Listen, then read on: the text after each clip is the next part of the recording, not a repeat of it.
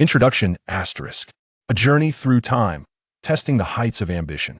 Without a system, relying solely on one's own hands. In this narrative, we follow the indomitable warrior, Tai Lisuo, who finds himself reincarnated in a world of magic and martial prowess. His soul occupies the body of a recently deceased orphan, devoid of any resources or advantages.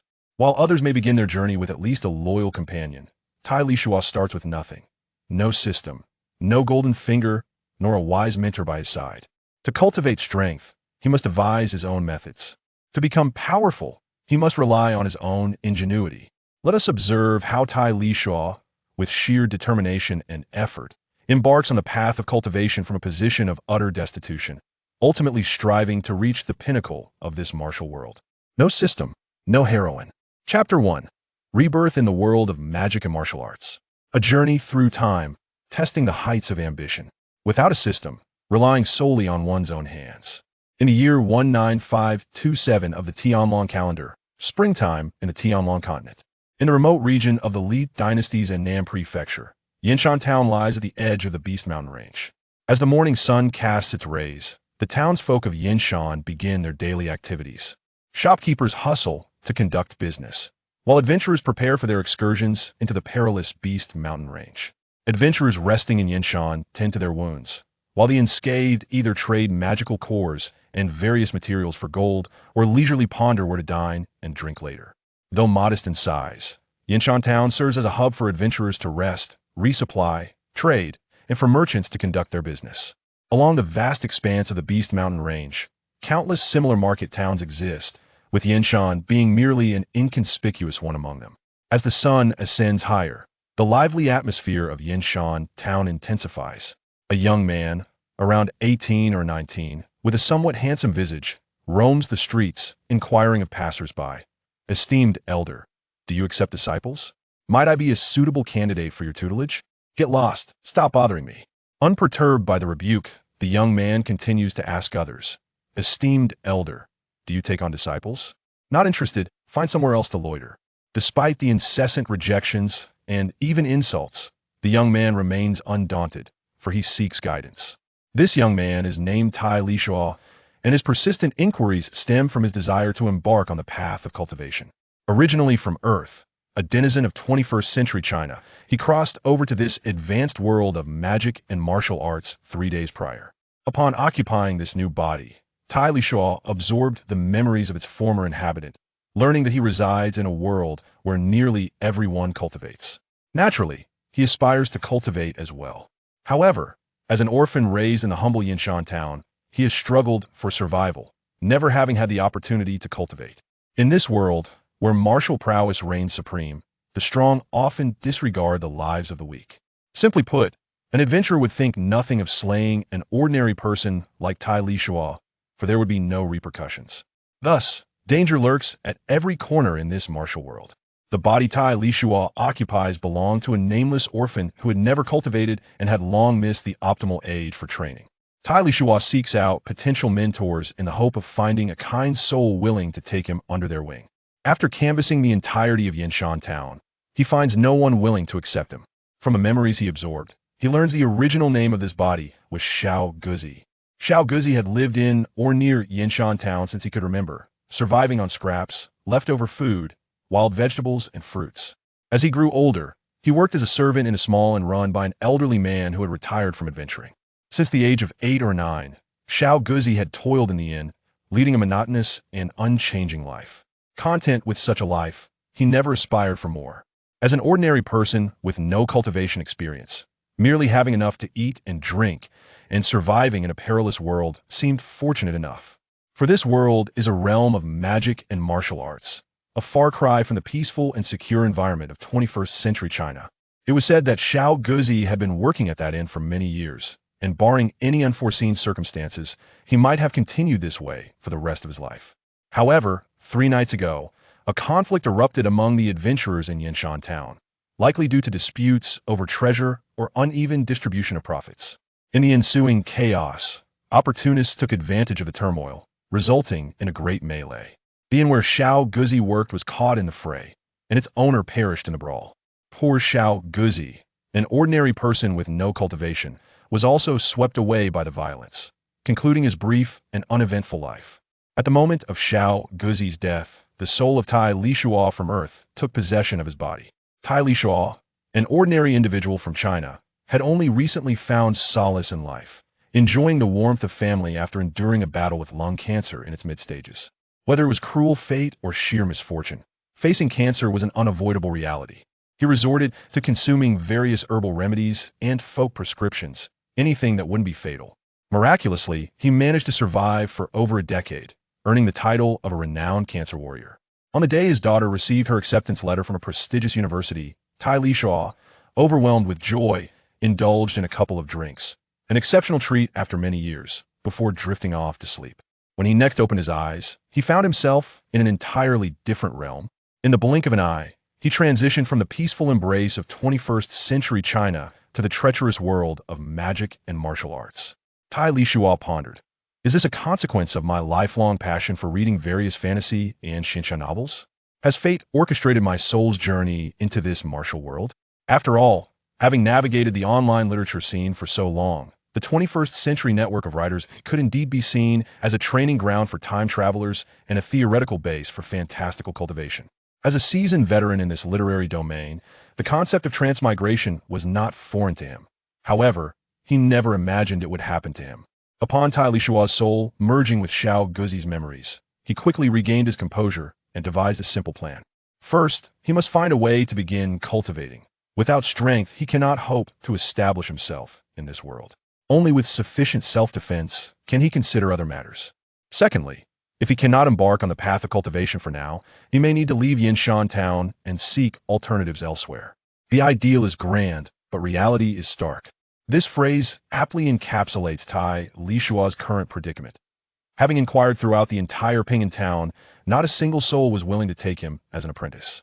At the tender age of 18 or 19, he had already missed the prime age for cultivation and had not exhibited any remarkable talent for martial arts. It was only natural that no one would accept him as a disciple, who would willingly take on a burden. After some reflection, he considered that if he could not find a master, perhaps he could first join an adventurer's team. Thus, he traversed the town, asking every adventurer group he could find, yet the outcome remained unchanged. None were willing to accept an ordinary person with no prior cultivation experience. Consequently, he found himself in a state of deep distress. Gazing up at the heavens, he lamented, I yearn for the grand path, yet I cannot find the door to enter. Chapter 2. Martial Arts, a 5,000-word chapter. Transmigration without advantages. This world is indeed terrifying. To navigate in a foreign realm, one must test the strength of fate. There are no legendary perks of transmigration, such as systems or divine artifacts, nor is there a wise elder accompanying him. Furthermore, he lacks a prestigious lineage or a master's background, and he is utterly oblivious to the means of cultivation or how to embark on such a journey. This is truly a tragic tale within the realm of transmigration. Abandoned by all, he found himself outside the small town, sitting motionless against a large tree, deeply troubled by his predicament.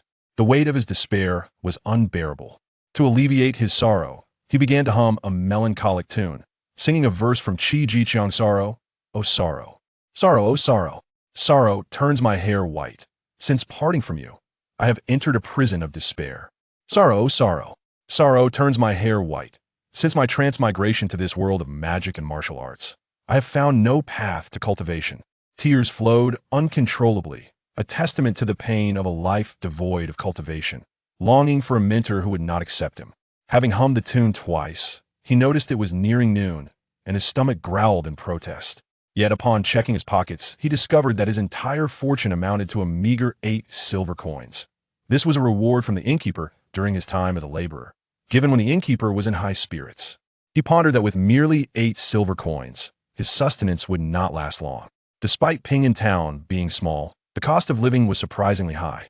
The town lacked substantial resources, relying solely on the spiritual herbs and magical cores from the Beast Mountain, as well as various materials harvested from magical beasts. However, aside from the meat of these beasts, nothing else could serve as sustenance.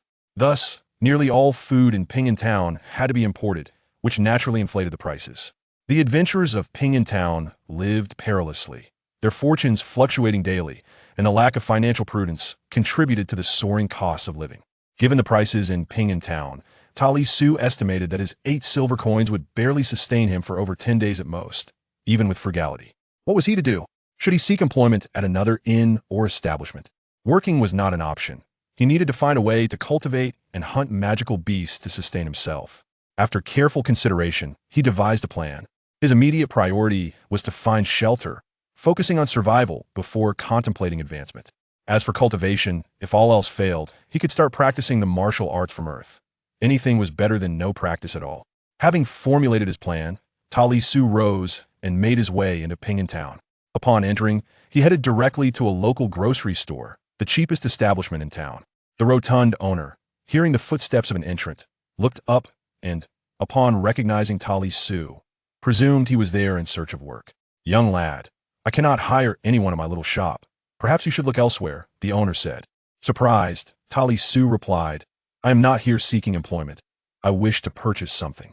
The owner raised an eyebrow, skeptically. "Are you truly here to buy?" With a wry smile, Lisuo affirmed, "I truly am here to buy." "What do you wish to purchase?" the owner inquired. "I would like to buy a dagger." "How much does it cost?" The owner, aware of Lisuo's impoverished status, replied, "The cheapest dagger is 6 silver coins. Do you want it? Can it be a bit cheaper? Otherwise, buying the dagger leaves me with no money for salt," Lisuo pleaded. The owner dismissed his request. "Coarse salt is also 6 silver coins per pound. Do you want salt or a dagger? Can't you lower the price a bit? How about this? I only have 8 silver coins. If you sell me the dagger, I would like a pound of coarse salt as well. What do you say?" The owner, displeased, retorted, "Are you buying or robbing me? Shall I just give it to you for free?" Lisuo chuckled. "I wouldn't dare to rob you. I lack both the strength and the audacity. I sincerely wish to buy. Can we negotiate the price?" After a grueling session of haggling, Lisuo ultimately spent all his savings. He purchased 1 dagger and half a pound of coarse salt for 8 silver coins, with the owner conceding a silver coin in the end. With his funds depleted, clutching the dagger and salt, Lisuo headed towards the western side of Pingan Town.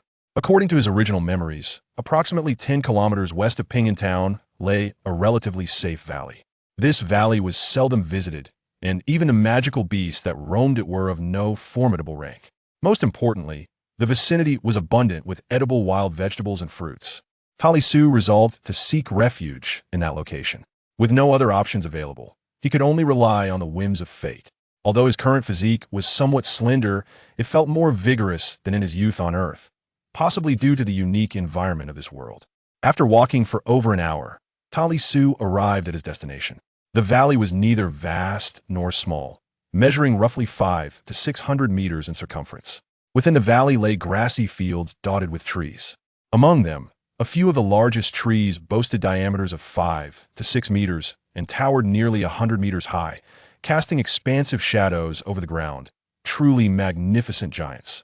The valley's terrain was lower and relatively flat, with 3 sides bordered by higher grounds. The side adjacent to the Beast Mountain featured a cliff rising over 10 meters, beneath which lay a small pond of approximately 20 to 30 square meters. In the center of the valley, a massive tree with a diameter of about 7 meters housed a large hollow in its trunk, 2 meters above ground, spacious enough for an adult to lie down and sleep comfortably, a perfect refuge. It was precisely because of his memories that Lisuo had spent all his remaining funds. He explored the valley, finding it as he remembered. It had a water source, a tree hollow for shelter from wind and rain, and was devoid of both people and beasts. Satisfied with this little valley, Lisuo began to forage for wild fruits and dig for wild vegetables to fill his stomach. During spring, wild fruits were scarce, yet he managed to gather a considerable amount of wild vegetables, which he washed thoroughly before consuming. The wild vegetables sell quite well, yet their taste is bitter and astringent. To stave off hunger, one must endure their unpalatable flavor. After satiating his hunger, Lisuo ventured outside the valley, gathering dry twigs and easily combustible hay to store within the valley for potential use in starting a fire. Having completed these tasks, Lisuo reclined on the grassy ground beneath the shade of a tree, taking a moment to rest. At last, he had found a place to call his own. Outside of Pingan Town, he practiced martial arts, subsisting on wild vegetables and fruits. Tai Chi and Wing Chun were his disciplines, as he diligently trained for a new beginning. While his body rested, his mind was preoccupied with various thoughts. This world revolved around the cultivation of martial prowess. The methods of a mere literary scribe were surely ineffective here. The production of soap or gunpowder might hold some utility, yet without the necessary materials, how could one possibly create them? In the past, while engrossed in countless tales of transmigration, he had been too focused on enjoyment to remember any practical techniques or recipes that could be of use. Now, devoid of funds, even survival was a challenge. As for hunting magical beasts, that was a distant impossibility.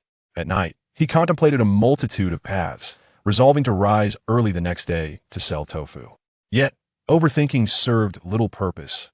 Action was required, and thus, he began to practice martial arts. In his previous life on Earth, Tai Lisuo had harbored a profound interest in martial arts, though he had never attended a martial arts school. He had, however, spent considerable time online watching various martial arts videos, mimicking the movements in practice, and joining numerous martial arts groups to seek guidance. Remarkably, Tai Lisuo had learned a substantial variety of martial arts, including Tai Chi, Wing Chun, and Sans Ho, alongside military physical training and combat techniques acquired during school training sessions. With no better options at hand, he decided to practice, for even if the effects were minimal, there could be no harm in it. After a long hiatus from martial arts due to lung cancer in his past life, his initial attempts were stiff and he struggled to recall the full routines. Often, he would practice just 2 or 3 moves before needing to pause and recollect, continuing in this manner until the sun began to set. Eventually, he managed to string together an entire set of combat moves. After practicing several repetitions, drenched in sweat, Tai Lisuo closed his eyes to savor the sensation of newfound strength coursing through his body. Could it be that the martial arts were exceptionally potent? Tai Lisuo doubted it.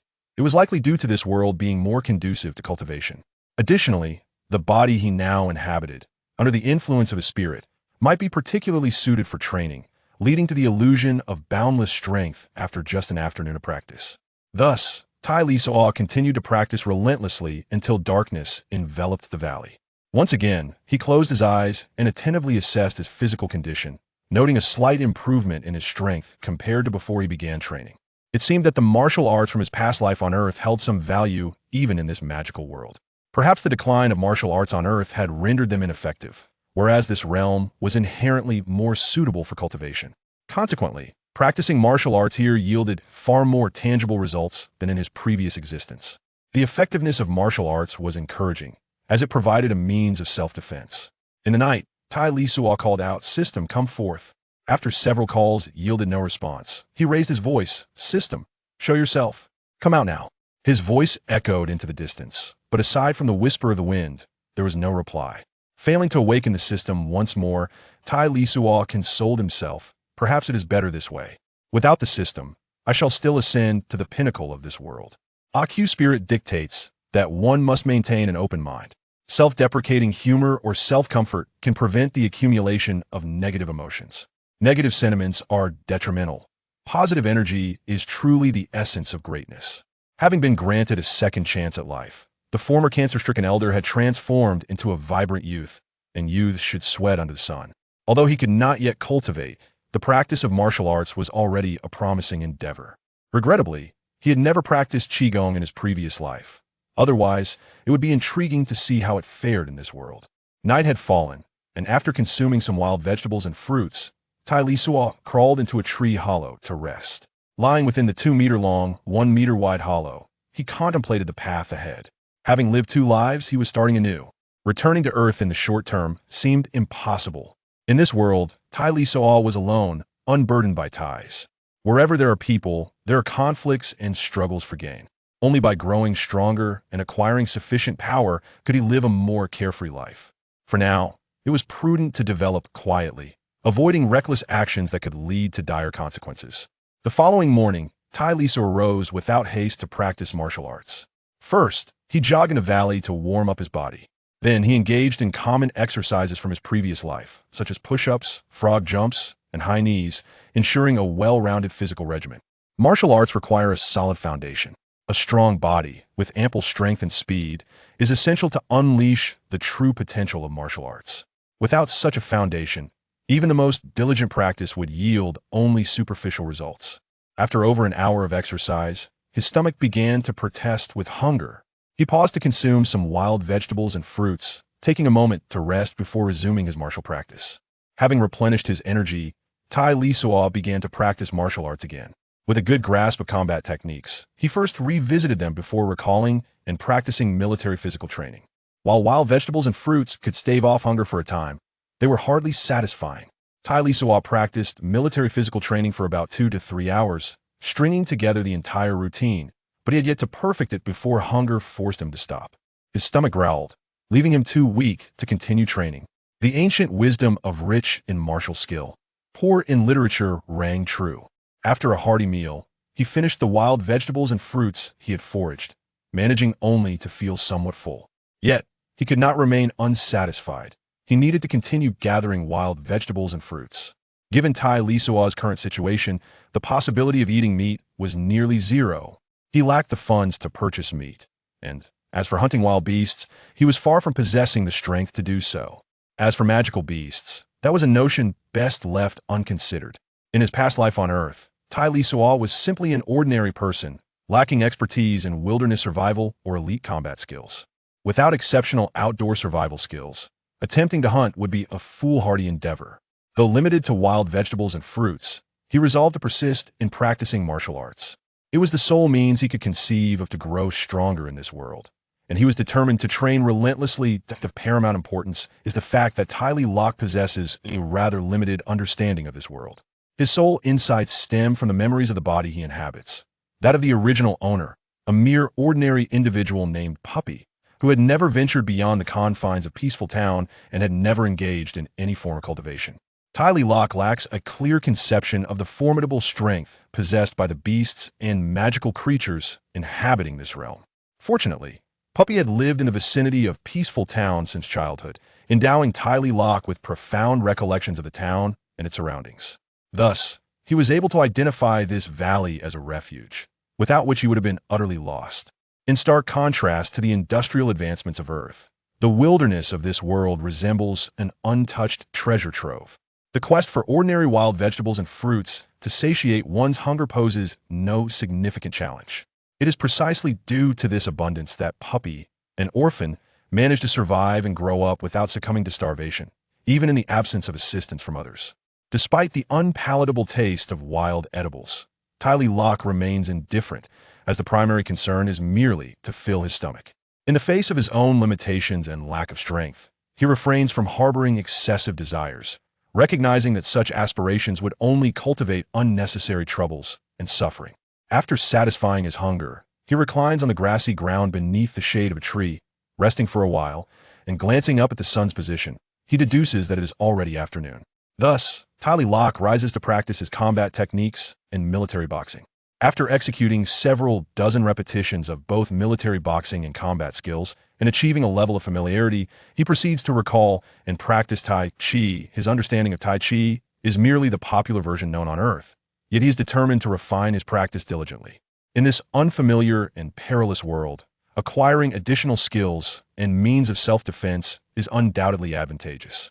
During the initial days, Tai Lok focused primarily on honing his physical fitness through push-ups and frog jumps, while placing particular emphasis on combat techniques and military boxing.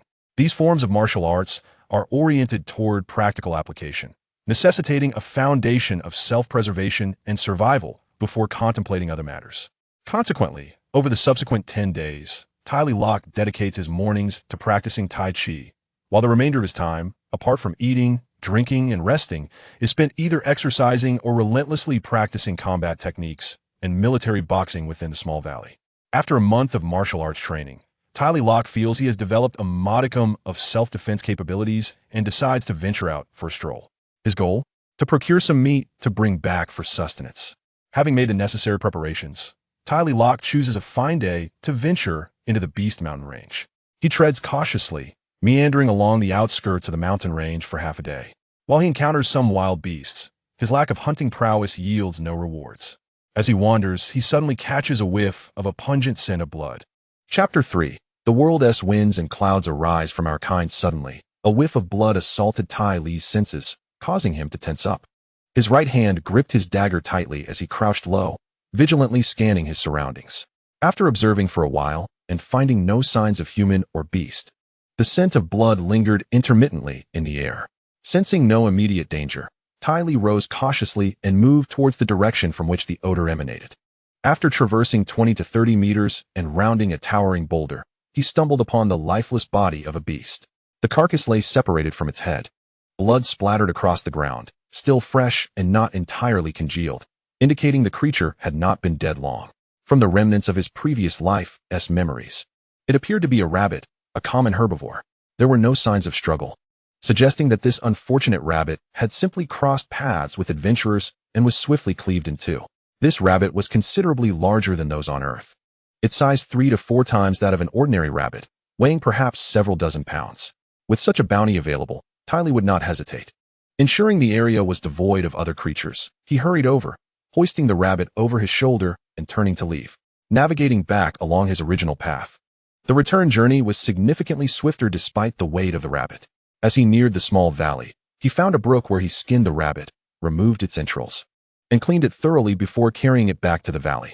Had he waited to process the rabbit there, the scent of blood and entrails might have attracted other predators, putting him at risk of becoming their prey before he could even enjoy his meal. Upon his return to the valley, he estimated it was around 3 or 4 in the afternoon, typically a time for martial practice.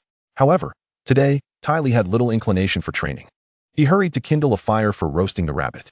Poor Tai, a once proud traveler, found himself in dire straits, roasting rabbit meat while salivating at the savory aroma. In his previous life, he had feasted daily, but in this foreign world, he was reduced to foraging fruits. The fleeting memories of his former life drifted away like the wind, and today he finally obtained a few pounds of meat. Having not tasted meat in over a month, he found himself longing for the roasted flesh, each swallow a testament to his current plight. After what felt like an eternity, the rabbit meat was finally cooked. Without a second thought for the heat, Tai tore off a piece and devoured it hungrily. Before long, he had consumed 2 to 3 pounds of rabbit meat. The rigorous demands of martial training had increased his appetite, and even after such a feast, he felt only partially satisfied, yearning for more, but knowing he must restrain himself. Having not savored meat for over a month, it is difficult to comprehend the extent of energy contained within the rabbit meat in this magical martial world. Overindulgence could lead to digestive distress, resulting in quite the folly. After extinguishing the fire, I preserved the remaining rabbit meat with coarse salt, storing it carefully within a tree hollow. Once the meat was properly prepared, Lisuo finally rose to practice martial arts. After several rounds of training, drenched in sweat and enveloped in a warm glow, I realized the benefits of consuming meat. Indeed, it seems that a diet rich in meat is advantageous for cultivation. One need only look at the illustrious characters sculpted by great authors, such as Shi Hao, Yi Fan, and Xu Feng, all of whom are known for their appetites, seemingly eager to capture and devour every non-human adversary. I must take a leaf from their book and learn from these masters. To grow into an unparalleled expert through the act of consumption, how delightful. Today, at long last, I savored meat, which lifted my spirits. I recalled a cherished poem from my past life and could not help but murmur its verses. The winds and clouds of the world arise from our kind. Once entering the rivers and lakes, time hastens. The imperial ambitions are but jest in conversation. Life's pleasures are fleeting, akin to a drunken revelry. With sword drawn and riding forth, I wield the ghostly rein. The bones lie like mountains, startling the birds in flight. The mortal realm ebbs and flows like tides. Who among the heroes of the rivers and lakes returns? The dreams of the rivers and lakes. The valiant spirit of heroes. These reflect the deep-seated wishes and aspirations of Tai Lisuo. However, the rivers and lakes have never been bastions of peace and tranquility. With a self-deprecating smile, I pondered the futility of such thoughts. First, I must address the matter of survival before entertaining other concerns. And what is life's revelry without wine? Alas, I cannot even manage a meal. As a traveler from another realm, my circumstances are indeed dire. Currently, I am but a novice, impoverished and powerless, lacking both wealth and strength, which naturally deprives me of fine wine, exquisite food, and charming companions. Thus, I must redouble my efforts and strive diligently. I resumed the fire, indulging in roasted meat, and after satisfying my hunger, I continued my martial practice. In just a few days, I consumed dozens of pounds of rabbit meat. The results were promising. I sensed a marked improvement in my physique, feeling stronger and more vigorous than before. This was merely the flesh of a lowly beast. One can only imagine the benefits of consuming true magical beast meat, provided my body can bear the energy it harbors. I am aware of the distinction between beasts and magical beasts. Beasts lack a magic core, while magical beasts possess one. enabling them to unleash innate magical abilities for offense or defense. The power of magical beasts far surpasses that of ordinary beasts, and they are certainly beyond my current capabilities to contend with. In pursuit of meat, I devised a new plan to engage in physical training and martial practice each morning, setting out at noon towards the magical Beast Mountains in search of fortune. My aim is to procure more wild game, or to scavenge the remains of beasts for sustenance. This endeavor will not only enhance my living conditions, but will also aid in my cultivation, providing invaluable experience and broadening my horizons. More importantly, Tai Lisuo must seek methods and opportunities for earning money in the Monster Mountains, as the salt in his possession is nearly depleted. He has only half a pound of coarse salt left, which he has been exceedingly frugal with. Yet, it is insufficient for sustenance. Previously, foraging wild vegetables and fruits required little salt, but with the introduction of meat into his diet, the consumption of salt has surged. If he does not devise a way to earn some money, he may soon find himself without any salt to eat. It is indeed a sorrowful tale. In pursuit of salt and sustenance, despite the inherent dangers, Tai Lisuo bravely re-enters the Monster Mountains. Chapter 4. Wang Jia once again. Tai Lisuo ventures into the Monster Mountains. On the first day, he meanders around the periphery of the mountains for half the day, yet returns empty-handed. The second day yields no better fortune, nor does the third. The wild beasts in this world are not only robust, but also incredibly swift. By the time Tai Lisuo catches a glimpse of them, they vanish in an instant. Occasionally, he encounters creatures that are not as fast, but they still outpace him considerably. Days pass without success, yet Tai Lisuo remains undeterred. On the sixth day, fortune finally smiles upon him as he discovers 2 field mice, each weighing over 10 pounds. However, these lesser beasts lack magical cores and possess little in the way of valuable materials. As a result, adventurers typically disregard such creatures, with only a few occasionally slaying them out of convenience. Given their lack of worth, the corpses of these beasts go unnoticed, providing a boon for Tai Lisuo. In the peaceful town at the edge of the Monster Mountains, no one desires the lesser beasts. While even the most basic magical beasts are beyond Tai Lisuo's current capabilities to hunt. Thus, procuring meat remains a significant dilemma, compounded by the imminent exhaustion of his coarse salt. Food is paramount, and salt enhances its flavor. In his previous life on Earth, salt and monosodium glutamate were essential staples, not to mention the myriad of spices such as the famed 13 spices. Yet now, in this desolate place, he finds himself impoverished to the extent that he cannot afford even the basic necessity of salt. Is there another transmigrator who suffers a more dire fate than this? Truly disheartening. Resolute in his determination, Tai Lisuo commits to rigorous training. He aims to hunt monsters, earn gold coins, and purchase salt for sustenance. After much contemplation, he decides against re-entering the Monster Mountains for the time being and instead dedicates himself to a month of arduous practice. He uses a dagger as a makeshift throwing knife for training. After all, the dagger is crafted from metal and possesses a sharp blade that should inflict some damage upon ordinary beasts. Once Tai Lisuo has honed his skills, adjusted his mindset, and prepared thoroughly, he ventures forth into the Monster Mountains once more. In the morning, he packs some wild fruits and jerky, reserves he has specifically set aside for his journey into the Monster Mountains. With a rough, handmade pouch crafted from animal hides and sinew slung over his shoulder, containing a few pebbles, he sets off on his expedition. The cobblestones were collected by Tai Lisuo while practicing with throwing knives, as he found that with only one dagger, it disappeared after being thrown. Thus, he gathered some cobblestones from the waterhole in the valley, using them as substitutes for his throwing knives. Tai Lisuo journeyed deep into the Monster Mountain range, covering a distance of over 10 kilometers where monsters were known to roam. Though first-tier monsters held little value, neither their hides nor their meat were sought after. Only their cores fetched a price. He ventured into the territory of these creatures in hopes of discovering a monster's carcass. He had heard that adventurers, after slaying first-tier monsters, would only take the cores, leaving the bodies behind. After cautiously wandering for a while, fortune smiled upon him. He encountered a monster's corpse without running into either adventurers or other monsters. This creature bore a resemblance to a pig from Earth, yet it was 3 to 4 times larger, lying lifelessly with its head separated from its body. Tai Lisuo carefully observed the surroundings, ensuring there was no one nearby, before swiftly rushing over to sever 2 of the monster's hind legs with his dagger, then carrying them off. The size of the carcass was immense, making it impossible for him to transport it entirely. Even the 2 hind legs weighed over 100 pounds. Safely returning to the valley with the substantial haul of monster meat, he was relieved that it would sustain him for some time. Although lacking salt, Consuming monster meat was certainly preferable to relying solely on wild vegetables and fruits. Thus, Tai Lisuo devoted himself to training in the small valley, periodically venturing into the monster mountain range for bounty. After months of relentless practice, traditional exercises such as push-ups and frog jumps yielded diminishing returns. To further enhance his physique, he began weight training. Lacking suitable equipment, he exerted considerable effort to procure a log, approximately 50 centimeters in diameter and nearly 10 meters long. Each day, he would run while carrying the log or perform squats with it. Additionally, he fashioned simple pouches from animal hides, filling them with cobblestones, which he tied to his hands and calves before commencing his martial arts practice, maintaining this regimen daily. These methods were gleaned from cinematic portrayals and online videos from his past life. The techniques were straightforward yet remarkably effective, particularly during martial arts training.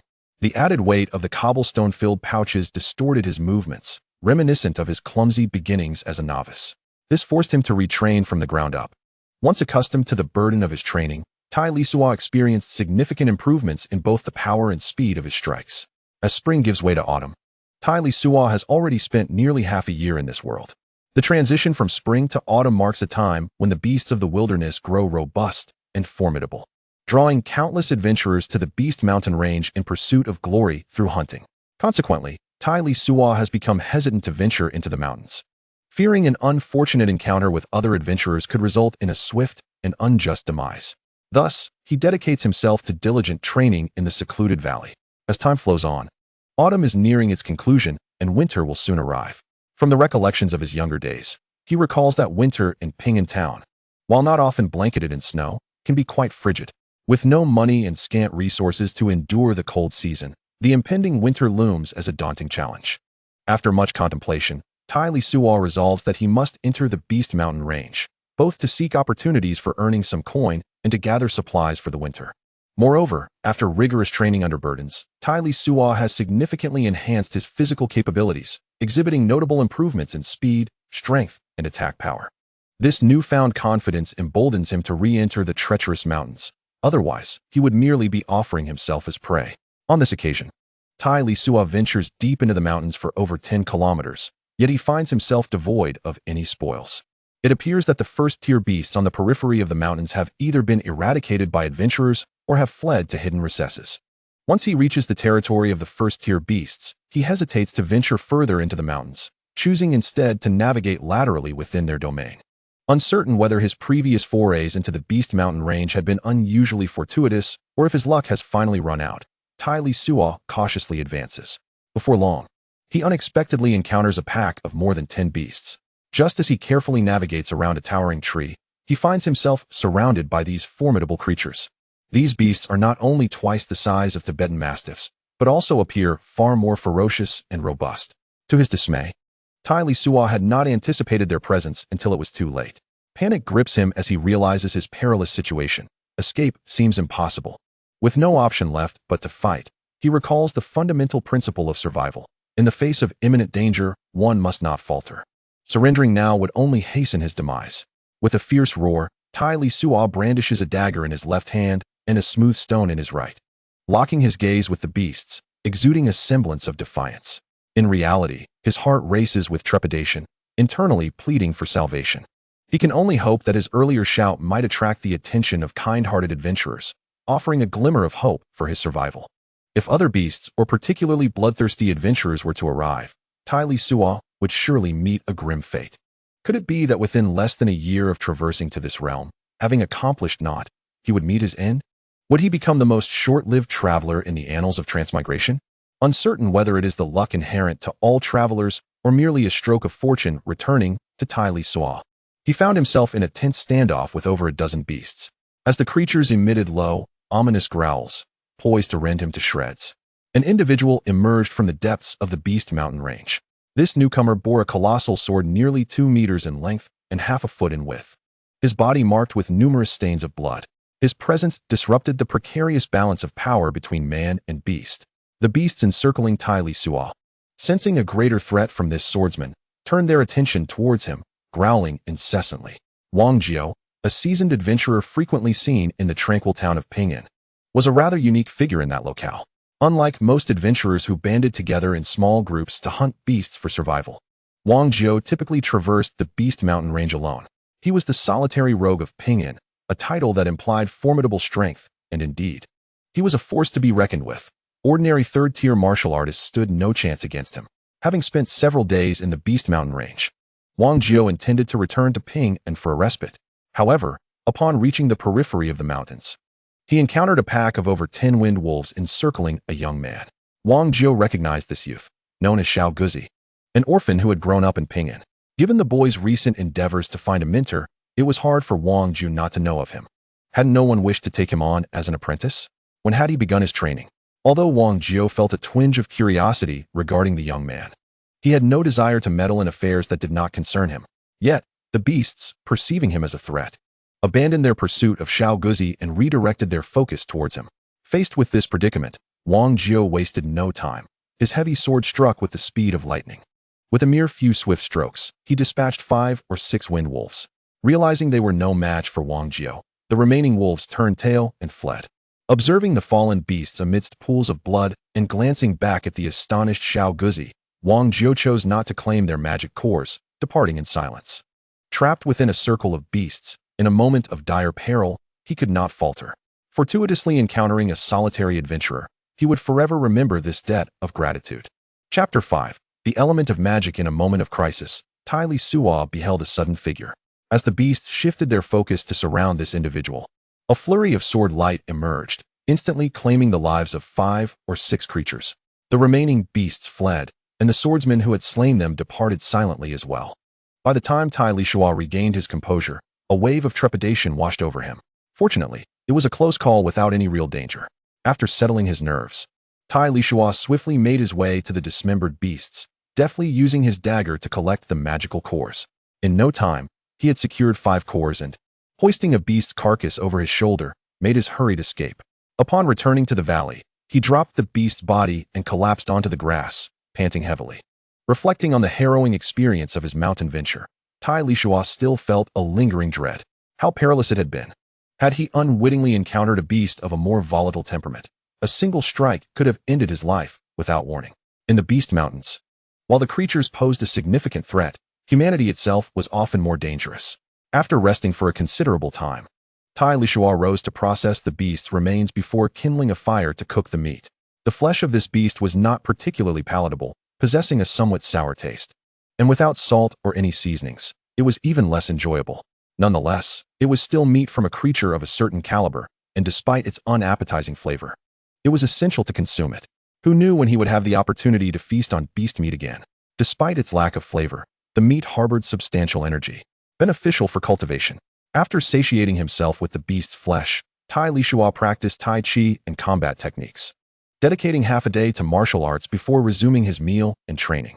He spent 2 days in the valley, resting and adjusting, before packing lightly and setting out for Ping'an town. Having been away from the bustling town for half a year, Tai Lisuo returned to find the streets teeming with life, evoking a sense of surreal detachment. He sold the 5 first-tier magical cores for a total of 1 gold coin and 60 silver coins. In this world, the currency conversion was such that 1 gold coin equated to 100 silver coins, and 1 silver coin to 100 copper coins. With the silver coins in hand, Tai Lisuo pondered his purchases and entered the familiar general store where he had shopped previously. He chose this shop for its affordable prices. The rotund shopkeeper greeted him with a beaming smile, inquiring about his intended purchases. "I'm looking to buy some coarse salt, and by the way, how much for that thick-bladed long knife hanging on the wall?" Tai Lisuo asked. The shopkeeper replied, "Coarse salt is 6 silver coins per pound, and the knife is 50 silver coins, no haggling." Tai Lisuo countered, "How about 5 silver coins per pound for 10 pounds of salt, and 30 silver coins for 2 knives? What do you say?" The shopkeeper shook his head firmly. "As I said, no bargaining. I want tea sell for a penny less." Feigning a departure, Tai Lisuo remarked, "You really want tea sell? If not, I shall simply seek my purchases elsewhere." Upon noticing the impending failure of his business, the corpulent proprietor remarked, "Your bargaining is rather excessive. I can offer you 10 pounds of coarse salt for 58 silver coins. As for the thick-backed long knives, the lowest price I can accept is 48 silver coins each. What do you say?" Tai Lok replied, "As a long-standing customer, could you lower the price a bit more? I propose 10 pounds of coarse salt for 52 silver coins and the knives for 40 silver coins each. Will you sell at this price?" "That is not feasible. 10 pounds of coarse salt must be at least 57 silver coins. For the knives, the minimum I can accept is 46 silver coins each. After a vigorous negotiation between Tai Lok and the rotund merchant, they ultimately settled on 56 silver coins for the 10 pounds of coarse salt. He also purchased 2 thick-backed long knives for 90 silver coins and acquired 2 sets of coarse cloth clothing to prepare for the winter chill. With the colder months approaching, having an additional 2 sets of clothing would be prudent. Once the purchases were made, Tai Lok found that his recently acquired 160 silver coins had dwindled to a mere 2. Earning money proved arduous, while spending it was astonishingly effortless. Poverty is a malady that must be cured. As Tai Lok walked the path from Peacetown back to the small valley, he felt the meager amount of silver coins in his pocket, lamenting how quickly money could be spent. In a rather dismal mood, he began to hum a song by Zhang Xinjia. Love is just one word. Love is but a single word. I shall only say it once. You know I shall only express it through action. Poverty is but a single word. I shall only say it once. No need to elaborate. Everyone knows I am a loser. Hunting magical beasts is never too late. Upon returning to the valley, he continued feasting on the meat of the magical creatures, practicing martial arts, and living a life of cyclical routine. After several days of training, Tai Lok had planned to venture once more into the magical Beast Mountains, hoping for a stroke of luck. However, a torrential downpour commenced at midnight, persisting into the morning. Unable to enter the mountains or practice martial arts, he lay in a tree hollow, lost in thought. Having resided in this world for nearly 6 months, he had honed skills of uncertain utility. His physique had grown considerably stronger, yet he felt he had achieved little else of significance. His thoughts drifted to Earth, to his wife and children from his previous life, wondering how they fared in his absence. As he pondered, he recalled various novels he had read, where masters who had cultivated or comprehended rules and principles were extraordinary beings. Magic, it seemed, was merely a means of applying those rules and principles. Indeed, this notion had been explicitly stated in Panlong. Tai Lok mused. Could it be that this magical martial world is simply a material plane within the Panlong universe? The thought of the Panlong world ignited a surge of excitement within him. If this were indeed the Panlong realm, then he need not worry about the direction of his cultivation. Even if, by some chance, this magical martial world did not belong to Panlong, there were still lessons to be gleaned from it. Tai Lisuo was acutely aware of the laws, yet for his current self, they seemed exceedingly distant. Nevertheless, he resolved to commence from the most fundamental level, recognizing that the essence of these laws corresponded to the elemental forces of nature. The foundation of the wind law was the wind element. The water law was rooted in the water element, and the fire law was based upon the fire element. As the heavy rain continued to pour, he decided to attempt to sense the water element. First, Tai Lisuo consumed some dried meat and wild fruits, shedding his garments to don only his undergarments before leaping out of the tree hollow. Standing upon the grass, he allowed the tempest to envelop him, indifferent to the chill, closing his eyes to silently attune himself to the surrounding wind and rain. In the midst of this storm, he began to practice martial arts, transitioning from combat techniques to military drills, and subsequently to Wing Chun and Tai Chi. The more he immersed himself in practice, the less aware he became of the passage of time. It could have been merely a brief moment or perhaps several hours. Yet, apart from the wind and rain, he sensed nothing at all. Was it his method that was flawed, or was he simply too weak to perceive anything? Reflecting on his past readings, he recalled how sorcerers perceived magical elements. It seemed the initial step involved meditative stillness, harnessing mental focus to sense the energies. With this in mind, Tai Lisuo resolved to continue his exploration. He retrieved a long, broad knife and excavated a rectangular pit approximately half a meter deep. As the rain continued to fall, it naturally filled the pit with water. He then mixed some of the excavated soil into the water, creating a slurry. Subsequently, Tai Lisuo reclined within this muddy mixture, closing his eyes and striving to relax, emptying his mind to enhance his perception of the surroundings. Unbeknownst to him, the rain ceased, yet he remained motionless in the mud. Eyes shut. Gradually, he entered a state that hovered between wakefulness and slumber, during which he began to sense various elements around him. He could discern the wild grasses and towering trees, even perceiving the gentle sway of the grass in the wind with remarkable clarity. As Tai Lisuo's awareness expanded, he astonishingly detected an increasing number of luminous points of different colors in the air. These points included blue, white, green, and a few yellow lights. Could the blue points represent the water element? And the green ones, surely they signified the wood element?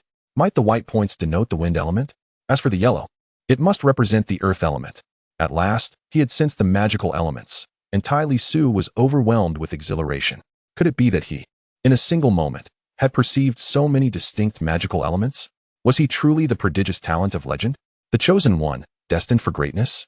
Just as he reveled in these thoughts, his excitement abruptly pulled him from that extraordinary state, leaving him bewildered. When Tai Lisuo endeavored to return to that previous state of perception, he found himself utterly unable to do so, unable to enter that wondrous state. One cannot sense the magical elements. As the saying goes, what comes cannot be encountered, and what departs cannot be pursued. Forcing the issue yields no results. Thus, it is best to go with the flow. After numerous fruitless attempts, Tai Lisuo decided to abandon all thoughts and simply laid down in the mud, drifting into slumber. When he awoke, time had slipped by unmeasured, and he found himself in a state of half-sleep, half-wakefulness once more. Gradually, he became aware of the surrounding specks of light again. This time, however, he refrained from excitement or action, calmly attuning himself to everything around him. The light points he sensed were both wondrous and magical. As time passed, his perception of them grew increasingly clear. Suddenly, an overwhelming wave of fatigue washed over him, plunging Tai Lisuo into a deep, genuine slumber. Upon awakening, he realized he was still lying in the mud, and the sky had darkened unbeknownst to him. A gentle rain began to fall, and he rose from the muddy pit, allowing the rain to wash the grime from his body. Reflecting on the day's experiences, Tai Lisuo felt fortunate. Lacking any cultivation methods or guidance, he had nonetheless sensed the existence of magical elements solely relying on the fantastical theories from his past life. Could it be due to the strength of his soul or mental prowess? It seemed quite plausible, perhaps even exponentially stronger than the ordinary individuals of this world. Could this be a benefit of his transmigration? Being able to sense the existence of magical elements now posed the question of how to wield them. There are many elements. He decided to begin with the water element.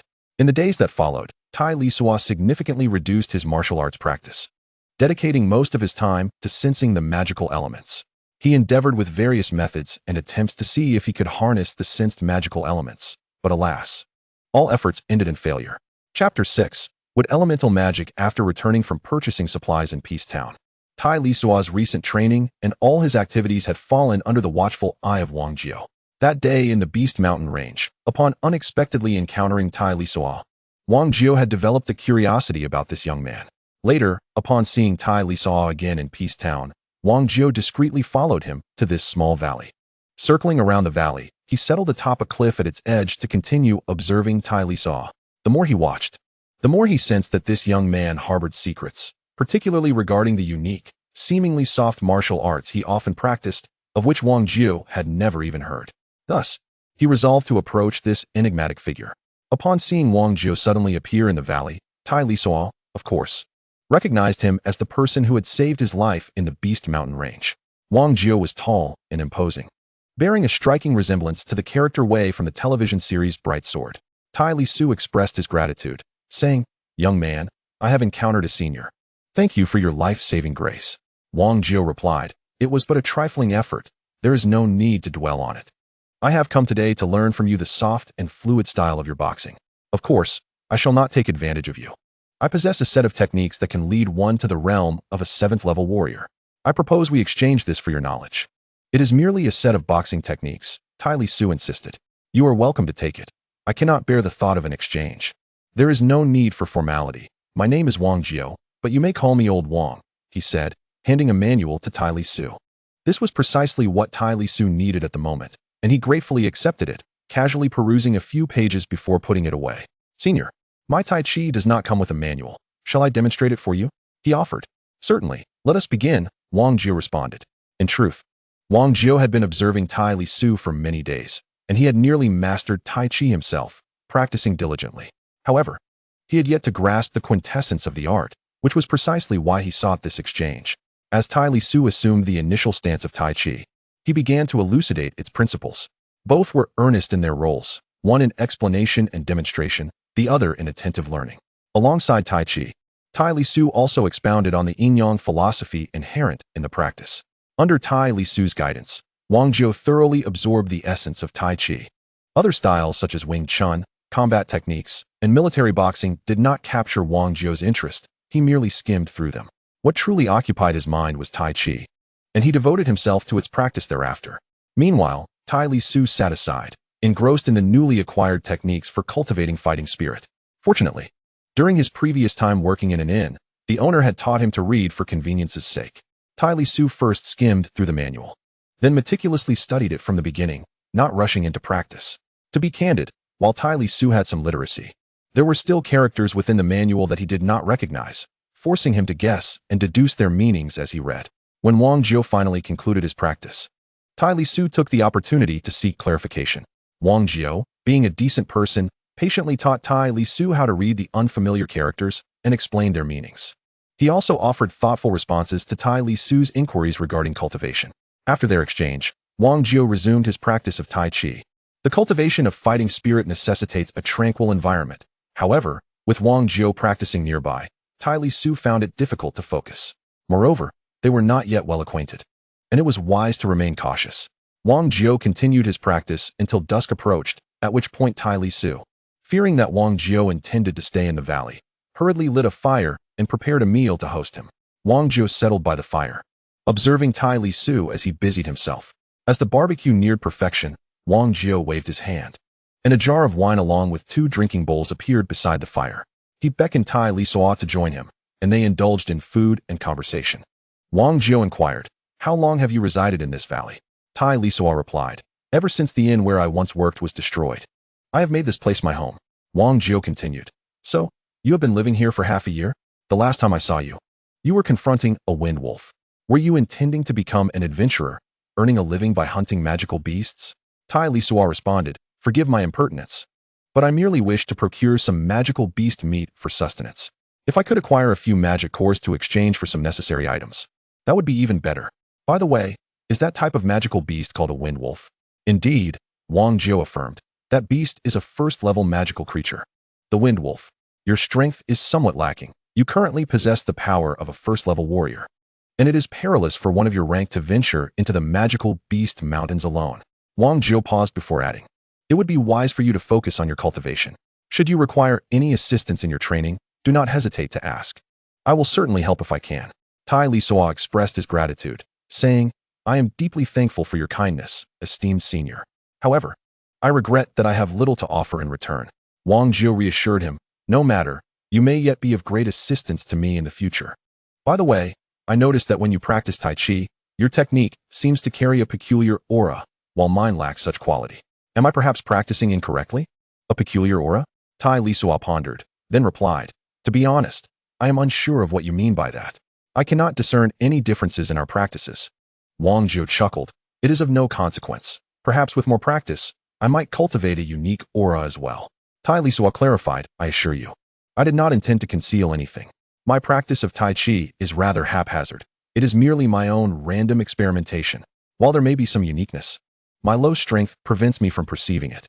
"No matter," Wang Jiu responded. "I merely asked out of curiosity. If you are unaware, then that is that." Wang Jiu mused to himself. The matter of martial arts would be resolved through further practice. It would be even better if this young man could cultivate wood-based magic. With this thought, Wang Jiu addressed Tai Lisuo again. "You are indeed quite humble. By the way, have you ever tested your aptitude for magical cultivation?" "I would very much like to practice magic," Tai Lisuo lamented, "but I have no idea how to test my magical talent. Nor have I had the opportunity to do so." Wang Jiu replied, "Coincidentally, I possess several magic books. You might try them to see if you can cultivate. A couple of years ago, a group of adventurers attempted to ambush me, but I ended up defeating them all. Among them was a wood mage. And since I have no use for the mage's items, I have kept them in my storage ring untouched." As he spoke, he lost a spatial ring to Tai Lisuo, who took it in hand, pondering that this must be the fabled storage ring.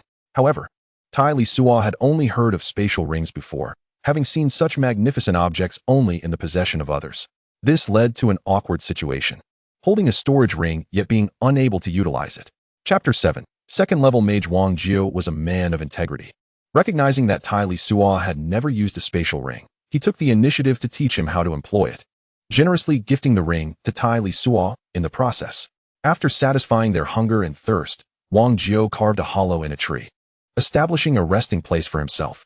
Tai Lisuo, however, did not rest. He extracted items from the storage ring, discovering not only some women's clothing and trinkets, but also 3 books. The contents of these 3 tomes encompassed first to third-level wood magic, a volume detailing the secrets of cultivating mental strength, and the final one being a training journal. After comprehending the secrets of mental strength cultivation, Tai Lisuo practiced the technique, finding it indeed effective. Comparing his progress against the classifications of mental strength outlined in the book, he realized that after merging with the soul of a small dog upon his arrival, his mental prowess had already reached the level of a second-level mage. Over the past few months, although he had focused on martial arts rather than mental cultivation, he had made some progress. Presently, Tai Lisuo's mental strength was nearing the threshold of a third-level mage.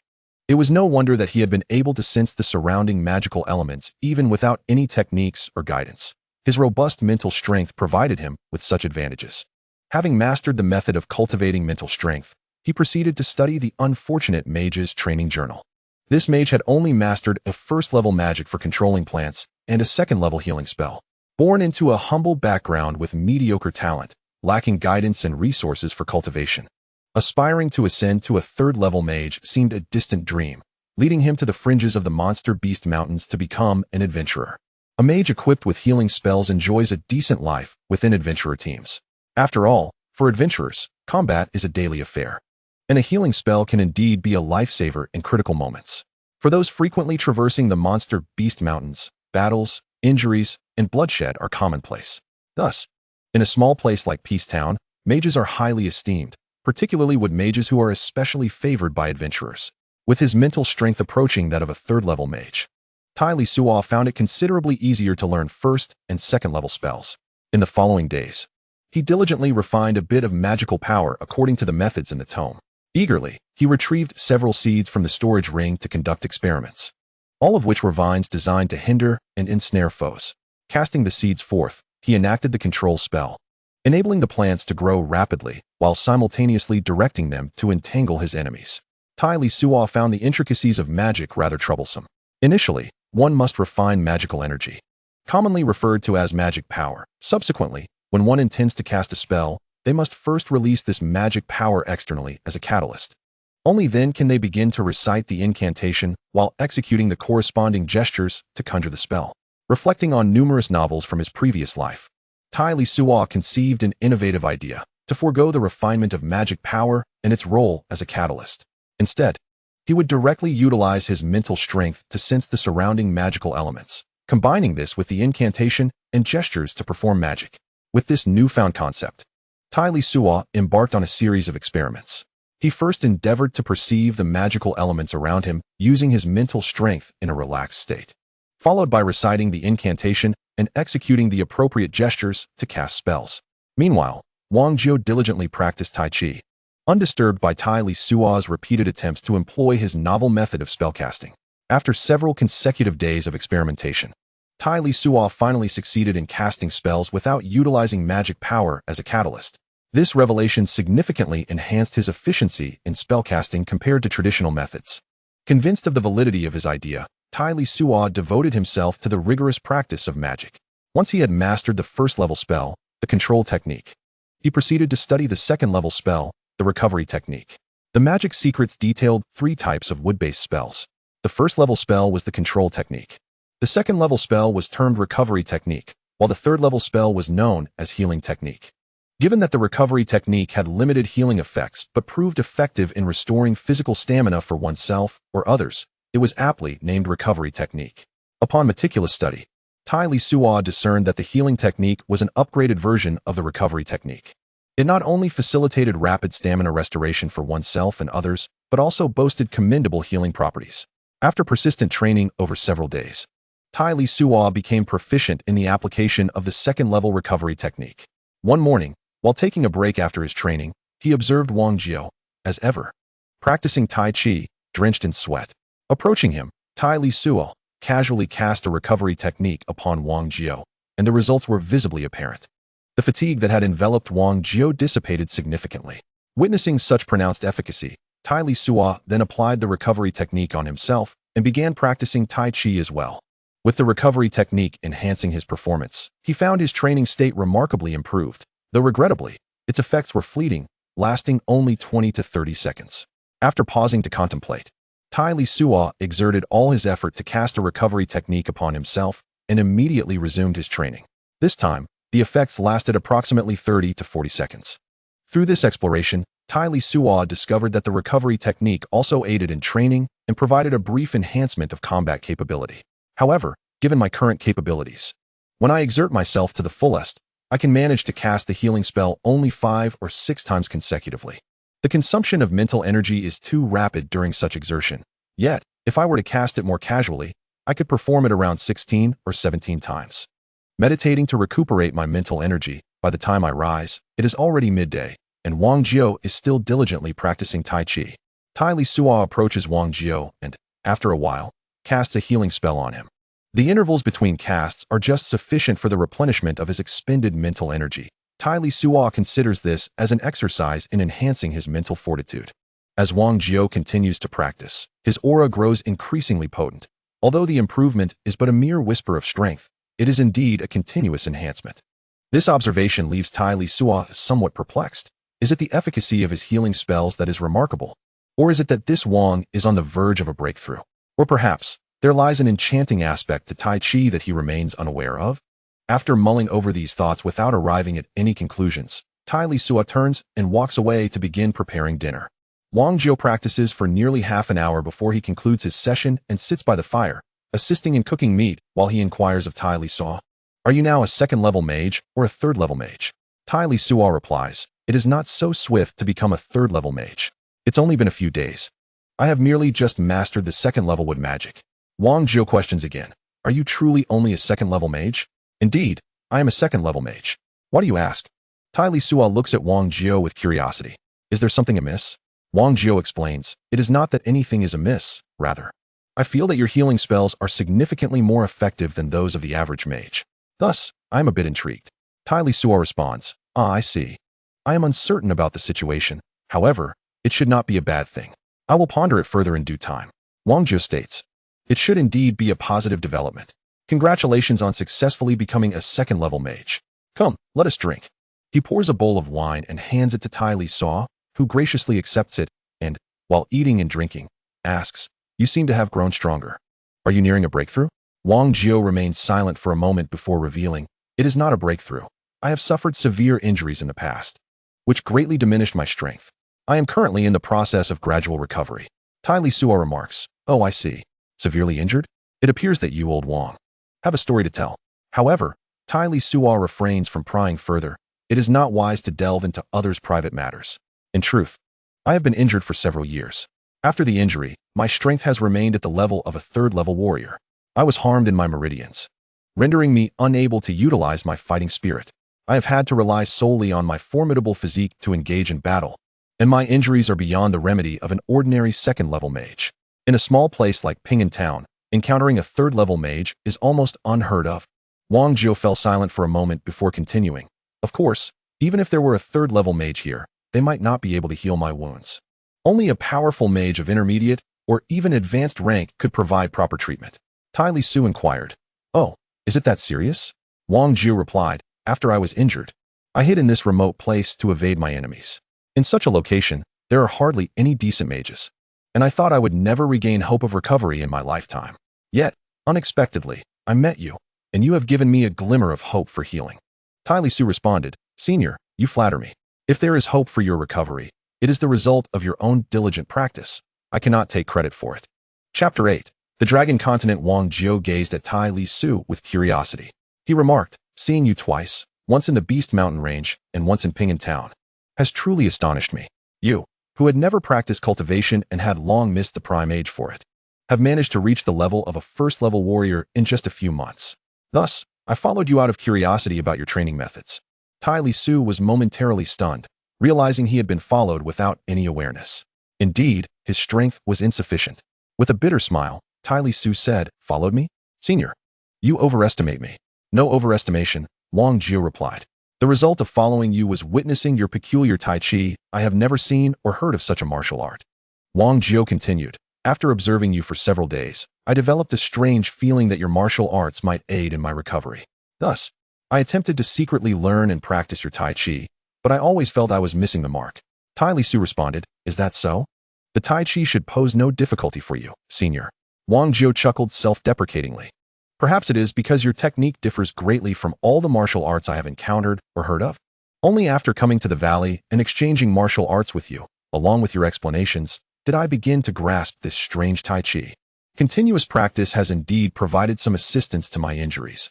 Although the improvement is minimal, over time, there is still hope for recovery. Tai Lisuo said, as long as it helps in your recovery, that is sufficient. Wang Jiu expressed, I never expected you to surprise me again today, while practicing. Your healing technique nearly doubled the effectiveness of my training. The strength you perceive in me is due to my wounds gradually healing. Tai Lisuo asked, is that so? Then, is Senior's injury nearly healed? Wang Jiu replied, it is not so simple. Today, I merely managed to unblock a small segment of the meridian that was previously obstructed due to my injuries. I would like to discuss something with you. In the future, while I train in martial arts, could you cast healing spells to assist me? Tai Lisuo replied, that is certainly feasible. However, my strength is limited, and I too must cultivate my skills. Thus, it would be impossible for me to cast healing spells daily to assist you in practicing Tai Chi. Wang Jiu responded. I understand. Every 3 to 5 days, your assistance for a day will suffice. Furthermore, if you require help with your cultivation, do not hesitate to ask. I shall do my utmost to assist you. Tai Lisuo said, well, I happen to have a request. Could you please procure a few 2nd and 3rd tier wood-type magical beasts? I need them to validate my ideas. 2nd and 3rd tier wood-type magical beasts? No problem, Wang Jiu replied. I will venture into the Beast Mountain tomorrow. Also, there's no need for such formality. Calling me senior is excessive. I am merely 35 years old. You may call me Wang Gu or simply Old Wang. Tai Lisuo agreed. All right. I shall call you Old Wang from now on. Regarding the magical beasts, if possible, try to capture a live one. Even if it is injured, that would suffice as long as it is not dead. Wang Jiu assured. Understood. I will do my best to bring back a live one for you. Tai Lisuo inquired. Old Wang, with your vast knowledge, are there healing spells among water-type magic as well? Wang Jiu affirmed. Indeed, and not only the wood and water types possess healing spells. Many categories of magic include restorative spells, such as the light attribute, which also has healing magic. Tai Lisuo expressed surprise. Light magic?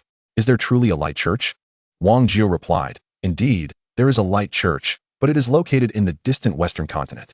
It is said that light magic and dark necromancy are particularly prevalent there. Tai Lisuo asked, oh, what else distinguishes the western continent from our own? Wang Jiu replied, I have only heard bits and pieces, my knowledge is limited. Are you particularly interested in the western continent? Tai Lisuo responded, I am merely curious. Are there many practitioners of light magic here? Wang Jiu remarked, not many. On our Tianlong continent, those who cultivate light magic are the least among all magicians. Both light magic and the light church are not well regarded here. Similarly, in the western continent, other forms of magic and magicians are also not very popular. Tai Lisuo asked, what about warriors? Are there any differences between Western warriors and those from our region? He continued, if there are differences, it must be in their appearance. I have heard that Westerners have fair skin and blonde hair, unlike our yellow skin and black hair.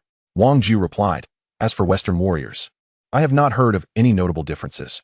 Of course, the Western continent is quite distant from us, and information regarding it is scarce. Perhaps those formidable experts and prominent figures would know more. Tai Lisuo queried, I see. By the way, Lao Wang, what level did you attain before your injury? Wang Jiu replied, before my injury, I was a 7th level swordsman. Tai Lisuo remarked, a 7th level swordsman? That is indeed a high-ranking martial artist. Impressive. Wang Jiu responded, impressive? Not really. I was severely injured, and my cultivation has been rendered useless. I can barely muster the strength of a 3rd level warrior, relying solely on my robust physique. Fortunately, my prior combat experience and skills remain intact. Otherwise, I would have perished long ago in the Beast Mountain range. Tai Lisuo assured, do not worry. I am confident that your cultivation will surely recover. Please enlighten me about the situation in the Tianlong continent. I have lived in the small town of Pingyang and know little of the outside world. The Tianlong continent? Wang Jiu mused. Very well, I shall share what I know. Though much of it is gleaned from others. This world is vast. And it is said that the Tianlong continent spans millions of miles from south to north and east to west. Moreover, the Tianlong continent is merely one among several continents in this world. Between these continents lies an expansive and boundless ocean. Tai Lisuo inquired, are the continents entirely separated by this vast ocean? It is said so, Wang Jiu confirmed. Only the western continent is connected to our Tianlong continent. Yet, the Broken Sky mountain range lies between us, making exchanges infrequent. Wang Jiu continued, as for interactions with other continents, they are even rarer. For that immense ocean is inhabited by countless sea-dwelling magical beasts. Even 9th level and Saint Domain warriors cannot traverse those vast waters. Tai Lisuo asked, so? Above the 9th level warriors, there are the Saint Domain warriors? Are there even stronger beings? Wang Jiu elaborated. Both mages and martial artists are classified from level 1 to 9. Upon breaking through level 9, one becomes a Saint Domain warrior. These warriors, also known as law warriors, possess unparalleled strength, having mastered the powers of the laws. Beyond the Saint Domain lies the divine level warriors, standing at the pinnacle of the continent. However, my knowledge of Saint Domain and divine level warriors is limited. I have merely heard tales and never encountered such formidable beings. Tai Lisuo pondered. It truly resembles the world of Panlong. Could this magical martial world actually be a material plane within the great world of Panlong? Yet, even if there are other planes, Wang Jiu may not be aware. Tai Lisuo further inquired, what renowned warriors inhabit this Tianlong continent? Wang Jiu replied, certainly, there are many powerful individuals. However, as I was merely a 7th level warrior before, I have only encountered 2 or 3 9th level warriors. My knowledge of those strong figures is quite limited. What major forces exist on the continent? Please enlighten me, so that I may avoid inadvertently offending any influential individuals in the future. My slender arms and legs render me vulnerable should I offend those of great power. My fate could be sealed. As for the great powers, the forces on the continent are categorized into dynasties, imperial courts, and empires. An empire represents the most formidable force upon the continent, reportedly established solely by beings of divine caliber. Each empire is overseen by such a being and governs numerous dynasties. Wang Jiu remarked, a dynasty is founded by beings of the sacred domain or divine prowess, with at least one sacred domain expert presiding over it. And each dynasty governs several kingdoms. A kingdom is established by beings of the 9th level or sacred domain strength. The ruler of a kingdom may be either a 9th level or sacred domain expert. Kingdoms are responsible for the governance of states and countless towns. Tai Lisuo inquired, to which force or dynasty does Ping and Town belong? Ping and Town is part of the Li dynasty, located in the Yinshan prefecture of the Annan state. Situated in the southwestern region of the Tianlong continent, a relatively obscure minor dynasty. It is said that the central dynasties of the continent are supported by sacred domain or even divine experts. Wang Jiu stated, in the Li dynasty, I have not heard of any sacred domain experts. 8th or 9th level experts can govern a state, while those overseeing a prefecture are typically 7th level experts. As for the smaller towns, their lords might range from 5th to 6th level. Tai Lisuo exclaimed, wow, old Wang. Weren't you once at the level of a prefecture lord? That is impressive. Becoming a prefecture lord is no simple feat. To ascend to such a position, one must possess not only formidable strength, but also the backing of a powerful force. The number of prefectures and towns in a dynasty is finite. It is unreasonable to expect every individual who reaches the 7th level to become a prefecture lord, Wang Jiu replied with a bitter smile. The positions of state lords and prefecture lords, along with other significant roles within the dynasty, are held by powerful individuals from various families and factions. For a powerful individual without backing, attaining such positions is exceedingly difficult, as each significant role represents countless interests, and the competition for these interests is notoriously fierce. Chapter 9. Tier 3 Warriors. Tai Lisuo remarked, I see. What of exceptionally talented warriors? Surely the dynasty would extend them certain privileges? Indeed, for exceptionally talented warriors, the dynasty would offer them specific positions, though these are typically nominal roles. They receive a stipend without substantial power, unless they accept the overtures of prominent families. Otherwise, it is challenging to secure a position of real authority, Wang Jiu explained. Alternatively, if one possesses extraordinary strength, such as being a 9th level warrior, dynasties hold these individuals in high regard. They endeavor to accommodate the various demands of 9th level warriors in hopes that they will remain within the dynasty, serving its interests. Tai Lisuo queried, are you implying that these formidable 9th level warriors might depart from the Li dynasty to explore and cultivate in other dynasties? Wang Jiu affirmed. That is inevitable. The Li dynasty is located in a remote area, and compared to other dynasties, it has a scarcity of powerful individuals and limited cultivation resources. Some powerful individuals, yearning to ascend to higher realms, often depart from the Li dynasty to explore other territories even while still at the 8th or 9th level. Tai Lisuo remarked, Old Wang, you are still in your 30s. Before your injury, you were already a 7th level powerhouse, a true genius in your own right. Have you ever considered venturing out? Wang Jiu replied, at that time, I didn't think much of it. Born into an ordinary family, I reached the 3rd level of martial arts by the age of 12, enlisting in the military merely to make a living. It was there that I met my master, a general and a 7th level warrior. Under his guidance and support, I managed to cultivate my way to the rank of 7th level swordsman. Wang Jiu continued, however, Due to the struggles for factional interests, my master was killed, and I suffered severe injuries that crippled my ability to channel my fighting spirit. I had no choice but to retreat to the outskirts of the Beast Mountain Range, living as an adventurer and scraping by in this peaceful town until now. Tai Lisuo inquired, "Is that so? Your family wouldn't be implicated, would they?" Wang Jio responded, "My parents practiced martial arts as well, but they were only second-level warriors. By the time I was in my 20s, they perished during a beast tide, so there's really no issue of them being affected." Tai Lisuo offered consolation, "Old Wang, my condolences. Am I not also an orphan? Moreover, my situation is even more tragic. I do not even know who my parents were or what they looked like." Wang Jio replied, "There's no need for comfort. I've long come to terms with it. Even if my injuries heal, the chance for vengeance is slim. So I will simply focus on my cultivation. If I encounter my enemies from the past, I shall fight with abandon, regardless of life or death. If not, I shan't waste my energy on revenge. After all the years in the military, I have witnessed countless battles and struggles for survival." Tai Lisuo declared, "Very well. We shall cultivate diligently here, and, once we have achieved mastery, venture out together to enjoy life. If we encounter your enemies, I shall assist you in dealing with them." Wang Zhou laughed. "That is a promise you've made. However, embarking on such adventures is no trivial matter. One misstep could cost us our lives. Many powerful beings face exclusion or refuse to be constrained, opting instead to hide in seclusion or turn to banditry. The world outside is fraught with danger," Tai Lisuo acknowledged. "Indeed, it seems we must cultivate diligently to acquire some means of self-preservation." The two continued their conversation until midnight before retiring for the night. After listening to Wang Jio's various insights, Tai Lisuo gained a clearer direction for his future cultivation path, which was to comprehend and cultivate various laws. According to Tai Lisuo's understanding, levels 1 through 9 were foundational, and it was only upon reaching the sacred domain and initially grasping the power of the laws that one could truly embark on the path of a powerful being. Since it was about laying the foundations, he resolved to cultivate both magical energy and fighting spirit, thus engaging in dual cultivation of magic and martial arts, which sounded profoundly impressive. Isn't it reminiscent of a heroic figure? Hehe. As for venturing out into the world, that is merely a notion. The so-called adventures and experiences often entail meddling in affairs that do not concern one, or encountering individuals who are foolishly arrogant, leading to a plethora of troubles. Amidst the incessant battles, during moments of peril, one's potential and character may surge forth dramatically, leading to epiphanies or breakthroughs. Subsequently, the tide may turn, leading to a satisfying reversal of circumstances.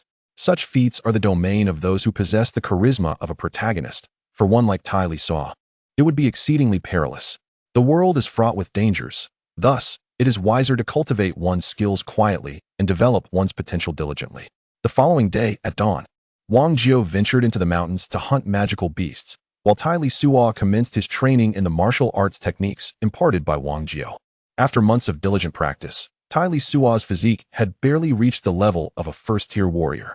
He had also ascended to the rank of a second-tier mage, endowed with considerable mental strength. Consequently, his training in combat energy progressed smoothly and guided by the principles of the energy techniques. Tai Lisuo swiftly discovered the sensation of energy flow.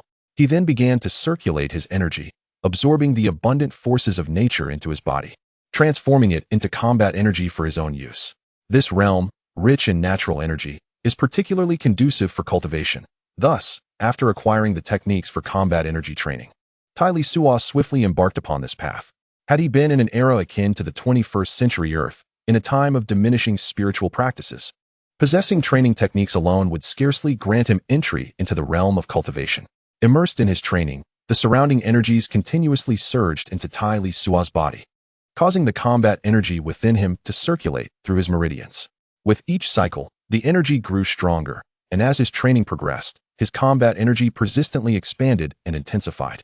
He felt no sense of stagnation. His strength escalated steadily. By the time Tai Lisuo sensed the growth of his combat energy beginning to slow, he emerged from his training to find the sky adorned with countless stars. Upon assessing his progress, Tai Lisuo realized he had attained the level of a third-tier warrior. Having just embarked on his training, he had reached third-tier combat energy in a single day, thus earning the title of a third-tier warrior. However, his proficiency in martial techniques and combat skills remained largely uncharted territory. The extent of his combat prowess was still an enigma. Yet, despite this uncertainty, Tai Lisuo was filled with joy. The feeling of achievement was delightful. The sensation of growing stronger was exhilarating. He prepared a fire, roasted meat, and poured himself a drink to celebrate. Regrettably, Wang Jiao had yet to return, leaving him to revel in his solitary joy. Currently, Tai Lisuo has achieved third-tier combat energy and second-tier magic. In a small place like Ping'an Town, he has acquired a measure of self-protection. Should he venture into the Beast Mountains again, confronting first-tier magical beasts should pose little challenge. Thus, next time, he can embark on an adventure into the Beast Mountains alongside Wang Jiao. Merely possessing skill is insufficient. One must also augment practical experience to truly unleash one's combat potential. A flower nurtured in a greenhouse cannot withstand the tempestuous winds and torrential rains. The advantages of real combat extend beyond merely accumulating battle experience and honing fighting techniques. They are pivotal for the fortification of one's mental fortitude. Only through the baptism of blood can one confront the myriad of brutal survival challenges with composure. Did not the great figures of our world proclaim that true warriors dare to face the grim realities of life and confront the visceral truths of bloodshed? After a night of silence, the next day, Tai Lisuo resumed his training in battle chi, only to discover that its growth was still rather sluggish. After practicing for an hour or two, he rose to stretch his limbs. Since the progress in battle chi was minimal, he decided to engage in another form of training. After casting a restoration spell upon himself, Tai Lisuo began to practice Tai Chi. The synergy of magic and martial arts proved fruitful. With the infusion of battle chi, the potency of his strikes significantly increased. The results of his training were markedly superior to before. After several sets of punches, Tai Lisuo once again sensed a notable enhancement in his physique and strength. When fatigue set in from his punches, he would meditate to cultivate battle chi or enhance his mental acuity, resting for an hour or two before resuming his practice. As evening approached and the sky darkened, Tai Lisuo prepared a fire to roast meat. Just as the savory aroma wafted through the air, Wang Jiao returned. He appeared, shouldering a magical beast, and approached the fire, casually discarding the creature onto the ground. With a grin, he remarked, "It seems I've returned just in time for a meal." Tai Lisuo chuckled and inquired about Wang Jiao's expedition into the magical Beast Mountain range. Wang Jiao replied, "It went well. I hunted 5 water-type magical beasts and 2 wood-type ones. Wood-type magical beasts are quite elusive, but I managed to capture a second-level grass rabbit." He gestured toward the sizable rabbit lying on the ground. "Haha, old Wang. You truly are modest. In just 2 days, excluding the time spent traveling and resting overnight in the mountain range, you've returned with such a bounty in merely a day. Impressive," Tai Lisuo praised, giving Wang Jiao a thumbs up. Wang Jiao chuckled lightly and responded, "What's impressive about it? They're mostly second-level magical beasts, and there were only 3 third-level ones. Even before my injuries healed, hunting such a small number of magical beasts posed no challenge." Tai Lisuo pointed at the magical beast on the ground and asked, "By the way, is this beast called a grass rabbit?" Wang Jiao confirmed, "Indeed. Though it is a second-level magical beast, it is herbivorous. The grass rabbit possesses the innate ability to control plants, particularly adept at manipulating grass, hence its name." Tai Lisuo remarked, "I see. It appears there is still much for me to learn. My knowledge of magical beasts is quite limited. I shall have to rely on Brother Wang for guidance in the future." Wang Jiao said, "There is no need for formalities with me. If you accompany me into the Beast Mountain range for training several more times, you will gradually become familiar with it. By the way, what do you need me to capture a live beast for?" Tai Lisuo replied, "It's like this. I have a notion that I am uncertain about. Therefore, I would like your assistance in capturing a live beast to test my idea and see if it is feasible." Wang Jiao inquired, "What idea requires validation through a live beast?" Tai Lisuo explained, "I wish to consume the blood of a wood-type beast, and then practice wood-type magic to ascertain whether it will enhance my abilities." Wang Jiao was astonished and asked, "Drinking beast blood to cultivate magic? I have never heard of such a method." Chapter 10. The application of mental power. Tai Lisuo said, "Indeed. It is merely a personal thought of mine, and I wish to see if it yields any effect. If it proves effective, you should also be able to partake. So, if you drink some beast blood, I will immediately cast a healing spell on you, and then you can practice Tai Chi this way. Your recovery from injuries should accelerate." Wang Jiao replied, "That sounds promising. We can certainly give it a try. However, I should drink the beast blood first. After all, I possess greater strength and have trained longer than you, so if any issues arise, I can address them more easily." Tai Lisuo insisted, "No, I should go first. My fighting spirit has already reached the level of a third-tier warrior, and I am also a second-tier mage." Wang Jiao exclaimed in surprise, "So soon? In just 2 days? You have elevated your fighting spirit to that level?"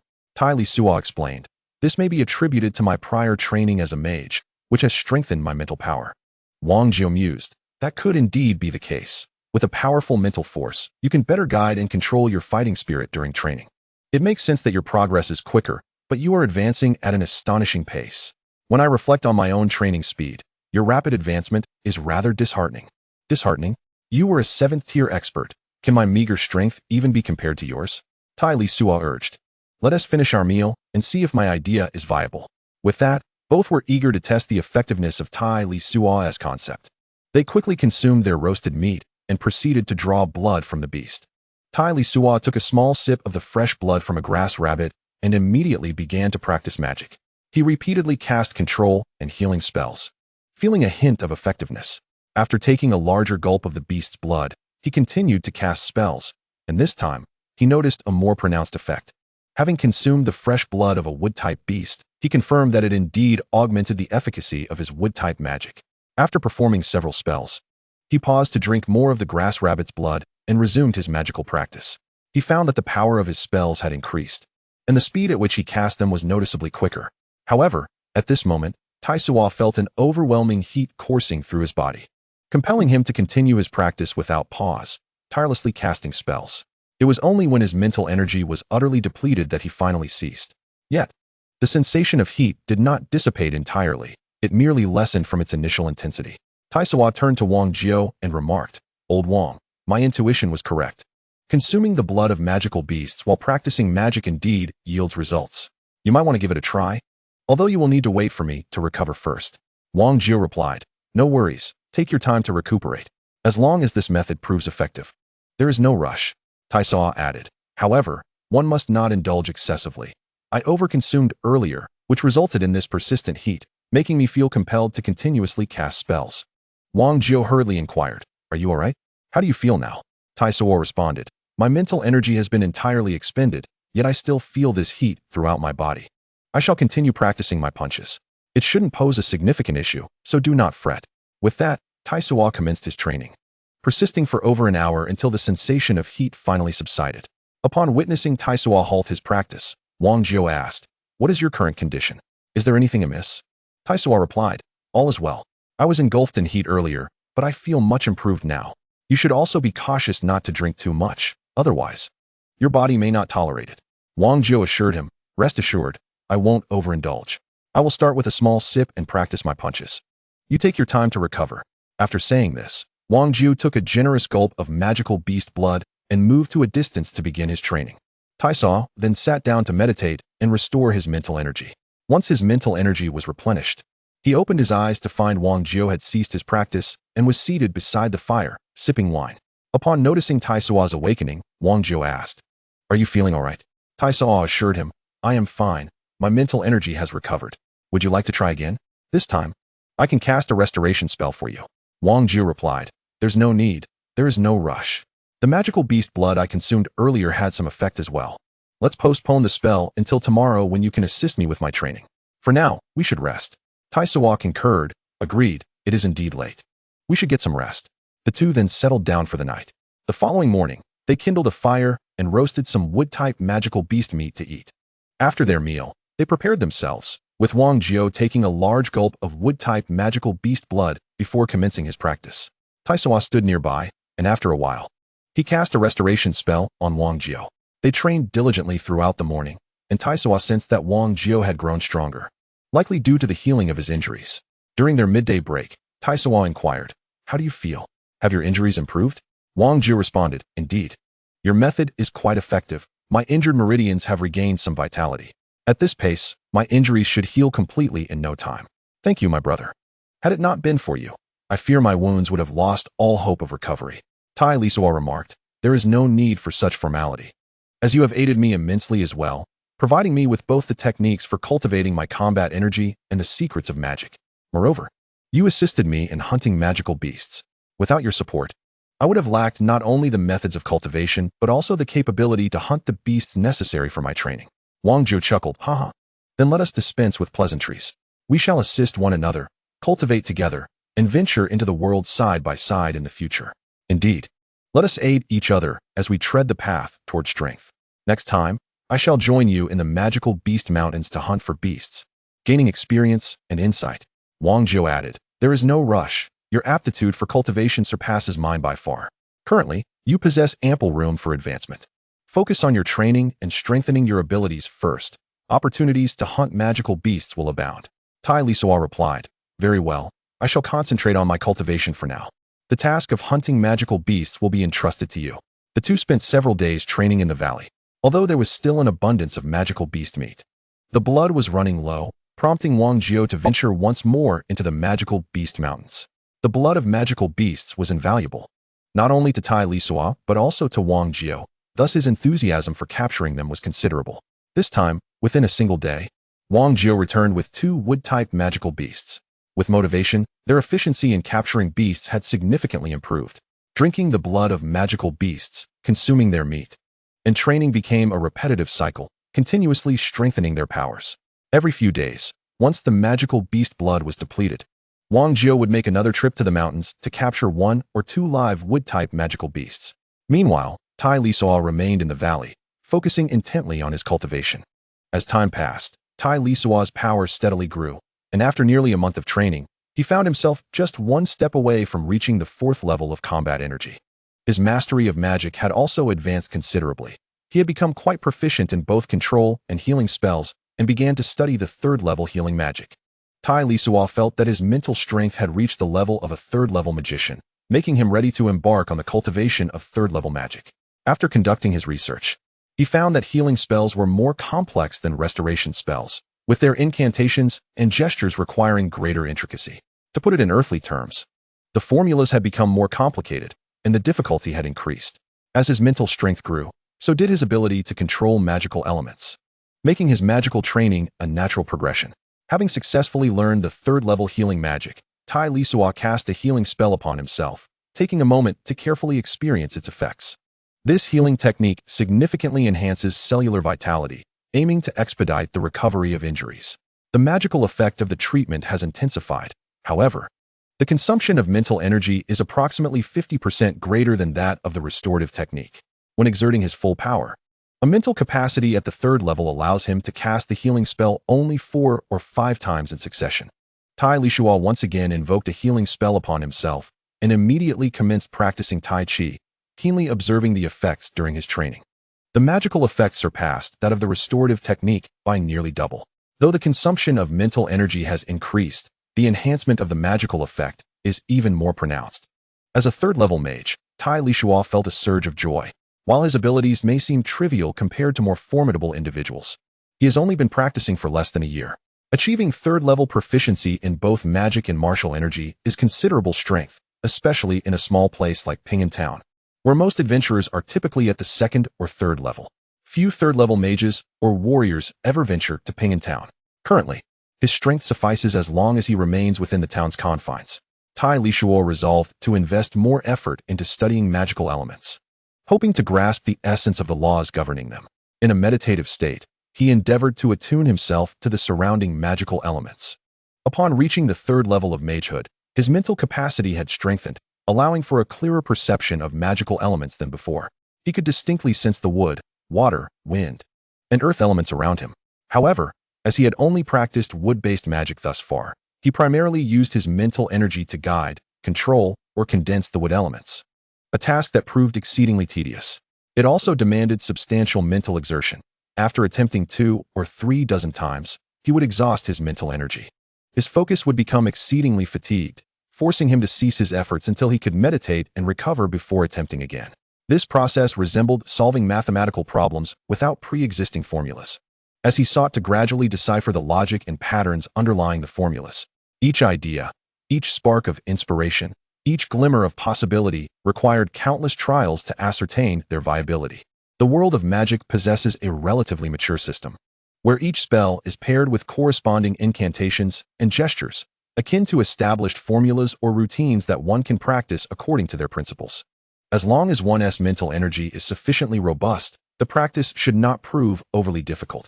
It is merely a matter of becoming adept through repetition.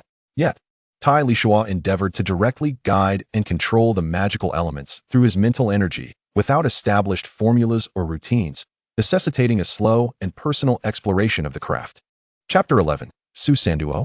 As a traveler who has traversed the realms of Earth, and a seasoned bibliophile immersed in the world of online literature for many years, Tai Lisuo comprehends a fundamental truth. One cannot merely adhere to a prescribed path, following in the footsteps of others in the pursuit of cultivation. Such an approach would only yield the status of a powerful pawn, never a true champion.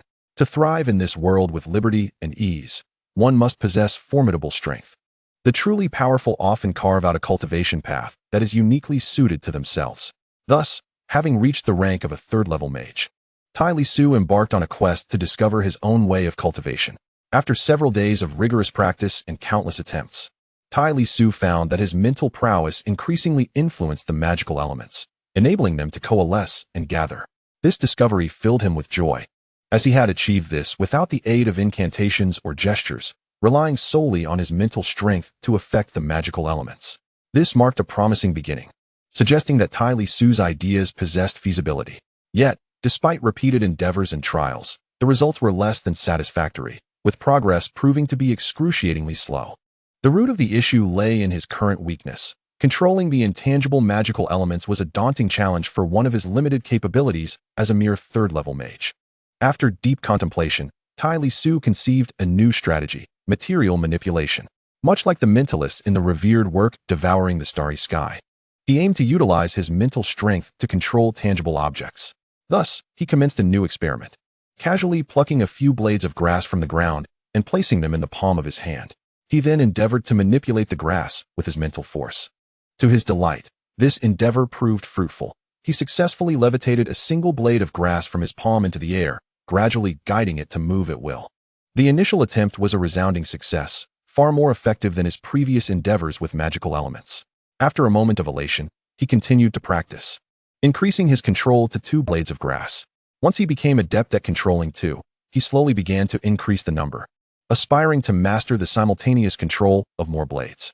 Tai Lisuo's cultivation efforts caught the attention of Wang Jiao, who, after completing a set of Tai Chi, paused to observe Tai Lisuo. Noticing him seated on the ground, surrounded by floating blades of grass, Wang Jiao felt a surge of curiosity at this extraordinary display. He chose to forego his own practice, instead silently watching Tai Lisuo, as if safeguarding him during his cultivation. Lost in his practice, time passed swiftly. Eventually, when Tai Lisuo felt a gnawing hunger, he reluctantly ceased his training. Upon opening his eyes, he saw Wang Jiao nearby, busily roasting meat over a fire. Tai Lisuo inquired, "It has grown dark. How long have I been practicing? I feel particularly ravenous." Wang Jiao remarked, "You have been cultivating since this afternoon, and it is nearly midnight. How can you not be famished?" Tai Lisuo laughed, "Is that so? No wonder I feel so weak from hunger." Wang Jiao lifted the skewered meat in his hand and said, "It will be ready shortly. Come over and eat." Tai Lisuo moved to sit by the fire and replied, "Perfect timing. Finishing my cultivation means a meal awaits. What about your wine? Bring it out for us to share a few cups." Wang Jiao glanced at Tai Lisuo and inquired, "What has sparked your enthusiasm today? I've never seen you so eager to drink before. Have you made any new breakthroughs in your cultivation?" Tai Lisuo responded, "You must have noticed my practice, right? I've been experimenting with controlling objects using my mental energy. I initially tried it with blades of grass. If I could replace the grass with sharp flying daggers, it could be quite useful in combat. By the way, have you ever encountered a magician who employs such a method of battle?"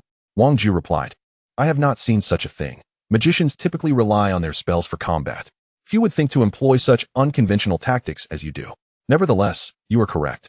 If one could control several flying daggers, catching an opponent off guard would yield excellent results."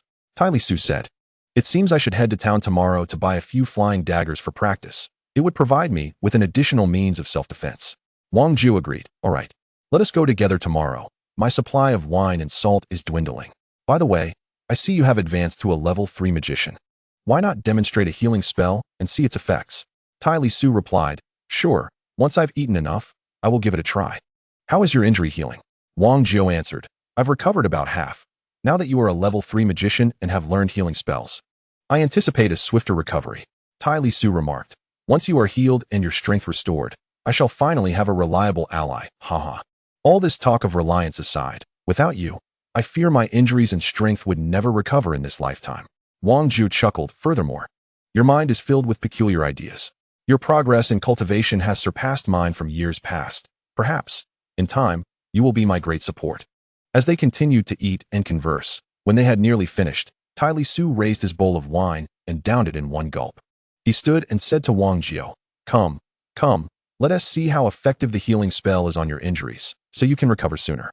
We can then venture into the monster mountain range to hunt some high-level beasts and prosper." The two departed from the fire and walked a short distance to the grass. Using the same method as before, they began by drawing blood from the monsters. Wang Jiao took a few large gulps of monster blood and commenced his martial training. Tai Lisuo stood by, casting a healing spell on Wang Jiao intermittently. After practicing Tai Chi a few times, Wang Jiao paused, feeling a significant drain on his mental energy, and sat down on the ground, exhausted. With a joyful exclamation, he remarked, "The healing spell truly deserves its reputation as a third-level magic. Its efficacy far surpasses that of the restoration spell." Tai Lisuo responded, "As long as it works. That's what matters. It's getting late. We should rest. I'm utterly exhausted." Wang Jiao added, "Indeed, let us retire early. Tomorrow, we shall venture to Ping'an Town to procure flying knives for you." The two then settled down for the night, sharing no further words. The next morning, the sun's rays illuminated the earth, casting warmth from the valley towards Ping'an Town. Tai Lisuo and Wang Jiao walked along the shaded path, setting out early for their shopping expedition. As they walked, they engaged in light conversation, their current strength allowing them to travel swiftly without haste. In just over half an hour, they arrived at Ping'an Town. The town remained unchanged, but Tai Lisuo was no longer the person he once was. Familiar marketplaces, well-known roads, and crowds greeted them. After strolling several meters into Ping'an Town, they were approached by a young man, around 18 years of age, standing approximately 6 feet tall. With a handsome visage, he stopped a few steps before Tai Lisuo and Wang Jiao, stammering, "Excuse me, esteemed seniors, do you accept adventurers? I am a mage seeking to join you. Is it possible?" Wang Jiao remained silent, turning to smile warmly at Tai Lisuo. Tai Lisuo recalled his own past endeavors in Ping'an Town, desperately seeking mentorship and appealing to various individuals to join an adventurer's team, a fact well known to the townsfolk. Wang Jiao, observing the young man, could not suppress a smile as memories of Tai Lisuo's earlier struggles surfaced. Meanwhile, Tai Lisuo was momentarily taken aback. What baffled him was not the young man's request. He had once made similar appeals, but an inexplicable sense of familiarity that enveloped him. It was a profound recognition. Yet he could not pinpoint its origin, as he was certain he had never encountered this young man before. Noticing their silence, the young man continued, "I truly am a mage. I assure you, I will not be a burden. Please, esteemed seniors, accept me." As he spoke, although addressing both Tai Lisuo and Wang Jiao, he cast his gaze downwards, focusing on his own toes, while his eyes remained averted. In that moment, Tai Lisuo suddenly recognized the source of his familiarity. The young man's expression mirrored that of the character Grey Wolf from a well-known television series. This was unmistakably Su Sanduo. The quintessential expression of Su Sanduo was unmistakable. Not only was it the eyes and demeanor, but even the tone and manner of speech were strikingly reminiscent of the character from the show. Could it be that Su Sanduo had also traversed into this world? Despite the disparity in height and features, the expression, demeanor, and speaking style were eerily identical to Su Sanduo himself. However, that is not entirely accurate.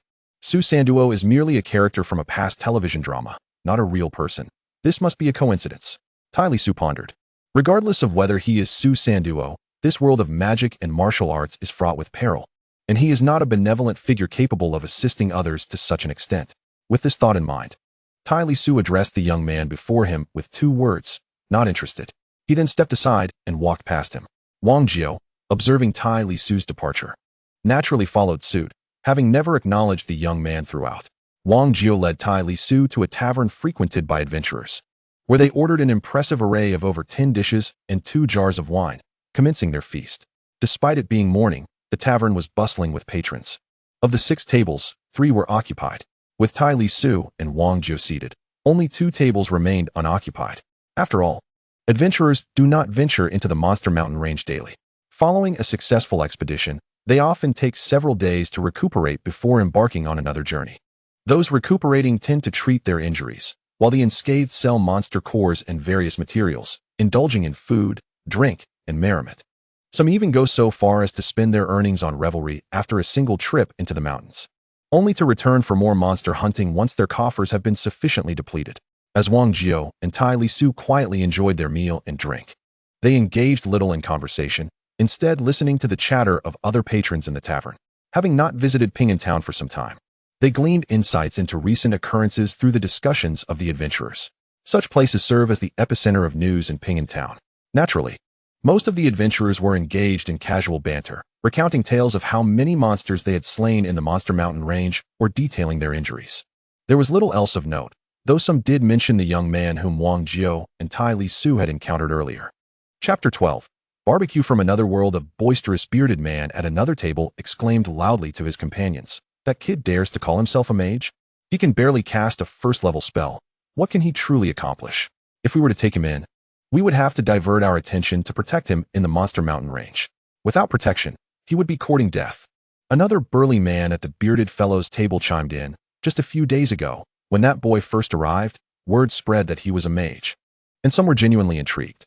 After all, in Ping'an Town, mages are quite esteemed, so they asked him to demonstrate his magic. He conjured a wind blade, but it was no larger than a finger and couldn't even pierce the hide of a first-level monster." The bearded man continued, "What's even more amusing is that he could only cast the wind blade once before his mental energy was entirely depleted. One must wait until meditation has restored their energy before once again casting spells." At that moment, the surrounding individuals were left in stitches, their laughter echoing throughout the establishment. Many patrons joined in the merriment, chuckling heartily. It was the first time Tai Lisuo and Wang Jiao had encountered such a tale, leaving them somewhat perplexed. Could someone of such caliber truly be considered a sorcerer? Wang Jiao shook his head, uninterested in the chatter of others. He turned to Tai Lisuo and remarked, "I never thought the food and drink here were particularly delightful, but after indulging in roasted meats daily, I find the fare here remarkably palatable." Tai Lisuo raised his cup and declared, "The culinary offerings here are indeed commendable. It is only now that I have the chance to enjoy this place. Come, let us share a drink." Wang Jiao replied, "With your current prowess, you could feast on anything available in Ping'an Town without issue. In the future, you may come here to dine whenever you wish, as it is not far." Tai Lisuo nodded. "Indeed, however, I intend to check for cooking utensils and seasonings shortly. If available, I shall procure a complete set. This way, regardless of where I go, I can prepare my own meals." Wang Jiao inquired, "You can cook as well? I had thought you only excelled at roasting meat." Tai Lisuo responded, "Of course. I used to work in an inn, assisting with various tasks. Being an assistant meant that I had to do everything, cooking included." Wang Jiao said, "Very well. Then let us purchase throwing knives and also look for cooking tools and seasonings." Born to an ordinary family, Wang Jiao's parents had focused on his training in combat skills and techniques from a young age, seldom allowing him to engage in household chores.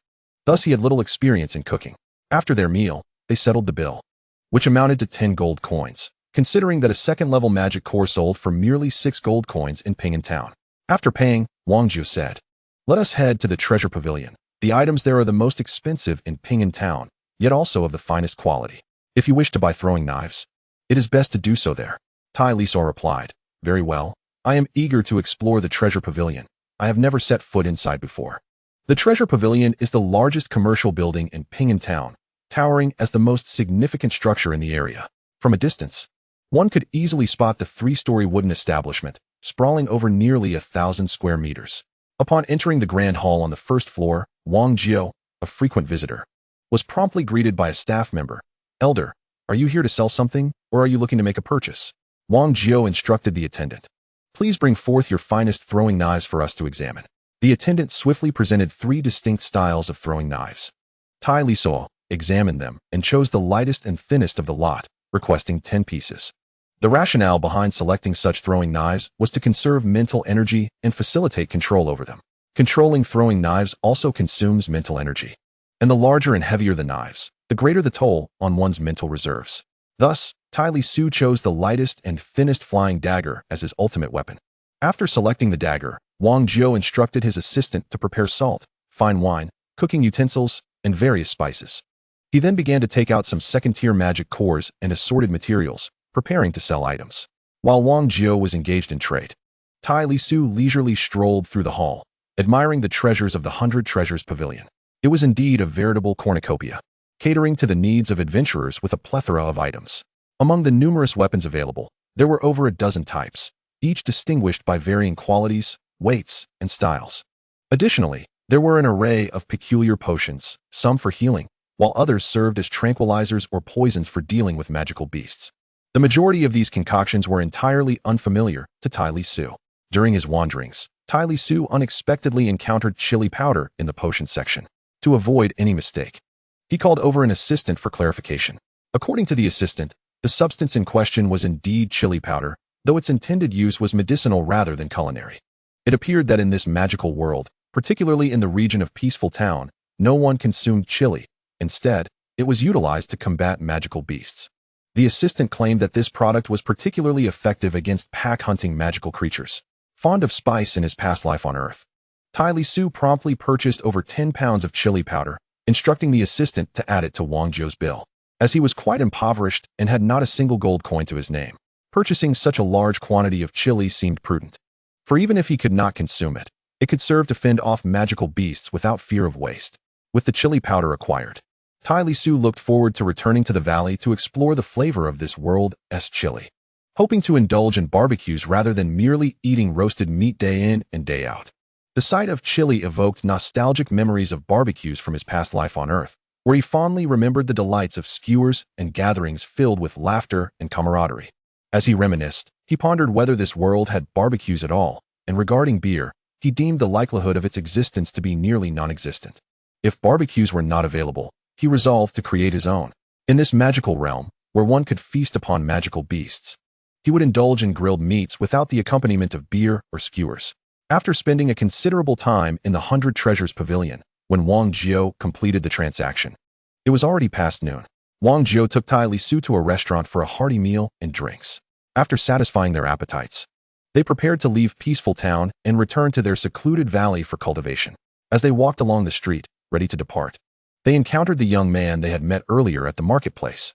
Undeterred, he approached them, eager to inquire if there might be any adventurer teams willing to accept him. Regrettably, no one paid him any heed.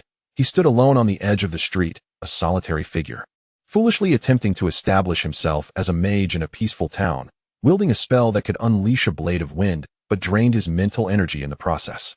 It was fundamentally implausible, unless he followed in the footsteps of his predecessor, Tai Lisuo, and sought menial work in other shops. Adventurers inhabited the lowest rungs of the cultivation world, frequently venturing into the perilous Beast Mountain. They understood the unwritten rules of survival in this realm. Strength was paramount. Lacking power meant courting death. Upon returning to the small valley, Wang Zhou resumed his practice of Tai Chi. Meanwhile, Tai Lisuo busied himself not with training, but with chopping branches and whittling them into skewers with his dagger.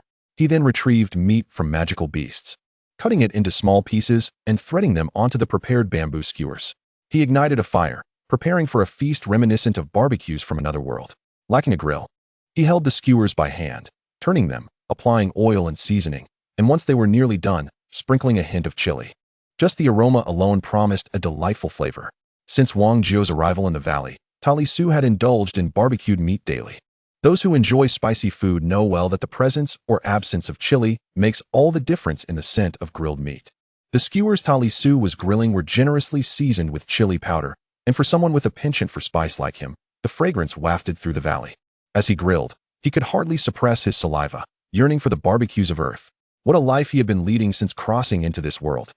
Most of the time, his meals consisted solely of wild vegetables and fruits, with the rare opportunity to savor meat. He was so impoverished that even salt was a luxury, let alone barbecues. It wasn't until Wang Zhou arrived in the valley that Tai Lisuo's quality of life saw a fundamental improvement. Living was simple, surviving was a challenge. Life, in truth, was anything but easy. Finally, when the meat was ready, Tai Lisuo eagerly dug in. The flavor was delightful, though the chili was rather potent. Unfamiliar with the heat of this world's chili, he had been cautious not to overdo it, yet even a sprinkle proved to be quite overwhelming. The spice here was several times hotter than that of Earth. Fortunately, in his past life, Tai Lisuo had been one who could consume even the spiciest chilies with ease. For an average person, this world's chili would surely be unbearable. Tai Lisuo devoured over a dozen skewers of the grilled magical beast meat in one go. He resumed grilling, this time with even less chili. As it had proven too intense, he could only afford to use a minimal amount. A hint of spice was sufficient, otherwise, he feared for his stomach.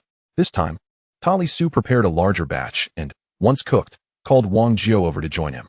Wang Zhou approached, seated himself, and gazed at the skewers of meat in Tai Lisuo's hands. Tai Lisuo inquired, "How do you manage to cut the meat into such tiny pieces? And then skewer them for grilling? Didn't you just have a meal in town? What is the point of all this effort?" Tai Lisuo chuckled and replied, "Just give it a taste. You'll see how delightful these skewers are once grilled." Wang Jiao accepted the skewer offered by Tai Lisuo, took a bite, and immediately spat it out due to the overwhelming spiciness. He jumped up from the ground, rushing to rinse his mouth with water. Turning to Tai Lisuo, he exclaimed, "What on earth is this? It's far too spicy to eat." Unable to contain his laughter, Tai Lisuo responded, "Ha ha ha, old Wang, this is barbecue. It must be spicy to be truly delicious. You're simply not accustomed to it yet. Look at me. I've already devoured quite a bit." Wang Jiao retorted, "Isn't this a potion meant for dealing with magical beasts? How can you use it for grilling meat? Aren't you afraid of repercussions?" Tai Lisuo replied, "What repercussions could there be? Look at me. I'm perfectly fine." Wang Jiao insisted, "You enjoy it yourself. I will grill my own." Tai Lisuo teased, "Are you really not going to try it? This barbecue is exquisite. It would be a loss for you not to indulge." Wang Jiao sighed, "Forget it. I can't handle it." The two then proceeded to grill and eat separately.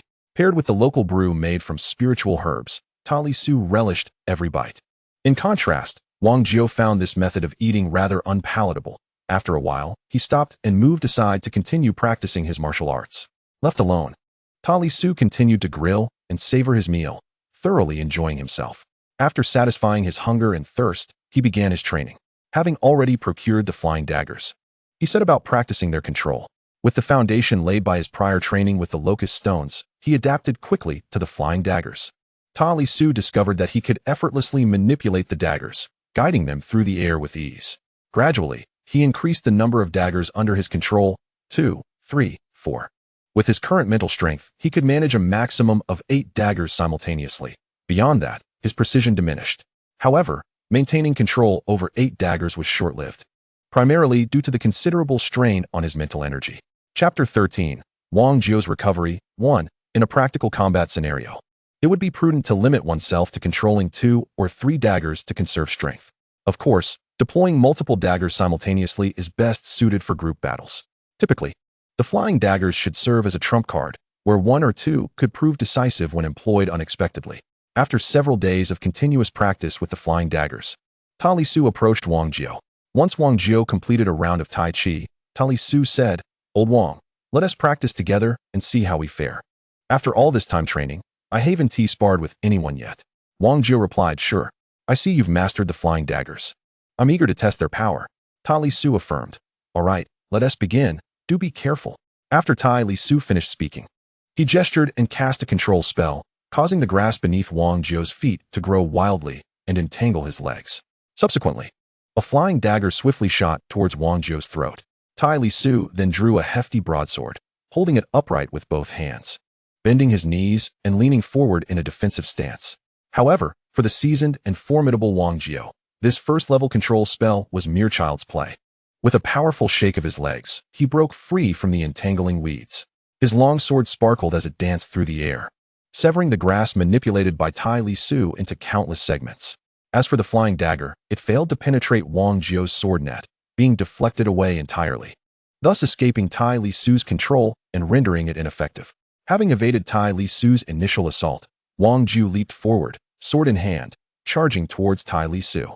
Recognizing the urgency of the situation, Tai Lisuo immediately cast a recovery spell on himself and sidestepped to avoid Wang Jiao's blade. After creating some distance, he swiftly unleashed 3 control spells aimed at obstructing Wang Jiao, while the dagger once again flew towards him. Wang Jiao, possessing a robust physique, effortlessly evaded both the control spells and the dagger, advancing once more towards Tai Lisuo. Tai Lisuo, while dodging Wang Jiao's relentless strikes, manipulated the dagger to follow Wang Jiao's movements, sending it in pursuit of him. Yet, Wang Jiao paid little heed to the flying dagger with adequate caution. Its threat had diminished significantly. After all, Tai Lisuo was no master like Lisuo, whose daggers never missed their mark, an artistry that remained far beyond Tai Lisuo's reach. With Tai Lisuo employing ranged attacks and close defenses, Wang Jiao pressed forward with determination, the two engaging in a back-and-forth clash. Wang Jiao, still nursing his injuries, was unable to utilize his fighting spirit, relying solely on his formidable physique to battle. His wealth of combat experience was unmatched by a novice like Tai Lisuo. While Tai Lisuo practiced both magic and martial arts, his wood magic was notably weak in offensive capability. Although he had reached the level of a third-tier warrior in fighting spirit, he had not specialized in martial techniques. Faced with Wang Jiao's heavy sword, Tai Lisuo's unrefined martial skills were ineffectual. He could hardly expect to match Wang Jiu's might with mere fists. Tai Lisuo's offensive capabilities were woefully inadequate, compounded by his inexperience in combat. The efficacy of his control spells was also limited, leaving him to rely solely on the dagger for offense. Consequently, in this sparring match, Tai Lisuo found himself fleeing helplessly from Wang Jiu's relentless pursuit. Realizing he could not outrun Wang Jiu, Tai Lisuo turned to confront him with the broadsword in hand, engaging in a fierce clash. The swords met with a resounding clang, reverberating through the air as both were jolted back momentarily before striking again. Unfortunately, the quality of Tai Lisuo's longsword was dismally poor. After several exchanges, it shattered into 2 pieces. The practical combat training could only be paused. Wang Jiu retrieved a large blade from his storage ring and handed it to Tai Lisuo, allowing them to continue their training. Although it was termed as sparring, it was primarily Wang Jiu accompanying Tai Lisuo in his training. Wang Jiu's prowess surpassed that of Tai Lisuo, and his combat experience was leagues ahead. Essentially, Wang Jiu assumed the role of the aggressor, while Tai Lisuo primarily defended with sporadic counterattacks. Were it not for Tai Lisuo's control techniques and throwing knives, he would have had no choice but to focus entirely on defense, lacking any opportunity for offense. Their first spar lasted a mere 2 to 3 minutes before Tai Lisuo's mental and physical stamina were exhausted. Panting heavily on the ground, Tai Lisuo realized that combat was a far cry from mere imagination. After just a few minutes of practice, he was left breathless. Meanwhile, Wang Jiu remained unperturbed, standing calmly beside him. With a smile, he inquired, "How are you feeling? Are you all right?" "I'm fine. Just need a moment to recuperate. Once my mental and physical energy is restored, I shall be well," replied Tai Lisuo. Wang Jiu remarked, "As a mage, close-quarter combat is inherently not your forte, especially considering you practice with magic, which is more suited for healing and support. On the martial side, while your fighting spirit has reached the level of a third-tier warrior, you have not trained in martial skills." Tai Lisuo responded, "Fortunately, I have practiced throwing knives. Otherwise, it would have been far worse." Wang Jiu continued, "Your current physique, albeit at the strength of a first-tier body, lacks effective offensive capabilities beyond the throwing knives. Without practical experience and efficient means of attack, you are utterly defenseless against seasoned experts." Tai Lisuo lamented, "Oh dear, I'm utterly exhausted. Do you have any suggestions, old Wang? With my current combat abilities, how can I possibly survive in the future?" Wang Jiu reassured him, "There is no need for excessive worry. Mages typically partner with warriors. Solitary mages are quite rare. If you wish to enhance your combat prowess, you must train in martial techniques."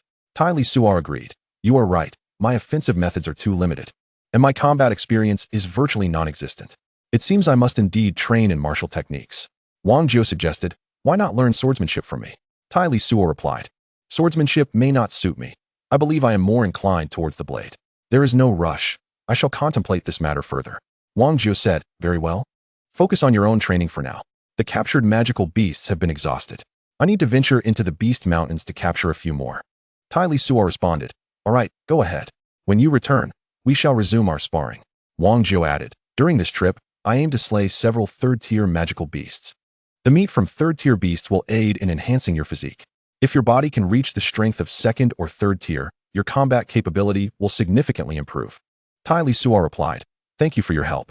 Wang Jiu departed without hesitation, promptly turning and exiting the valley to capture beasts in the Beast Mountain range. Tai Lisuo remained within the valley, meditating to restore his energy. After more than 2 hours of contemplation and practice, Tai Lisuo regained both his mental acuity and physical stamina. Upon opening his eyes, he remained seated, pondering how he might enhance his offensive capabilities and strength. He was aware of Wang Jiu's proficiency with throwing knives, which diminished any element of surprise.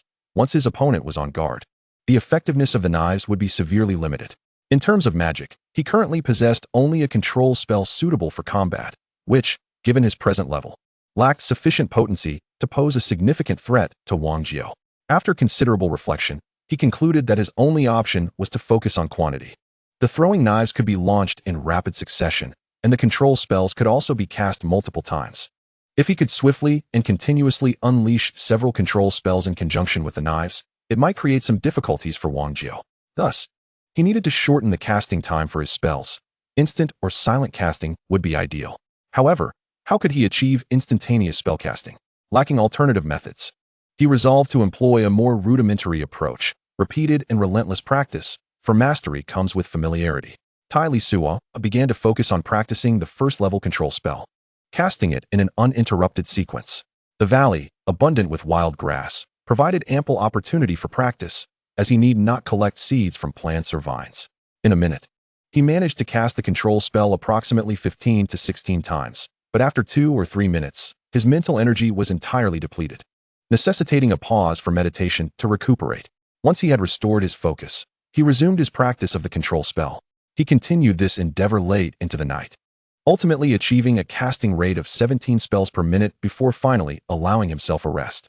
At dawn the following day, Tai Lisuo persisted in his training, adhering to the notion that mastering one technique is paramount before pursuing others. By the time Wang Jiu returned from the Beast Mountain range, Tai Lisuo had improved to the point where he could cast 18 control spells in a single minute. When he proposed to Wang Jiu that they resume their combat training, Wang Jiu remarked, "You seem rather impatient. How has your study of martial skills progressed?" Tai Lisuo replied, "I haven't had the chance to ponder that. I've been focused solely on honing my magic these past few days." Wang Jiu advised, "If you choose to pursue both magic and martial arts simultaneously, I recommend you specialize in either magic or martial skills. However, those with a natural aptitude for magic seldom abandon it in favor of martial arts. You must consider this carefully." Tai Lisuo reassured him, "There's no need for concern. I've only been training for a few months. If it becomes necessary, I can always dedicate myself to mastering magic later on. Improving combat strength requires a gradual approach. One cannot rush such matters. For now, please use your healing spells to assist me with my punches. My injuries have already healed significantly. Once I recover from my injuries, I will be able to harness my fighting spirit." Wang Jiu remarked at that time, "I shall venture into the Beast Mountains to hunt some level 5 and 6 magical beasts. The meat from these creatures will significantly aid in enhancing your physique. An improvement in your constitution will, in turn, bolster your combat prowess." Tai Lisuo replied, "Enhancing one's physique is indeed a commendable strategy." Wang Jiu continued, "Once my strength is restored, I will find a way to capture some level 4 or even level 5 and 6 wood-type magical beasts. Such endeavors will surely benefit your magical training." Tai Lisuo agreed, "Very well. I shall heed your counsel. For now, let us utilize healing magic to assist you in your training, allowing your injuries to mend swiftly. Once you are recovered, you will aid me in capturing magical beasts." With their plans settled, the two proceeded to drain the blood of a magical beast. After consuming the beast's blood, Wang Jiu commenced his practice of Tai Chi, while Tai Lisuo stood nearby, casting healing spells to aid him. Wang Jiu repeated his Tai Chi routine time and again, while Tai Lisuo continuously cast healing spells. Day in and day out, apart from eating and sleeping, Wang Jiu devoted himself to incessant practice. Every 2 or 3 days, Tai Lisuo would dedicate an entire day to casting healing spells to support Wang Jiu's training. During the remainder of the time, Tai Lisuo focused intently on practicing magic or his own martial arts. As time flowed steadily through their rigorous training, Wang Jiu's injuries gradually healed. After several months of companionship, the mutual wariness between Wang Jiu and Tai Lisuo, particularly Tai Lisuo's towards Wang Jiu, diminished significantly. Through their shared training and support, they came to regard one another as friends. Wang Jiu was the only familiar face for Tai Lisuo in this new world, and thus far, his sole companion. As for others, Tai Lisuo had no intentions of forging deep connections. Chapter 14. Wang Jiu's Recovery. 2. One afternoon, while Wang Jiu was practicing Tai Chi as usual, a sudden idea struck Tai Lisuo.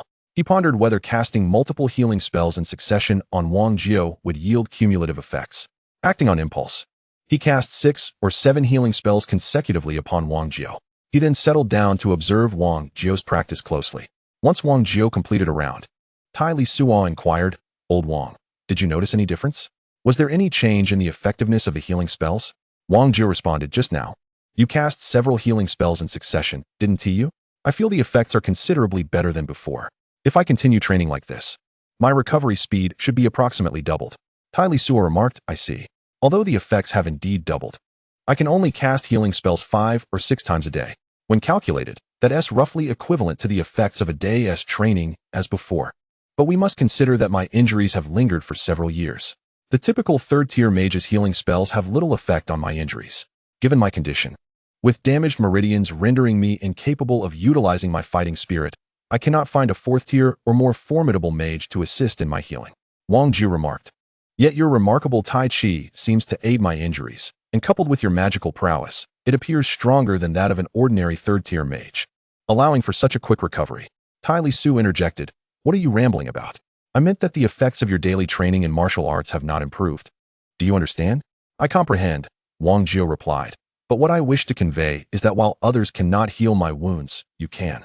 Now, with your layered healing spells, I feel as though the effect has reached that of a fourth-tier mage's healing." Wang Jiao continued, "Thus, your layered application of healing spells will significantly accelerate my recovery. If I persist in my training, it won't be long before I fully heal." Tai Lisuo stated, "In that case, let us proceed. However, after I cast the healing spells consecutively, I must meditate to restore my energy. The remaining time will be for you to practice your martial arts." He added, "Once I recover, I will unleash my healing spells to see if the effects improve." Wang Jiao responded, "Very well, then hasten to meditate. I shall return to my training." With that, Wang Jiao moved to a distance to continue his practice, while Tai Lisuo sat down to meditate and recover his mental energy. After 2 to 3 hours, Tai Lisuo had restored his mental energy and observed Wang Jiao practicing Tai Chi from afar. He approached and unleashed a full-force application of 4 healing spells upon Wang Jiao. Each spell was cast with utmost effort, depleting Tai Lisuo's mental energy entirely, causing him to collapse beside Wang Jiao as he continued his practice. After completing his routine, Wang Jiao paused, laughing joyfully. "Huh? The results this time are even better than before. It seems my injuries will heal in just a few days." Tai Lisuo replied, "You may be pleased, but I am utterly exhausted. Casting magic like this is incredibly draining. Just 3 healing spells have completely exhausted my mental energy." Wang Jiao acknowledged, "Indeed, you have worked hard. But worry not. Once my strength is restored, I will wholeheartedly assist you in hunting magical beasts to elevate your power." Tai Lisuo responded, "All right. That is all I can hope for. I trust one have not misjudged your character." Wang Jiao affirmed, "I, Wang Jiao, always keep my word. Besides, helping you is akin to helping myself. With your exceptional talent, you will undoubtedly surpass me one day, and I shall rely on your support." Tai Lisuo humbly replied, "You flatter me. Let us, as brothers, diligently cultivate our strength, for only with power can we truly enjoy life." Wang Jiao agreed, "Yes, I eagerly await that day. Now, hurry and meditate to recover. I will continue my practice." Tai Lisuo Dao, "Very well, once I have restored my energy, I shall continue to cast healing spells upon you, assisting you in your training and recovery." Tai Lisuo once again entered meditation to recuperate. While Wang Jiao diligently practiced Tai Chi, the same training persisted, and Wang Jiao's wounds healed rapidly. With every casting of the healing spell, Tai Lisuo exerted himself to the utmost to aid Wang Jiao in both his martial practice and recovery. After each session, he would meditate to restore his mental fortitude, and thus the cycle of training repeated. This rigorous routine proved beneficial not only for Wang Jiao's recovery, but also for Tai Lisuo's enhancement of spiritual strength. Each time his mental energy was depleted, upon restoration, it would grow even stronger. As his spiritual power intensified, the efficacy of his magic correspondingly improved. Despite being limited to 4 healing spells, their effectiveness gradually increased with each casting. Thus, the two continued their training for 6 or 7 consecutive days. On one particular morning, as the sun rose and the air was fresh, Tai Lisuo and Wang Jiao resumed their prior practice amidst the morning dew. However, this time, Wang Jiao consumed the last 2 bowls of beast blood in one gulp before commencing his training. Tai Lisuo once again poured all his energy into casting 3 healing spells on Wang Jiao, then stepped aside to meditate and restore his mental energy. Suddenly, with a thunderous boom, a powerful aura emanated from Wang Jiao, as invisible energies from the cosmos surged into his body. Tai Lisuo recognized that Wang Jiao's injuries had been completely healed. Now all that remained was to cultivate his fighting spirit to the 7th level, allowing Wang Jiao to reclaim his former prowess. Strangely, however, after completing a round of Tai Chi, Wang Jiao did not cease his practice to cultivate his fighting spirit. Instead, he continued to practice Tai Chi, eyes closed in concentration.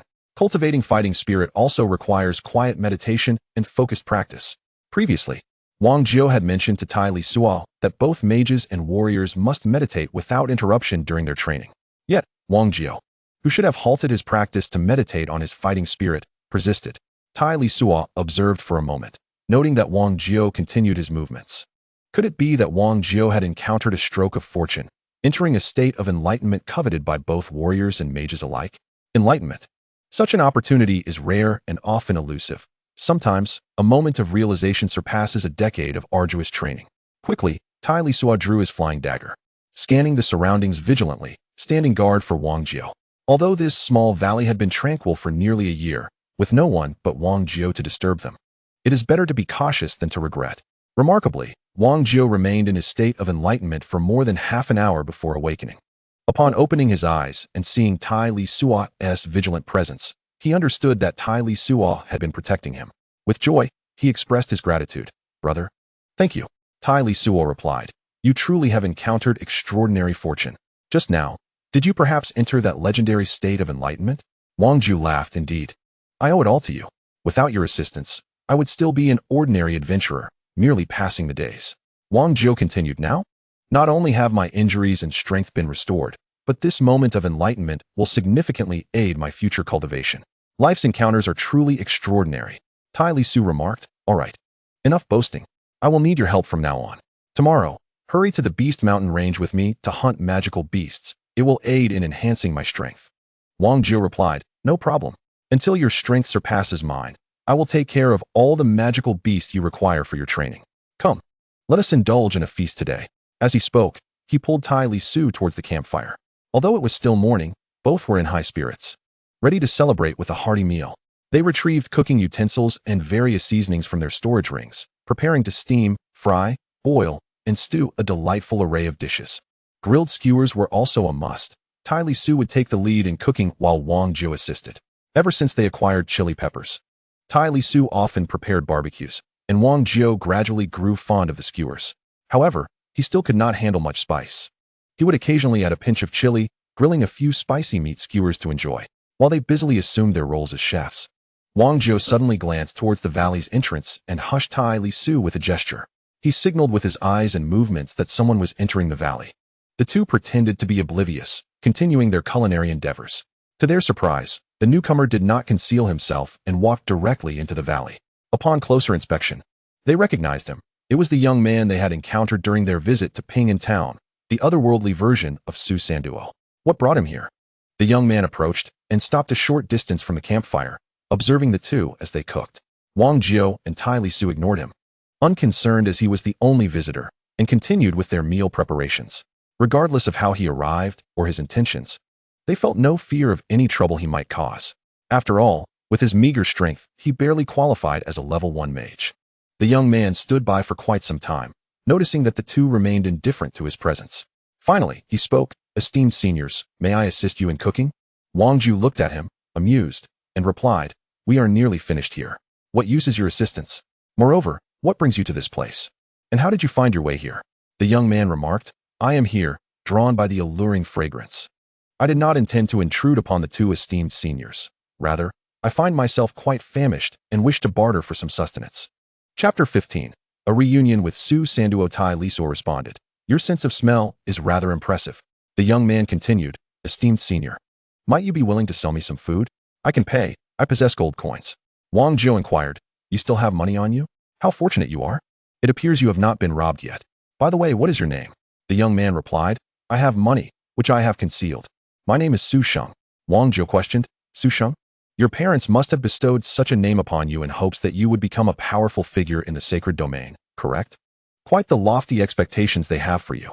Tai Lisuo then offered Su Sheng a piece of roasted meat, saying, "Here, take this roasted meat and be on your way. You need not pay me." Su Sheng protested, "How could I accept this without payment? I shall fetch it for you immediately." He reached into his trousers and, after rummaging about, produced a storage ring, retrieving several gold coins to offer to Tai Lisuo.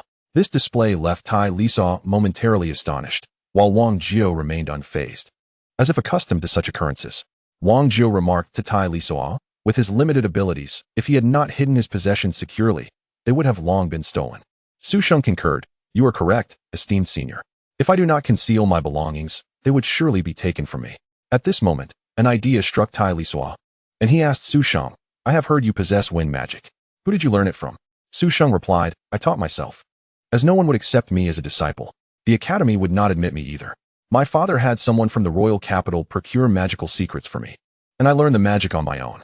Tai Lisuo continued, "It is said that you study wind magic, is that correct? Might I borrow your magic book for a moment?" Su Sheng, upon hearing Tai Lisuo's request, became elated and stammered, "Esteemed senior, are you considering taking me on as a disciple?" I shall give you the magic book. Tai Lisuo replied sternly, Disciple, you are overthinking. I merely wish to see if I can become a wind magician. However, Su Sheng, undeterred by Tai Lisuo's words, excitedly retrieved 7 or 8 volumes of secrets from his storage ring and handed them all to Tai Lisuo. As Tai Lisuo examined the volumes, he found that aside from one focused on meditative practices for cultivating spiritual power, the rest were all magic books, encompassing the 5 elemental magic secrets of gold, wood, water, fire, and earth, as well as those of wind and lightning. 5-element magic? Tai Lisuo recalled distinctly that the world of Panlong did not feature 5-element magic or even the concept of 5 elements. It seemed this was not the world of Panlong, but rather a similar magical martial world. Tai Lisuo casually flipped through the pages. Although the spells ranged only from levels 1 to 3, they were nonetheless impressive. The somewhat naive individual, could he possibly be a walking compendium of fundamental magic? Talisur, filled with curiosity, inquired of Su Sheng, How have you acquired such an abundance of magical secrets? Are you not a wind mage? Su Sheng replied, Master, I possess knowledge of these magical secrets, excluding those of the lightning element. However, I only know the first level of each. Talisur emphasized, I never consented to accept you as a disciple, so refrain from addressing me as such. Nonetheless, if you allow me to peruse your tomes of magic for a while, I could certainly offer you some guidance. Although Su Sheng appeared somewhat foolish, he was not entirely dim-witted.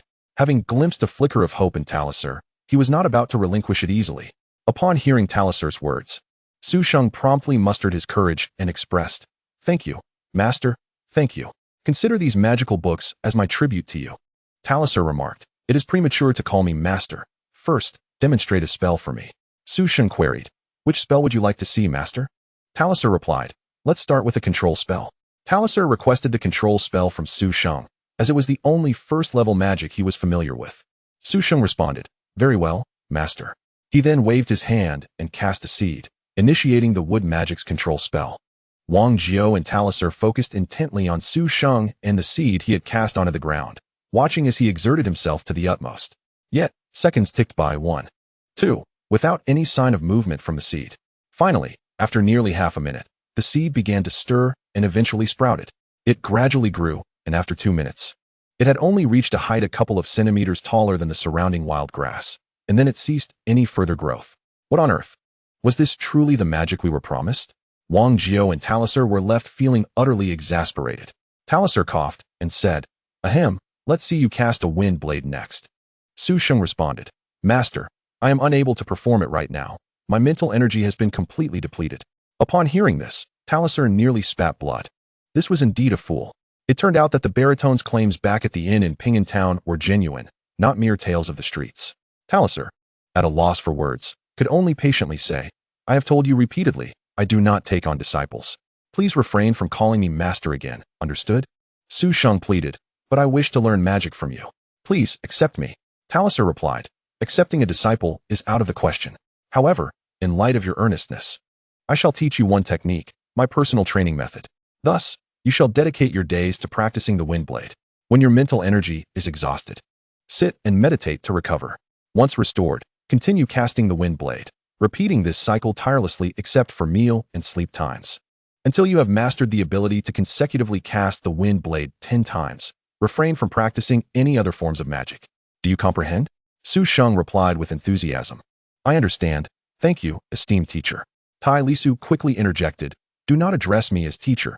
Call me fellow practitioner. We are here to learn from one another. Thus, you must refrain from calling me teacher. In the future, only refer to me as fellow practitioner. Do you understand? Upon receiving an affirmative response, he continued, If you understand, venture outside the valley and find a place to practice on your own, without disturbing our training within the valley. Su Sheng, feeling dejected, responded, All right, I won't disturb you. I will practice outside the valley. Once Su Sheng exited the valley, Wang Jiao could no longer contain himself and burst into laughter, with Tai Lisuo joining in. The two laughed heartily for quite some time before Wang Jiao exclaimed, Oh truly, this is utterly hilarious. This lad is quite the character. Tai Lisuo remarked, This is no mere character. He is a genuine genius, a natural fool. It was evident that our great swordsman Wang Jiao had not encountered the term natural fool before. Upon hearing Tai Lisuo's words, he laughed uncontrollably, nearly rolling on the ground. With Su Sheng gone, Wang Jiao and Tai Lisuo resumed their roles as chefs. preparing a sumptuous lunch and indulging in their meal. Once they had eaten their fill, Tai Lisuo retrieved his spellbook, perusing each volume before beginning to study them in depth and attempting to practice. Chapter 16. A reunion with Su Sanduo. 2. After some attempts, Tai Lisuo astonishingly found himself akin to Su Shang. Except for lightning magic, he was capable of casting all other forms of magic. Wang Jiu remarked, "It seems you share quite the fateful connection with Su Shang. He is a master of elemental magic combined with wind magic, and so are you." Tai Lisuo replied, "Enough of your jesting. The priority for you is to capture some live magical beasts for me during your expedition into the Monster Mountain Range." Wang Jiu inquired, "What types of magical beasts should I capture? You do not expect me to bring back live elemental beasts and wind beasts, do you? Even if fortune favors me and I manage to catch many magical beasts, I cannot transport them all. You want them alive, not dead." Tai Lisuo conceded. "That is indeed a valid point. Do as you see fit." Wang Jiu continued, "With so many forms of magic, you do not intend to master them all, do you? Given that you are also training in combat energy, are you not concerned about exhausting yourself? As the saying goes, diverse but not refined. I believe you should focus on one or two types of magic in which you excel, or specialize in combat techniques. This would yield better results." Tai Lisuo agreed. "You are correct, but the current dilemma is that I do not yet know which form of magic I excel in. So far, I have only experimented with the first-level spells across various schools of magic. I need to practice further to determine which magic I am most adept at." Wang Jiu replied, "Then continue your practice. As for magic, I am not well-versed. You may explore at your own pace. I will solidify my cultivation and accompany you to the Monster Mountain Range tomorrow to assist in capturing magical beasts." Tai Lisuo inquired, "In comparison to your previous peak, do you feel stronger or weaker now?" Wang Jiu responded, "This recent epiphany has not only restored my injuries and fighting spirit, but has also rendered me even stronger than my former pinnacle. This moment of realization has unveiled the prospect of transcending to the 8th level of martial prowess, a threshold I have merely grazed. I believe within a few years, I shall ascend to become an 8th-level warrior." Tai Lisuo remarked, "The 8th-level warrior is within your grasp. Impressive, old Wang." Wang Jiu chuckled, "You have been diversifying your training too much. If you devoted yourself solely to cultivating your fighting spirit, I dare say you'd catch up to me in no time." Tai Lisuo replied, "Such feats are not easily achieved. It appears I must intensify my training, otherwise, lagging behind you would be rather unfortunate." Wang Jiu said, "Very well, you focus on your training. I shall take my rest. Once we enter the Monster Beast Mountains tomorrow, restful moments will be scarce." Tai Lisuo acknowledged, "All right, rest well. I shall delve into magic studies. The wind magic, Wind Blade, bears a striking resemblance to throwing knives." With his nearly 4th-level mental prowess, Tai Lisuo effortlessly wielded the Wind Blade, able to unleash a barrage of over a dozen blades in quick succession. He then commenced learning the 2nd and 3rd-level wind spells. The 2nd-level wind spells, namely Haste and Wind Sense, serve distinct purposes, one for swift escape, the other for reconnaissance. While the 3rd-level spell, Wall of Wind, is defensive in nature. The true secrets of magic are undoubtedly the treasures hoarded by the powerful factions.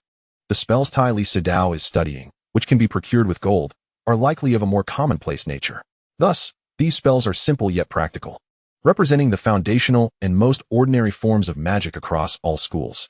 Nevertheless, as a seasoned warrior battling cancer, finding himself in this new realm with nothing to his name, Tai Lisuo felt immensely grateful for the fighting techniques and the plethora of spells available for his cultivation. The following morning, Wang Jiu ventured into the Monster Beast Mountains while Tai Lisuo remained in the valley, dedicating himself to solitary training.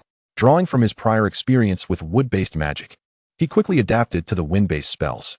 Currently lacking offensive capabilities, he resolved to master Haste, Wind Sense, and Wall of Wind before focusing on the Wind Blade. The Wind Blade spell he conjured was the size of a palm, and astonishingly, he could summon 7 or 8 blades simultaneously, much like his previous practice with control techniques.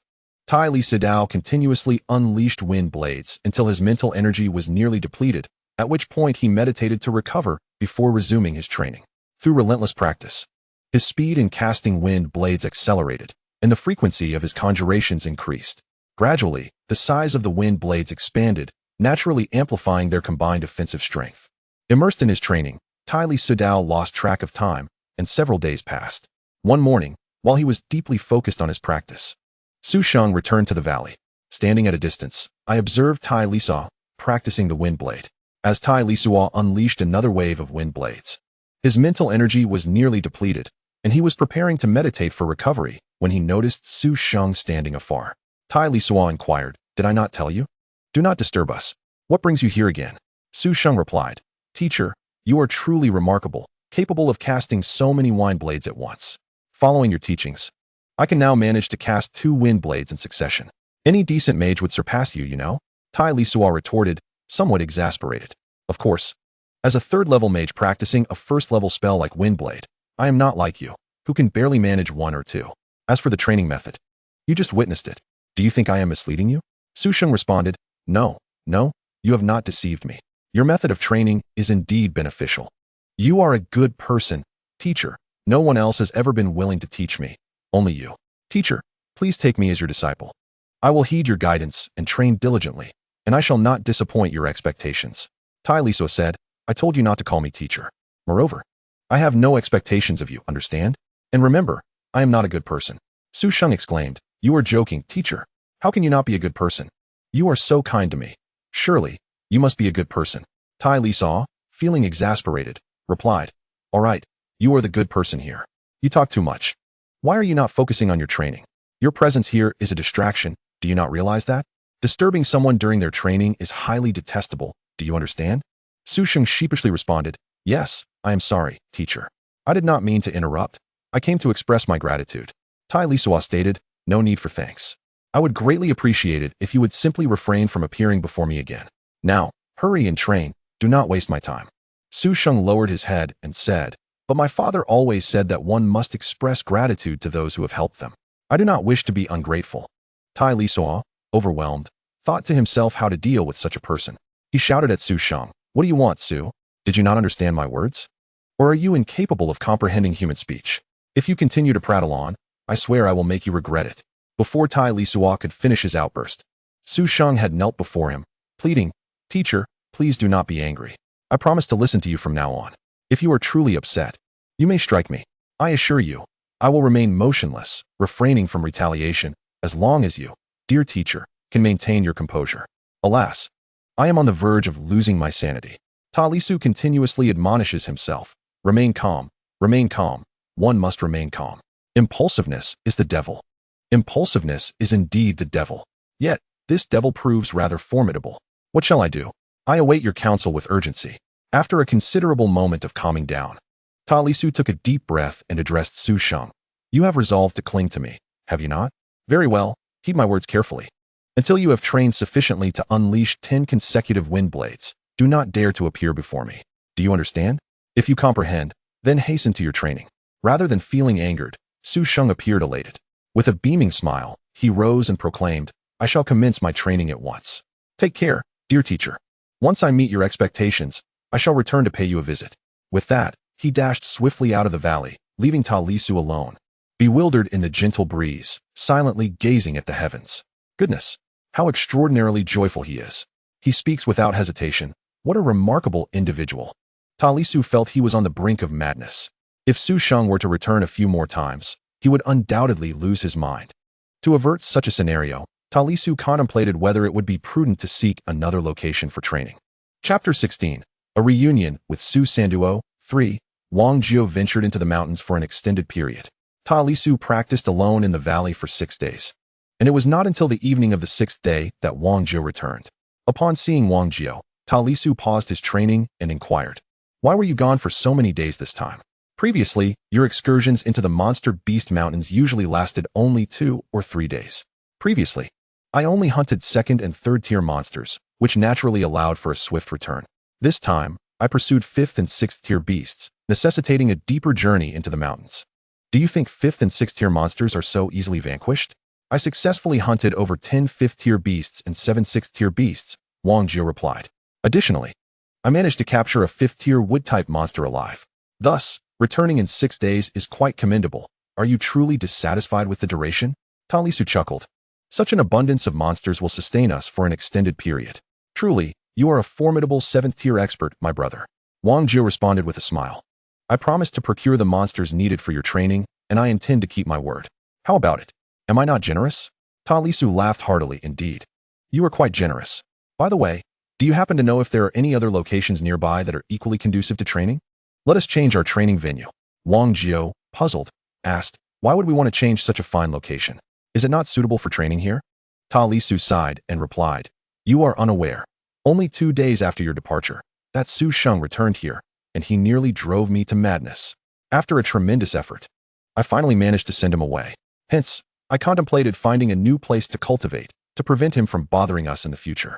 Wang Jiao remarked, what does he want now? Tai Lisuo recounted the events and their dialogue with Su Sheng to Wang Jiao. Wang Jiao laughed heartily. That lad is truly a talent. Fortunately, I wasn't here when he came. Just the thought of it gives me a headache. Very well, let us change our cultivation location. I reflected. This place is on the western side of Ping'an town, approximately 15 or 16 kilometers further west. There exists a valley there, quite similar to this one. We shall cultivate there. Tai Lisuo replied. The place you mentioned sounds splendid. Let us go there now. Wang Jiao countered. Is there any need for such haste? I have just emerged from the Beast Mountain range. Let us rest for a night and depart tomorrow. Besides, have you not already sent Su Sheng away? With his limited skills, it will take him ages to achieve the feat of consecutively casting wind blade 10 times. Therefore, there is no rush. A night of rest will not hinder us. Tai Lisuo conceded, you are right. He surely will not arrive here so soon. Come, let us sample some level 6 beast meat. I have never tasted it before. Wang Jiao replied, let us refrain from the level 6 meat. Your physique is only at level 1. It would be wiser to consume level 5 meat. If you attempt level 6, you might not manage more than a few bites before your body cannot endure it. Tai Lisuo agreed. Very well. I shall heed your advice, and we will eat level 5 beast meat. Wang Jiao retrieved a piece of level 5 beast from his storage ring and cut off a generous portion. The two transformed into chefs, frying, boiling, and roasting, indulging in the delectable beast meat. This not only satisfied their appetites, but also aided their cultivation, a perfect harmony. However, even with the level 5 beast meat, Tai Lisuo could barely consume 2 or 3 jin before feeling overheated. Reluctantly, he set aside the meat and began practicing Tai Chi, a gentle exercise suited for refining the energy from the beast meat. Meanwhile, Wang Jiao laughed heartily, relishing his meal. After practicing Tai Chi for several rounds, Tai Lisuo finally refined the energy contained within the beast meat. He continued to eat and then resumed his Tai Chi practice. Upon completing his 3rd round, he paused to eat more when Wang Jiao also found himself overindulging. After all, Wang Jiao's physique only reached level 3, and consuming too much level 5 beast meat proved overwhelming for him as well. Thus, it was now Tai Lisuo who laughed heartily, enjoying the beast meat while observing Wang Jiao practice Tai Chi. Nevertheless, Wang Jiao's level 3 physique was still considerably stronger than Tai Lisuo's. Wang Jiao consumed far more of the beast meat than Tai Lisuo, having refined the energy contained within it after merely practicing Tai Chi 5 or 6 times. He settled down and remarked to Tai Lisuo, the efficacy of reinforcing one's physique through this beast meat is truly remarkable.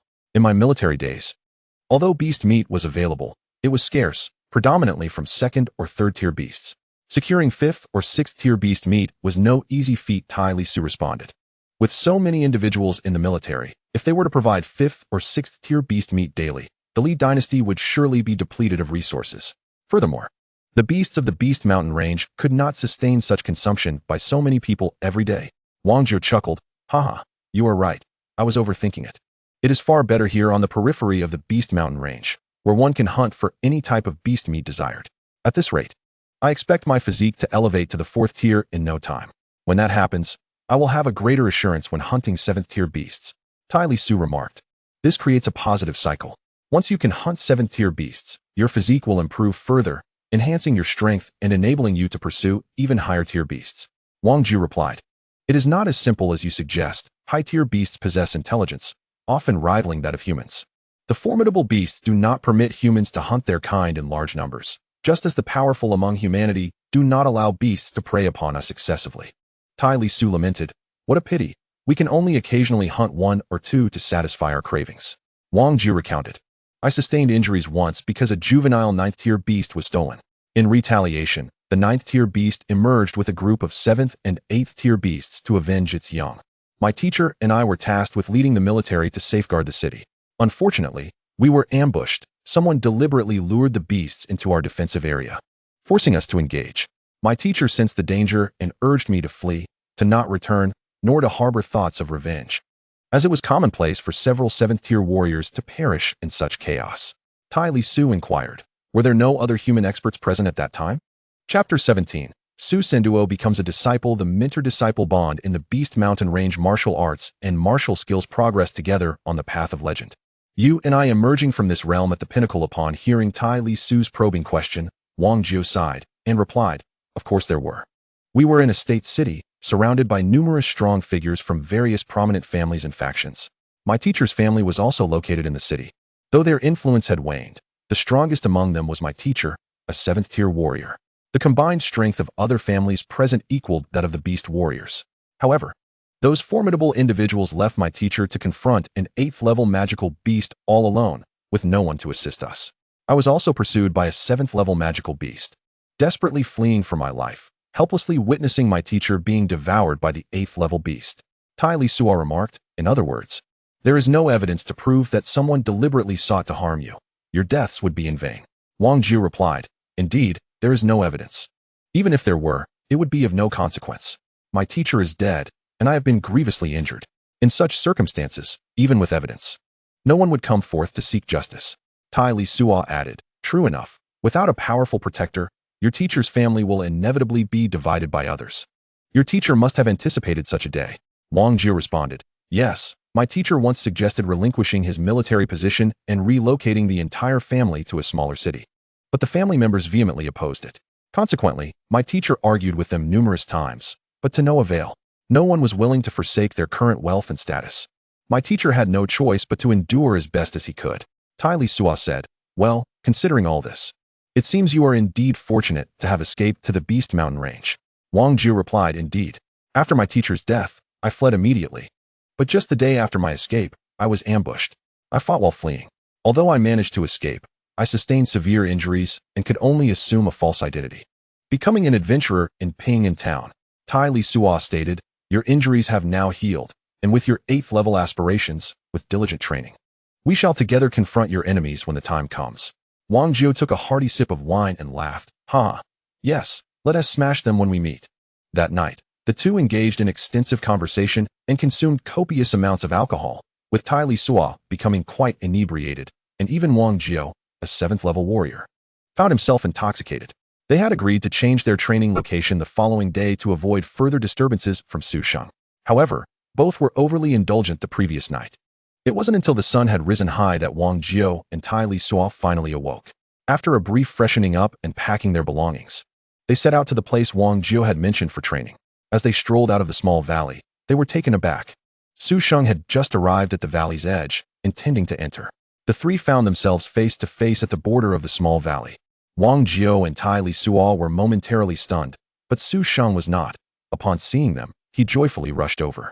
Su Sheng exclaimed to Tai Lisuo, "Teacher, teacher, I have succeeded. I have succeeded." After observing the excited Su Senduo for several seconds, Tai Lisuo finally regained his composure and inquired, "What have you accomplished? Did I not instruct you not to disturb our training?" Su Sheng replied, "Teacher, I have indeed succeeded. I can now cast the wind blade 10 times consecutively. So I came to seek your guidance, master." Tai Lisuo was bewildered. Had he truly mastered it? With such an unconventional approach, did he not fear repercussions? Wang Jiu cast a sidelong glance at Tai Lisuo, recalling how he had remarked the previous night that with Su Sheng's meager skills, achieving 10 consecutive wind blades seemed a distant dream. How astonishing. Merely a day after making that statement, Su Sheng had accomplished it. This was undeniably embarrassing. Goodness, must the slap in the face come so swiftly? The exuberance displayed by Su Sheng, who was dancing with joy, made Tai Lisuo feel a sudden urge to strike him. Noticing the silence between them, Su Sheng spoke again. "Master, I truly have mastered it. Would you like me to demonstrate the wind blade for you now?" My goodness, this was irrefutable evidence. He was audacious enough to present a live demonstration. Could there be any doubt? Tai Lisuo could only inquire, "Are you saying that you can now cast 10 wind blades consecutively? How did you achieve such rapid progress?" Su Sheng replied, "Master, I did indeed practice slowly at first, but ever since you imparted the new training method to me, I have been tirelessly practicing day and night. This morning, before dawn, I began my training. While practicing, my mental strength suddenly surged significantly. It appears I have had a breakthrough in my mental prowess, which enabled me to cast 10 wind blades in succession. My goodness. So it was a breakthrough in mental strength. No wonder he reached his training goal so swiftly." Wang Jiu chimed in with a smirk. "Not bad, young man. Achieving a breakthrough so quickly. It seems you have found the right teacher." Su Sheng responded, indeed. What you said was absolutely correct. If it were not for your guidance, I would have been at a loss on how to train, and it would have been impossible for me to break through so swiftly. Tai Lisuo, uninterested in Wang Jio's foolish antics or Su Sheng's exuberance, simply turned and walked towards the valley. For heaven's sake, why change locations? Just stay in the valley and train. Wang Jio and Su Sheng followed Tai Lisuo into the valley, engaged in lively conversation as they walked behind him. Tai Lisuo felt as though he might explode. He turned sharply to Su Sheng and shouted, Su Sheng, did you not claim to have mastered it? Now, immediately, practice it for me to see. Su Sheng, undeterred by Tai Lisuo's harsh tone, responded respectfully, of course, master. He then turned to face a large tree, reciting the incantation and performing the gestures for casting magic. And the wind blades flew consecutively toward the tree. Tai Lisuo watched intently, mentally counting the number of wind blades Su Sheng cast. Astonishingly, he executed 11 consecutive wind blades. Moreover, the wind blades, which had previously been the size of a finger, were now as large as daggers. This was irrefutable proof. Tai Lisuo pondered. What should he do now? Am I, a distinguished traveler and a prodigy in the realm of cultivation, truly destined to accept this fool as my disciple? At this moment, Wang Jio, fanning the flames, remarked, I believe Su Sheng is quite remarkable. You have made an excellent choice in taking him as your disciple. Brother, your discernment is truly commendable. You've just taken a mage under your wing. Tai Lisuo waved his hand, displeased. Old Wang, why don't you just mind your own business? If you're so keen, I might as well hand him over to you to be your disciple. Wang Jio replied, a gentleman does not covet what belongs to others. Besides, I am not a mage myself. I wouldn't be able to guide him even if I wanted to. Tai Lisuo, disregarding Wang Jio, turned to Su Sheng and asked, Young man, I shall inquire once more. Are you absolutely certain that you wish to become my disciple? Su Sheng respectfully responded, Indeed, I am most sincere. Tai Lisuo declared, Very well, today I shall accept you as my disciple. Listen closely. As my apprentice, you must adhere to the following rules. First, do not betray your teacher or disrespect the path of cultivation. Second, you must not bully the weak or engage in wrongdoing. While we do not seek trouble, we shall not shy away from it either. Third, as my disciple, you are required to heed my commands. All matters shall be decided by me. Furthermore, your name is rather unappealing. It shall henceforth be Su Sanduo. For now, this is sufficient. I shall inform you of any additional rules in due course. And remember, my name is Tai Lisuo. Su Sanduo replied, I shall remember, master. Rest assured, I will never forget the rules, not even in death. Tai Lisuo instructed, good. Continue practicing your wind blade. Strive to unleash more blades in succession and increase your casting speed. Do you understand? Su Sanduo affirmed, understood. Thank you, master. Tai Lisuo added, go and train. I need to contemplate the path of your future cultivation. Do not disturb me unless necessary. Su Sanduo responded, all right, master.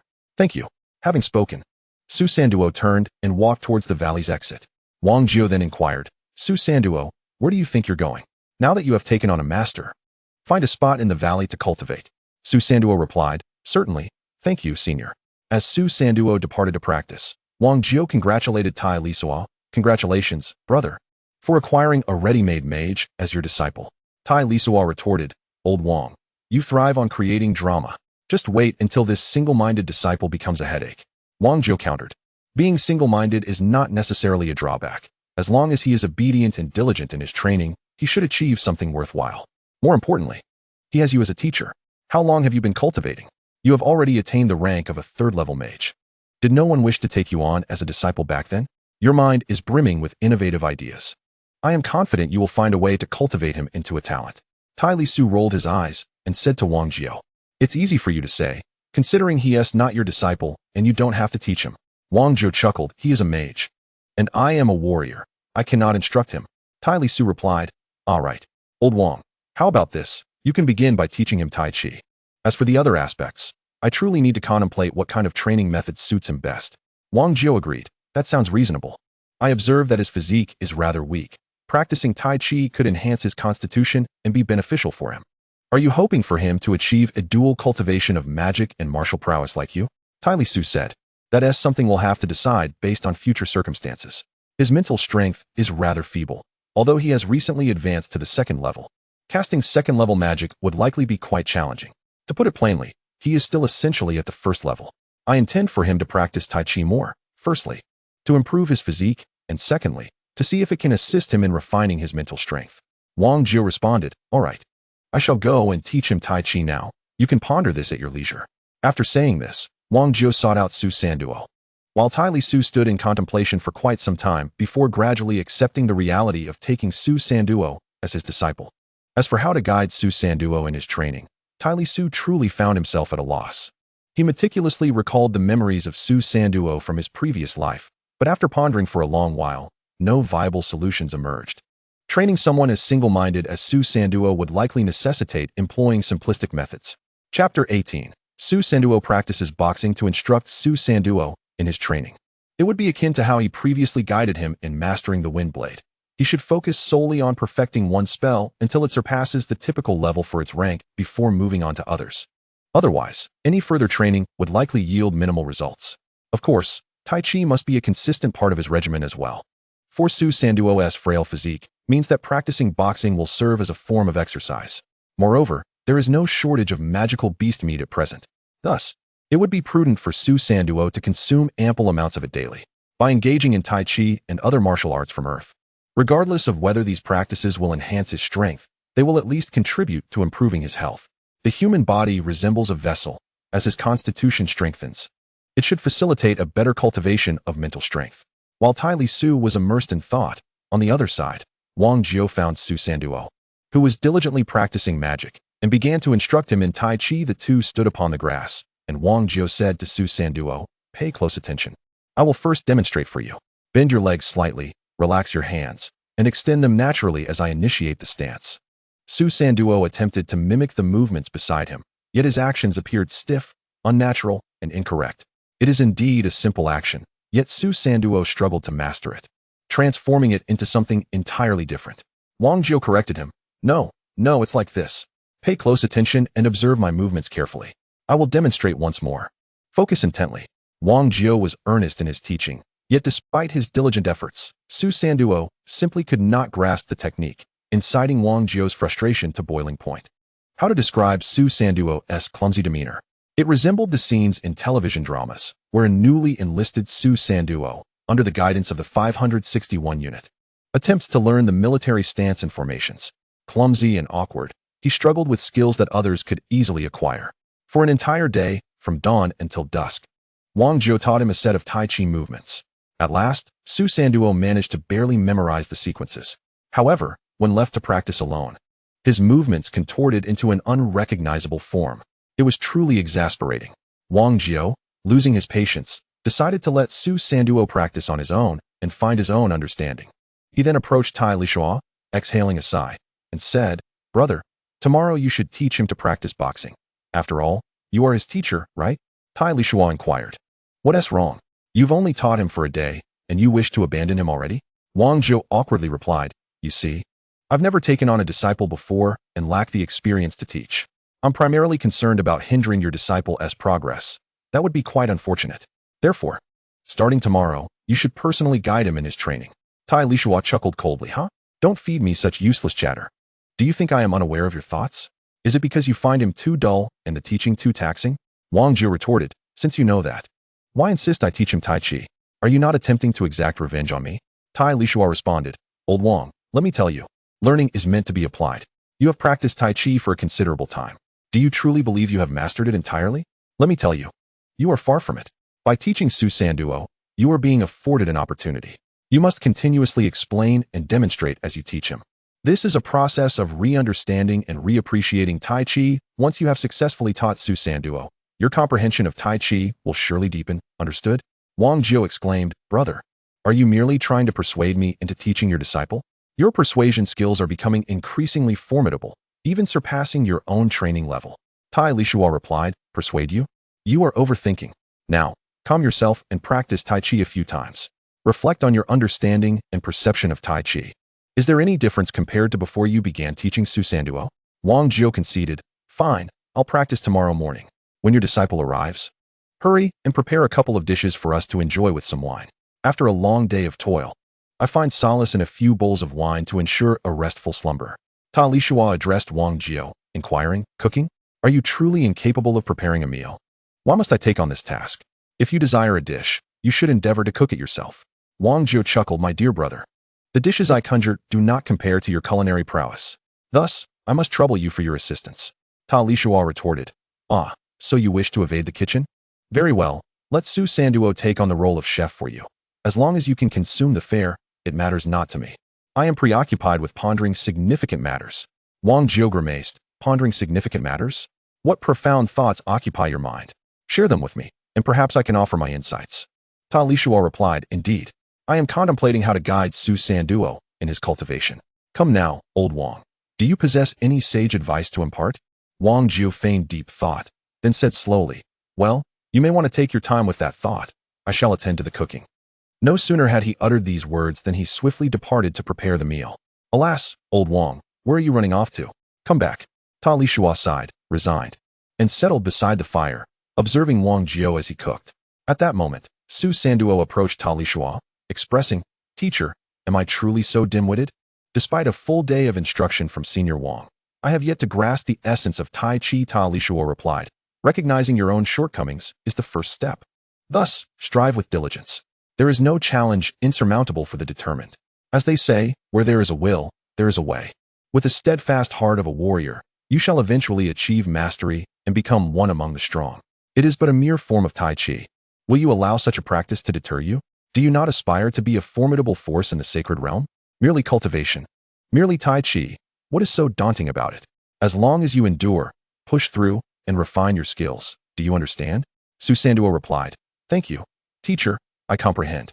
Wang Jiu, having overheard Ta Lisuo's words, interjected, a fine sentiment. Where there is a will, there is a way. Indeed, the path of cultivation resembles navigating against the current. One must possess a resolute heart, unwavering faith, and relentless perseverance to ultimately achieve success. Su Sanduo expressed his gratitude. Thank you, teacher, thank you, senior. I shall remember to maintain unwavering faith and to toil diligently, so as not to disappoint your expectations. Ta Lisuo continued, have a seat. Old Wang and I share a bond of friendship, so you may refer to him as Uncle Wang from now on. Additionally, after a day of contemplation, I shall share with you the methods of your future cultivation. Continue your daily practice of Windblade. Once your mental energy is depleted, do not meditate. Instead, proceed to practice Tai Chi. Su Sanduo responded, understood, teacher. Ta Lisuo concluded, although your mental fortitude has ascended to the second level, you remain among the weakest of second-level mages. For the time being, continue honing your first-level magic. Furthermore, during the practice of Tai Chi, one must first consume a small portion of beast flesh and sip the blood of the creature before commencing the exercises. Su Sanduo replied, understood, master. Tai Lisuo cautioned, remember not to overindulge. The beast meat we have is sourced from 5th and 6th tier creatures, and excessive consumption could overwhelm your body. Consume a bit of the beast's flesh before practicing, and once your mental energy is restored, proceed to practice the wind blade technique. After depleting your mental energy, consume more beast flesh to continue your training, repeating this cycle continuously. Do you comprehend? Su Sanduo affirmed, I understand, master. Tai Lisuo continued, this is your current method of cultivation. Focus intently and absorb the experience. When you reach the point where you can consecutively unleash the wind blade 20 times, you may then begin to explore other first-tier magics. The method remains unchanged.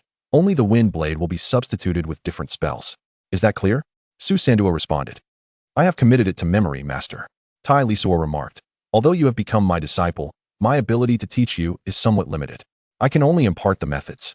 The true cultivation must come from you. The master leads you through the door, but the cultivation is a personal journey. Su Sanduo replied, indeed, master. Tai Lisuo added, you may address me as teacher. Calling me master feels somewhat awkward, considering I am merely a year or 2 your senior. Su Sanduo acquiesced, very well, teacher. In the days that followed, Tai Lisuo dedicated himself to the study and practice of magic, while Su Sanduo adhered to the training methods imparted by Tai Lisuo. Wang Jiu. Each day, not only instructed Su Sanduo in Tai Chi, but also honed his own combat energy and swordsmanship. Naturally, whenever the supply of beast meat dwindled, Wang Jiu ventured into the Beast Mountain range to hunt.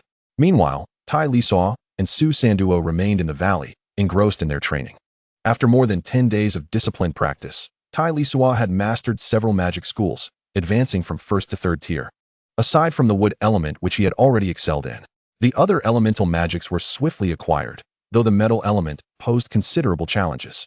As his continuous training progressed, his mental energy significantly strengthened, yet it remained at the third tier, approaching the fourth tier without discovering the breakthrough needed. Transitioning from tier 3 to 4 is a critical juncture. Surpassing this threshold would elevate one to the rank of an intermediate mage. With his mental energy temporarily stagnated and his proficiency in magic well established, Tai Lisuo sought practical combat training with Wang Jiao.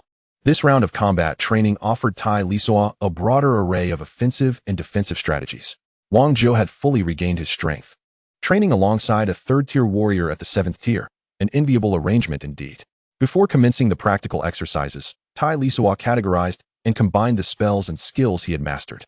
To ensnare and hinder foes, he employed the 2nd-tier water magic, mist technique, in conjunction with the 1st-tier earth magic, spike, and the 1st-tier wood magic, control technique. In defense, the 2nd-level earth magic, earth shield, and the 3rd-level spell, earth wall, along with the 3rd-level fire magic, fire wall, are employed. On the offensive front, wind blade is combined with flying daggers, fireball, water ball, and the 2nd-level fire spell, flame burst. The offensive capabilities of Tai Lisuo have significantly diversified compared to before. During the initial phase of practical combat training, Wang Jiao was unprepared for Tai Lisuo's tactics and found himself thoroughly embarrassed. As the battle commenced, Tai Lisuo initially utilized control spells and flying daggers to confuse Wang Jiao. Wang Jiao, being well acquainted with Tai Lisuo's flying daggers and control techniques, soared into the air to evade them. However, just as he landed, a sudden emergence of spikes from the ground appeared beneath him. Fortunately, Wang Jiao reacted swiftly, twisting midair and striking the spikes with his long sword, using the force to land outside their range. Tai Lisuo had anticipated Wang Jiao's reaction. As soon as Wang Jiao touched the ground, the pre-prepared control spell was unleashed. The wild grass on the ground ensnared Wang Jiao fiercely. At that moment, Tai Lisuo cast water mist, enveloping Wang Jiao in a dense fog for several dozen meters around him. Subsequently, Tai Lisuo unleashed a barrage of attack spells, wind blade, flying daggers, fireballs, ice arrows, and more, relentlessly bombarding Wang Jiao. When Wang Jiao finally managed to evade or block Tai Lisuo's onslaught and attempted to counterattack, defensive spells like Earth Shield or Earth Wall manifested before him, obstructing his advance. This made it increasingly challenging for Wang Jiao to approach Tai Lisuo. The varied combinations of magic proved to be quite effective. Even against a 7th-level expert like Wang Jiao, Tai Lisuo managed to create considerable difficulties. Of course, this was under the condition that Wang Jiao was suppressing his strength. Had he unleashed his full potential, Tai Lisuo would have been at a complete loss. After all, the disparity in their strengths was still quite significant at this juncture. In this session of practical training, Wang Jiao was unable to land a hit on Tai Lisuo. He was either ensnared or blocked. It was only when Tai Lisuo's mental energy was nearly depleted that Wang Jiao finally seized the opportunity to successfully subdue him. Chapter 19. Practical Training. Observing Tai Lisuo, who was seated on the ground catching his breath, Wang Jiao remarked, "You did quite well.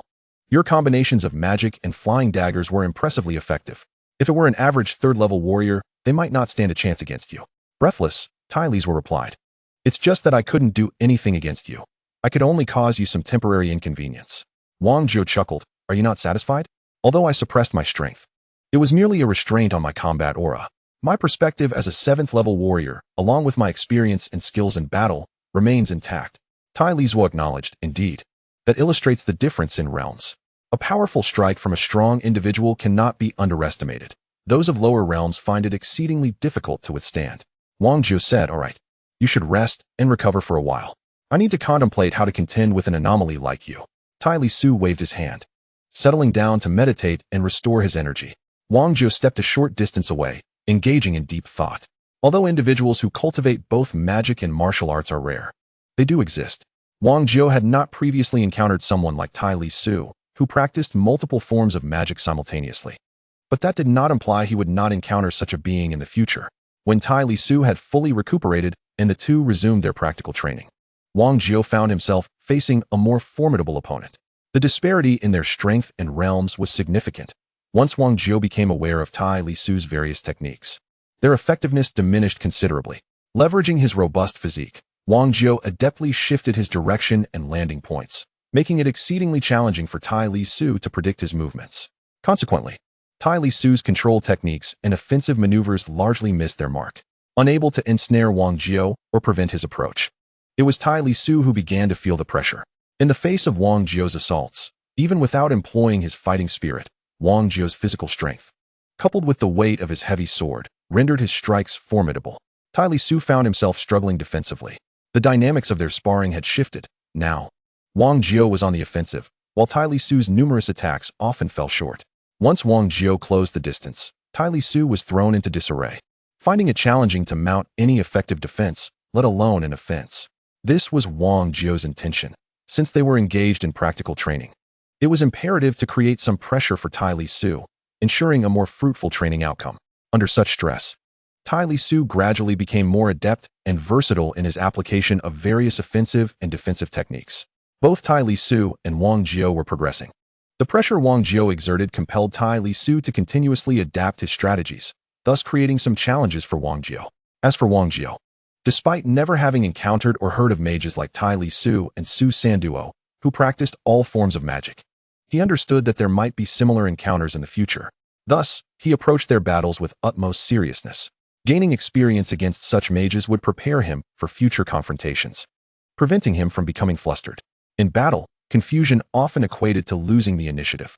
Once the initiative was lost, the likelihood of defeat, or worse, death, became a grim reality.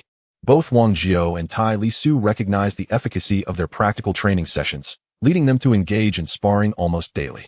Alongside their routine cultivation and these occasional practical drills, Wang Jiao steadily advanced, and Tai Lisuo undoubtedly made substantial progress as well. Simultaneously, Su Sanduo's progress was quite evident. Under the transformation of the Tai family's cultivation methods, he consumed monster meat daily to practice Tai Chi. His mastery of Tai Chi had become quite proficient, and his physique had also strengthened considerably, nearing the level of a first-grade constitution. In terms of magical cultivation, he was now capable of consecutively casting wind blades 18 or 19 times. He was not far from the target set by Tai Lisuo.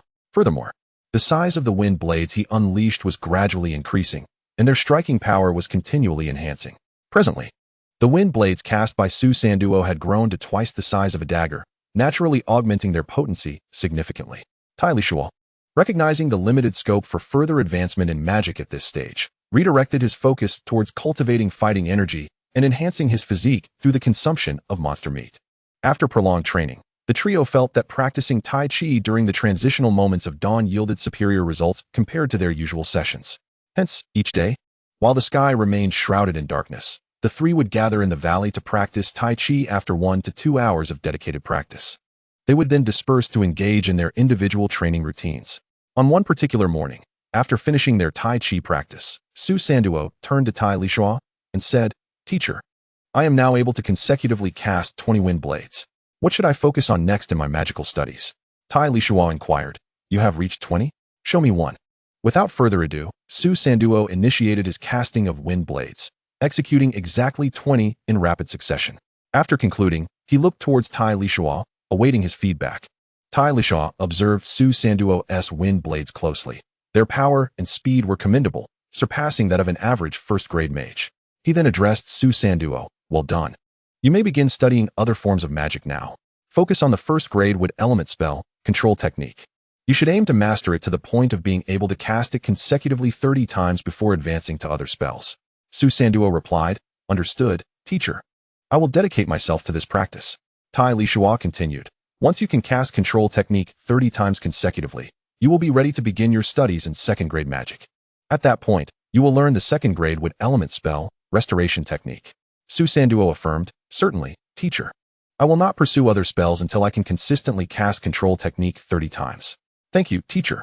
Tai Lisuo then retrieved all the spellbooks from his spatial ring and handed them to Su Sanduo, stating, "These magical tomes rightfully belong to you. Now that I have mastered them, they serve no purpose remaining with me. Here, take them back. While you are not in a rush to practice, it would be beneficial for you to familiarize yourself with their contents." Su Sanduo accepted the magical texts and expressed his gratitude. "Thank you, teacher." Tai Lisuo concluded, "Then focus on your cultivation. This method of practice will not only enhance your proficiency in magic, but will also serve you well in your future studies of second and third-grade spells. Moreover, the practice of martial arts must not cease. One should continue to persevere in training.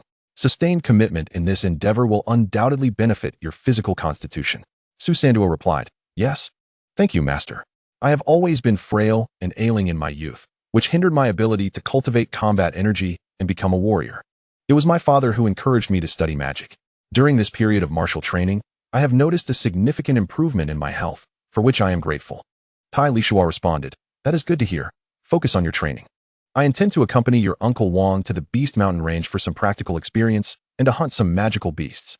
Su Sanduo replied, "Understood, Master." Leaving Su Sanduo to practice magic on his own, Tai Lisuo approached Wang Jiao. He said, "Old Wang, I feel that I have reached a plateau in my progress. Shall we venture to the Beast Mountain Range for some training?" Wang Jiao replied, "Certainly. In a place as modest as Ping'an Town, your abilities are already commendable. You merely lack practical combat experience. It is indeed time to train in the Beast Mountain Range. However, battling magical beasts is vastly different from our sparring sessions. In practice, I would hold back if you were unable to defend against me, but magical beasts will show you no mercy." Tai Lisuo acknowledged, "I understand. Which is precisely why I wish to enter the Beast Mountain Range for training. Otherwise, what is the purpose of going there if we can simply spar?" Wang Jiao advised, "Your combat experience is quite limited. Once we enter the Beast Mountain Range, it would be prudent to first engage with a few second-tier magical beasts to hone your skills before attempting to confront third-tier ones." Tai Lisuo concurred. "That is my intention as well. When I face magical beasts, you need only provide support, unless I am in grave danger. With your prowess as a seventh-tier master, you would surely have ample time to intervene should I find myself in peril." Wang Jiao responded, "Very well, but be prepared to endure some hardships and sustain injuries." Tai Lisuo remarked, "It is of no concern. As men, we must accept wounds and shed blood. It is nothing of great significance." Wang Jiao concluded, "All right.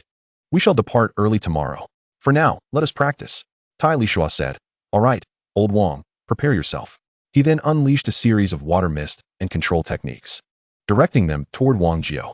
Wang Jiao, already well acquainted with Tai Lisuo's tactics, leaped nimbly, evading the grasp of the vines before they ensnared him and swiftly exited the water mist's domain. He continually shifted his position, never lingering in one spot for more than a moment, rendering Tai Lisuo unable to pinpoint him.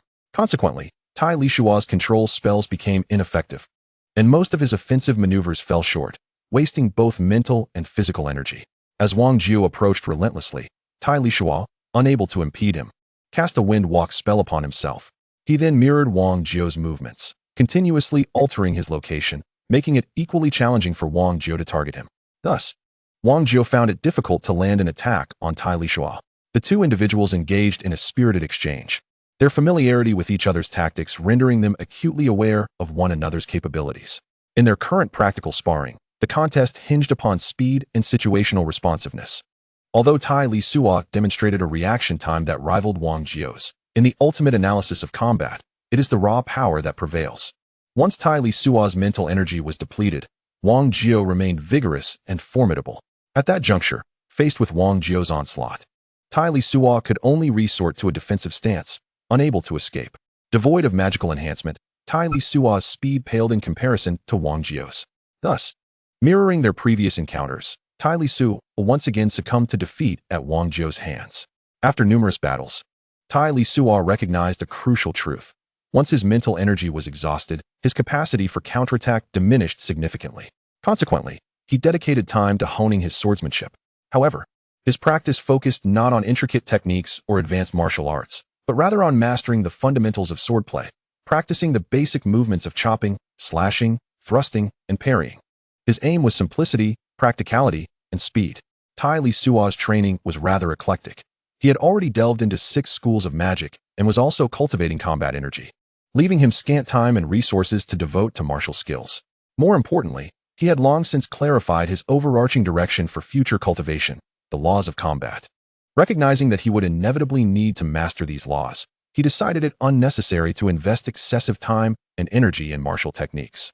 To better prepare Tai Lisuo for real combat, he and Wang Jiao engaged in several days of rigorous training before they ventured into the Beast Mountain Range for further experience. Chapter 20. The Beast Mountain Range beneath the morning sun. Tai Lisuo followed Wang Jiao along the path leading into the Beast Mountain Range. However, the term path was a misnomer, as the depths of the mountain bore no true roads. Towering trees, some hundreds or even thousands of years old, loomed everywhere. These colossal trees cast a dense shadow, while the ground was strewn with a thick layer of fallen branches and leaves, or overrun with an array of wild grasses, tangled vines, and thorns. The landscape was further complicated by steep peaks, deep chasms, cliffs, and massive boulders. In essence, no genuine pathways existed. What could be termed a path was merely a relatively safe terrain traversable by adventurers. Setting out from a small valley, after more than an hour of travel, they had traversed the territory of first-level magical beasts and reached the boundary of the second-level magical beasts domain. Along the way, Wang Jiao imparted a wealth of knowledge regarding the Beast Mountain range, discussing which terrains were safer, which areas posed greater dangers, which plants were poisonous, which were edible, and distinguishing between social and solitary magical beasts. Upon reaching the territory of the second-tier magical beasts, Wang Jiao, accompanied by Lisuo, sought out those solitary creatures for practice. The quest for second-tier magical beasts posed little challenge. However, the task of specifically locating solitary second-tier beasts while evading both other creatures and adventurers proved to be considerably more arduous. It was not until midday, after wandering through a thicket of grass taller than a person, that they discovered a second-tier magical beast known as the fire pig. Though termed a pig, its size was 2 to 3 times that of an earth pig, endowed with the innate ability to breathe fire and possessing significant strength. For the sake of safety, Lisuo cast a wind-based spell, the Wind of Detection. This spell allowed the mage to sense the presence of any individuals or magical beasts lurking within a certain radius through the fluctuations of wind elements. The Wind of Detection, being an exceptionally practical reconnaissance spell, confirmed that only the fire pig was concealed within the grass. Lisuo then stealthily advanced towards the location of the beast. Wang Jiao concealed himself at the edge of the thicket, allowing Lisuo to act independently. With utmost caution, Lisuo proceeded, yet the fire pig, exhibiting keen awareness, detected an approaching presence from over 20 meters away. The creature sniffed the air and, realizing it was being approached, swiftly burrowed into the denser foliage. Observing the fire pig's intent to flee, Lisuo disregarded stealth and invoked the Wind Walk spell, accelerating towards the beast. The fruits of prior training became apparent as Lisuo pursued without pause, deftly directing control spells towards the fire pig. Numerous vines swiftly ensnared the fire pig, which struggled against its bindings while retaliating with a barrage of fireballs aimed at Lisuo. The mage leapt to evade the fiery projectiles, launching wind blades and throwing knives aimed at the creature's eyes and hind legs. To prevent the fire pig from escaping, Lisuo cast 2 additional control spells. The fire pig, now severely constrained, bellowed in fury while relentlessly unleashing fireballs at Lisuo. Taking cover behind an earthen shield, Lisuo executed a series of evasive maneuvers, all the while directing wind blades and throwing knives at the beast. Despite sustaining grievous wounds that laid bare its bones, the fire pig continued to resist, hurling fireballs with unyielding ferocity. Realizing that evasion was insufficient, Lisuo summoned an earth shield and, as the fire pig opened its mouth to unleash flames, 3 throwing knives were launched into its maw eyes. The fire pig let out a heart-wrenching cry, thrashing desperately. Seizing the opportunity, Lisuo, sheltered behind the earth shield, unleashed a barrage of wind blades at the creature's legs, ultimately bringing the fire pig crashing to the ground. After a considerable time had elapsed with no further signs of struggle, Lisuo approached to confirm the beast's demise. Once assured of the fire pig's death, he extracted its magical core and stored the entire creature within his storage ring. This marks the first beast slain by Lisuo, a momentous occasion commemorating this battle against a C-grade creature. To honor this achievement, Lisuo resolved to bring back this fiery pig and feast upon it. Although Lisuo emerged unscathed from the encounter with this level 2 flaming beast, he felt a degree of fatigue. This was primarily due to his lack of combat experience. He had been somewhat tense during the fight, failing to manage his rhythm and output effectively, resulting in a considerable drain on his mental energy. Wang Jiao approached Lisuo and inquired, "How are you holding up?" Lisuo replied, "I am well enough, though the mental exertion was quite taxing. I did not manage my energy output effectively during the battle, which led to some wastage, and now I feel a bit weary." Wang Jiao reassured him, "Take your time. There's no need to rush. Whether in the army or among adventurers in the Beast Mountain range, mages typically remain in the rear, not on the front lines. There are also warriors dedicated to safeguarding mages. This is partly because mages tend to possess weaker physiques, are generally not adept in close combat, and require time to cast their spells, necessitating that they avoid close encounters with enemies or beasts." Lisuo chuckled, "So? Does this mean that being able to single-handedly take down a level 2 beast classifies me as a skilled mage among my peers?" Wang Jiao smiled and affirmed, "You have indeed reached a level of proficiency. At your current capabilities, in a small place like Peace Town, everyone would be eager to have you join their adventuring teams." Lisuo responded in surprise, I never imagined I would one day become a sought-after talent. Haha. Wang Jiu suggested. Let us depart from here to avoid attracting beasts or other adventurers with the noise from our earlier skirmish. Tai Lisuo agreed. All right, lead the way. After swiftly vacating the battle site, they sought refuge in the branches of a towering tree, resting 20 meters above the ground. Tai Lisuo reflected. It seems that the life of an adventurer is not as easy as it appears. Aside from the inherent dangers, relying solely on hunting low-level beasts does not yield substantial profits. Wang Jiu replied. Once one reaches level 4 or above, warriors and mages become highly coveted. Thus they need not venture into the perilous Beast Mountain range. However, many individuals spend their entire lives unable to break past level 4. Lacking a family or power behind them, most find themselves joining the army or becoming adventurers.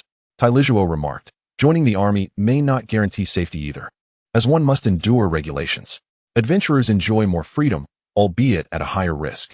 Wang Jiu noted, consider our day today. It took us half a day to hunt a single level 2 beast, and a level 2 magic core can only fetch 4 or 5 gold coins in Peace Town. In contrast, a level 3 magic core could sell for around 30 coins, and the meat and hide of the beast can also provide some income.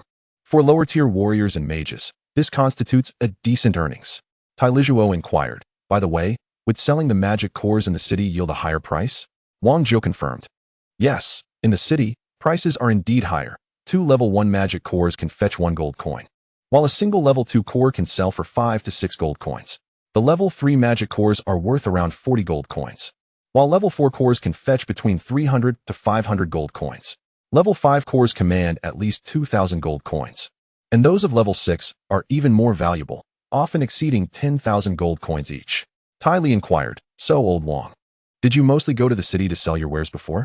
Wang Jiu replied, the distance from Ping'an town to the nearest city spans several hundred kilometers, and the journey is fraught with peril. Although the prices in Ping'an town are slightly lower, adventurers prefer to sell their goods there for 2 main reasons. It is relatively safe, and it saves time by avoiding unnecessary travel. I am no exception to this practice. Tai Li then asked, by the way, why is there such a significant price disparity between level 4 and level 5 magic cores? Wang Jiu explained, certain magical beasts are inherently rare and difficult to encounter, which naturally makes their corresponding cores more valuable than those of ordinary counterparts. For instance, the cores of lightning-type magical beasts are priced 1 to 2 times higher than those of the equivalent wind or earth types. Additionally, even among level 5 magical beasts, some are merely at the initial stage, while others have reached the pinnacle of level 5, being just a step away from level 6. This variation also leads to substantial differences in core prices. Tai Li acknowledged, that makes sense. Rarity indeed dictates value. By the way, old Wang, since you can hunt level 5 and 6 magical beasts with relative ease, wouldn't earning gold be a simple task for you? Wang Jiu responded, while it may seem easy, reaching level 7 means becoming a high-tier warrior. If one wishes, they could align themselves with powerful families or factions, gaining both gold and secrets without enduring the hardships of hunting magical beasts. Tai Li remarked, I have no desire to serve as a lackey for others. It appears I must rely on hunting magical beasts for my livelihood in the future. Wang Jiu cautioned, however, slaying magical beasts of level 7 and above is not a matter of mere desire. These creatures often possess their own factions. A level 9 beast, for example, will typically have several level 7 and 8 beasts in its retinue. Recklessly attacking high-tier beasts could provoke retaliation from formidable magical entities unless one's strength is sufficiently overwhelming to deter them. Tai Li mused, I see. Then I shall limit my hunts to magical beasts below level 7. After all, level 6 magic cores are still quite valuable. Wang Jiu countered, you may be overly optimistic. Once you reach the level of a 7th-tier warrior, the secrets of level 8 cultivation will only occasionally surface at the auction house. A manual for level 8 combat techniques costs upwards of 10 million gold coins, and the tomes for level 8 magic are even more exorbitant, potentially reaching tens of millions or even hundreds of millions of gold coins. Just how many level 6 magical beasts would you need to hunt to afford such luxuries? Tai Li exclaimed, goodness, such exorbitance? Alas, we shall speak of future matters another time. Wang Jiu affirmed, indeed, they are costly. High-tier magical and combat techniques represent the foundational wealth of prominent families and factions, making them exceedingly rare even at auction houses. How could they not be expensive? Tai Li concluded, I shall not dwell on this matter. After all, it will be quite some time before I reach the level of a 7th-tier warrior. By the way, Lao Wang, did you not mention that you are on the verge of reaching level 8? Have you acquired the secrets to cultivating your fighting spirit for level 8? Wang Jiu replied, Indeed, my master bestowed upon me the secrets, but they only encompass levels 1 through 8. As for the cultivation techniques for level 9, I shall have to devise a plan in due course. Tai Lisuo remarked, Very well, it seems that for a considerable time ahead, prior to obtaining secrets for level 4 and above, I must focus on honing my fighting spirit. I shall first elevate my fighting spirit before contemplating other matters. Wang Jiu advised, Take some time to recuperate. We shall spend the night here, and tomorrow I will guide you in seeking a solitary level 2 magical beast. If you hunt the solitary level 2 magical beast a few more times, you should be able to do so with ease. Tai Lisuo responded, All right. I will first regain my mental strength. Chapter 21. The Beast Mountain Range. 2. Within the depths of the Beast Mountain Range. Wang Jiu and Tai Lisuo rested upon the branches of a great tree throughout the night. At dawn the following day, Wang Jiu accompanied Tai Lisuo in search of a solitary level 2 magical beast for practice. Despite the presence of Tai Lisuo's wind of perception, the duo wandered for 2 to 3 hours before discovering a solitary earth-type magical beast, the Bloodfang boar, in a secluded area devoid of other magical beasts and adventurers. The Bloodfang boar possessed innate skills such as earth spikes and earth shield, coupled with its robust hide and thick flesh, rendering it formidable in defense. In addition to earth spikes and earth shield, it wielded a pair of long, blood-red fangs as its primary offensive weapon. True to form, Wang Jiu remained concealed at a distance, refraining from interference and allowing Tai Lisuo to confront the Bloodfang boar alone. This time, however, Tai Lisuo was detected by the Bloodfang boar from approximately 30 meters away. This exemplified the advantage of Earth-type magical beasts over Fire-type ones. Earth-type beasts could sense slight disturbances in the earth element around them. Any anomaly would be immediately detected, prompting a response, be it a retreat or an assault. The Bloodfang boar, alert, turned its gaze toward Tai Lisuo's position and unleashed a level 1 earth magic, earth spikes, in his direction. As the earth spikes erupted from the ground, Tai Lisuo swiftly cast Wind Step upon himself, evading the attack with agility. With the Bloodfang boar already aware of his presence, Tai Lisuo ceased his concealment and rapidly approached the beast, empowered by Wind Step. During his advance, he unleashed a series of 4 or 5 control spells upon the Bloodfang boar. By ensnaring the beast, he aimed to secure an advantageous position. Once the control spell ensnared the Bloodfang boar, Tai Lisuo unleashed both wind blades and flying daggers. However, to his astonishment, the wind blades merely inflicted shallow wounds of 2 to 3 centimeters upon the beast's hide.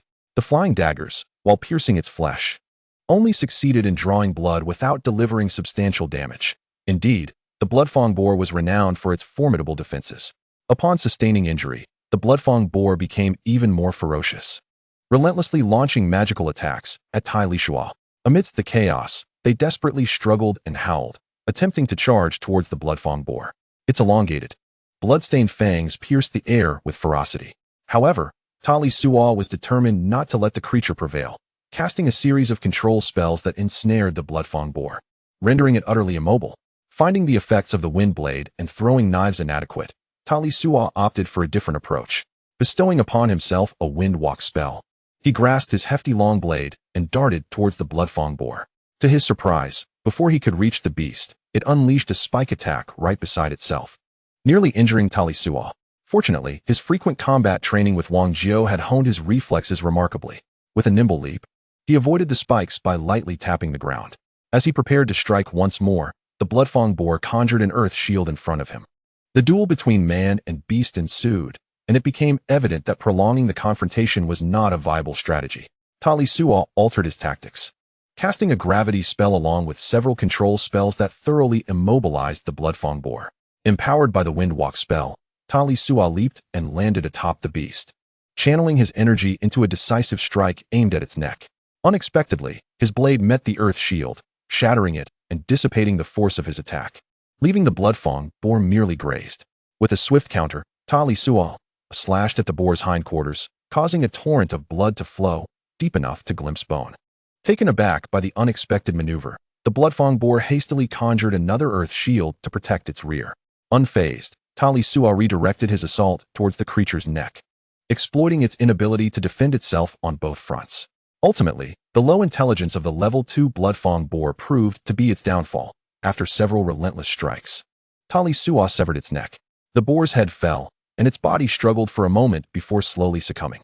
At that moment, Wang Jiao emerged from his hiding place, advising Tai Lisuo not to waste the spoils, for the monster's fangs were also valuable. Tai Lisuo reassured him, declaring his intention to transform the creature into skewers for a feast. With a smile, Wang Jiao remained silent as Tai Lisuo collected the monster's core and its formidable fangs, stowing the body within his storage ring before departing the battlefield. After a brief respite, the duo resumed their search for solitary level 2 beasts. Such creatures were scarce, as lower-tier monsters typically possessed limited intelligence and strength, making them vulnerable when alone. After wandering for quite some time without encountering a suitable target, they finally came across a few level 2 gale rabbits in the afternoon. Despite their lack of offensive capabilities, these rabbits were renowned for their remarkable speed. Although the gale rabbit is not a solitary magical beast, it serves as a suitable target for Tai Lisuo's practice. The gale rabbit is diminutive in size, yet remarkably swift, possessing a remarkable ability to escape danger. Upon sensing the approach of intruders, they promptly turn and flee in different directions. For an average adventurer, catching a gale rabbit would be nearly impossible. However, Tai Lisuo has honed his skills in wind magic. He executed the wind walk technique to perfection, and after a considerable chase, he managed to bring down a single gale rabbit, while the rest vanished without a trace. Having slain a pig and a rabbit, the day was drawing to a close. The two continued to wander for a while longer, encountering no other solitary second-level magical beasts. Before nightfall, Wang Jiao guided Tai Lisuo to a relatively safe spot to establish their resting place for the night. Within the Monster Mountain range, adventurers typically refrain from lighting fires to avoid attracting unnecessary trouble. They consumed some previously roasted magical beast meat, taking turns to keep watch while the other rested. On the third day, they resumed their hunt for solitary second-level magical beasts. Gradually, as Tai Lisuo's practical experience grew, so did his combat prowess. He successfully hunted down 3 second-level magical beasts, and then another 3.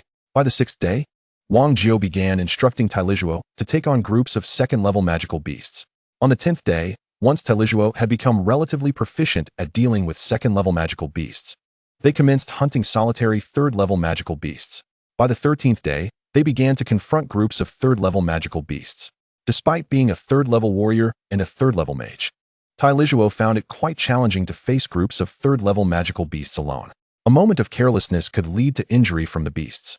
Were it not for Wang Jiao's presence, Tai Lisuo would truly hesitate to engage with groups of third-level magical beasts in the depths of the Monster Mountain range.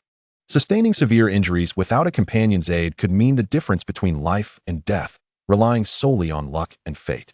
There is a high probability that one would either fall prey to the magical beasts or perish at the hands of other adventurers. On the 16th day of their journey into the Monster Mountain range, around midday, they found themselves in a relatively flat basin, dense with thickets, where they encountered a group of third-level magical beasts, the wind monkeys.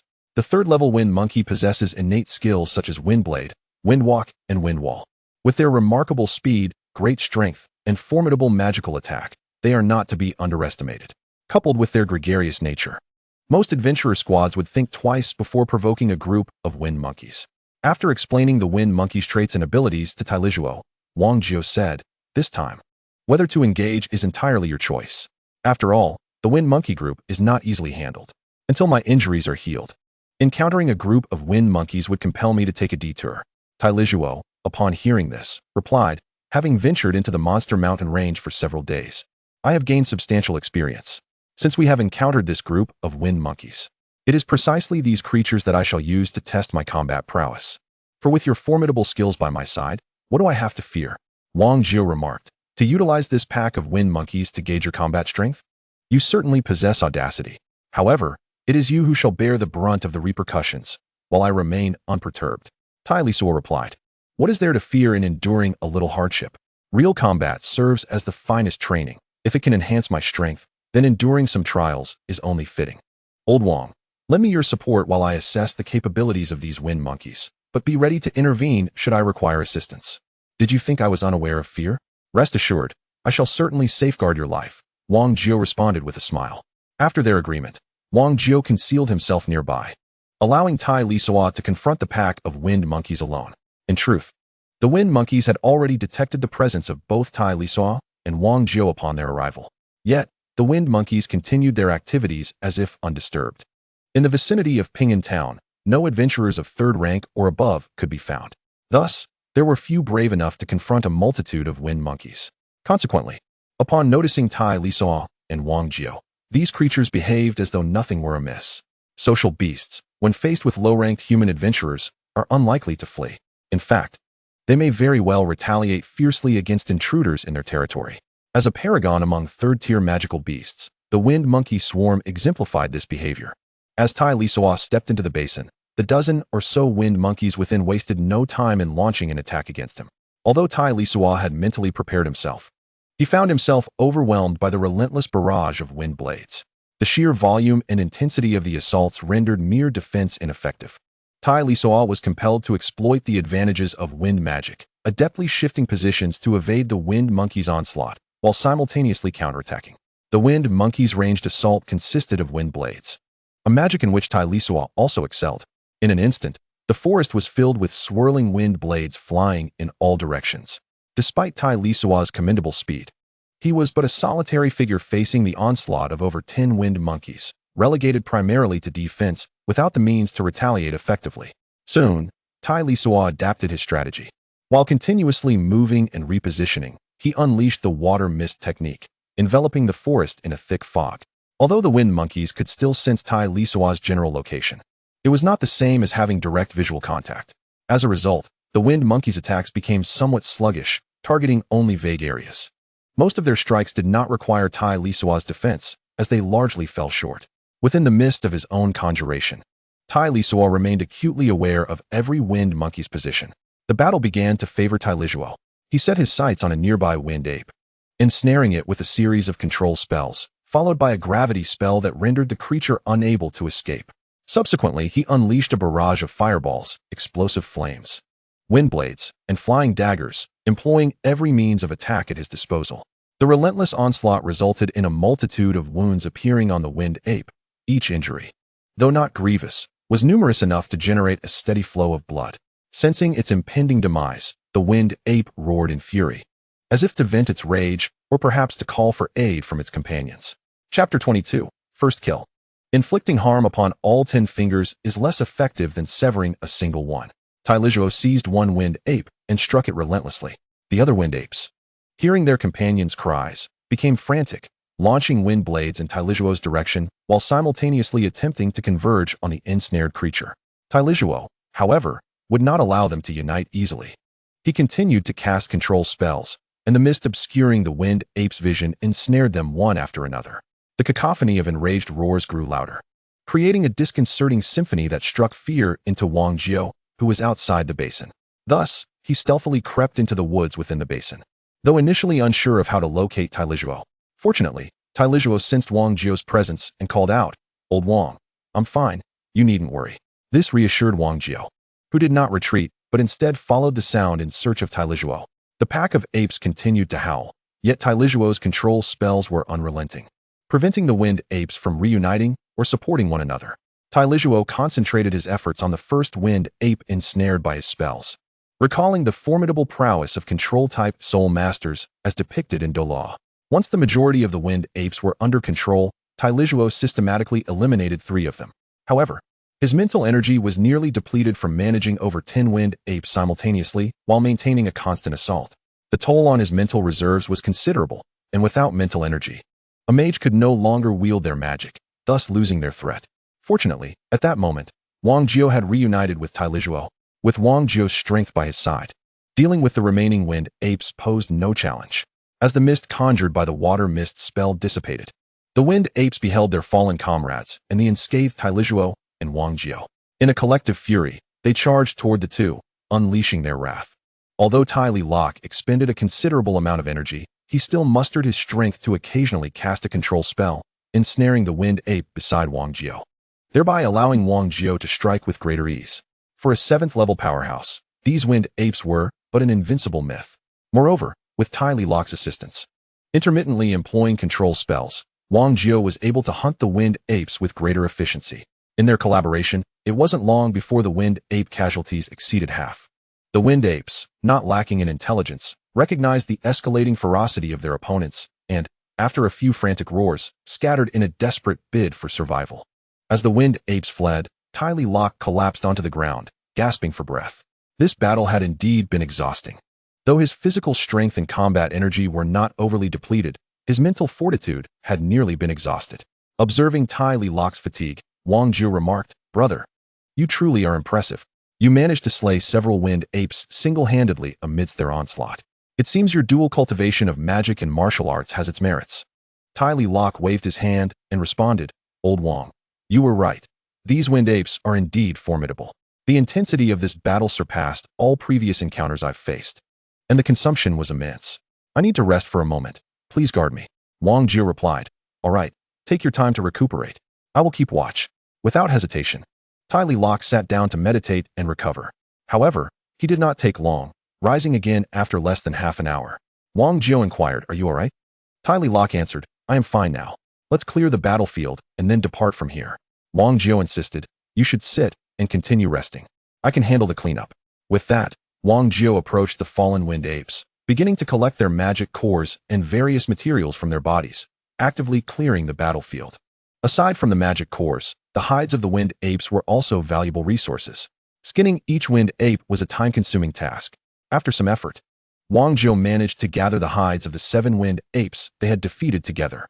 He turned to Tai Locke and asked, "So, can we continue our journey?" Tai Locke replied, "I feel much better after resting for a while." Wang Jiu chuckled, "You brought this upon yourself.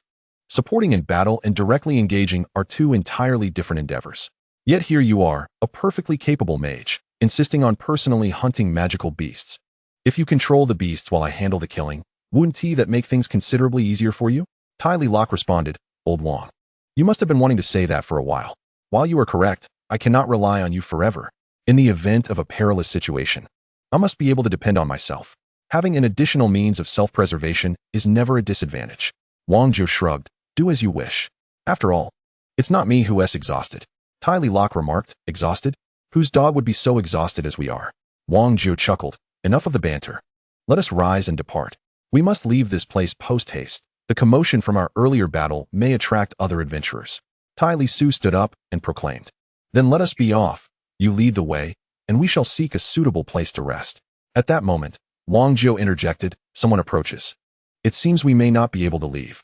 Following Wang Jiu's gaze, Tai Lisuo beheld a group of adventurers hastening towards them. This band consisted of 4 men and 1 woman, led by a burly middle-aged man with a ruddy complexion, accompanied by 3 young men and a captivating woman in her 30s. The leader, observing that only Tai Lisuo and Wang Jiu remained, both of whom appeared weary, with Tai Lisuo's pallor evident, sensed an opportunity for mischief. Wang Jiu bore remnants of blood from his recent confrontation with a wind ape, outnumbered 5-2. And having just battled a ferocious beast, the duo was at a distinct disadvantage, while the 5 newcomers appeared fresh and invigorated.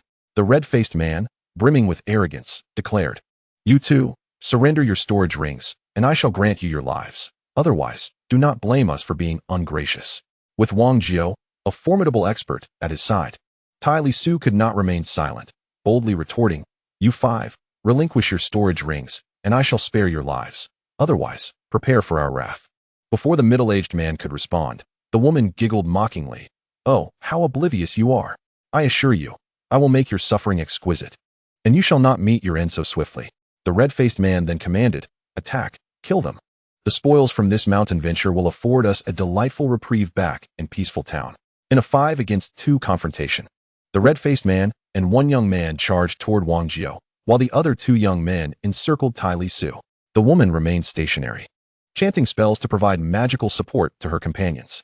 Tai Lisuo, having regained some of his mental fortitude after the prior battle, knew he could not sustain this for long and resolved to conclude the skirmish swiftly. Without waiting for the woman to cast her spell, Tai Lisuo unleashed a mist spell and imbued himself with a wind walk spell, darting past the 2 young men that had surrounded him, advancing towards the sorceress. The female spellcaster, taken aback by Tai Lisuo's dual prowess, was unprepared for his aggressive approach. She swiftly cast a ground spike spell at her feet while retreating. Due to the rarity of those who practiced both martial and magical arts, and Tai Lisuo's preference for ordinary warrior attire rather than a mage's robe, similar to Wang Jiu, the adversaries assumed he was merely a common fighter, unaware that he was, in fact, not only a martial artist but also a 3rd-tier magician. Tai Lisuo unleashed several control spells, followed closely by wind blades and flying daggers. This group of adventurers, confident in their superiority over Wang Jiao and Tai Lisuo and buoyed by their numerical advantage, neglected to assign anyone to protect the female sorceress. Consequently, they were caught off guard by Tai Lisuo's onslaught. The sorceress, momentarily ensnared by the control spells, demonstrated her seasoned experience as an adventurer from the Beast Mountain range. In a moment of desperation, she deftly utilized spikes and the earth shield to sever the tendrils of Tai Lisuo's control magic. Just as she broke free, however, she found herself in a frenzied struggle against the wind blades and flying daggers unleashed by Tai Lisuo. In a critical situation, with life hanging by a thread, the sorceress focused solely on self-preservation, casting multiple earth shields for defense, yet it was already too late. Enhanced by the Windwalk spell, Tai Lisuo swiftly closed the distance, leaping forward with a decisive strike that cleaved the disoriented sorceress in two. The two youths who had initially intended to besiege Tai Lisuo were jolted back to reality, their expressions shifting as they hastily turned to pursue him. More importantly, they aimed to protect the sorceress. However, by the time they redirected their efforts, they had barely covered half the distance when they discovered the sorceress had already succumbed to Tai Lisuo's blade. After dispatching the sorceress, Tai Lisuo landed and turned to remain vigilant. It was then that he noticed the middle-aged man and the young warrior advancing towards Wang Jiao had already been dealt with.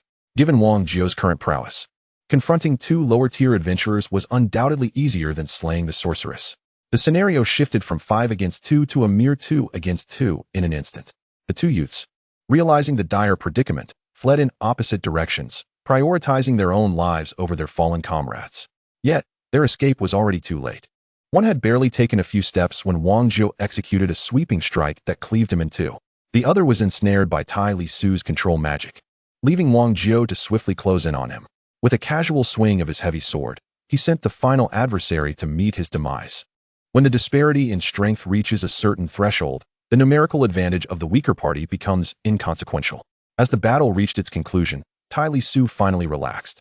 However, this moment of ease triggered a wave of nausea, compelling him to bend over and vomit uncontrollably. Chapter 23. First Kill, 2. While Tai Lisuo was retching, Wang Jiao collected the space rings and weapons of the fallen adventurers. Approaching Tai Lisuo, he inquired, "How does it feel to have taken a life for the first time?" Tai Lisuo ignored him, continuing to heave for some time before gradually calming down.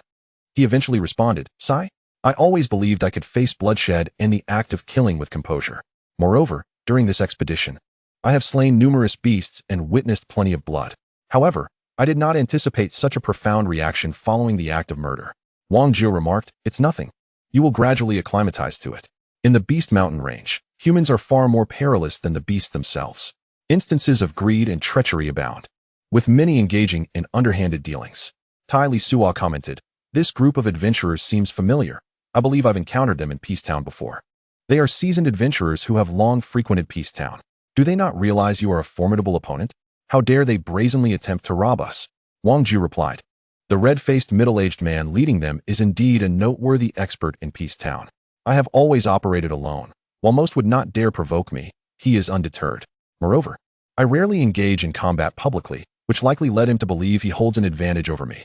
And we, having just battled the beasts, their numbers surpass ours significantly.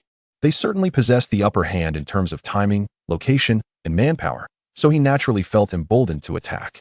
Tai Lisuo chuckled, "Ah, the slayers are always pursued by death. You are indeed formidable, old Wang. In the past, you were not intimidated by them. Now that your strength is restored, any trouble they bring is tantamount to courting death." Wang Jiao stated, "I am not afraid of them. However, had I encountered them when my strength was diminished, I would have had no choice but to flee. After all, that middle-aged man is not much weaker than I, and their numbers, along with the assistance of mages, would have left me with no option but to preserve my life." Tai Lisuo asserted, "To bring their misfortune upon us is their own folly. Judging by their style, they have likely robbed others before. Meeting their demise is well-deserved." Wang Jiao suggested, "Let us tidy up and depart to avoid further encounters." Tai Lisuo retrieved the female mage's spatial ring and magic staff, and the two swiftly vacated the scene. Once Wang Jiao and Tai Lisuo distanced themselves from the battleground, they sought refuge in a secure location to rest. Tai Lisuo examined the contents of the female mage's spatial ring, discovering several spellbooks, over 300 gold coins, and more than a dozen second-level magic cores, along with 6 third-level magic cores, as well as women's garments and various trinkets. Wang Jiao also produced the spatial rings of the other 4 individuals, meticulously organizing their contents. In total, they acquired 122nd level magic cores, over 53rd level magic cores, in addition to more than 3,000 gold coins, several blades, and some martial arts techniques. However, the martial techniques were of little value to them, yet they could be sold for a modest sum of gold. Tai Lisuo remarked. Indeed, the spoils of murder and arson are a golden belt. The beasts I laboriously hunted over the past 10 days are worth barely over 1,000 gold coins. This band of adventurers has brought us an income nearing 6 or 7,000 gold coins, hasn't he it? By the way, old Wang, how much do you think we could sell these unnecessary martial techniques for? Wang Jiao replied, that is uncertain. If we encounter someone in need, we could fetch a higher price. In Peacetown, we might sell them for about 3 or 400 gold coins. Tai Li said, these are merely low-quality goods. And considering a place like Ping'an Town, it's unlikely anyone is in need of such items. Selling them for 3 or 400 gold coins would already be quite satisfactory.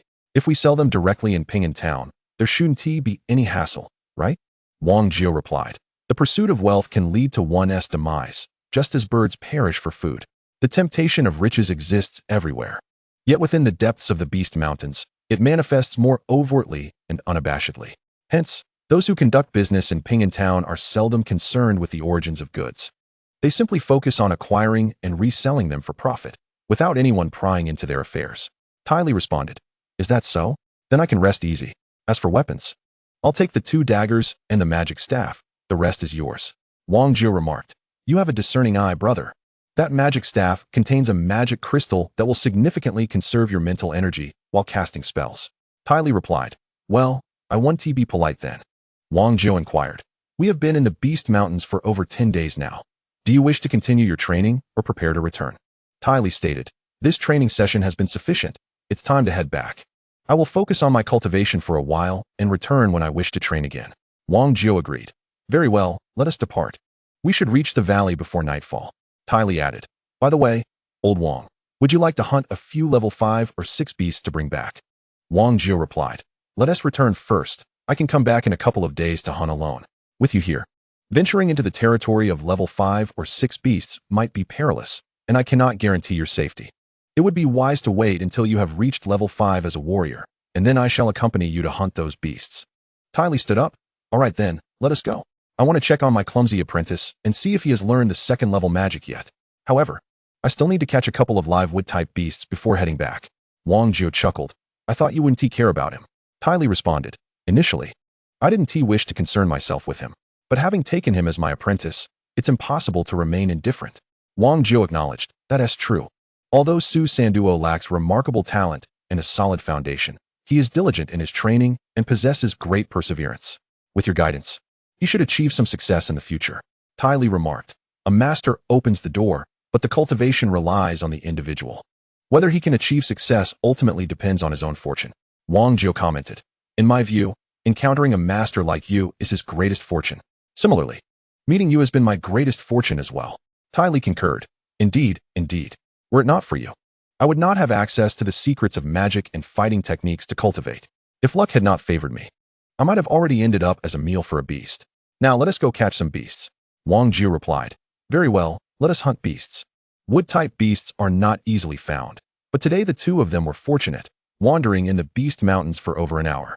Upon encountering a pack of 3rd-tier wood-type magical beasts, the Greenwood Wolves, consisting of over 20 members, Wang Jiao and Tai Lisuo, found themselves besieged.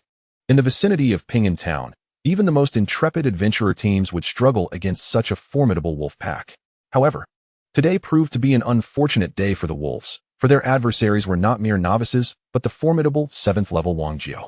As the wolves launched their attack, Tai Lisuo chose not to charge forward, but instead followed closely behind Wang Jiao. Utilizing control spells and gravity manipulation, they coordinated their efforts against the wolves. Perhaps due to the notorious reputation of this pack, there were no other adventurers or magical beasts in the area. Thus, Wang Jiao felt no need to conceal his true abilities and unleashed his full strength with Tai Lisuo's assistance. The great sword in Wang Jiao's grasp radiated with a blade aura spanning 6 to 7 meters. With just a few deft maneuvers, he left the wolves bewildered. The cunning wolves, realizing they could not contend with the 2 before them, turned and fled in panic. As the remaining wolves attempted to escape, Tai Lisuo swiftly cast several control spells, ensnaring two of the slower giants. Wang Jiu approached and easily subdued the two greenwood wolves, leaving them gravely injured. After clearing the battlefield, the duo shouldered their captured prey and made their way out of the monster mountains. As they walked, they engaged in light conversation, encountering no further troubles along their path. By evening, they returned to the small valley, where Su Sanduo was diligently practicing Tai Chi. They refrained from interrupting him, instead preparing the monster meat for dinner. After a while, Su Sanduo paused his training and noticed Wang Jiu and Tai Lisuo had returned. Ecstatically, he rushed over to Tai Lisuo and exclaimed, "Teacher, I have mastered the second-level healing spell. After successfully casting the control spell 30 times the other day, I began learning the second-level control spell, and I just finished today. Following your advice, I cast the healing spell on myself, and indeed, it greatly improved my Tai Chi practice. You are truly remarkable, teacher." Wang Jiu chuckled. "Su Sanduo, you are indeed fortunate to have Tai Lisuo as your mentor. Let me tell you, there are countless aspects of his prowess that you have yet to witness." Tai Lisuo then inquired, "Well done. How many times can you cast the healing spell consecutively now?" Su Sanduo replied, "Teacher, I can manage 3 consecutive casts, but if I exert myself fully, I can only manage 1. Tai Lisuo encouraged him, "Continue to hone your skills. Once you can cast the healing spell 20 times in succession, you may then pursue other second-level spells." "Understood, teacher. I will train diligently. Once I become more adept, I hope to accompany you into the monster mountains." "I have truly missed you both during your absence," Su Sanduo affirmed. Wang Jiu laughed heartily. "Brother, your disciple is commendable, showcasing filial piety. It seems that in the future, when I encounter a suitable candidate, I too should take on a disciple." Tai Lizhi remarked, "By the way, Senduo, this time we have brought back a considerable amount of level 2 and 3 magical beast meat. You may indulge in it. This will expedite the enhancement of your physical constitution." Su Sanduo responded, "Teacher, you are truly kind to me. Thank you, master." Wang Jiu, who was nearby, teased Su Sanduo, saying, "You only thank your teacher, not me? I also contributed to slaying magical beasts." Su Sanduo replied to Wang Jiu, "Thank you, Uncle Wang." The three engaged in conversation while preparing food, and after a hearty meal, the night deepened, leading each to their respective rest. Having endured the bloodshed in the magical Beast Mountain range, Tai Lizhi became even more focused and diligent in his cultivation. To enhance his strength, practicing battle chi was currently the most suitable path, for his mental prowess in magic had yet to surpass the 4th level. Additionally, there were no 4th level or above magical secrets available for cultivation at present. As for battle chi, the secrets provided by Wang Jiu could directly elevate him to the rank of a 7th level warrior. As for the 8th level battle chi secrets, it would be prudent to seek them from Wang Jiu after reaching the 7th level. Chapter 24, Basic Martial Techniques and Epiphany. Another matter at hand was the issue of martial techniques. When it came to practicing swordsmanship, Tai Lizhi had no intention of delving into intricate techniques. He preferred to focus solely on the fundamental skills of chopping, slashing, thrusting, parrying, and blocking. Tai Lizhi believed that swordsmanship should be swift, precise, and fierce. With the support of strength and battle chi, he aimed for remarkable speed and exact strikes. Mastering these foundational techniques should suffice for practical combat.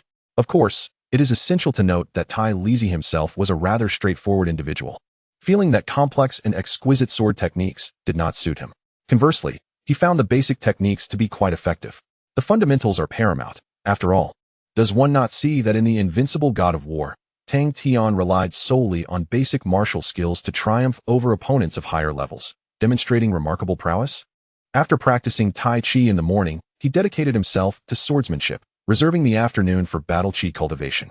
Su Sanduo diligently followed Tai Lizhi's structured approach, concentrating on his training. Wang Jiu observed Tai Lizhi's cultivation for several days and began to emulate his methods. Currently, his training relied on steady perseverance, attempting to assess the effectiveness of Tai Lizhi's approach.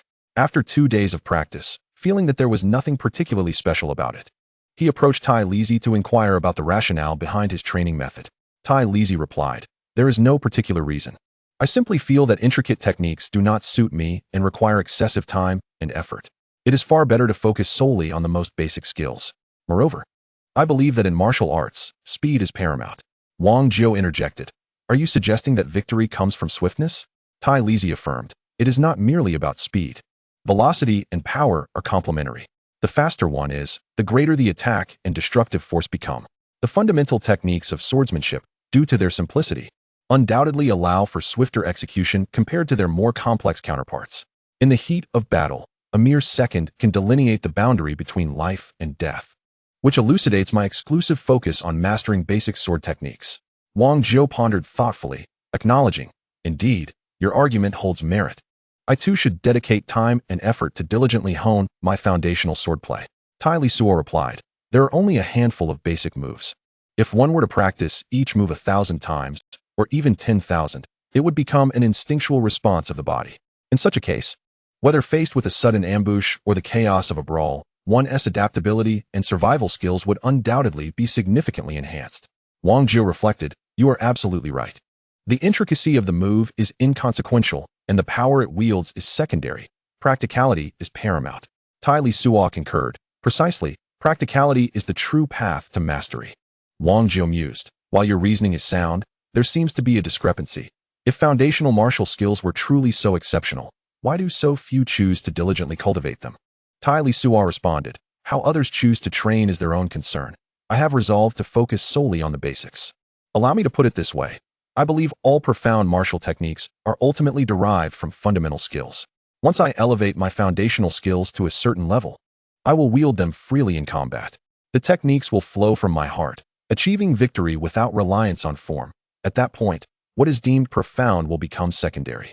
Wang Jiu remarked, to have techniques emerge from the heart and to win without relying on form sounds exceedingly formidable, bordering on the philosophical. If that is indeed the case, it would be remarkable. Henceforth, I shall follow your lead and exclusively cultivate foundational martial techniques, forsaking all others. Tai Lisuo replied, as you wish. But should you fail to achieve results in your training, do not hold me accountable. Wang Jiu retorted, am I truly that kind of person? By the way, you wouldn't intend to limit yourself to basic magic as well, would you? Tai Lisuo replied, that matter is of no concern to you. Focus on your training. For discussing magic with you is akin to playing music to a cow, haha. Wang Jiu laughed. The issue lies not with the cow, but with you. The musician whose mind has been muddled by magical beasts, haha. With a chuckle, Wang Jiu departed, while Tai Lisuo took a brief respite before resuming his practice of basic sword techniques. There are no shortcuts in mastering foundational techniques. One can only refine them through sweat and time, transforming them into instinctual responses. The adage of the foundational tang rings true. Time and sweat are never deceitful. A youth should indeed labor under the sun, pouring forth their sweat. Tai Lisuo wholeheartedly embraced this sentiment. Thus, he committed himself to relentless practice, repeating the same strike or slash thousands, tens of thousands, even countless times. Alas, as a traveler from another realm, devoid of a golden finger, a system, or even a mentor, he was left to his own devices. Whether it is the cultivation of martial arts or the methods of practice, one must rely on personal exploration and ingenuity. Everything ultimately depends on oneself. If no optimal approach presents itself, one must resort to simpler methods. For time and effort are reliable companions. Daily, consuming the flesh of 5th and 6th level magical beasts while diligently honing basic sword techniques, Tai Lisuo feels his physique steadily strengthening. After nearly a month of relentless training, Tai Lisuo's physique reaches the formidable strength of a 2nd level constitution, and his proficiency in swordplay has become remarkably adept. He engages in practice bouts with Wang Jiu, where both refrain from using energy, relying solely on their physical strength, basic sword techniques against foundational swordplay. To Tai Lisuo's surprise, with his 2nd level constitution and adept swordplay, he can contend with Wang Jiu, who is close to a 4th level constitution, engaging in both defense and offense. Naturally, Tai Lisuo finds himself on the defensive more often than not, needing to fend off multiple attacks before seizing an opportunity to strike. Although Wang Jiu maintains the upper hand in battle, the absence of energy use makes it increasingly challenging for him to defeat Tai Lisuo compared to previous encounters. To enhance their combat prowess after their morning training, Tai Lisuo and Wang Jiu partake in practical training sessions each afternoon. The days of cultivation are both monotonous and fulfilling.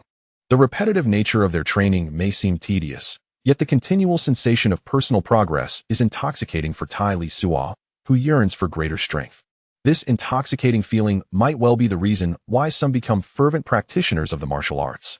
One evening, after concluding their training, Wang Jiu and Tai Lisuo prepare a meal and notice Su Sanduo practicing Tai Chi in the distance. Typically at this hour, Su Sanduo would have finished his training, prompting the two to approach him. As they draw near, they find Su Sanduo deeply immersed in his practice. completely unaware of their presence. Wang Jiao whispers, "This lad is impressive. He appears entirely absorbed in his training. While this state may not equate to enlightenment, it certainly bears significant benefits for his cultivation." Tai Lisuo remarks, "Look at him, drenched in sweat, exhaustion evident, and his complexion somewhat pale. He must have been at it for quite some time." Observing his disciple's intense focus, Tai Lisuo decides to lend a hand. With a swift motion, he casts 6 or 7 healing spells upon Su San Duo. Instantly, Su San Duo's movements become more fluid, as if his Tai Chi has taken on a unique grace. Wang Jiao, taken aback, scrutinizes Su San Duo once more, whispering in astonishment to Tai Lisuo, "Enlightenment?" He glances back and forth between Tai Lisuo and Su San Duo in disbelief. Tai Lisuo nods, softly affirming, "Indeed, he has attained enlightenment. This lad is quite remarkable." After Tai Lisuo finished speaking, Wang Jiao remained silent, instead pulling Tai Lisuo aside and scrutinizing him with an expression akin to that of a monster. This caused Tai Lisuo to doubt whether the renowned swordsman Wang Jiao had suddenly experienced a shift in disposition. After a prolonged examination, Wang Jiao finally addressed Tai Lisuo, saying, "Brother, do you possess some ability that aids others in achieving a state of enlightenment?" Tai Lisuo replied, "You are overthinking it. How could that be possible? If I had such an ability, it would be nothing short of miraculous." Wang Jiao retorted, "Do not be modest. It was you who assisted me in entering that state of enlightenment last time, and now you have aided Su San Duo as well. Brother, please help me once more. If I could experience enlightenment a couple more times, I am confident I could successfully break through to become an 8th level warrior." With a tone of resignation, Tai Lisuo responded, "Old Wang, my dear brother, these occurrences are mere coincidences. I lack the power to enable you to attain enlightenment at will." Wang Jiao insisted, "Brother, do not hastily dismiss this. Reflect on it. Perhaps you possess such an ability, yet remain unaware of it. You undoubtedly have the capacity to assist others in reaching enlightenment. Enlightenment, it is a rare phenomenon. Most individuals practice for a lifetime, spending decades or even centuries without experiencing it even once." Tai Lisuo interrupted, saying, "And so what? I have already stated that it is merely a matter of chance. Surely, you are not losing your mind over this." Unfazed, Wang Jiao pressed on, "Let us dissect the matter of enlightenment more thoroughly. Before both Su San Duo and I achieved this state, we were engaged in practicing Tai Chi, correct? Secondly, we were deeply immersed in our Tai Chi practice, right? Thirdly, it was only after you applied your healing technique that we managed to enter that state. Am I right?" Tai Lisuo, exasperated, remarked, "And you have even outlined a sequence? What does that prove?" Wang Jiao, filled with excitement, exclaimed, "Doesn't this signify enough? It clearly indicates something substantial. This is enlightenment we are discussing. Brother, it cannot merely be a coincidence. At the very least, it suggests that while we were engrossed in practicing Tai Chi, your application of the healing technique significantly increased the likelihood of us achieving enlightenment. Do you understand?" Tai Lisuo replied, "Old Wang, your analysis does possess a hint of validity. However, have you considered that you are being excessively deliberate? Do you think one can force enlightenment simply through intention? Clearly, that is impossible." Wang Jiao pondered for a moment, reluctantly conceding, You do have a point. I cannot be too intentional about it. Yet, my argument holds merit, does it not? Therefore, in the future, when we practice Tai Chi, you should apply the healing technique more frequently. It should indeed assist us in returning to a state of enlightenment." Tai Lisuo could only helplessly reply, "Very well. I shall assist you. But you must not harbor even the slightest intention of deliberately seeking enlightenment. Only when you are deeply immersed in the practice of Tai Chi, reaching a state of self-forgetfulness, will you have the possibility of entering into enlightenment once more while I apply the healing arts upon you." Wang Jiao laughed heartily, saying, As long as you are willing to help, I have no worries. Rest assured, I will not intentionally think about enlightenment. Brother, encountering you is the greatest fortune of my life. From this moment onward, my life is yours to command." Tai Lisuo chuckled. "I cannot afford the life of a formidable 7th level master. You know I am but a pauper." Wang Jiao, with a joyous demeanor, responded, "A pauper? Where do you see poverty in you? With your head brimming with extraordinary ideas, how can you claim to be poor?" "Brother, I am serious. I shall follow you from now on. Whether it be scaling mountains of blades or plunging into seas of fire, I will have no hesitation. Every powerful sorcerer has warriors in their wake. I shall be your devoted follower. While your skills are still developing, I shall invest in you and stay by your side. If I wait until you have reached greater heights, I fear I shall miss my opportunity." Tai Lisuo replied, "Enough. There is no need to get so excited over something so uncertain. You, a prospective 8th level master, are behaving like a child. Is that fitting? Wang Jio responded, why not? Whether sorcerer or warrior, who does not yearn for enlightenment? Enlightenment is the aspiration of every practitioner. Tai Lisuo interjected, all right, calm down. Su Sanduo is still practicing his punches. Let us dine first. After an afternoon of cultivation, I am already quite famished. In high spirits, Wang Jio smiled indeed. Let us eat. Tonight, we shall indulge until we are inebriated. Tai Lisuo agreed. Very well, we shall indulge without restraint. It is time to relax after continuous training. One must balance effort with ease to traverse further along the path of cultivation. Wang Jio laughed heartily. Yes, we must journey further along the path of cultivation. Once the meal was prepared, Su Sanduo continued with his practice. The two did not wait for him and began to feast. After a while, Wang Jio remarked, your speed of cultivation is remarkable, but even your apprentice is progressing at an astonishing pace. You and your disciple are leaving no room for others. Tai Lisuo inquired, are we truly cultivating at such a rapid rate? Wang Jio retorted, is it not fast? Consider how long you have been practicing. In total, it has barely been a year. And what of Su Sanduo? What was he like before? How long has he been under your tutelage? He has already become a bona fide second-level sorcerer. I, for one, cannot believe that there exist individuals more peculiar than you two, master and disciple. Tai Lisuo chuckled. I perceive that your envy does not stem from our swift cultivation, but rather from witnessing Su Sanduo's moment of enlightenment today, which has led you to feel admiration, jealousy, and resentment. Am I correct? Wang Jio retorted with urgency. Admiration and jealousy? Certainly, I admire him. After all, it was a moment of enlightenment. Who wouldn't envy that? As for jealousy and resentment, what do I have to be jealous of? What do I harbor hatred for?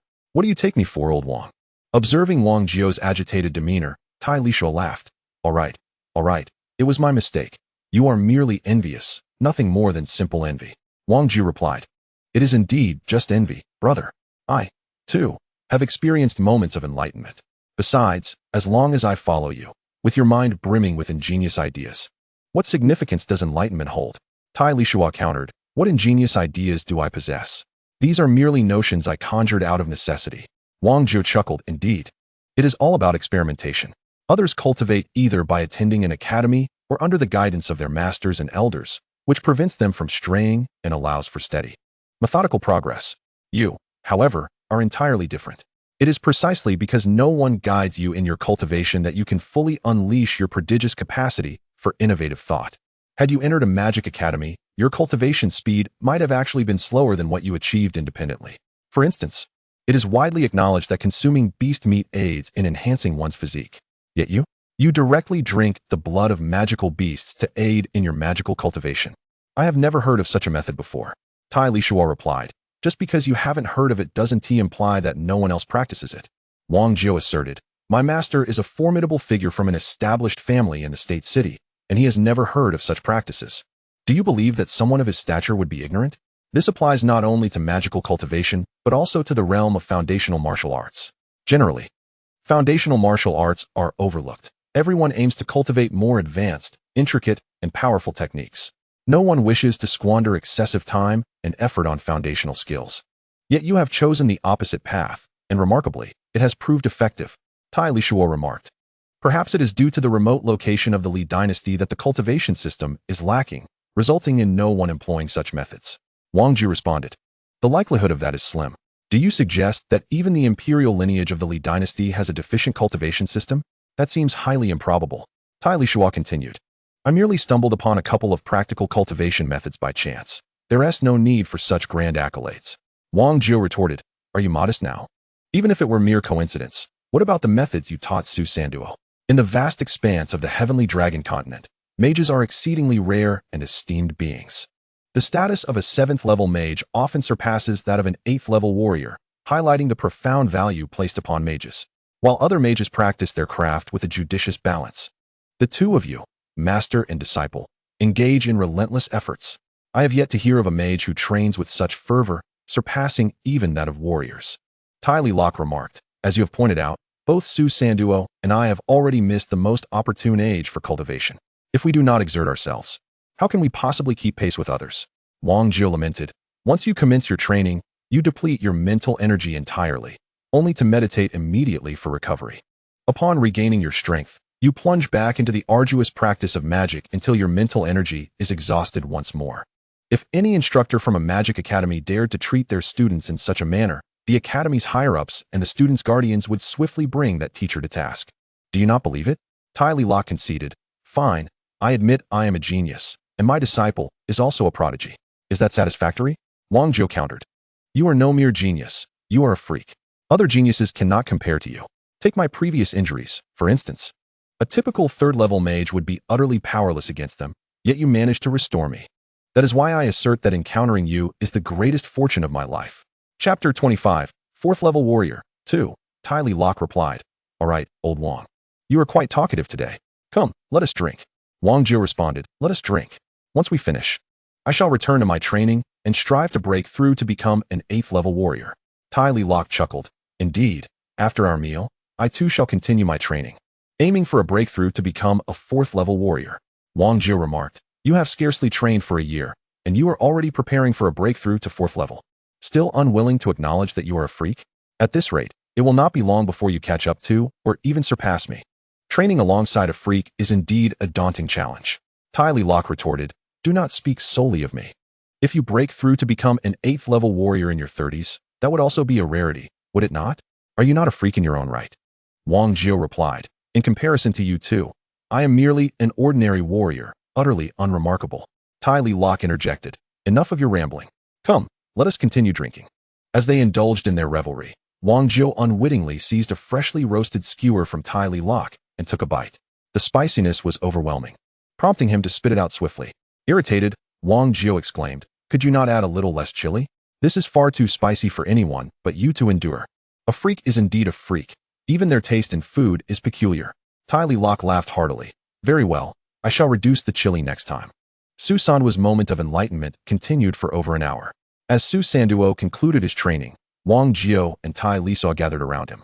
Inquiring about the insights gained from his recent epiphany, Su Sanduo replied, Master, Uncle Wang, I feel that my mental strength has approximately doubled. As for other aspects, there doesn't seem to be any particularly noteworthy gains. Upon hearing this, Wang Jiu felt an urge to reprimand him. With a hint of irritation, he said, a doubling of your mental strength is indeed the greatest achievement. What more do you desire? For a mage, mental fortitude is paramount. You must understand that cultivating mental strength is far more arduous than a warrior honing their fighting spirit. You are not content with such progress? Tai Lisuo interjected, enough? Old Wang, no need for envy. Sanduo has made commendable strides. Let him continue his efforts. Su Sanduo expressed his gratitude. Thank you, Master. I shall persist in my training. Subsequently, Tai Lisuo instructed Su Sanduo to rest and have a meal, pulling Wang Jiu aside to prevent him from incessantly pestering Su Sanduo with questions fueled by envy. As days turned into nights, time flowed like a gentle stream. In the small valley, the three were diligently engaged in their training, and before they realized it, the winter of the year 19527 in the dragon calendar had silently passed. During the transition from spring to summer in the year 19528, Tai Lisuo finally broke through to the 4th level of fighting spirit, becoming a 4th level warrior. After achieving this milestone, he continued to train for a while longer. Once he could adeptly wield the power of 4th level fighting spirit in combat, he called upon Wang Jiu to accompany him once more into the Beast Mountain range for practical experience. This time, adhering to their usual protocol, Wang Jiu provided support, while Tai Lisuo single-handedly confronted the magical beasts. Initially, they sought out solitary 4th level magical creatures for real combat. Once Tai Lisuo found himself capable of easily dealing with solitary 4th level beasts, they began hunting the more formidable groups of 4th level magical creatures. After spending 7 or 8 days honing their skills in the Beast Mountain range, Tai Lisuo had made significant progress in both combat experience and prowess. As they prepared to leave the mountains, they emerged from their resting place and soon encountered a herd of 4th level magical beasts known as the Horned Fire Bulls. Without hesitation, Tai Lisuo engaged in battle with the herd, exerting considerable effort to defeat several Horned Fire Bulls while the others fled. As Tai Lisuo busied himself collecting magic cores and beast meat, a sudden shadow leapt down from a nearby tree. The figure swiftly charged towards him from behind. Wang Jiu, who had been concealed at a distance, shouted, "Be careful behind you."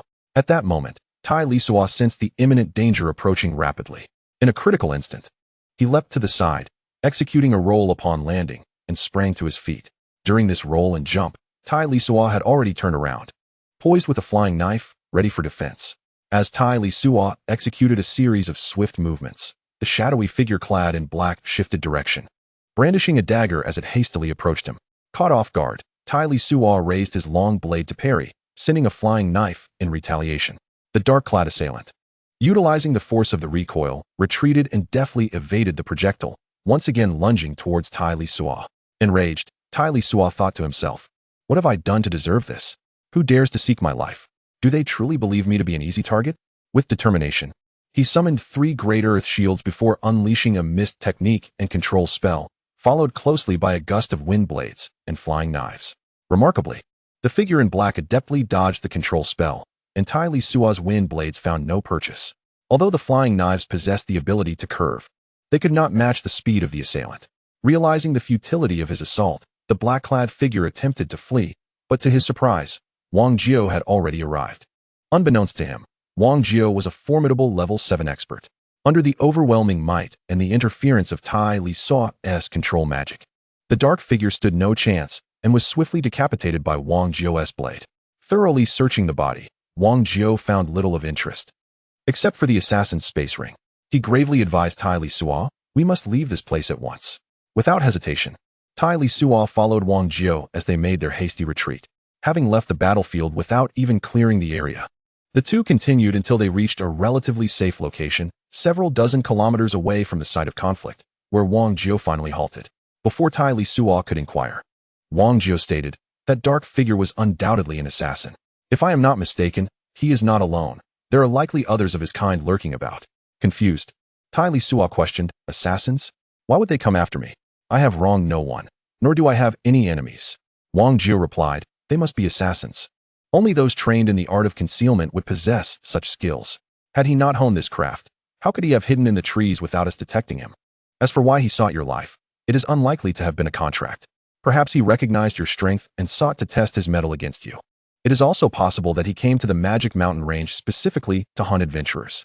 In summary, the assassin's intention to kill you was likely a mere opportunistic act, not a targeted assassination. Tai Lisuo pondered. "So you mean to say this assassin was also here to train in the Monster Beast Mountain range? By chance, he encountered me and sought to eliminate me? Or perhaps their real quarry is not the beasts, but the adventurers who roam these mountains?" Wang Jiao affirmed, "Indeed. That assassin is likely a novice from an assassin organization or a death warrior cultivated by a powerful faction, within a radius of several hundred miles from Peace Town. Few would dare venture deep into the Monster Beast Mountain range, even into areas inhabited by 4th-level beasts. Thus, those behind the assassins have sent them here for training. Unexpectedly, we have encountered a predicament. This place is no longer safe. We should return." Tai Lisuo remarked, "Indeed, this trial has reached its conclusion. However, having slain one of their assassins, will we face any repercussions?" Wang Jiao responded, "I inspected the assassin's spatial ring. It contained no identification markers, leaving us uncertain of its affiliations. Nevertheless, the entity behind the assassin likely remains unaware of our involvement in its demise. Thus, we must hasten our retreat and avoid any further contact with them, ensuring they cannot trace us." Tai Lisuo agreed. "Very well. Let us return to evade any unforeseen complications." Without hesitation, the two departed, with Wang Jiao leading the way. As they walked, he remarked to Tai Lisuo, "The assassin's prowess appeared to be at the level of a 4th-tier martial artist. While this may be considered mediocre by our standards, caution is still prudent. We cannot ascertain the nature of the organization behind the assassin or its capabilities. Any clandestine group, once entangled with, can become a source of incessant trouble, as they operate in the shadows, making them exceedingly difficult to guard against." Tai Lisuo acknowledged, "Your experience is invaluable, old Wang. Had we lingered, we might have been discovered by other members of the assassin's organization." Wang Jiao advised, "Upon our return, we must focus on our training. We shall refrain from entering the Monster Beast Mountains for the foreseeable future." Tai Lisuo affirmed, "I will heed your counsel and dedicate myself to training, avoiding the Monster Beast Mountains for now." To be on the safe side, Wang Jiao disposed of the assassin's spatial ring and its contents, casting them into a small river within the Monster Beast Mountains. Chapter 26. Wang Jiao's breakthrough due to the encounter with the assassin.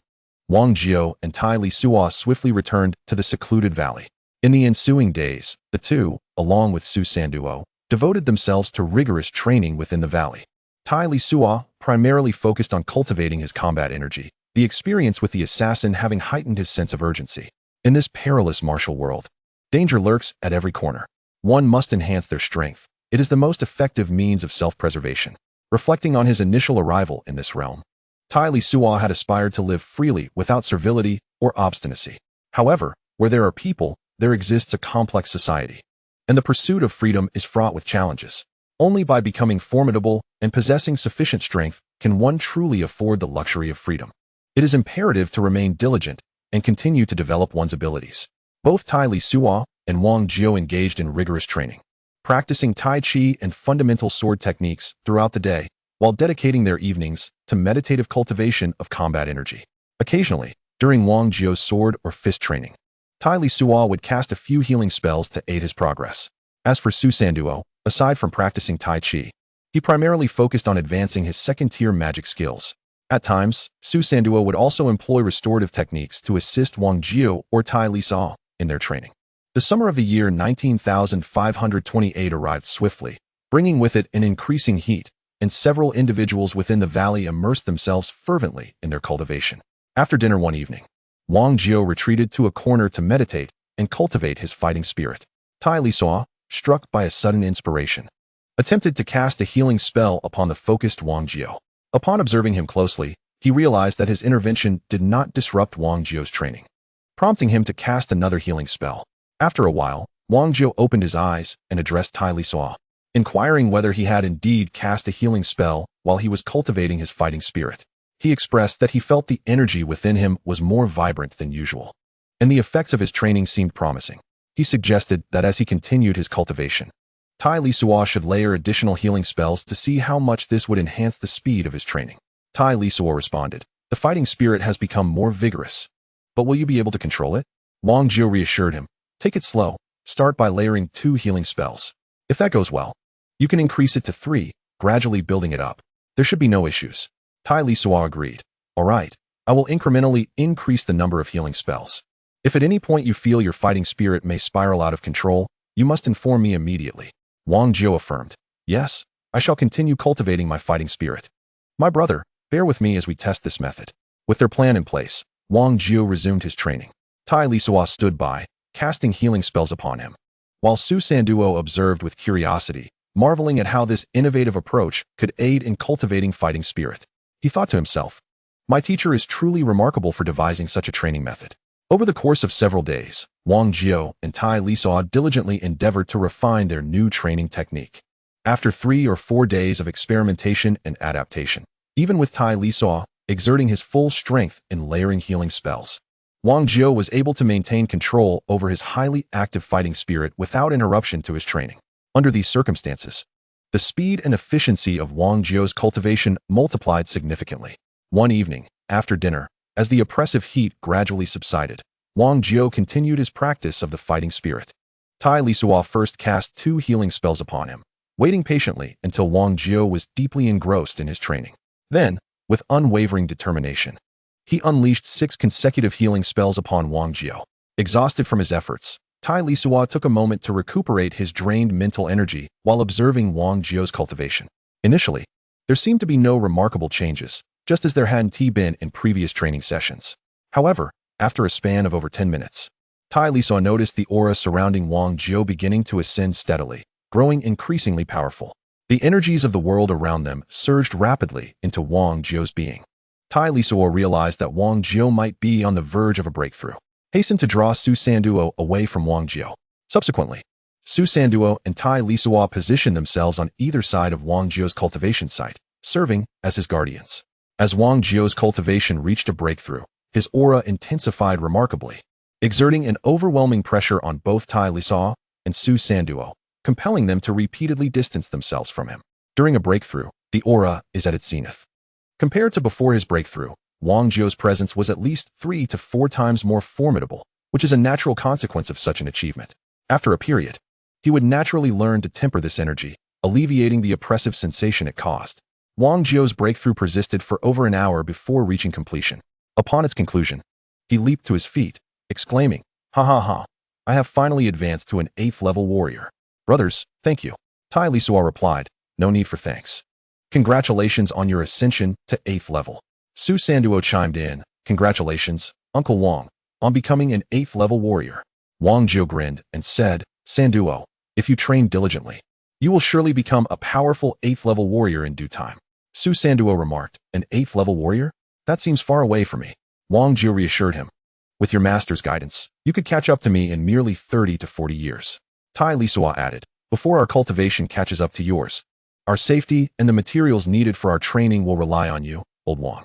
Wang Jiu responded, no problem, it is my duty. Tai Lisuo continued, come. We must celebrate your successful breakthrough to 8th level warrior with a few bowls tonight. Wang Jiu agreed. Indeed, we shall drink until intoxication is our only option. Tai Lisuo then suggested, by the way, old Wang, you should take a few days to solidify your breakthrough. After that, how about you assist Su Sanduo with practical training? Wang Jiu replied, certainly. Since I have just broken through, it is unlikely I will achieve any significant advancements in my cultivation for the time being. Therefore, I shall help Sanduo refine his combat skills. Tai Lisuo remarked, once Sanduo breaks through to a 3rd level mage and masters healing spells, he will be able to use those spells to aid our cultivation. Su Sanduo affirmed, Master, I will strive diligently to achieve my breakthrough to 3rd level mage as soon as possible. Tai Lisuo encouraged, Sanduo, do not feel pressured. Simply focus on your training. Do not concern yourself with anything else, understood? Su Sanduo responded, understood, master. With Wang Jiu's ascent to 8th level warrior, the three rejoiced, drinking bowl after bowl without pause. Eventually, both Tai Lisuo and Wang Jiu became inebriated, while Su Sanduo maintained a modicum of sobriety. After Wang Jiu spent several days solidifying his cultivation. Apart from his own daily practice, he primarily served as a training partner for the master and disciple duo of Tai Lisuo and Su Sanduo. With the formidable prowess and extensive combat experience of Wang Jiu as a sparring partner, the practical training for Tai Lisuo and Su Sanduo is significantly enhanced. Tai Lisuo is relatively better off, having ventured into the Beast Mountains on 2 occasions, where he has vanquished numerous magical beasts and even eliminated an adventurer, endowing him with sufficient psychological awareness and resilience regarding combat. His current focus on practical training is primarily aimed at honing his combat techniques and augmenting his capabilities. Conversely, Su Sanduo is entirely inexperienced, and Tai Lisuo harbors grave concerns regarding Su Sanduo's psychological state. While facing magical beasts may not pose a significant issue, when confronted with human adversaries on the battlefield, Tai Lisuo is deeply skeptical about Su Sanduo's ability to take lethal action. Psychological challenges are particularly vexing, as they cannot simply be resolved through encouragement. Consequently, Tai Lisuo finds himself troubled, opting to have Wang Jiu exert continuous pressure on Su Sanduo during their practical training. This sustained pressure may serve as a form of tempering for Su Sanduo's mindset. Approximately 20 days after Tai Lisuo and Wang Jiu encountered assassins in the Beast Mountains, a group of 10 individuals arrived at their training valley one afternoon. This contingent consisted entirely of 4th level martial artists or 4th level mages, with 2 leaders being 5th level martial artists. They introduced themselves as a training team from Annan State's Annan Academy, explaining that they chose to reside in the wilderness for the sake of enhanced training. As they put it, since they were there to train, their accommodation and sustenance were integral to the experience. Thus, they opted against staying at an inn in peaceful town, believing that living outdoors would better prepare the academy's students. The decision to temporarily settle in the valley where the trio trained was attributed to its favorable terrain, ideal for camping. Their tone was ostensibly polite, yet they exuded an air of condescension. Upon arriving in the valley, they showed no inclination to consult Wang Jiu, Tai Lisuo, or the others, and unilaterally decided to make their camp there, displaying an overwhelming sense of arrogance. The 2 instructors, accompanied by 8 students, established their presence in the valley without hesitation. To them, the 3 individuals in the valley appeared to be nothing more than ordinary adventurers, utterly incomparable to the talents of Annan Academy. The 10 individuals unabashedly set up their camp in the middle of the valley on the flattest patch of grass, encircling their tents, and commenced cooking. However, their cooking primarily involved heating pre-prepared meals stored in spatial rings, which retained their flavor. Observing their ample provisions, it was evident that they merely needed to warm them up for consumption, adopting a philosophy of avoiding unnecessary conflict. Wang Jiu and Tai Lisuo refrained from voicing any objections, leading Su Sanduo to a more secluded area of the valley, where they began to prepare their own meal. Tai Lisuo always felt that these individuals were not here for training, but rather appeared to be on an outing. The flora in the greenhouse lacked the harsh lessons of society. Chapter 27. The training team, winds rising silently, indulging in food and drink. He listened to the lofty discussions emanating from the valley. Suddenly, Tai Lisuo recalled the assassins he had encountered in the Beast Mountain range and the night he crossed over. What had transpired in Peace Town? He turned to Wang Jiao and quietly inquired, "Old Wang, what was the cause of the chaotic battle in Peace Town?" Wang Jiao cast a curious glance at Tai Lisuo and replied in a hushed tone, "At that time, I had ventured into the Beast Mountain range and was not present in Peace Town. Later, I heard it was over a dispute regarding a long sword that the fighting erupted. What kind of long sword could provoke such a fierce conflict among the adventurers in Peace Town?" Tai Lisuo pressed. Wang Jiao answered, "I only heard rumors, so I cannot vouch for their accuracy. It is said that an adventurer team stumbled upon a long sword in the Beast Mountain range.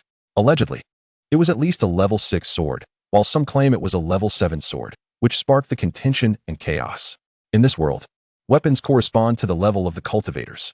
For instance, if a level 7 warrior wields a level 6 weapon, the latter would struggle to withstand the warrior's energy. In such a case, not only would combat be futile, but even regular training could easily damage the weapon. The same applies to mages. A level 3 magic staff is immensely beneficial for a level 3 mage, but for a level 4 mage, its utility is significantly limited. Therefore, weapons in this world are incredibly precious, their value far exceeding that of a magic core of the same level. A level 7 sword? Tai Lisuo mused.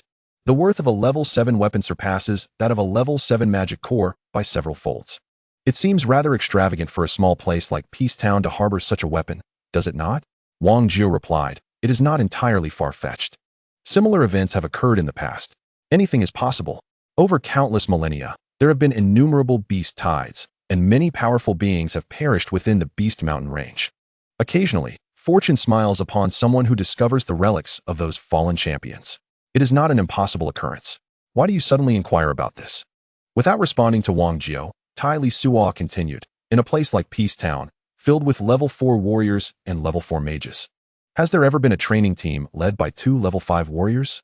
Wang Jiao remarked, "Training teams from various academies occasionally venture near Peace Town for their expeditions. However, I have never heard of a team with such strength. Are you suggesting that this team is suspicious?" Tai Lisuo remarked, "Initially, the conflict over the powerful warrior's sword led to fierce confrontations in Ping'an Town.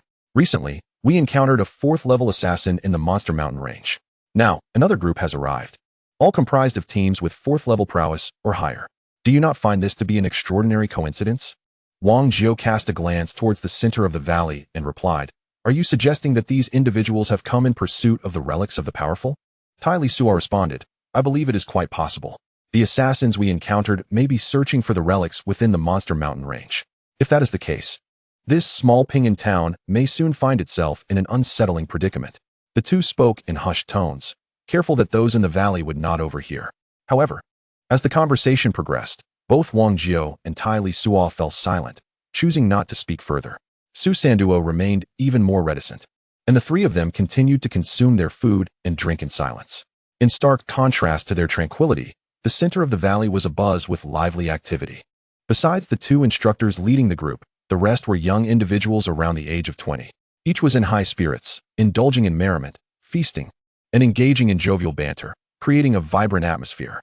The two instructors were relatively young themselves, one in his 30s and the other in his 40s. Among the 8 students, there were 6 males and 2 females. One of the females, a warrior, possessed an average appearance, but her remarkable figure, accentuated by a form-fitting warrior's attire, undeniably captured the attention of the young men. Even the 2 male instructors could not help but steal glances at her. The other female, a mage, wore a loose magical robe, yet her excellent physique was still apparent. Compared to the warrior, her figure was only slightly less impressive. Coupled with her pure and sweet looks, her smiling demeanor made her the center of attention. The young men in the training group eagerly vied for attention, loudly boasting and engaging in grand discussions, hoping to attract the gaze of the beautiful students. Even from 200 or 300 meters away, Tai Lisuo and his companions could hear their exuberant chatter. Some declared their intention to protect the 2 female classmates, while others insisted that the ladies need only to speak, as they would handle all matters, be it combat or otherwise. There were even those who boasted about clearing a path through the Monster Mountain range for the benefit of the lovely classmates. Tai Lisuo listened, somewhat speechless, amused by the youthful exuberance of these young men. Even in their bravado, each seemed to outdo the other.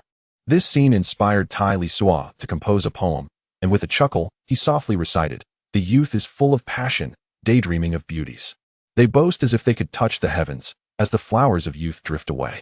Wang Jiao, astonished, looked at Tai Lisuo and asked, "Brother, you can compose poetry? I never would have guessed you possessed such talent." Tai Lisuo remarked, "It is of little significance, merely a trivial matter.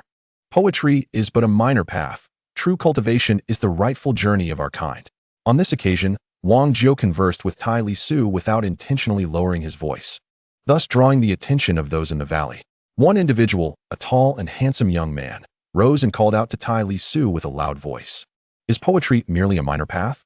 You speak boldly. Let us hear another verse." With a chuckle, Tai Lisuo responded with an impromptu recitation. The youth avoids the damp sand as twilight descends into silence.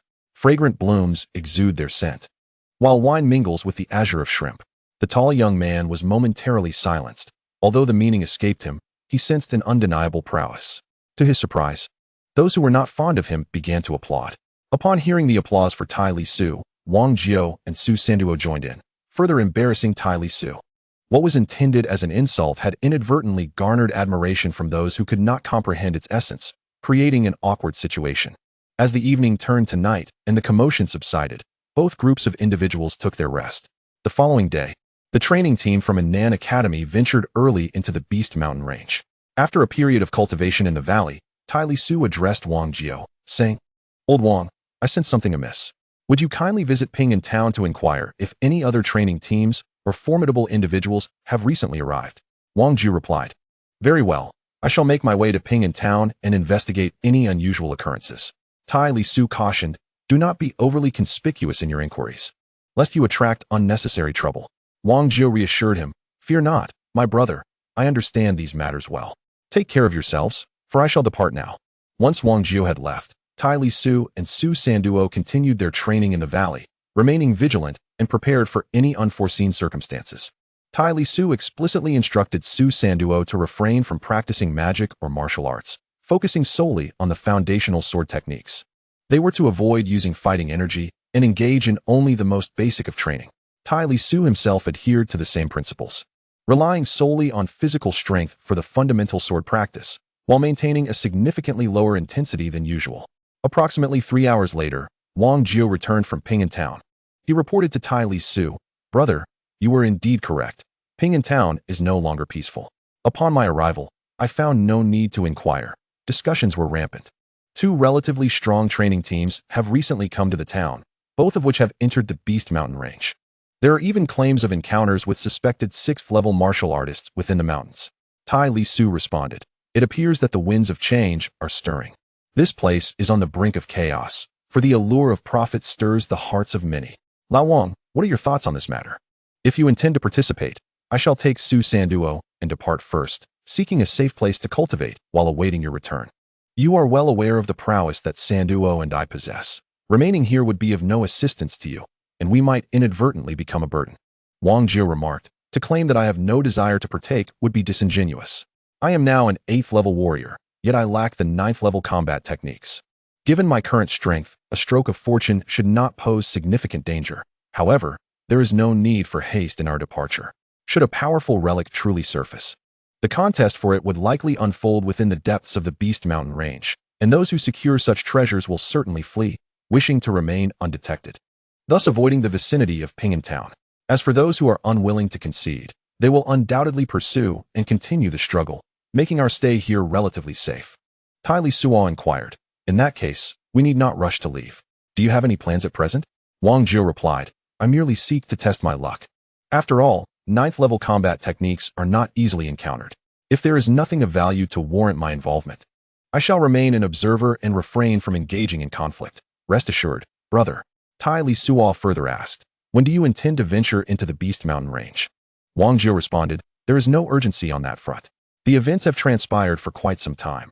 If powerful relics were easily found, they would have already been discovered. Such matters are largely contingent on fortune, and ultimately, who reaps the greatest rewards hinges on both luck and strength." Tai Lisuo noted, "Very well. Then let us continue our training here, but refrain from using combat energy to avoid revealing our strength. Focus solely on utilizing physical prowess and honing our foundational sword techniques." Wang Jiao agreed, "Indeed, I will heed your advice. Your consideration is commendable, brother." In the days that followed, The trio persisted with their training in the valley. Wang Jiu visited Ping'an Town daily to glean updates on the unfolding events and latest news. Within a couple of days, a so-called expedition team arrived in Ping'an Town, composed entirely of 5th-level warriors and 2 4th-level mages. This development instilled in the townspeople a palpable sense of impending change, suggesting that news of powerful relics discovered in the nearby Beast Mountain range had begun to circulate. After several more days, clusters of skilled individuals continuously flocked to Ping'an Town. Among them, the weakest boasted 4th-level warrior or mage status, while the mightiest included 7th-level powerhouses. The atmosphere in Ping'an Town grew increasingly tense amidst this flurry of activity. Numerous adventurers who had once called the town home began to depart, seeking refuge in distant locales to evade the brewing storm. Chapter 28. The battlefield relics. The progression of events unfolded in an utterly unexpected manner. Each day, an increasing number of skilled individuals arrive in Ping'an Town. More importantly, news has emerged that a battlefield relic has been discovered in the Beast Mountain range just a few days later. The reason this relic remained concealed until now is due to its location within a vast canyon. The terrain within the canyon is intricate, and more crucially, it is inhabited by formidable beasts. The weakest among them are level 4 monsters, while the most powerful can reach level 6. And there may even be level 7 beasts dwelling within the depths of the canyon. In contrast, the most formidable adventurers in Ping'an Town are merely level 3 warriors or mages. Consequently, the battlefield relic within the canyon has remained undiscovered for so long. Initially, a fortunate group of adventurers stumbled upon a level 6 longsword at the canyon's edge, which led to the infamous Night of Blood in Ping'an Town. It was on that very night that Tai Lisuo crossed over into this world. As the saying goes, there are no secrets that remain hidden forever. The news of the level 6 longsword's appearance near Ping'an Town gradually reached more ears, resulting in the formation of so-called training squads and the arrival of more skilled adventurers. This morning, upon returning to the canyon from Ping'an Town, Wang Jiu addressed Tai Lisuo and Su San Duo, saying, "Brothers, you should leave first with Su San Duo. I will find you again in a while." Noticing an unusual expression on Wang Jiu's face, Tai Lisuo assumed it was due to his anxiety over the impending chaos and competition, leading to psychological pressure. He inquired, "What's wrong, old Wang? You seem off. Are you worried about the level 9 fighting techniques and the risk of succumbing to madness?" In truth, Wang Jiu had some thoughts. He believed that even without level 9 fighting techniques, he could potentially break through to become a saint-level powerhouse. Therefore, he reassured Tai Lisuo, saying, "So, old Wang, don't dwell on it too much, and certainly don't risk your life for the elusive level 9 fighting techniques. It's simply not worth it." With a sigh, Wang Jiu replied, "It's not about the fighting techniques. Today in Ping'an Town, I encountered an old enemy." Tai Lisuo quickly asked, "You encountered your enemy? How many were there, and what is their strength? Are you confident you can handle them?" Wang Jiu responded, "They are a level 7 warrior accompanied by 3 level 6 warriors. I am confident I can manage them, so do not worry, brother." Tai Lisuo pressed further, "Could there be other strong opponents that you did not see?" Wang Jiu explained, "When I saw them in Ping'an Town, they were actively seeking companions to form a team. Clearly, the power of the beasts in the battlefield relic far exceeds their expectations, which is why they are hastily recruiting allies to explore the relic. They hail from Shigu Prefecture, while we are in Annan Prefecture, several thousand miles away. Even if they send word back, it will take at least a few days for reinforcements to arrive from Shigu. We have sufficient time in these few days." Tai Lisuo remarked, "I see. Old Wang, take the opportunity to act in the next few days. If you cannot find a chance during this time, then you should leave Ping'an Town with us. What say you?" Wang Jiu chuckled and replied, "Brother, rest assured, I would never put my life at risk. I am eagerly awaiting your guidance to ascend to the realm of the Saint Domain." Tai Lisuo remarked, "As long as you are aware of your own circumstances, that is sufficient. Consider this. If you were to break through and become a Saint Domain powerhouse, what would your enemies amount to? Before a Saint Domain expert, they are but mere ants. Did you not mention that Saint Domain experts are also referred to as law experts? My belief is that the crux of breaking through to the Saint Domain lies within the mastery of the laws.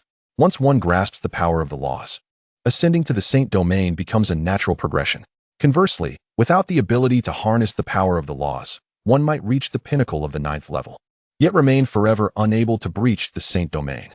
Wang Jiu pondered for a moment and inquired of Tai Lisuo, "So, brother, are you suggesting that if one can master the power of the laws, one can attain the Saint Domain even without the 9th level martial arts techniques?" Tai Lisuo affirmed, "Indeed. Therefore, there is no need for you to take risks for the sake of 9th level martial arts techniques. As for your enemies, eliminate them when the opportunity arises. If not, do not fret. Once you become a Saint Domain expert, their lives and deaths, along with their families, will be but a fleeting thought for you. Wang Jiu laughed heartily. Brother, you are truly a man of ideas, already contemplating the breakthrough to the Saint Domain. I trust you. He added, in that case, you need not venture far from Ping'an town. Let us go to the valley I mentioned before, approximately 15 to 16 kilometers from here. You may cultivate there temporarily, and I shall join you within 5 days at most. Tai Lisuo agreed. Very well, it is settled then. You must keep your word. Wang Jiu reassured him. Fear not, I shall certainly uphold my promise. For now, I will lead you to the location I mentioned, and then I shall return to Ping'an town. After escorting Tai Lisuo and Su Sandao to their destination and exchanging parting words, Wang Jiu returned to Ping'an town. In the town, his enemies awaited. Zhao Jun, a level 7 warrior, had formed a temporary alliance with 3 level 6 warriors and another group. This temporary ally was also led by a level 7 warrior, accompanied by 2 level 6 warriors and a level 5 mage. What began as a 4-person team had now swelled to 8, bolstered by 2 level 7 warriors. This group was prepared to venture into the Monster Mountain range, aiming to seize an advantage in the battlefield ruins before more powerful adversaries arrived. During this period, the influx of individuals entering and exiting the Beast Mountain range has significantly increased. Once the location of the battlefield relics was identified within a Grand Canyon, the number of visitors surged even further. Among these individuals, a predominant number traversed the route between Peace Town and the canyon, thus allowing Wang Jiu to blend seamlessly into other groups as he trailed behind Zhao Jun and his companions, free from the anxiety of being detected. As a level 7 martial artist, he had made substantial progress on his path of cultivation, which not only enhanced his strength and combat prowess, but also elevated his perceptual acuity beyond that of the average individual. Should anyone fixate their gaze upon them, it would certainly be noticed. However, the seasoned Wang Jiu was no novice. His glances merely skimmed over the Zhao Jun's contingent without eliciting any actions that might arouse suspicion. He maintained a discreet distance, ensuring he did not lose track of them. Thus, he arrived at the edge of the canyon housing the battlefield relics. Wang Jiu had previously visited this location, yet he refrained from rashly entering the canyon. The canyon stretched endlessly into the depths of the Beast Mountain range, with the distant sight of a river roaring at its base, flanked by towering ancient trees that obscured the view within. On either side of the canyon rose sheer cliffs, some reaching heights of 100 feet, while the side where Wang Jiu and his companions stood was also steep.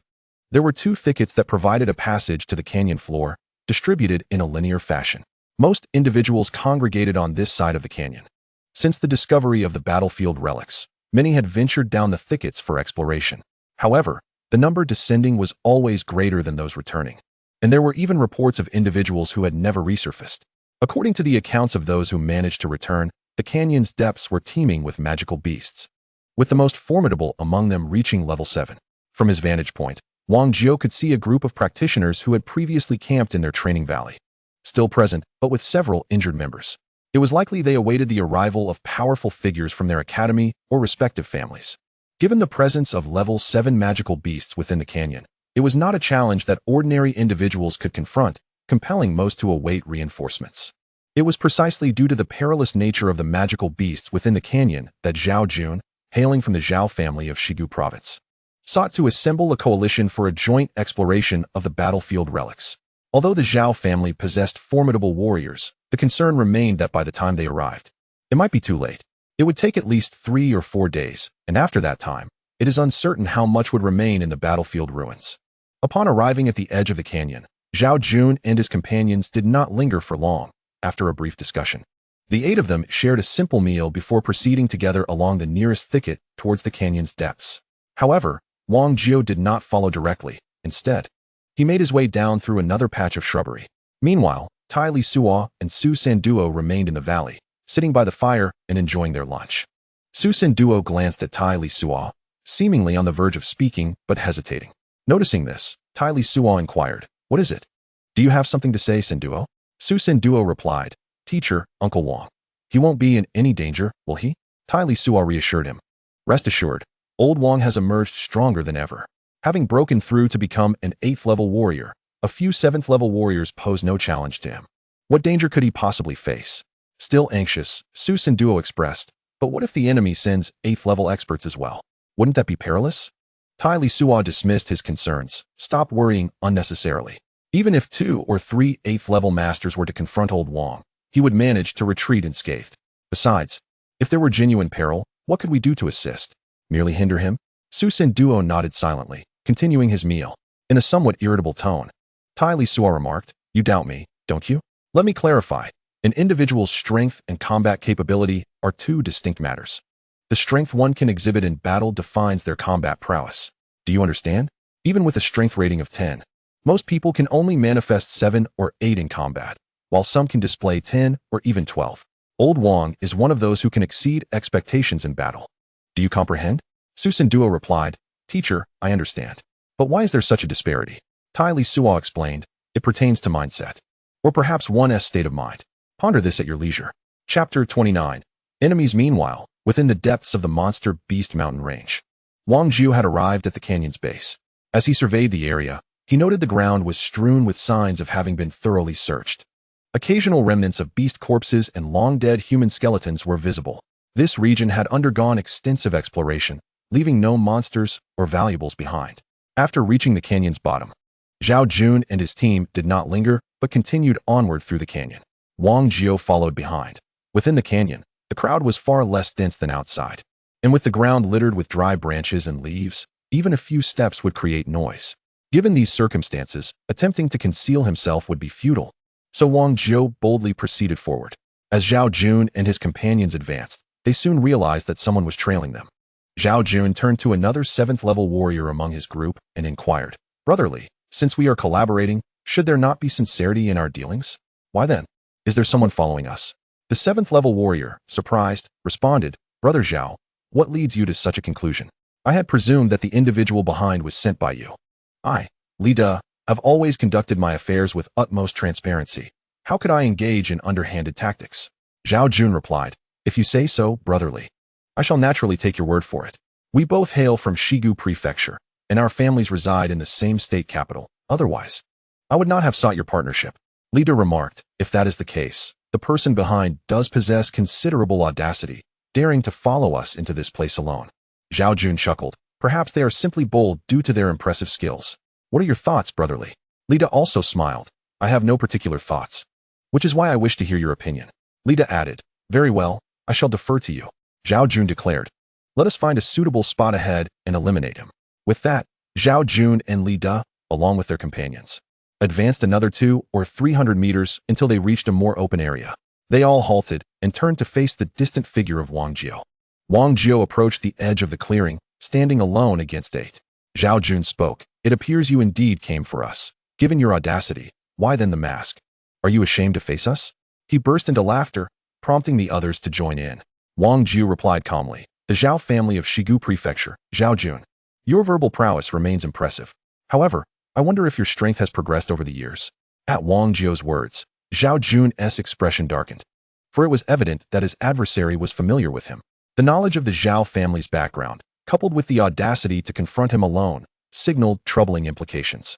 Li De, sensing the gravity of the situation, interjected, "This esteemed individual has come seeking vengeance, has he not? In that case, we shall take our leave." As Li De attempted to withdraw with his men, Wang Jiu remained silent. Zhao Jun, with a grim countenance, retorted, "Brotherly, do you intend to depart just like that? This individual may very well be an enemy of your Li family from Shigu." Zhao Jun was clearly attempting to ensnare Li De. Before Li De could respond, Wang Jiu interjected, "The Li family of Shigu? Are you the legendary recluse, Li De, who has not stepped beyond his threshold for over a decade?" Li De was indeed a renowned figure in Shigu Prefecture, known for his obsessive dedication to cultivation, showing little interest in worldly matters. Rumors circulated that he had not left his home for more than a decade. Thus, his reputation was significant, albeit few had actually encountered him. The 3 companions Li De had brought were, coincidentally, disciples of the Li family who regularly accompanied him in his training. These individuals, like Li De, lived in seclusion, which is why Wang Jiu failed to recognize them as the 4 members of the Li family from Shigu City. Upon hearing Wang Jiu's tone, Li De, who was evidently familiar with him, spoke, "I am Li De of the Li family from Shigu Prefecture. May I inquire what guidance the esteemed elder has to offer?" Wang Jiu replied, "Since you are indeed from the Li family of Shigu, you may also stay." Upon hearing this, Li De responded with a deep voice, "Huh? You truly are brazen beyond measure. 1 against 8. Are you certain your mind is sound? If you possess such prowess, there would be no need for you to lurk in the shadows. As he spoke, Li Da and Zhao Jun synchronously led their companions to encircle Wang Jiao. Wang Jiao retorted, lurking in the shadows? Indeed, for years, I have lived in concealment, but today, I shall make you understand clearly. With that, he slowly removed the mask from his face, revealing his true visage. Zhao Jun gasped, Wang Jiao, you are still alive? Though several years had passed, Wang Jiao's appearance had scarcely changed. During their time in Shigu Prefecture, Zhao Jun and Wang Jiao had served in the same army and had interacted extensively. Thus, upon the mask's removal, Zhao Jun recognized Wang Jiao at once. Wang Jiao smiled and addressed the assembly. You are all still alive and well. How could I possibly perish? That would be too easy for you, he declared. Prepare to meet your end. Upon realizing that their adversary was Wang Jiao, Li Da braced himself for a fierce battle. Although he had not ventured outside for over a decade, being a reclusive cultivator, he was well aware of Wang Jiao's reputation. In his youth, Wang Jiao had become a formidable 7th-level warrior before the age of 30, renowned as a genius in Shigu Prefecture. Now that it was confirmed he was the enemy, there was no room for politeness. Seizing the moment while Wang Jiao was still speaking, Li Da and his subordinates launched an attack. Blades flashed, and magical energies surged, instantly engulfing Wang Jiao's position. Observing this, Li Da thought it was too easy. However, the next instant, an intense sense of danger enveloped him, causing his hair to stand on end. Without a moment's hesitation, he rolled away from his original spot, disregarding any semblance of dignity. At that very moment, a sword beam whizzed past him, and in an instant, sweat drenched his clothing. Possessing extraordinary senses, Li Da narrowly evaded Wang Jiao's sweeping strike. However, his companions were not so fortunate. 2 6th-level warriors accompanying Li Da were bisected, while a 5th-level mage, positioned slightly farther away, managed to avoid a fatal blow but lost an arm in the process. As Li Da and his subordinates launched their attack, Zhao Jun and other members of the Zhao family also sprang into action. Yet, the anticipated bloodshed did not occur. It turned out that the 8 assailants had only struck at Wang Jiao's afterimage. Wang Jiao unleashed his speed to its utmost potential, departing from his original position as swiftly as lightning when the enemy initiated their assault. He maneuvered behind Li Da and executed a simple yet devastating sweeping strike that could fell armies. Having practiced against Tai Lisuo countless times, Wang Jiao's speed, reflexes, and concise yet effective attacks had nearly become second nature to him. Influenced by Tai Lisuo, Wang Jiao had long discarded the complex techniques that, while powerful, were cumbersome. Indeed, with that singular sweeping strike, he dispatched 2 6th-level warriors and severely injured a 5th-level mage. Although Li Da evaded Wang Jiao's attack, Wang Jiao did not pursue him. Instead, he flashed to Zhao Jun's side. Once again, he employed the sweeping strike, and Zhao Jun's reaction was noticeably slower than Li Da's. There was no time to evade. He could only raise his long sword to block. With a resounding crash, Zhao Jun's sword shattered, and he was sent flying, spewing blood mid-air, gravely injured. The other 3 members of the Zhao family were not spared either, all falling beneath the blade of Wang Jiao. As Wang Jiao pursued Zhao Jun, Li Da stealthily launched a heavenly net attack aimed at him, forcing Wang Jiao to halt his chase. Amidst the dazzling array of sword light, he struck swiftly, accurately, and fiercely, landing a blow on Li Da's longsword. With a thunderous sound, Li Da's sword and Wang Jiao's heavy sword shattered simultaneously. Li Da was sent reeling, while Wang Jiao staggered back several steps. Although Wang Jiao had ascended to the 8th level of martial prowess, the heavy sword in his grasp remained the 7th-level weapon he had previously wielded. Fortunately, the adversary was also a 7th-level warrior, and the weapons were of equal rank. Otherwise, Wang Jiao's sword would have splintered long ago. As Wang Jiao's heavy sword reduced to mere fragments, with only a small portion left in his hand, Li Da and Zhao Jun perceived an opportunity. As prominent scions of a powerful family in the state city, they typically possessed a spare weapon. They drew new long swords from their spatial rings and launched simultaneous attacks towards Wang Jiao. Wang Jiao too had once possessed a spare longsword, but it had been destroyed during a past pursuit. The heavy sword he had just employed was a backup given to him by his mentor. With their long swords emanating fierce, multi-meter-long arcs and piercing shrieks, Li Da and Zhao Jun closed in on Wang Jiao. In a moment of dire urgency, devoid of a suitable weapon, Wang Jiao executed a sweeping kick, sending a flurry of dry branches and leaves skyward. This not only obscured the vision of Li Da and Zhao Jun, but also allowed Wang Jiao to propel himself like a cannonball towards Li Da. As the debris soared, Li Da sensed something amiss. Instinctively, he retreated to defend himself, but alas, his speed lagged a fraction behind Wang Jio's. By the time Li De comprehended the situation, Wang Jio had already reached him, and Li De's longsword lay helplessly as Wang Jio prepared to strike. Unexpectedly, Wang Jio seized his feet and sent Li De tumbling out into the open. Li De hastily retracted his longsword, fearing that he might not only fail to harm Wang Jio but also injure himself in the process. In the gaze of the Zhao troops, a flurry of withered branches and leaves took to the air, followed by the sight of Li De's body soaring skyward. Then, Wang Jio ascended with ferocity, delivering a devastating double-fisted blow to Li De's waist. Consequently, Li De's body hurtled away at an even greater velocity. The already injured Zhao troops, witnessing Li De suffering severe injuries, realized that they were no match for Wang Jio and, disregarding everything, turned to flee. Wang Jio landed with force and propelled himself once more. Just as Li De was about to descend, Wang Jio arrived just in time, seizing Li De by the neck. With a sudden exertion of strength, there was a crisp snap as he twisted Li De's neck. Following this, a single punch rendered Li De's head into a shattered ruin. Chapter 30. Exploring the Battlefield Remnants. 1. Without a moment's pause, Wang Jio vanished from sight and reappeared not far off. The fifth-level mage from the Li family, having sustained injuries, had retreated from the fray. Not far from Li De's lifeless body, he stood paralyzed in shock, having witnessed the demise of Li De and others. He had forgotten to escape, to distance himself. His lack of combat experience, never having endured the brutality of bloodshed, rendered his mental fortitude alarmingly fragile. Faced with a formidable opponent like Wang Jio, he was utterly at a loss. Wang Jio, unfazed by the mage's predicament, surged forward like a specter, delivering a single punch that pierced through the chest, reducing the heart to a gruesome pulp. Having dispatched the mage, Wang Jio immediately set off in pursuit of the Zhao troops. The Zhao soldiers had already fled 200 to 300 meters, yet Wang Jio showed no inclination to relent. He pursued them with utmost speed. The leading Zhao soldier, hearing the increasingly close footsteps behind him, felt the encroaching dread of death and the overwhelming waves of fear and despair closing in. He was on the verge of collapse. In this life-and-death moment, he could only run desperately forward. Wang Jio observed as the Zhao soldier approached the edge of the ravine, with approximately 100 meters separating them. Should the Zhao soldier reach the brink, both he and Wang Jio would be exposed to the gaze of onlookers. Though Wang Jio was powerful, he was not yet prepared to confront the might of the prominent families of Shigu City. Thus, he could not afford to reveal himself. In a flash of inspiration, Wang Jio retrieved a short sword from his spatial ring. He hurled the short sword like a throwing knife, and it zipped through the air, covering the distance of 100 meters before embedding itself in the Zhao soldier's calf. Wang Jio had aimed for the soldier's heart, but the short sword missed its mark and struck his leg instead. Nevertheless, this misstep, while failing to incapacitate the Zhao soldier immediately, still bore consequences. However, this incident also caused Zhao Jun's speed to diminish, and he fell to the ground after being struck. Seizing the opportunity, Wang Jio exerted himself and once again pursued Zhao Jun.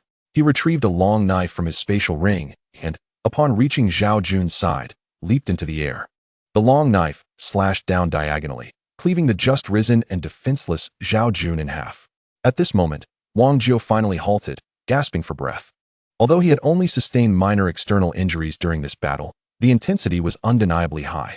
After all, it was 1 against 8, and Wang Jio was determined not to let a single one escape. Thus, every move he made was executed with utmost effort, which significantly drained his energy and fighting spirit. After resting for a few minutes to calm his breath and emotions, Wang Jio rose to collect his spoils. He circled around, gathering the belongings and spatial rings from the 8 individuals. He then sat beneath a large tree, leaning against it to examine his acquisitions. While silently regulating his breath to recover, he scrutinized the items obtained. Without weapons, Wang Jio first took the level 7 long swords used by Li De and Zhao Jun. One was stored in his spatial ring while the other was strapped to his back. Next, he began sorting through the contents of the spatial rings. The items from the several level 6 warriors held little value for him, aside from potential monetary gain. However, the secrets and magic staff belonging to the level 5 Earth Mage could prove useful to Tai Lisuo and Su Sanduo. After a thorough inspection, Wang Jio was pleasantly surprised by his findings in Li De's spatial ring. This cultivation fanatic from the Li family in Shigu Prefecture had surprisingly carried with him a manuscript detailing the cultivation secrets from level 1 to level 9 of fighting spirit. This manuscript was handwritten. The Li family would never have permitted Li De to carry it around carelessly otherwise. The level 9 fighting spirit secrets represented the profound foundation of the Li family. For individuals other than core prodigies like Li Da, even glimpsing such secrets was a rare opportunity. With remarkable innate talent, Li Da was highly regarded within the Li family and had nearly reached the threshold of becoming a level 8 warrior, which is why he was allowed to possess such an important secret. The reason Li Da had ventured from Shigu Prefecture to this place was to undergo trials and seek opportunities for breakthroughs. Unfortunately, he encountered Wang Jiao and lost his life instead of achieving his goal. Although Tai Lisuo had mentioned to Wang Jiao that there was a way to break through to the realm of saints without the level 9 fighting spirit secrets, Wang Jiao was nonetheless thrilled to possess them now. After all, having such secrets is always better than lacking them. Moreover, who would ever disdain the abundance of good fortune? The acquisition of the level 9 fighting spirit cultivation secrets was a timely and unexpected boon for Wang Jiao. At present, what Wang Jiao urgently lacks is a suitable weapon. Although he possesses 2 level 7 longswords, which serve adequately for his daily training, they are insufficient to withstand the intensity of combat against an 8th level opponent. The skirmishes are fleeting and proceed smoothly. It is agreed that they will rendezvous with Tai Lisuo and Su Sanduo in 5 days. However, only a mere half day has elapsed, granting Wang Jiao ample time to explore the relics of this battlefield. After organizing his spoils, Wang Jiao ventures deeper into the gorge. Along the way, he occasionally encounters deep pits excavated by others, as well as signs of rummaging. He muses about the methods employed by those seekers. Could it be that they are merely digging randomly in search of fortune? As Wang Jiao delves further into the gorge, the frequency and strength of the magical beasts he encounters increase. Yet, these level 4 and 5 creatures pose no challenge to him, merely trifles that he dismisses with ease. The mere aura emanating from Wang Jiao is sufficient to intimidate the beasts, causing them to shy away from his presence.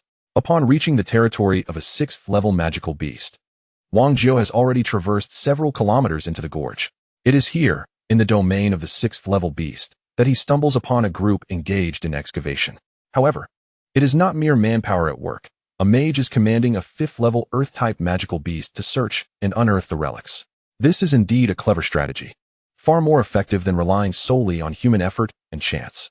Earth-type magical beasts possess a heightened sensitivity to foreign objects underground, allowing them to discern where to dig. The group consists of 6 individuals, 2 of whom are 7th level warriors, while among the remaining 4, one is a 6th level mage and the other 3 are 6th level warriors. Despite Wang Jiao's decision to maintain his distance, the group quickly becomes aware of his presence. They regard him with a mixture of apprehension and respect. Recognizing the audacity required to venture alone into the gorge in search of battlefield relics, even the mage controlling the earth-type beast pauses in his task. Observing their reaction, Wang Jiao takes the initiative to speak. I harbor no ill intentions. I merely wish to inquire if you have unearthed any level 8 or 9 weapons. If so, I am willing to exchange a 9th level combat secret for them. The individuals shake their heads in unison, with one robust 7th level warrior responding, we have only recently arrived. As for level 8 or 9 weapons, we have not even encountered level 7 weapons or any other noteworthy items. In truth, Wang Jiao's inquiry was casual. Even if they had discovered level 8 or 9 weapons or other valuable treasures, they would not divulge such information to him. Nor would they engage in trade within the confines of this gorge. Those who dare to traverse the world of martial arts are not naive. They are all acutely aware of the wisdom in safeguarding their fortunes. Wang Jiao continued, in that case, I beg your assistance. I shall procure a terrestrial magical beast.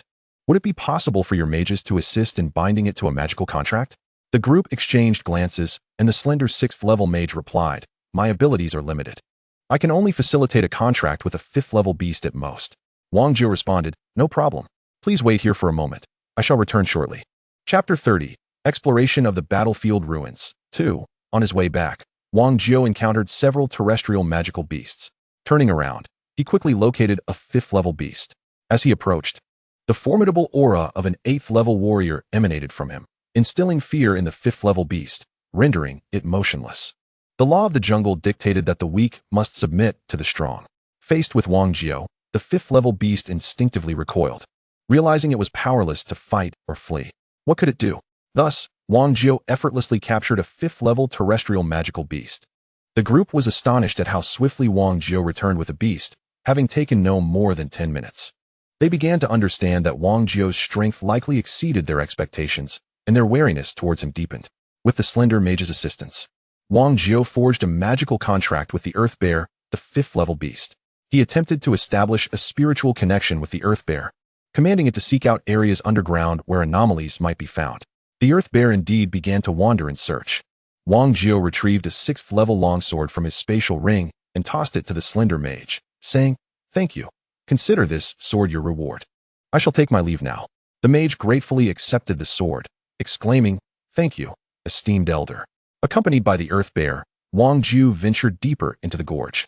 As they traversed the terrain, he instructed the Earth Bear to search for underground anomalies, stopping intermittently along the way.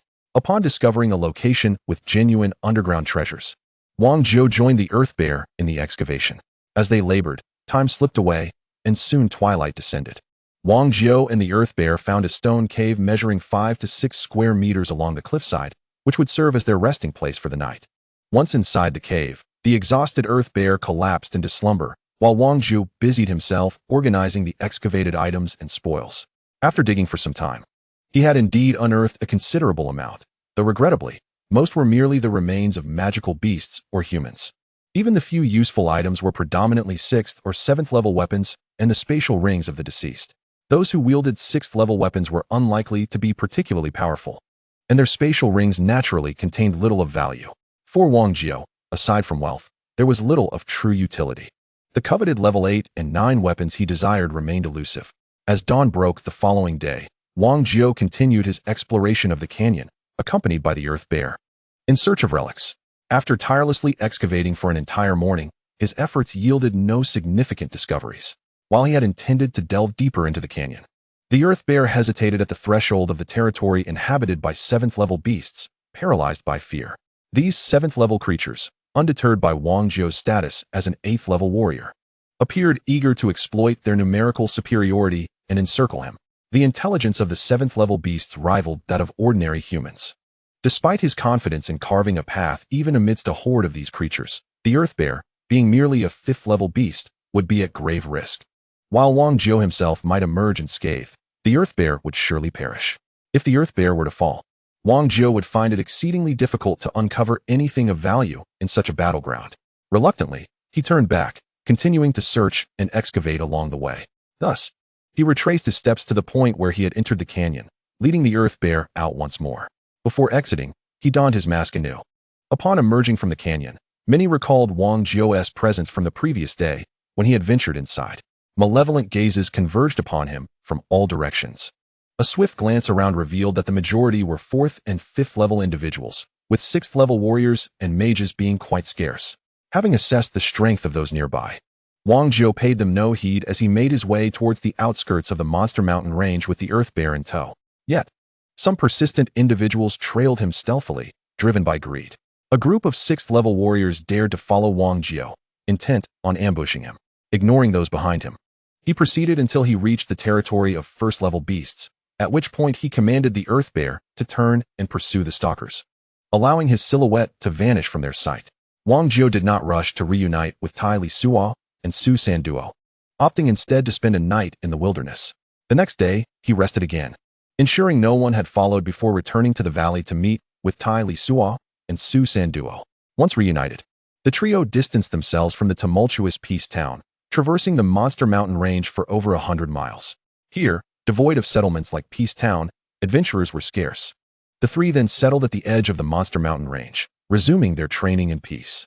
After establishing their new haven, Wang Jiao presented the spoils of his recent endeavors, offering the items of little use for Tai Lisuo and Su Sanduo to choose from, revealing a trove of goods alongside 20 space rings. Tai Lisuo chuckled, "Old Wang, your gains this time are quite impressive. My apprentice and I have profited alongside you." Wang Jiao replied with a smile, "It's decent. Aside from a 9th level combat technique, I have little else of use. Feel free to take anything that might serve you." Tai Lisuo responded, "Very well, I shall not be modest." Besides the 7th level longsword from Zhao Jun and Li Da, Wang Jiao also acquired 2 additional 7th level long swords and a 7th level broadsword. Tai Lisuo declined the 7th level long swords but eagerly claimed the broadsword. Furthermore, Tai Lisuo also took 2 6th level bladed weapons. As for Su Sanduo, all the weapons that Tai Lisuo and Wang Jiao deemed unnecessary were to be his. Regardless of their utility, they would first be entrusted to Su Sanduo. For both Tai Lisuo and Su Sanduo, the most crucial treasures were the magical techniques. Wang Jiao had slain a 5th-level Earth Mage and obtained a technique ranging from the 1st to the 6th level in Earth Magic. Subsequently, accompanied by the Earth Bear, Wang Jiao unearthed 2 spatial rings belonging to mages during their excavation.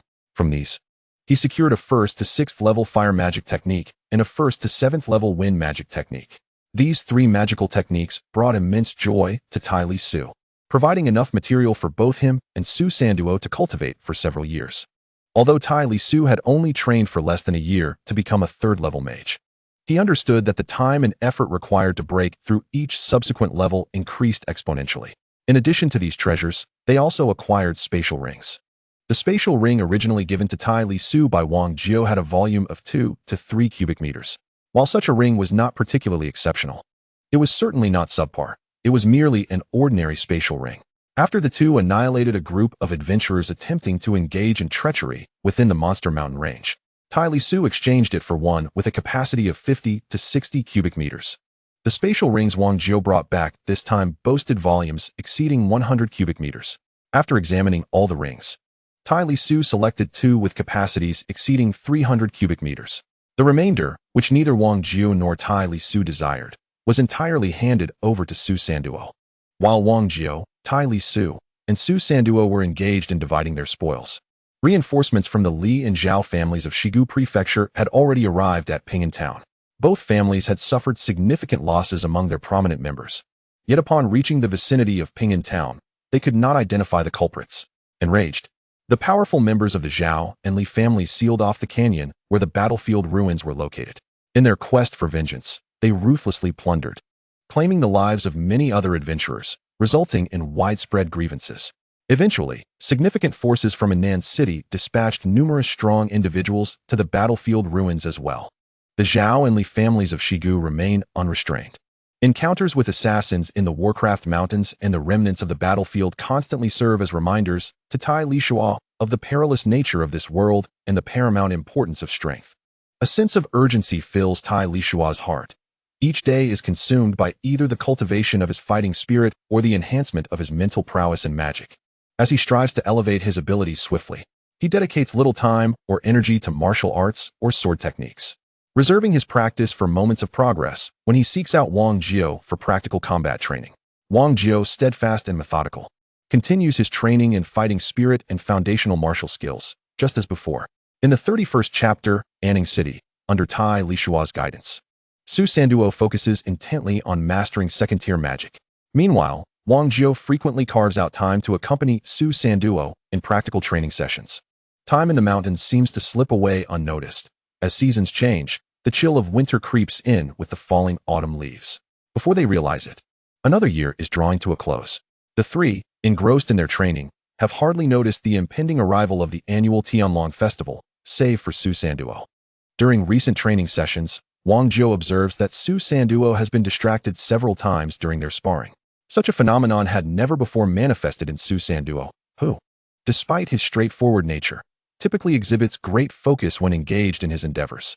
Yet, for consecutive days, he has faltered in concentration during practice. Wang Jiao inquires, Sanduo, are you feeling anxious to break through, leading to psychological pressure? Su Sanduo replies, no, I feel no pressure. My master advised me not to rush, so I am not. Wang Jiao responds, then why have you lost focus multiple times during your sparring? You must understand that distraction in combat is a grave mistake. One moment of inattention can cost you your life. Do you comprehend? Su Sanduo admits, Uncle Wang, I understand. I simply miss home. Wang Jiao reassures him. Missing home is perfectly normal. If you long for it, speak to your master about returning for a visit. You've been away for quite some time. Your family must miss you as well. It is only right to reunite with them. Come, let us find your master. Su Sanduo responds, all right, thank you, Uncle Wang. Wang Jiao leads Su Sanduo to Tai Lisuo's training grounds, where he relays the situation. Tai Lisuo affirms, indeed, feeling homesick is entirely natural. You should visit home. What is there to hesitate about? Su Sanduo expresses, but I will miss all of you. Tai Lisuo reassures him, what is there to miss? It is merely a visit home. You will return. Wang Jiao inquires, by the way, Sanduo, where is your home? Is it far? Su Sanduo replies, my home is in Anning County, not far from here. Wang Jiao concludes, Anning County is only 500 to 600 kilometers away. That is not far at all. A round trip will only take 2 days. Why not return home to visit? I miss my master. You can come back afterward, can't you? Tai Lisuo asked. Old Wang replied, from here to Anning City, is the road safe? Wang Jiu remarked, I seem to have forgotten that detail. The safety of the journey depends on the people involved. Sanduo is only a second-tier magician. If he goes back alone, it certainly wouldn't be safe. How about I escort Sanduo home? Tai Lisuo responded, if we are going, we might as well go together. It will serve as a change of scenery for our training. Su Sanduo exclaimed joyfully, that sounds wonderful. My teacher and Uncle Wang are coming to my house. My father will be so pleased. Wang Jiu added, perfect timing. The annual Tianlong festival is approaching, and we are both without family. We can take Sanduo home and celebrate the festival together. The Tianlong festival is the most significant celebration on the Tianlong continent. Anning City will be livelier than this quiet little valley. Tai Lisuo agreed. All right, then let us all head to Anning City. After the Tianlong festival, we can find a place to train there, without having to return to Ping'an Town. Wang Jiu concurred, yes. Anning City is not far from the Monster Beast mountain range. Su Sanduo was overjoyed and said, that's amazing. Thank you, teacher and Uncle Wang. Wang Jiu replied, no need for thanks. When we visit your home, you will have to host us. We should be the ones thanking you.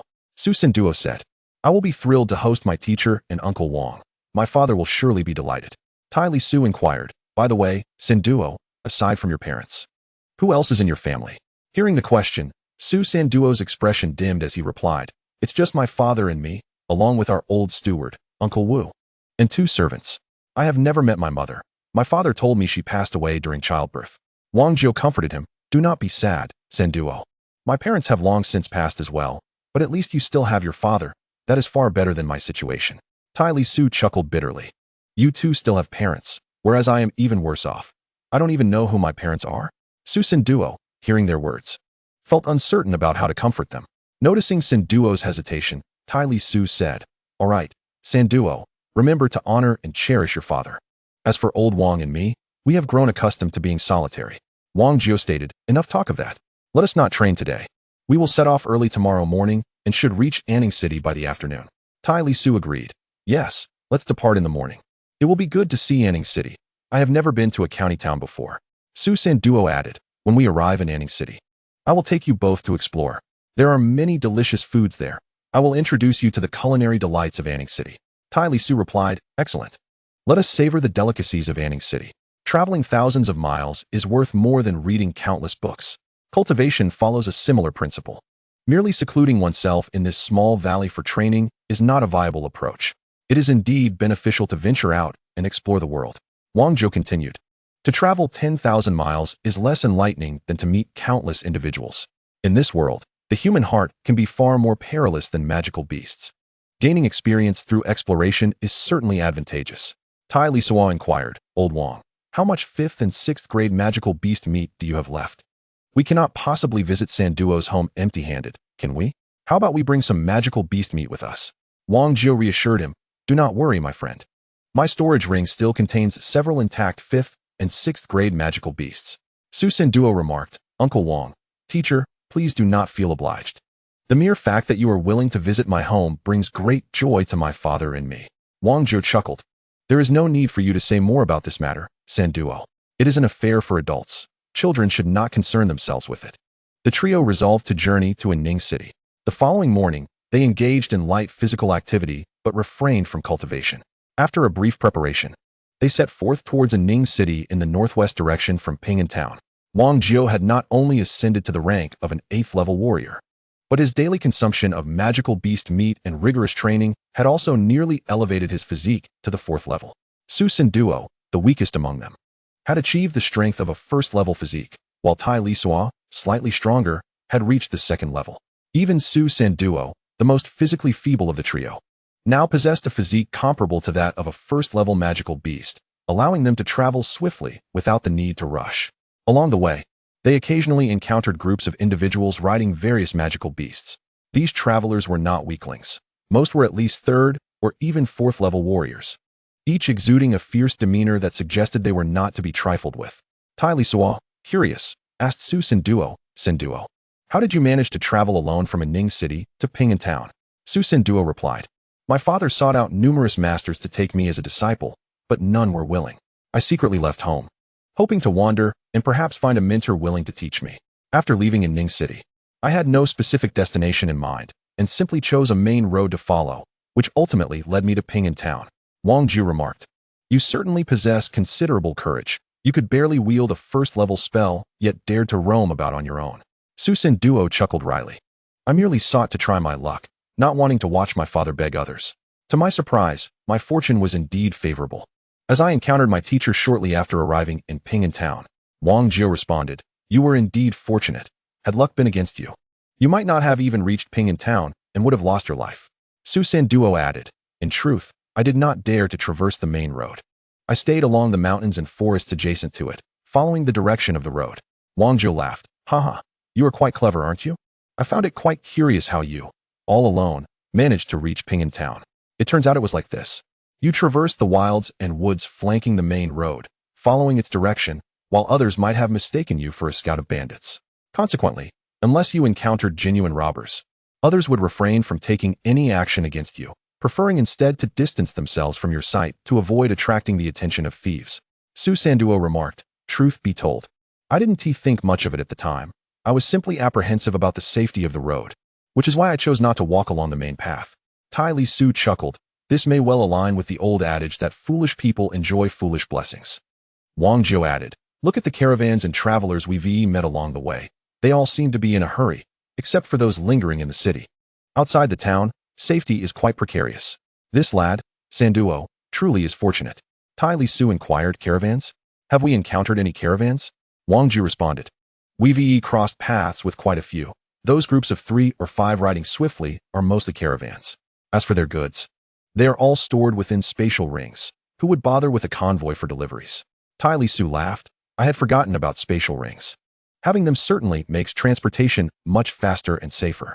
Wang Jiu continued. Indeed, and more importantly, others remain oblivious to the nature of the goods being transported. One would need specific intelligence to discern whether the cargo is valuable. Tai Lisuo remarked. Isn't there a county town closer to Ping'an Town? Why then do so many people transport goods from Anning City to Ping'an Town? Wang Jiu explained, Do not underestimate Ping'an Town, despite its modest appearance. It is located at the edge of the Monster Beast Mountains. The area teems with adventurers, and thus the profits therein are quite substantial. Places like Ping'an Town are controlled by various factions, each vying for a share. The abundant monster cores and materials from the Monster Beast Mountains are priced significantly lower than in other towns. How could such profits fail to entice people? Su San Duo interjected. Indeed, the trade in every region is monopolized by certain entities. Many caravans merely serve to transport goods for those controlling trade in various locales, earning a modest commission. Wang Jiu agreed. What Sanduo says is accurate. You possess quite a bit of knowledge. Transporting goods takes time and entails certain dangers. Thus, many factions delegate the delivery of goods to specialized individuals. Su Sanduo confessed. Honestly, I don't know much about it. My understanding comes from my father, who owns a caravan dedicated to transporting goods for others. Tai Lisuo remarked. Your father must be quite impressive to have established his own caravan. Su Sanduo replied. My father is a 4th-level martial artist and formed the caravan alongside several uncles. If only he hadn't spent all his earnings on my behalf. It is certain that my father is now able to rent a shop in Anning City and start his own business. If that is the case, he will no longer have to endure the arduous and perilous task of delivering goods. Wang Jiu remarked. How pitiful is the heart of every parent. Your father has purchased numerous magical secrets for you. Though they may be merely common spells, they must have cost him a considerable sum. Su Sanduo replied. Those were procured by my father through an acquaintance from the royal capital, and he did not disclose the price. However, I am aware that such items are certainly not inexpensive. Chapter 32. Su Sanduo returns home. The trio encountered no significant events on their journey. There were no foolish individuals who dared to provoke them. Such brazen attempts at arrogance and confrontation do not typically occur upon stepping outside. Instead, they came across several merchant caravans along the way, which tensed up upon seeing the 3 of them. It was only after they had passed that the merchants breathed a sigh of relief. Among them, Wang Jiu was clearly not someone to be trifled with. Tai Lisuo's calm demeanor also garnered respect, leaving only Su Sanduo, who appeared to be a novice. The fact that 2 experienced individuals were confidently escorting a rookie without even the need for mounts suggested that they were undoubtedly skilled. Consequently, this only served to deter anyone from provoking them. In this world, regardless of the numerous dynasties, royal courts, or empires, the control beyond the city walls is exceedingly tenuous. Only within the confines of the cities is there a semblance of safety, as fighting is strictly prohibited there. Outside the cities, however, lawlessness prevails. Murder, theft, vendettas, and various conflicts are commonplace. Those who venture outside must exercise extreme caution. In the afternoon, as they neared Anning City, the thoroughfare became increasingly crowded, culminating in a long queue at the city gates. The trio joined the line, paid the entrance fee, and successfully entered Anning City. Anning City is merely a small town, and the entrance fee is 1 silver coin per person. While the amount may seem modest, the sheer number of individuals makes it significant. Tai Lisuo inquired of Wang Jiao, "Is it customary for all cities to charge an entrance fee?" Wang Jiao replied, "Indeed, without exception. Regardless of whether it is a provincial city, a prefectural city, or a county town, the entrance fees are a substantial source of revenue. The areas outside the towns are rather chaotic, and the primary income for the dynasty and local authorities can only be derived from within the cities. Aside from various taxes, the entrance fees contribute significantly to the coffers." Tai Lisuo remarked, "I see." Wang Jiao continued, "In addition to the entrance fees, shops, guilds, and caravans within the city are subject to commercial taxes. Even those who reside in the city must pay various fees, such as sanitation and administrative charges." Tai Lisuo concluded, "So, it implies that without some wealth or means of livelihood, one cannot truly establish themselves in the city?" Wang Jiao remarked, "Indeed, aside from the formidable powerhouses, others wishing to reside in the city must contend with various expenses." Tai Lisuo responded, "It is only fitting that the strong receive preferential treatment." Wang Jiao continued, "This is an unequivocal truth. Whether it be the city lord or the influential families within, who wouldn't desire the presence of a mighty protector for their city?" Tai Lisuo agreed, "Certainly. With a strong guardian, the safety of the city would be significantly enhanced." Wang Jiao elaborated, "Take Anning City for instance. If a 7th level or even a 6th level master were willing to settle here, the city lord would be overjoyed. They would not only waive various fees, but might even offer compensation, for with a powerful presence, any challenging situation could be effortlessly mitigated." Tai Lisuo acknowledged, "Indeed, it all hinges on strength." Wang Jiao concurred, "You are right, brother. The strong are revered. The greater one's might, the finer the treatment received. For us, if we wish to reside in a provincial city or even the royal capital, we cannot escape the myriad of fees required. However, for a 9th level powerhouse, not only would the provincial city extend generous privileges, but even the capital of the Li dynasty, Longluo City, would bestow immense favor." Tai Lisuo remarked, "Thus, the stronger one is, the greater the freedom they enjoy. With sufficient strength, no one dares to cause trouble, and instead, various privileges await them. Those lacking power are relegated to the lesser places. Even if they yearn to explore and broaden their horizons, their limited strength confines them." Wang Jiao affirmed, "Well said. The stronger one is, the freer they become. Without power, freedom is but a distant notion, much like those adventurers in Ping'an Town, who are often condemned to linger at the fringes of the monster beast mountain range, constrained by their limited capabilities. Even in a modest place like Anning City, they can only engage in menial labor unless they belong to a prominent family or a favored scion of a powerful clan, which allows for a somewhat freer existence." Tai Lisuo, having lived 2 lives, understood this truth well. For instance, on Earth in his previous life, those born into the lower echelons of society faced a stark reality. Without early efforts, such as education, to alter their circumstances, how much freedom could they truly possess? If one toils daily on a construction site or labors in a factory for 12 hours, alternating between day and night shifts, and this is not mere exaggeration. Even in 2021, such conditions persist, one finds little room for liberty. When shift changes occur, one might work up to 18 hours a day, as while humans may rest, machines cannot cease their operation. Do you think these are the only burdens? Far from it. In a realm devoid of weekends and holidays, where virtually all festive occasions are overshadowed by labor, the only exception being the Spring Festival, one finds that factories and construction sites remain operational. Each day of toil yields a day's wage, and the prospect of leisure diminishes one's earnings. Who among the populace would willingly forsake rest and respite? Under such circumstances, time, thoughts, and resources for dreams of poetry and distant horizons become a luxury unattainable.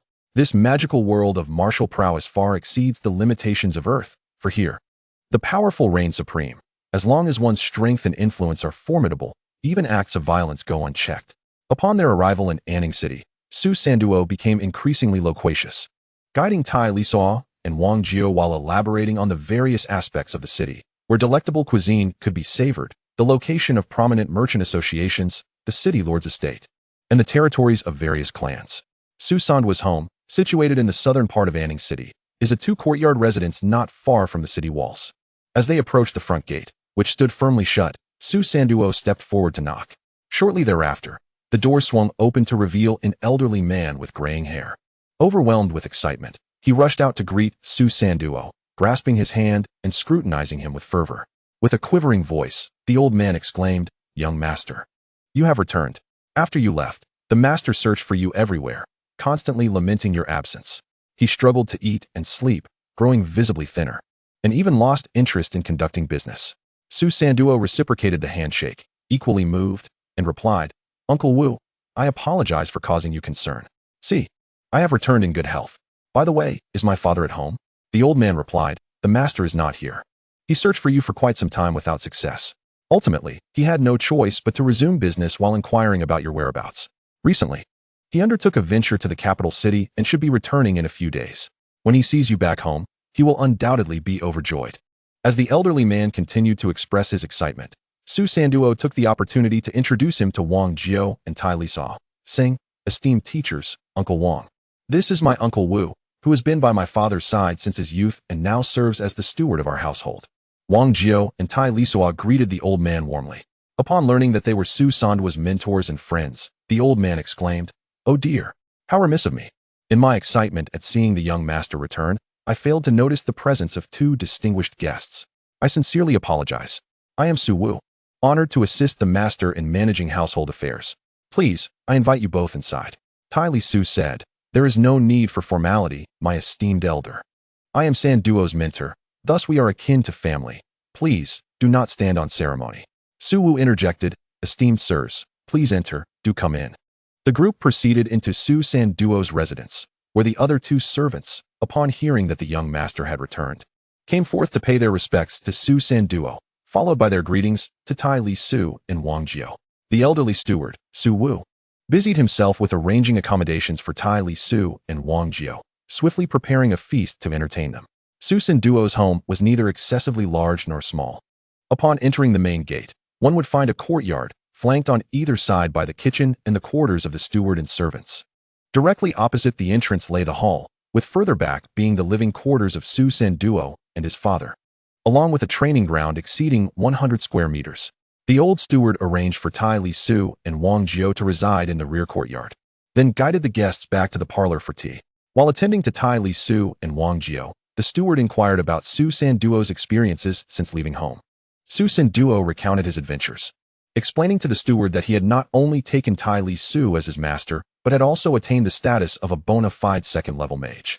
This revelation filled the steward with immense joy. His pride radiated as if Su Sanduo had ascended to the pinnacle of power on the continent. Once the initial excitement subsided, the steward expressed his gratitude to Tai Lisuo repeatedly, exclaiming, "I am profoundly grateful that you have taken our young master as your disciple. You are truly remarkable. My master has sought countless individuals and enrolled the young master in several magical academies. Yet, those blind to his potential proclaimed that he lacked the talent to become a mage. Who would have thought that under your guidance he would achieve the rank of a second-level mage in such a short time? You are indeed extraordinary, and I, as a humble servant, extend my master's heartfelt thanks." Tai Lisuo replied, "There is no need for such formality, dear steward. It is fate that brought me to Sanduo. My ability to take him as a disciple is also a matter of destiny. As for his education, it is my duty as a teacher, ultimately. The path of cultivation relies on the individual. Sanduo's swift descent to the rank of second-level mage is a testament to his own diligence." Su Wu added, "You are truly modest, esteemed sir. While it is undoubtedly due to the young master's own efforts that he has attained the rank of second-level mage, it is equally undeniable that your guidance has played a crucial role. Your contributions to the Su family and to our young master are immeasurable." Tai Lisuo responded, "Steward, you are excessively gracious. These matters are merely my responsibility. Witnessing Sanduo's continuous progress brings me great joy." At that moment, the two servants completed their preparations for the feast, and the steward busily arranged the dining table in the hall, inviting Tai Lisuo and Wang Jiao to take their seats. Su Sanduo joined them for the meal, while the steward remained nearby, attending to their needs. Despite the insistence of Tai Lisuo and Wang Jiao for the steward to join them at the table, Su Wu steadfastly refused, preferring to serve the three with utmost diligence. Tai Lisuo pondered to himself, "Is this the privilege afforded to the strong? Wu Bo, a level 3 warrior, might not discern Wang Jiao's cultivation level, yet he could certainly perceive Tai Lisuo's prowess. This was not to suggest that Wu Bo held Tai Lisuo in high regard solely for his cultivation. Rather, what he admired was Tai Lisuo's ability to mentor Su Sanduo in the art of cultivation. There were many individuals whose levels surpassed that of Tai Lisuo, yet they unanimously believed that Su Sanduo could never embark on the path of cultivation. Even Wu Bo harbored the same sentiment deep within. The old steward understood that Su Sanduo's talent was, indeed, exceedingly poor. However, no one anticipated that after a year away from home, Su Sanduo would return as a level 2 mage. In Wu Bo's eyes, this was entirely a testament to Tai Lisuo's merit, transforming the universally acknowledged untalented Su Sanduo into a genuine mage. How could Wu Bo not be filled with admiration? Under the attentive care of the old steward Wu Bo, their meal stretched on until dusk. After indulging in copious amounts of wine, the three engaged in a brief session of cultivation before retiring for the night. Having spent nearly 2 years in this world, it was the first time Tai Lisuo slept in a comfortable bed. Previously, he either dedicated his time to cultivation or spent nights in tree hollows or amidst the beast mountains. That night, Tai Lisuo enjoyed a restful slumber, even dreaming of returning to Earth, back to his former home. On the following day after arriving in Anning City, Su Sanduo led Tai Lisuo and Wang Jiao on an extensive exploration of the city, where they savored a myriad of local delicacies. In this world, ordinary people, lacking the opportunity or talent for cultivation, predominantly resided at the lowest echelons of society. Due to exhaustion and illness, their lifespans mirrored those of people on Earth. Of course, the number of individuals who could not cultivate was quite limited. With diligent effort, achieving the status of a level 1 warrior was feasible for the vast majority. Warriors and mages, however, were a different matter altogether. Even a level 1 warrior or mage typically enjoyed a lifespan exceeding 100 years. As one's strength grew, so too did their lifespan, extending into an even greater expanse of time. Upon reaching level 7 as a warrior or mage, one could potentially live for 200 years. Level 8 warriors boasted lifespans of up to 300 years, while level 9 warriors could see their lives stretch to an astonishing 500 years. As for the lifespans of those in the sacred domain or divine beings, Wang Jiao, a newly ascended level 8 warrior, could not articulate with certainty. A protracted lifespan does not imply perpetual cultivation. Not everyone relishes the monotonous repetition of training. Many will inevitably pursue other interests to occupy their time. Among these pursuits, there are those who invest their energies in the art of gastronomy. Thus, the culinary delights of this magical world possess their own unique charm. On this day, Tai Lisuo gained a wealth of experience. This modest Anning city, merely a small county under the Li dynasty in the remote regions of the Tianlong continent, is a treasure trove of extraordinary delicacies and diverse cooking methods that far surpass the mundane techniques of steaming, frying, and boiling found on Earth. As for the so-called Western cuisine from Earth, it pales in comparison. Have you ever seen a fire mage donning the chef's hat? Or a third-level warrior meticulously chopping vegetables as a sous chef? Their knife skills are truly sublime. Tai Lisuo even chanced upon a street vendor offering a dish reminiscent of the explosive meatballs from Stephen Chow's film God of Cookery. Of course, it was merely a visual similarity. Here, the meat used is that of magical beasts, incomparable to ordinary beef. The artisan preparing these succulent meatballs is not a cinematic character, but a robust third-level warrior. After crafting the meatballs on a sturdy cutting board, a nearby fire mage promptly placed them into a large pot. Utilizing fire magic, combined with a special fuel, the meatballs were soon cooked to perfection. A throng of eager patrons surrounded the stall, each vying for a bowl of the delectable meatballs, oblivious to the heat as they indulged. Chapter 33, The Su Family. 2. The exotic version of the explosive meatballs was fragrant even from a distance. Tai Lisuo joined the crowd and purchased a generous bowl, savoring the delightful flavors. Having only witnessed Stephen Chow's explosive meatballs in film during his past life, he was astonished to have the opportunity to taste the magical world-s rendition. Anning City, belonging to Yanshan Prefecture, is situated not far from the Beast Mountain Range, hosting numerous merchant guilds and caravans. The bustling atmosphere was heightened by the approaching Tianlong Festival, akin to the spring festival of his previous life, commonly known as New Year. One can only imagine the vibrant scene, with throngs of shoppers traversing the streets. As he strolled through the lively streets, relishing the explosive meatballs, Tai Lisuo couldn't help but reminisce about shopping excursions in his former life. Thoughts of Earth brought forth memories of his wife and children, leaving him to wonder how they fared after his crossing into this world. Having journeyed to this realm, The prospect of returning to Earth seemed increasingly dim. Even if fortune favored him and a way back could be discovered, it might be years before that could happen. Would the people and places he once knew still remain? The scenery may endure, but the people may change. The complexity of his emotions was beyond words. The three spent the day meandering through Anning City, purely for the sake of witnessing the spectacle. Aside from food, only a few sets of clothing were purchased as spares. In the evening, the bustling streets of Anning City were still teeming with people. As dusk approached, several individuals returned to Su Sanduo's home. In the following days, Wang Jiao and Tai Lisuo lost their interest in wandering outside and instead devoted themselves to diligent training at Su Sanduo's residence. After 2 days of practice, which coincided with the evening of the fourth day since Su Sanduo's return home, the three in the backyard heard the old housekeeper's animated voice from the front yard. Moments later, they witnessed a sturdy middle-aged man, approximately 6 feet tall and bearing a striking resemblance to Su Sanduo, entering the backyard with several martial artists of varying ages. The three, alerted by the commotion, ceased their training to observe the newcomers. Su Sanduo was the first to speak, calling out, "Father, uncles, you have returned." The leading middle-aged man responded, "You rascal, you actually remember to come back? You've truly grown bold, daring to sneak out alone. Just wait until I deal with you." After speaking, he turned his gaze towards Wang Jiao and Tai Lisuo. The old housekeeper promptly introduced Wang Jiao and Tai Lisuo to Su Sanduo's father. Su Sanduo's father warmly addressed Tai Lisuo, saying, "I am Su Qinglong. I am grateful that you do not think poorly of my foolish son and have taken him as your disciple, instructing him in his training and bestowing upon him the name Su Sanduo. I am immensely thankful. Should you ever require anything from me, please do not hesitate to ask." He then turned to Wang Jiao, expressing his gratitude for the care Wang Jiao had shown his son, welcoming him to the Su family and offering his assistance whenever needed. Tai Lisuo replied, "There is no need for such formality, Su brother. You may simply call me Tai Lisuo. I do not deserve the title of sir." Wang Jiao echoed, "There is no need for such courtesy, Su brother. You can just call me Wang Jiao." Su Qinglong insisted, "That is not acceptable. One must not offend the strong. Especially considering the profound grace both of you have shown my son.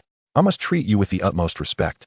Tai Lisuo chuckled, "Old Su, you are being overly formal. As I am Sanduo's master, we are now family.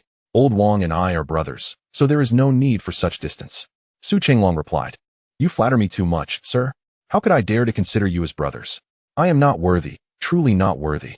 Su Qinglong's excessive politeness prompted Tai Lisuo to say with a hint of exasperation, "All right, if old Su holds us in such esteem, then let us refer to one another as brothers." With Su Sanduo having been away for so long, the two fathers should have a good conversation while we take our leave. Su Qinglong offered further polite remarks, and the individuals who had entered with him also greeted Tai Lisuo and Wang Jiao before the two fathers led the others to the front hall. In the backyard, only Tai Lisuo and Wang Jiao remained, and Tai Lisuo remarked to Wang Jiao, "Su Sanduo's father is excessively courteous. Such formality can be rather uncomfortable." Wang Jiao chuckled, stating, "Let us set aside your status as his son's mentor. My cultivation is far superior to his, thus he ought to treat me with respect. Furthermore, the fact that he has managed to assemble a trading caravan and sustain a group of individuals over the years without any significant mishaps indicates that he is undoubtedly a cautious and astute person. Otherwise, he would lack the capability to form such a caravan and support his comrades. A person of such diplomatic finesse would naturally not be lacking in etiquette, so there is no cause for surprise." Tai Lisuo concurred, "You speak truthfully. Let us not dwell on him any longer. We should continue our cultivation." The two resumed their training. In the main hall of the front courtyard, Su Qinglong meticulously inquired about Su Sanduo's experiences since leaving home, particularly concerning Tai Lisuo and Wang Jiao. After gathering this information, Su Qinglong and his brothers expressed their astonishment at Su Sanduo's extraordinary fortune. Tai Lisuo, not only a mentor, had transformed the exceptionally untalented Su Sanduo into a magician. Moreover, Tai Lisuo was a 4th-level warrior, while Wang Jiao was even more remarkable, being an 8th-level master. Such fortuitous encounters were beyond their wildest dreams. Once Su Qinglong grasped the situation, he promptly arranged a feast and instructed Su Sanduo to return to the rear courtyard to accompany Tai Lisuo and Wang Jiao, remaining at their beck and call. Upon Su Sanduo's arrival in the rear courtyard, Wang Jiao inquired, "Why have you not spent more time with your father? Why are you here so soon?" Su Sanduo replied, "My father summoned me to heed the instructions of my teacher and Uncle Wang. He is organizing a banquet in the front courtyard." Wang Jiao remarked, "Your father is a decent man, albeit overly courteous. Here, Take some beast meat to the kitchen and have them prepare it as a dish to accompany the wine. Wang Jiao retrieved a 5th-level beast from his storage ring and instructed Su Sanduo to deliver it to the kitchen. Although Su Sanduo's family possessed some low-tier beast meat, primarily from 2nd and 3rd-level creatures, 5th-level beast meat was a rarity. Even in the entire Anning County town, few could afford it.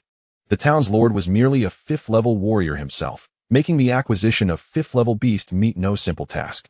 As for purchasing it, one must find a seller willing to part with such a treasure. When Su Sanduo bore the 5th-level beast into the front courtyard, Su Chenglong and the others, realizing its significance, could not help but exclaim their admiration, recognizing the prowess of an 8th-level expert who could so casually provide such a valuable creature. Su Chenglong hastily took the 5th-level beast, slicing off a generous portion of meat to hand over to the old steward for the kitchen, while the remainder was stored in the storage ring for preservation. Chapter 34. Su Chenglong at the Su family's banquet. Su Chenglong and the others hesitated to partake of the 5th-level beast meat. Their cultivation levels were too low to indulge freely, and they regarded it as a precious commodity, unworthy of excessive consumption. Only Wang Jiao and Tai Lisuo could indulge in the feast, as Wang Jiao, being an 8th-level powerhouse, had no qualms about consuming the flesh of 5th and 6th-level magical beasts. Tai Lisuo had grown accustomed to it. As long as he moderated his intake, he would be fine. Observing the expressions and actions of the Su family members, Tai Lisuo addressed Su Chenglong and his companions. You need not be so polite. Do partake liberally of the 5th-level beast meat. Following your meal, a bout of cultivation will be immensely beneficial. It will enhance your physical constitution and aid in your battle chi training. Gratefully, Su Chenglong and the others expressed their thanks, and soon, alongside Tai Lisuo and Wang Jiao, they consumed all the 5th-level magical beast meat. The banquet concluded hastily, and Su Chenglong and the others hurried to the backyard to cultivate. Their fervor was not born from diligence, but from the excess of 5th-level beast meat they had consumed, which their bodies struggled to bear. Cultivation was necessary to refine the energy contained within. In no time, the Su family's modest training grounds felt somewhat inadequate. Meanwhile, Tai Lisuo and Wang Jiao leisurely sat at the edge of the training area, sipping tea while watching the fervent training of the group. After over an hour of practice, Su Chenglong, the father of Su Sanduo, finally digested the energy from the beast meat. He approached Tai Lisuo and Wang Jiao, clasping his fists in gratitude, saying, "To be honest, this is the first time for our brotherhood to taste such high-grade beast meat. We may have overindulged, and I hope our esteemed guests find it amusing." Tai Lisuo replied, "Every experience has its first time. In the future, as you grow accustomed to it, it will be easier." Su Chenglong continued, "Then we shall shamelessly benefit from your generosity, but we fear our cultivation is too lacking, and we may waste the precious beast meat you have provided." Among Su Chenglong's group, only he was a 4th-level warrior, while the remaining 4 were merely 3rd-level warriors. Such meager strength seemed inadequate in the presence of Tai Lisuo and Wang Jiao. Wang Jiao remarked, "In a place like Anning City, your cultivation is quite respectable. However, I notice your martial skills are rather ordinary. It would be wise to dedicate time to thoroughly practice foundational techniques." Su Chenglong pondered Wang Jiao's words, recognizing that as an 8th-level warrior, his insights must carry significance. Although he could not immediately grasp the underlying reasoning, he expressed his gratitude, saying, "Thank you for your guidance. I will convey my appreciation on behalf of my brothers." Wang Jiao replied, "No need for thanks. I merely echo the wisdom of others. This cultivation method was conceived by Sanduo's master, and I merely benefit from his insights." Su Chenglong glanced in astonishment at Tai Lisuo, realizing that Su Sanduo's master was indeed remarkable, as even an 8th-level powerhouse valued the cultivation method he had devised. Su Chenglong hastily addressed Tai Lisuo, expressing his gratitude. "Thank you for your guidance, my lord. I am at a loss for how to repay you, and from this day forth, I shall serve you in any capacity, even as a humble servant." Tai Lisuo furrowed his brow and replied, "Old Su, I have mentioned that Sanduo is my disciple. We are family now. Your constant formality makes me feel quite uneasy. If you persist in this manner, we may find ourselves reluctant to linger in your abode, retreating instead to the wilderness for our training." Seeing Tai Lisuo's demeanor, Su Chenglong quickly responded, "In that case, I shall boldly address you both as brothers. Tai brother, Wang brother, you must not leave. I insist on hosting you properly. Even if my place is modest and training may be inconvenient, I implore you to at least wait until after the Tianlong festival before contemplating a change of training grounds." Wang Jiao chuckled heartily. "That's the spirit. Look at Sanduo's master. He, too, is merely a 4th-level warrior, yet he has never been formal with me, always addressing me as Old Wang. Su Qinglong remarked. I mainly feel unworthy. I never dared to imagine that a formidable 8th-level warrior like you would consider us as brothers. Wang Ju replied. What does being an 8th-level warrior mean? You might surpass that level in the future and become an even more powerful being. Su Qinglong awkwardly responded. I am fully aware of my own limitations and do not wish to harbor excessive aspirations. If I could attain the rank of a 7th-level warrior, I would be able to bring Sanduo's mother back, allowing them to reunite. That alone would satisfy me for a lifetime. Hearing Su Qinglong's words, Tai Lisuo felt a stirring in his heart and inquired, Where is Sanduo's mother now? Su Qinglong replied, She resides in the capital of Yanshan Prefecture, part of the Lu family. I was originally a collateral member of the Su family in Yanshan. In my youth, I met Sanduo's mother at the academy. Our relationship faced strong opposition from both the Su and Lu families. The Lu family is far more powerful than ours, and Sanduo's mother is the cherished jewel of the Lu family patriarch. They naturally would not approve of our association. Tai Lisuo asked, Why did the Su family oppose your relationship? Su Qinglong explained, The Su family feared offending the Lu family. Wang Jiu inquired, What happened next? Su Qinglong continued, Despite her family's disapproval, Sanduo's mother remained committed to our relationship. Eventually, after she became pregnant with Sanduo, the Lu family was furious, threatening to annihilate the entire Su family if I did not sever ties with her. Under such pressure, the Su family expelled me. However, Sanduo's mother, determined to keep the child, ultimately gave birth to Sanduo and entrusted him to me. It was then that I left the capital and brought Sanduo to Anning City to make a living. Tai Lisuo remarked. So you told Sanduo that his mother died during childbirth? Su Qinglong sighed with a bitter smile. It was a matter of necessity. My innate talent for cultivation has always been lacking. In recent years, the dual responsibilities of earning a living while caring for Sanduo have significantly hindered my cultivation. I find it increasingly difficult to envision any hope for a reunion between them. Thus I resorted to weaving a falsehood for Sanduo. Wang Jiu inquired about the formidable figures within Sanduo's maternal lineage, specifically the Lu family.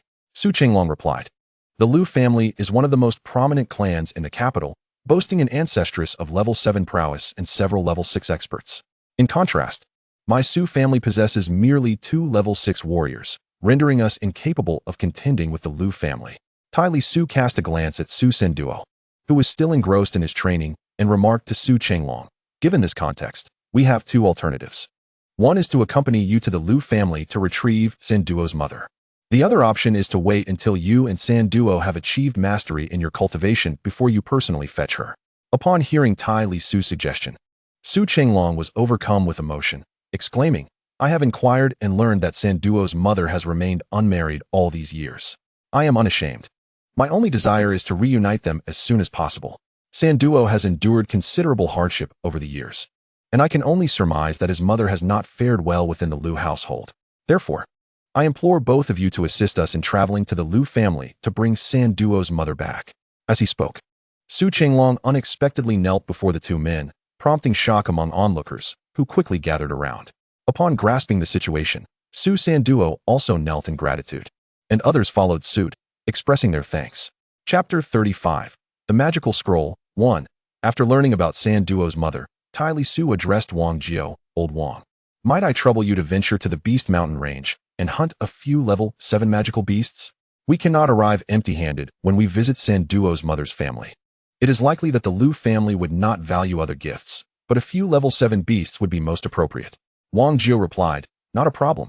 After all, I am also Sanduo's uncle, and it is my duty. Tomorrow, I shall set off for the Beast Mountain range and endeavor to hunt as many level 7 beasts as possible. Su Qinglong hastily interjected, There is no rush. Let us wait until after the Dragon Festival before heading to the Beast Mountain range. Additionally, we need not necessarily secure level 7 beasts. Having 2 capable companions accompanying us to the Lu family should suffice, even if we bring along 1 or 2 level 6 beasts. Tai Lisuo reassured him, Rest assured. Old Su, Old Wang, during his days as a level 7 martial artist, has already hunted several level 7 magical beasts, and now, it would be even easier for him. Upon hearing Tai Lisuo's words, the crowd regarded Wang Jiu with admiration, for the physicality of magical beasts far surpasses that of humans. Typically, level 8 warriors require a team to hunt level 7 beasts. After all, venturing into the territory of magical beasts comes with its risks. A careless misstep could lead to the loss of one's life. Yet, Wang Jiao effortlessly hunted 7th-level magical beasts all on his own. His prowess, it seems, rivals that of an average 9th-level expert, marking him as a distinguished figure among 8th-level warriors. It is indeed remarkable that such a formidable individual would willingly traverse the treacherous mountains to assist the Su family in hunting 7th-level magical beasts. Su Chenglong and the others were acutely aware that Wang Jiao's dedication stemmed from his respect for Tai Lisuo, which only deepened their esteem for him. A 4th-level warrior capable of enlisting the aid of an 8th-level expert is undoubtedly someone of exceptional merit. Su Chenglong expressed his heartfelt gratitude, hastily arranging for food and drink to honor Tai Lisuo and Wang Jiao once more. That night, both Su Chenglong and Su Sanduo became inebriated. For Su Sanduo, it was a momentous revelation to learn that his mother was still alive, stirring a mix of joy and sorrow within him, leading him to drink to the point of oblivion. Most of Su Chenglong's companions were similarly intoxicated, and under the continuous toasts, Tai Lisuo also succumbed to the effects of alcohol. Only Wang Jiao, with his robust constitution and formidable strength, remained mostly sober, though he too had indulged quite a bit. Ultimately, the old steward and 2 servants assisted everyone one by one to their resting quarters. In the following days, Wang Jiao and Tai Lisuo were warmly welcomed by Su Chenglong and his brothers, feasting and drinking to the extent that they scarcely practiced their skills. It was not until after the jubilant celebrations of the Dragon Festival that Wang Jiao expressed his desire to venture into the magical Beast Mountains to hunt 7th-level beasts, prompting the festive gatherings to finally cease. On the morning following the Dragon Festival, as Wang Jiao prepared for his journey, Tai Lisuo had no intentions of seeing him off. However, Su Chenglong insisted on escorting Wang Jiao, accompanied by Su Sanduo and the old steward. They escorted him beyond the gates of the Su residence and all the way to the outskirts of the city. Reluctantly, Tai Lisuo joined the farewell. At the roadside outside the city, Su Chenglong cautioned Wang Jiao, "As you head into the magical Beast Mountains, my brother Wang, please prioritize your safety. That realm is fraught with danger. 7th-level magical beasts are formidable adversaries. Returning with a few 5th or 6th-level beasts would suffice. There is no need to risk your safety for the sake of my son and me." Tai Lisuo, exasperated, interjected, "Old Su, there's no need for such formality or concern. Old Wang has navigated those mountains for years. He knows what he's doing." Wang Jiao reassured them, "Rest assured, Old Su. I frequently traverse the magical Beast Mountains and will certainly return safely. You two should remain in Anning City and await my good news." Su Sanduo chimed in, "Thank you, Uncle Wang." "Thank you, teacher." Wang Jiao, wishing to avoid any further lengthy exchanges from Su Chenglong and his son, remained resolute. He uttered, "I shall take my leave. You may rest assured and await my return." With that, he turned and strode toward the Beast Mountain range. His nonchalant departure, coupled with his swiftly retreating figure, epitomized the demeanor of a formidable individual. It was only after Wang Jiao's silhouette vanished from sight that the others turned back towards the city. On the journey home, Su Chenglong expressed his admiration, stating, "Brother Wang is truly loyal and righteous. Sanduo is fortunate indeed to have encountered such brothers as Tai and Wang." Tai Lisuo promptly interrupted, saying, "Old Su, please, enough. I must reiterate, there is no need for such formality among us. Sanduo is my disciple. We are family. Among family, excessive politeness feels more like distance than courtesy." Su Chenglong chuckled, "Very well, I shall heed your words. However, I perceive that both Tai and Wang are extraordinary individuals. What plans do you have for the future? Should you require my assistance, do not hesitate to call upon me." Tai Lisuo replied, "For the time being, we have no specific plans. After we retrieve Sanduo's mother, we intend to head to the outskirts of the Beast Mountain range to find a tranquil spot for continued cultivation. After all, I am merely a level 4 martial artist at present. Venturing out into the world alone would be too perilous. Relying solely on old Wang is not a viable option." Su Chenglong remarked, "Speaking of which, in the midst of our joy, I nearly forgot something. Come, let us hurry home. I chanced upon an item that may be of use to Brother Tai."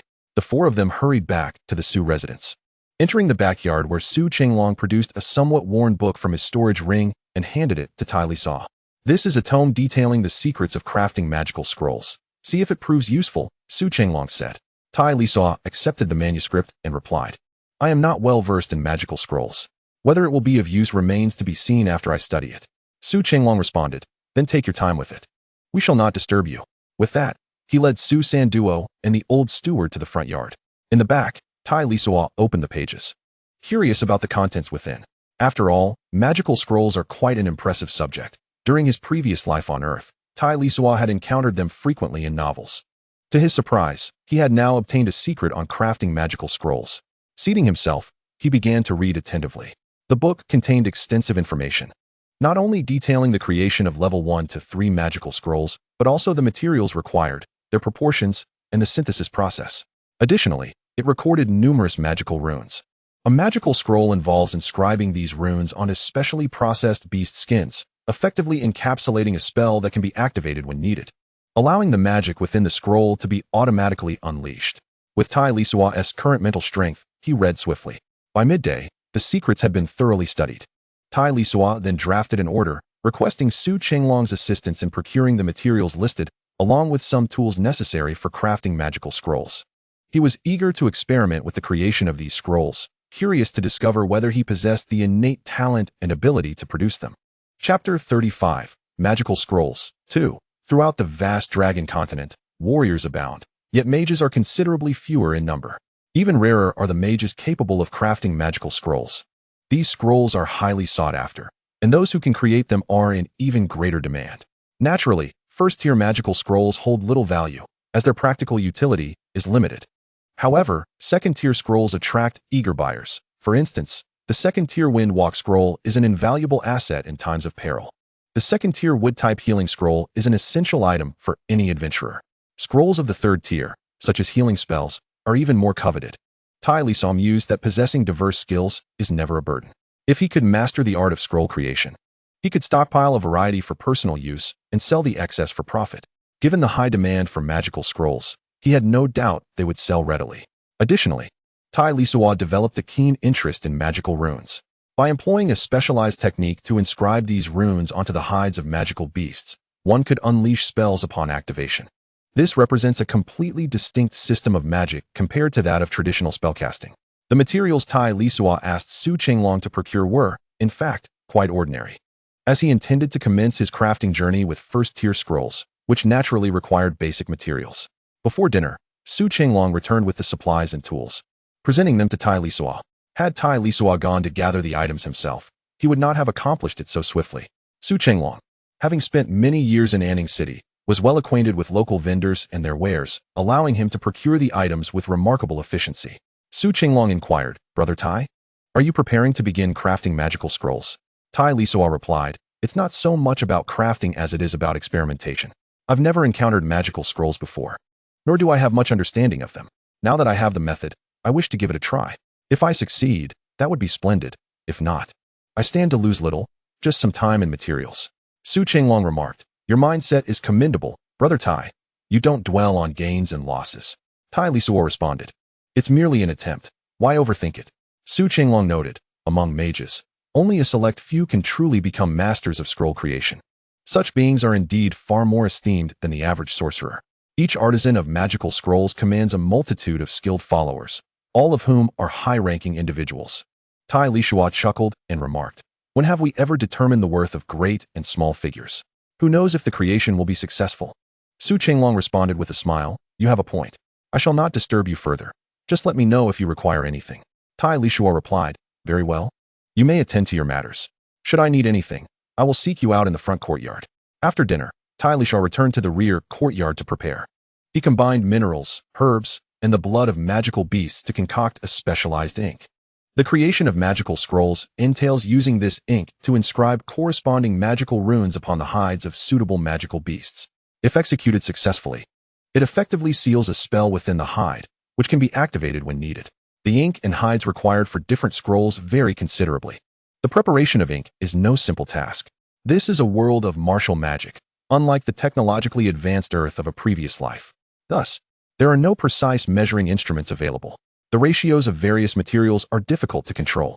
After numerous attempts, Tai Lisuo finally succeeded in concocting the ink, albeit after wasting a considerable amount of materials. Fortunately, these materials were not overly expensive, as Su Chenglong had procured a substantial supply for him.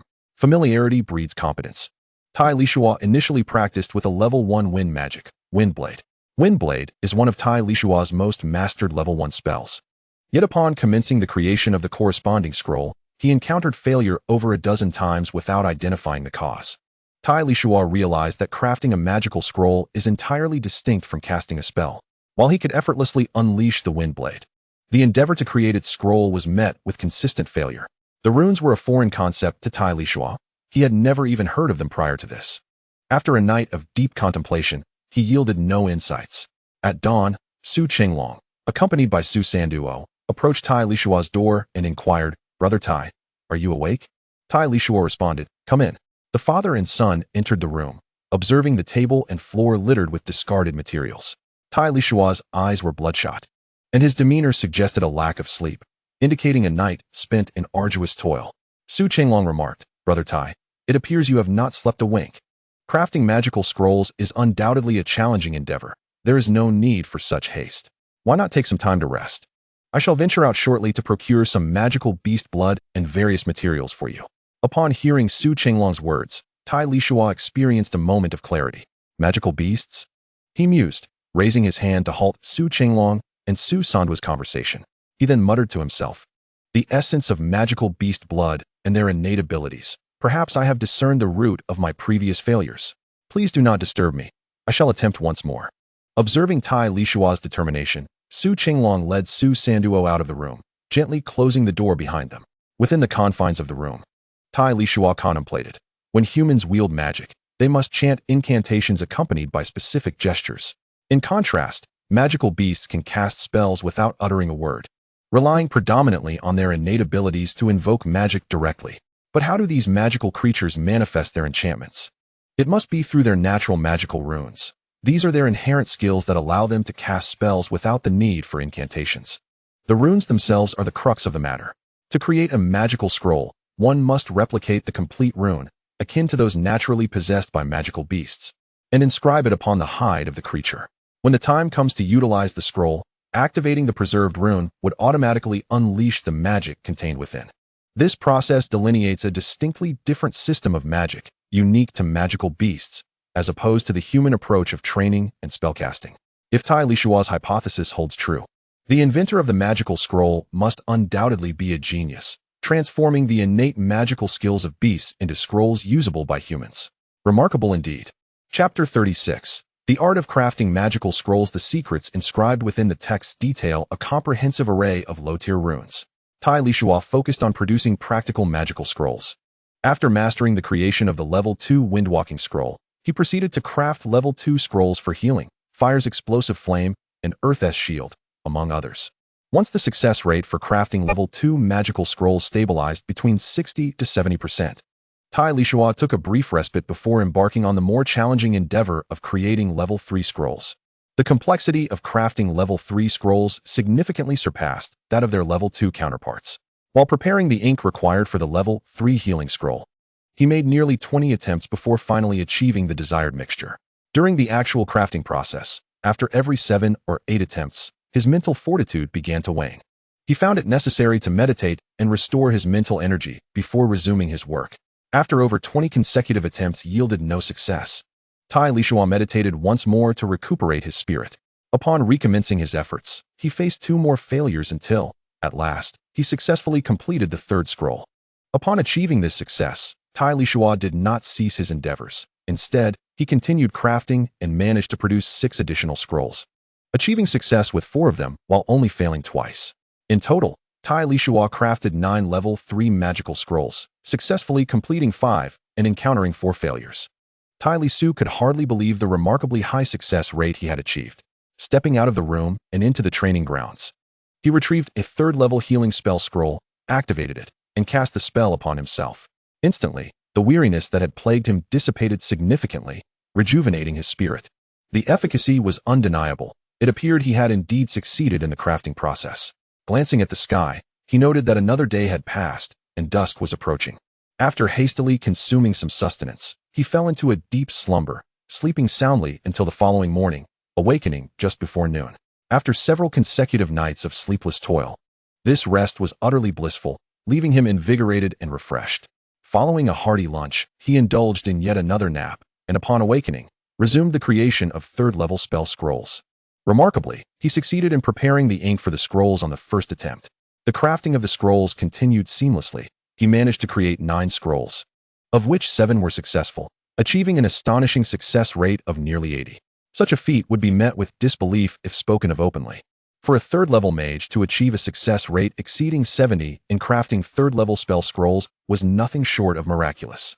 Subsequently, Tai Lisuo produced gravity spells of the earth attribute and floating spells of the water attribute, with success rates ranging between 60 and 70.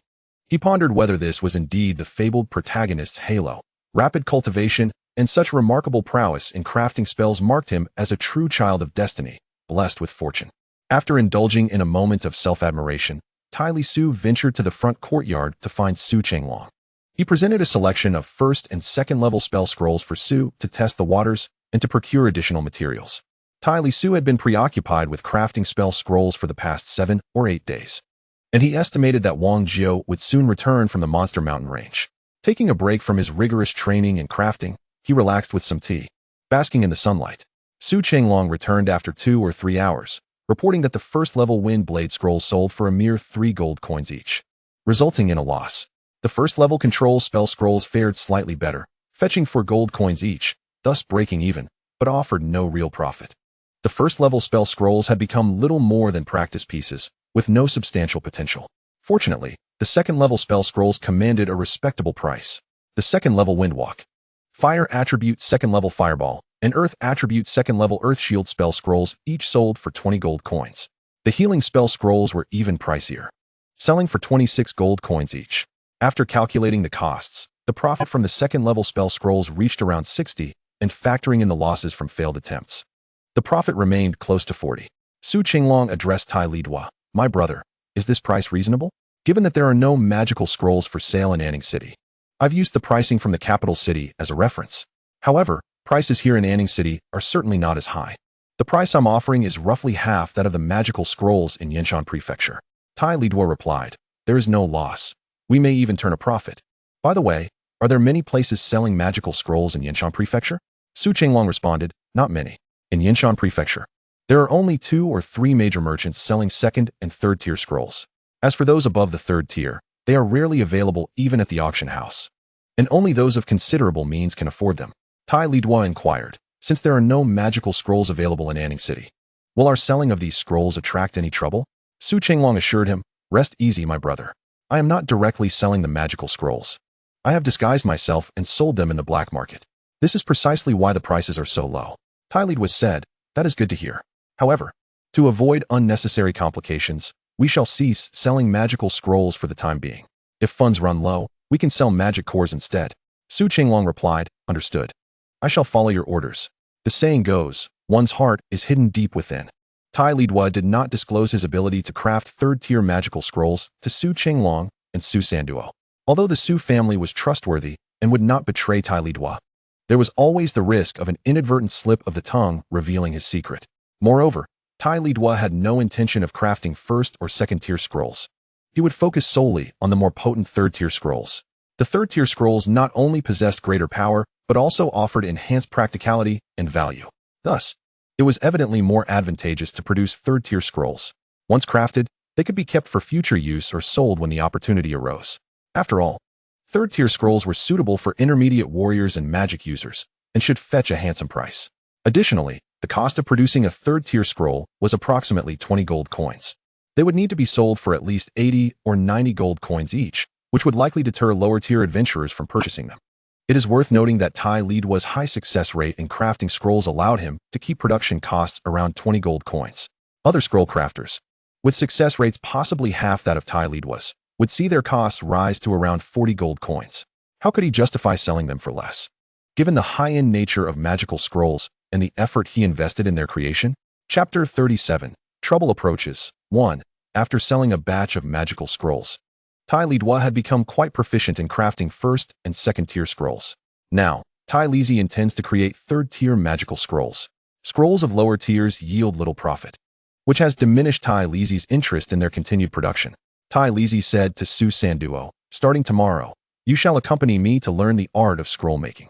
Crafting magical scrolls demands a high level of mental acuity. However, it will also serve to strengthen your mental fortitude. Though the process may be arduous, it offers numerous benefits to your cultivation. Before Su Sanduo could respond, Su Chenglong interjected, can he manage it? He is merely a second-tier mage. Is it not a bit premature for him to undertake scroll creation? Tai Lisi reassured, it should pose no issue.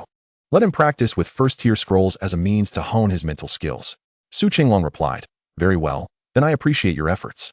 Su Sanduo chimed in, thank you. Teacher. Tai Lisi responded, no need for thanks. Consider the crafting of magical scrolls as another form of cultivation. Whether you succeed or fail, do not dwell excessively on the outcome. Su Qinglong expressed his gratitude. I am immensely thankful to you, Brother Tai.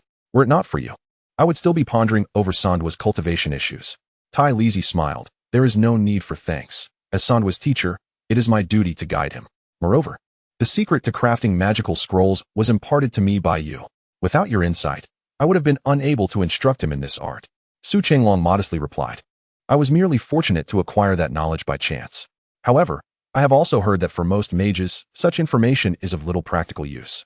After all, only a select few mages possess the ability to craft magical scrolls. I did not anticipate that you, Brother Tai, would master scroll making so swiftly. Tai Lisi humbly remarked. There is no exceptional talent here. It is merely a stroke of luck. Su Qinglong countered, you are truly modest, brother. Such mastery cannot be attributed to mere fortune. Your remarkable aptitude in crafting magical scrolls sets you apart. Most mages, even with the secret in hand, may take a decade or more to succeed in creating a scroll. With a smile, Tai Lisi responded, you flatter me, Su. As for Sanduo's fortune in encountering me, it is equally my fortune. Your acquisition of the scroll-making secret was indeed fortunate, and it conveniently aligns with my needs. Is that not serendipity? Without such fortunate circumstances, where would the magical scrolls come from? Su Qinglong, chuckling, replied, you make a valid point. Tai Lisi continued, in the meantime, you should also focus on your own cultivation. Sanduo will accompany me to the backyard to commence his studies in scroll making. Su Qinglong agreed, very well, I too must strive diligently in my training, otherwise, it will not be long before Sanduo surpasses me. You both carry on, do not mind me.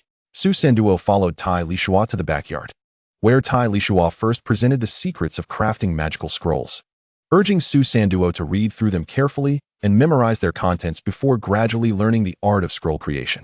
Su Qinglong and Tai Lisuo underestimated the allure of a scroll maker. On the very night, Su Qinglong sold the magical scrolls. News of scrolls for sale in Anning City reached the prominent families of Yanshan Prefecture. The scrolls, merely of the first and second tiers and in limited quantity, did not initially capture the attention of these families. Anning City, located at the edge of the Monster Beast Mountains, often saw fortunate adventurers return with valuable treasures from their ventures. Many less capable adventurers typically opted to sell their acquired items in the black market, a common practice. However, while others dismissed this news, Lu Run of the Lu family in Yanshan felt a spark of interest. Lu Run, the son of the current family patriarch, sought to gain more resources from the family and aspired to succeed his father as the next patriarch, necessitating competition with his brothers. Observing his family's indifference to the news, Lu Run discreetly instructed his family members in Anning City to further investigate the magical scrolls. Many matters are vulnerable to the scrutiny of the observant. Su Qinglong, who originally operated a modest trade caravan, essentially running errands with a few companions, had recently procured an unusual quantity of items. Notably, these items were precisely the materials and tools required for crafting magical scrolls. If he were merely acting as a proxy for someone else, it would be one thing. But Su Qinglong had remained in Anning City throughout this time. Under the scrutiny of the inquisitive, it soon became evident that the items he procured were intended for scroll creation. This information was swiftly relayed to Lu Run, who felt a surge of optimism upon receiving it. He thought that if he could recruit a scroll maker, his chances of becoming the next patriarch would significantly increase. Thus, Lu Run, after receiving the news, hurriedly set off for Anning City with several subordinates. 2 days passed, and one afternoon, oblivious to the eyes upon him, Tai Lisuo was in the Su family's backyard, instructing Su Sanduo on the creation of a first-tier wind blade magical scroll. Lu Run, having received the news, arrived in Anning City under the cover of night, approaching the Su family's residence. It is often said that coincidences are the work of fate. Lu Run, hailing from Yanshan Prefecture, belonged to the same family as Su Sanduo's mother. Lu Run, accompanied by 4 or 5 subordinates, brazenly stormed into Su Sanduo's residence. Lu Run, of a similar age to Su Qinglong, was already acquainted with him. Prior to his intrusion, Lu Run had learned that the person involved was indeed Su Qinglong, which emboldened him to act so audaciously. Upon entering the Su household, he confronted Su Qinglong, whose face was etched with fury, and arrogantly proclaimed, Su Qinglong, I never imagined it would truly be you. What a narrow path for foes to cross. Su Chenglong retorted, what do you intend by barging in here? Lu Run. Do not push your luck. Lu Run replied, what will you do if I do? As for my intentions, I originally came to Anning City merely to invite the Master of Magical Scrolls to be our guest at the Lu residence. Who could have anticipated encountering you? Is it my fortune that has favored me, or your misfortune that has befallen you? Su Chenglong asserted, there is no one here you seek. You should leave. Lu Run countered, Su Chenglong, do not mistake my leniency for weakness. Speak frankly about what I wish to know, and I may grant you a chance at survival. Otherwise, do not blame me for my lack of mercy. Su Chenglong shot back, what of your lack of mercy? Do you think I, Su Chenglong, fear you? Lu Run sneered. You will not shed tears until you see the coffin. If you insist on courting death, do not blame me. He then commanded his subordinate, Lu Jie, subdue him. A young man named Wang Jie stepped forward, drawing his sword and launching an immediate attack on Su Chenglong without further ado. Faced with Lu Jie's assault, Su Chenglong, though reluctant to engage, found himself compelled to defend himself. Both Lu Jie and Su Chenglong were fourth-level martial artists, their strengths evenly matched. They exchanged blows with their long swords, a fierce contest that rendered neither able to gain the upper hand for the moment. In a bid to impress Lu Run, Lu Jie unleashed his full power, while Su Chenglong, fueled by his own anger, responded in kind, striking with lethal intent and leaving no room for leniency. The commotion from the skirmish in the front courtyard soon alerted Tai Lisuo and Su Sanduo in the back courtyard. They hurried to the front, where they witnessed an arrogant middle-aged martial artist accompanied by several individuals standing at the entrance. In the open space between the hall and the doorway, Su Chenglong was locked in combat with a young swordsman. Noticing that Su Chenglong was not in immediate peril, Tai Lisuo inquired of the old steward nearby. What is happening here? The steward replied, my lord, these are members of the Lu family from the capital. They have come regarding the matter of the magical scroll. They pressed the master for information, and when he refused to divulge anything, they resorted to violence. Tai Lisuo remarked, they have come so swiftly. It seems we have indeed underestimated the greed and influence of these noble families. Lu Run and his entourage, noticing Su Sanduo and Tai Lisuo approaching, paid them no heed. The arrival of two more individuals would not alter the fate of the Su family today, in the face of the Lu family's might. The only outcome for the Su family would be submission. However, Su Sanduo's appearance caught Lu Run's attention, as he bore a striking resemblance to Su Chenglong. Upon seeing Su Sanduo, Lu Run immediately recognized his identity. Surely, he must be the son of Su Chenglong and Lu Kaifeng. The affair between Su Chenglong and Lu Kaifeng had long been regarded as a disgrace by the Lu family. After witnessing Su Sanduo, Lu Run signaled to his subordinates to take action against him. Two individuals stepped forward from behind Wang Run. A young man charged towards Su Sanduo, while an elderly man approached Tai Lisuo. Tai Lisuo instructed, Sanduo, step back. He then advanced, and with a swift gesture, unleashed a torrent of magical blades towards the two adversaries. The duo was taken aback. The seemingly martial artist, Tai Lisuo, was, in fact, a sorcerer. His strikes were decisive and efficient, leaving his opponents in disarray. Recognizing Tai Lisuo's prowess, Lu Run surmised that he was indeed the individual they had been seeking. Lu Run promptly called out, cease all actions at once. He then addressed Tai Lisuo politely. I presume you are the esteemed master of magical scrolls? I am Lu Run of the Lu family from Yinshan Prefecture. I have come specifically to meet you. Our family wishes to invite you as a guest. I wonder what your thoughts are on this matter? Tai Lisuo replied, haha, is this how the Lu family extends invitations? Lu Run chuckled, sir, you have misunderstood. Our intentions are not aimed at you. Su Chenglong has long-standing grievances with my family, which is why I instructed my subordinates to act. I hope you can see that. Tai Lisuo mused to himself that Lu Run was not entirely devoid of wit. However, he was no fool. He responded to Lu Run. I must decline your invitation to the Lu residence. I find contentment here. Lu Run persisted, sir. To reside in a humble place like Anning City is indeed a disservice to your talents. Why not accompany me to the Lu family estate? Should you agree to visit, our family will provide all that you require for your cultivation. If you have other requests, the Lu family shall certainly endeavor to satisfy them. Tai Lisuo stated, I appreciate your good intentions, but I must decline your invitation to be a guest at your home. Wang Run interjected coldly. Is it that you look down upon the Lu family? Tai Lisuo countered. What do you mean by looking down upon? It is evident that your family is trying to force my hand. Lu Run responded. It appears you are resolute in refusing our invitation. In that case, I must take offense. Tai Lisuo remarked. There is no benefit in further discussion. I am but a carefree wanderer, uninterested in the affairs of noble families. If you wish to engage in conflict, feel free. Just ensure you do not come to regret it. Su Qinglong chimed in. Lu Run, spare me your hollow pretenses. Am I to believe I am unaware of the Lu family's true nature? Lu Run interrupted Su Qinglong. Su Qinglong, you are courting death. Despite your continued existence, you remain unsatisfied. Today, I shall eliminate both you and your son, and take this sorcerer back to the Lu family. What can you do about it? Su Qinglong paid no heed to Lu Run, but addressed Tai Li. It is due to my incompetence that you have been implicated. I shall bravely hold them off alongside Sen Duo. You must flee at once. Tai Li replied, Old Su, there's no need for such desperation. If they wish to capture us, let them take us all. Once Old Wang returns, they will have no choice but to release us. Lu Run chuckled. I hear a hint of confidence. You have reinforcements, do you? I am curious to see who would dare defy the Lu family in this territory. Tai Li laughed. The Lu family's prestige? It sounds as if the entire Yinshan prefecture belongs to you.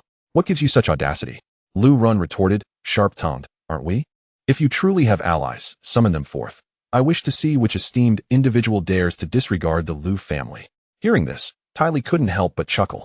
What a quintessential display of seeking a slap in the face. In his past life on Earth, Tai Li had encountered countless stories and mindless dramas where such foolish characters sought humiliation, a trope so overused it was nauseating. Tai Li understood that as long as he refrained from a desperate fight, Lu Run would not resort to killing Su Qinglong and his son. If the Lu family truly intended to harm them, they would not have waited until now. As for his own safety, Tai Li felt no concern. He was of value to Lu Run and the Lu family, and as long as he did not resist fiercely, he had little to fear. When Wang Jiao returned from the Monster Mountain range, the Lu family, with only a 7th-level warrior in command, would surely know how to act. However, given the rare opportunity to engage with someone of comparable strength, Tai Li would not let such a chance slip away. He reassured Su Qinglong and Su Sanduo. Do not worry, the Lu family will not harm me. Just observe. Lu Run laughed heartily at Tai Li's words. A wise man knows when to yield. You are indeed astute. Tai Li responded, if you wish to invite me to the Lu family, I would consider it. However, should any of you possess a 4th-level warrior or a 4th-level mage capable of defeating me, I shall accompany you. What say you? Dare to accept the challenge? Lu Run replied, very well, your courage is commendable. I shall take on this duel with you. Rest assured, I will restrain my power to the level of a 4th-level warrior, ensuring your safety. Tai Li smiled. Then let us proceed. Lu Run's companions, along with Su Qinglong and his son, retreated to the sidelines. Lu Run, sword in hand, positioned himself a short distance from Tai Li and gestured for him to begin. Tai Li, not one to stand on ceremony, initiated with a water mist spell, followed by a series of control and gravity spells. Then, a relentless barrage of slicing winds enveloped Lu Run. Although he was somewhat prepared, he was momentarily caught off guard by Tai Lisuo. Despite having witnessed Tai Lisuo's brief display of power earlier, Lu Run did not anticipate such a swift and decisive execution of magic. The speed of Tai Lisuo's attack was astonishing, reminiscent not of a magician, but rather of a seasoned warrior. Having lived for decades, Lu Run had encountered numerous sorcerers. Yet none resembled Tai Lisuo. Most magicians typically specialize in a single school of magic, with a rare few mastering 2 different disciplines. However, within a mere moment, Tai Lisuo had unleashed spells from the wind, water, earth, and wood elements. Before Lu Run could fully comprehend the situation, he found himself compelled to retreat and defend against this extraordinary magician. Seizing the initiative, Tai Lisuo unleashed a series of control spells, ensuring that no matter which direction Lu Run moved, he would encounter yet another binding spell, demonstrating commendable strength. Lu Run decisively halted his retreat and executed a sweeping attack with his sword, severing the tendrils that sought to ensnare him. He then leapt forward with vigor, charging towards Tai Lisuo. In response, Tai Lisuo adeptly sidestepped and cast control spells across the ground surrounding him before employing a gravity spell to prevent Lu Run from closing in for an attack. Desiring to conceal the full extent of his abilities, Tai Lisuo refrained from using flying knives, fighting spirit, or basic sword techniques. Meanwhile, Lu Run had previously vowed to suppress his prowess to that of a level 4 warrior, not wishing to harm Tai Lisuo. Thus, both combatants found themselves at an impasse, neither possessing the means to defeat the other, and resorted to an ongoing battle of attrition. Lu Run aimed to outlast Tai Lisuo until his mental energy was depleted, while Tai Lisuo sought to thoroughly assess his practical combat skills as a magician. At the height of this engagement, Wang Jiao, who had been hunting magical beasts in the Beast Mountain range, fortuitously appeared at the entrance of the Su family home. From a distance, Wang Jiao had already discerned that there was a confrontation at Su Chenglong's residence. Rushing to the entrance, he discovered Tai Lisuo engaged in combat with an unfamiliar individual, while Su Chenglong, Su Sanduo, and several strangers merely observed from the sidelines. Wang Jiao entered without hindrance and approached Su Chenglong, quietly inquiring about the unfolding scene. Su Chenglong succinctly explained the situation to Wang Jiao. After listening attentively, Wang Jiao remained silent, merely smiling as he observed the duel between the two. Upon Wang Jiao's entrance to the Su family home, Tai Lisuo immediately noticed his presence. After spending some more time with Lu Run, feeling that his mental energy was nearly depleted, Tai Lisuo cast a wind-walking technique and swiftly appeared beside Wang Jiao. He called out loudly to Lu Run, "Stop, no more fighting." Lu Run glanced at Wang Jiao and asked Tai Lisuo, "Does this mean you agree to visit the Lu family?" Tai Lisuo replied, "Visiting the Lu family is not out of the question, but I will not be accompanying you. We shall go on our own tomorrow. You should return to inform your family first." Lu Run responded, "Are you playing with me? Sir, what message do you wish for us to convey?" Wang Jiao interjected, "We will be going to the Lu family to retrieve Su Sanduo's mother. You should return and notify the person in charge of your family." Lu Run retorted, "Such bravado. Who are you?" Wang Jiao's aura surged, and he calmly replied, "Who I am will be revealed to your Lu family in due course." Although Wang Jiao did not unleash his full power, he still exerted immense pressure on Lu Run and his subordinates. Lu Run's heart sank. This presence indicated at least a 6th-level master, possibly even a 7th-level powerhouse. Therefore, he wisely said to Wang Jiao, "Very well, I shall heed your command, esteemed elder. We will return and await your esteemed presence at the Lu family." At that moment, Tai Lisuo spoke. "We had originally planned to visit the Lu family in a few days. It seems fortuitous that you came to us today. You may return to inform the head of your family. As for your direct approach today, we shall not pursue it further." Lu Run replied, "I shall comply with your wishes, esteemed elder, and we will return to notify our family." After speaking, he led his subordinates out through the gates of the Su residence. Once outside, Lu Run pondered how the Su family had such a formidable backing. If the Lu family were to learn of this, many would undoubtedly wish for his sister, Lu Kaifeng, to promptly marry Su Chenglong. The affair between Su Chenglong and Lu Kaifeng had long been seen as a disgrace by the Lu family. But now it seemed the tables had turned. Back at the Su residence, after Lu Run and his entourage departed, Tai Lisuo laughed heartily at Wang Jiao, saying, "Old Wang, your timing is impeccable. I thought we might face some difficulties today." Wang Jiao chuckled. It was simply their misfortune to come seeking trouble at this moment. Su Chenglong and the old steward repeatedly expressed their gratitude to Wang Jiao. The group settled in the hall, and Tai Lisuo inquired of Wang Jiao, "Old Wang, what were the gains from this trip to the Monster Mountain Range?" Wang Jiao replied, "We acquired a total of 6 7th-level magical beasts and over 25th and 6th-level beasts." Tai Lisuo remarked, "Let us keep half and offer the other half to the Lu family, thus showing them due respect." Wang Jiao countered, "I believe that will not be necessary. Given today's events, once Lu Run and his companions return to the Lu family, they will naturally understand that our strength is on par with theirs. When the time comes, presenting 1 or 2 7th-level beasts along with some 6th-level ones should suffice." Su Sanduo said emotionally, "Thank you, Uncle Wang. Thank you, teacher." Su Chenglong added, "Brother Wang is right. Even without the magic core, the carcass of a level 7 magical beast is worth at least 100,000 gold coins. Often, there is no place to buy it, for those capable of hunting level 7 magical beasts do not lack for gold." Tai Lisuo replied, "Very well. As long as the Lu family knows how to conduct themselves, we shall provide them with 2 level 7 magical beasts, in addition to 6 level 6 magical beasts. However, should they prove reckless, Old Wang, you are to take action directly until the Wang family concedes. In such a case, we shall owe them nothing." Wang Jiao nodded and remarked, "I find this feasible." Su Chenglong stated, "We shall heed both your counsel and proceed accordingly." Tai Lisuo continued, "Old Wang, you should rest for 2 days and regain your strength. I will craft some magical scrolls for unforeseen circumstances." Wang Jiao smiled at Tai Lisuo and said, "Brother, you truly astonish me. In just a few days, you have become a magical scroll artisan. Not only are you a level 4 warrior and a level 3 mage, but you can also create magical scrolls. This is nothing short of miraculous." Tai Lisuo responded, "It's not that remarkable. I merely had good fortune." Wang Jiao replied, "Magical scrolls are predominantly monopolized by the dynasty's officials and major factions. Although Lu Run is aware of your ability to create scrolls, it would be prudent to keep this knowledge under wraps. The fewer who know before you become truly formidable, the better. Tai Lisuo exclaimed, is it that serious? The problem is, since Lu Run knows, the Lu family is surely aware as well. Wang Jio stated, magical scrolls have long been a strategic resource monopolized by the dynasty and its major powers.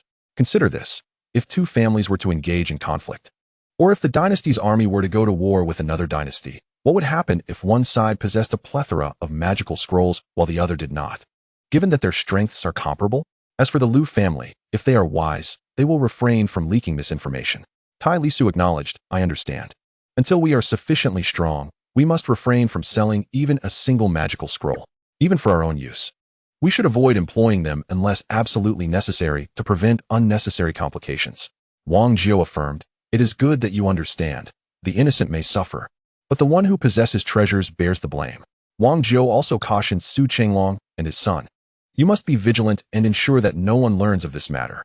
If it becomes unavoidable, attribute everything to me, claiming that I acquired it through slaying beasts in the Monster Mountain range. As a dignified level 8 expert, possessing a few magical scrolls is entirely plausible. Tai Lisuo added, let us first agree on a unified statement. If it concerns merely 1 or 2 level 1 magical scrolls, it should not provoke those major factions into desperation. In that case, we will be much safer. Su Chenglong vowed, rest assured, the two of you, my son and I would rather perish than betray you. Chapter 39, The Lu Family of Yinshan Mansion. 1. Su Chenglong solemnly expressed his stance. Tai Lisuo, however, interjected, suggesting that should they be besieged by other forces and find themselves in a dire situation, there would be no need to endure it stubbornly. Following Old Wang's advice, they should shift all responsibility onto him.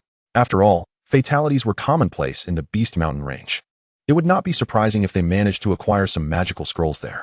As for the matter of old Su procuring materials previously, they could simply claim it was because he wished to experiment with the creation of magical scrolls, though all attempts had ended in failure. Su Chenglong and Su Sanduo nodded in agreement, and after synchronizing their statements, Tai Lisuo added that it seemed they could not continue producing the magical scrolls for the time being. They needed to clean up all traces in the back room to prevent any discerning individuals from uncovering hints of their activities.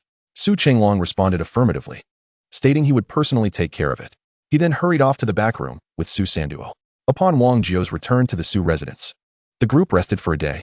Once prepared, Tai Lisuo, Wang Jio, Su Chenglong, and Su Sanduo set off before dawn for Manning City, heading towards the Lu family of Yinshan Mansion. The journey to Yinshan Mansion was over 800 kilometers, and rather than walking, Su Chenglong arranged for 4 wind-chasing horses for transportation. The wind-chasing horse, a level 3 magical beast, is known for its gentle temperament and remarkable speed, making it a highly sought-after mount. With the wind-chasing horses, the quartet departed before dawn and arrived in Yinshan City well before noon. Upon entering the city, they made their way directly to the Lu family. At the entrance, 6 level 4 martial artists guarding the gate, evidently informed by the Lu family's head, inquired about the names of Wang Jio and his companions. After confirming their identities, one of the guards promptly went inside to report. In a short while, the main gate of the Lu residence swung open, revealing a spirited middle-aged man accompanied by a group of attendants. With a welcoming smile, he introduced himself as Lu Long, the head of the Lu family, inviting the guests to enter. The 4 men, without hesitation, followed Lu Long into the Lu residence. True to its reputation as a prominent family in Yinshan Mansion, the Lu residence spanned several courtyards and covered a distance of 300 to 400 meters from the entrance to the reception hall. Upon reaching the reception hall, both parties took their seats. Lu Long initiated the conversation, addressing Wang Jio. May I ask how to address this esteemed elder? Wang Jio replied, I am Wang Jio, merely a man of the mountains, not worthy of comparison to your esteemed Lu family. Lu Long responded, Elder Wang is being overly modest. A strong figure like you surpasses countless noble families. It is indeed an honor for our Lu family to have you visit. Wang Jio humbly acknowledged, you flatter me. Lu family head. Lu Long insisted, it is no flattery, I speak only the truth. Please, have some tea. Although the Lu family did not intend to impose on their guests, they still maintained a sense of propriety. Lu Long engaged in light banter with Wang Jio for quite some time, deliberately avoiding any mention of serious matters. It was evident that they were waiting for the Su family to take the initiative to speak. As noon approached, hunger began to gnaw at them. Tai Lisuo finally broke the silence, addressing Lu Long. I believe you are already aware of our purpose for today. Lu Long replied, the intentions of your esteemed party were conveyed to me by Lu Run not long ago. Since you have come to the Lu family today, I am not one to be unreasonable. Moreover, my daughter, Kai Feng, has harbored unwavering feelings for Su Qinglong over the years. Thus, I shall grant them my blessing. I hope the Su and Lu families will maintain a close relationship henceforth. Tai Lizhi responded, "Thank you, Lu family head, for your graciousness." With that, the discussion reached its conclusion. Following their prior arrangements, Su Qinglong presented Lu Long with a spatial ring, saying, "Thank you, esteemed father-in-law, for your kindness. This is but a small token from your son-in-law. I hope you will not find it lacking." Lu Long smiled warmly. "Since it is your heartfelt gesture, I shall accept it." However, upon receiving the spatial ring, Lu Long was taken aback to discover it contained 2 7th-tier magical beasts and 6 6th-tier magical beasts. Shock coursed through him as he turned to Wang Jiao, exclaiming, "Esteemed elder, is this not a bit too extravagant? The Lu family cannot accept such a lavish gift." Wang Jiao replied calmly, "Rest assured, Lu family head. It is merely a few magical beasts. It is a small gesture, and I trust you will not find it objectionable." The other members of the Lu family were intrigued about the contents of the spatial ring, wondering what kind of magical beasts could warrant such a designation of a heavy gift. Lu Long then inquired of Wang Jiao, "Dare I ask, esteemed elder, have you perhaps reached the 8th tier or even the 9th tier of martial cultivation?" Wang Jiao responded nonchalantly, "I was fortunate enough to have just broken through to the 8th tier." At this revelation, the Lu family members were no longer composed. Their strongest ancestor was merely a 7th-tier martial artist, while Wang Jiao stood before them as an 8th-tier master. More astonishingly, Wang Jiao appeared to be quite youthful, especially in comparison to their ancestor. Lu Long marveled, "I did not anticipate your profound cultivation, esteemed elder. Surely, you are destined for the holy domain." Lu Long offered his congratulations in advance. Wang Jiao replied, "The holy domain is not so easily attained." Lu Long continued, "For us, the holy domain is indeed an unattainable dream. However, for you, esteemed elder, it is merely a matter of time." Wang Jiao remarked, "I shall take your auspicious words to heart, and I hope to witness the vistas of the holy domain one day." Lu Long said, "I have already arranged a banquet. I invite you and your companions to grace us with your presence. Please, let us proceed to the dining hall," allowing the Lu family to extend their hospitality. As he stood up, he gestured for the others to follow him outside. With the matters settled, the four did not hesitate to accompany Lu Long out of the reception hall, making their way toward the Lu family's dining hall. Just as they exited the reception area, Lu Long leaned in quickly to whisper a few instructions to a companion nearby, who then hurried away. Upon arriving at the dining hall, they exchanged polite gestures and settled down shortly thereafter. The venerable ancestor of the Lu family hastily made his way over, evidently summoned by Lu Long upon learning that Wang Jiao was an 8th-level powerhouse. The Lu family elder, frail and adorned with a crown of white hair and a visage etched with wrinkles, appeared to retain a commendable vitality. He acknowledged Tai Lisuo and Su's father and son with a mere nod, but was exceedingly courteous towards Wang Jiao. The elder addressed Wang Jiao, saying, "I am Lu Hucheng, honored to meet you, esteemed senior. Your presence at the Lu family is indeed a great honor for us." Wang Jiao replied, "Su Sanduo is my nephew. Henceforth, the Su and Lu families are kin, so there is no need for such formality." Lu Hucheng glanced at Lu Long, who promptly briefed the elder, who had long secluded himself from worldly affairs, about the situation. After listening to Lu Long's introduction, Lu Hucheng expressed, "I am grateful for your leniency towards my Lu family. I am deeply appreciative." Wang Jiao remarked, "There is no need to speak of leniency. After all, the Lu family is the maternal family of Su Sanduo, and we had no intention of causing any trouble." Lu Hucheng raised his wine cup and said to Wang Jiao, "Your profound cultivation and understanding are commendable. It seems I have acted rather pettily. I toast to you, esteemed senior. I shall drink my fill, and you may partake as you wish." Lu Lao too was exceedingly polite, and Wang Jiao reciprocated with grace. Wang Jiao raised his cup and declared, "No need for formalities. Let us drink together." Witnessing Wang Jiao's courtesy, Lu Long and the other members of the Lu family beamed with smiles, with the Lu family's venerable ancestor personally attending to them. Lu Long and others urged Tai Lisuo and Su Qinglong to drink, striving to mend past grievances and foster closer ties. In pursuit of a harmonious relationship with the formidable Wang Jiao, Lu Long and Lu Hucheng continuously toasted him. Lu Long, as the head of the family, and Lu Hucheng, who had lived nearly 2 centuries, were shrewd individuals. Under their influence, the atmosphere at the dining table became lively and jubilant, with all guests enjoying the meal. After the feast, the group proceeded to the reception hall to sit down for tea and conversation. Shortly thereafter, a beautiful and gentle woman, appearing to be in her 30s, entered. Upon seeing Su Chenglong and Su Sin Duo, her eyes brimmed with tears, though she restrained herself from weeping in the presence of so many. Seeing her enter, Su Chenglong stood up in excitement and said to the woman, "Kai Feng, I have come to bring you home." At this moment, Lu Long interjected, "Kai Feng, your father has consented to your marriage with Cheng Long and will no longer impede your union." Kai Feng expressed her gratitude, saying, "Thank you, father, for your support. And thank you, esteemed ancestor, for your blessing." She then turned her attention to Su Chenglong and Su Sanduo.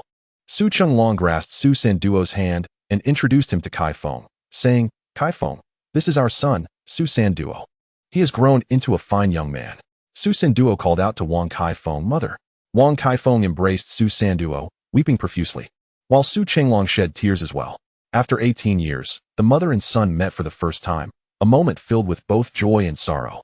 Upon witnessing this poignant scene, Tai Lisuo rose and waved to Wang Jiao, making his way out of the reception room.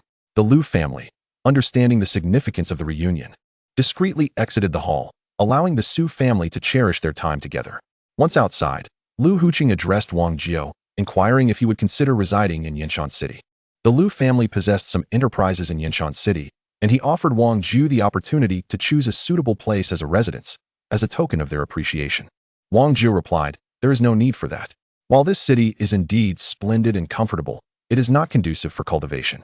I prefer the tranquility and simplicity of the wilderness for my practices." Lu Huqing responded with a hearty laugh, confessing, "Your words have stirred my heart. I have been confined to Yinshan City, yet my progress in cultivation has stagnated for decades. Perhaps I too should venture out more often. Might I have the honor of accompanying you, assisting in your endeavors?" Wang Jiao remarked, "With such a vast family as the Lu's, can you truly abandon your responsibilities?" Lu Huqing candidly replied, "To be honest, although I reside within the Lu family, I have long ceased to involve myself in worldly matters. The affairs of the family are managed by the younger generation." Wang Jiao mused, "Let fate decide. We shall address future matters in due time." Upon hearing this, Lu Huqing and Lu Long assumed Wang Jiao had declined his request to accompany him. In reality, Wang Jiao lacked the authority to make such decisions, as he was also under the guidance of Tai Lisuo.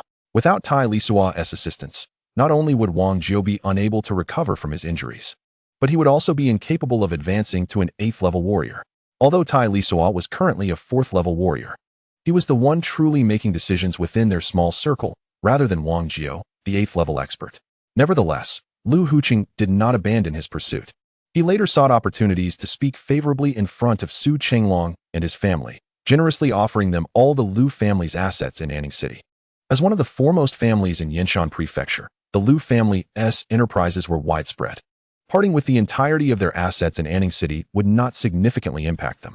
Initially reluctant, Su Chenglong accepted the offer when Lu Long presented it as a dowry for Lu Kaifeng. The assets remained the same, with the same management personnel. However, the profits that once belonged to the Lu family now belonged entirely to the Su family. Amidst the Lu family's warm hospitality and insistence, the group lingered for another night, returning to Anning City the following morning. Upon their return, having taken possession of the Lu family's assets, the Su family ascended to the status of the wealthiest in Anning City, moving into the grand estate that once belonged to the Lu family. Su Chenglong arranged a tranquil courtyard exclusively for Tai Lisuo and Wang Jiao, shielding their cultivation from any disturbances. To their surprise, merely a few days after returning to Anning City, Lu Huqing unexpectedly arrived from Yinshan City, expressing a desire to absorb more of Wang Jiao's wisdom. Emboldened, he took up residence in the same courtyard as Tai Lisuo and Wang Jiao. The old man appeared somewhat rejuvenated since their last encounter, likely having benefited from the flesh and blood of several 7th-level magical beasts, which had revitalized his aging physique. Upon moving in, Lu Huqing observed that both Wang Jiao and Tai Lisuo diligently practiced Tai Chi each morning, prompting him to join in their efforts. He also noticed Wang Jiao either cultivating his battle aura or diligently refining his foundational sword techniques, and thus he imitated Wang Jiao's training regimen. In his mind, training alongside an 8th-level powerhouse could only yield positive results.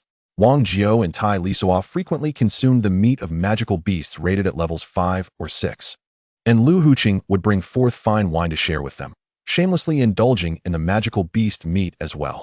With his extensive life experience, he regaled them with amusing anecdotes and tales pertaining to warriors and mages during their meals. After reuniting with his mother, Su Sanduo experienced significant emotional turbulence. Yet upon returning to Anning City, he successfully advanced to the rank of a third-level mage. Following some time spent with his mother, he too moved into the courtyard to cultivate, planning to return to his parents' side after a few days. His mother, no slouch herself, had already attained the status of a fifth-level warrior, surpassing Su Qinglong by a rank. Now that Su Qinglong had taken over the Lu family's assets in Anning City, he no longer needed to scramble for financial resources. His former companions, who had relied on him for sustenance, had also found suitable arrangements. The couple focused intently on their cultivation, allowing Su Sanduo to forego daily visits to his parents. With Lu Huqing's arrival, the trio's cultivation group expanded into a quartet. Lu Huqing, possessing a wealth of experience and a notably thick skin, invigorated the atmosphere, making it considerably more lively than before. However, the downside was that Tai Lisuo felt somewhat hindered in his training due to the presence of an additional person. To put it plainly, Tai Lisuo harbored doubts about Lu Huqing's reliability and was reluctant to fully disclose his cultivation methods. Chapter 40. The path of the Holy Domain. Feeling that his training was impeded, Tai Lisuo dedicated himself to instructing Su Sanduo in the art of magic. Once Su Sanduo proficiently wielded third-level spells, he took on the role of a laborer, diligently casting healing spells to assist Tai Lisuo in his Tai Chi practice. Similarly, whenever Tai Lisuo engaged in battle aura training, Su Sanduo was required to cast healing spells for him as well. Lu Huqing, upon witnessing Tai Lisuo's unique approach to cultivating battle energy for the first time, was left astounded, his mouth agape. Not only had Lu Laotu never encountered such a method, but he had also never even heard of anyone practicing battle energy in this manner. He turned to Wang Jiao and inquired, "Esteemed elder, is it possible that this method of cultivating battle energy poses any risks?" Wang Jiao reassured him, "There is nothing to fear. As long as the battle energy within does not spiral out of control, no issues will arise. This method enhances the vitality of battle energy, yielding far superior results compared to conventional practices." Lu Laotu, eager to flatter, responded, "You are truly remarkable, esteemed elder. It is no wonder you are a rare talent in cultivation. To devise such an innovative approach is extraordinary. At just over 30 years of age, you have already achieved the rank of an 8th-level warrior, surpassing even my 200-year-old self by a full rank." Wang Jiao humbly replied, "I cannot take all the credit. This cultivation method was conceived by Tai Lisuo. I merely benefited from his brilliance, otherwise I could not have advanced to the 8th level so swiftly." Lu Laotu exclaimed, "Indeed, true genius emerges in youth. Such accomplishments promise an immeasurable future."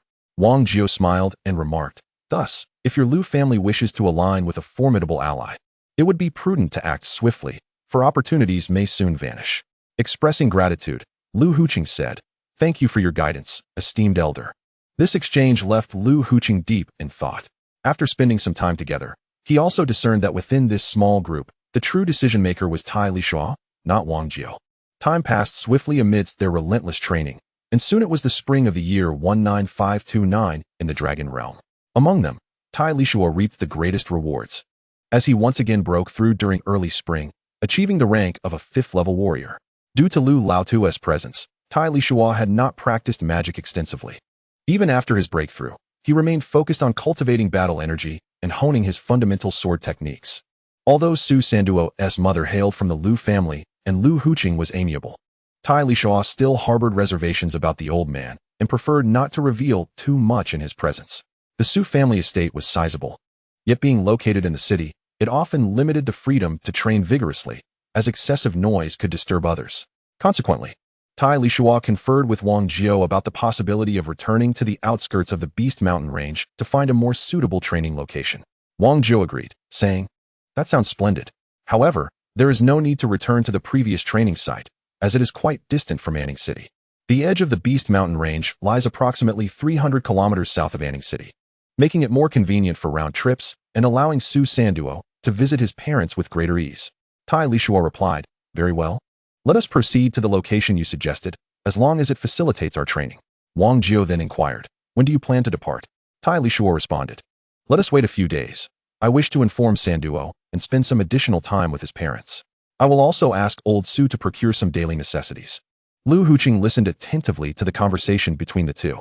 Wang Jiao addressed the elder, "Senior, are you planning to cultivate in the Beast Mountain range? Might I accompany you? With my modest abilities, I could still be of some assistance, perhaps running errands for you." Wang Jiu glanced at Tai Lisuo, who remained silent. Tai Lisuo then remarked, "Whether you go or not is your own decision. We cannot prevent you if you choose to join us." Lu Hu Chung, smiling warmly, replied, "Thank you.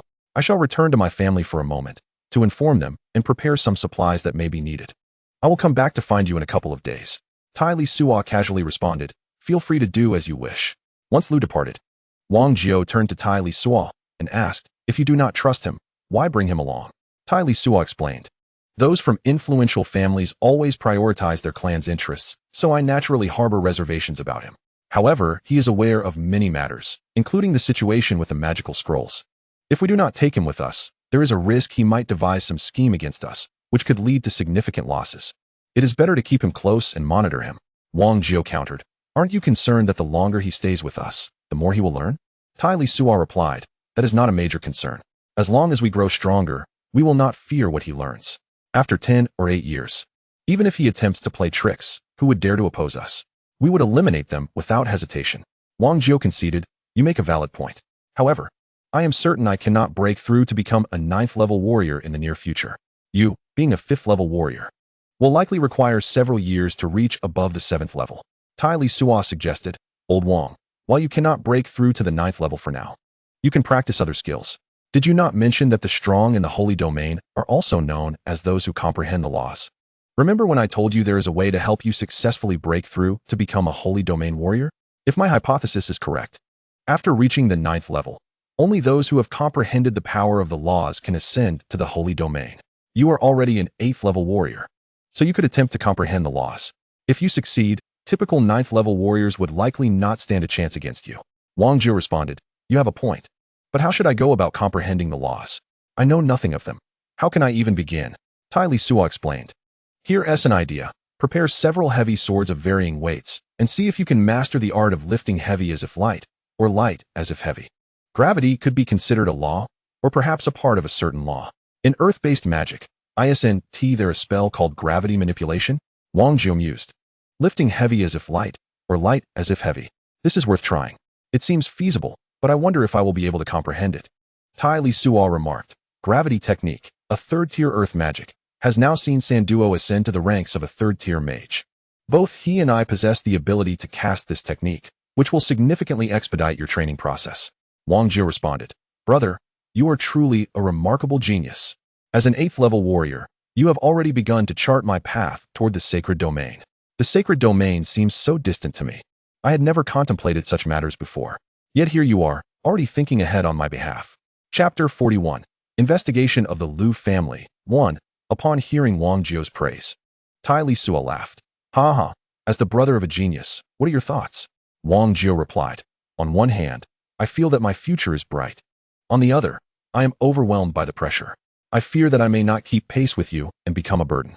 Tai Lisuo reassured him, "That is unlikely, Old Wang. Your training speed is already commendable. An 8th-level warrior in his 30s is certainly exceptional."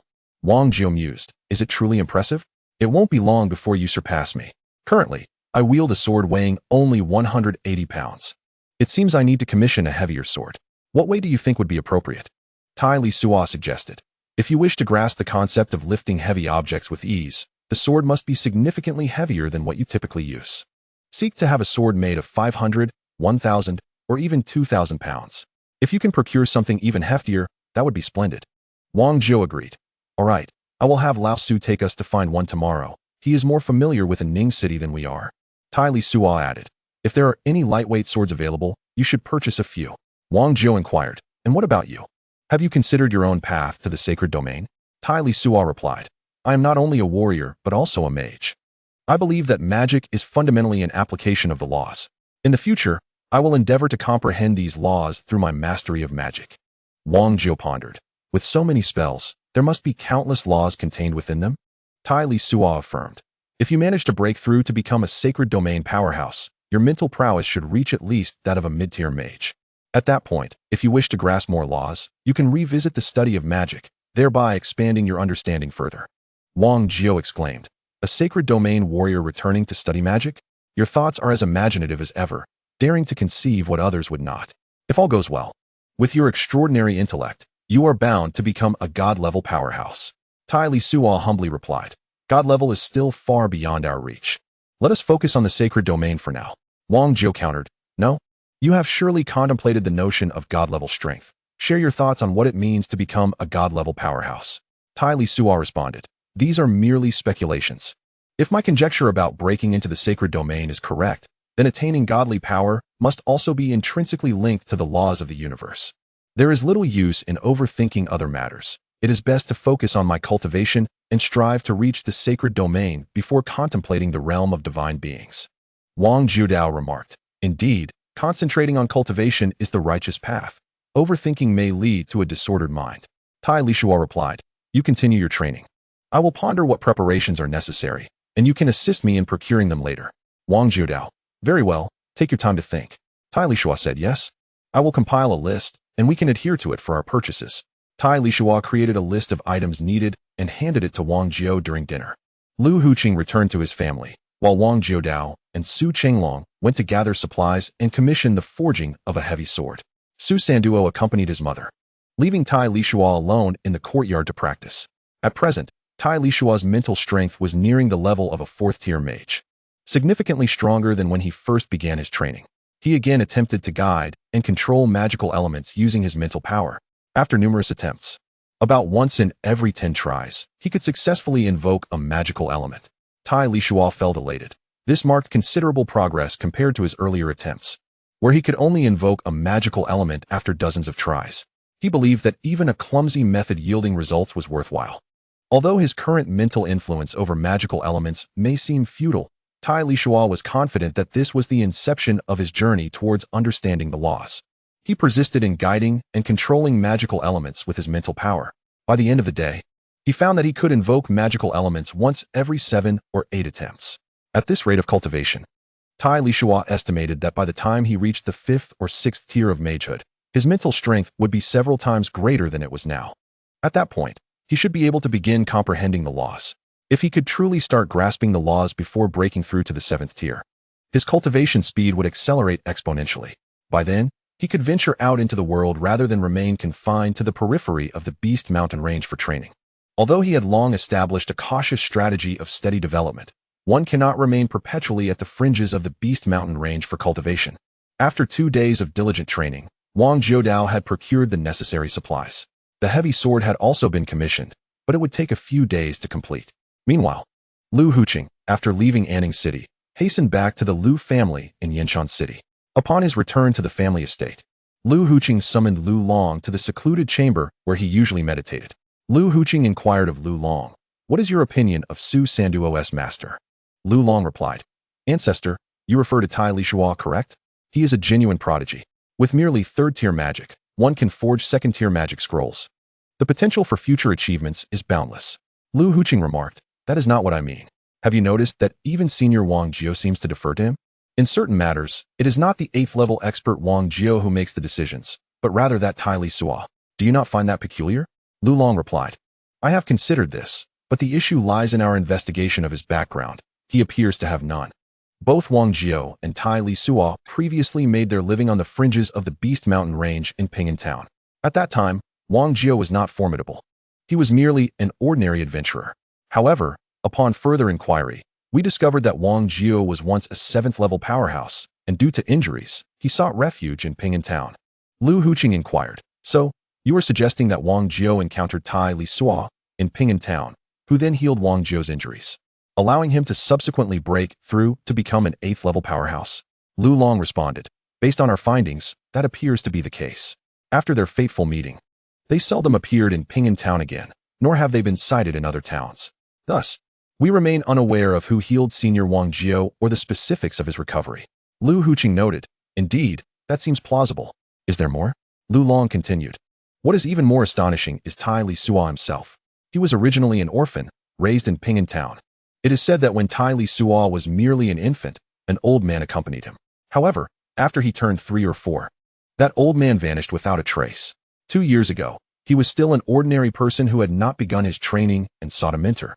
Yet no one would take him in. After a period of absence, he re-emerged in Ping'an Town alongside Wang Jiu. Subsequently, there were reports of them together in the Beast Mountain range, hunting magical beasts. Lu Huqing remarked, so this Tai Lisuo, in less than 2 years, transformed from an untrained ordinary person into a third-level magician and fifth-level martial artist, capable of creating magic scrolls. Lu Long, astonished, asked, "He has broken through to become a fifth-level martial artist?" Chapter 41. The Lu family's investigation. 2.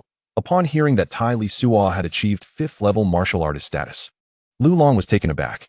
Lu Huqing asserted, "He just recently made the breakthrough. I witnessed it with my own eyes." Lu Long speculated, "I suspect there exists a powerful entity behind Tai Lisuo, likely at least a ninth-level expert, who has taken him as a disciple and guided his training. This would explain the rapidity of his advancement, as well as why Wang Jiao, an eighth-level martial artist, seems to defer to Tai Lisuo in all matters." Lu Huqing replied, "Your conjecture seems valid. However, during my time with them, they have never mentioned the master behind the Tai Li lock, indicating that this enigmatic powerful figure prefers to remain concealed." Lu Long remarked, "In truth, even if there were no formidable support for the Tai Li lock, with Wang Jiao by his side, our Lu family can only strive to maintain a cordial relationship with them. An eighth-tier expert is beyond our family's capacity to provoke." Lu Hucheng concurred, "Indeed, you speak wisely. We can only foster goodwill and must not become adversaries." Lu Long flattered, "Your wisdom is unparalleled, ancestor." Lu Hucheng replied, "Enough with the flattery. What I am about to share is of utmost importance. Listen carefully. I shamelessly accompanied them to a Ning city, sharing their lodgings and training, and I indeed gleaned some insights." Lu Long, filled with excitement, inquired, "Ancestor, are you on the verge of a breakthrough?" Lu Hucheng retorted, "Do not interrupt. Listen closely. It is still premature for a breakthrough to 8th-tier martial artist. I have merely glimpsed the potential for advancement, not the breakthrough itself. However, this is not the crux. The key lies in their training methods, which are utterly novel to me. While martial artists practice their techniques and combat energy, the mages beside them cast restorative or healing spells to assist in their training. Furthermore, both Wang Jiao and Tai Li Lok focus solely on foundational martial techniques." Lu Long, perplexed, questioned, "Ancestor, does the mage casting restorative or healing spells on the martial artist pose any danger? And can one solely practice foundational martial techniques?" Lu Hucheng responded, "As I trained alongside them, initially, I felt little difference. Yet, after some time, I discerned a marked improvement in my comprehension and mastery of martial techniques. Can you doubt its efficacy? I have labored for decades without an ounce of progress. Adopting their methods, I have once again sensed the possibility for advancement. Is this not remarkable?" Lu Long exclaimed, "Ancestor, I now understand what to do. I will select a few individuals from the family who have no hope of breaking through and secretly train them using your suggested methods. If these methods prove effective for the selected individuals, they shall become our Lu family's secret techniques for nurturing our kin." Lu Hucheng remarked, "Surely, there must be a wood-type mage within the family. Utilizing restorative and healing spells to aid martial artists in their training is a method worth trying. Select a few individuals to experiment with this. I have not had the opportunity to test it myself, merely witnessed their practice. Moreover, Senior Wang Jiao attested to its effectiveness. It is through this very method that he swiftly ascended to an 8th-tier martial artist." Lu Long asserted, "Very well, ancestor. I shall arrange for individuals to train according to these two methods starting tomorrow. However, we only have one wood-type mage in the family, a Tier 3 mage." Lu Hucheng concluded, "This matter profoundly affects the family's fate. We must intensify efforts to cultivate our own wood-type mages." Lu Long respectfully stated, "In accordance with the ancestral command, with so many members in the Lu clan, we shall undoubtedly identify several who can be nurtured as wood element sorcerers." Lu Hucheng replied, "Moreover, all investigations concerning Wang Jiao and Tai Lisuo must cease. Every detail pertaining to them is to remain confidential. The Lu clan will be entrusted to you. I must continue my journey to the Monster Mountain range for cultivation." Lu Long inquired, "Ancestor, would you like me to assign a few individuals to accompany you? They could assist with menial tasks, allowing you to focus on your cultivation." Lu Hucheng answered, "No need. During my youth, I undertook such endeavors independently. Besides, Wang Jiao and his companions do not intend to bring anyone else along. My bringing of additional people would be rather inappropriate." Lu Long asked, "Are you aware of their intended cultivation location?" Lu Hucheng responded, "They mentioned seeking a tranquil spot at the outskirts of the Monster Mountain range south of a Ning city." Lu Long said, "Then I shall arrange for personnel to be dispatched to a Ning city and the market town at the mountain's edge. Should you require anything, simply instruct them directly." Lu Hucheng consented. "That arrangement will suffice. By the way, have copies made of all the magical secrets stored within the family archives to take to Su Sin Duo. Tai Lisuo may not value these items, but Su Sanduo is, after all, a nephew of our Lu clan. Providing these to him should not elicit any objections from Tai Lisuo. We must also enhance our support for Su Sanduo's parents. With a capable master, he may one day become a formidable force. Lu Long replied, "Understood, ancestor. I will promptly organize these matters and personally oversee their progress." Lu Hucheng remarked. Having resolved to foster a good relationship with them, we must make a substantial investment. You should personally lead a team to transcribe all the 9th level battle chi secrets and martial techniques, which I will present to Elder Wang Jiao for his reference. Lu Long affirmed, "Very well, ancestor. I shall attend to this matter shortly."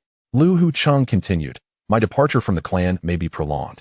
Unless the matters at hand pertain to the clan's survival, do not disturb me. I hope this journey for cultivation will allow me to break through to the 8th level warrior, which would further elevate our Lu clan." Lu Long acknowledged, "Understood, ancestor." Lu Hucheng concluded, "That is all I needed to convey now. Go forth and attend to your tasks." Upon exiting the secret chamber, Lu Long immediately set the wheels in motion, dispatching numerous individuals to transcribe the magical secrets. Lu Hucheng was eager to reach Ning City and join Tai Lisuo and the others, fearing that if he delayed, they might not wait for him. Subsequently, Lu Long, accompanied by several esteemed clan elders, proceeded to transcribe the 9th level battle chi secrets and martial techniques. Naturally, the directives from the clan's patriarch were taken with utmost seriousness, and many of the Lu clan's core members, ranked at the 4th and 5th levels, were summoned to assist with the transcription. The Lu clan, as a venerable family that has stood in Yinshan Prefecture for a millennium, possesses an extensive collection of texts. Over 100 individuals diligently transcribed an entire day, completing the compilation of all secrets pertaining to magic. Subsequently, Lu Hucheng, bearing the meticulously transcribed secrets of magic and combat energy, along with various supplies prepared by Lu Long, hastened towards Ning City. After Lu Hucheng's departure, Lu Long, the head of the Lu family, clandestinely selected 2 groups of individuals to practice according to the 2 methods suggested by Lu Hucheng. One group consisted of over 10 middle-aged and elderly individuals who had long since lost hope of breaking through. Lu Long instructed them to engage solely in the cultivation of fundamental martial techniques. The other group comprised 5 or 6 individuals of varying ages, all teetering on the brink of breakthrough. Some were on the verge of advancing from the 3rd to the 4th level, while others were at critical junctures transitioning from the 4th to the 5th or the 5th to the 6th levels. Lu Long appointed the family's only 3rd level wood mage to continuously cast healing spells to assist these individuals in their training. Unbeknownst to both Lu Hucheng and Lu Long, the cultivation methods learned by Lu Hucheng from Wang Jiao and Tai Lizi would, in the ensuing years, cultivate a substantial core strength for the Lu family. Chapter 42. Return to the Beast Mountain Range in Ning City. At the home of Su Sanduo, after a few days' absence, Lu Hucheng returned. The heavy sword commissioned from Wang Jiao had not yet been fully completed. Su Chenglong and Lu Kaifeng were aware that Su Sanduo was to accompany several others to the Beast Mountain Range for training. They felt an immense reluctance, but had no choice but to let Su Sanduo depart with Tai Lizi and the others. Upon returning to Ning City, Lu Kaifeng had already learned from Su Chenglong about Su Sanduo's previously abysmal talent. The extraordinarily untalented Su Sanduo managed to become a 3rd-level mage in less than 2 years, all thanks to Tai Lizi's efforts. In the courtyard where Su Chenglong and Lu Kaifeng resided, the two sat across from each other at a table. Lu Kaifeng said to Su Chenglong, "Why don't we accompany Senior Wang Jiao and the others to train at the edge of the Beast Mountain Range?" Su Chenglong sighed with a bitter smile, responding, "I would indeed wish to, but Senior Wang Jiao and Sanduo's teacher have no intention of bringing anyone else along. Even your family's ancestor was only able to tag along by persistently attaching himself." Lu Kaifeng replied, "Then let us also boldly accompany them. As long as I can frequently see our son, I care not for the matter of face." Su Chenglong said, "Kaifeng, I have contemplated these matters as well. But we are not the same as your family's ancestor. Setting aside the disparity in strength, our son has embarked on the path of cultivation solely due to the support of Senior Wang Jiao and Brother Tai. I understand your reluctance to part with Sanduo. However, for the sake of his future and prospects, we cannot make it difficult for Sanduo and Brother Tai." Thus, their reluctance to accompany others to the Beast Mountain Range for cultivation meant that we could not, nor should we, follow them. Lu Kaifeng sighed, expressing her resignation. "Very well. For the sake of Sanduo's future, we shall heed your advice." After deliberation, the couple resolved not to accompany them to the Beast Mountain Range for training. Instead, they decided to host a special banquet for Tai Lisuo and Wang Jiao before their departure. Su Chenglong and his wife invited Tai Lisuo, Wang Jiao, and Lu Huqing. Although the elder Lu Huqing claimed he was too busy with his own cultivation to attend the feast. During the banquet, Su Chenglong expressed his heartfelt gratitude. Brother Wang and Brother Tai, I cannot thank you enough. Without your assistance, Sanduo would likely still be an ordinary person, unable to cultivate.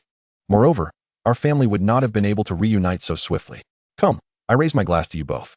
I wish you smooth progress in your cultivation and hope you soon achieve a higher realm. Wang Jiao responded, I appreciate your kind words. May I also attain breakthroughs soon. Cheers. Tai Lisuo raised his glass as well, and the three of them shared a drink. Lu Kaifeng then added, we are truly grateful to you both for your guidance and care for Sanduo. As he embarks on this journey of cultivation, we will rely heavily on your support. Tai Lisuo replied, there is no need to speak of trouble. Sanduo possesses considerable talent. His pure heart is devoid of distractions, and he approaches his cultivation with diligence and seriousness. If all goes well, he is bound to achieve great things in the future. Lu Kaifeng remarked, it is indeed a blessing for Sanduo to have a master like you. Su Chenglong concurred, we will depend on your guidance for Sanduo in the future. I won't burden you with excessive thanks. Let me raise another toast to you both. They clinked glasses once more. Tai Lisuo said, as the saying goes, a master leads one to the door, but the journey is one's own. What I can offer is merely a path for Sanduo's cultivation. How far he can go depends entirely on him. Lu Kaifeng responded, Mr. Tai, you are too modest. The guidance you provide in identifying a suitable path for Sanduo's cultivation is already a tremendous favor. Without it, he might not even touch the threshold of cultivation. After much polite conversation and gratitude from Su Chenglong and his wife, they finally concluded the banquet. Wang Jiao and Tai Lisuo felt as though they had fought a great battle with peers, for such excessive courtesy can indeed be exhausting. The day after the banquet, Wang Jiao led the way. Tai Lisuo, Su Sanduo, and Lu Huqing formed a party of 4 as they departed from Anning City, heading toward the Beast Mountain Range. Su Chenglong and his wife accompanied them until they reached the outskirts of Anning City, walking several kilometers further before reluctantly bidding farewell.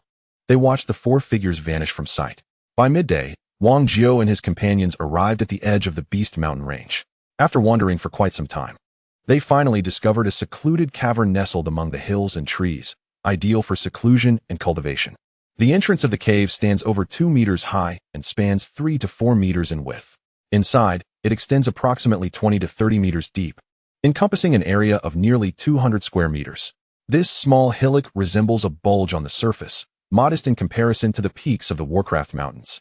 Neither particularly tall nor large. However, its expanse is sufficiently ample for 4 individuals to cultivate without interference. The group diligently cleared the debris, leaves, and small creatures from within the cave, transforming it into their refuge for an extended period ahead. This time, they were well prepared, having brought along beds and blankets, each selecting a relatively flat spot and leveling the ground accordingly. From their spatial rings, they retrieved their beds and bedding, arranging their cozy abodes. Once everything was set, they proceeded to cut down the trees at the cave's entrance, clearing an area to serve as their training ground. As night began to fall, they gathered firewood to prepare their meal. During dinner, Tai Lisuo inquired of Su Sanduo, Sanduo, have you mastered the level 3 earth magic, gravity technique? Su Sanduo replied, Master, I have learned the gravity technique, though I am still not quite proficient. That's all right. Practice will lead to mastery, Tai Lisuo reassured him. Your training will be structured as follows. You will cast gravity technique on your Uncle Wang or on me to aid in our cultivation. In your spare time, focus on mastering Tai Chi. Understood, Master, Su Sanduo responded. Turning to Wang Jiao, Tai Lisuo continued, Old Wang, your training will proceed as we previously discussed. Begin with a period of practice and observe the results. If there is no improvement, we shall devise an alternative strategy. Wang Jiao nodded, no problem. I will start tomorrow with the 500-pound heavy sword, and once I adapt, I will switch to an even heavier one for continued training. By the way, Old Wang, how much magical beast meat do you have left? If there isn't much, go hunt some more. Level 5 or 6 beasts will suffice. Wang Jiao replied, there is still plenty. It should last us for about a month. Good, then there is no need to hunt for now. Focus on your training, and we can venture into the Warcraft Mountains to hunt when supplies run low. Chapter 43. Daily Training. Noticing that Wang Jiao and Tai Lisuo had finished their conversation, Lu Huqing, the ever-invisible one, produced a spatial ring and handed it to Su Sanduo. Sanduo, this contains all the magical secrets collected by the Lu family. You may find it useful when you have some free time. Su Sanduo glanced at Lu Huqing and then at Tai Lisuo, uncertain whether to accept it. Tai Lisuo interjected. Let me have a look first. Lu, do not present any trivial matters that might hinder Sanduo's training. Upon hearing Tai Lisuo's words, Lu Huqing surrendered the spatial ring to him for inspection. As the opportunity presented itself, Tai Lisuo spoke to Tai Lisuo. My young brother Tai. Do you perceive any areas in my cultivation that require improvement? Do you have any valuable suggestions? Tai Lisuo replied, since you wield a sword, simply follow the same path as before. Cultivate alongside old Wang as he progresses. Lu Huqing affirmed, very well, I shall diligently train under the guidance of Senior Wang. With that, Lu Huqing produced a spatial ring, presenting it to Wang Jiao, Senior. This contains all the 9th level secrets preserved by my Lu family. I offer it for your consideration. It may prove useful for your cultivation. Wang Jiao graciously accepted the spatial ring, saying, I will not stand on ceremony then. Lu Huqing added, I hope that you will continue to mentor me in the future. Tai Lisuo playfully teased Lu Huqing. Old Lu, you are being rather stingy, aren't you? Just a handful of 9th level secrets for old Wang? Surely, you could present some secrets of the Saint Realm to demonstrate sincerity. Lu Huqing lamented, you overestimate my Lu family. We have never produced a Saint Realm expert, so how could we possess secrets of that caliber? All we have are these 9th level secrets, which are scarce. Only 1 9th level fighting technique secret and 2 9th level martial skill secrets. Tai Lisuo inquired, is what you say true? Lu Huqing sighed, of course it is true. As for the Saint Realm secrets, I doubt even the prominent families in the state city possess them. If my Lu family were to have such secrets, we would surely struggle to keep them safe. We might even face annihilation. Tai Lisuo reflected. You make a valid point. By the way, in this Li dynasty, do you know which factions have Saint Realm experts? Lu Huqing replied, I truly do not know. As you are aware, I am merely a 7th level warrior, far from the Saint Realm. Lacking sufficient strength, I cannot access those of that caliber or their affairs. Tai Lisuo concluded, very well, you should focus on cultivating alongside old Wang. After arranging their training, Tai Lisuo decided to prioritize cultivating fighting energy. He would first enhance his self-defense capabilities, and then return to studying magic at a later time. The group established their camp in a cave and began their focused training. After several days of practice, Lu Huqing, lacking a heavy sword, consulted Wang Jiao and then ventured to the nearby town to contact Lu Long's associates, sending a message back for Lu Long to arrange for several heavy swords of varying weights to be delivered. He also communicated the training methods utilizing the heavy sword back to the Lu family in Yinshan City. Upon receiving Lu Huqing's message, Lu Long immediately summoned several of the family's blacksmiths, utilizing superior materials to work overtime and forge a batch of heavy swords. He then organized for the first few completed swords to be swiftly delivered to Lu Huqing. Lu Huqing is currently the only 7th level powerhouse of the Lu family, serving as the family's steadfast anchor. Thus, everything necessary for Lu Huqing's cultivation has been regarded as the most crucial matter for the Lu family. Tai Lisuo spent several days meticulously reviewing the magical secrets provided by Lu Huqing. As expected of a prestigious family, there is an abundance of 4th and 5th level spells, while 6th level spells are scarce, limited to the earth-based gravity space and the fire-based dark flame. Unfortunately, Tai Lisuo already possesses these 2 spells. However, to his delight, he discovered that, in addition to the spells, there were also secrets pertaining to magical scrolls. Although the recorded magic runes only reach a maximum of 5th level, they are sufficiently adequate for Tai Lisuo's current needs.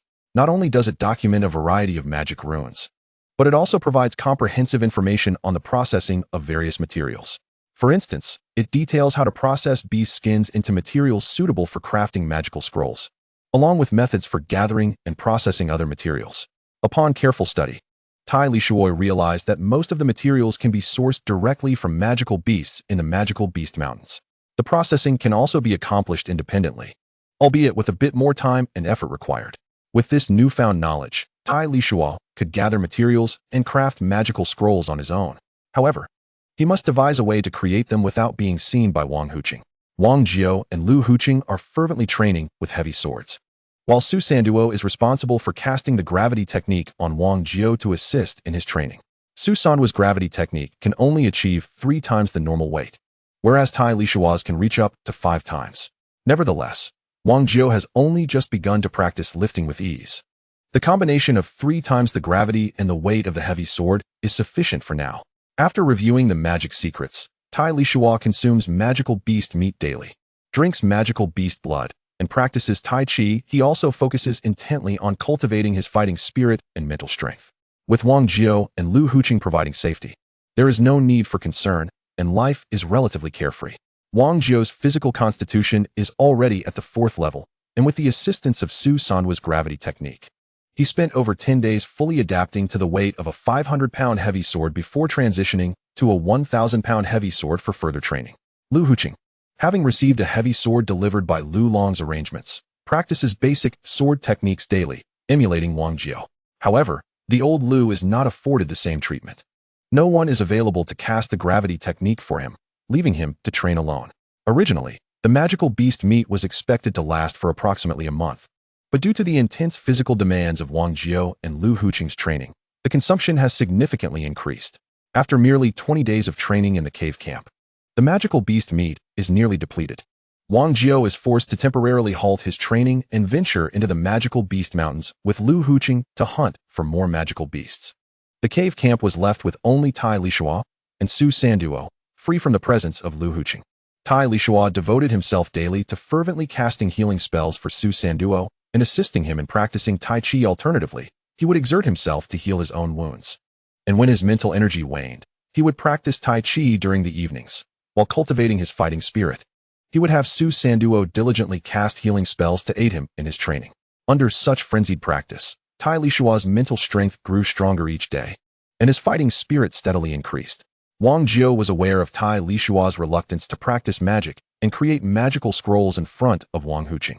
Thus, he took Lu Huqing on purpose to wander about the monster mountain range.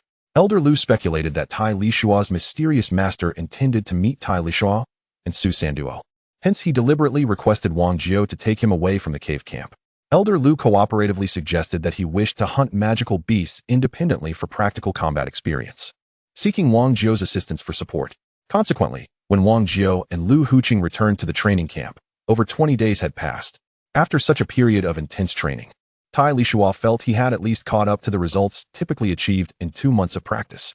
Chapter 43, Daily Training. 2. Wang Jiao and Lu Huqing returned from the Monster Mountain range with a substantial number of 5th and 6th level magical beasts, sufficient for the 4 of them to train and utilize for several months, given their current consumption rate. With the aid of the abundant flesh and blood from these magical beasts, the physical condition of all 4 individuals continually improved. The once elderly Elder Lu appeared increasingly youthful and vibrant. Su Sanduo also grew stronger, while Tai Lisuo's physique reached the pinnacle of 2nd level. Wang Jiao, practicing daily under the effects of gravity manipulation, astonishingly broke through to a 5th level physique. With a 5th level physique, combined with his heavy sword and fighting spirit, he was now capable of battling against 9th level experts. This delighted Wang Jiao immensely, and he praised Tai Lisuo's training methods profusely. Elder Lu, watching from the side, felt an overwhelming sense of envy. In his youth, Elder Lu had not prioritized the cultivation of his physique, and now he merely possessed a 2nd level physique. In pure terms of physical strength, Lu Huqing was even slightly weaker than Tai Lisuo. After Wang Jiao's breakthrough, he felt that the effects of the 3-fold gravity manipulation were inadequate for his training, so he sought Tai Lisuo's assistance. Tai Lisuo advised him, "Old Wang, to comprehend the concept of lifting as if it were light, it requires more than simply increasing gravity and weight. It is not merely through arduous training. Understanding often necessitates a catalyst."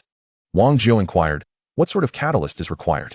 Tai Lisuo replied, "This catalyst must be discovered and explored by you during your training. Others cannot aid you." Wang Jiao pressed on, "Do you have any ideas? Please share." Tai Lisuo continued, "I think you should persist in your training, and I will have Sanduo assist you from time to time. Without prior mental preparation, the sudden application of gravity magic upon you, varying in intensity, perhaps 3-fold in one instance, and subsequently 2-fold or even single-fold, may indeed aid in your pursuit of the profound understanding of lifting heavy burdens with ease." Wang Jiao remarked, "I perceive the efficacy of your method. The unexpected alteration of gravity is quite advantageous. Under the influence of this gravity spell, the weight of the great sword will also change instantaneously. Even if I do not attain the mastery of lifting heavy weights effortlessly, this will undoubtedly benefit my cultivation. Oh dear, my brother, with your presence, I shall avoid numerous detours," he exclaimed, laughing heartily.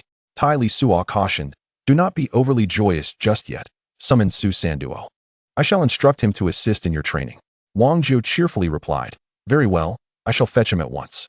After calling Su Sanduo, Tai Lisuo conveyed his instructions succinctly, distilled into 8 words, absolutely random, entirely at your discretion. This meant that Su Sanduo could cast the gravity spell upon Wang Jiao whenever he deemed fit during his training. Furthermore, the multiplicity of the gravity spell would also be at his will, allowing for an unpredictable and capricious interference with Wang Jiao's cultivation. Lu Huqing could only observe enviously from the sidelines, lamenting his lack of such favorable treatment as Wang Jiao enjoyed. Su Sanduo diligently cast gravity spells on Wang Jiao daily, while also administering healing spells to Tai Lisuo. Under the rigorous regimen, Su Sanduo had become adept at third-tier magic, albeit lacking in practical combat experience. Although there were occasions when Wang Jiao would spar with Su Sanduo, it was still not equivalent to real combat. Tai Lisuo resolved to take Su Sanduo to the Beast Mountain range for practical training, while simultaneously gathering materials for crafting magic scrolls. He believed that in light of his current inability to ascend to a 4th-tier mage, it would be more prudent to produce additional magic scrolls. The transition from 3rd-tier to 4th-tier mage is a significant hurdle, and Tai Lisuo had been stalled at this threshold for an extended period, unable to break through. Crafting magic scrolls demands a high level of mental acuity and simultaneously serves to refine one's mental faculties, an endeavor yielding dual benefits. Should he enhance his mental prowess, he might fortuitously discover the key to his breakthrough. However, before embarking on this practical training with Su Sanduo in the Beast Mountain range, an intensive training regimen for Su Sanduo was imperative. That evening, as the four dined and rested, Tai Lisuo addressed Wang Jiao, saying, "Old Wang, Su Sanduo has become quite proficient with his 3rd-tier magic. Yet this lad is entirely devoid of combat experience. I plan to take him into the Beast Mountain range, to expose him to real bloodshed and forge his skills." Wang Jiao replied, "Then I shall accompany you, to lend you my support." Tai Lisuo remarked, "There is no need for concern. We shall not delve deeply into the Beast Mountain range, merely venturing into the territory of 3rd-tier magical beasts at most. I shall accompany him, for I am a 5th-tier warrior myself, and guiding him through this experience poses no issue." Wang Jiao responded, "Very well, do ensure your safety." Tai Lisuo continued, "Before we embark on our training in the Beast Mountain range, we must conduct further training with Sanduo. For the next few days, your cultivation shall be temporarily halted. Instead, you will accompany Sanduo in practical combat training, in addition to teaching him the art of cultivating his fighting spirit. It is not essential for him to attain exceptional heights. Reaching the level of a 1st-tier warrior would be beneficial, enhancing his capability for self-preservation." Wang Jiao agreed, "Understood. No problem." Tai Lisuo added, "Moreover, our expedition to the Beast Mountain range is likely to be prolonged, so I wanted to inform you in advance. Focus on your own cultivation and do not worry about us." Wang Jiao replied, "Training only in the areas inhabited by lower-tier magical beasts presents no significant safety concerns. There are few formidable adventurers in this vicinity. Those ordinary lower-tier adventurers pose no threat to you." Su Sanduo expressed gratitude. "Thank you, Master, and thank you, Uncle Wang." Lu Hucheng, who had been listening to the conversation, began to piece together the truth in his mind, conjuring various scenarios. Tai Lisuo intended to take his disciple to meet his enigmatic master, a figure of extraordinary talent and brilliance. Backed by a powerful and mysterious mentor, a veritable support of immense stature, Lu Hucheng's resolve to cling tightly to this formidable ally grew ever stronger. Thus, he interjected, "I can also assist Sanduo with his practical training, allowing Senior Wang more time for his own cultivation." Tai Lisuo replied, "That is acceptable. In addition to teaching Sanduo to cultivate his fighting spirit, you two may take turns training with him for a few days." Wang Jiao concurred, agreed, "No problem." Thereafter, they commenced practical training with Su Sanduo. Relatively speaking, cultivating his fighting spirit proved to be a simple endeavor. Given Su Sanduo's current level of psychic energy as a 3rd-tier mage, the cultivation of fighting spirit posed little difficulty. In a mere 8 or 9 days, Su Sanduo achieved the fighting spirit level of a 1st-tier warrior. However, his lack of combat skills was quite disconcerting. The clumsy Su Sanduo often left both Wang Jiao and Lu Hucheng in fits of laughter and exasperation. Tai Lisuo, too, found himself at a loss. The issue lay with Sanduo's mindset, as he was inherently ill-suited for combat. Having never witnessed bloodshed or endured the harshness of real battle, no amount of training could yield substantial results. With the ineffectiveness of the practical training evident, Tai Lisuo resolved to take Su Sanduo into the Beast Mountain range, believing that exposure to the realities of combat might prove beneficial. Chapter 44. Su Sanduo's Trials. 1. Having ventured into the Beast Mountain range several times, I have become quite the adept, guiding Su Sanduo as we tread slowly through the rugged terrain. It mirrors the initial experiences of Wang Jiao, who accompanied Tai Lisuo into the wilderness for training. Throughout our journey, Tai Lisuo imparted invaluable knowledge about the various creatures inhabiting the Beast Mountain range to Su Sanduo. Given Su Sanduo's complete lack of practical experience, Tai Lisuo led him to the hunting grounds of the first-level magical beasts, encouraging him to prepare for his inaugural hunt. Following the customary approach of starting with the less formidable adversaries, Tai Lisuo diligently sought out solitary first-level beasts for Su Sanduo to practice against. On the first day of our expedition, Tai Lisuo managed, after much effort, to locate a few lone first-level beasts for Su Sanduo. However, despite his earnest attempts, Su Sanduo found himself in disarray, ultimately failing to capture a single creature throughout the day. His first encounter was with a wind rabbit, known for its swiftness, yet lacking in offensive capabilities. In his nervousness, Su Sanduo's control spells lacked the potency they typically possessed, and he watched helplessly as the wind rabbit evaded his grasp and vanished into the distance. Next, he faced a golden-tier iron-skinned pig, renowned for its formidable defense but limited in its offensive prowess. This time, Su Sanduo fared slightly better. After casting his control spell, he attempted to follow up with a wind blade. Yet, due to his ongoing anxiety, the spell's effectiveness diminished, allowing the already injured iron-skinned pig to break free and escape. Finally, he encountered a grass rabbit. Regrettably, not only did Su Sanduo fail to control the creature, but he was also ensnared by its own control spell, tumbling to the ground in a most embarrassing fashion. Truly, it was a remarkable display of incompetence for a third-level mage to be thwarted by a mere first-level beast using a basic spell.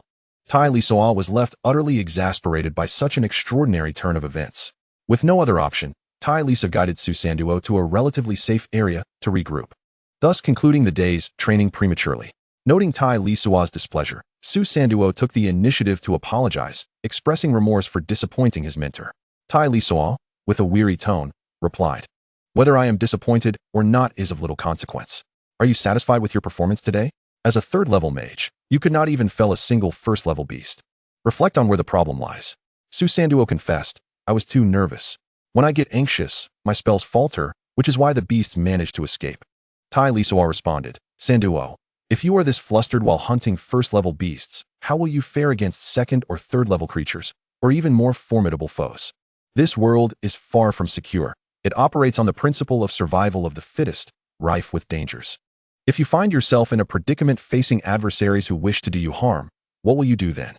Su Sanduo lowered his head and said, "Teacher, yes. I am sorry." Tai Lisuo responded, "You are not apologizing to me. You owe an apology to yourself.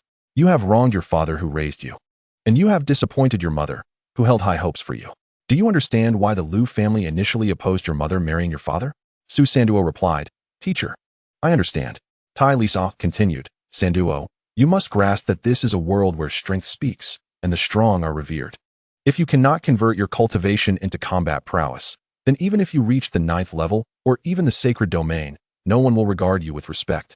This is because you are unable to exhibit the combat power that you ought to possess. Do you comprehend what I am saying?" Su Sanduo said, "Teacher, I am sorry. I am too foolish." Tai Lisuo remarked, "This is not a matter of intelligence. Do you remember what I told you about having the heart of a warrior? You lack the unwavering spirit of a champion, the determination to forge ahead. This pertains not only to cultivation, but also to the essence of battle and fighting spirit. Whether facing beasts or humans, whether they are stronger or weaker than you, it does not matter if you can defeat them. When it is time to act, you must do so without hesitation, embracing the peril to seek rebirth. In a narrow encounter, the brave shall prevail." Su Sanduo affirmed, "Teacher, I understand. In a narrow encounter, the brave shall prevail. I will strive to become a courageous person." Tai Lisuo stated, "I hope you truly comprehend. First, you must address the psychological issues before you can tackle the techniques of combat. Reflect on how many avoidable mistakes you made in today's battle." Su Sanduo replied, "The speed of the beasts was swift, and my casting of spells was too slow." Tai Lisuo noted, "Your spell casting was indeed slower than usual. This is a consequence of your mindset. Furthermore, when you encountered the wind rabbit, I informed you of its swift speed. Why did you only cast the control spell once? Could you not have cast multiple control spells to fully subdue the wind rabbit before attempting to eliminate it?" Su Sanduo acknowledged, "Teacher, I understand now. I must first control the beasts before devising a way to slay them." Tai Lisuo inquired, "Now, tell me, which control spells can you currently employ?" Su Sanduo pondered and replied, Only one control spell, right, teacher? Tai Lisuo countered. Only one control spell? What about the mist spell and the gravity spell? The mist spell can obscure vision. Doesn't that count as a control spell? As for the gravity spell, if you control the beast with the control spell, it will certainly struggle. If you then cast the gravity spell, wouldn't the beast find it difficult to escape your control? Su Sanduo exclaimed. Teacher, you are truly remarkable. It turns out these spells can be combined in usage. Tai Lisuo said. Not only this, but you must carefully recall all the spells you can cast. Identify which are offensive, which are defensive, and those that allow for control or acceleration. Classify all the spells, and then contemplate how to combine the different categories to enhance your combat prowess. Do you understand? Su Sanduo replied. Teacher, I understand. Tai Lisuo continued. If you comprehend, then reflect deeply. I do not wish for your performance in tomorrow's monster hunt to be as dismal as today's. Su Sanduo assured. Teacher, I will strive diligently. I am certain I will hunt a monster tomorrow. Tai Lisuo admonished. The objective is not merely to slay monsters. Rather, the aim is to hone your skills and bolster your practical experience and combat capabilities. Do you grasp this? Su Sanduo responded. I understand, teacher. Chapter 45. Su-san was training, too. On the second day of training in the mountains, after Tai Lisuo's guidance and a night of contemplation, Su Sanduo found himself less flustered during the hunt for monsters. His ability to combine and utilize spells showed marked improvement. At long last, he successfully hunted his first monster, albeit a level 1, which marked a significant milestone for him. In the ensuing days, Tai Lisuo continued to accompany Su Sanduo, specifically seeking out solitary level 1 monsters for practice.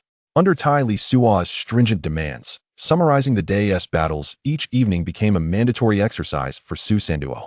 Through continuous combat and reflection, his combat strength gradually intensified. After several days of practical training, Su Sanduo was able to hunt level 1 monsters with relative ease. Tai Lisuo then proceeded to guide him towards encountering groups of level 1 monsters. To fulfill the objective of Su Sanduo's growth, Tai Lisuo remained hidden at a distance, refraining from intervening, even if Su Sanduo sustained injuries. As a level 1 warrior and a level 3 mage, it would be unacceptable for Su Sanduo to be incapable of handling level 1 monsters. A true hero must face the harsh realities of life and the vivid splashes of blood. Otherwise, how could one grow? How could one establish a foothold in this perilous world? In order to facilitate Su Sanduo's growth, Tai Lisuo had no choice but to maintain a cold demeanor towards Su Sanduo's wounds and blood. Only when Su Sanduo faced life-threatening danger would Tai Lisuo intervene. After each monster was slain, while clearing the battlefield, Tai Lisuo collected materials and taught Su Sanduo how to identify, gather, and preserve various materials. As they traversed the Beast Mountains, they encountered various useful minerals and herbs. Tai Lisuo taught Su Sanduo to identify and collect them for preservation. Occasionally, they would cross paths with other adventurers, those who frequently roamed the Beast Mountains, possessing a basic level of discernment. Although Su Sanduo appeared to be a novice, Tai Lisuo exuded an air of seasoned expertise. Undeterred by his inexperience, Tai Lisuo boldly ventured into the mountains with Su Sanduo, confident in his ability to mentor the fledgling adventurer. Remarkably, none of the other adventurers dared to harm the duo. After a relentless 10-day hunt for first-level beasts, Su Sanduo's combat skills had become remarkably proficient. It was only then that Tai Lisuo decided to guide him in pursuit of second-level solitary beasts, aiming to further hone Su Sanduo's practical abilities. Despite being somewhat stubborn, Su Sanduo possessed a commendable quality, his unwavering focus. This concentration allowed him to learn swiftly, mastering various magical combinations and improving his combat techniques day by day. The attack and defense capabilities of second-level beasts significantly surpassed those of their first-level counterparts. Their physical constitution and speed were also markedly superior. More importantly, the offensive power of second-level beasts was far greater, and their methods of attack were more diverse. When Su Sanduo first confronted these formidable foes, he found himself flustered and overwhelmed. After 2 days of battling, he had yet to defeat a single second-level beast. Beyond the time spent and sweat shed, Su Sanduo would need to endure further trials, even spilling his own blood, to refine and grow. Whether it be the blood of the beasts, the blood of adversaries, or his own, Tai Lisuo remained indifferent to Su Sanduo's injuries, focusing on healing him only after the battles had concluded. Once Su Sanduo had recuperated, Tai Lisuo would lead him back into combat. With a steely resolve, Tai Lisuo observed Su Sanduo's repeated injuries, offering assistance only when the situation teetered on the brink of life and death. This rigorous training gradually allowed Su Sanduo to adapt to fighting second-level beasts.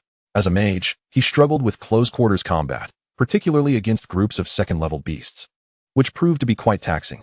Tai Lisuo, from a distance, would occasionally use control spells to assist Su Sanduo, ensnaring the beasts that sought to engage him directly, thus granting Su Sanduo precious moments to strategize.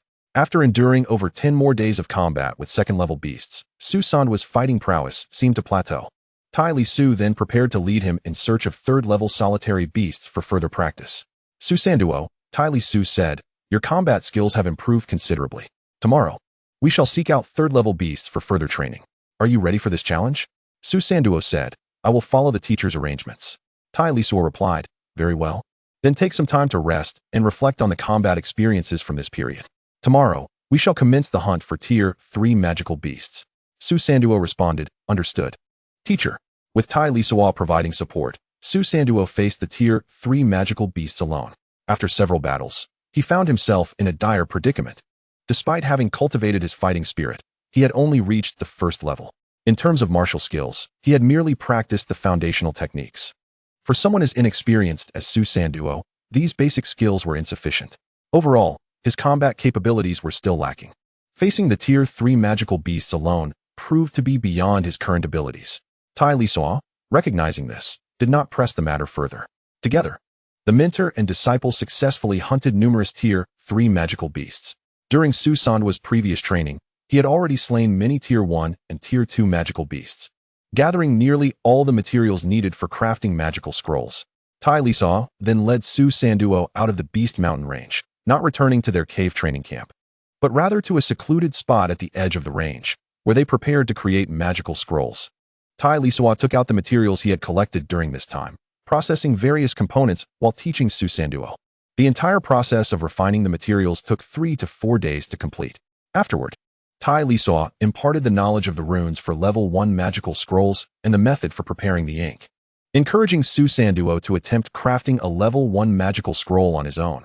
Meanwhile, Tai Lisuo focused on creating level 3 magical scrolls, successfully producing scrolls for spells such as Gale, Gravity, and Levitation, maintaining a success rate between 60 and 70%.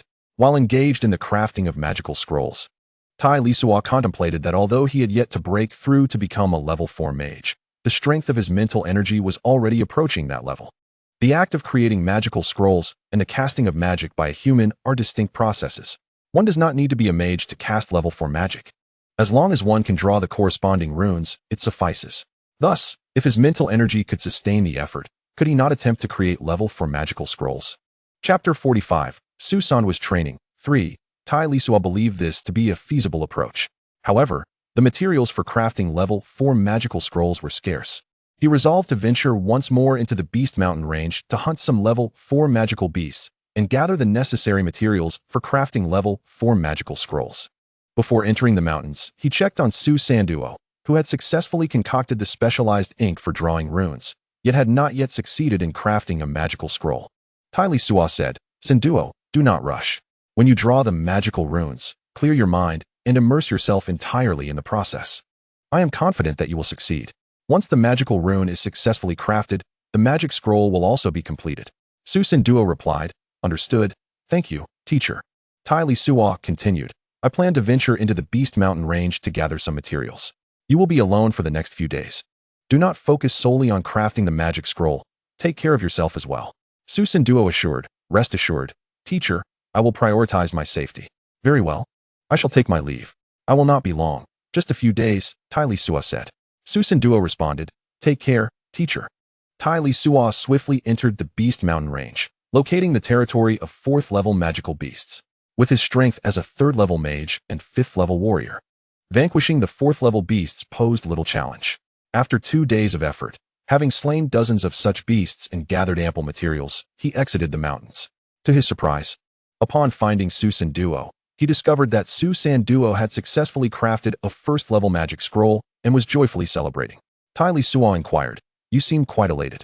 Sanduo, have you crafted the magic scroll? Su Sanduo replied, yes, teacher, I am now able to create magic scrolls. Tai Lisuo asked, what is your success rate in crafting 1st level magic scrolls now? Su Sanduo admitted, I haven't calculated it. I need to assess. Tai Lisuo further probed, When did you begin to be able to craft magic scrolls? Susanduo responded, I only succeeded today. How many attempts did you make today? And how many were successful? Tai Lisuo questioned. Susanduo counted and said, I made over 20 attempts today, but only succeeded in 2. Tai Lisuo remarked. Not bad, though it is somewhat slow. Additionally, the success rate is relatively low, so you must strive harder. Susanduo replied, Yes, teacher. But I cannot compare myself to you. I am simply not very bright. Tai Lisuo reassured him, You are not foolish. If you were truly lacking in intelligence, you would not have become a mage, nor would you have managed to craft a magic scroll, correct? Susanduo smiled. Thank you, teacher. Now, help me process the materials I just collected, Tai Lisuo instructed. He presented the 4th level magical beasts and materials, and together they began to process them. Once the materials were ready, Susanduo continued crafting 1st level magic scrolls, while Tai Lisuo attempted to create a 4th level magic scroll. As the saying goes, practice makes perfect. Although the ink for 4th level scrolls is demanding and its preparation is not easy, Tai Lisuo drew upon his previous experience in crafting 1st to 3rd level inks, and after several attempts, he succeeded. The next step was to draw the magical runes, a challenging threshold whether for humans or magical beasts, transitioning from 3rd to 4th level. The 4th level magical patterns are significantly more intricate than their 3rd level counterparts, rendering the task of their creation doubly challenging, with a corresponding increase in the consumption of mental energy. After attempting to inscribe the 4th level magical patterns 5 times, Tai Lisuo found himself utterly drained. He had no choice but to engage in meditation, awaiting the restoration of his mental vigor before resuming his endeavors. Time and again, he faced failure, depleting his mental energy repeatedly. Undeterred, Tai Lisuo toiled day and night to craft 4th level magical scrolls, yet each attempt ended in disappointment. Realizing this relentless pursuit was futile, he decided to take a respite, surrendering to slumber for an entire day and night. Upon awakening, he refrained from immediately returning to the creation of magical scrolls. Instead, he summoned Susanduo, bringing forth some beast meat to prepare a hearty barbecue. After the two had their fill, Susanduo returned to crafting 1st level magical scrolls, while Tai Lisuo indulged in further rest. After another rejuvenating slumber, Tai Lisuo resumed his attempts at creating 4th level magical scrolls. Yet again, he encountered failure after failure. When his mental energy was entirely spent, he meditated to recover his strength. It was only after his 5th meditation session that he attempted to inscribe the 4th level magical pattern once more. The first attempt was a failure, but astonishingly, the second was successful. Suppressing his emotional turbulence, he continued inscribing, achieving success in 3 consecutive attempts until his mental energy was once again exhausted. In total, he inscribed the 4th level magical patterns 5 times. Apart from the 1st and 5th attempts, the 3 intermediate attempts were successful. This scroll, embodying the essence of fire, danced with flames. Rather than hastily testing the potency of this 4th level magical scroll, Tai Lisuo chose to meditate and recover before continuing his work. Once he had mastered the scroll of dancing flames, he proceeded to create scrolls for other 4th level spells, such as Earth Dragon Revolving, Rain Arrow, and Swift Whirlwind. With the experience of previous successes, his failure rate in crafting other magical scrolls of the same level diminished significantly. The 4th attempt at inscribing Earth Dragon Revolving proved successful, as did Rain Arrow and Swift Whirlwind, both maintaining a commendable success rate between 60 and 70%. This was indeed remarkable. A 3rd level mage successfully crafting 4th level magical scrolls with a commendable success rate. Nearly 2 months had elapsed since he had departed from the cave training camp, and it was time to return. With a heart brimming with joy from his accomplishments, Tai Lisuo made his way to find Susanduo. Upon encountering him, he observed several categorically arranged magical scrolls before Susanduo. Tai Lisuo inquired, Are these all scrolls you have crafted? Susanduo replied, Indeed, master. I have become adept at creating 1st level magical scrolls. Tai Lisuo smiled and asked, Well done. What is your current success rate in crafting magical scrolls? Susanduo spoke a bit shyly. The success rate is only around 40. Tai Lisuo replied, A success rate of 40 is quite commendable. That already meets the standard level of a magic scroll maker. Susanduo said, But, compared to your success rate, teacher, I still fall far short. Tai Lisuo chuckled. Ha ha ha, take your time, do not rush. By the way, we should head back to the cave camp soon. When we return, do not mention our work on the magic scrolls, understood? Susanduo replied, Understood, teacher. Tai Lisuo continued, Then tidy up a bit, and find a place to test the newly crafted magic scrolls before we return. Susanduo responded, All right, teacher. The master and disciple tidied up and found an uninhabited spot. They tested several of Su Sandwa's first-level magic scrolls and Tai Lisuo's fourth-level scrolls. Su Sandwa's first-level scrolls activated successfully one after another, exhibiting decent power. This indicated that Su Sanduo had officially become a first-level magic scroll maker. Tai Lisuo's fourth-level scrolls also activated successfully, however, without a fourth-level magic reference for comparison. He could not ascertain their strength. This outing for training concluded here, and the duo headed towards the cave camp where Wang Jiao and the others were located. Pondering whether Wang Jiao had grasped the concept of lifting heavy as if it were light during the nearly 2 months that had passed. Chapter 46. Fourth-level mage in the Lu family of Yinshan City, the family head Lu Long, along with several clan elders, convened in an underground chamber to discuss matters. Lu Long stated, according to the training methods prescribed by our ancestors, the few individuals who received assistance from mages using healing spells have all broken through. Additionally, one from another group, who did not have mage assistance, has also achieved a breakthrough. The clan elders present, the core authorities of the Lu family, were well aware of the secret arrangements made by the previous clan leader. The eldest elder, Lu Biao, remarked, "This is excellent news. Should we not select more clan members to undergo the same training?" Lu Long affirmed, "Certainly. But it is even more vital to identify those among our clan who possess the innate talent for wood-based magic for focused cultivation." Lu Biao replied, "The clan leader is correct. Currently, our Lu family has only one third-level wood mage, which is far too few. We must intensify our efforts in nurturing talent." Lu Long continued, "The purpose of gathering several elders today is precisely for this matter. This endeavor must be conducted in secrecy. Therefore, I implore you elders to discreetly scout suitable talents among the clan members, and then proceed with clandestine training. This must not be revealed to anyone, hence you must handle it personally." The eldest elder responded, "No problem. We old fellows will bear the burden." The other elders nodded in agreement. Wang Jiao and Lu Hucheng were practicing in the clearing before the cave when they spotted Tai Lisuo and Su Sanduo returning from their training. Lu Hucheng and Wang Jiao paused their exercises. Wang Jiao smiled and inquired, "How was your experience in the Beast Mountain range?" Upon hearing this, Lu Hucheng began to speculate. Tai Lisuo replied, "It was decent. Sanduo has finally developed some practical combat skills." Wang Jiao responded, "That's good to hear. Did you encounter any dangers?" Tai Lisuo said, "What dangers could we have faced? We did not venture deeply into the Beast Mountain range. By the way, how has your training been progressing?" Wang Jiao replied, "Quite well. I have now adapted to wielding a 2,000-pound heavy sword, and my attack power has significantly increased with each swing." Tai Lisuo remarked, "Impressive. Your combat prowess has grown stronger." Wang Jiao laughed. "This is all thanks to your guidance. Without your advice, I would have been at a loss in my training." Tai Lisuo continued, "Bringing Sanduo along for training in the Beast Mountain range, I noticed he has focused solely on magic, which has left his combat capabilities a bit lacking. In addition to continuing to cultivate his fighting spirit, you should also teach him martial techniques." Wang Jiao agreed, "No problem. That is a small matter. He often assists me with my training using magic, so it is only right that I teach him about fighting spirit and swordsmanship." Su Sanduo chimed in, "Thank you, Uncle Wang." Wang Jiao replied, "Why are you being so polite, Sanduo? Come, let us forego training today and prepare some delicious food and drinks to relax." Since arriving at this cave camp for training, Lu Hucheng had typically remained a listener during conversations, seldom interjecting unless directly asked or when moments of silence arose, at which time he would share amusing anecdotes.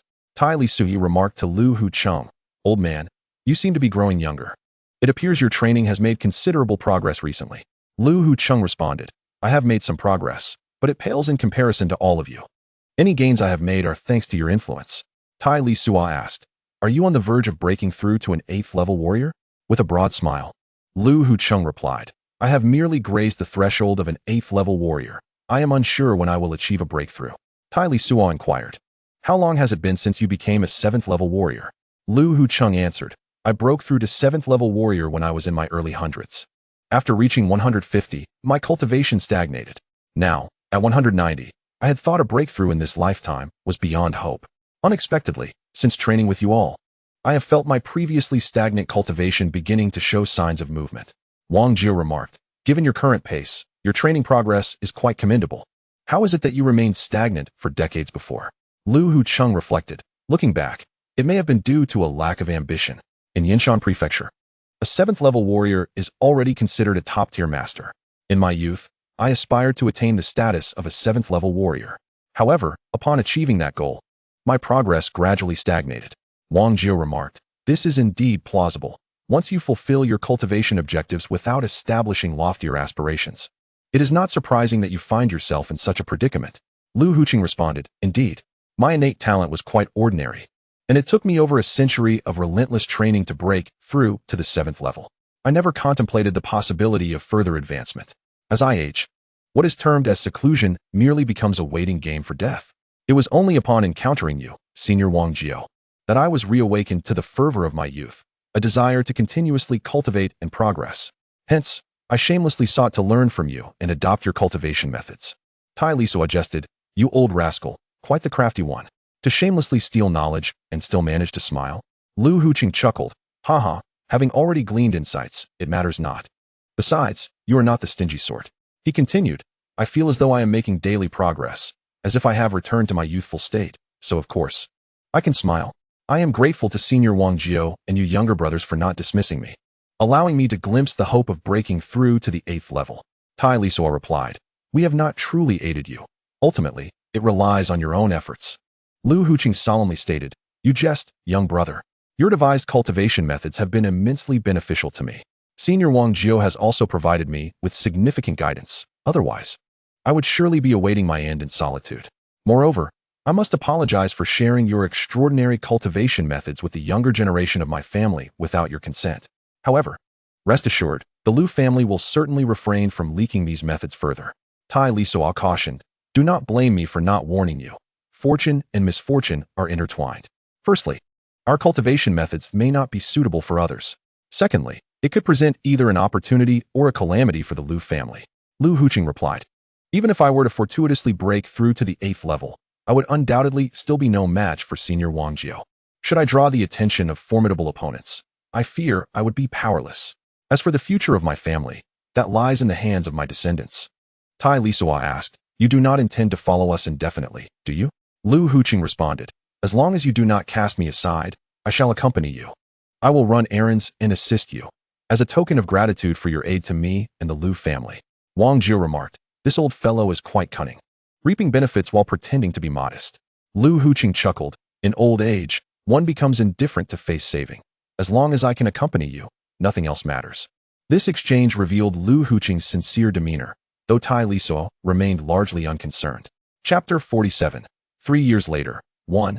Is Lu Huqing's sincerity genuine, or merely an act? Tai Lisuo requires time. Given his current pace of cultivation, he should, in a few years, no longer fear Lu Huqing and be able to contend with the Lu family's schemes. After returning from their trials in the Beast Mountain Range, Su Sanduo and Tai Lisuo, along with their companions, continued their seclusion in the cave campsite for further cultivation. Su Sanduo employed gravity spells to assist Wang Jio in his training, while Wang Jio instructed Su Sanduo in the art of combat energy and various martial techniques. With Lu Huqing focused solely on his own development, Tai Lisuo remained dedicated to refining his combat energy, aspiring to elevate it to level 6 or even 7 before revisiting his magical studies. With a level 4 magic scroll in his possession, Tai Lisuo felt no urgency to advance to a level 4 mage. As the saying goes, a heart that tends to flowers may see them wither, yet a heart that cares not may find willows thriving. One day, after a full day of cultivating combat energy, Tai Lisuo was seized by a whim in the afternoon and decided to observe Su Sanduo and Wang Jio's training. Wang Jio was deeply engrossed in his practice, while Su Sanduo was casting gravity spells to aid him. Observing Su Sanduo's pallid complexion, likely due to mental fatigue, Tai Lisuo gestured for him to cease casting spells and to practice Tai Chi instead. Tai Lisuo first cast a gravity spell on Wang Jio, followed by a healing spell. Under the weight of Tai Lisuo's quintuple gravity spell, Wang Jio momentarily faltered before resuming his training. Noticing Wang Jio quickly adapting to the intensified gravity, Tai Lisuo layered several more gravity spells upon him. He then turned his attention to Su Sanduo, who was practicing Tai Chi not far away. While this disciple could be rather slow-witted and occasionally exasperating, he remained obedient. With this in mind, Tai Lisuo exerted all his effort to cast multiple healing spells on Su Sanduo, depleting his mental energy entirely. Subsequently, Tai Lisuo settled nearby to meditate and recover his mental strength. Due to his frequent exertions in spell casting and the mental fortitude gained from crafting magic scrolls, this time he experienced no sense of obstruction during meditation. His mental energy naturally surged to level 4. Upon noticing Tai Lisuo's breakthrough, Su Sanduo halted his Tai Chi practice to guard him. Lu Huqing, observing Su Sanduo's anxious demeanor, also rushed over to provide protection for Tai Lisuo. Meanwhile, Wang Jiao remained oblivious to Tai Lisuo's advancement, lost in his own training. Lu Huqing watched with envy. He was astonished by Tai Lisuo's rapid ascension to a level 4 mage, which surpassed his expectations. Nevertheless, he had always believed that Tai Lisuo had a mysterious and powerful master behind him, making this swift advancement somewhat comprehensible. What he envied even more was Wang Jiao's profound immersion in training, a state that not only accelerated his progress, but also deepened his understanding of all aspects of cultivation. Such a state of cultivation, while not as profound as enlightenment, is certainly not something one can encounter at will. Lu Huqing, having lived nearly 2 centuries, has seldom experienced it himself, and it is only natural that he feels a tinge of envy. After Tai Lisuo achieved his breakthrough and opened his eyes, he saw the old man Lu Huqing beside him, providing protection. He smiled at Lu Huqing as a gesture of gratitude. Wang Jiao remained absorbed in his cultivation, so the three of them moved to a distance, ensuring not to disturb him. Su Sanduo remarked, "Congratulations, master, on your breakthrough to a level 4 mage." Tai Lisuo replied with a smile, "It's merely level 4. It is hardly noteworthy. If I delay my breakthrough any longer, one day you might inadvertently surpass me, achieving level 4 mage status. Where would that leave my dignity as your master?" Su Sanduo humbly replied, "How could I ever compare to you, master?" Tai Lisuo encouraged, "Sanduo, you must diligently pursue your cultivation. Your future achievements will far surpass that of a mere level 4 mage. Understood?" Su Sanduo affirmed, "Understood, master." Lu Huqing interjected, "Congratulations, young brother, on becoming a level 4 mage so swiftly. You are truly a prodigy with boundless potential." Tai Lisuo responded, "I wouldn't call it genius. It's simply good fortune."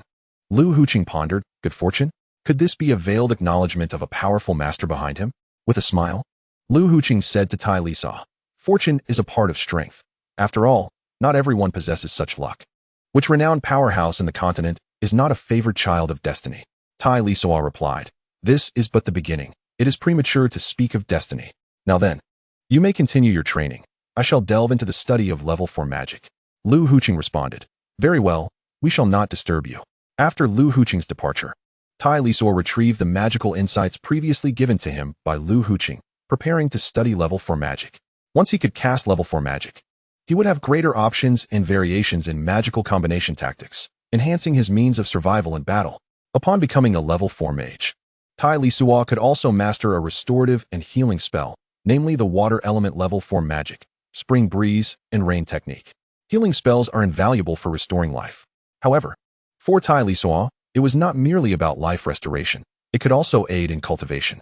After several days of research and practice, upon mastering the spring breeze and rain technique, Tai Lisuo sought Wang Jiao to test its effects.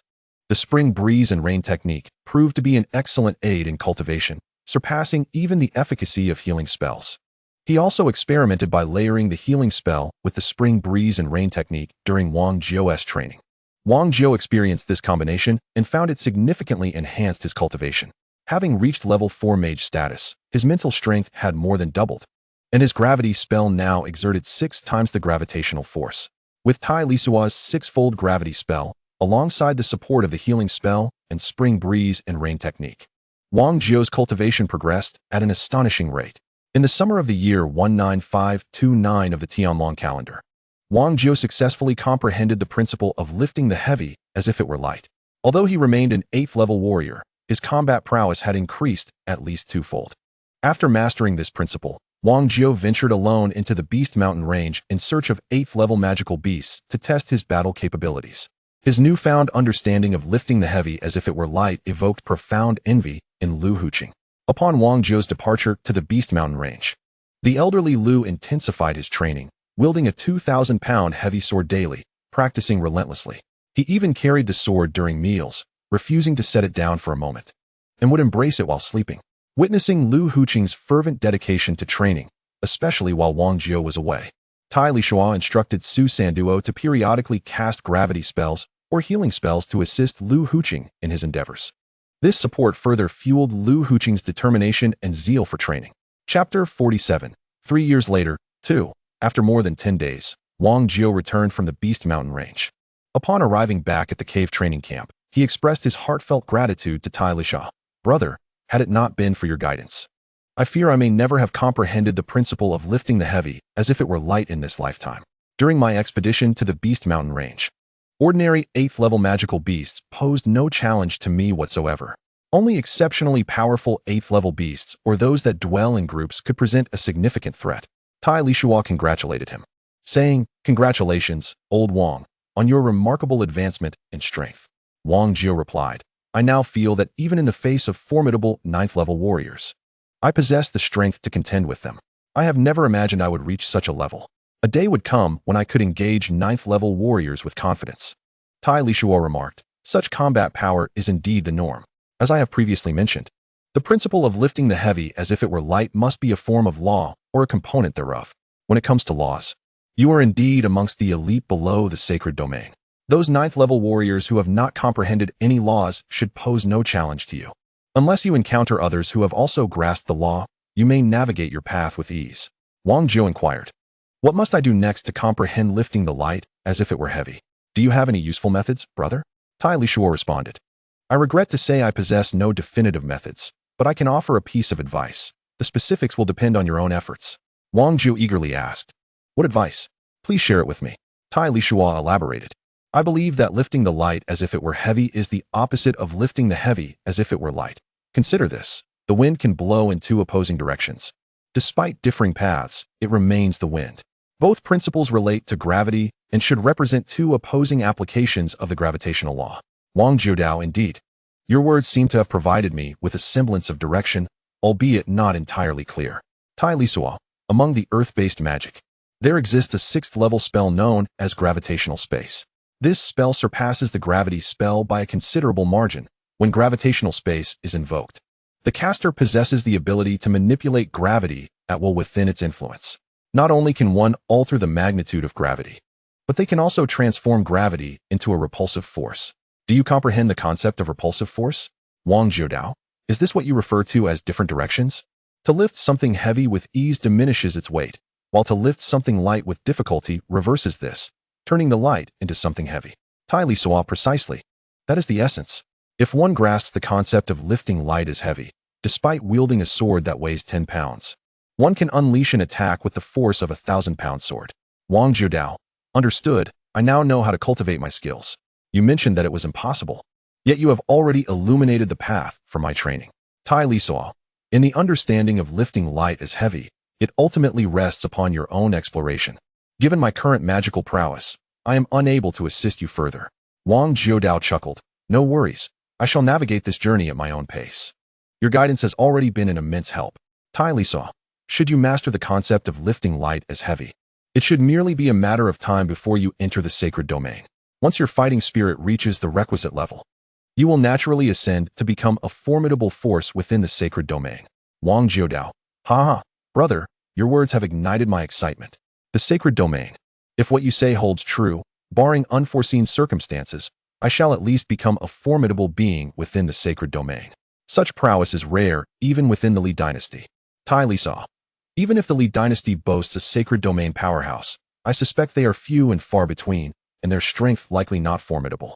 They are probably among the weaker factions, otherwise, they would not linger in a remote place like the Li dynasty. Wang Jiudao, let us not dwell on such matters. As though I have already attained the status of a sacred domain powerhouse, I shall retreat to my training now, eagerly anticipating the day you surpass me. Tai Lisuo, that day is still far off. The four of them diligently practiced within the cave training camp. Periodically, Wang Jiudao and Lu Huqing would venture into the Beast Mountain range to hunt magical beasts. Meanwhile, Tai Lisuo and Su Sanduo would also embark on excursions lasting a month or two. Su Sanduo, inherently ill-suited for combat, was intentionally encouraged by Tai Lisuo to engage in fierce battles with magical beasts. This served a dual purpose, to help him gradually acclimate to the rigors of combat, and to fortify his resolve. Tai Lisuo feared that should Su Sanduo encounter an adversary in a life-or-death situation, he might hesitate to strike decisively. Such hesitation could jeopardize not only Su Sanduo's life, but also endanger Tai Lisuo and Wang Jiudao. Every time Tai Lisuo ventured into the Monster Mountain range with Su Sanduo for training, they engaged in slaying beasts while simultaneously gathering materials. Afterward, They would seek a secure location to process the materials together, practicing the art of crafting magical scrolls. With each scroll they created, Tai Lisuo's comprehension and insight into magical runes deepened. While inscribing these runes upon the hides of magical beasts could yield scrolls, one couldn't help but ponder the effects of inscribing them upon human skin. However, such experimentation on human subjects seemed rather inhumane. Yet, considerations of humanity are secondary to the imperative of survival. As winter unfolded in the year 19529, the Dragon Festival approached once more. Among the four, only Su Sanduo returned to Anning City to reunite with his family. The remaining trio continued their training in the cave camp.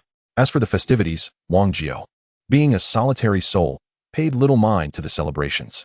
Lu Huqing, who had long withdrawn from the affairs of the world during his time with the Lu family, often secluded himself for years or even decades at a time. Naturally, such occasions held no significance for the old man. Tai Lisuo, reflecting on his past life on Earth, was quite taken aback by the multitude of holidays celebrated there. Traditional festivals were plentiful, and the commercial exploitation during these times was rampant. Those who reveled in the chaos of these celebrations often found themselves at the mercy of unscrupulous merchants. The cycle of exploitation was relentless, and Tai Lisuo had grown weary of it. Having traversed from Earth to this realm, he questioned the necessity of celebrating holidays. Was it not more crucial to focus on cultivation? At present, Su Sanduo had reached the second level of combat chi and the third level of magic, rendering him capable of returning home unaccompanied by Wang Jiao and the others. Thus, Wang Jiao, Tai Lisuo, and Lu Huqing felt at ease to concentrate on their training in the cave camp. As such, prior to the Dragon Festival of 19,529, Su Sanduo embarked on his solitary journey home to spend the holiday with his parents. Upon arriving at his home in Anning City, Su Sanduo was met with overwhelming joy by Su Chenglong and Lu Kaifeng, who had eagerly awaited his return for a year. Lu Kaifeng, taking Su Sanduo by the hand, bombarded him with questions and expressed an endless stream of thoughts. Eventually, even Su Chenglong could no longer bear to watch and interjected, urging her to let the child rest. Lu Kaifeng shot him an exasperated glance and retorted, "Do you think I'm unaware of his need for rest?" Turning back to Su Sanduo, she smiled warmly, "My dear, you must be weary from your training. Please take some time to rest, while I prepare a delicious meal for you."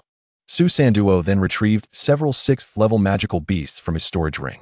To his parents, he said, "This is something the teacher asked me to bring back for you, urging you to consume more of the beast meat, as it is said to be beneficial for your daily cultivation." Su Chenglong replied, "My dear brother, you are truly too kind. Not only have you patiently guided Sanduo in his cultivation, but you also think of us." Lu Kaifeng interjected, "As for this beast meat, Sanduo, you might as well keep it for yourself. Whether we eat it or not is inconsequential. What matters is that you should consume more and diligently follow your teacher's guidance." Su Sanduo insisted, "This was specially brought back for you. While I am with my teacher and Uncle Wang, I never have to worry about a lack of beast meat." Su Chenglong responded, "Then let us store it away. With Brother Wang around, how could there possibly be a shortage of beast meat for Sanduo?" The family of three joyfully celebrated the Tianlong festival, and Su Sanduo spent a few more days with his parents before embarking on his journey back to the cave camp at the edge of the Beast Mountain range to continue his cultivation. Days turned into weeks, months into years, and before they knew it, the winter of the year 19531 in the Tianlong calendar arrived. The four had been cultivating in the cave camp for nearly 3 years. After 3 years of diligent practice, each of them had made notable progress. In the autumn of 19530, Wang Jiao, having comprehended the concept of lifting the heavy as light, further grasped the principle of lifting the light as heavy. His energy cultivation had reached the pinnacle of level 8, brushing against the threshold to break through into a level 9 warrior. Moreover, Wang Jiao's physique had also attained the peak of level 5, marking a significant advancement in strength. If one were to assess combat capabilities, Wang Jiao could be deemed nearly invincible among those below the sacred realm. Su Sanduo also made considerable strides. In the early spring of 19,530, he reached level 3 in energy cultivation, becoming a level 3 warrior. By the summer of the same year, he broke through to become a level 4 mage. As if that were not enough, by the end of autumn in 19531, he once again advanced his energy cultivation to level 4, achieving the status of a level 4 warrior. Additionally, in terms of magical scrolls, Su Sanduo had already mastered the creation of level 3 magical scrolls, boasting a success rate of around 50%. Originally a slender youth at the age of 19, Su Sanduo transformed into a robust young man of 22. Having grown taller and significantly sturdier, with his physique reaching level 2. Although Lu Huqing did not grasp the concepts of lifting the heavy as light or lifting the light as heavy, he finally broke through in August of 19531, becoming an 8-level warrior in energy cultivation, focusing on the heavy sword and benefiting from ample supplies of beast blood and flesh. Lu Huqing's physique had also advanced to level 4. With his breakthrough to an 8-level warrior, his lifespan extended from 200 years to 300 years, meaning he could live for another century. Lu Huqing not only grew stronger, but also appeared much younger. If one did not look closely, they might mistake him for a middle-aged man. Among the 4 individuals, Tai Lisuo, the once valiant warrior against cancer, has demonstrated the swiftest pace of cultivation and remarkable progress. He has made continuous breakthroughs in various aspects, achieving a 4th-level physique. His mastery of combat energy has escalated to the 7th level, allowing him to ascend as a 7th-level warrior. Furthermore, his mental prowess has also reached the 6th level, earning him the title of a 6th-level mage. In the realm of magical scroll crafting, he has attained the ability to produce 5th-level magical scrolls, with a success rate stabilizing between 70 and 80%. This is still contingent upon the fact that Tai Lisuo lacks higher-level magic runes. Were he to possess such runes, he is confident he could create even more advanced magical scrolls. Having attained the 7th level in combat energy and the 6th level in magic, Tai Lisuo has devoted significant effort to comprehending the fundamental elements of magic, aspiring to grasp the underlying principles. After expending considerable time and energy, his control over magical elements has significantly enhanced. Tai Lisuo is now capable of instantaneously casting all the spells he has mastered without the need for incantations or corresponding gestures, and the potency of his magic has also improved. Although he has not yet fully comprehended the principles, Tai Lisuo feels he is on the threshold of understanding them. How prestigious and sophisticated that would be. While attempting to comprehend these principles, Tai Lisuo has dedicated a substantial amount of time and energy to control magic, focusing on spells such as control technique, gravity manipulation, gravity space, and wind binding. He firmly believes that the utility of control magic is unparalleled. Whether facing foes or magical beasts, being able to immobilize the opponent renders them utterly defenseless. Akin to being ensnared by control skills in a game on Earth, once trapped, defeat is virtually assured. With this conviction, Tai Lisuo has resolved to pursue the path of control skills, thus adopting a combat style that he refers to as the control school, to enhance his combat capabilities and further his understanding of the principles. He has also internalized the concepts of lifting heavy as light and lifting light as heavy within the framework of magic. After years of cultivation, Tai Lisuo's combat prowess ranks just slightly below Wang Jiao among the 4. With a 4th-level physique and 7th-level combat energy, even without the utilization of magic or scrolls, his strength is formidable among 7th-level warriors. Although he cannot surpass Wang Jiao during sparring sessions with Lu Huqing, the newly promoted 8th-level powerhouse, he finds himself at a slight disadvantage. However, should Tai Lisuo employ his magic and magical scrolls, Lu Huqing would not stand a chance against him. In practice with Wang Jiao, should Tai Lisuo utilize his combat energy, magic, and scrolls, while Wang Jiao may have a slight edge, achieving victory would not be an easy feat. Our valiant warrior against cancer, Tai Lisuo, has been in this world for nearly 5 years. Over the past 5 years, he has been engrossed in his cultivation, at times feeling that the memories of his previous life on Earth have grown increasingly hazy. Yet, Tai Lisuo is reluctant to forget everything about Earth, for it encompasses the entirety of his experiences. There lies his home, his family, and his friends, along with the bittersweet tapestry of his life. Although, compared to the lifespan of cultivators in this realm, his life on Earth was fleeting, it nonetheless represents a complete cycle of existence, from birth to growth, marriage, parenthood, and ultimately, to aging and death. Moreover, upon traversing into this magical martial world, many of his past experiences have provided Tai Lisuo with immense assistance. For instance, the formidable willpower and mental fortitude he cultivated during his years battling cancer. Additionally, his immersion in the web literature community has endowed him with a plethora of imaginative ideas and methods of cultivation. Without these experiences, Tai Lisuo's progress in this magical martial world would not have been so seamless, nor would his rate of cultivation have been so rapid. This has led Lu Huqing and the Lu family to believe that Tai Lisuo is backed by a mysterious and powerful master. Were it not for this perception, Lu Huqing and his family might not have adopted a sycophantic attitude towards Tai Lisuo. They could have potentially allied with other formidable forces to target him. After all, whether on Earth in his previous life or in this magical martial world, self-interest remains the eternal theme. Chapter 49. return to a Ning city. The bond of loyalty is a matter of fortune. It is serendipitous and cannot be forced. Initially, Wang Jiao presented the secrets of magic and combat energy to Tai Lisuo for cultivation because he wished to learn Tai Lisuo's Tai Chi otherwise. The former Wang Jiao would not have regarded an ordinary person like Tai Lisuo, who had never engaged in cultivation, with such esteem. Subsequently, Wang Jiao was willing to accompany Tai Lisuo into the Beast Mountain range for training, assisting him in his cultivation. Because Tai Lisuo could aid Wang Jiao in recovering from his injuries. Eventually, Wang Jiao willingly positioned himself as Tai Lisuo's follower, a decision influenced by their harmonious relationship, but more significantly, due to Tai Lisuo's consistent and substantial support in his cultivation efforts. Su Sanduo bears a resemblance to the character of the same name from a television series in his previous life, which, combined with a fortuitous turn of events, led Tai Lisuo to take him on as a disciple. Arriving in this magical martial world, Tai Lisuo did not come to embody a saintly figure. Self-interest is the constant theme, and strength is the foundation of survival. With combat energy at the 7th level and magic at the 6th, Tai Lisuo estimates that he will not be able to break through in the near future. After all, as one ascends in levels, the difficulty of breakthroughs intensifies, and the time and effort required for each advancement increase exponentially. The Tai Lok felt that, given the current circumstances, relying solely on arduous training and venturing into the Beast Mountain range would make it exceedingly difficult to enhance his power in the short term. Indeed, traveling thousands of miles does not compare to encountering countless individuals. It is time to depart from the Beast Mountain range and embark on an adventure.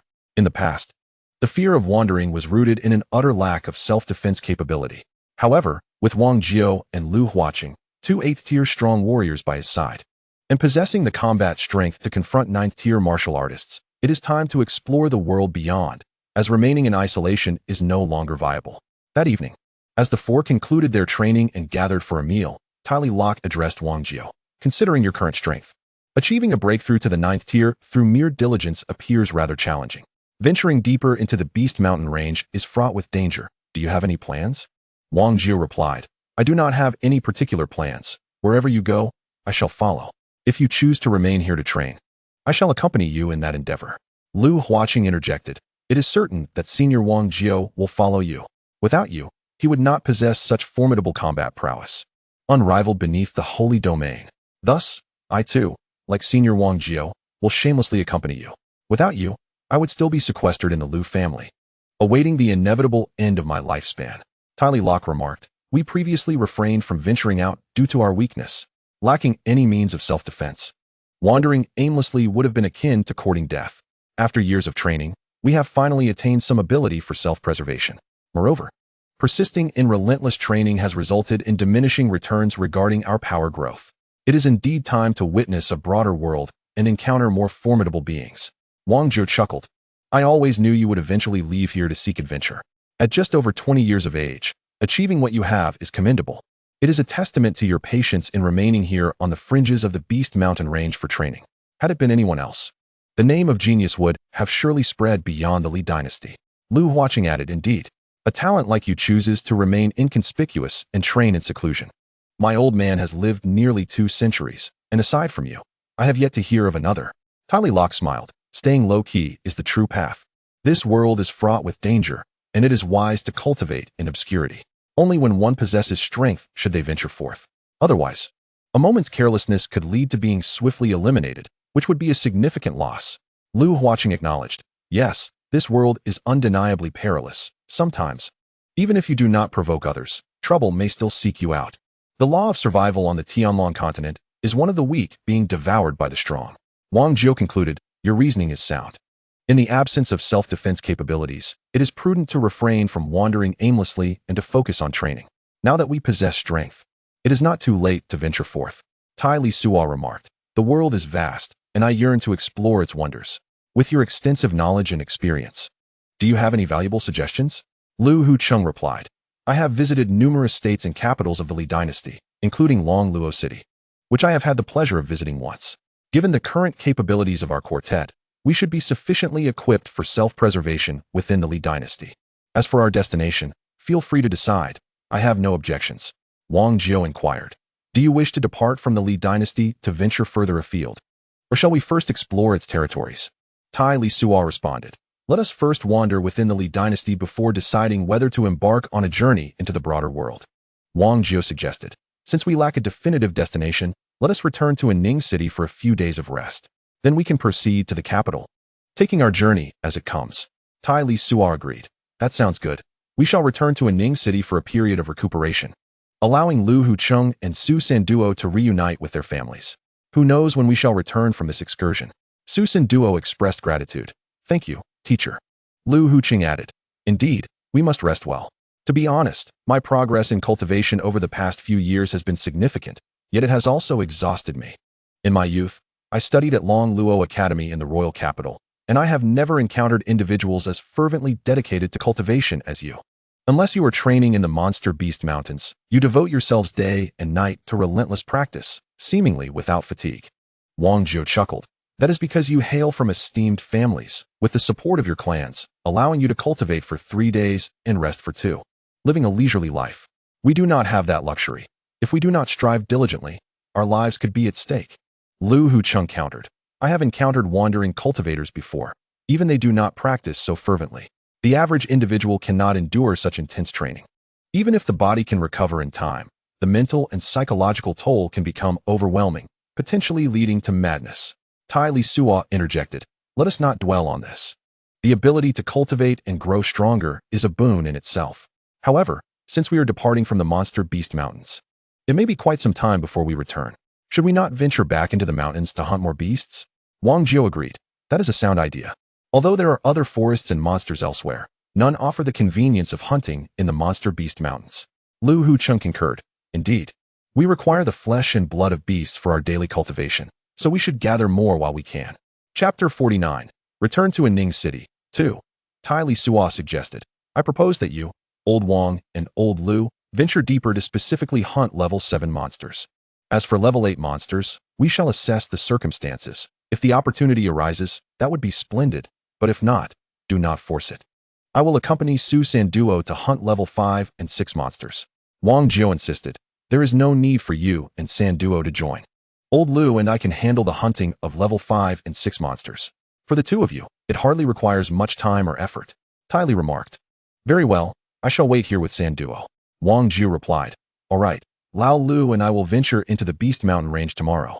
Wang Jiu and Lu Hu, as a duo, spent over 10 days hunting an abundance of magical beasts, filling every one of their storage rings to capacity. Subsequently, the 4 of them made their way back to a Ning city. At this moment, in the reception room of Su Chenglong's home in a Ning city, a middle-aged man, of a similar age to Su Chenglong, and an elderly gentleman occupied the guest seats, with several young individuals standing behind them. The middle-aged man addressed Su Chenglong, saying, Chenglong, we have visited numerous times. Except for the first occasion, you have not even bothered to meet us afterward. If it weren't for my invitation to Uncle Su Hai, I truly would not have seen you. You are treating me as if I am not your brother. Su Chenglong, with a darkened expression, responded, of course. I welcome my father's visit. As for you, I have long ceased to be a member of the Su family. Thus, there is no necessity for us to maintain contact.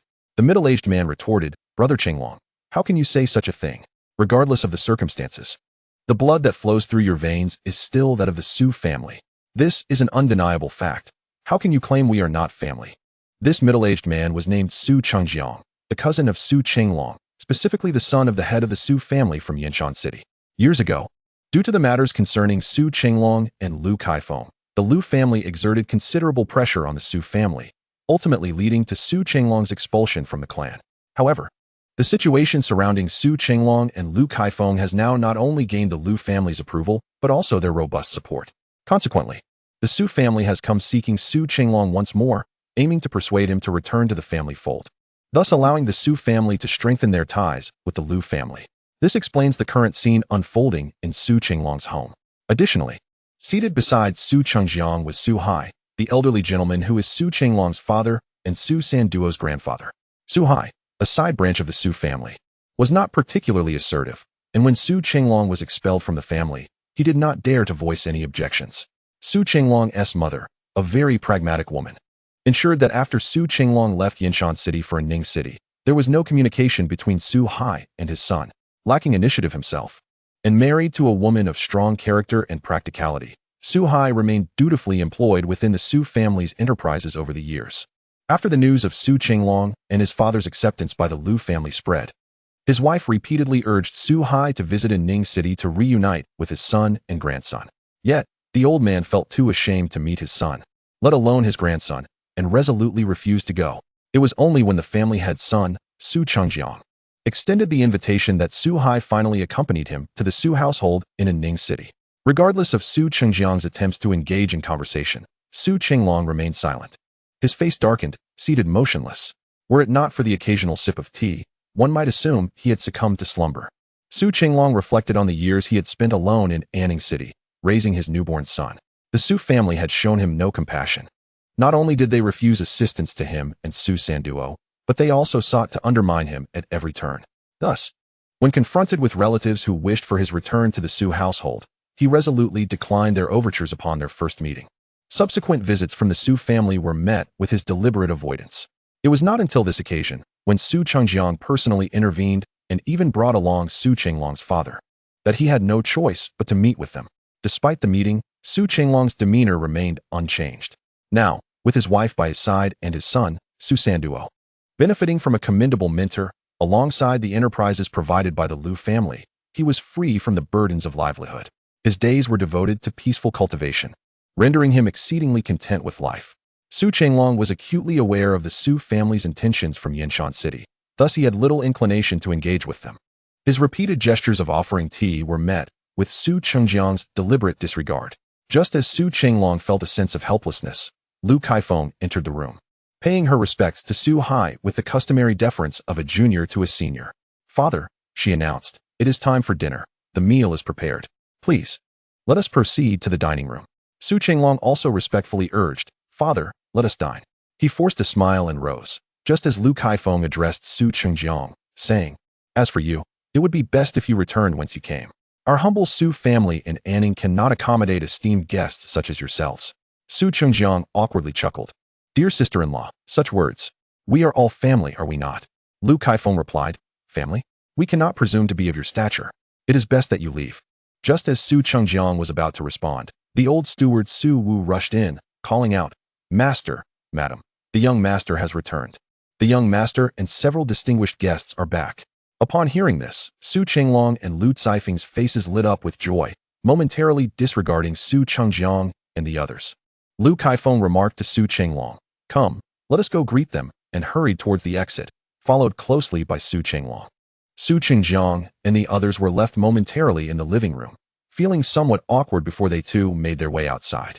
After nearly a year away, Su Sanduo was elated to return home, and upon entering, he soon spotted his parents approaching, hastening to pay his respects. Meanwhile, trailing behind Su Sanduo were Wang Jiao, Tai Lisuo, and Lu Huqing. The three individuals all noticed Su Qinglong and his wife not far ahead, along with Su Chengjiang and his party. Chapter 50, Acknowledging Kinship. Lu Kaifeng and Su Qinglong each held one of Su Sanduo's hands, expressing their delight with repeated phrases, "It is wonderful to have you back." The couple then turned their attention to Wang Jiao, Tai Lisuo, and Lu Huqing. While Wang Jiao and Lu Huqing were indeed formidable experts, they were taken aback to realize that even Tai Lisuo's level of cultivation remained elusive to them. Lu Kaifeng addressed Wang Jiao and Lu Huqing, saying, "It is an honor to meet you, Senior Wang, and esteemed ancestor." Su Qinglong followed suit, adding, "It is a privilege to meet you, Senior Wang, and esteemed ancestor. Congratulations, Tai brother, on your remarkable advancement and strength. We were once fellow 4th-level warriors, yet I cannot discern your current level of cultivation. I feel quite ashamed." Tai Lisuo responded, "Old Su, you are doing quite well yourself, having reached the 5th level, and your wife is even more impressive, having attained the 6th level. Congratulations." Lu Kaifeng quickly interjected, "Oh, not at all. Our modest achievements pale in comparison to your esteemed selves." Wang Jiao remarked, "Your strength, Old Su, and your wife, is commendable.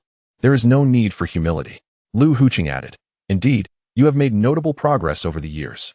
The couple respectfully congratulated Lu Huqing. "Congratulations, esteemed ancestor, on your breakthrough and significant enhancement in strength." Lu Huqing waved his hand dismissively. "I am nearly 200 years old and have only just barely reached the 8th level. I cannot even contend with Senior Wang, let alone Tai brother. I truly feel it is insignificant." Su Qinglong and Lu Kaifeng were astounded by these words, while Su Chengjiang was particularly shocked. The fact that Lu Huqing had broken through to become an 8th-level warrior was already astonishing. Furthermore, the seemingly youthful Wang Jiao and Tai Lisuo surpassed Lu Huqing in strength. This revelation further solidified Su Chengjiang's determination to align himself with the Su Chenglong family. With this thought in mind, Su Chengjiang promptly approached the group. Addressing them, "I am Su Chengjiang from the Su family of Yinshan Prefecture. It is an honor to meet you, esteemed Lu, Senior Wang, and Tai Elder." The astute Lu Huqing deliberately inquired, "The Su family from Yinshan? What brings you here?" Su Chengjiang pointed to Su Hai behind him and respectfully replied, "In response to your question, this is my uncle, the father of my cousin Su Chenglong, and the grandfather of Su Sanduo. We have come to accompany my uncle Su Hai for the purpose of acknowledging family ties." Lu Huqing remarked, "Acknowledging family ties? Heh. It seems the Su family has calculated this well. Chenglong and Kaifeng, what is your stance on this matter? Speak freely. I shall take it upon myself to mediate." Exchanging glances, Su Chenglong finally spoke. "Thank you, esteemed ancestor. We certainly acknowledge my father. However, as for the others, we shall pass." Lu Huqing turned to Su Chengjiang. "Young man from the Su family, do you understand? The stance of Chenglong and Kaifeng reflects my own." Su Chengjiang was drenched in cold sweat and hurriedly said, "Understood. I shall heed the elder's instructions." Uncle Su Hai decided to remain in Anning City for a family reunion while we shall return to Yinshan City. Lu Huqing replied, "Very well. Let it be as you say." Su Chengjiang then remarked, "I shall not disturb you any longer, esteemed elders." With that, he departed the Su family residence, heading towards Yinshan City, leaving behind the bewildered Su Hai. Observing Su Hai's state, Su Chenglong took Su Sanduo aside and said, "Sanduo, this is your grandfather. You should pay your respects." Su Sanduo respectfully called out, "Hello, grandfather." Su Hai, overwhelmed with emotion, grasped Su Sanduo's hand and trembled as he spoke. "Grandson, my dear grandson. You've grown so much. This is the first time I've seen you. It is all my fault for not being capable enough to care for you and your father. You have endured hardships all these years. It is my inadequacy." Su Chenglong reassured him, "Father, there is no need for such lamentation. Are we not all well now? Our family is reunited, and we should celebrate." Lu Huqing felt somewhat awkward, as the circumstances surrounding the Chenglong family were a result of the actions of both the Lu and Su families. Faced with this scene, how could one not feel uncomfortable? Thus, Lu Huqing cleared his throat and said, "Ahem. Please, continue your conversation. I am quite old and have just returned from the Monster Beast Mountains. I shall take my leave to rest." Wang Jiao and Tai Lisuo followed Lu Huqing to rest as well, sensing that their presence was not appropriate in this moment. The three made their way to the courtyard that Su Chenglong had previously arranged for them. But before they could rest, Lu Huqing spoke, "Elder Wang and Brother Tai, I have been away from the family for 3 years. I shall return to my clan now. You both rest well here for a few days. And when you arrive in Yinshan City, I shall treat you properly." Wang Jiao said, "Do as you wish. When we reach Yinshan City, we will visit the Lu family." Lu Huqing replied, "Then it is settled. You must come to the Lu family to find me." Tai Lisuo added, "Rest assured, we will certainly visit the Lu family. By the way, do you have a reliable source for custom weapons? Old Wang and I are still without suitable swords. If you have a connection, please help us order a few." Lu Huqing responded, "I do have a connection, but I fear the weapons crafted may not meet your expectations." Tai Lisuo stated, "You have seen the sword I use. Please create 2 thick-backed long sabers based on that design, but with increased weight, approximately 500 pounds.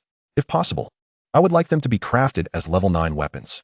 After Tai Lisuo finished, he turned to Wang Jiao, who echoed, "My request is the same as Brother Tai's, except I would prefer swords instead of sabers. As for materials, is there anything we need to assist with?" Lu Huqing replied, "I have some materials at home, and along with what I have brought, it will suffice.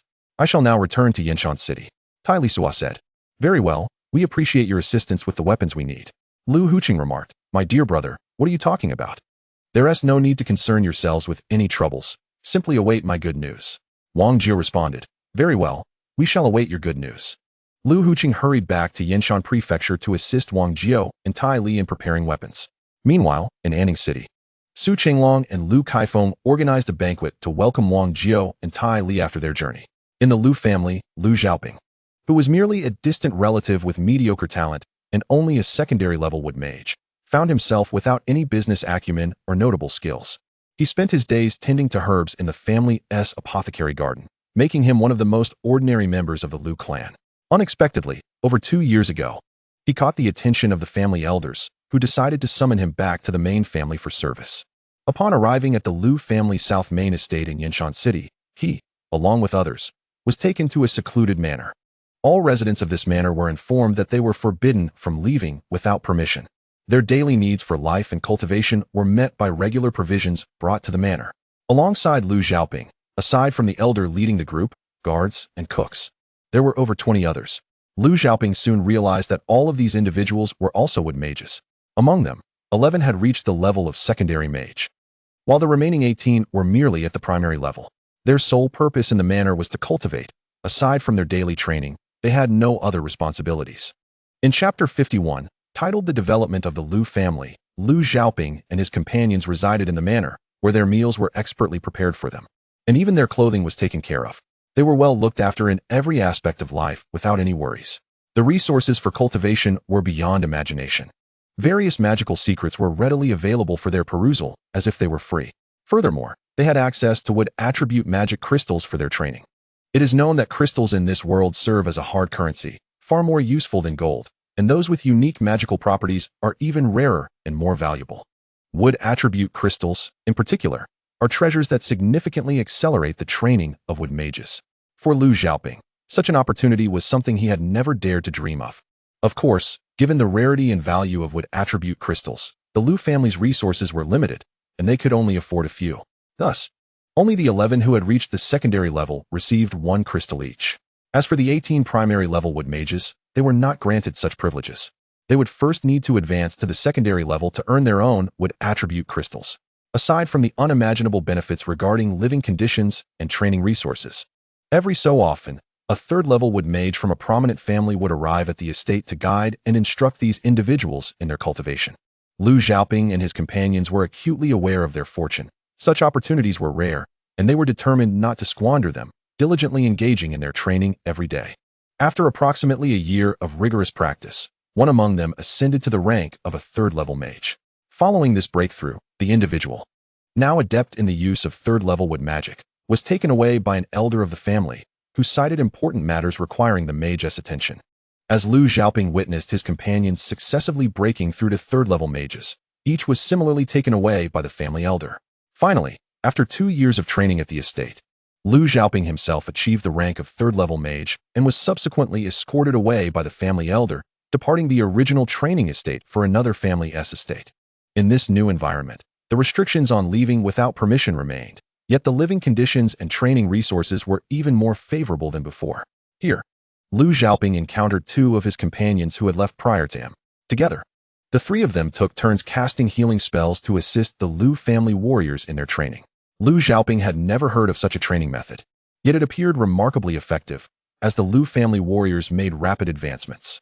Within half a year, he personally witnessed a significant portion of the warriors breaking through their previous limits, evolving into higher-level, more formidable fighters. Liu Xiaoping reflected that this was merely the beginning. If this trend continued, how many powerful individuals would the family cultivate? Moreover, there remained many wood mages at the original estate, yet to achieve the rank of third-level mage.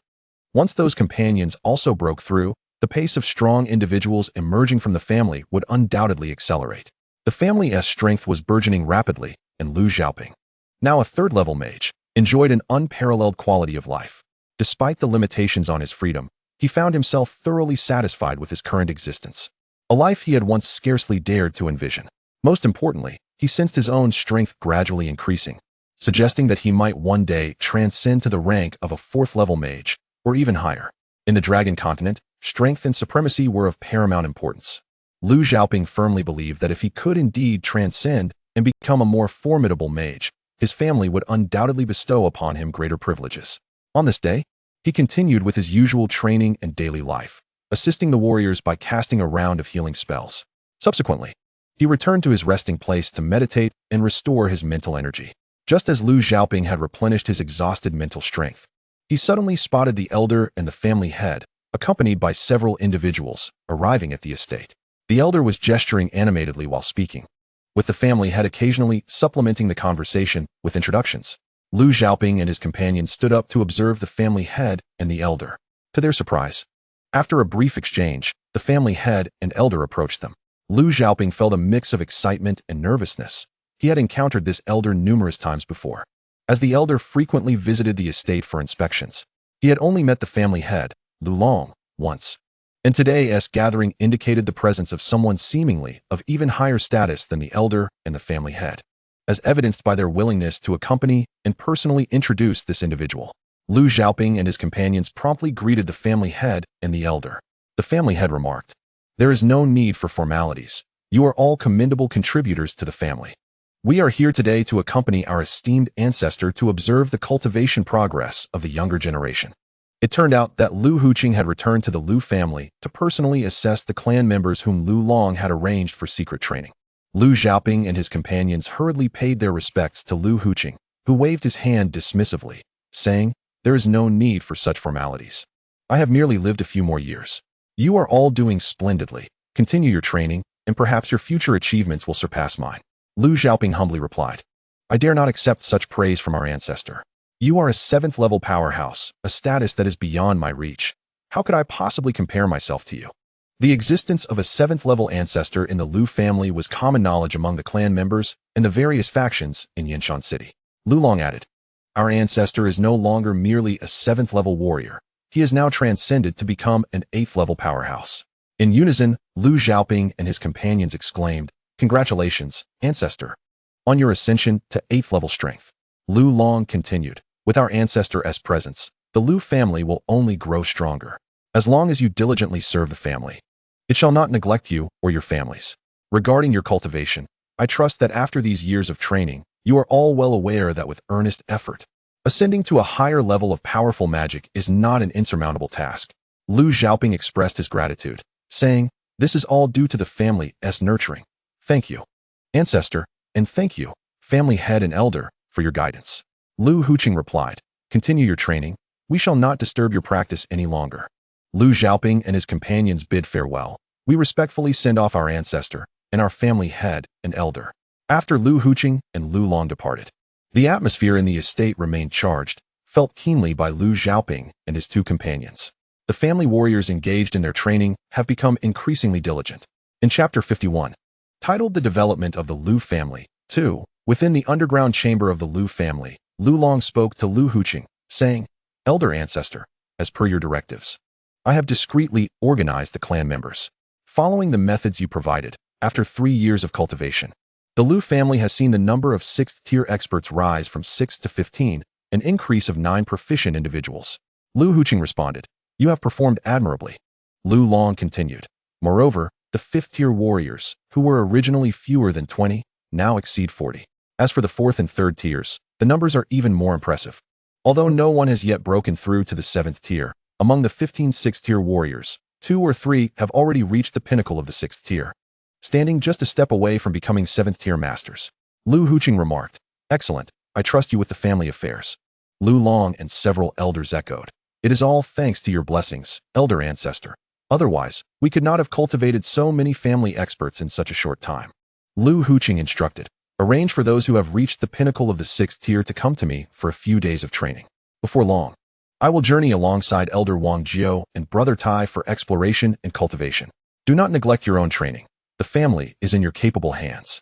Lu Long replied, "We shall adhere to your commands, elder ancestor." Lu Huqing added, "There is another matter. The relationship between Su Qinglong's family and the Su family of Yinshan is currently strained. Lu Long, as the father of Kai Feng, could you persuade her to ease the tensions? After all, the circumstances surrounding Su Qinglong's expulsion from the Su family also involve our Lu family." Lu Long, feeling somewhat awkward, responded, "Understood, elder ancestor. I will seek an opportunity to persuade Kai Feng and Su Qinglong." Lu Huqing clarified, "Just offer counsel. The decision to return to the Su family must ultimately be theirs." Lu Long affirmed, "I understand, elder ancestor." Lu Huqing then inquired, "Does our family possess any 8th-tier swords or blades? If not, we must arrange for their creation." Lu Long replied, "In the family treasury, there are several 8th-tier long swords, but we lack blades." Lu Huqing commanded, "Hasten to find someone to craft them. Do not hesitate to spend resources and finances, as long as they can be produced. It would be best to see if we can commission 9th-tier swords and blades for Elder Wang Jiao and Tai Lisuo. Do you comprehend?" Lu Long affirmed, "I understand, elder ancestor." Upon Lu Huqing's return to the Lu family, activity surged within the household. Meanwhile, in the Su family of Anning City, Su Chenglong and Lu Kaifeng learned that Su Sanduo was set to accompany Wang Jiao and Tai Lisuo on a journey for exploration and cultivation. Having just returned home, they were now uncertain how long it would be before he returned. The couple felt reluctant to see Su Sanduo depart, yet they could not impede their son's future. In the realm of cultivation, one finds a peculiar scene where the devoted practice has been momentarily set aside. Each day, much time is spent in the company of Su Sanduo, especially with Lu Kaifeng, who seems to have an endless reservoir of words. She clings to Su Sanduo in conversation, as if fearing that he might vanish should he turn away. In light of this, Tai Lisuo and Wang Jiao find themselves at a loss for words. They can only linger at the Su household a while longer, allowing the family to cherish their time together. Wang Jiao reflects. A mother's worry follows her child across 1,000 miles. Tai Lisuo responds, Old Wang, why not offer some guidance to Su and his wife in their cultivation? This might allow Su Sanduo to depart with a lighter heart. Wang Jiao retorts, My brother, that would be rather inconsiderate, wouldn't it? At such a moment, I doubt they would be receptive to my instruction. Tai Lisuo counters, Nonsense, this is for their benefit. The stronger one becomes, the greater the freedom they possess. With sufficient strength, Su Sanduo can venture forth, and they need not remain behind. But without adequate power, their journeys are curtailed, don't you agree? Wang Jiao concedes, Indeed. You make a compelling argument. Perhaps you should be the one to guide their cultivation? Tai Lisuo replies, It would be inappropriate for me. It is you, the unrivaled master beneath the sacred domain, who should take on this task. After some light-hearted banter, it is ultimately Wang Jiao who steps forward to mentor Su Chenglong and Lu Kaifeng in their cultivation practices. Meanwhile, after indulging in several days of maternal affection, Su Sanduo finally returns to his training, spurred on by his parents' reluctance to part and the fact that Lu Huqing's custom-made weapons have yet to be completed. Wang Jiao and Tai Lisuo remained in the Su household of Anning City for over 2 months before departing for Yanshan Prefecture. Upon arriving at the Lu family in Yanshan Prefecture, they were met with warm hospitality and spent additional time there. Once they acquired the weapons they required, they formally departed Yanshan Prefecture, setting their sights on the state capital of Annan Prefecture. On the official road leading from Yanshan Prefecture to the state capital of Annan, Tai Lisuo, Wang Jiao, Lu Huqing, and Su Sanduo rode at a leisurely pace, each leading a swift steed. Passers-by, including merchant caravans, couldn't help but cast curious glances at this unusual quartet. The journey from Yanshan Prefecture to Annan state capital spans nearly 1,000 kilometers. Those who traverse this route between the prefecture and the capital do so in haste. In this world of magic and martial arts, storage rings are commonplace, allowing merchants to store their goods within. Thus, many travel swiftly on their mounts, laden with storage rings, for both the sake of efficiency and safety. The wilderness is fraught with peril. Should they attract the attention of bandits or magical beasts, trouble could ensue. The consequences can range from injury and loss of goods to the ultimate price of life itself. In contrast, the leisurely pace of Tai Lisuo, Wang Jiao, and their companions rendered them particularly conspicuous. On the day they departed Yanshan Prefecture, they had traversed only about 200 kilometers by the time the sun began to set. With no clear destination or pressing urgency, they continued their slow journey toward the state capital, taking in the sights along the way. There were no towns nearby, rendering the place quite desolate, devoid of any signs of civilization. The 4 companions had grown accustomed to their years of cultivation on the fringes of the Warcraft Mountains and were indifferent to their surroundings. They chose a relatively secure spot to rest for the night and continued their journey the following day. Approaching midday, as they traversed the road, they noticed a woman seated beneath a tree, seemingly weeping. Wang Jiao, Tai Lisuo, and Lu Huqing exchanged glances, intuitively recognizing that something was amiss with the woman, given her peculiar presence at such a time and location. Only Su Sanduo, blissfully unaware, remarked to Lisuo, Teacher, look, there's someone ahead. Should we offer her assistance? Lisuo shot Su Sanduo a glare, dismissing him. As the 4 approached, the woman lifted her head, tears streaming down her face.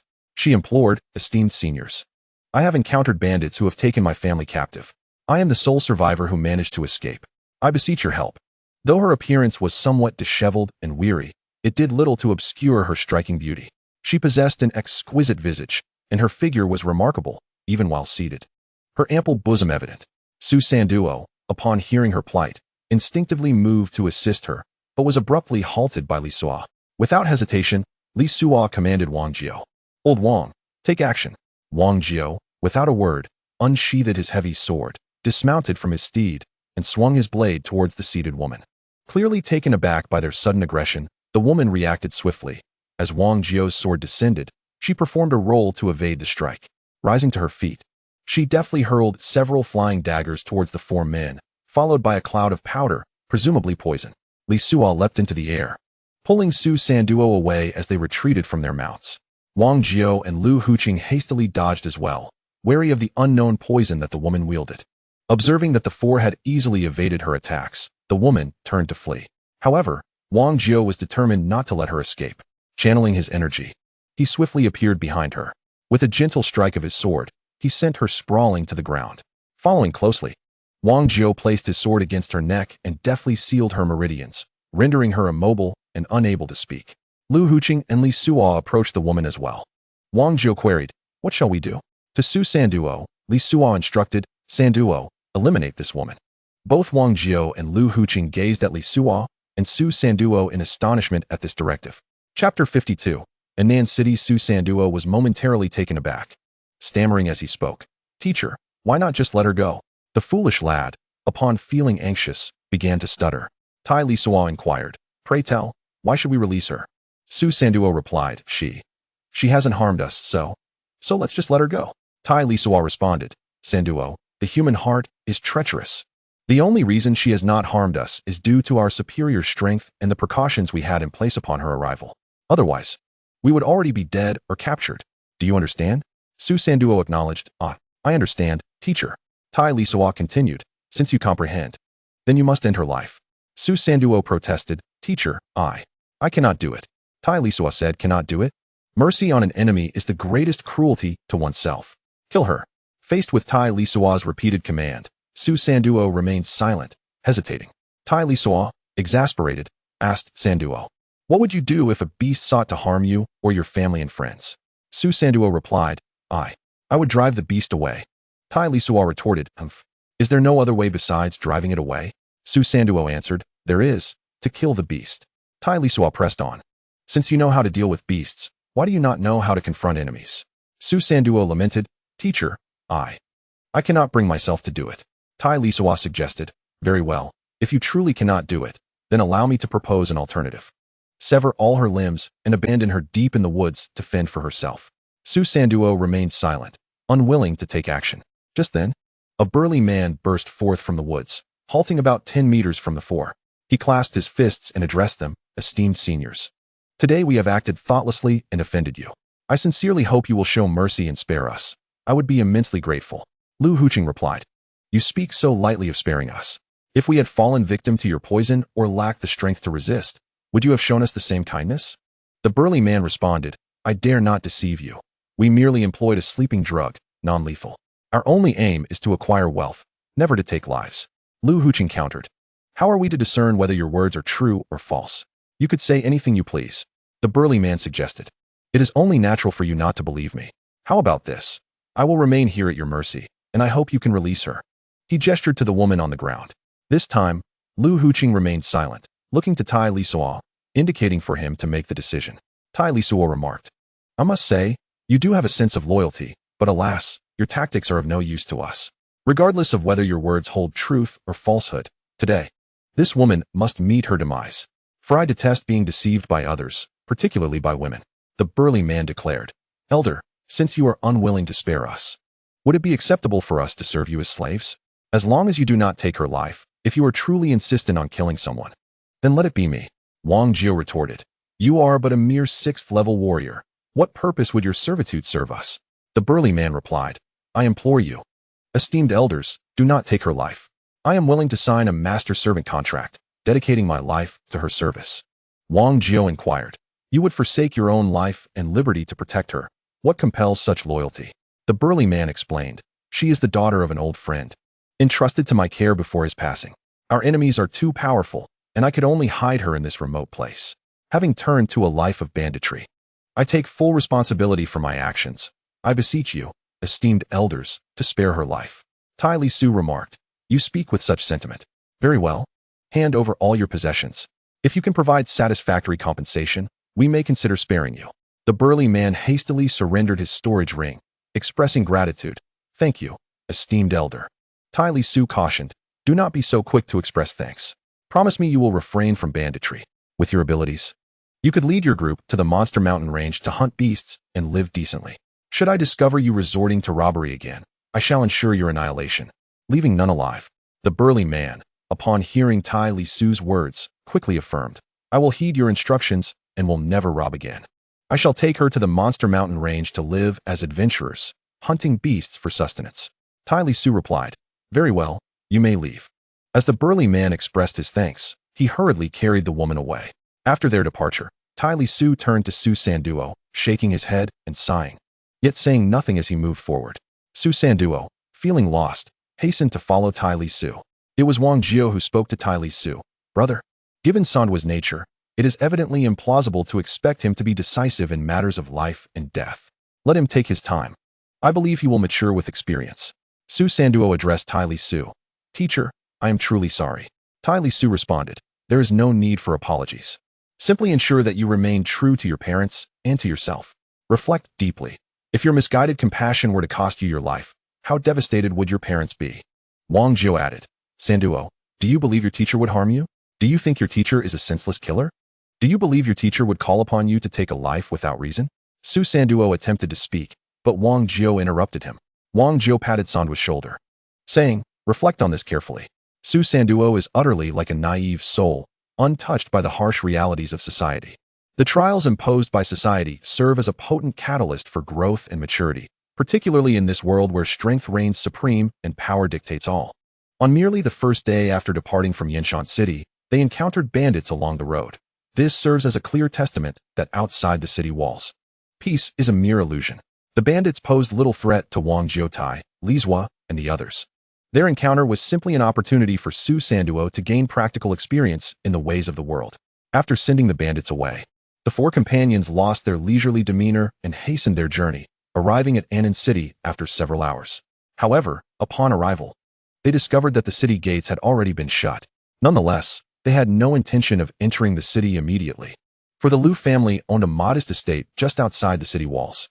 Liu Huaqing had previously mentioned this arrangement, intending for the Liu family to host Lisuo, Wang Jiao, and Su Sanduo upon their arrival in Annan City. Prior to their departure from Yanshan City, the Liu family had already sent word to their kin in Annan City to prepare for their visit. Upon reaching the outskirts of Annan City, they followed Liu Huaqing directly to the Liu family's estate. Given the Liu family's standing, they possessed several shops within the city. However, acquiring an estate within the city itself was nearly impossible, as land within city limits is incredibly precious. And such endeavors require not only wealth, but also considerable influence and power.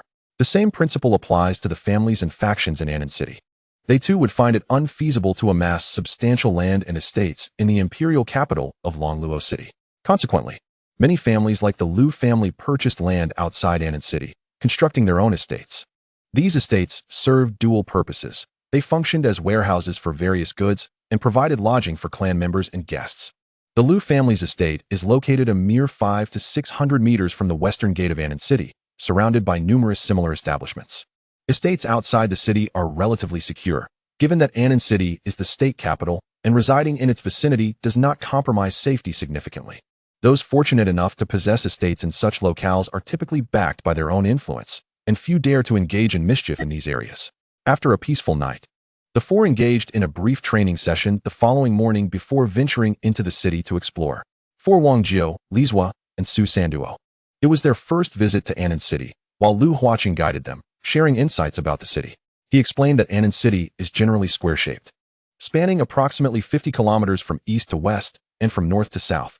On both sides lie bustling market stalls, where more than half of the transactions in Annam State take place. The southern part of the city is home to upscale restaurants, inns, and auction houses, serving as the residence for the small and medium-sized families of Annam City. Wang Jiao inquired about the northern part of the city. Liu Huqing replied that the north is where the true powerful families of Annam City reside, including the Lord's Mansion. The largest institution, Annam Academy, is also situated in the north, making it a hub for affluent families and skilled individuals. Tai Lisuo interjected, asking if many large cities share such layouts. Liu Huqing confirmed that, to his knowledge, most major cities do exhibit similar arrangements, with only a few cities having unique terrains or geographical features differing from this norm. Wang Jiao mentioned that the capital of Shigu State, where he previously resided, followed a similar design. Tai Lisuo then asked if Shigu City was far from Annam City and suggested that Wang Jiao might want to visit Songjiang City. Wang Jiao replied that since his master had passed, he had long since come to terms with his grievances. Even if his master's family had not been obliterated, it was likely already in disarray. He noted that while visiting Shigu City might provide temporary assistance, it would not be a lasting solution.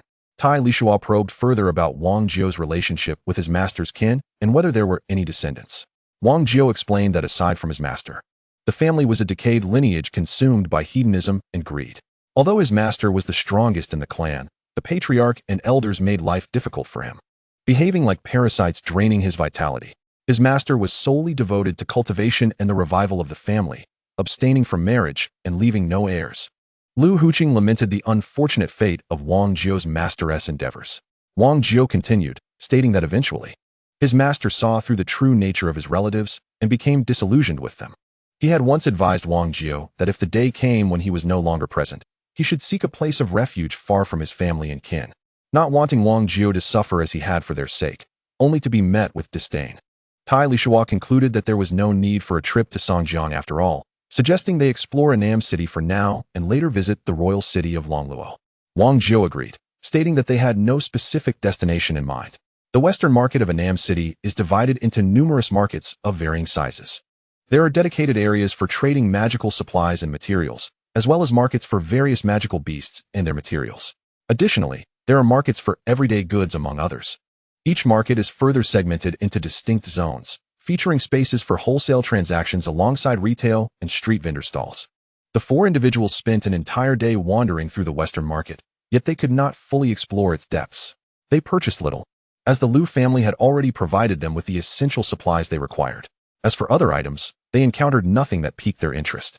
However, during their time in the market, they overheard a rather intriguing piece of news. The only auction house in Annam City would host an auction in 3 days. It was rumored that a batch of young magical beasts would be up for bid, including a pair of level 7 wind-type magical beasts, the fledglings of the Gale Hawk. Wind-type magical beasts are already prized as mounts, and flying magical creatures are even more sought after. The prospect of young Gale Hawks, a level 7 species, captivated countless onlookers. From taverns to street stalls, discussions about the impending auction filled the air. Tai Lisuo remarked, "This auction house is impressive. It will feature the fledglings of level 7 magical beasts." Lu Huqing replied, "In Annam City, it is rare for an auction of this magnitude to present level 7 or higher magical beast offspring. It is likely that some fortunate individual without significant power or background has acquired a pair of Gale Hawks and has chosen to auction them here." Wang Jiao added, "Indeed, if a prominent force or a major family in Annam City had obtained these fledglings, they would likely not auction them off. Even if they did, they would send them to the auction house in Longluo City. Even there, the fledglings of Gale Hawks are seldom seen." Tai Lisuo continued, "If that is the case, won't there be fierce competition? I hope no trouble arises." Lu Huqing responded, "That is uncertain. During the auction itself, no one would dare to resort to violence. But before and after the event, that is another matter entirely." Wang Jiao noted, "If someone truly intends to take action, discovering the location of the Gale Hawk fledglings before the auction would be the prime opportunity. Once the auction begins, those who secure the fledglings will undoubtedly belong to formidable factions, and attempting to seize them would lead to bloodshed." Tai Lisuo concluded, "It seems that Annam City is about to experience unrest. We merely set out to explore and do not wish to become embroiled in unnecessary conflicts. Perhaps we should leave Annam City tomorrow." Wang Jiao agreed, "Yes, that sounds prudent." Lu Huqing added, "Caution is the mother of safety. It is wise to depart from this place of turmoil." After a day of exploration, the four returned to the Lu family's estate outside the western city. With the decision made to leave Annam City the following day, they refrained from drinking. After a simple dinner, each engaged in their respective practices or rested. There exists a widely circulated principle known as Murphy's Law, which succinctly states, "What you fear will often come to pass." The events you hope to avoid are the very ones that tend to occur, while those you wish for may remain elusive. Wang Jiao, Tai Lisuo, and Lu Huaqing, wishing to avoid unnecessary entanglements, resolved to depart from the city of Anan at the earliest opportunity. However, fate is unpredictable, and the whims of the world are capricious. The offspring of the 7th-level magical beast, the Gale Eagle, in Anan City, were enough to compel many to take reckless risks. Thus, upon acquiring the Gale Eagle from the auctioneer, the auction house discreetly concealed the creature's young within a hidden location, a a manor just outside the western city limits of Anan, a mere stone's throw from the Liu family's estate. Chapter 53. The Three Major Assassin Organizations. 1. In the dead of night, Wang Jiao, Tai Lisuo, and Liu Huaqing were all lost in slumber when they were abruptly awakened by the sounds of slaughter. The four of them rushed into the courtyard, awakening everyone in the manor, armed and visibly anxious. Liu Huaqing instructed the steward of the Liu family, "Do not panic. Arrange for the clan members to stand guard and prepare for any incoming threats. We shall ascend to the rooftop to ascertain the situation." Tai Lisuo turned to Su Sanduo, saying, "You stay here in the courtyard and ensure your safety while we investigate." Su Sanduo replied, "Understood, master." After making the necessary arrangements, Liu Huaqing, Wang Jiao, and Tai Lisuo, bold and skilled, climbed to the rooftop to observe the situation outside. They soon discovered that trouble was brewing next door, and even in the darkness, their keen eyes discerned the chaos clearly. A group of masked assailants in black was attacking the residents of the adjacent estate. The attackers appeared well-trained, executing their assault with precision. The defenders of the manor also possessed formidable skills, resulting in an intense and fierce clash. Numerous structures were caught in the fray, collapsing under the strain, while several spots ignited in flames. Amidst the tumult, a skilled fighter from the neighboring estate shouted, "Despicable and shameless, resorting to poison. Those who dare to seize the auction house's possessions will surely pay the price." The masked assailants remained silent, only intensifying their onslaught. Upon hearing the exchange from across the way, Wang Jiao, Liu Huaqing, and Tai Lisuo exchanged glances, sensing they were in precarious circumstances. Liu Huaqing inquired, "What shall we do now?" Wang Jiao replied, "We can either pretend nothing is amiss and remain in the manor, as they are not targeting us, or we can leave at once, taking everyone with us to escape this troublesome locale." Tai Lisuo suggested, "I believe it prudent to withdraw from the manor and head towards the city gate." Wang Jiao concurred, "An excellent plan. If we reach the city gate, we should be safe. Regardless of the outcome of their conflict, it is unlikely they will pursue us there." The three hastily descended from the rooftop. Liu Huaqing called out to his clan members, "Everyone, gather. We must evacuate the manor immediately and make our way to the city gate to avoid unnecessary trouble." The Liu family's members responded, "We shall heed the elder's command." Liu Huaqing commanded, "Open the main gate. Everyone follow me." Liu Huqing led the way with his companions, while Wang Jiao, Tai Lisuo, and Su Sanduo closely followed at the rear of the group. As the trio ascended to the rooftop to survey their surroundings, they caught the attention of individuals from the neighboring estate. The two 8th-level warriors at the forefront, sensing impending danger, made a hasty retreat toward the Liu estate, where formidable allies were present. The well-trained individuals clad in black pursued relentlessly from behind. Just as Liu Huqing and his companions exited the Liu estate, the two 8th-level warriors, along with their pursuers, had already approached. Faced with this unavoidable predicament, Tai Lisuo instructed, "Sanduo, follow them. I and old Wang will hold the rear." Su Sanduo replied, "Understood." "Take care, teacher," Tai Lisuo urged. "Quickly join the Liu family and prioritize your safety." As he spoke, Su Sanduo dashed after the Liu contingent, while Wang Jiao and Tai Lisuo turned to confront the approaching adversaries. The two 8th-level warriors reached Wang Jiao and Tai Lisuo, pleading, "Esteemed sirs, please assist us. We are from the Anam auction house, and we will surely reward you handsomely afterward." Before Wang Jiao and Tai Lisuo could respond, the black-clad assailants had already encircled them. Without further ado, they launched an assault, targeting not only the two fleeing 8th-level warriors, but also striking at Wang Jiao and Tai Lisuo with lethal intent. Anger surged within the two. What had they done to provoke such hostility? The attackers struck with unrelenting ferocity, aiming directly for vital points. In perfect synchrony, Tai Lisuo and Wang Jiao sprang into action. Tai Lisuo unleashed a gravity field that enveloped all present, while Wang Jiao wielded his great sword, executing a sweeping strike that felled 3 or 4 of the black-clad assailants. The remaining adversaries quickly recoiled, though they still managed to encircle the four. The two 8th-level warriors from the auction house seized the opportunity to strike, but their efforts only resulted in minor injuries to 2 or 3 of the attackers, revealing their impaired combat capabilities. Among the black-clad foes were also mages, who unleashed a series of control spells that disrupted the combat rhythm of Tai Lisuo and Wang Jiao. The two warriors from the auction house found themselves in disarray due to the enemy's controlling magic. As the black-clad assailants tightened their encirclement, they prepared to launch another offensive. However, Wang Jiao and Tai Lisuo discerned that the overall strength of the black-clad assailants was not particularly formidable. Among the 30 or so attackers, 28 were 7th-level warriors, accompanied by one 7th-level mage and three 8th-level warriors. Despite their numbers, the enemies were bolstered by magical support and individuals skilled in poison. Exchanging a glance, Tai Lisuo and Wang Jiu understood that they needed to resolve the situation swiftly, otherwise they risked suffering significant losses. They held their breath as Tai Lisuo initiated a gravity field, subsequently casting over a dozen earth shields around the four of them. The opposing mage attempted to employ several control spells to dominate Wang Jiu and his companions. If it had been anyone else facing this well-coordinated group of black-clad individuals, they might have found themselves at a loss. Unfortunately for them, they encountered Tai Lisuo. After the enemy cast their control spells, he skillfully extended his mental energy to all the vines, reversing the situation by seizing control of the very tendrils meant to ensnare them and directing them toward the black-clad assailants. It was now the adversaries who found themselves in disarray, clearly unprepared for the revelation that Tai Lisuo was not only an earth mage, but also possessed mastery over wood magic. At that moment, Lu Hucheng returned just in time, quickly grasping the situation from a distance. He charged directly toward the opposing 7th-level mage and the two 7th-level warriors protecting him. Seizing the opportunity while the black-clad faction was deprived of their mage's support, Tai Lisuo unleashed a gravity space and subsequently cast over 10 control spells. Most of the black-clad individuals found themselves ensnared by these spells. Wang Jiu executed the foundational sword technique, sweeping across the army in rapid succession, effortlessly dispatching 3 or 4 black-clad foes with each strike.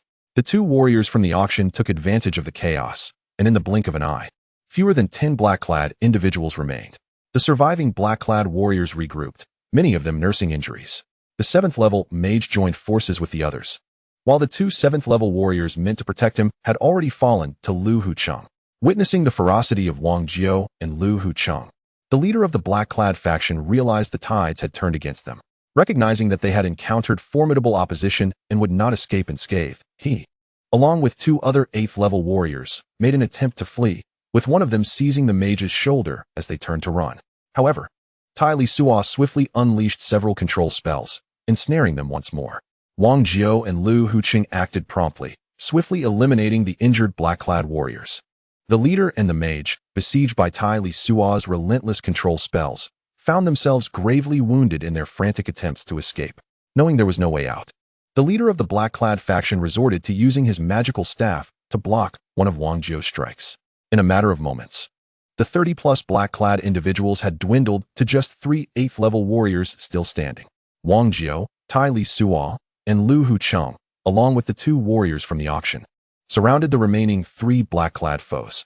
To prevent any lingering complications, Tai Lisuo stepped forward to cast a gravity space, followed by an unrelenting barrage of control spells. Wang Jiu, Lu Hucheng, and the two auction warriors simultaneously struck, and the last 3 black-clad individuals fell into a pool of their own blood. The battle had erupted swiftly and concluded just as quickly. Control-type magic proved to be exceedingly potent, and Tai Lisuo, capable of reversing the control of the opposing spells, was truly formidable. This was precisely the outcome Tai Lisuo desired, the effectiveness of control magic. There is a saying from a famous animated series on Earth: whoever controls the rebounds controls the game. In the midst of battle, whoever wields control over the rhythm of the fight, or even over the enemy, dominates the battlefield.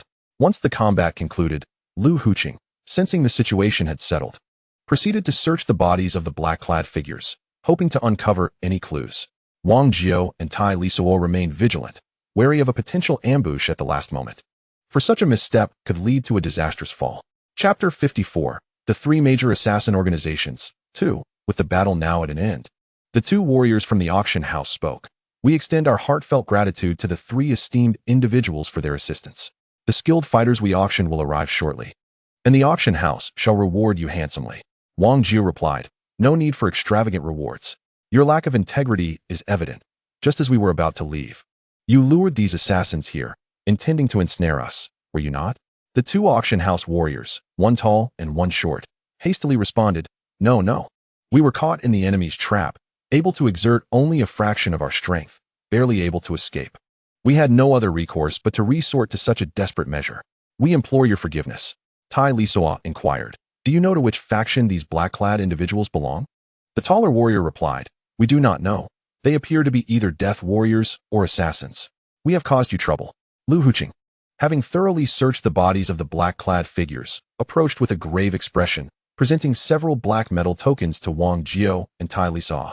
These tokens, presumably a form of insignia, bore a number on one side, likely representing the identity code of the assassin within their organization. The other side featured a design resembling flames, albeit with an eerie quality. Tai Lisuo, being a novice in the martial world, could not decipher the significance of the emblem. Wang Jiao examined the token's design, shaking his head in uncertainty. However, Lu Huqing, with a solemn tone, remarked, "These assassins likely belong to the Hellfire, one of the three major assassin organizations on the continent. We have attracted considerable trouble." Wang Jiao asked, "Hellfire? Are you certain it is Hellfire?" Lu Huqing responded, "Though I have never encountered members of the three major assassin organizations, my family possesses some relevant records. In my youth, I traveled widely and heard legends about these organizations. While I cannot guarantee it, the likelihood is exceedingly high." Tai Lisuo tossed the token to the tall warrior of the auction house, stating, "You should also examine this to determine which organization it belongs to." The two auction house warriors scrutinized the token with grave expressions, declaring, "Though we have not seen such a token before, there is an 80% chance it belongs to Hellfire." Lu Huqing interjected, "Not 80%, but rather 99%. For no one would dare to imitate the insignia of Hellfire, nor would anyone attempt it. Thus, even without having seen the Hellfire emblem, we can surmise that they are indeed members of Hellfire." Tai Lisuo listened to the words of the two and remarked, "Indeed, Lao Lu, you make a valid point. It is unlikely that anyone would dare to imitate the token of Hellfire. The three major assassin organizations on the continent wield immense power. It appears we have truly entangled ourselves in grave troubles." Lu Huqing added, "The three major assassin organizations of the continent are Hellfire, Dark Dragon, and Military Dagger. It is said that each of these organizations is fortified by godlike beings, their influence and personnel spanning the entirety of the continent. Even the mightiest empires tread carefully around these three factions. To provoke them often leads to a relentless cycle of vengeance." Wang Jiao remarked, "I have also heard numerous legends concerning these three assassin organizations. The Military Dagger is composed entirely of elite veterans from the military, adhering strictly to their code, and eschewing indiscriminate slaughter. The Dark Dragon, on the other hand, comprises only those above the sacred realm, and they never accept assassination contracts below that threshold. The most troublesome, however, is Hellfire. Its members are a complex assortment. They will undertake any task for the right price. Should someone provoke them, they will be met with unending pursuit." Tai Lisuo mused, "It seems our luck is rather unfortunate. We have barely emerged from our previous predicament and already found ourselves entangled with the most troublesome of the three organizations, Hellfire. Given their capabilities and influence, uncovering our involvement in today's events should pose little challenge for them." Lu Huqing concurred, "That is certain. The greatest strength of assassin organizations lies in their intelligence gathering and analysis. The incident occurred right outside the city gates of Anan. It is likely that Hellfire is already fully aware of everything that transpired." Tai Lisuo pondered, "We must contemplate how we can preserve our lives moving forward. What suggestions do you have?" Lu Huqing replied, "In a remote location such as the Li Dynasty, the three major assassin organizations typically do not station many powerful individuals. There may only be one or two ninth-tier experts present, primarily tasked with intelligence gathering and training newcomers." Tai Lisuo queried, "So, does this mean we are temporarily safe?" Lu Huqing responded, "One could say so, as it would take time for the assassin organization to summon reinforcements from other regions. This could range from a few days to several months, thus ensuring our safety for the time being. However, the real concern lies in the potential threat Hellfire poses to our loved ones."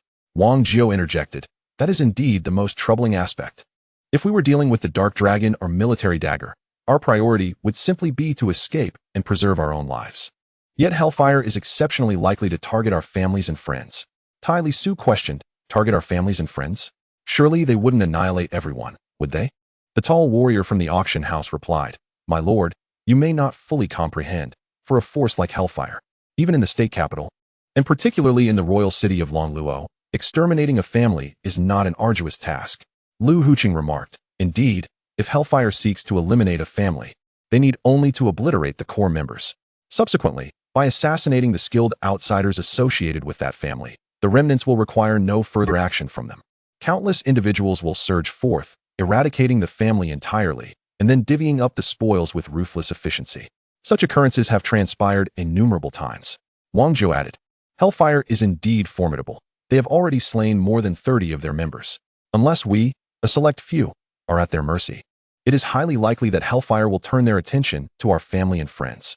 Lisuo interjected. In essence, regardless of the circumstances, it leads to death. We cannot evade our fate. We can only seek to survive through perilous means, striving for rebirth amidst despair. Therefore, we must find a location where hellfire is reluctant to act recklessly to safeguard the families of the Lu and Su San duo. Lu Huqing lamented. The only places where hellfire would hesitate to strike are the imperial capitals. These capitals prohibit any form of violence and are safeguarded by divine-level powerhouses. However, they are far too distant, and time is not on our side. Moreover, even if time were sufficient, we lack the qualifications and capacity for long-term residence in the imperial capital. It can be said that the entire Tianlong continent has become inhospitable to us. Wang Jiao furrowed his brow. Indeed, not to mention the imperial capitals. Even the capitals of the dynasties are precious territories, reserved for the wealthy and influential. Lu Huqing remarked. The Lu family comprises too many members. If there is no alternative, we must consider abandoning them. We shall return and take Su San duo's parents with us. With just 2 additional individuals, we still hold a glimmer of hope for survival. Lisuo understood that in this moment of life and death, the test extends beyond mere strength and capability. It also examines the very essence of humanity. Lu Huqing's willingness to forsake his kin and only flee with Su San duo's parents is a choice born of desperation. Chapter 55.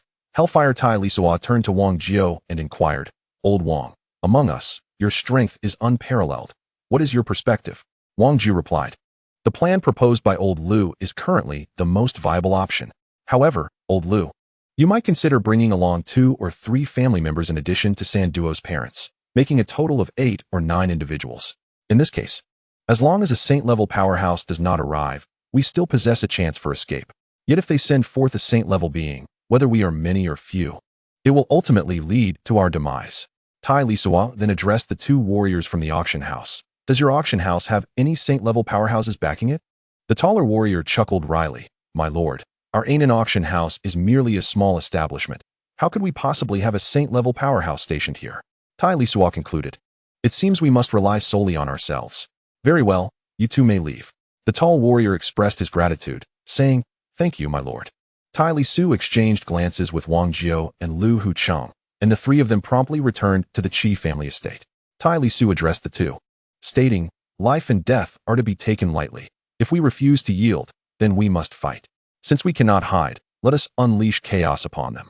Lu Huqing replied, Such words ring true, but against a force like the hellfire, with only the 3 of us, how much can we truly accomplish? Lisuo retorted, Death is but a fleeting moment, and the fear of it is futile. Regardless, we shall fight. Whether we live or die is merely a matter of fate. Wang Jiao inquired, You always have many ideas. Do you have a plan?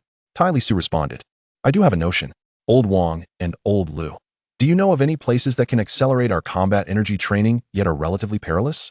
Wang Jiao remarked, There are indeed such places. Please share your thoughts. Lisuo elaborated, To enhance the speed of our training, the swifter, the better. As for the danger, it is preferable that only those below the sacred realm dare not venture there. Lu Huqing interjected.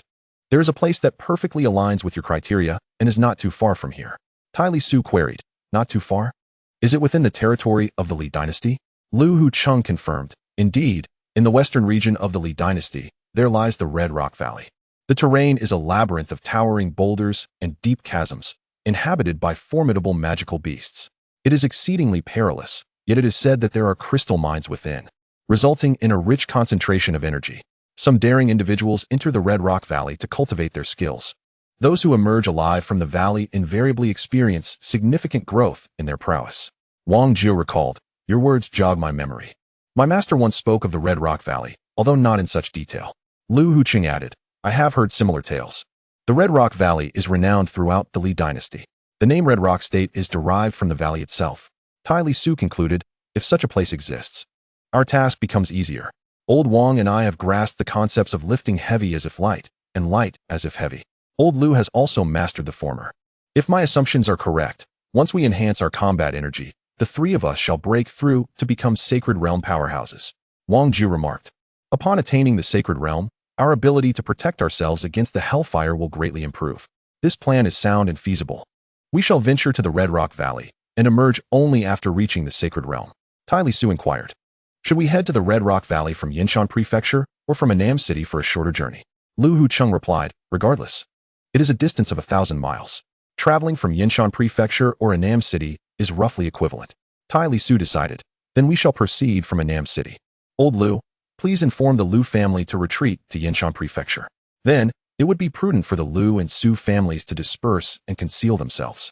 If all else fails, they should take refuge within the depths of the Monster Mountain Range. Though fraught with peril, it is certainly preferable to remaining at home, awaiting the infernal flames to engulf them. Lu Hucheng declared, very well, I shall immediately send word back to the family.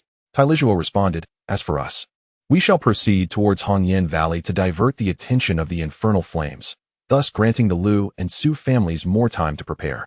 Once the external conflict had subsided, Su Sanduo and the members of the Lu family returned to the estate. Upon seeing Su Sanduo, Wang Jiu remarked to Tai Lisuo, should we not include Su Sanduo in our company? Tai Lisuo inquired, what are your thoughts? Wang Jiu replied, let us take him along. His presence neither adds nor detracts from our numbers. Lu Hucheng concurred, it is imperative that we bring Su Sanduo with us. Others may be negotiable, but he is your disciple, Tai Lisuo, and the infernal flames will not spare him. Tai Lisuo agreed, very well, let us proceed with him in our company. Meanwhile, in the northern part of Anan City, within the opulent estate of the affluent merchant Wang Fuguei, a clandestine chamber illuminated by dim light housed a shrewd and capable middle-aged man named Wang Hai. Ostensibly the steward of Wang Fuguei, he was, in truth, the leader of the infernal flames in Anan Prefecture. Seated behind a desk measuring over 2 meters in length, Wang Hai perused the intelligence recently delivered by his subordinates. After a moment of silence, he addressed Wang Fuguei, who stood before the desk. This mission presented no significant challenges, especially with a 7th-level mage assisting the operation. Thus, a team of novices was dispatched, only to meet with total annihilation. Have we ascertained the identities of those who intervened? Wang Fuguei responded. One of them is Lu Hucheng from the Lu family of Yinshan Prefecture, reputed to be a 7th-level warrior. However, based on his actions, he appears to have surpassed and become an 8th-level warrior. The other 2 are unfamiliar faces, and we currently lack detailed information. Wang Hai lamented. After painstakingly cultivating a new cadre, just as the higher-ups demand their quota, they all perish. How shall we account for such a loss of 7th-level recruits? This is untenable. Wang Fuguei queried, what shall we do now, my lord? Wang Hai replied, we are expected to submit a new batch of recruits every decade. As they represent the organization's lifeblood, the higher-ups place great importance on this. To have lost them all, including 3 8th-level warriors, will surely invite their wrath upon us. Wang Fuguei asked, should we proactively report this incident, my lord? Wang Hai stated, this matter cannot remain concealed. We must report it at once. Then they summoned their personnel. The auction house was not an easy place to infiltrate, yet they could not allow those few meddlesome individuals to escape. Those who dared to provoke the inferno of our wrath shall perish. Wang Fuguei said, indeed, my lord. Meanwhile, Wang Jiu Lu Hu and Cheng Tailuo conferred and urgently dispatched news back to the Lu family in Yinshan Prefecture through their contacts in Anan City. Concurrently, they swiftly evacuated Anan City. In Chapter 55, The Inferno, 2, Lu Hu, Cheng, Wang Jiu, and Tailuo, accompanied by Su Sanduo, collected all the essential supplies from the Lu family's estate outside Anan City and stored them in their spatial rings. After the Lu family had evacuated for over an hour, Lu Hu and Cheng mounted their steeds and departed Anan City, heading towards the direction of Hongyan Valley. Later that night, Lu Long, the head of the Lu family in Yinshan Prefecture, received astonishing news.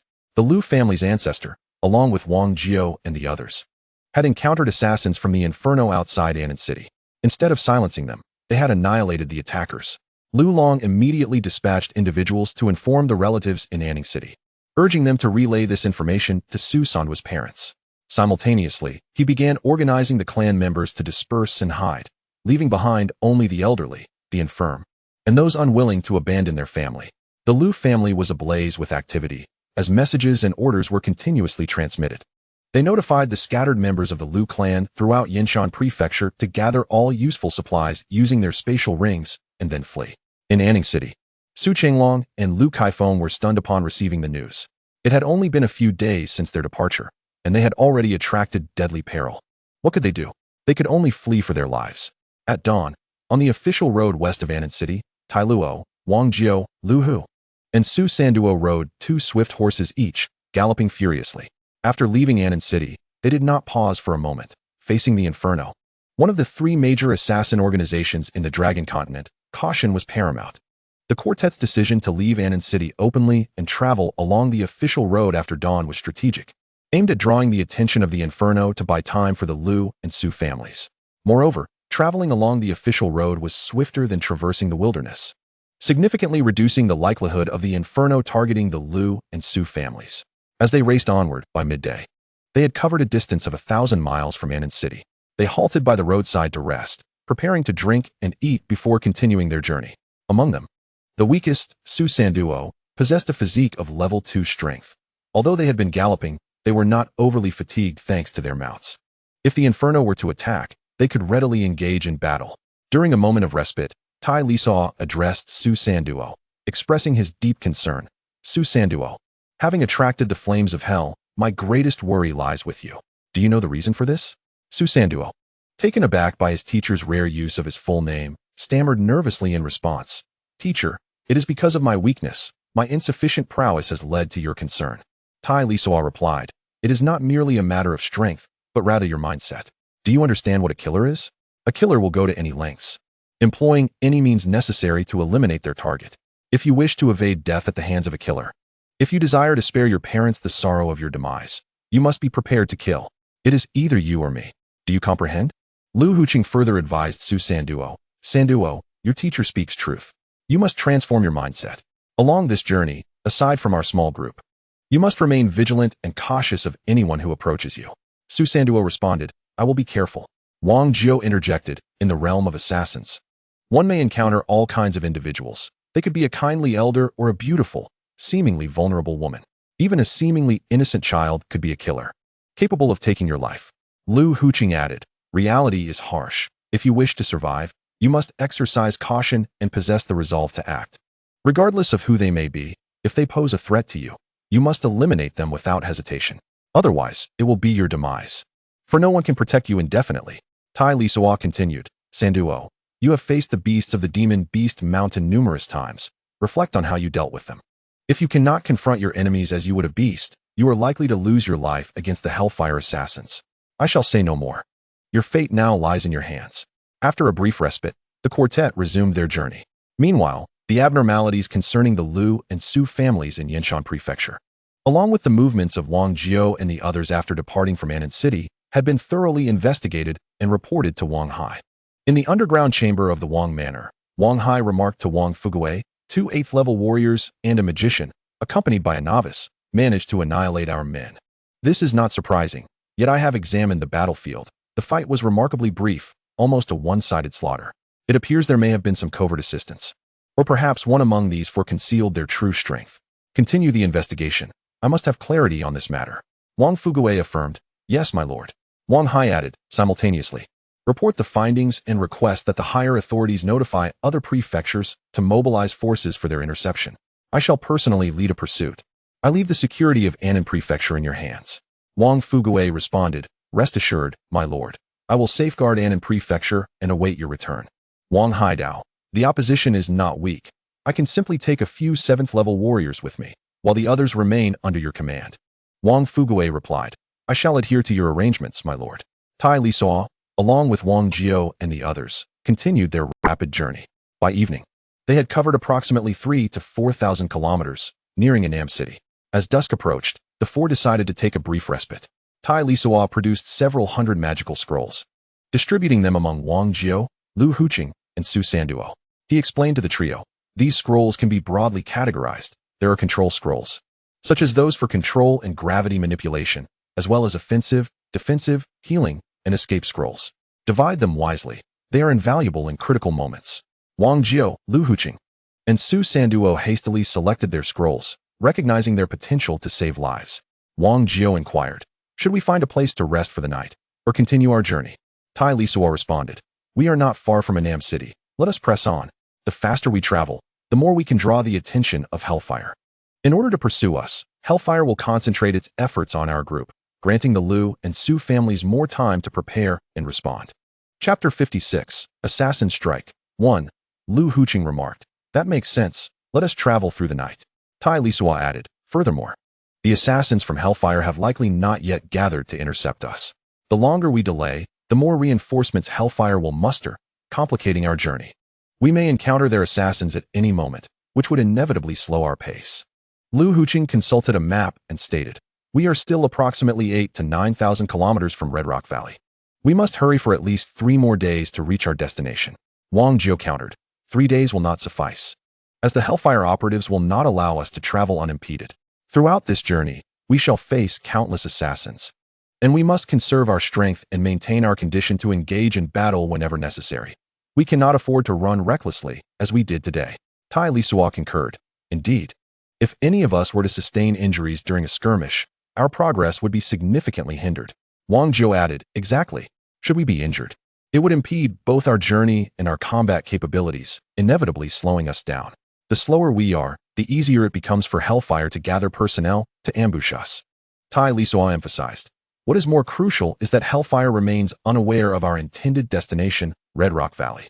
However, as we draw nearer, they will surely deduce our objective." Once the destination was determined, the general route of our journey became apparent, rendering us even more vulnerable. After a brief respite, the quartet resumed their trek. Traveling by night proved more perilous than during the day, prompting an adjustment in their formation. Wang Jiu led the way at the forefront, followed by Tai Li and Su Sanduo approximately 100 meters behind. Lu Huqing trailed a further 100 meters behind them. This arrangement minimized the risk of being overwhelmed while allowing for mutual support. The journey proceeded without incident until the darkest hour before dawn, when Wang Jiu, who was leading, suddenly halted. He cast several fireball and flame-burst scrolls towards the path ahead and the surrounding trees. Simultaneously, he retreated swiftly, while Tai Li grasped Su Sanduo's shoulder, leaping down from their mount to the side of the official road to avoid becoming targets for the assassins. Upon landing, Wang Jiu stumbled. Just then, a group of assassins rushed out from both sides of the road, advancing towards him. Tai Li was taken aback and hastily cast several earth shields in front of Wang Jiu, steadying him while urgently inquiring, "Old Wang, what's wrong?" Wang Jiu replied, "It's poison, we must go." Tai Li hoisted Wang Jiu onto his back and called out to Lu Huqing, "Old Lu, take Sanduo, let us move." The four abandoned their mounts and fled into the nearby forest, hastily choosing a direction to escape. The Hellfire assassins followed closely behind, maintaining a deliberate pace. As Tai Li carried Wang Jiu a short distance, he sensed something was amiss. His internal energy ebbed, becoming sluggish and laborious. He realized that they had been poisoned, the toxin now taking effect. The assassins must have anticipated their route and dispersed poison into the air, unbeknownst to the quartet. Wang Jiu, having inhaled the most poison, was the most severely affected and had lost his combat efficacy.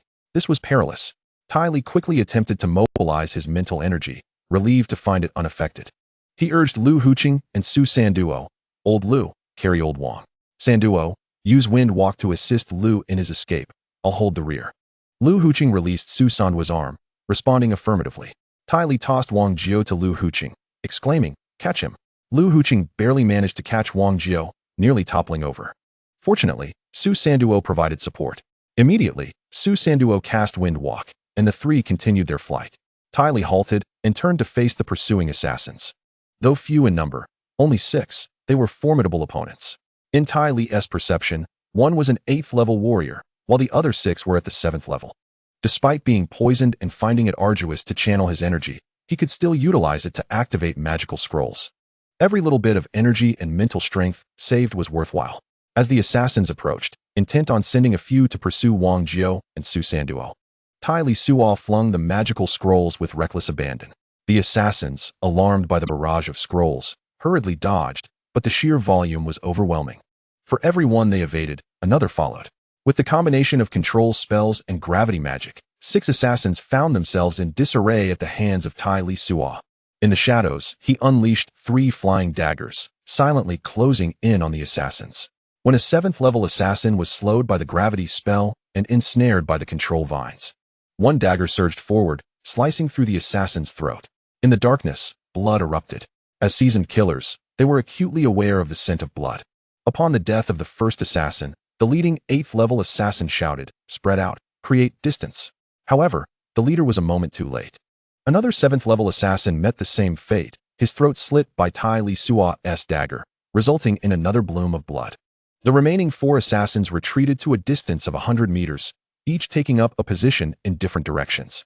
The leader gestured to the other three, instructing them to surround Lisuo from 3 angles. Yet, the 3 assassins dared not approach. Instead, they attacked from afar with flying daggers and sword energy. While the leader attempted to bypass Lisuo to hunt down Wang Jiao and Su Sanduo, Lisuo cast a 5th-level flying spell upon himself, evading the 3 assassins' assaults and soaring towards the leader. He rained down magical scrolls upon the leader, compelling him to dodge while also countering Lisuo's onslaught. Seizing the opportunity, Lisuo unleashed 2 gravity fields upon the leader and then descended from the air above him, wielding a massive blade. The seasoned leader, aware that facing Lisuo directly within the gravity field would only result in his own defeat, rolled low to avoid the downward strike. At that moment, sensing their leader in peril, the other 3 assassins rushed in to engage Lisuo. He threw several Earth Shield magical scrolls to momentarily block their attacks, while simultaneously casting another gravity field to prevent the leader from escaping its influence. Following this, he unleashed several control spells against the leader, who found himself at the mercy of the gravity field's effects. Unable to evade the binding control technique of Tai Lock, he found himself ensnared. Tai Lock advanced menacingly, wielding a colossal blade that ruthlessly struck down upon the leader of the assassins. The leader, compelled to raise his sword, braced himself against the ferocity of Tai Lock's assault. As their weapons clashed, the leader felt a tremor coursing through his body, his feet sinking into the ground. Tai Lock relentlessly swung his great blade, while his mental prowess directed a flying dagger that circled around to the assassin leader's back. The dagger surged forth with alarming speed, piercing the back of the leader's skull. With a chilling cry, the leader unleashed his full strength in a desperate bid for survival.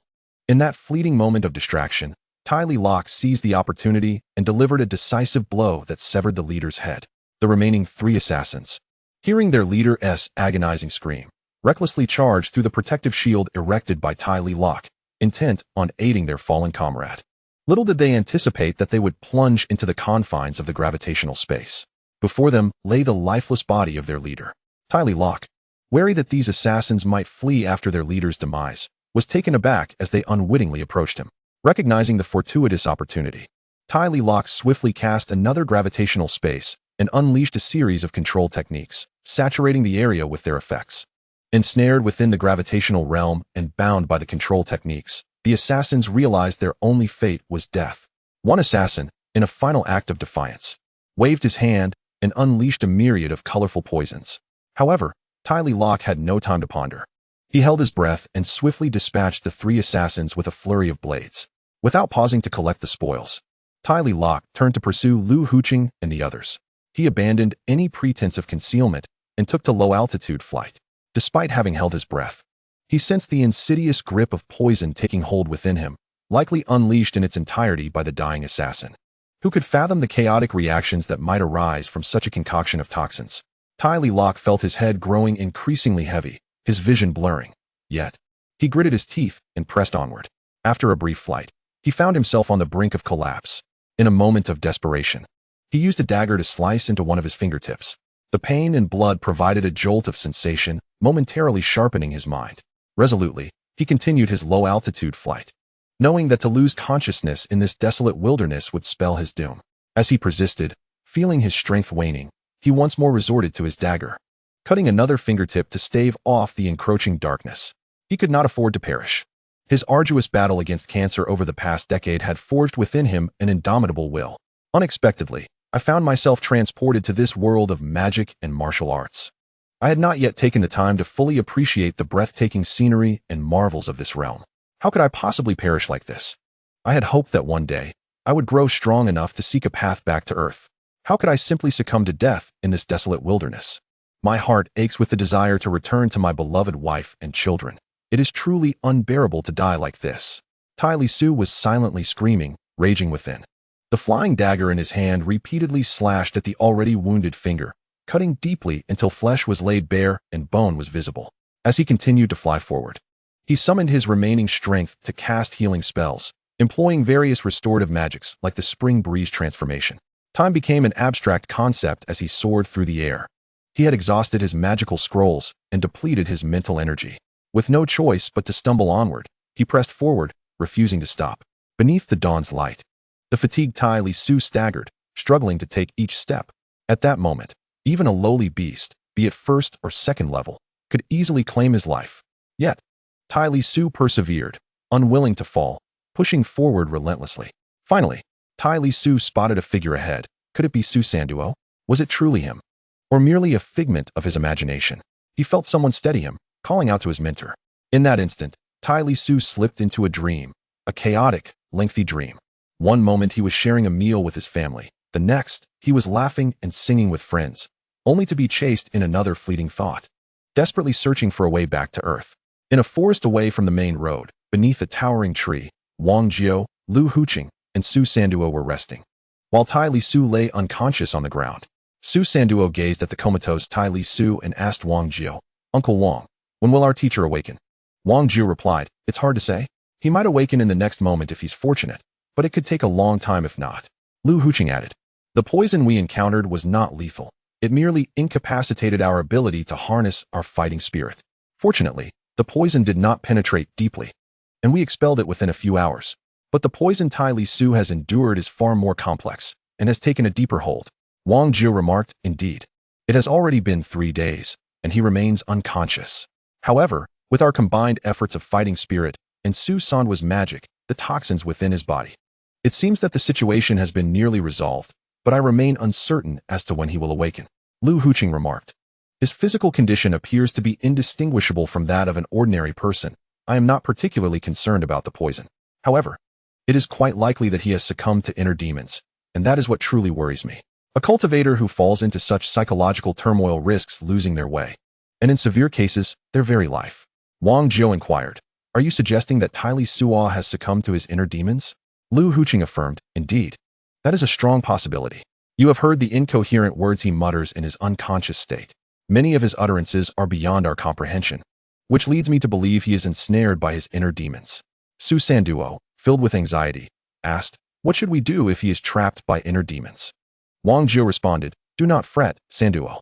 I have heard my master speak of inner demons. For cultivators, they can be both a curse and a blessing. If one can overcome the torment of inner demons, it may lead to significant enhancement of their abilities." Su Sanduo questioned, "But what if he cannot overcome them?" Lu Huqing replied, "If he fails to break free, he may either succumb to madness or perish slowly under their torment."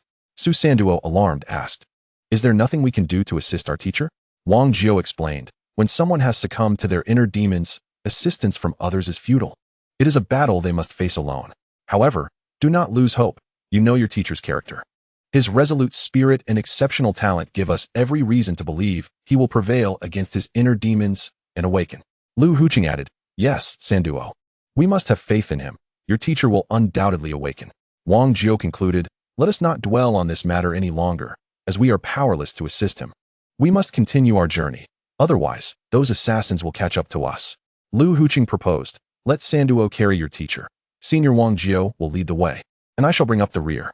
3 days prior, after fleeing into the mountains, Su Sanduo, Wang Jiao, and Lu Huqing found a relatively safe refuge.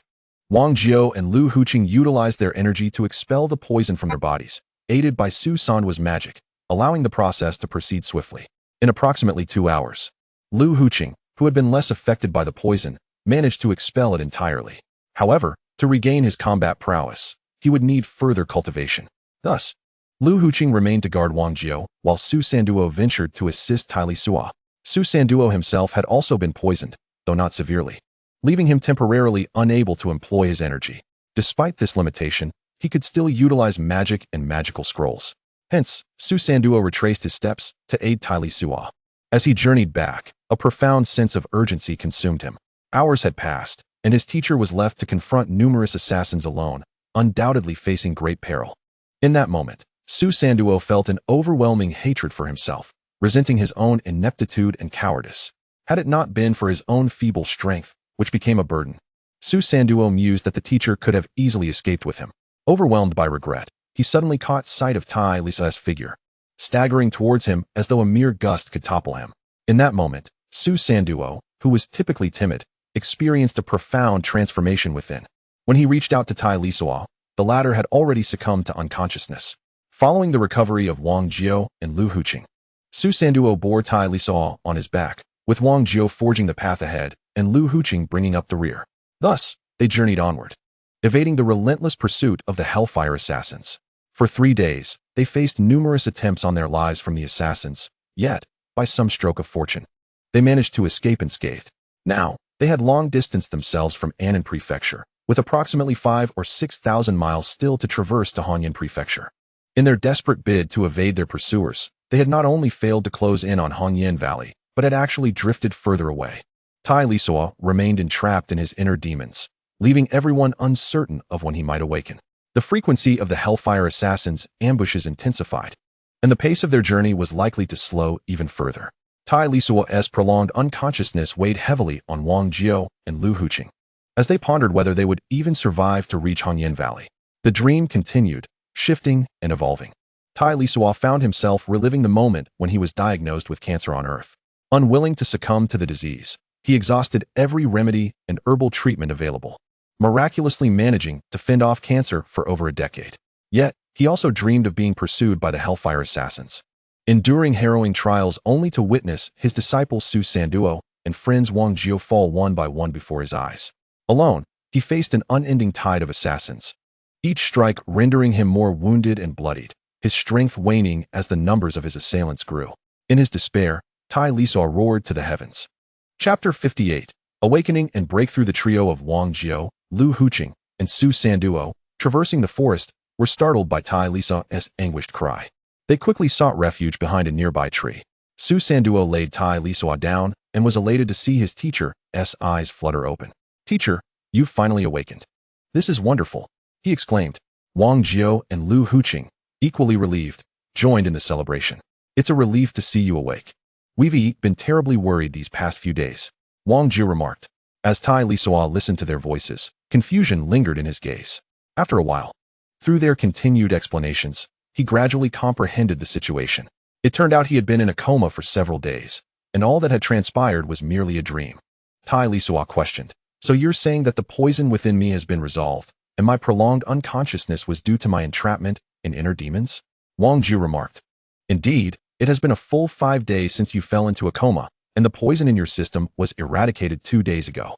You have not sustained any grave injuries, merely a depletion of mental energy. Therefore, the reason for your prolonged unconsciousness lies in your struggle against inner demons." Lu Huqing interjected, "Congratulations, my brother. Surmounting the torment of one's inner demons will undoubtedly lead to significant enhancement of your abilities. It appears that you shall soon surpass even me." Tai Lisuo, observing the three before him, noted that they bore various wounds and marks from battles endured. He addressed them, "What is this place? Is it safe?" Wang Jiao replied, "The exact location is uncertain for the past few days. We have been fleeing from the infernal flames, navigating in the general direction of Hanyang Prefecture. As for safety, being perpetually pursued raises doubts about our security."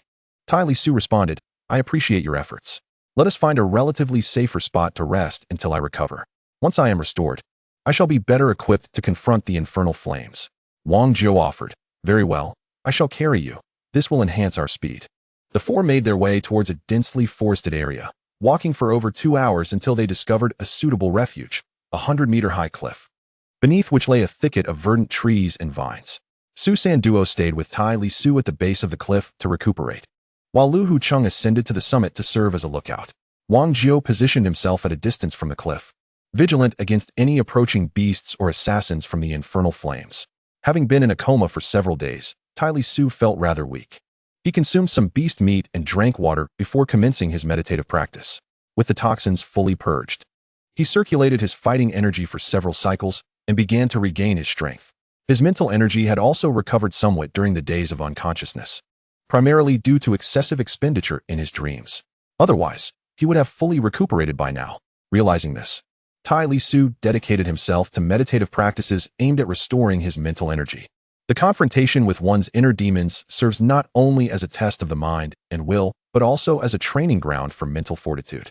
Having successfully navigated past his inner demons, Tai Lisuo's mental state advanced significantly, strengthening his willpower. His mental energy also experienced substantial growth. Thus, as Tai Lisuo focused intently on meditation to restore his mental energy, he discovered that it had intensified considerably, nearing the threshold of a level 7 mage. Once his mental energy was restored, Tai Lisuo did not cease his efforts. Rather, he continued to cultivate his mental prowess. striving to breach the realm of level 7 mental energy. With unwavering determination, he channeled the mental energy from his brow, launching a vigorous assault on the barriers to his breakthrough, harmonizing his mental state with formidable willpower. Typically, such a breakthrough would not be so tumultuous, but rather more gentle in nature. Having just freed himself from the shackles of his inner demons, Tai Lisuo felt compelled to assault his limitations with fervor, believing that such a vigorous approach was essential for breakthrough. His first attempt yielded no success. Undeterred, he launched a second, more ferocious assault, yet still failed to transcend his barriers. On the third attempt, Tai Lisuo unleashed a tempestuous force, and with a resounding crack in his mind, the 7th level mental barrier shattered. With the barrier breached, Tai Lisuo's mental prowess surged exponentially, doubling in strength compared to before the breakthrough. After a considerable interval, the tumult of his transformation subsided. The spectacle of his advancement drew the attention of nearby magical beasts, as well as that of Wang Jiao and Lu Hucheng. Wang Jiao mused to himself about Tai Lisuo's extraordinary talent, exclaiming internally, "What a freak of nature!" Another breakthrough. As he contemplated, he swiftly approached the edge of the cliff. Meanwhile, Lu Hucheng hurriedly descended from the slope adjacent to the cliff, racing toward its base. Upon completing his breakthrough, Tai Lisuo opened his eyes to see the jubilant faces of Su Xin Duo, Wang Jiao, and Lu Hucheng. He addressed the trio, stating, "My mental strength has ascended to the 7th level, yet I must trouble you to continue guarding me as I seek to further refine my control over magical elements." "Fear not," Wang Jiao replied. "Focus on your cultivation, we shall protect you." Lu Hucheng added, "Devote yourself to your training. We stand vigilant nearby. The stronger you become, the lighter our burden when facing the inferno of hellfire." Tai Lisuo nodded and closed his eyes once more, resuming his cultivation. The moment of breakthrough had been tumultuous, yet now Tai Lisuo was enveloped in tranquility, his heart as still as a placid lake. He naturally emanated his mental energy, attuning to everything around him, the movements of the magical beasts, the breaths of Wang Jiao, Lu Hucheng, and Su San Duo, the gentle rustling of leaves and flowers in the breeze. All of it resonated within his awareness. The phrase unity of man and nature surfaced in Tai Lisuo's mind. Inspired by this concept, he extended his mental energy along with the soft wind. Wherever the breeze traveled, his mental essence followed, stretching outwards, 100 meters, 600 meters, 1,000 meters. It was as if his mental force had merged with the wind, or perhaps he had become one with it. Every detail of the surroundings, as if viewed through the lens of his own eyes, was vividly perceived by Tai Lisuo. Immersed in this exquisite sensation, he delved deeper into profound cultivation and understanding. Not far off, Wang Jiao recognized Tai Lisuo's state and wondered if he was experiencing an epiphany. What an extraordinary individual, he thought. Yet as a comrade, he could only wish for his ally to grow stronger. The prospect of victory requiring little more than lying back and letting the teammate take the lead was indeed enticing. As the morning sun rose, a night had passed, and Tai Lisuo remained enraptured in his moment of enlightenment, still unaware. Wang Jiao and Lu Hucheng gazed on, filled with admiration, for this was indeed a moment of profound realization. To attain a state of enlightenment is indeed a stroke of extraordinary fortune for most individuals. Even brief moments of such clarity are rare. To experience enlightenment for merely a few hours is already quite remarkable. However, Tai Lisuo is an anomaly, having sustained his enlightenment for over 10 hours and still continuing. Comparisons between individuals are futile, and one cannot measure the strength of a horse against that of a mule. Wang Jiao and Lu Hucheng have reached a point of envy that leaves them speechless. Only Su San Duo, the simpleton, remains blissfully unaware, believing that Tai Lisuo is merely engaged in training. In any case, harboring envy and resentment serves no purpose. Wang Jiao simply took out some roasted meat and wine, and he and Lu Hucheng began to eat and drink in silence. When Tai Lisuo finally awakened, both Wang Jiao and Lu Hucheng felt a profound sense of relief and relaxation. Chapter 58. Awakening and Breakthrough. 2. Since Wang Jiao first encountered Tai Lisuo, despite the latter's initially inferior strength, matters were always centered around him. After Lu Hucheng joined their small group, he too began to defer to Tai Lisuo. And unbeknownst to them, Tai Lisuo had become the indispensable cornerstone of their little collective. Faced with the relentless pursuit of the hellfire, while Tai Lisuo lay unconscious, both men maintained a facade of composure, yet internally, they felt uncertain. However, Tai Lisuo's awakening brought them considerable relief, as if the hellfire had lost its terrifying edge. Now, not only was Tai Lisuo awake, but he had also achieved a breakthrough, enhancing his strength further. This allowed both men to relax even more, leading them to indulge in drinks during Tai Lisuo's moment of enlightenment. After finishing their meal, noticing that Tai Lisuo remained in deep meditation, they decided to alternate their training, with one acting as a protector while the other practiced. Su Sanduo, however, dared not let his guard down since Tai Lisuo began his training. He remained vigilant nearby, fearful that someone or some beast might disturb Tai Lisuo's enlightenment. As evening fell, under the great tree where the four of them had paused, Wang Hai stood respectfully beside a tall, slender middle-aged man. This man, known as the Demon Wolf, was a formidable expert of the Hellfire, having traveled from the royal city of Longluo and was a 9th-level powerhouse. The Demon Wolf inquired, "Do you have any leads?" Wang Hai replied, "In response to your inquiry, my lord, they had previously lingered here but have since vanished. I have dispatched several teams to search the area. Given that one of them is injured and carries another in serious condition, they cannot have traveled far." The Demon Wolf responded, "Good.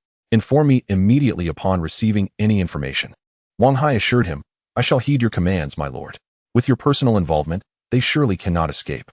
The Demon Wolf cautioned, "Do not be complacent. You are no novice and should understand well. In our line of work, regardless of the adversary, we must give our utmost. Failure equates to death." Wang Hai chuckled, "With you overseeing things, my lord, how could I dare to relax?" The Magic Wolf settled down and said, "I shall take a brief respite. You all must hasten to investigate the movements of our adversaries." Wang Hai replied, "Of course, my lord." Among those who departed with Wang Hai, a robust man inquired, "Brother Wang, do you know the esteemed Magic Wolf?" Wang Hai responded, "Brother Zhang, your dedication to cultivation is commendable. It is understandable that you have not heard of the Magic Wolf. I, too, learned of him by chance when overhearing discussions from above. Like you, he is wholly devoted to his training, which is why few are acquainted with him. However, the Magic Wolf has already grasped the threshold of the laws, standing but a step away from the sacred realm." The assassin named Zhang remarked, "Merely a step from the sacred realm? How remarkable! I am only at the 8th level of martial arts. When shall I reach the sacred realm?" Wang Hai replied, "The sacred realm is beyond my aspirations, yet you, Brother Zhang, hold great promise. When the day arrives that you become a power of the sacred realm, I hope you will extend your guidance to your humble brother." The assassin Zhang countered, "Do not get ahead of yourself. The sacred realm is still a distant dream. Now, let us attend to our tasks. We shall search separately. Surely they cannot soar into the skies." Meanwhile, Tai Lisuo, immersed in his cultivation, felt as though he had transformed into a free wind. He moved with the wind, and the wind flowed with his intentions. His mental prowess extended with the breeze, reaching 10,000 meters away. Every sound and movement within that distance was perceived by Tai Lisuo. With a mere thought, a blade of wind materialized in the forest, effortlessly cleaving a boulder, taller than a man, in two with a sharp crack. With another mental command, a wind spell ensued, lifting the severed stone and swiftly moving it off the ground. Suddenly, a wall of wind or a whirlwind appeared in the dense forest without warning. Tai Lisuo experimented with every wind magic he had mastered. Not only did he succeed in each attempt, but the power he wielded exceeded all expectations. This was the essence of the wind law. Having grasped the power of the law, casting spells became extraordinarily effortless. Not only was their might amplified, but more crucially, they could be unleashed without any forewarning, making them exceedingly difficult to counter. Furthermore, this manner of casting magic reduced the consumption of mental energy. As a result, in the realm of magic, Tai Lisuo not only enhanced his combat prowess, but also significantly prolonged his endurance in battle.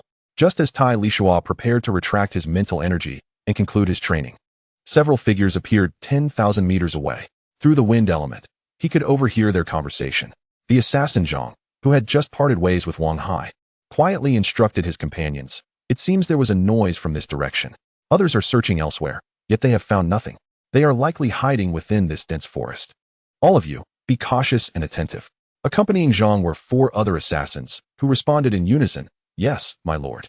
Having just grasped the power of the laws, Tai Lisuo pondered that the commotion from his recent use of magic may have attracted these assassins. Since they had arrived, he resolved to eliminate them all. The 5 assassins tread cautiously through the dense forest, oblivious to the sudden breeze that swept through the trees.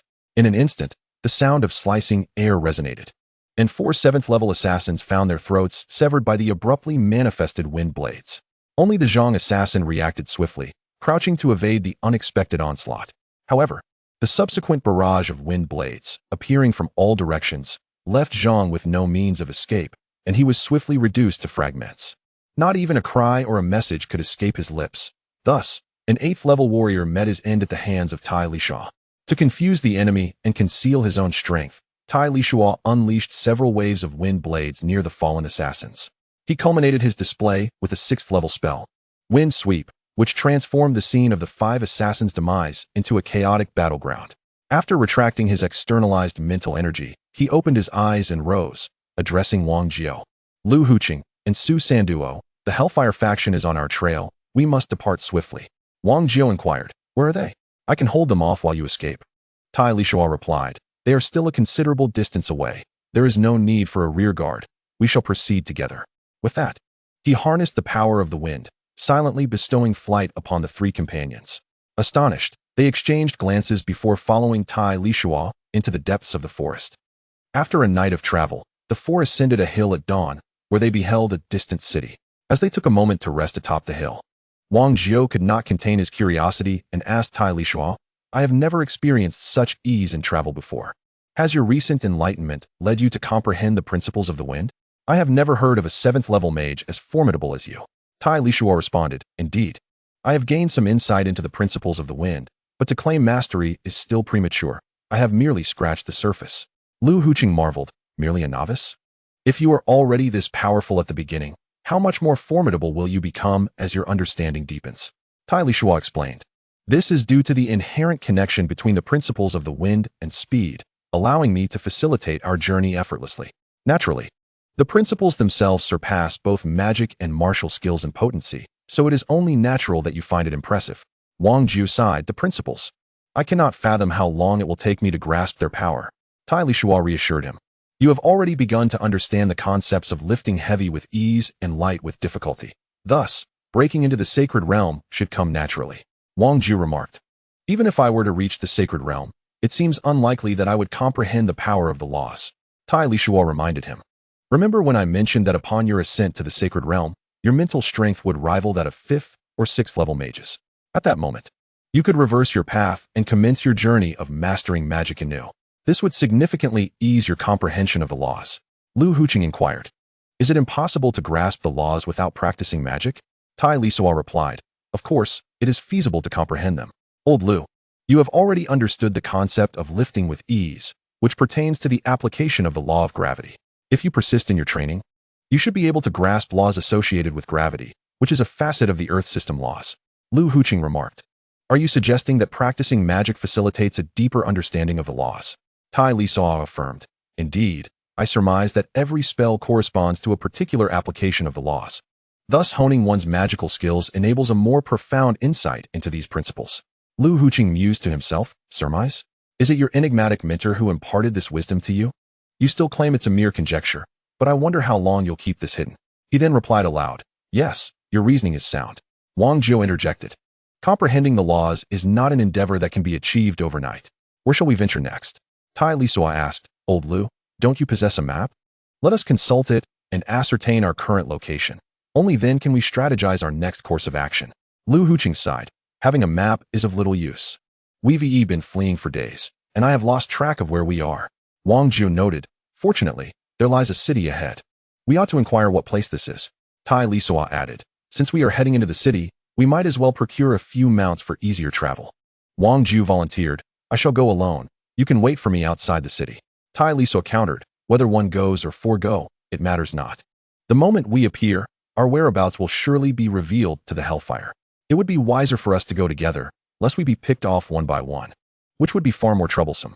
Lu Huqing concurred, then we shall proceed together.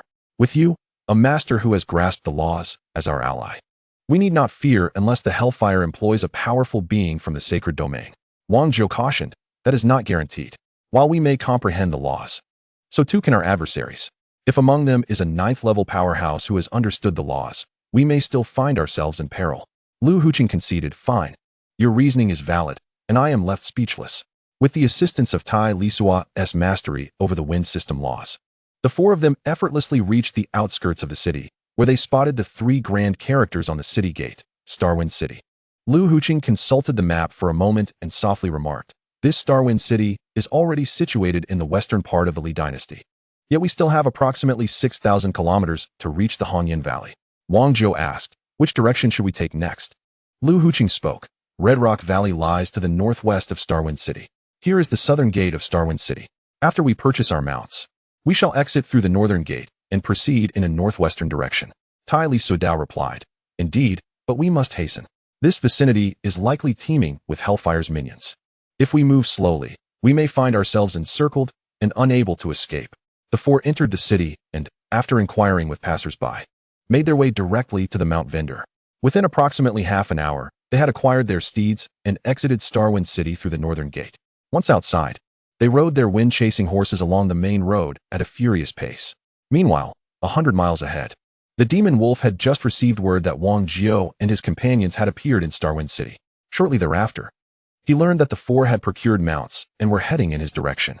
The demon wolf chuckled, Indeed, you have chosen the path to heaven but forsaken the gates of hell.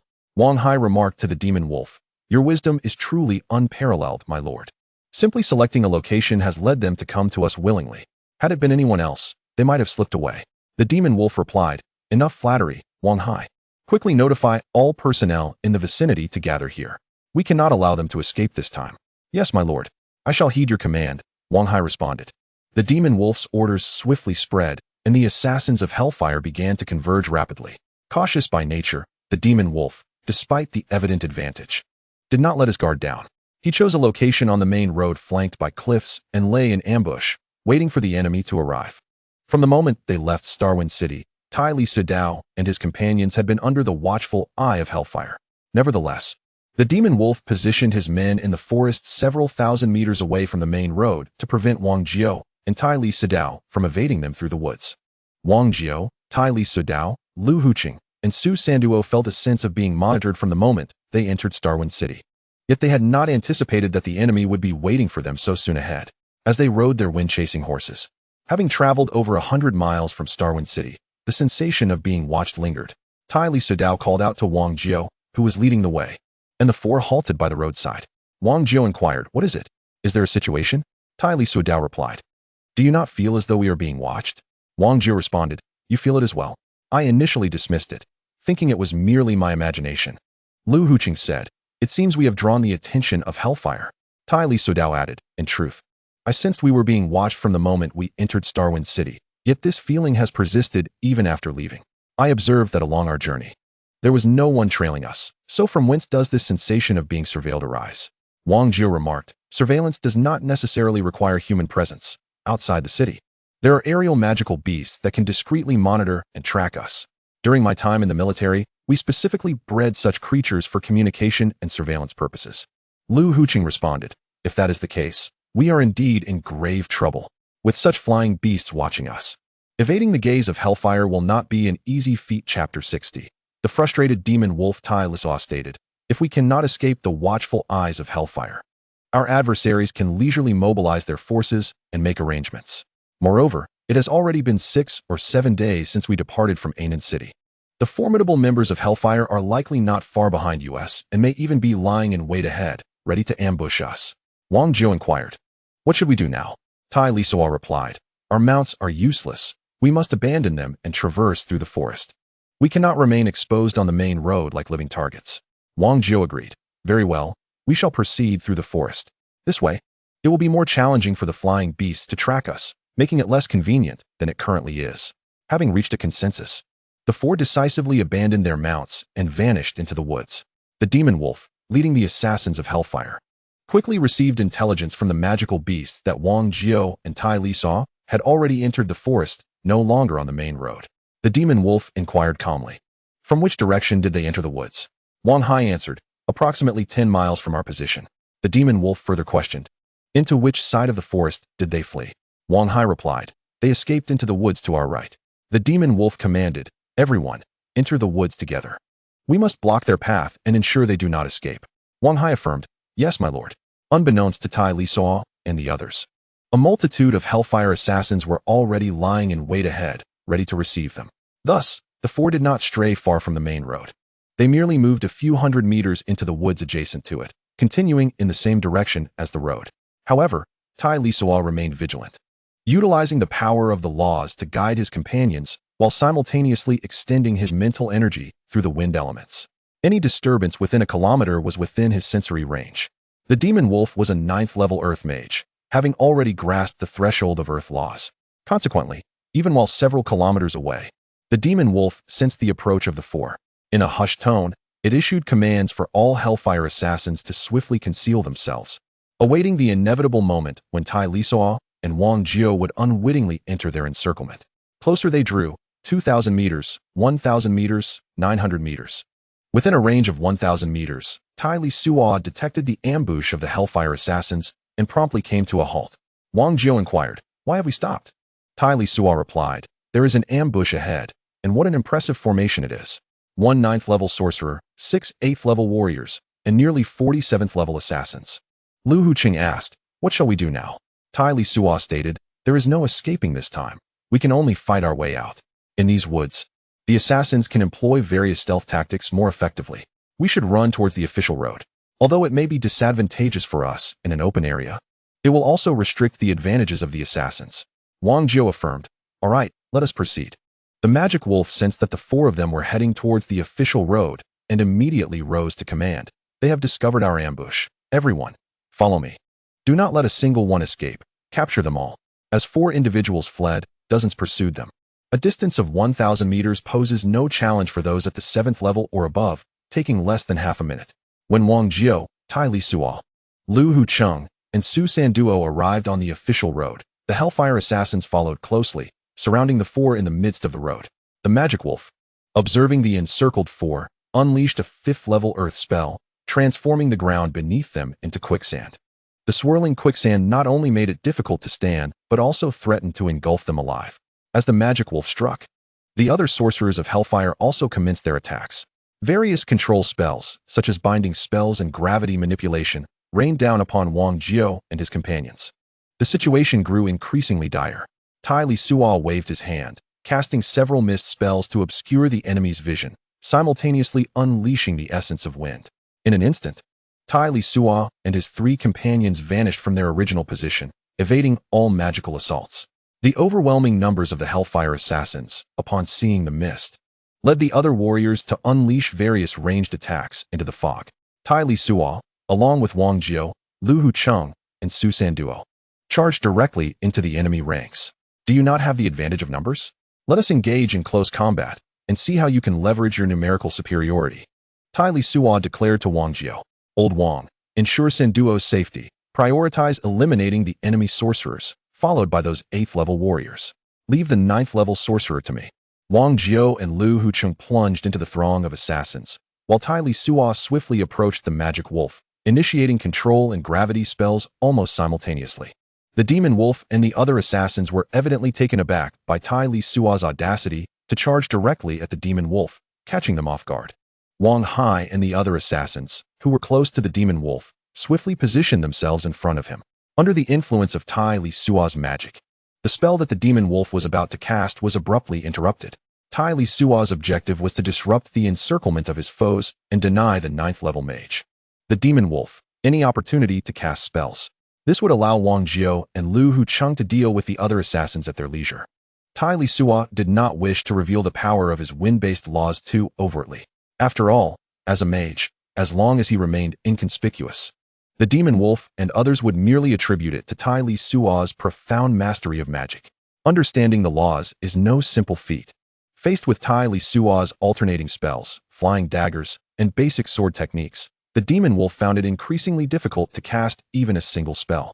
The few spells he managed to release were merely defensive ones, like the Earth Shield, leaving him with no energy to assist his fellow assassins. Meanwhile, Su Sanduo closely followed Wang Jiao, who adeptly wielded the weight of his attacks with ease. An 8th-level assassin could still manage a few exchanges against Wang Jiao, whereas the 7th-level assassins stood no chance against his onslaught. Aware of his inferior combat prowess, Lu Huqing stayed by Wang Jiao's side, wielding a sword in one hand while continuously unleashing various magical scrolls with the other. Although there were a few 7th-level mages among the assassins, Wang Jiao and his companions specifically targeted those mages. Faced with the unstoppable Wang Jiao and the distractions caused by Lu Huqing's magical scrolls, Su Sanduo occasionally cast control spells or gravity spells on the mages. The 3 7th-level mages within the assassin ranks found it exceedingly difficult to successfully cast their spells. as their efforts were repeatedly thwarted at the brink of completion by the magical scrolls or control spells. A mage unable to cast spells becomes a liability on the battlefield, unable to assist their comrades and forcing allies to divert resources and attention to protect them. In Chapter 60, titled The Frustrated Demon Wolf, 2, Wang Jiao and Lu Hucheng specifically pursued the few mages of Hellfire. The other assassins of Hellfire were either occupied with protecting the demon wolf or busy safeguarding the remaining 3 7th-level mages. Despite being outnumbered by over 40 assassins from Hellfire, who were intent on ambushing Wang Jiao and Tai Lisuo's quartet, the situation bizarrely shifted to 4 individuals pursuing over 40 assassins. The demon wolf seethed with rage, having had 9 out of 10 spell attempts interrupted by Tai Lisuo. Whenever he sought to create distance for another confrontation, Tai Lisuo clung to him like an unyielding adhesive. Yet, none of the subordinates around could impede Tai Lisuo for even a fleeting moment. The demon wolf could swear to the heavens that since his debut, he had never encountered such an adversary, nor had he endured such a stifling battle. A dignified 9th-level mage, merely a step away from the sacred domain, was unexpectedly subdued by a 7th-level mage. What a mockery of natural law!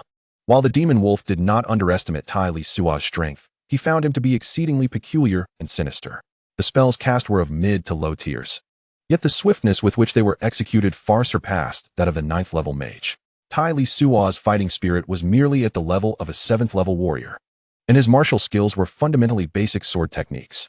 The crux of the matter was that Tai Lisuo's foundational swordsmanship was executed with greater speed than his spellcasting. The demon wolf was utterly vexed. Could it be that this young man specialized in basic martial arts and low-tier magic? On the other side of the battlefield, facing Wang Jiao, Lu Hucheng, and Su Sanduo's assassins, the frustration was equally palpable. The fiercely aggressive Wang Jiao relentlessly unleashed magical scrolls while Lu Hucheng occasionally struck with a blade. Meanwhile, Su Sanduo, lurking at the back, would intermittently cast a spell. Yet, their own mages were relentlessly pursued, unable to cast even a single spell. Companions fell one after another, the formidable Hellfire, despite possessing absolute advantages in numbers, levels, and strength, was being systematically routed by their foes. After a fierce pursuit and bloody clash, Wang Jiao, alongside Lu Hucheng and Su Sanduo, eliminated 3 7th-level mages from Hellfire. 3 8th-level warriors from Hellfire perished, and over 10 7th-level warriors were either killed or wounded. Subsequently, Wang Jiao and his companions ceased to concern themselves with the other assassins and turned to join forces with Tai Lisuo to encircle the demon wolf. Their intent was unmistakably to eliminate the esteemed demon wolf, prompting the assassins to rush over in a desperate bid to thwart Wang Jiao and Tai Lisuo. Tai Lisuo unleashed several gravity fields, significantly hindering the movements and speed of the assassins. Seizing the opportunity, Wang Jiao dashed forward, striking down with his sword upon the demon wolf. In a life-and-death moment, the demon wolf swiftly retreated and conjured an earth shield before him. Wang Jiao's great sword descended, shattering the earth shield with a resounding crash.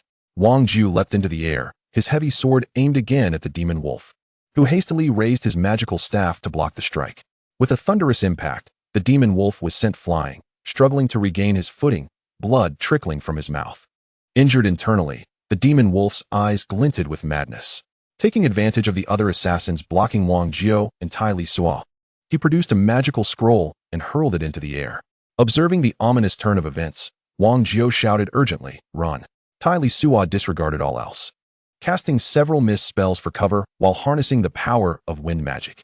In a flash, he whisked Wang Jiao, Lu Hucheng, and Su Sanduo away to a distance of over 100 meters. The 4 individuals fled into the forest without a backward glance, desperately escaping. Behind them, the battlefield erupted with the unleashed magic of the demon wolf, an earth element, 8th-level magic scroll, invoking a meteor shower. The extensive area of effect enveloped the majority of the assassins from Hellfire. Countless colossal stones rained down from the sky, forcing many of the ill-fated assassins to dodge frantically in a futile attempt to escape. The 8th-level magic scroll inflicted no harm upon Tai Lisuo and Wang Jiao, yet it decimated numerous assassins from Hellfire. The already injured demon wolf, witnessing this devastation, spat out blood in a fit of rage. After the 4 fled the battlefield without looking back, they ran several hundred miles before finally pausing. Tai Lisuo inquired, "How are you? Are you 3 injured?" Su Sanduo replied, "Master, I am unharmed." Wang Jiao added, "It's merely superficial wounds, nothing serious." "What about you? Are you all right?" Tai Lisuo responded, "I'm fine." Thankfully, we ran swiftly. Otherwise, we might have met our end today. Wang Jiu retorted, how can you say that? If you had activated your power earlier, you could have eliminated that 9th level mage. Right? Even if you couldn't defeat him, you could have at least prevented him from activating that magic scroll. Tai Lisuo replied, I was indeed confident in my ability to vanquish that 9th level mage, but what then? What would we face next? A horde of 9th level experts and sacred domain powerhouses. Do you think we would stand a chance of survival then? Wang Jiu understood. I see now, you deliberately spared that 9th level mage. When he unleashed the advanced magic scroll, we seized the opportunity to escape. This way, Hellfire would underestimate our strength and be less likely to dispatch sacred domain powerhouses against us. Lu Huqing concurred, yes, this is wise. Otherwise, if Hellfire truly sent sacred domain experts accompanied by a throng of 9th level assassins to ambush us, our fate would be sealed. Tai Lisuo remarked, what we lack most now is time. If we can secure a few years, by the time we all break through to the sacred domain, we shall no longer fear Hellfire's assassins. Even if they possessed divine-level powerhouses, it is unlikely they would mobilize them against a few insignificant figures like us. Wang Jiu affirmed, you are correct. Our immediate goal is to reach Red Rock Valley. If we can spend a few years honing our skills there, breaking through to the sacred domain is still within reach. Tai Lisuo added, once we all attain the sacred domain, as long as they do not eliminate every one of us, even Hellfire would hesitate to act against the Lu and Su families. Wang Jiu concluded, then let us hasten to Red Rock Valley to avoid any unforeseen complications. After this battle, the Inferno will refrain from striking unless absolutely necessary. But should they choose to act again, they will undoubtedly deploy several 9th level experts to join forces against us. The true peril still lies ahead. Wang Jiu remarked, thus, the swifter our pace, the fewer formidable beings the Inferno can mobilize against us. Let us hasten our journey. Tai Li responded, indeed. We must avoid the main roads and traverse the wilderness instead. Since the fierce conflict to the north of Xingfeng City, the four had not encountered any assassins from the Inferno for several consecutive days. However, the circumstances changed upon their entry into Hongyan Prefecture, situated in the west, characterized by vast expanses of desert and barren land, without the cover of forests to conceal their movements. On the very day they entered Hongyan Prefecture, they found themselves pursued by flying magical beasts soaring above them. Unable to elude the relentless tracking of these creatures, Tai Li and his companions could only press on day and night. The distance to Hongyan Valley diminished, and with it, the impending danger grew ever closer. Chapter 61. Hongyan Valley. Several hundred miles from Hongyan Valley, Tai Li addressed his 3 companions. In this open expanse of the Gobi Desert, there are no places to hide. From this moment on, we shall refrain from using lightness techniques for travel. Instead, we will employ wind-walking techniques and flying magic scrolls to hasten our journey. Let us maintain our vigor in anticipation of any imminent threats from the Inferno's assassins. Wang Jiu replied, I possess a considerable number of wind-walking and flying magic scrolls. Lu Huqing added, I have but a few scrolls remaining. May I have some of yours? Wang Jiu paused to distribute over 60 flying magic scrolls among the 3. Su Sanduo also contributed nearly 100 wind-walking scrolls to Wang Jiu and Lu Huqing. Subsequently, Tai Li produced a collection of control spells, as well as various offensive, defensive, and healing magic scrolls, sharing them with his companions. Lu Huqing expressed, such a diverse array and abundance of magic scrolls. I dare say even the core disciples of the top factions in Longluo City would not possess such luxury. Wang Jiu remarked, this fortune is thanks to Brother Tai. Prior to meeting him, I had owned and utilized fewer than 20 magic scrolls. That was only due to my service in the military. Otherwise, I would hardly have even glimpsed what a magic scroll looked like. Tai Li interjected, no need for sentimentality. These are for your survival. In due time, you too must look after Su Sanduo. Wang Jiu affirmed, certainly.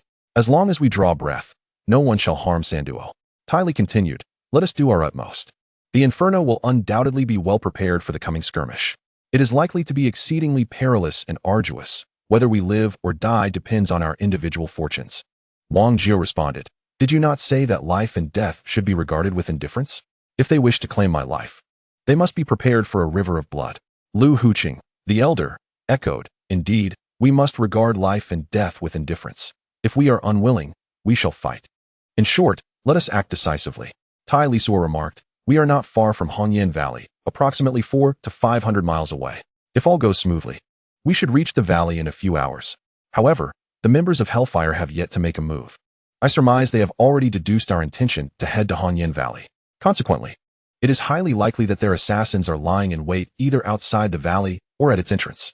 Wang Jiu added, the enemy lies in ambush, taking advantage of the terrain, while we remain utterly ignorant of the situation within Hongyan. Do you have any strategies? Tai Lisuo replied, I have no particular plan. We shall proceed step by step. If we do not venture into Hongyan Valley, other places offer no refuge for us. Wang Jiu acquiesced. Very well, then let us depart. Tai Lisuo affirmed, let us go. The four advanced swiftly towards Hongyan Valley. Upon reaching the outskirts of Hongyan Valley, they discovered that despite its name, the valley extended over several hundred miles. The landscape was boundless, obscuring any clear view of the valley's interior. Fortunately, a small marketplace lay a few miles from the valley's entrance. The four entered the market, drawing no particular attention. The locals merely glanced at them before returning to their own affairs. After inquiring, they learned that practicing on the outskirts of Hongyan Valley posed minimal danger. Thus, it was common for individuals, including members of prominent families, to frequent the valley for cultivation. This established the marketplace outside Hongyan Valley. Within the market, there were individuals selling maps and information regarding Hongyan Valley. Tai Lisuo purchased a map and some materials, and the four promptly exited the marketplace. They did not linger. As the threat of ambush was ever present, any delayed exposure could result in dire consequences. After leaving the marketplace, the four studied the map and information, discovering that Hongyan Valley spanned over 700 miles. The terrain within was exceedingly complex, featuring quicksand, abysses, stone forests, and sandstorms, along with formidable magical beasts. The valley had only one safe entrance nearby, said to be the site of a fierce battle waged by a powerful warrior, which ultimately flattened the surrounding area and established the entrance for people to enter and exit Hongyan Valley. Other smaller entrances existed, but those led either to abyssal fog or were overrun by magical beasts, making them exceedingly perilous. After deliberation, the four decided to take the nearby entrance, as they had been under the watchful eyes of Hellfire regardless of their chosen path. It was rumored that beneath the unfathomable depths of the abysses within Hongyan Valley lay numerous crystal mines, teeming with magical beasts. This reality dissuaded anyone from attempting to harvest the crystals. The presence of these crystal veins resulted in an energy concentration within Hongyan Valley that far surpassed that of other regions. The perils within the Red Rock Valley manifest in several dimensions. Beyond the intricate terrain and tempestuous storms, the most significant threats arise from both humans and magical beasts. Acts of murder and robbery, akin to those in the Beast Mountain range, are not uncommon in the Red Rock Valley. It is rumored that within this valley, there exist sanctified magical creatures. Should one inadvertently provoke them, their life may very well be in jeopardy. After the four companions familiarized themselves with the circumstances of the Red Rock Valley, they proceeded with Wang Jiu leading the way, followed by Tai Lisuo and Su Sanduo at a distance of 100 meters, with Lu Hucheng trailing several meters behind. They advanced in this formation toward the heart of the valley. The entrance to the Red Rock Valley is approximately 10 meters wide, with the ground strewn with gravel. The pathway slopes downward into the valley, and as they descend, the surrounding rocks grow increasingly towering. After traversing roughly 100 meters, the entrance opens up into a vast clearing spanning several hundred meters. In the distance, a forest of peculiar rock formations stands ominously, utilizing the wind element. Tai Lisuo sensed numerous individuals lying in ambush amidst the rocky grove beyond the clearing.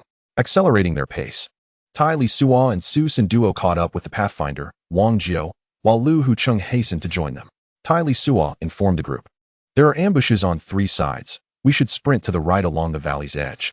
Wang Jiu agreed, and the four swiftly dashed to the right, skirting the crimson stone walls of the Red Rock Valley to avoid being encircled unexpectedly. Just as Tai Lisuo and Wang Jiu began their sprint, a contingent of assassins surged in from the valley's exterior, sealing off the entrance. Simultaneously, those who had been lying in wait within the valley emerged, pursuing the four. Assassins were also lying in ambush along the path ahead. Tai Lisuo urged, utilize the magical scrolls to enhance our speed. The four employed flying spell scrolls, lifting off the ground and soaring forward with haste. The assassins ahead revealed themselves, launching an onslaught to impede their progress. A flurry of throwing knives, concealed weapons, and even poisons rained down upon them, while additional assassins from other directions rapidly closed in. In this moment of dire urgency, Tai Lisuo sensed that the forces of Hellfire had dispatched 3 level 9 experts, including the level 9 mage encountered north of Starwind City. The number of level 8 assassins exceeded 10, and there were over 100 level 7 assassins. Wang Jiao and Lu Hucheng had already plunged into melee combat with the obstructing assassins, while those from other directions approached at an alarming speed. Faced with this critical situation, Tai Lisuo could no longer conceal his power. He unleashed 2 successive water mist spells, enveloping Wang Jiao, Lu Hucheng, and the melee combatants in a shroud of mist. He then directly harnessed the power of the laws, coordinating with Wang Jiao and Lu Hucheng's attacks, swiftly dispatching the 10 or so assassins, primarily consisting of 2 level 8 assassins, who stood in their way. Just then, assassins from several other directions arrived. Tai Lisuo addressed Lu Hucheng. "Old Lu, take Su Sanduo and leave first. I will hold off with Old Wang." Aware of the urgency of the situation, Lu Hucheng wasted no time and promptly departed with Su Sanduo. Meanwhile, Tai Lisuo and Wang Jiao turned to confront the relentless tide of enemies surging towards them. Tai Lisuo unleashed several water mist techniques, enveloping the area within 100 meters. Together with Wang Jiao, they hurled a multitude of magical scrolls before making their swift escape. The sheer number of assassins, driven by hellfire, was overwhelming. Even if they stayed behind, it was impossible for the two to thwart every assassin. Some would inevitably pursue Lu Hucheng and Su Sanduo. The enemy was far too numerous, while their own side comprised merely 4 individuals, with Su Sanduo's abilities being significantly lacking. Faced with these assassins, all of whom were no less than 7th-level warriors, they could only rely on Lu Hucheng for protection. Thus, Tai Lisuo and Wang Jiao could only fight and retreat simultaneously. The water mist techniques and magical scrolls merely provided a fleeting hindrance to the pursuing assassins. Soon, a large contingent of assassins, led by 2 9th-level warriors, was hot on their heels. Behind them trailed a magical wolf, accompanied by an 8th-level mage and over 10 7th-level mages, ready to provide magical support or launch attacks against Wang Jiao and Tai Lisuo. After running for less than a minute, Wang Jiao and Tai Lisuo spotted Lu Hucheng and Su Sanduo ahead. However, the assassins were already upon them, forcing the two to halt and turn to face their pursuers. In this desperate skirmish, Tai Lisuo felt the flow of his fighting spirit becoming increasingly laborious. He had been poisoned. Fortunately, his mental acuity remained unaffected by the toxin. Otherwise, Tai Lisuo's combat effectiveness would have been severely compromised. Quickly, he informed Wang Jiao, "Old Wang, we have been poisoned. Can you endure?" Wang Jiao replied, "No worries. Even without my fighting spirit, my physical strength is enough for a fight." Just as they paused to converse, the mage assassins led by the magical wolf also came to a halt, beginning to cast their spells. A barrage of long-range offensive and control spells was launched towards Tai Lisuo and Wang Jiao. The two moved swiftly to evade the magical onslaught, and Tai Lisuo once again employed the water mist technique to obscure the enemy's vision. Wang Jiao, wielding a 2,000-pound greatsword, executed a sweeping strike against the approaching assassins. Initially, some dared to confront him head-on, but upon contact with Wang Jiao's blade, both weapon and wielder were sent flying. Many swords shattered into fragments upon colliding with his greatsword. If the weapons were reduced to splinters, what chance did the wielders have? Witnessing this, the Hellfire assassins no longer dared to confront Wang Jiao directly.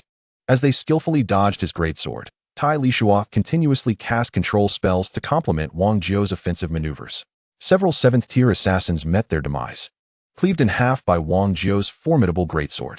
The 2 leading 9th-tier warriors, enraged, charged towards Tai Lisuo and Wang Jiao. With a deft manipulation of gravitational space, Tai Lisuo diminished the speed of the 2 9th-tier assassins, who had already approached. Wang Jiao's greatsword swiftly followed suit, engaging each of the 9th-tier warriors in a fierce clash, momentarily repelling them. However, this could not continue indefinitely, with poison coursing through his veins. Wang Jiao's endurance would not last long. Tai Lisuo unleashed several mist spells. While Wang Jiao contended with the 9th-tier assassins, Tai Lisuo unleashed his full might. The principles of wind and the essence of wind elements manifested. Amidst the swirling mist, dense blades of wind suddenly materialized around the assassins. Before they could react, more than half of the 7th-tier assassins were swiftly dispatched, their cries echoing in the air. The heavy scent of blood soon followed, alerting the enemies to the dire situation. The 2 9th-tier warriors immediately retreated beyond the range of the mist spells, leading the remaining assassins to launch a concerted attack within the fog. Wang Jiao activated 2 flight spell scrolls in quick succession, seeking to escape. He advised Tai Lisuo to rely on the scrolls and conserve mental energy for critical moments. Tai Lisuo responded affirmatively. Fortunately, the poison affecting them targeted their fighting spirit, leaving their mental faculties largely unaffected. Su Sanduo could still wield mental energy. and alongside Lu Huqing, they hastened their escape with magical acceleration. Tai Lisuo continuously employed magic and the power of wind principles, either assisting Wang Jiao in vanquishing foes or aiding their flight. The four of them possessed a sufficient number of spell scrolls, predominantly comprising flight, healing, and control spells. Although not of the highest caliber, they proved practical. However, the Hellfire Assassins were exceptionally well prepared. Not only did they outnumber them, but they also had numerous spell scrolls at their disposal, supported by over 10 mages, moving faster than the 4 fleeing individuals. As another wave of assassins approached to intercept Lu Huqing and Su Sanduo, Tai Lisuo was compelled to harness the power of principles, accelerating both Wang Jiao and himself as they dashed ahead of the incoming assassins. They came to a halt, facing the throng of attackers and the overwhelming onslaught. Wang Jiao indiscriminately cast control spell scrolls as if they were worthless, while Tai Lisuo invoked gravitational space to impose weighty pressure upon the assassins. The large contingent of assassins encircled them, threatening to confine the two. Tai Lisuo shouted, "Old Wang, go!" Wang Jiao swiftly evaded, while Tai Lisuo resorted to his usual tactics, first casting mist spells, followed by the principles of wind elements. This time, Tai Lisuo focused specifically on the enemy mages. Without the assistance of those sorcerers, Tai Lisuo and his companions would undoubtedly find it significantly easier to confront these assassins. Tai Lisuo calculated astutely. The members of Hellfire were not fools. As soon as the mist technique was unleashed, everyone swiftly retreated while various poisons were incessantly hurled into the mist. They were struck. Witnessing the multitude of toxins soaring through the air, Tai Lisuo exerted himself, dashing with lightning speed into the shrouded area of the mist technique, desperately attempting to escape. Suddenly, amidst the sorcerers of Hellfire, countless blades of wind materialized out of thin air, instantly decimating over a dozen sorcerers, nearly obliterating their forces. Only the 9th-level sorcerer, the Magic Wolf, reacted swiftly enough to survive, albeit gravely wounded. Tai Lisuo unleashed his full power, no longer able to conceal his true strength. If he continued to hide, his life would be forfeit. There was no time for such trivialities. Once more, he invoked the power of the laws and pursued Wang Jiao as they fled for their lives. The members of Hellfire, having prepared an unknown quantity of poison, managed to corner and assault Wang Jiao and Tai Lisuo twice, leading to both of them succumbing to the toxins. Unbeknownst to them, Tai Lisuo and his 3 companions had already traversed beyond the periphery of the Red Rock Valley, delving deep into its core. Not only was their circulation of energy hindered, but even their mental acuity was adversely affected. They could not afford to delay any longer. If this continued, they would surely meet their demise. If both Tai Lisuo and Wang Jiao perished, then Su Sanduo and Lu Huqing would undoubtedly share the same fate. At that precise moment, Lu Huqing and Su Sanduo came to a halt ahead. When Wang Jiao and Tai Lisuo reached them, they discovered that there was no path forward. Before them lay an unfathomable abyss, extending far to either side, so distant that its end was obscured from view. Wang Jiao exclaimed, "We're doomed. There's nowhere left to escape." Tai Lisuo replied, "There's no need to run any longer. We've both been poisoned. Prolonging this only serves to disadvantage us further. Here, we shall confront them in a decisive battle." The assassins of Hellfire had already surrounded them. A 9th-level assassin laughed heartily. "Let us see where you can run now." Tai Lisuo called out, "Old Wang." Once again, Tai Lisuo unleashed the mist technique, then summoned the power of the laws, initially sending a fierce gale towards the Hellfire assassins. As the wind rose, amidst the swirling sand and stones, countless blades of wind appeared out of nowhere. The blossoms of blood emerged as Tai Lisuo's assault severed the throats of several 7th-level assassins. Though Tai Lisuo had executed this maneuver multiple times, his foes had grown wary. However, his speed was unmatched. The blades of wind, propelled by the power of the laws, rendered them difficult to evade, resulting in some still being struck. The 8th and 9th-level assassins did not perish, suffering only injuries at most. Tai Lisuo did not expect such a widespread attack to eliminate Hellfire's 8th or 9th-level masters. Nevertheless, the losses inflicted upon Hellfire were considerable, compounded by the previous waves of resistance. The formidable masters of Hellfire, ranked at the 9th level, remained resolute. Yet 4 of the 8th-level warriors have perished, leaving only 9 behind. As for the 7th-level warriors, they have been entirely annihilated. In Chapter 63, Bitter Struggle, Desperate Circumstances, 2. One of the 2 9th-level warriors, a burly man wielding a blade, remarked, "I must admit, we underestimated you, allowing you to inflict such losses upon us. I shall ensure that you experience a torment worse than death." The other, a tall swordsman of the same rank, interjected, "Only hell awaits your kind." Wang Jiu chuckled derisively. "If you wish to extinguish our lives, be prepared for rivers of blood to flow. Are you both ready to embrace death?" Tai Lisuo also smiled and added, "Why not call it what it is? Hellfire. Let us assist you in your descent into the abyss." The burly swordsman retorted, "Only you shall descend into hell." With that, he signaled, causing the Hellfire assassins to widen their formation, preventing any surprise assault from Wang Jiu and Tai Lisuo. To be frank, the assassins had no desire to engage in combat. Their sole objective was to ensure that the four of them could not escape. The longer this dragged on, the more the poison within Wang Jiu and Tai Lisuo would fester. Consequently, they were forced to evade, their speed considerably diminished. After a brief period of retreat, they found themselves with no choice but to confront their adversaries. Desperate creatures still fight, and the Hellfire assassins extended their perimeter, the nearest parties remaining 100 meters apart. It was evident that the assassins intended to wear down Tai Lisuo and Wang Jiu before dealing with Lu Hucheng and Hua San Duo. Tai Lisuo promptly unleashed a misty spell and urged Wang Jiu, "Old Wang, let us go." Together, they charged towards the two ninth-level warriors of Hellfire, each targeting one of them, resulting in a chaotic melee. Tai Lisuo understood the value of time. This was a race against life and death, requiring them to seize every precious second. With the mist spell in effect, he followed up with a gravitational spell, empowered by Tai Lisuo's magic. Wang Jiu struck again and again at the ninth-level warrior with his blade. Tai Lisuo abandoned his own opponent, channeling the power of the laws for a broad-scale assault. As the ninth-level swordsman clashed with Wang Jiu once more, retreating from the confrontation, a flurry of wind blades suddenly materialized, encircling him. The ninth-level swordsman, a seasoned assassin, with keen instincts, propelled himself into the air, his large blade whirling in a protective dance. However, while he managed to guard against attacks from all sides, he failed to anticipate the blades coming from below. Ordinary wind blades would pose minimal threat to a ninth-level swordsman, yet Tai Lisuo's blades, born from the power of the laws, far exceeded his expectations. In a flash, the wind blade sliced through, and blood gushed forth as the swordsman's feet were severed. Just as the ninth-level swordsman was about to assist his comrade, he found his path obstructed by Tai Lisuo's wind blades. Seizing the opportunity, Wang Jiu swiftly advanced. And while the ninth-tier swordsman was momentarily disoriented from his injuries, he delivered a decisive blow, severing the swordsman's head. The anguished scream of the ninth-tier swordsman echoed in his final moments, sending chills down the spines of the ninth-tier swordsman and the other assassins.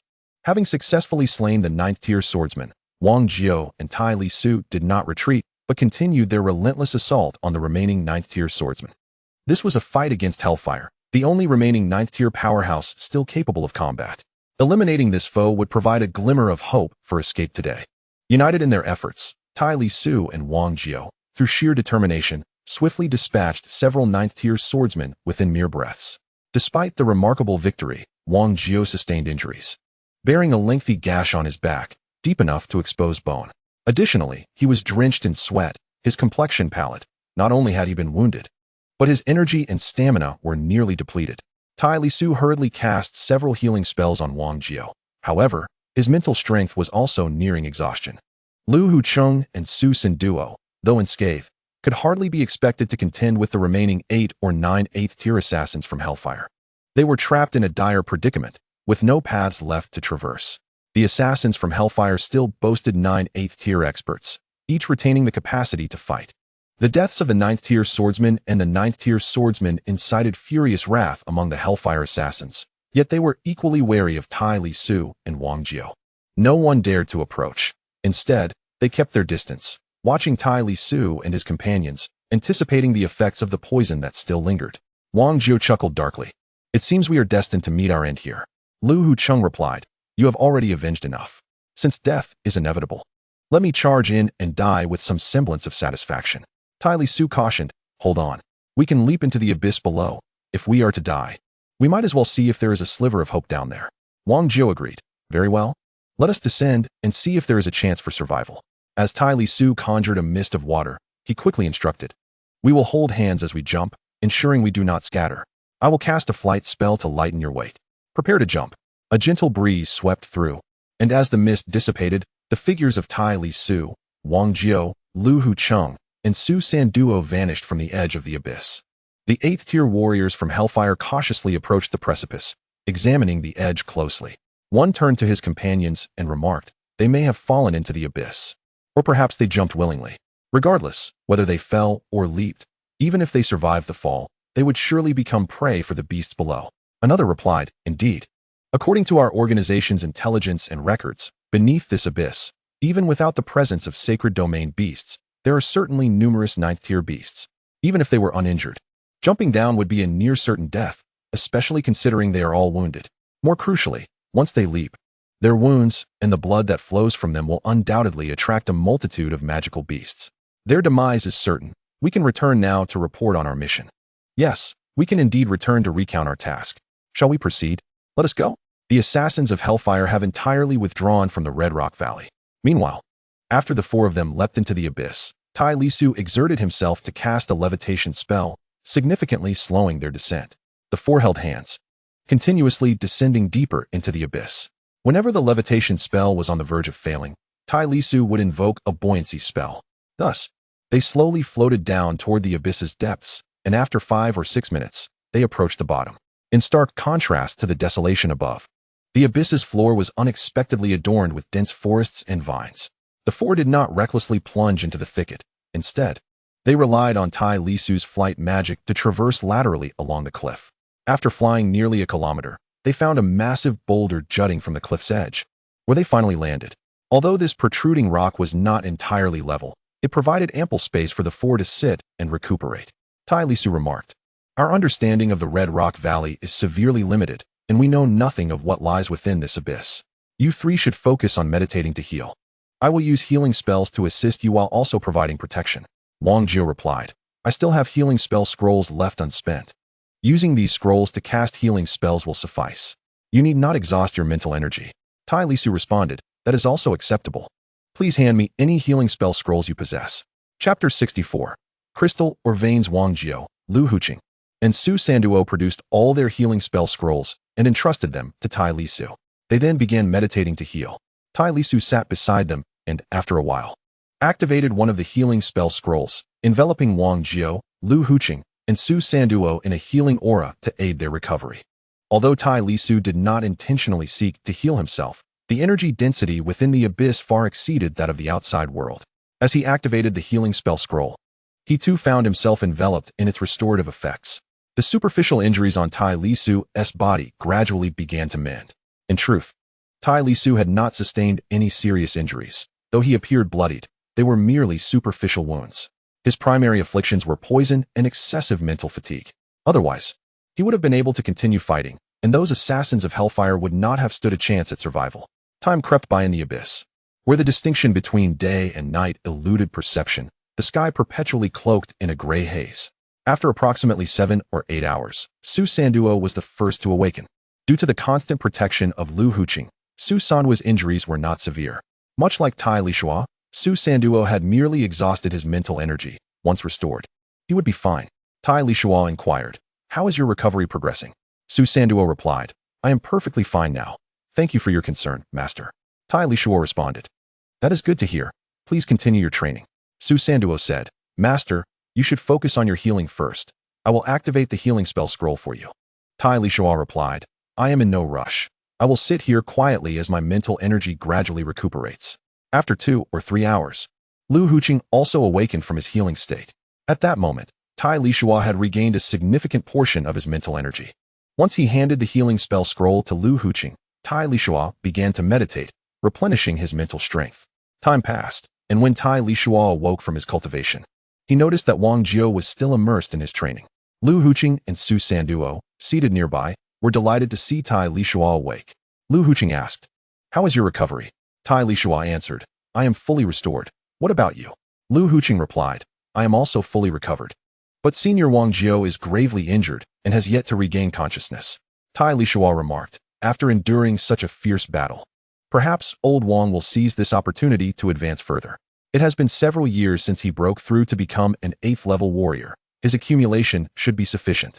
After saying this, Tai Lisuo cast several healing spells on Wang Jiao. He, along with Lu Huqing and Su Sanduo, gathered together, taking out roasted meat and wine from their spatial rings, engaging in soft conversation while they feasted. After more than an hour of light-hearted chatter and dining, they noticed that Wang Jiao's wounds had healed, yet he remained absorbed in his training, showing no signs of awakening. Tai Lisuo decided to cast over 10 healing spells consecutively on Wang Jiao. About an hour later, the three of them distinctly felt Wang Jiao's aura intensifying. It was a sign of an impending breakthrough. Fearing that the disturbance of Wang Jiao's advancement might attract magical beasts, they all drew their weapons and positioned themselves to protect him. Wang Jiao's aura grew stronger, and the energies of heaven and earth surged towards him, while his seated figure remained still. Perhaps due to the density of energy surrounding him, Wang Jiao's breakthrough concluded in less than an hour. As Wang Jiao opened his eyes and stood up, he saw the three of them guarding him. With a smile, he asked, "How long has it been? Have you all recovered?" Tai Lisuo responded, "We restored ourselves long ago. It seems over a day has passed." Lu Huqing added, "Congratulations, Senior Wang Jiao, on your breakthrough to a 9th-level warrior." Su Sanduo chimed in, "Congratulations, Uncle Wang, on achieving the rank of 9th-level warrior." Wang Jiao smiled and said, "Surviving great peril surely brings future blessings. In a place imbued with such abundant energy, it will not be long before you all achieve a breakthrough." Tai Lisuo remarked, "This location feels somewhat unusual. Since our arrival, we have not encountered any magical beasts. Even the commotion from Wang Jiao's breakthrough failed to elicit any response. We must exercise caution. I too have surveyed the area with my mental prowess, yet found nothing amiss." Wang Jiao said, "I shall descend to scout the way. You all wait for me up here." Tai Lisuo replied, "You are currently the strongest among us. It is wise for you to investigate." The massive rock upon which the four stood was still a good 20 to 30 meters above the forest below. With the aid of Tai Lisuo's levitation spell, Wang Jiao gradually descended. Lu Huqing, Tai Lisuo, and Su Sanduo remained on the rock, watching as Wang Jiao disappeared into the woods. His figure lost from their sight. Wang Jiao immediately took action, felling the nearby trees with ease, yet the surroundings remained eerily silent. Subsequently, Tai Lisuo, Lu Huqing, and Su Sanduo employed their levitation spells to gently lower themselves to the ground. Once on the earth, the four began to explore the vicinity, but again found nothing of note. Tai Lisuo observed, "This situation is quite abnormal, even in the absence of magical beasts. There should at least be insects or some form of life." Lu Huqing speculated, "Perhaps this area is the territory of a particularly powerful magical beast, resulting in a complete absence of life. Alternatively, there may be some unknown peril lurking here, leading to such unsettling tranquility." Wang Jiao interjected, "Why worry about so much? I am famished. Let us find something to eat first." With that, he seated himself upon the ground, casually thrusting his heavy sword into the earth. Despite its immense weight, the sword only sank half a foot into the ground, producing a resounding clang. Wang Jiao then used the sword to pry open the soil, revealing a deposit of crystal stones. "I did not expect to find a crystal mine here, and of a rather high grade at that. It appears to be 4th-level crystals," Wang Jiao exclaimed. Tai Lisuo, intrigued, picked up a crystal to examine it, noting its resemblance to quartz and jade from Earth. He inquired, "Do crystals also have classifications?" Wang Jiao replied, "Of course. Crystals are categorized into 9 levels. A 1st-level crystal contains energy akin to that of a 1st-level magic core. Similarly, each level of crystal corresponds to the energy contained within a magic core of the same grade." Tai Lisuo remarked, "So, high-grade crystals are valued similarly to high-level magic cores?" Wang Jiao explained, "High-grade crystals are even more valuable than magic cores of the same level, as they can be directly utilized to aid warriors in cultivating their fighting spirit, while magic cores cannot serve the same purpose." Lu Huqing added, "And that is not all. If we were to discover a vein of magical crystals, we would strike it rich." Tai Lisuo inquired, "Magical crystals? How do they differ from these regular crystals?" Wang Jiao elucidated, "Magical crystals possess attributes such as metal, wood, water, fire, and earth. While ordinary crystals can aid in the cultivation of fighting spirit, magical crystals facilitate the development of magical abilities. For instance, the water attribute magic crystal encompasses a vast reservoir of aquatic energy, which not only aids water mages in accelerating their cultivation, but also significantly enhances their chances of a successful breakthrough when nearing a pivotal moment in their magical development." Tai Lisuo remarked, "It seems that magic crystals are indeed remarkable treasures." In Chapter 65, The Verdant Striped Giant Python, Lu Huqing elaborated, "That's not all. Magic crystals can also be embedded in magical tools such as staves. During combat, they enable mages to cast spells with greater efficiency of mental energy, while also amplifying the potency of their magic." Tai Lisuo responded, "What a splendid resource. I wonder if there are any veins of magic crystals within this abyss." Wang Jiao replied, That remains uncertain. We shall address that when the time comes. For now, let us examine the crystal vein before us. Tai Lisuo concurred. Old Wang speaks wisely. Let us hasten to excavate and ascertain the extent of this crystal vein. With that, they brandished their large blades and commenced their exploration of the crystal mine. Lu Huqing and Su Sanduo joined the endeavor, digging deeper and wider. To their surprise, the crystal vein was relatively shallow, with deeper sections only a couple of meters below the surface, while the shallower parts were merely 30 to 40 centimeters from the ground.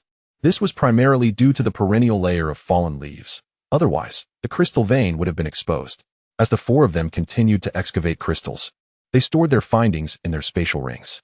After delving 5 to 6 meters deep, they discovered that the surface crystals were of the 4th grade, while deeper layers yielded 5th and even 6th grade crystals, which greatly delighted them. After several hours of mining, they grew weary and decided to rest. Wang Jiu exclaimed, "This hardly feels like mining. It's more akin to picking up treasures. I never dreamed I would be so exhausted from collecting crystals." Lu Huqing added, "Crystals are indeed valuable commodities. I've heard that in those empires and dynasties, crystals serve as hard currency, often surpassing gold in utility. Our Lu family in Yinshan Prefecture is considered a prominent family, yet we possess only a scant amount of low-grade crystals." At that moment, Tai Lisuo pondered aloud. "I've been contemplating why we are mining for crystals." Wang Jiu replied, "Isn't that self-evident? We are essentially gathering wealth. Do you find the prospect of wealth unappealing?" Tai Lisuo clarified, "What I mean is, we came to Hongyin Valley to expedite our cultivation and achieve breakthroughs into the sacred domain sooner. Why not simply cultivate directly within the crystal vein? Why bother mining?" Both Wang Jiu and Lu Huqing were momentarily taken aback by this innovative idea. Cultivating directly within the crystal vein? Such a notion was beyond the imagination of most. Wang Jiu chuckled, "Brother, you are truly brilliant. How did I not think of that?" Tai Lisuo concluded, "It appears that this crystal vein is indeed substantial. We shall cultivate right here within it. If we decide to leave this place in the future, we could extract some crystals to take with us. Wouldn't that be splendid?" Lu Huqing remarked, "You are absolutely right. After all, we are seated atop a crystal vein, so why should we fear a lack of crystals to utilize?" Wang Jiu said, "My brother, your mental strength is formidable. Can you ascertain the magnitude of this crystal vein?" Tai Lisuo replied, "Very well, let me take a look." With that, Tai Lisuo closed his eyes and extended his mental energy along the crystal vein. 100 meters, 1,000 meters, 2,000 meters. Wait, what is that? A gigantic python, stretching over 100 meters long, lay sleeping within the crystal vein, as if in a state of hibernation. A giant python slumbering amidst the crystal vein. It was nestled within the crystals. No wonder my previous attempts to sense its presence through the wind element yielded nothing. Tai Lisuo retracted his mental energy and shared this discovery with the trio. Wang Jiu inquired, "Are you suggesting that there is a giant python sleeping within this crystal vein?" Tai Lisuo responded, "Well, it is more accurate to say that it is in a state of cultivation. Creatures like pythons are known for their propensity to sleep. Are they not? It appears that while it sleeps, it is simultaneously refining its strength within the crystal vein." Wang Jiu exclaimed with disdain, "Whatever that wretched python is, it dares to claim my crystal vein. Come, let us eliminate it." Tai Lisuo remarked, "Your crystal vein? I fail to see that. Old Wang, your ego is quite inflated, isn't it?" Wang Jiu answered, "It's not just mine, it belongs to all of us. Our crystal vein, ha ha ha." Tai Lisuo posed a question, "What if this giant python is of a sacred domain level? Do you believe you can defeat it?" Wang Jiu replied, "Even if it is a sacred domain beast, I have confidence to face it one-on-one." Tai Lisuo countered, "How can you be certain this python is alone? Even if it is solitary, what if our battle attracts other beasts?" Wang Jiu said, Surely, that would be an unlikely turn of events." Lu Huqing asked, "Tai, how far did you say this giant python is from us?" Tai Lisuo replied, "It is over 2,000 meters away. Why do you ask?" Lu Huqing further inquired, "What is the shape and distribution of the crystal vein beneath our feet?" Tai Lisuo explained, "Within the range of my perception, it is predominantly linear in distribution. The vein plunges over 100 meters deep in some areas, while shallower sections reach 40 to 50 meters. In terms of width, it spans over 1,000 meters at its broadest and narrows to 200 or 300 meters in tighter spots. As for its length, I cannot ascertain that." Lu Huqing speculated, "Let us assume the location of the giant python is at the center of this crystal vein. Thus, this crystal vein must extend at least 4,000 to 5,000 meters in length." Tai Lisuo concurred, "That is plausible. Our current position is indeed near the terminus of the crystal vein." Lu Huqing concluded, "Then there is no issue. Considering our cultivation, how much crystal could we possibly consume? Even if we exhaust a great quantity, it would merely represent a drop in the ocean for such an expansive crystal vein, given the minimal consumption. The enormous python is unlikely to be concerned. Thus, we can focus on our cultivation without seeking unnecessary troubles. Wang Jiu remarked, seeking trouble? Old Lu, your words are quite displeasing to me. However, considering the slight validity in your statement, I shall refrain from holding it against you. Lu Huqing chuckled heartily. Choosing not to respond, Wang Jiu continued, by the way, brother, describe the appearance of this python. Let's ascertain its species. Tai Lisuo replied. The python's pattern consists of alternating sections of white and green. Its scales exhibit this distinctive design. Wang Jiu stroked his chin, stating, from your description, it seems to be a green-striped python. Although it possesses both water and wood attributes, it is merely a level 7 magical beast.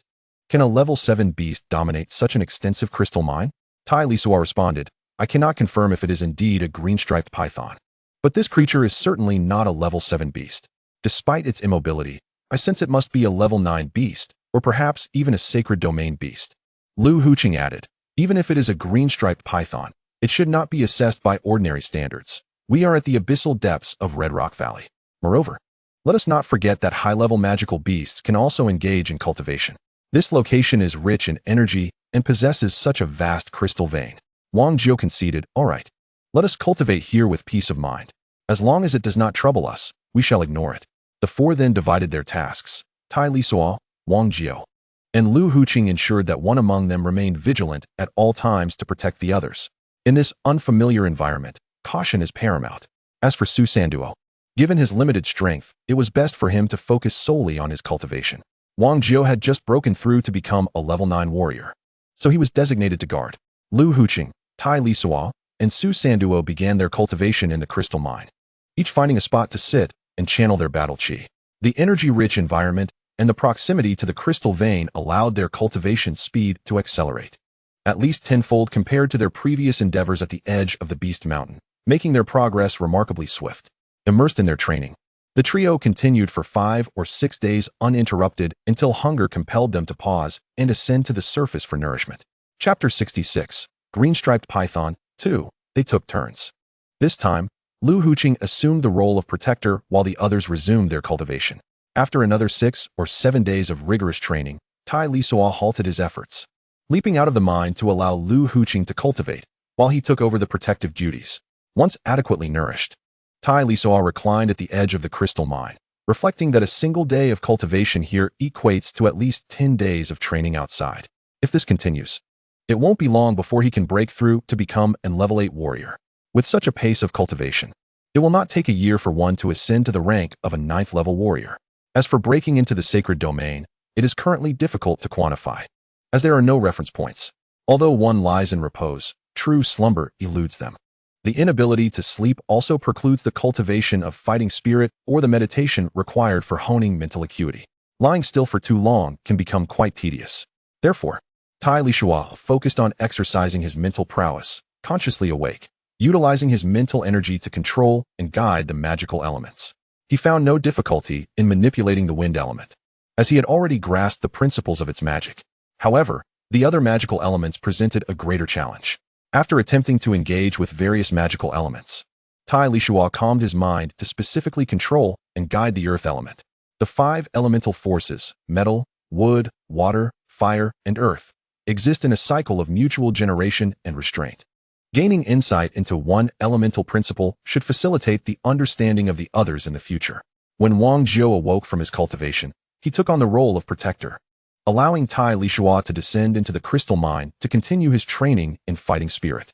Thus, the cycle of cultivation continued, oblivious to the passage of time in the abyss, while the world above unfolded in a different manner. At the marketplace outside the entrance of Red Rock Valley, within a tavern, a portly drinker remarked to his companion, "Those 4 individuals are truly remarkable."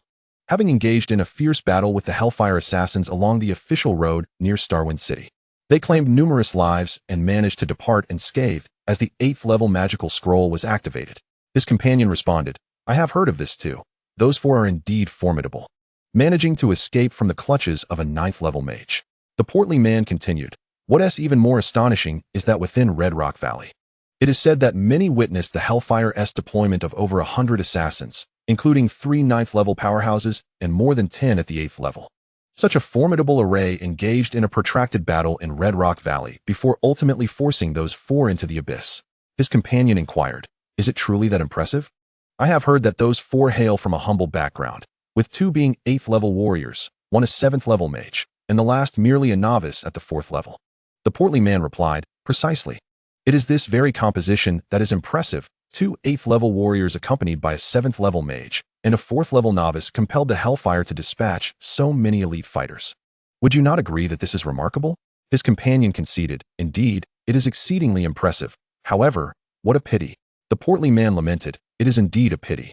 In this instance, the Hellfire dispatched over 100 assassins, reportedly suffering more than half in losses. This clearly illustrates the formidable combat prowess of those 4 individuals.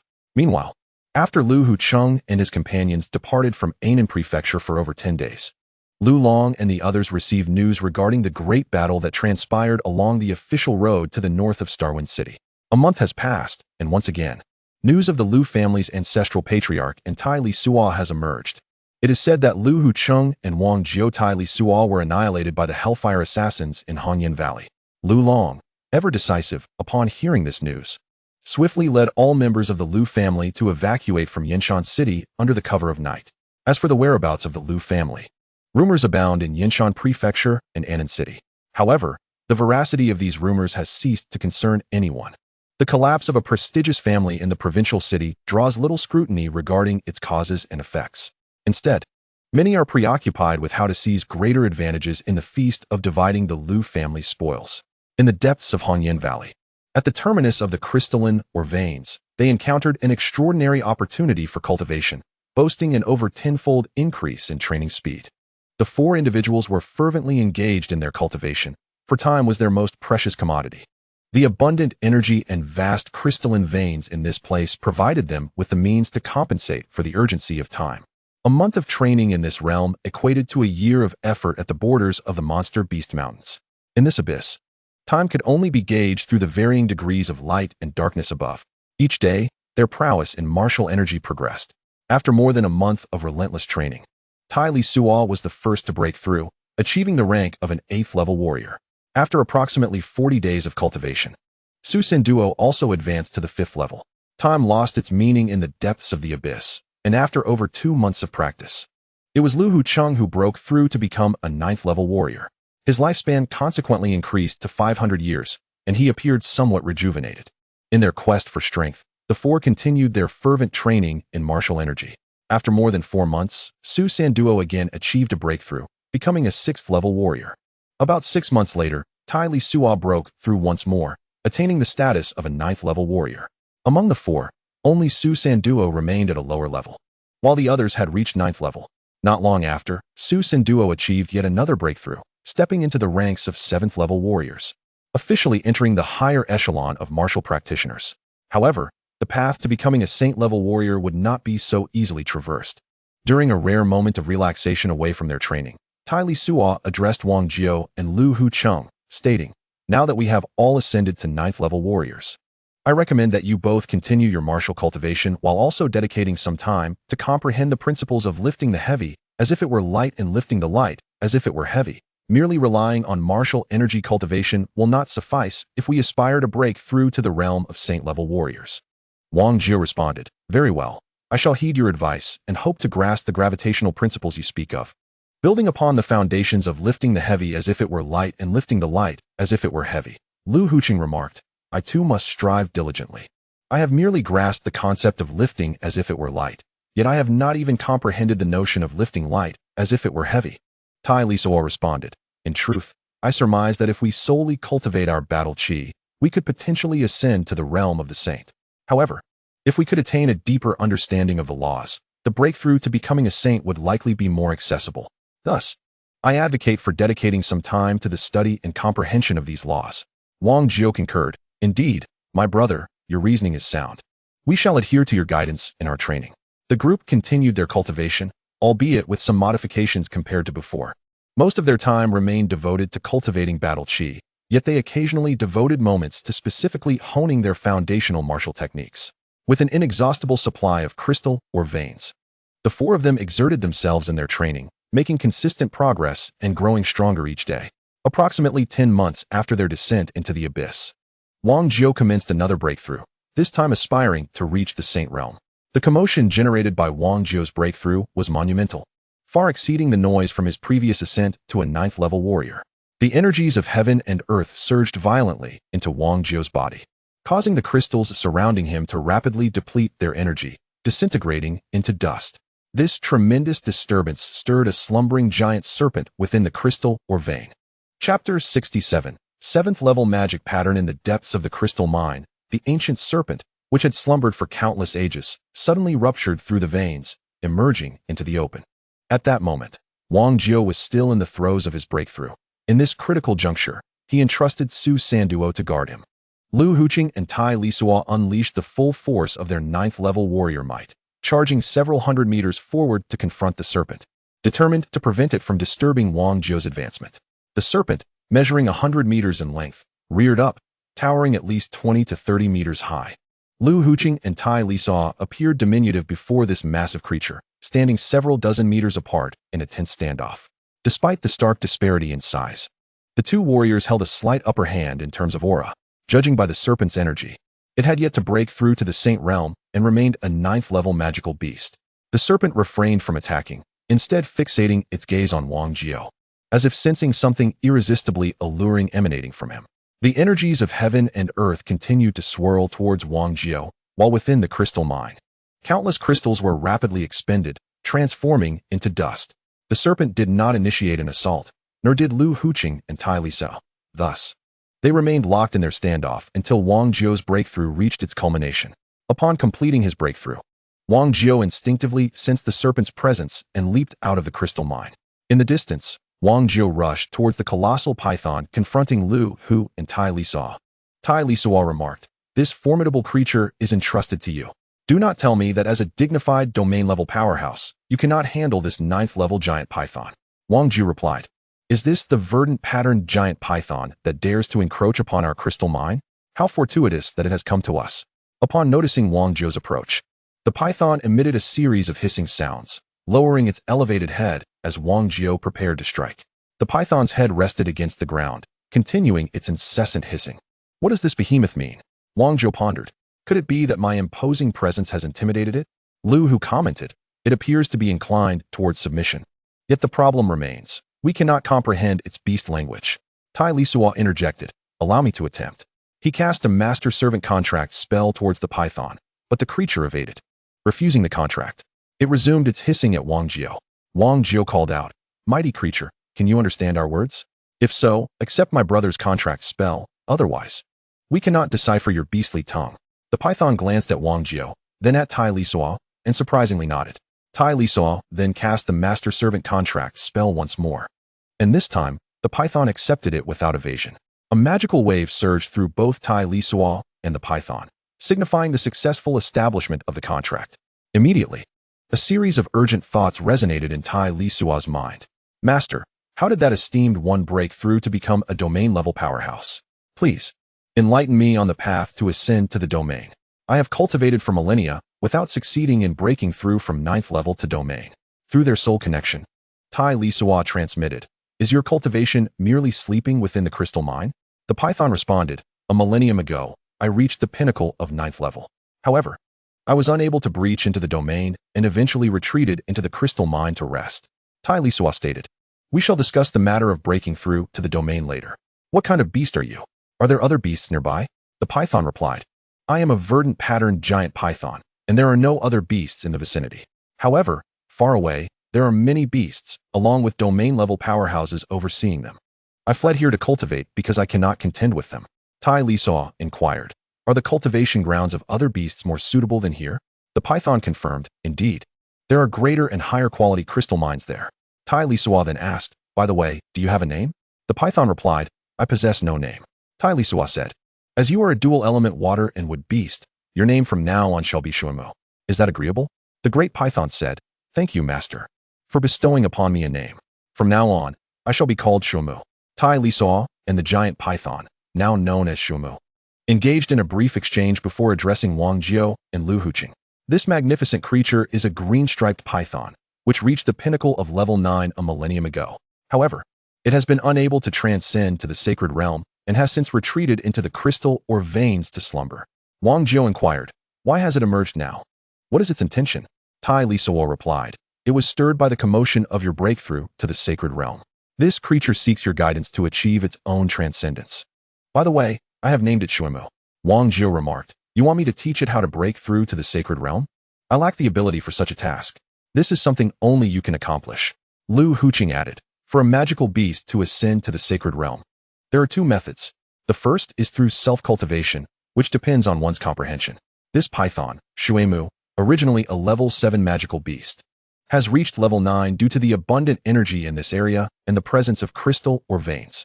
It is essentially impossible for it to break through to the sacred realm through mere cultivation." Tai Lisuo inquired, "What is the other method?" Lu Huqing explained, "The second method is straightforward. It requires a sacred realm magical core that aligns with its attributes. If it can refine that core, it will achieve its breakthrough." Shuimu understood the conversation, realizing that its hope of transcending to the sacred realm was indeed bleak. Its 100-meter-long body lay lethargically on the ground. Tai Lisuo stated, "If that is the case, there is nothing we can do for now. We shall have to revisit this matter later. Our priority is to focus on our cultivation and strive to break through to the sacred realm ourselves." Lu Huqing remarked, "I feel I am on the verge of grasping the threshold of the sacred realm. This place is truly remarkable. The efficacy of cultivation here surpasses that of the outside world by at least tenfold." Tai Lisuo suggested, "Let us return to the place where Shuimu previously slumbered for our training. The speed of our cultivation should improve there. After all, it is merely sleeping. And shifting to another location would only benefit us." The four descended to the site where Shuimu had emerged from the earth, a sizable cavity delving deep into the crystal or veins. Surrounding them were level 6 crystals, with a few level 7 crystals present. Wang Jiao, now a protector who had already transcended to the sacred realm, along with Lu Huqing, Tai Lisuo, and Su Sanduo, began their training in this cavern. Their cultivation continued for nearly 10 days before they resurfaced to feast and celebrate. After a brief respite to adjust their states, they commenced another round of training. During their rest, Wang Jiao turned to Tai Lisuo and said, "While you all are immersed in your cultivation, I find myself at a loss for what to do. My brother, having already broken through to the sacred realm, is it time for me to begin my magical studies?" Tai Lisuo Dao, "You were momentarily distracted by Shuimu during your breakthrough, causing you to overlook this matter. Given your formidable mental strength, mastering low and intermediate level magic should pose little challenge. Since you have already grasped the concept of effortless mastery, I suggest you focus on cultivating earth magic." As he spoke, Tai Lisuo produced the secrets of meditation for enhancing mental strength and the cultivation of earth magic, presenting them to Wang Jiao. Observing from a short distance, Shuimu, upon seeing Tai Lisuo hand over the secrets to Wang Jiao, hurried over to inquire if there were any secrets he could utilize for his own training.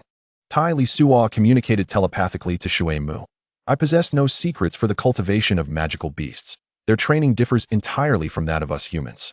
By the way, as a level 9 magical beast, can you cast level 9 magic?"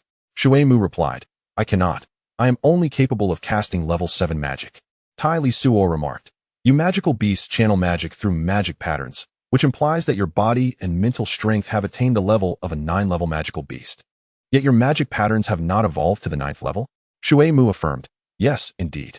Master, your insight is remarkable. You have pinpointed the issue with such ease."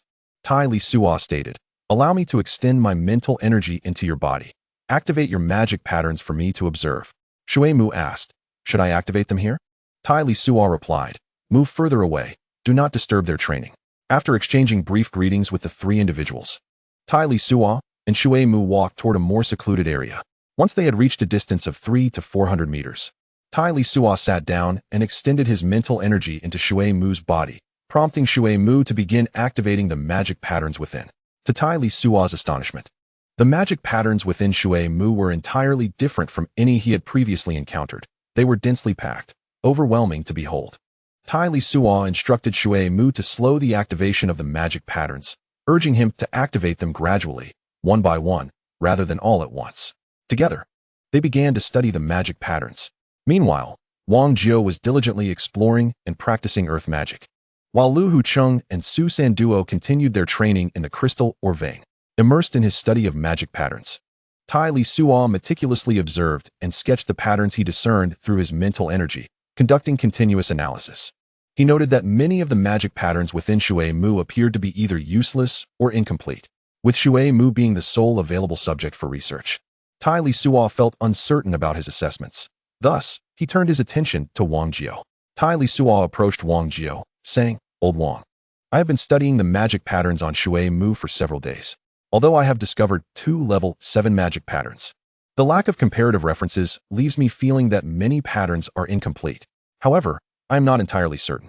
Could you assist me by capturing a few magical beasts for further study?" Wang Jiao remarked, "Yet I am utterly unaware of this cursed place. Where might one find magical beasts?" Tai Lisuo responded, "Isn't it quite simple? Just let Shui Mu guide you." Wang Jiao inquired, "What type of magical beasts do you desire?" Tai Lisuo replied, "It would be best to capture a few level 9 beasts to bring back, along with several level 6 and 7 beasts. We can conduct research and experiments with them." Wang Jiao asked, "Are you not coming with me?" Tai Lisuo stated, "For such a trivial task, it suffices for you, old Wang, to take the lead. I shall seize this opportunity to diligently cultivate my fighting spirit." Wang Jiao conceded, "Very well, then focus on your cultivation. I shall ensure to return with a multitude of magical beasts." After Wang Jiao and Shui Mu departed, Su San had just concluded a round of cultivation. Tai Lisuo instructed Su San to remain on the surface while he ventured into the crystal or veins to continue his training in fighting spirit. Upon completing his own round of cultivation and emerging from the crystal mine, Tai Lisuo found that Wang Jiao and Shui Mu had returned, bringing back over 10 magical beasts. Among them was a peak level 9 underground magic dragon, with the remainder being earth dragons. The group of earth dragons had been entirely subdued by Wang Jiao. This included 3 level 9, 6 level 8, and 5 level 7 earth dragons. Tai Lisuo exclaimed, "You are truly impressive, old Wang. Just a single outing, and you return with such a bounty of magical beasts." Wang Jiao humbly replied, "It was merely good fortune. Initially, I discovered a group of earth dragons and managed to subdue them all before preparing to return. Unexpectedly, an underground magic dragon emerged, which I also subdued and brought back."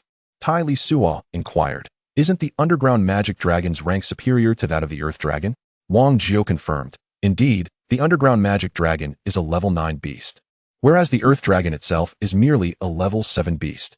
It seems much like Shui Mu. They can attain levels 8 and 9 due to their habitation in this unique abyss." Tai Lisuo instructed, "Old Wang, please help me subdue them first. After signing the magical contract, I shall thoroughly study them." Wang Jiao agreed. "Of course, no problem." With Wang Jiao's assistance, Tai Lisuo successfully signed a master-servant magical contract with the underground magic dragon, a level 9 earth dragon, an 8-level earth dragon, and a 7-level earth dragon. With a powerful being like Wang Jiao present, the remaining earth dragons, who had not signed the contract, dared not flee. Tai Lisuo then began his research with the level 7 earth dragon, whose innate magical ability was a level 7 earth magic known as petrification. This magic could turn both living and non-living entities into stone. However, Tai Lisuo found this magical pattern of little use. After several days of diligent study, Tai Lisuo discovered that one of the magical patterns within the level 7 earth dragon was nearly identical to a magical pattern within Shui Mu. Tai Lisuo speculated that this pattern must be related to the magical beast's ability to absorb energy and refine their physical constitution. This is also the reason behind the inherently robust physique of the beasts. Tai Lisuo referred to this magical pattern as the body tempering rune.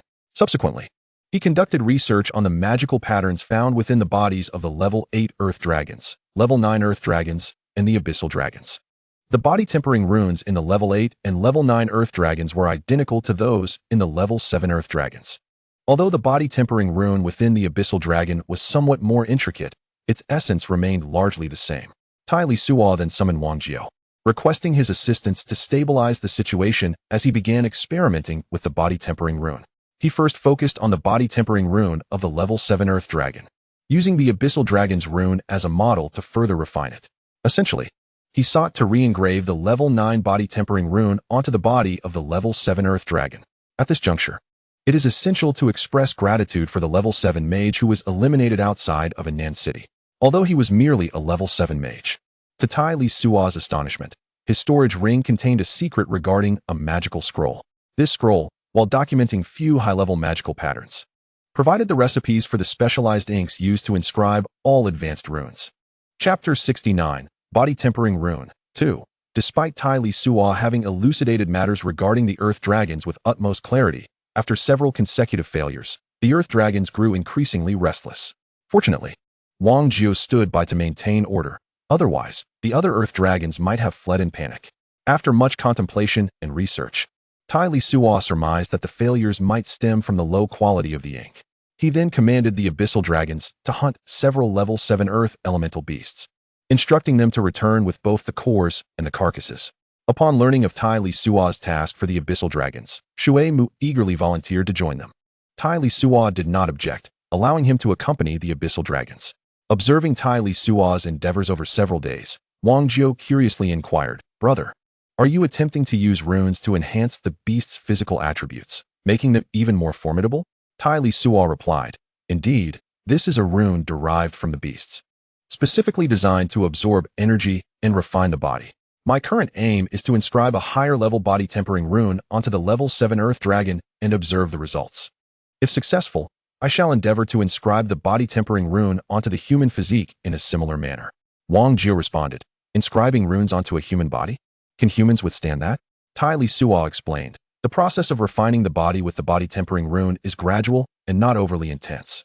In theory, as long as the level is not excessively high, our bodies should be able to endure it." Wang Jiu remarked, "Then in the future, we could potentially become as strong as the beasts." Tai Lisuo noted, "The human body is inherently weaker than that of the beasts. We are fundamentally at a disadvantage. Thus, the body-enhancing magic rune should indeed augment one's physical constitution, though it is unlikely to elevate it to the level of magical beasts." Wang Jiu remarked, "That makes sense. Although we are still in the experimental phase, you are truly an oddity for having conceived such an approach." Tai Lisuo replied, "When one's strength pales in comparison, it is merely a result of being forced into such a position." Wang Jiu chuckled, "Haha, the hellfire has provoked you, this peculiar being. It will surely face dire consequences in the future." Tai Lisuo countered, "Aren't you in the same predicament? Will you spare the assassins of hellfire?" Wang Jiu asserted, "They must not escape retribution. Once we emerge, we shall eradicate all their strongholds within the Li dynasty, venting our frustrations. Should they dare to send more, we shall slay them without mercy." Tai Lisuo exclaimed, "TSK, TSK. If hellfire deploys divine-level experts, do you truly believe you can defeat them?" Wang Jiu sighed, "Ever since my breakthrough to the sacred domain, I have grown a bit arrogant. It seems prudent to maintain a lower profile." Tai Lisuo inquired, "By the way, how is your progress in magic cultivation?" Wang Jiu replied, "I have made some initial strides, currently delving into the gravity spell. It indeed shares certain similarities with weightlifting. I feel I am grasping something, yet it always eludes my grasp." Tai Lisuo advised, "Do not rush. Once you master the 6th level gravity space, you may delve deeper into your studies, and perhaps you will glean insights into the earth element's laws." Wang Jiu remarked, "Laws are not so easily comprehended. Otherwise, so many would not remain stuck at the 9th level bottleneck, unable to break through." Tai Lisuo acknowledged, "Indeed, understanding the laws is challenging, yet you are now practicing magic. You may start from the fundamental magical elements. Regardless of the law, it must ultimately derive from the most basic magical elements, correct?" Wang Jiu pondered, "Magical elements? That is worth a try. By the way, did your comprehension of the wind laws also begin with the wind element?" Tai Lisuo confirmed, "Yes, but I only scratched the surface with the wind element. I have made no significant progress elsewhere. Otherwise, we would not have been coerced into this abyss." Wang Jiu encouraged, "You are already quite impressive. How many years have you been cultivating? Once you reach the 9th level mage, I reckon even typical sacred domain experts will not stand a chance against you." Tai Lisuo replied, 9th level mage is not my current concern. I must first elevate my battle chi and focus on breaking into the sacred domain." Wang Jiu concluded, "All right, there is nothing pressing now. I shall immerse myself in magic cultivation." Tai Lisuo queried, "Old Wang, when you cultivate magic, do you need to refine magical power as a catalyst to cast spells?" Wang Jiu responded, "Indeed. Unlike you and Su Sanduo, who can cast spells without refining magical power, I have not yet achieved that." Tai Lisuo encouraged, "Since you have made initial progress in earth magic, you should no longer need to refine magical power moving forward. Attempt to cast magic without relying on magical power as a catalyst. This approach should facilitate your comprehension of the laws." Wang Jiu nodded and replied, "Very well. I shall practice as you suggest." Tai Lisuo continued, "The casting of any spell is inextricably linked to the corresponding magical elements. Therefore, Instead of using magical force as a trigger, employ your mental energy to summon the magical elements directly. This method will deepen your understanding of these elements and accelerate your grasp of the laws. Wang Jiu responded, "Indeed, my friend, your reasoning resonates with me. After your insightful analysis, I suddenly feel a surge of confidence regarding my understanding of the laws." Tai Lisuo chuckled, "It is wonderful that you possess confidence. I believe you will certainly comprehend the laws." Wang Jiu said, "Great, I shall embark on my training immediately." Tai Lisuo encouraged him, "Go forth and maintain faith in yourself. You can do it." The Earth Cave Dragon and Shui Mu moved swiftly. Within just 2 or 3 days, they returned with the corpses of 3 level 7 Earth-type magical beasts. Tai Lisuo utilized the level 7 magic cores and the beast's blood, along with various other materials, to concoct ink for inscribing magical runes once more. He then began to engrave the body-tempering magic rune onto the level 7 Earth Dragon. Having already inscribed it several times before, he encountered only one failure this time. On the second attempt, he succeeded. The moment the body-tempering rune was successfully inscribed, it radiated a magical light, akin to the creation of a magical scroll. Before everything returned to tranquility. Next came the observation of the effects of the body-tempering rune. In the initial days, there were no significant changes. But after observing for over 10 days, it became evident that the level 7 Earth Dragon inscribed with the body-tempering rune exhibited a markedly superior constitution compared to other level 7 Earth Dragons. After more than a month of continuous observation, it was confirmed that the method of inscribing the body-tempering rune was indeed viable. Tai Lisuo then inscribed the level 9 body-tempering rune of the Earth Cave Dragon onto other level 7 and level 8 Earth Dragons. Following nearly 2 months of observation, he discovered that both the level 7 and level 8 Earth Dragons inscribed with the level 9 body-tempering rune displayed a noticeable enhancement in their physical constitution. It was confirmed that inscribing the body-tempering rune was effective and yielded excellent results, with no adverse effects. Tai Lisuo sought out Wang Jiu to discuss whether he wished to inscribe the body-tempering rune. Wang Jiu stated, "If inscribing the magic rune can strengthen me, then I certainly want it. Inscribe the level 9 body-tempering rune directly for me." Tai Lisuo advised, "You currently possess a level 5 constitution. It would be prudent to inscribe the level 7 body-tempering rune first. Directly inscribing the level 9 body-tempering rune could be somewhat reckless." Wang Jiu acquiesced, "All right, I shall heed your advice. You are the expert. By the way, where should the rune be inscribed?" Tai Lisuo suggested, "How about on your back? What do you think?" Wang Jiu replied, "That works. Let us begin."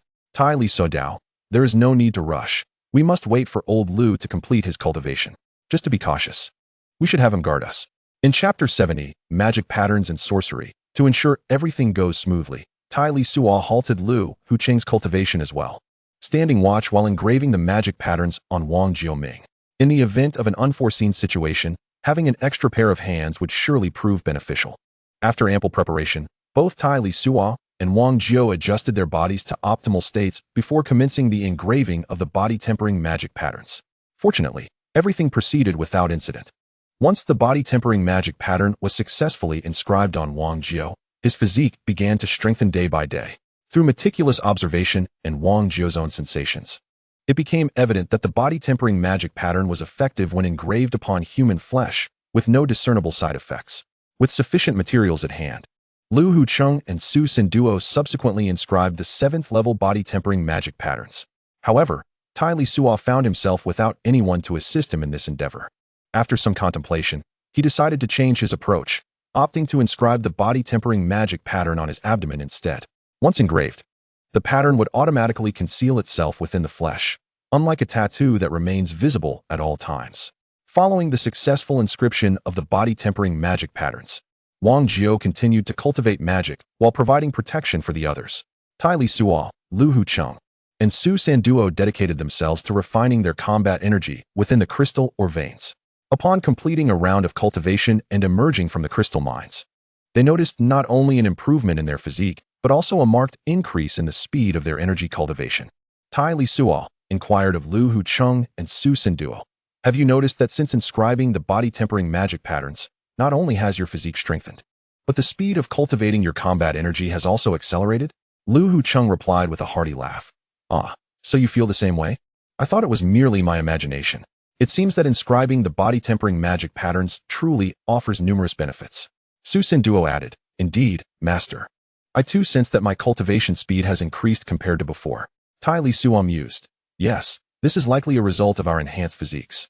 The human body resembles a vessel, and combat energy is the essence contained within this vessel. As the vessel grows stronger, it should be able to hold more energy, and the rate at which it absorbs energy will also increase. As they engaged in conversation, Tai Lisuo noticed a group of earth dragons and burrowing demonic dragons lingering nearby. He decided to dissolve the binding magic and grant them their freedom, as they held little value for him now. However, the earth dragons and burrowing demonic dragons were reluctant to leave and conveyed their sentiments to Tai Lisuo through Shui Mu. They are willing to establish a master-servant magical contract, dedicating their lives to serve Tai Lisuo. However, the problem lies in the fact that neither Tai Lisuo nor Wang Jiao has any need for these magical beasts. Even if one were to seek a servant among the beasts, they ought to be at least of the sacred domain caliber. These creatures are unworthy in the eyes of Wang Jiao and Lu Hucheng. As for Su Sin Duo, he follows Tai Lisuo's lead. A group of magical beasts gazes longingly from a distance, but the four have no time to acknowledge them. Those who are to cultivate magic continue their practices, while the fighters persist in honing their combat skills. After approximately half a year of rigorous training within the crystal or vein, Lu Hucheng and Tai Lisuo have both achieved breakthroughs into the sacred domain, while Su San Duo has ascended to the rank of a level 9 warrior. Simultaneously, their physical constitutions have seen tremendous enhancement. Tai Lisuo, Lu Hucheng, and Su San Duo have all attained a level 6 physique, whereas Wang Jiao has surpassed them, reaching a level 7 physique. Wang Jiao turned to Tai Lisuo and said, "Brother, I have now achieved a level 7 physique. Could you assist me in inscribing a level 9 body tempering magic rune?" Tai Lisuo replied, "First, you must hunt down some level 9 magical beasts and gather additional mineral materials. Otherwise, I lack the necessary components to prepare the ink for your inscription." Wang Jiao swung his heavy sword and declared, "Brother, just tell me what kind of magical beasts you need. I promise to bring them all back." Tai Lisuo responded, "Level 9 Earth-type magical beasts will suffice. Collect several magical cores. If the ink preparation fails, we will need to have more attempts." Wang Jiao agreed. "All right, no problem." Tai Lisuo detailed the mineral materials that needed to be collected, and Wang Jiao set off with Shui Mu, who was far more familiar with the depths of the abyss, serving as his guide. After breaking through to the sacred domain, Tai Lisuo focused intently on cultivating his mental prowess, while Lu Hucheng began to practice earth-type magic. Only Su Sin Duo continued to specialize in combat energy.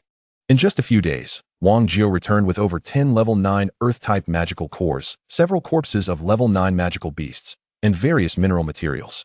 After numerous attempts, Tai Lisuo finally succeeded in preparing the ink for the level 9 magic rune. Once the specialized ink was ready, the four of them inscribed the level 9 body tempering magic runes sequentially. Their physical constitutions continued to strengthen day by day, and their cultivation progressed smoothly. Before long, the four had spent nearly 2 years within this abyssal canyon. During this time, they had reaped significant rewards. Except for Su San Duo, all had broken through to become sacred domain powerhouses. In terms of magical training, Lu Hucheng had also made considerable progress in earth-type magic, while Wang Jiao had even approached the threshold of understanding the laws of gravity. The group began to deliberate on their departure from the Hongyan Valley. Wang Jiao remarked, "Given our current strength, as long as the Hellfire does not deploy divine-level experts, we should have a fair chance of survival. We can likely make our exit soon." Tai Lisuo replied, "Such confidence may be misplaced. I suspect that even among the Holy Realm experts, there exists a spectrum of strength. Those like us, who have rapidly ascended to the Holy Realm through an abundance of crystals, are likely the weakest among them." Lu Huacheng added, "That makes sense. Our swift breakthrough might not bode well for our future cultivation." Tai Lisuo continued, "Indeed, we were compelled by circumstances to expedite our ascension to the Holy Realm. My thought is this: we should explore the possibility of inscribing other magical runes onto our bodies, enabling us to cast spells akin to magical beasts." Wang Jiao exclaimed, "Exactly. Since we have successfully inscribed body-refining runes, we should certainly be able to inscribe other runes as well. How did I not think of this sooner?" Tai Lisuo stated, "Among the runes we currently possess, the most suitable would be the rune for flight. Additionally, there is the 9th level Earth magic rune, Heavenly Collapse and Earth Shatter. The issue lies in the fact that one belongs to the wind element, while the other pertains to the earth element. I wonder if they will conflict." Lu Huacheng interjected, "According to our family's records, once a Holy Realm expert comprehends the laws to a certain extent, they can utilize the omnipresent power of these laws to fly. Thus, I believe we need not inscribe the flight rune." Wang Jiu concurred. Lao Lu is correct. Besides, the flight spell is merely a 5th level magic. And for those of us who have already broken through to the Holy Realm, its assistance is quite limited. Tai Lisuo suggested. Then let us inscribe the Heavenly Collapse and Earth Shatter rune, as both of you primarily cultivate earth magic. After inscribing it, you will be able to directly cast 9th level magic. This may indeed aid you in your cultivation of earth magic and comprehension of earth laws. Chapter 71. Runes and Magic. 2. Tai Lisuo stated. It is time to leave the Red Rock Valley. While this place is conducive to cultivation, lingering here for a few more years is not out of the question. However, I fear that should the Hellfire's forces target the Lu and Su families, it would be prudent to exit sooner rather than later. Su Sanduo expressed gratitude. Thank you, teacher. Lu Huaqing suggested. Let us mine some crystals to take with us. After we depart from the Red Rock Valley, our cultivation will not be significantly hindered. Tai Lisuo proposed. We should seek out Holy Realm magical beasts, ideally acquiring one for each of us as mounts. This would not only facilitate our travel, but also enhance our combat capabilities. Wang Jiu exclaimed, if that is the case, we could possess the fighting strength of 7 Holy Realm beings. At that point, the Hellfire might think twice before provoking us. Tai Lisuo cautioned. Let us not rejoice too soon. Holy Realm magical beasts are likely formidable opponents. Wang Jiu countered, what is there to fear? Even if we cannot defeat them, can we not simply flee? Tai Lisuo said, let us take a 2-day respite to adjust our states. Thereafter, we shall embark on a quest to seek the sacred domain beasts. Additionally, we may search for higher grade, superior crystal or veins to extract more crystals to take with us. Lu Hucheng replied, very well, let it be so. The 4 of them possessed numerous storage rings. From the assassins of the Hellfire alone, they had acquired nearly 20. Wang Jiu also had quite a few storage rings. The smallest of these rings held 30 to 40 cubic units of space, while the larger ones accommodated several thousand cubic units. Under the guidance of Shui Mu, the quartet first sought out Shui Mu's adversaries. Upon arrival, they discovered that Shui Mu's enemies were the Hell Demon Serpents, a social group of 8th level magical beasts belonging to the dark category. Hundreds, if not thousands, of Hell Demon Serpents occupied a vast crystal or vein, a super vein significantly larger than the one where Tai Lisuo and the others had previously cultivated. This vein was not only expansive but also of high quality, as sensed by the group, containing 9th level crystals. Among these Hell Demon Serpents, 2 had attained the Sacred Domain level, while the others were 8th and 9th level beasts. The 2 Sacred Domain Hell Demon Serpents soared into the sky, observing the 4 and Shui Mu, and inquired, humans, what brings you here? This is the territory of the Hell Demon Serpents. We kindly ask you to depart. The ability of Sacred Domain beasts to articulate like humans did not surprise the 4. Wang Jiu responded, there is nothing particularly special. We merely wish to extract some crystal ore. The Sacred Domain Serpent replied, crystals? How many do you desire? Wang Jiu stated, not much. Just all the 9th level crystals here will suffice. The Sacred Domain Serpent retorted, human, you are being excessively greedy. Let us engage in battle. You shall pay for your avarice. Tai Lisuo remarked, such bravado. Then let us fight. Wang Jiu and Lu Hucheng each engaged one of the Sacred Domain Hell Demon Serpents, while Tai Lisuo wielded the power of wind to harvest the 8th and 9th level Hell Demon Serpents.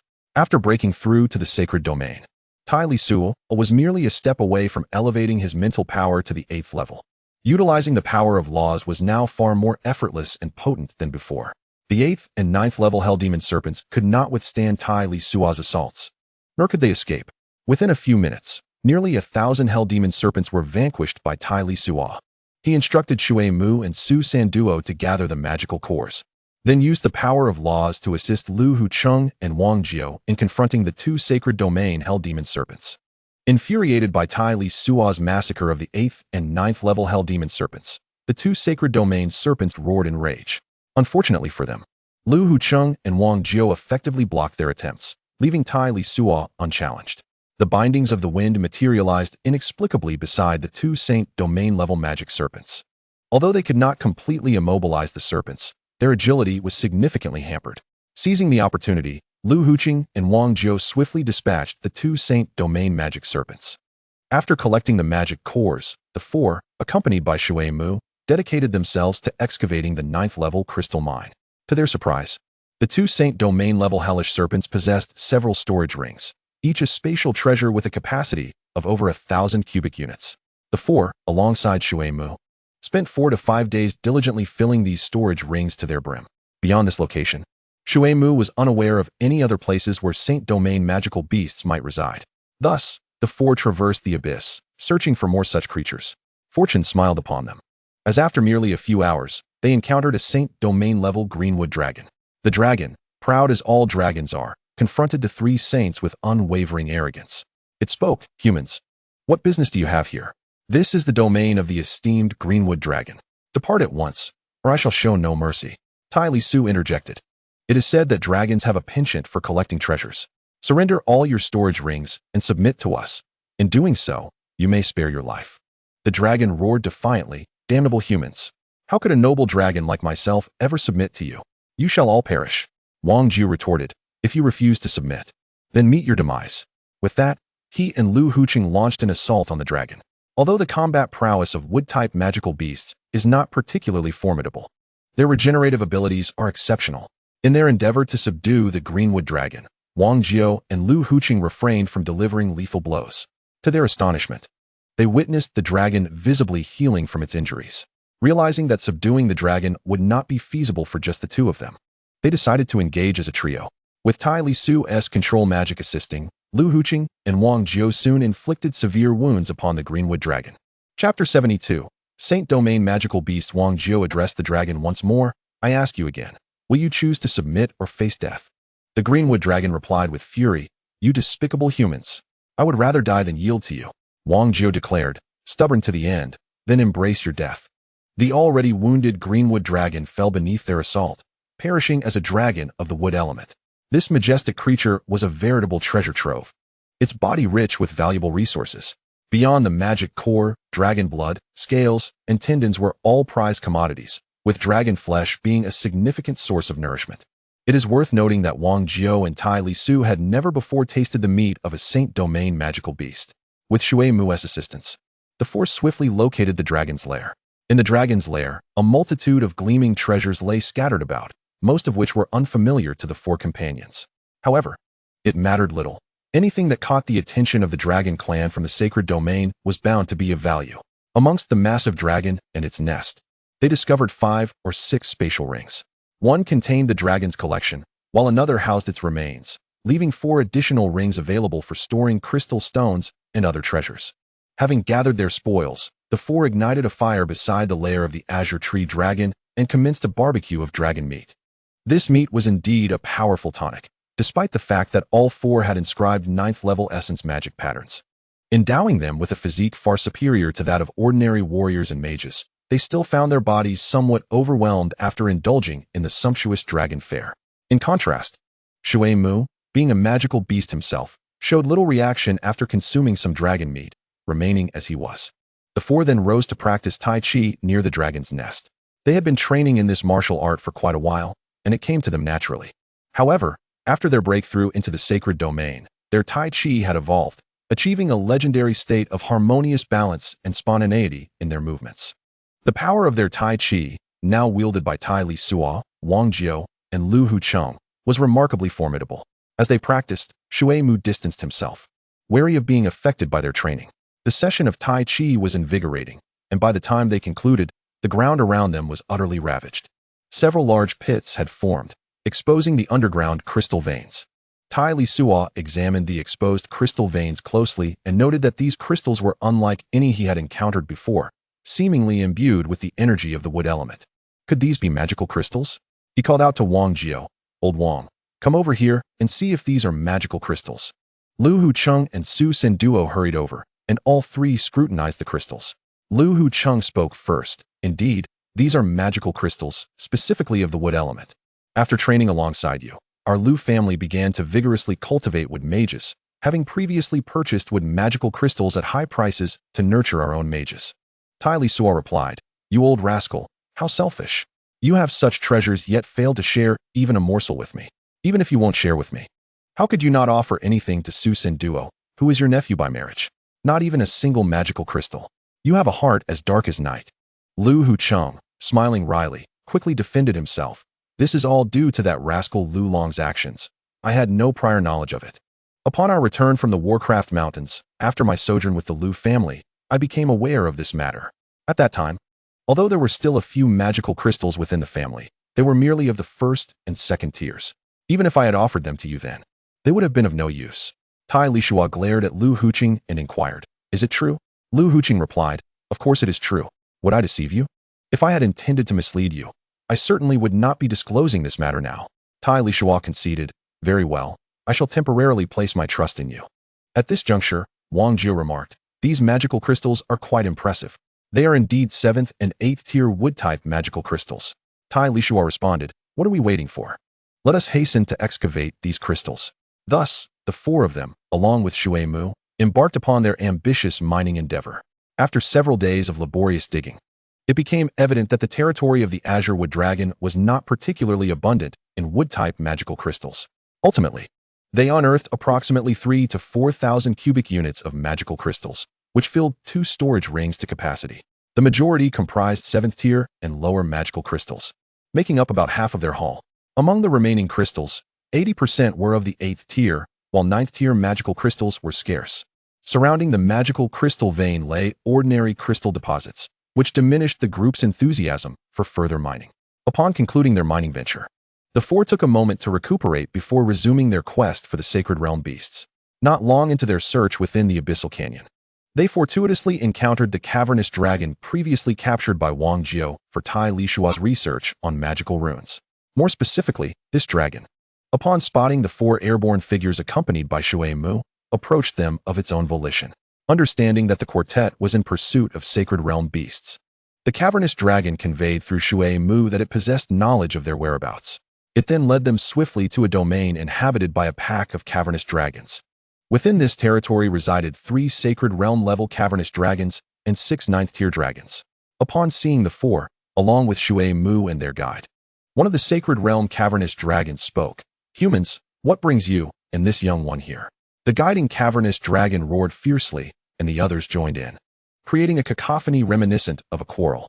Shui Mu telepathically informed Tai Lisuo that the guiding dragon's father had once been the ruler of this clan of cavernous dragons.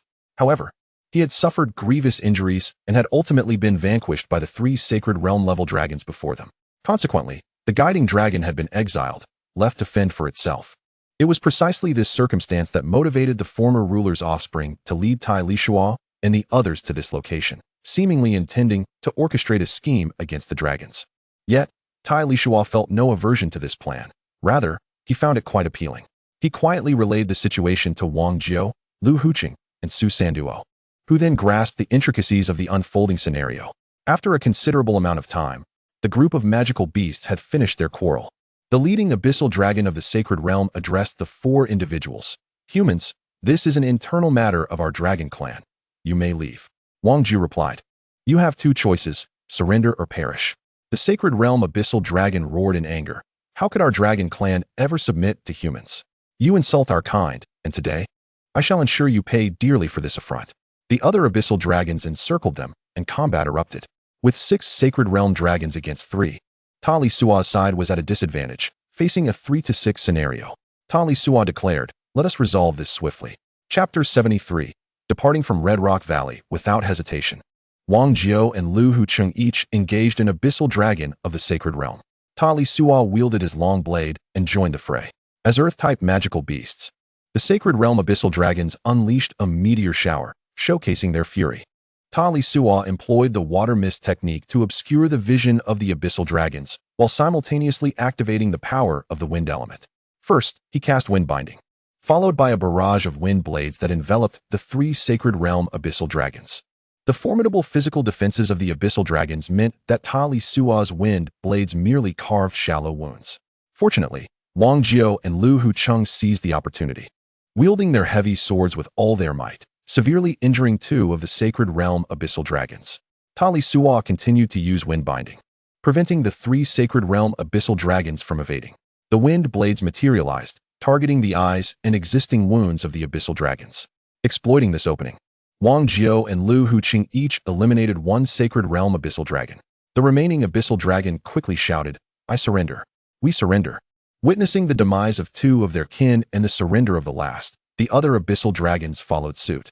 Tai Lisuo inquired of Wang Jio and Lu Huqing, "Since they have surrendered, who among you wishes to claim one? I can assist in forging a master-servant contract." Wang Jio dismissed the notion, stating, "That is too timid. I shall not." Lu Hucheng suggested, "Sanduo is still relatively weak. Let him have the dragon." Ta Lisuo then summoned Su Sanduo. With Ta Lisuo's assistance, Su Sanduo established a master-servant contract with the sacred realm Abyssal Dragon. Once the contract was sealed, the master could dictate the life or death of the magical beast, while the beast could not retaliate against its master. Thus, Ta Lisuo felt no concern that the Abyssal Dragon would attempt any treachery. The four then rummaged through the lair of the Abyssal Dragons, collecting a selection of valuable items, mindful of their guide's presence.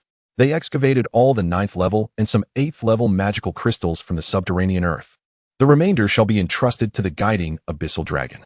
For convenience, Tai Lisuo has named this sacred domain Abyssal Dragon, which he bestowed upon Su Sanduo. As Long Si, should it prove disobedient, it shall meet its demise. With the inclusion of Long Si, the four companions gained a rudimentary understanding of the circumstances within the abyss. According to Long Si, the abysses in the Red Rock Valley are predominantly interconnected, and numerous sacred domain beasts reside therein. Wang Jiao, intrigued, inquired, "With such a plethora of sacred domain beasts in the Red Rock Valley, why do they not venture out? Remaining confined to this valley? One must consider that the outside world, governed by the Li dynasty, may not even possess a sacred domain expert to safeguard it." Long Si replied, "Why venture out? Remaining in the Red Rock Valley is quite advantageous. The energy is rich, and the presence of crystal veins creates an exceptional environment for cultivation, not to mention the safety it affords. Although the Li dynasty appears weak, other regions boast many formidable human warriors. Should one step outside the valley carelessly, they risk becoming either a mount or a meal for others." Lu Hucheng then asked, "Long Si, how well do you know the other sacred domain beasts?" Long Si responded, "Given your esteemed powers, there are few rivals within this abyss. Sacred domain beasts, barring kin or mates, tend to occupy their territories alone, posing minimal threat to you." Wang Jiao interjected, "Are you suggesting that there still exist beasts capable of endangering our safety?" Long Si cautiously replied, "I merely express my uncertainty regarding the entirety of the abyssal situation. Hence my reluctance to speak with absolute certainty." Wang Jiao stated, "Very well, lead us in search of other sacred domain beasts. We require 3 more. Long Si affirmed, "Rest assured, I shall assist you in locating ample sacred domain beasts. For those I am acquainted with, I may even persuade them on your behalf." Tai Lisuo added, "Behave and fulfill your duties well, and you shall reap the rewards." Long Si smiled, saying, "Thank you, esteemed one. You can trust in my obedience. I, Long Si, shall diligently serve you." Wang Jiao disdainfully remarked, "Enough, lead the way swiftly." Under Long Si's guidance, the four soon arrived at the territory of another sacred domain beast, a golden dragon. Upon noticing the presence of beasts mingling with humans within its domain, soared forth and addressed Long Si, "Wretched insect. How dare you bring these humans into my territory? Have you grown weary of life?" Long Si retorted, "Truly ungrateful. I offer you a chance, considering our old acquaintance, to align yourself with these great human warriors. Instead of expressing gratitude, you dare to insult me?" The golden dragon laughed heartily. "Huh? I, a noble golden dragon, the most esteemed among the dragon kin, would never submit to these ignorant humans." As Wang Jiao beheld the magnificent golden dragon, his eyes sparkled with intrigue. He boldly addressed the creature, offering it an ultimatum: "Submit to me, or face your demise." The golden dragon retorted, "Arrogant human, you dare to demand my submission? Then perish alongside your kind." At that moment, Tai Lisuo, Lu Hucheng, and Long Si were poised to intervene, but Wang Jiao interjected, "Stand by my side. Today, I shall force it to yield and claim it as my mount." The golden dragon roared in fury, "Cursed human, I will obliterate you completely." Wang Jiao charged forth, engaging the golden dragon in an intense clash. Indeed, the golden dragon was a paragon among its kind, a beast of multifarious abilities. One moment it wielded the winds to ensnare, the next it unleashed a conflagration that scorched the heavens. Its physical prowess far surpassed that of ordinary sacred beasts, boasting an extraordinarily formidable defense that made it exceedingly difficult for even the mightiest of holy city warriors to breach its defenses. Fortunately, Wang Jiao was not to be underestimated. His fighting spirit had ascended to the sacred realm, and his physique was at the pinnacle of level 7. Most crucially, he had mastered earth magic to the 6th tier and had ventured into the realm of gravitational manipulation, crossing the threshold of earth elemental laws. His command over earth magic and its elemental forces surpassed that of an average 9th tier earth magus. In terms of defense, earth magic was also a strong suit. The battle raged fiercely between man and dragon, each exchanging blows with remarkable intensity. Tai Lisuo, Lu Hu Chung, Su Sin Duo, Long Si, and Shui Mu observed from a distance, nearly bursting into applause at the spectacle. They fought from the sky to the ground and back again, neither side willing to concede.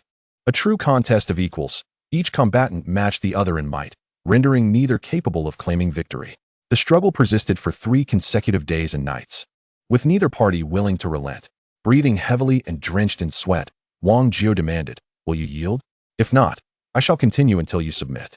The Golden Dragon, panting as well, replied defiantly, "I refuse to submit. Dream on." Wang Jiu warned, "Stubbornness will be your downfall. If you do not yield, I may inadvertently slay you." The Golden Dragon retorted, "You are but a braggart. Just wait until I turn you into a lifeless husk." Chapter 74. Departure from Red Rock Valley 2. After a heated exchange, both combatants, battered and bruised, clashed once more. The fierce battle continued for another 2 days and nights, with both Wang Jiu and the Golden Dragon on the brink of exhaustion, still hurling insults at each other. Seizing the opportunity, Tai Lisuo stepped forward to cast a contract magic spell, forcibly binding the Golden Dragon to a magical covenant with Wang Jiu. This act incited the dragon's fury even further, leading to a torrent of curses. Unfazed, Tai Lisuo calmly remarked, "You two have been fighting for 5 days and nights. When will it end? You may not be weary, but we are. Regardless, the magical contract is now in effect. I propose this, Golden Dragon. You shall follow Wang Jiu for 50 years. After this period, if you still refuse to accompany him, I will assist you in breaking the magical contract." "How does that sound?" Wang Jiu interjected, agreed. "If I cannot tame you after 50 years, then I shall grant you your freedom." "What's wrong with that?" The Golden Dragon retorted, "Such sweet words. This is a master-servant magical contract, and I have no means to dissolve it of my own accord. Ultimately, it is you who will decide my fate. Vile human, cursed human, how could a dignified Golden Dragon endure such a miserable existence?" Wang Jiu replied, "Enough of your wailing. I am a formidable being of the sanctuary. My word is my bond. 50 years means 50 years. The Golden Dragon sighed. "Well, since it has come to this, I shall trust you this once. When the 50 years are up, if you do not return my freedom, I would rather self-destruct than serve you." Tai Lisuo said, "All right then, since we have reached an agreement, let us depart. We still need to continue our search for sanctuary beasts." With the Golden Dragon now part of their ranks, Wang Jiu was in high spirits. He turned to Tai Lisuo and said, "Brother, what kind of beast are you looking for? I will help you find it." Tai Lisuo replied, "It depends on the circumstances. If I encounter a suitable beast, I shall accept it. Let us not be too picky. Sanctuary beasts are not as common as cabbages." This time, the four did not raid the Golden Dragon's lair. They allowed it to carry its own belongings. As for the underground crystal mines, they discovered upon excavation that they were merely ordinary crystal veins. The Golden Dragon, being a multi-element beast, did not require magical crystals to attain sanctuary status, indicating its remarkable talent. With the addition of the Golden Dragon, Tai Lisuo's party now boasted 5 formidable fighters of sanctuary level. Such power truly allowed them to navigate the depths of this abyss with confidence. Along the way, the disgruntled Golden Dragon incessantly berated Wang Jiu, who was equally unyielding, engaging in a relentless verbal sparring match with the dragon. After several days, Lu Huqing successfully established a magical contract with an explosive flame dragon, while Tai Lisuo formed a pact with a tyrant thunder dragon. The contracted beasts of the four were all members of the Sanctuary Dragon clan. The Earth Dragon was named Long Si. The explosive flame dragon was called Long Yin. The tyrant thunder dragon was referred to as Long Lei, and Wang Jiu's Golden Dragon was affectionately named Lao Huang. This nearly led to a fierce altercation between Wang Jiu and the Golden Dragon. The latter declared, "I am a noble Golden Dragon. Refer to me as Dragon Emperor, or I shall smite you, you despicable human." Wang Jiu shot back, "Dragon Emperor? You think you are worthy of such a title? Be wary of other Dragon Clan powers who might slay you. You would become a dead dragon. It is wise to remain humble as a dragon. Lao Huang suits you just fine, simple and easy to say." The Golden Dragon protested, "No way. Even if I cannot be called Dragon Emperor, I absolutely refuse to be called Lao Huang. It sounds dreadful. How can a dignified Golden Dragon like me bear such an atrocious name? I shall begrudgingly accept Dragon Saint instead." Wang Jiu chuckled heartily. "Huh? You've got to be kidding me. The Sacred Domain Dragon Clan is simply called the Dragon Saint? Shouldn't I, a formidable powerhouse of both martial and magical prowess among the human race, be renamed the Human Saint?"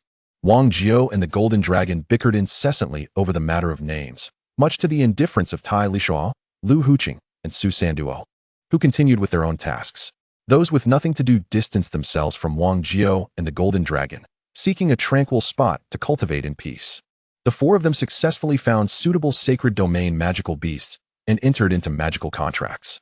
Lu Huqing, concerned for his family, said to Tai Lisuo, "Now that we have secured sacred domain level contract beasts, shouldn't we depart from this Red Rock Valley?" To which Tai Lisuo replied, "Indeed. It is time to leave this Red Rock Valley, but before we do, we ought to extract more crystal ore. With so many crystal or veins in this abyss, it would be a shame not to take more with us." Lu Huqing agreed. "All right, I will heed your advice and gather more crystal ore to benefit my Lu family." The few sacred domain dragons collectively contributed over 20 spatial rings. The four, accompanied by their magical beasts, spent several more days mining grade 9 crystals and magical crystals before finally filling all their spatial rings, reluctantly ceasing their mining endeavors. Before their departure, Tai Lisuo bestowed the magic core of the Azure Wood Dragon to Shuemu for refinement, subsequently nullifying their magical contract. The four companions and their four sacred domain dragons soared out of the abyss, smoothly exiting the Red Rock Valley. The sacred domain magical beasts, capable of speech and size alteration, transformed into diminutive dragons about a foot long, perching upon the shoulders of their human companions. As they walked along the gravelly terrain outside of Red Rock Valley, Wang Jiao inquired, "Where shall we go next?" Tai Lisuo responded, "Let us first return to Yanshan Prefecture. We should see how the Lu and Su families are faring now." Wang Jiao agreed. "Very well, we shall return to Yanshan Prefecture to deal with the Hellfire Assassins. It is best if they do not target the Lu and Su families, for if they do, I shall not rest until I have settled the score." The Golden Dragon, resting on Wang Jiao's shoulder, interjected, "What nonsense is this Hellfire? Let us eliminate them all." Wang Jiao rolled his eyes and replied, "Hellfire is one of the 3 most formidable assassin organizations in the Heavenly Dragon continent. You should swiftly deal with them. We will follow behind to collect the spoils and assist in disposing of the bodies." The Golden Dragon retorted, "I refuse to do your bidding. Do you think I am a fool like you?" Wang Jiao exclaimed, "Who is the fool? You are the true idiot. Come, come, today I shall teach you a lesson, so you may understand the might of Wang." The Golden Dragon shot back, "Wang fool, if it weren't for the limitations of the magical contract, I would have taught you how to conduct yourself long ago, understand?" Wang Jiao sighed dramatically, "You treacherous scoundrel, after all this talk, your intention is to persuade me to dissolve the magical contract. Do you think I am as foolish as you? If you wish to break the contract, it is not impossible. We can discuss it in 50 years. Ta Lisuo, Lu Huqing, and Su Sanduo pressed forward without interest, weary of the incessant banter between the peculiar duo, a human and a dragon, since such scenes unfolded daily. Initially, the group found it amusing, but over time, even the most patient would find it unbearable. The four did not rush their journey, instead choosing to proceed along the official road at a leisurely pace. They entered towns as they encountered them, seeking respite in taverns and inns to eat and drink while gathering information about the events of the past 2 years. 2 years is ample time for many occurrences. After traversing several cities, it seemed that the Li dynasty had experienced little of note during this period. It appeared relatively peaceful, without any news of the infernal flames. With no further intelligence to pursue, the quartet continued their journey directly to Annam Prefecture. After several days of travel, they arrived at Annam City. Chapter 75. Returned to Annam City. The four, accompanied by their dragons, entered Annam City with great dignity and headed straight for the largest property once owned by the Lu family. Without waiting for Lu Huqing to take the lead, Su Sanduo stepped forward silently, exuding the formidable aura of a 9th-level martial artist. This presence frightened the shopkeepers and patrons into a cold sweat, rendering them unable to move. After a tense 3 or 4 minutes, the plump shopkeeper, trembling, finally spoke, "Esteemed lords, I do not know what commands you have, but I shall certainly obey. Please, give your orders, I am at your service." At this moment, Lu Huqing stepped forward, saying, "You may not recognize me, but I assure you, the forces behind you are likely familiar with my name. I am Lu Huqing, and this establishment was once the property of my Lu family. Inform your superiors that I have returned." The plump shopkeeper quickly replied, "Rest assured, my lord, I shall convey your words faithfully." Lu Huqing continued, "Tell your superiors to return what they have taken from my family. Otherwise, none shall be spared." Having left the former Lu family establishment, the four and their dragons proceeded directly to the largest tavern in Annam City, the Nanzhou Tavern. News of Lu Huqing and Wang Jiao's return to Annam Prefecture spread swiftly throughout the city. Upon their arrival at the tavern, the head steward, Lisuo, who had evidently received word of their approach, stood at the entrance, his face beaming with smiles, as he witnessed Lu Hucheng and his companions enter the Nanzhou tavern. The once imposing steward bent slightly, personally welcoming them with warmth and hospitality. Leading Lu Hucheng and others, they ascended to the uppermost floor of the restaurant, entering the most spacious and luxurious private room available. Upon settling in the room, before anyone could utter a word, the golden dragon perched upon Wang Jiu's shoulder spoke first. Is this truly a human establishment?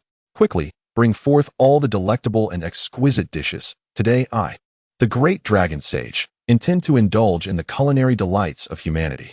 Wang Jiu then addressed the restaurant's manager, saying, serve the meat and wine in quantities suitable for 100 people, and for everything else, arrange as you see fit. The manager, Lisuo, bowed respectfully and replied, yes. I shall heed your command, my lord. I will make the arrangements at once. Please wait a moment. Lisuo hurried downstairs, summoning a servant and instructing him. Quickly inform the head of the family and the elders that Lord Wang Jiu and his companions have returned, each of them exhibiting remarkable prowess. Likely ascended to the realm of the Saint Domain, and they even bring along a Saint Domain magical beast. You must act swiftly. The servant responded, yes. I shall return to the family immediately to report to the head and the elders. Lisuo further instructed others. Prepare the food and drink in quantities sufficient for 200 to 300 people. Act swiftly, and bring forth the available cooked dishes and wine without delay. After issuing these orders, Lisuo wiped the sweat from his brow. Though he managed the largest and finest restaurant in Annan Prefecture, his own prowess was merely that of a 6th-level warrior. Previously, he had only heard tales of Saint Domain warriors. To his astonishment, he found himself personally hosting so many of them today. Being articulate in such a situation was already a remarkable achievement. After wiping his sweat, Lisuo contemplated and decided to oversee the kitchen himself. There must not be a single mistake. Incurring the displeasure of a Saint Domain warrior could spell disaster for both him and the entire Li family. News of Lu Hucheng and Wang Jiu's return spread throughout the myriad families and factions of Annan City. 2 years prior, the tale of their fierce battle against the Hellfire Assassins in Hongyan Valley, culminating in their fall into the abyss, was well known. Now, the fact that these 4 had returned unscathed bore significant implications that everyone understood clearly. They could not provoke the Hellfire. Yet Lu Hucheng and Wang Jiu had returned openly to Annan Prefecture, suggesting they possessed sufficient backing to defy the Hellfire Assassins. Thus, most chose to observe the unfolding events with caution. Upon receiving the news, the auction house's overseer promptly prepared a wealth of valuables and various cultivation resources. Hastening towards the South Prefecture restaurant accompanied by 2 martial artists who had previously encountered Wang Jiu and his companions. Many others were also rushing towards the South Prefecture restaurant in haste. Those who have encroached upon the Lu family's enterprises dared not remain passive. Their anxiety akin to ants on a hot pan. They hastily issued orders for all personnel to withdraw from the Lu family's holdings and dispatched emissaries bearing considerable wealth to the South Province Tavern to offer their apologies. Upon receiving the news, the denizens of Hellfire merely reported it without taking further action. In the Li family's council hall in Annan Prefecture, the family head Li Peng and several elders were present. Li Peng remarked to the elders, at this juncture, the esteemed Lord Wang Jiu has returned to Annan Prefecture, accompanied by formidable beings from the sacred domain. It is certain that among these lords, at least one has achieved the status of a sacred realm powerhouse. The likelihood is that 2 or 3 of them have surpassed into the sacred domain. What are the thoughts of the esteemed elders on this matter? An elder seated beside Li Peng responded, the Lu family, while a prominent clan in Yinshan Prefecture, is merely a minor family here in Annan City. We, the Li family, have never encroached upon the Lu family's enterprises, thus we hold no enmity towards them. Moreover, as a branch of the royal lineage, we are untouchable in the domain of the Li dynasty. Li Peng inquired, are you suggesting we take no action and merely observe the unfolding events? The elder replied, it would be prudent to report this to the royal family and then await developments. Li Peng concurred, indeed, we shall inform the royal family. This may very well prove beneficial, for the millennium-long war is approaching, and our Li dynasty is in dire need of sacred realm powerhouses. At the South Province Tavern, emissaries from various families and factions seeking to apologize were turned away at the door, never even catching a glimpse of Lu Hucheng, forced instead to leave their offerings on the first floor before reporting back. Lu Hucheng, Wang Jiu, Tai Lisuo, and Su Sanduo reveled in a private room of the tavern, indulging in lavish feasting alongside 4 sacred realm dragons. In truth, the Lu family's former holdings were but a trifling matter for Lu Hucheng at this stage. Each of the four possessed crystals measured in the thousands of cubic units, many of which were magical crystals. The Lu family's modest enterprises were of no consequence to them. Lu Huqing's assertive reclamation of all the properties served merely as a proclamation of their return, to avert retaliation from the assassins of Hellfire. The Lu family members and Su Sanduo's parents had mysteriously vanished. Lu Huqing's decisive reclamation of the Lu family's assets would undoubtedly disseminate rapidly. Upon hearing the news, Su Sanduo's parents and the Lu family members would naturally return to Ainan Prefecture and Yinshan, sparing Lu Huqing and his companions the trouble of searching for them. Another objective was to gauge the reaction of Hellfire. Should all proceed without incident, it would be for the best. Otherwise, the 7 Sacred Realm individuals were not to be trifled with. After satisfying their hunger and thirst, the 4 companions, accompanied by the beast, were about to depart when they encountered individuals from the Annan auction house in the lobby on the 1st floor. Among them were the 2 8th-level warriors, tall and short, who had been rescued years ago by Wang Jiao, Tai Lisuo, and Lu Hucheng. The taller one spoke first, addressing the group with respect. "Greetings, esteemed sirs. Congratulations on your enhanced divine prowess and your safe return." Wang Jiao glanced at the duo and inquired, "What brings you here? Surely you do not intend to swindle us again?" The middle-aged man behind them, who was the auction house's overseer, quickly interjected, "Esteemed sirs, you misunderstand. We would never dare to deceive you. The previous incident was born of necessity and circumstance, and we inadvertently caused you trouble. I am Zhao Xing, the overseer of the auction house, here specifically to offer my sincerest apologies." Wang Jiao replied, "You need not apologize. Simply refrain from causing us any further trouble, and we shall consider ourselves fortunate." At this moment, the dragon saint perched on Wang Jiao's shoulder chimed in, "Oh Wang, you truly are a fool to have been outsmarted by these mere novices. Pray tell, how did you come to be deceived? Do share, so that I may find amusement in your folly." Wang Jiao retorted, "You are the fool. Back then, I was merely an 8th-level warrior. Is it so surprising that I was outwitted?" The dragon saint scoffed, "Humph. What is your current status as a sacred domain warrior matter? Had I been in your position, these youngsters would not have dared to show their faces before me again. I would have turned them into my next meal." Wang Jiao shot back, "You are just a glutton. Besides, I am of the human race, not a beast. I have no appetite for human flesh. Thank you very much." As Wang Jiao and the dragon saint engaged in their playful banter, the 3 representatives from the auction house were drenched in cold sweat. They understood that with the dragon saint's presence, they were in the company of a sacred domain beast, and Wang Jiao, possessing such a formidable companion, was undoubtedly a sacred domain powerhouse himself. Faced with such strength, the trio dared not utter a word. As they watched the exchange between man and dragon unfold, they were at a loss for how to proceed. It was Tai Lisuo who finally broke the silence, addressing the trio, "Let bygones be bygones. You may leave now." Zhao Xing, relieved that someone had finally spoken, quickly expressed his gratitude to Tai Lisuo. "Your generosity is greatly appreciated, esteemed sir. This is a small token of our sincerity from the auction house. I hope you will accept it." He respectfully offered a spatial ring to Tai Lisuo, who understood that refusing it would only exacerbate the unease of the auction house representatives. Hence, he accepted the ring and handed it to Su Sanduo for safekeeping. Tai Lisuo then instructed the trio, "Very well, you may take your leave." Zhao Xing responded, "Thank you. We shall not intrude any longer." With that, he led the 2 8th-level warriors away in haste. Meanwhile, Wang Jiao and the dragon saint continued their spirited exchange, while Tai Lisuo, unconcerned with their antics, departed the South Prefecture Tavern alongside Lu Hucheng and Su Sanduo. After Lu Huqing and his companions exited the South Prefecture Tavern, Wang Jiao followed closely behind. The 4 of them lacked the inclination to meander aimlessly. They proceeded westward, exiting the city gates and arriving at the Lu family estate where they had once resided. The place was deserted, yet remnants of goods remained, suggesting a hasty evacuation. While people had been removed, all other belongings were left behind. Everything was readily available, making it entirely feasible for habitation. With their magical beasts in tow, the quartet temporarily settled in this abode. The news of their return had likely spread, and now they awaited further developments. Upon hearing the tidings, the Lu family and Su Sanduo's relatives returned to Ainan Prefecture and Yinshan Mansion. Meanwhile, 1,000 miles away from Ainan Prefecture, at the edge of the magical Beast Mountain Range, a male and female adventurer were engaged in the sale of magic cores and various materials. This couple, Su Qinglong and Lu Kaifeng, were none other than the parents of Su Sanduo. Upon receiving word from the Lu family, they had disbanded their household and departed Anning City under the cover of night. They traversed the magical beast mountain range, following the trails of low-tier magical beasts for over a month before reaching this adventurer's town. Disguising their identities and concealing their powers, they posed as ordinary adventurers. For safety's sake, Su Chenglong and his wife seldom interacted with other adventurers and did not reside in the town regularly.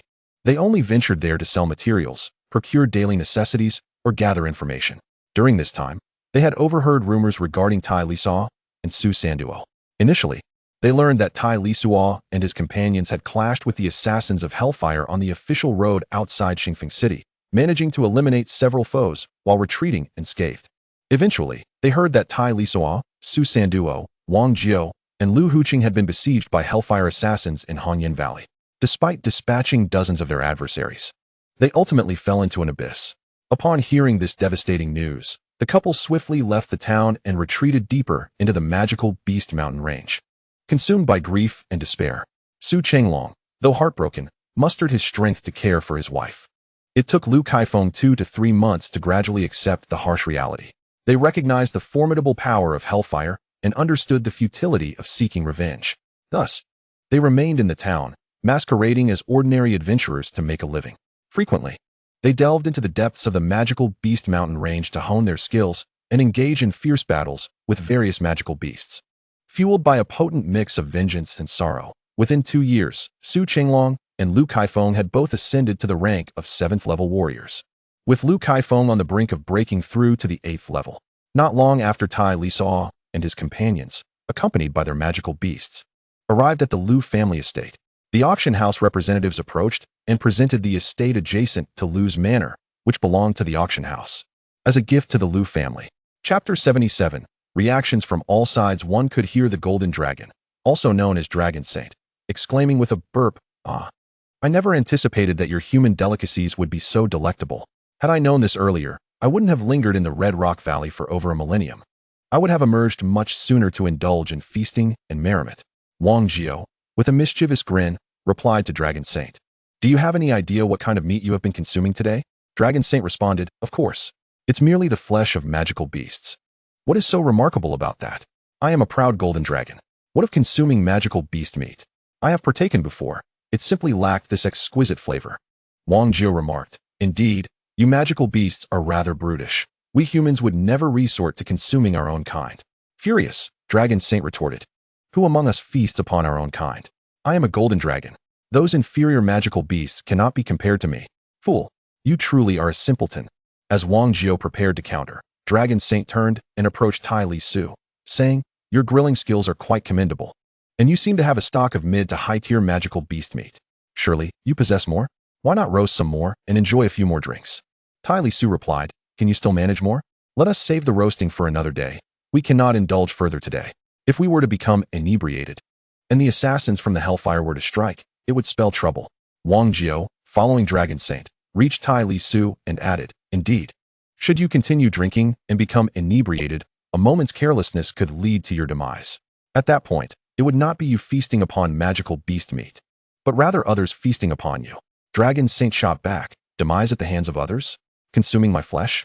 Do you truly believe I am as foolish as you?" Wang Jiao retorted, "Come, foolish dragon, let us engage in a proper duel. Today, I shall show you why the flowers bloom so vividly." Tai Lisuo observed the bickering between Wang Jiao and Dragon Saint, shaking his head in exasperation, unwilling to be drawn into their antics. He retreated into the room, retrieved a lounge chair, and reclined in the courtyard, closing his eyes to meditate. Lu Huqing and Su Sanduo also resumed their respective training. Unbeknownst to the four, the news of their return with the Saint Domain magical beasts would send ripples of shock throughout the outside world. The various factions in Yanshan Prefecture, which had previously devoured the Lu and Su family estates, felt as though calamity had befallen them upon hearing the news. The greed of yesteryears had now brought misfortune upon their families. Each was as anxious as ants on a hot skillet, unable to eat or sleep. It had been how long since the Li dynasty had witnessed a Saint Domain powerhouse? 500 years? 1,000? Moreover, the reports from Anan City indicated that more than one Saint Domain individual had emerged. Wang Jiao and his companions certainly do not stand alone as a mere presence in the sacred domain. In conjunction with the formidable sacred domain beasts, they are accompanied by at least 3 or 4 powerful beings of the sacred domain. Such a formidable force within the confines of the Li dynasty Who could possibly withstand them? It is evident that Wang Jiao and his entourage have already returned to Annan Prefecture from the distant Hongyan Valley. Yet, the Hellfire Assassins remain conspicuously silent, devoid of any response. Why? Because even the Hellfire Assassins now hesitate to provoke Wang Jiao and his companions recklessly. Unless the Hellfire manages to summon sacred domain powerhouses from elsewhere, their assassins can only offer prayers, hoping that Wang Jiao and his group do not come knocking on their door too soon. Even the notoriously overbearing Hellfire dares not show itself. As for the myriad other factions, their reactions are easily imagined. By noon the following day, members of the Lu family arrived at the estate. Lu Huqing instructed the visitors to inform the clan leader, Lu Long, that the Lu family has officially returned to Yanshan Prefecture.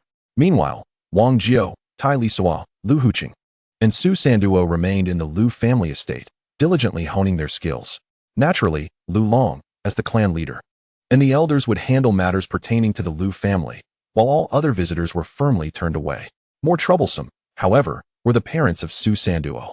When faced with the tyrannical Hellfire, Wang Jiao, Tai Lisuo, and the others could only devise means to preserve their lives. Su Sanduo's parents had vanished without a trace. At the time, Su Qinglong and Lu Kaifeng did not remain with the Lu family, but instead departed Yanshan Prefecture alone. The Su family consisted solely of the couple. Unlike the Lu family, which had numerous members, making communication quite difficult. Now, with Tai Lisuo and Wang Jiao's formidable return alongside Su Sanduo and Lu Huqing, they find themselves at a loss regarding where to seek Su Sanduo's parents. Within a few days, a substantial portion of the Lu family members had returned to Yanshan Prefecture. However, there was still no word from Su Qinglong and his wife, and Su Sanduo appeared increasingly withdrawn. On this particular day, a group of visitors arrived at the Lu family estate. At the forefront was a gaunt old man, accompanied by the governor of Annan Prefecture, who was also the patriarch of the Li family, along with several attendants. Originally, Wang Jiao, Tai Lisuo, Lu Huqing, and Su Sanduo had no intention of receiving guests. But upon receiving Lu Long's notification, they emerged alongside their magical beasts. This was due to the fact that the leading figure among the visitors, the thin old man, was a powerhouse of the sacred domain. Despite his frail appearance, his white hair did not detract from his vigorous spirit. With a kindly demeanor, the old man smiled warmly. As Wang Jiao, Tai Lisuo, and their companions entered the parlor, the seated elder rose and greeted them with a smile, saying, "I am Li Jiani, hailing from the royal capital, Longluo City. I sincerely apologize for interrupting your cultivation." Lu Huqing replied, "It is no bother at all, brotherly. You are too courteous." Wang Jiao remarked, "I did not expect that the royal capital would indeed have a powerful being from the sacred domain presiding over it. Previously, I had never heard a whisper of such news. The Li family truly lives up to their status as a royal lineage." Li Jian smiled and inquired, "I presume this esteemed individual must be Wang Jiao, my dear brother?" Wang Jiao responded, "You possess remarkable discernment, brotherly." As he spoke, Wang Jiao introduced Tai Lisuo and his companions, along with several members of the Sacred Domain Dragon clan, one by one.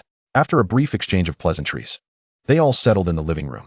At that moment, Long Sheng interjected, "Though this old man belongs to the Sacred Domain, I sense he is quite feeble. Any one of us could easily dispatch him. Why do you treat him with such courtesy?" Wang Jiao countered, "We are all civilized individuals. Do you presume we are as uncouth as you, a barbaric beast?" Long Sheng retorted, "You dare to call me barbaric? Come, come. Today, I shall make you understand why the flowers bloom so vividly." Observing that the two were about to bicker, Tai Lisuo interjected, "Long Sheng, let us maintain decorum. Old Wang, would you allow us a moment of peace?" Lu Hucheng addressed Li Jian, saying, "We are but simple folk from the mountains. Please do not find us lacking in manners, brotherly." Li Jian replied, "Not at all. Prior to arriving here, I had heard tales of both Brother Wang and Brother Long Sheng being men of true character. Upon meeting you today, I find this to indeed be the case.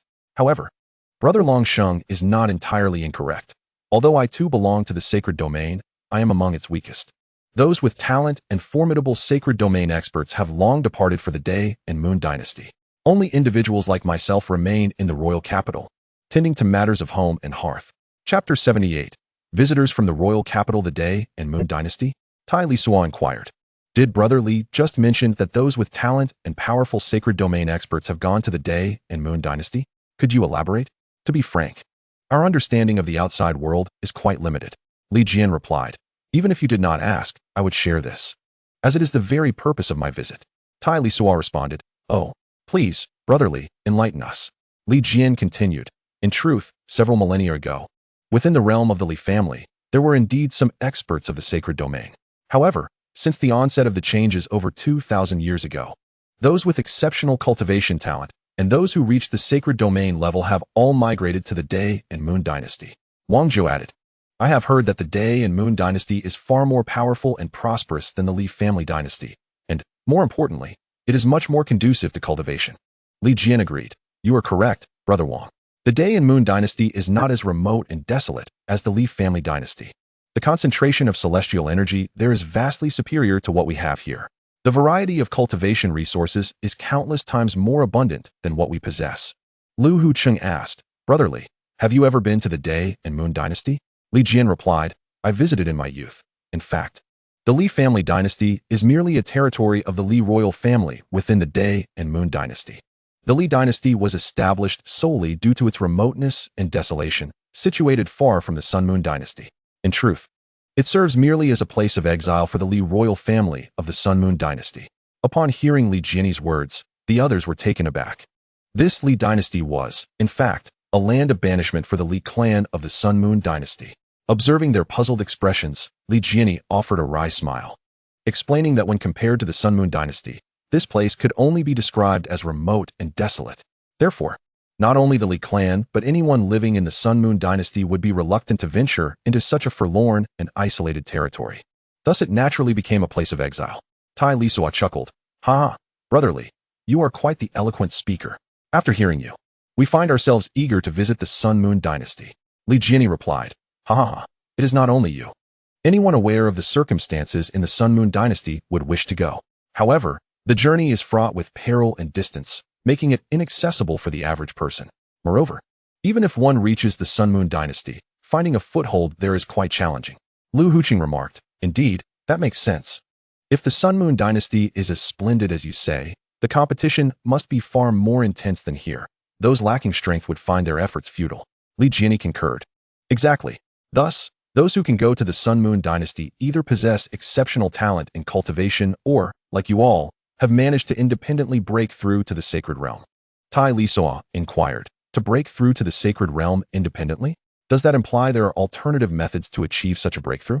Li Jian affirmed, Indeed. I did not achieve my breakthrough to the sacred realm independently. In my earlier years, I had mediocre talent and was nearing the end of my lifespan. Stuck at the pinnacle of a 9th-level martial artist, unable to ascend to the sacred realm. At that time, a certain individual in authority needed someone to oversee the Li dynasty, which granted me the opportunity to join the Li royal family in the Sun-Moon dynasty. They provided me with a low-grade, attribute-less sacred spirit fruit, which enabled my breakthrough to the sacred realm. Longsheng interjected, the sacred spirit fruit. I have knowledge of it from my ancestral memories, though I have yet to encounter it. You are quite fortunate, old man, to have consumed a sacred spirit fruit.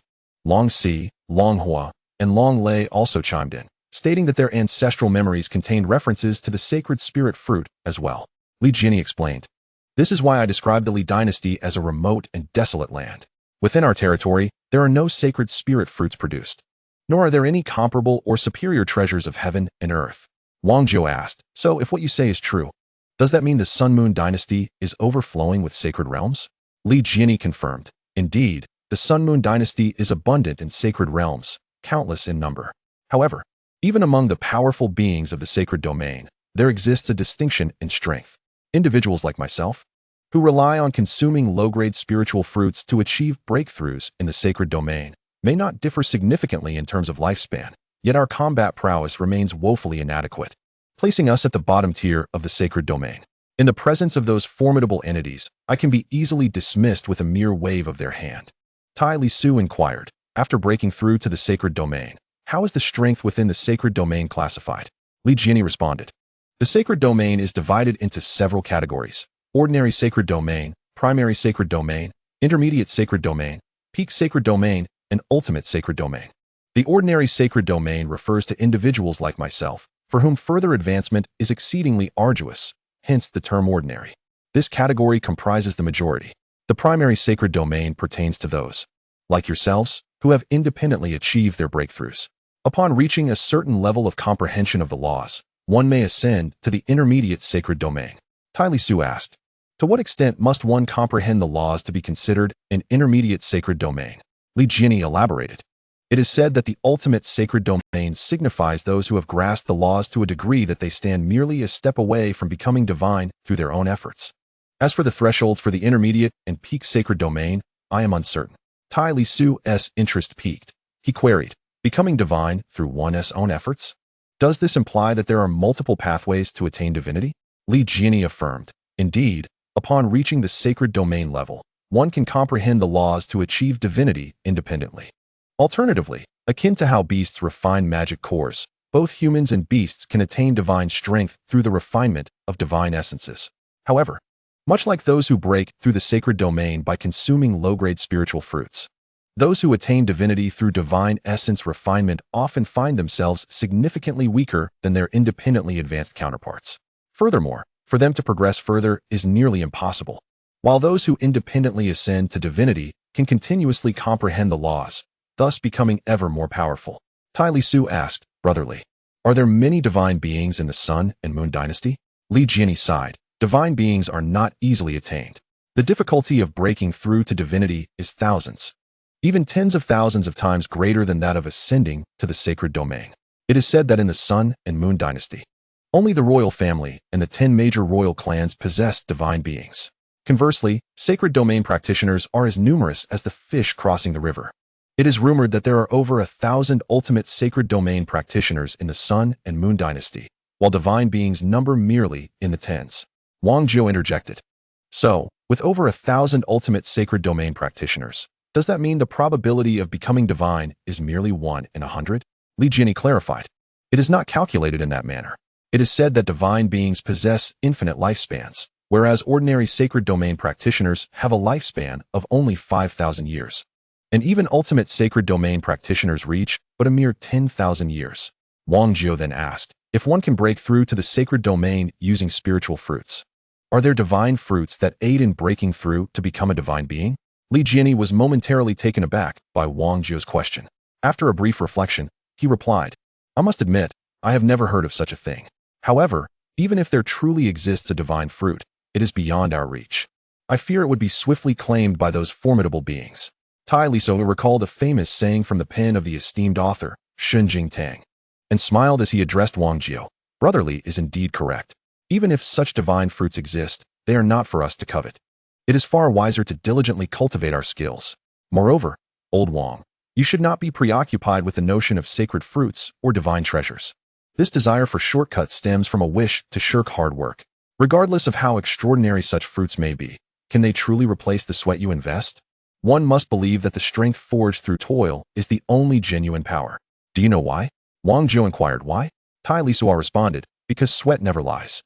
His eloquent words, reminiscent of the wisdom of Shunjing Tang, left the gathered individuals in stunned silence. Observing the astonished expressions around him, Tai Lisuo felt an exhilarating sense of satisfaction. Chapter 79. The Continental War. Several minutes passed before Long Sheng was the first to regain his composure. He exclaimed, Brother Tai, your words resonate profoundly. Only the cowardly dwell on divine fruits. I, Long Sheng, shall strive to become a divine being through my own sweat and effort. As he spoke, he cast a disdainful glance at Wang Jiao. At that moment, the others also regained their senses. Wang Jiao, infuriated by Long Sheng's remarks, retorted, who is so fixated on sacred fruits? Is it not permissible to express curiosity? He then called out, Old Huang, come on. Today, I shall reveal to you why the flowers bloom so vividly. Long Sheng shot back, my name is Long Sheng, not Old Huang, you insufferable fool. You shall taste my might today. As the two bickered once more, Tai Lisuo's good mood evaporated in an instant. He admonished them, have you two had enough? If you do not wish to remain here, then be gone and do not disturb our conversation. Long Sheng and Wang Jiao glared at each other, exchanging cold huffs, and finally settled down. At that juncture, Lu Huqing remarked, Brother Tai speaks the truth.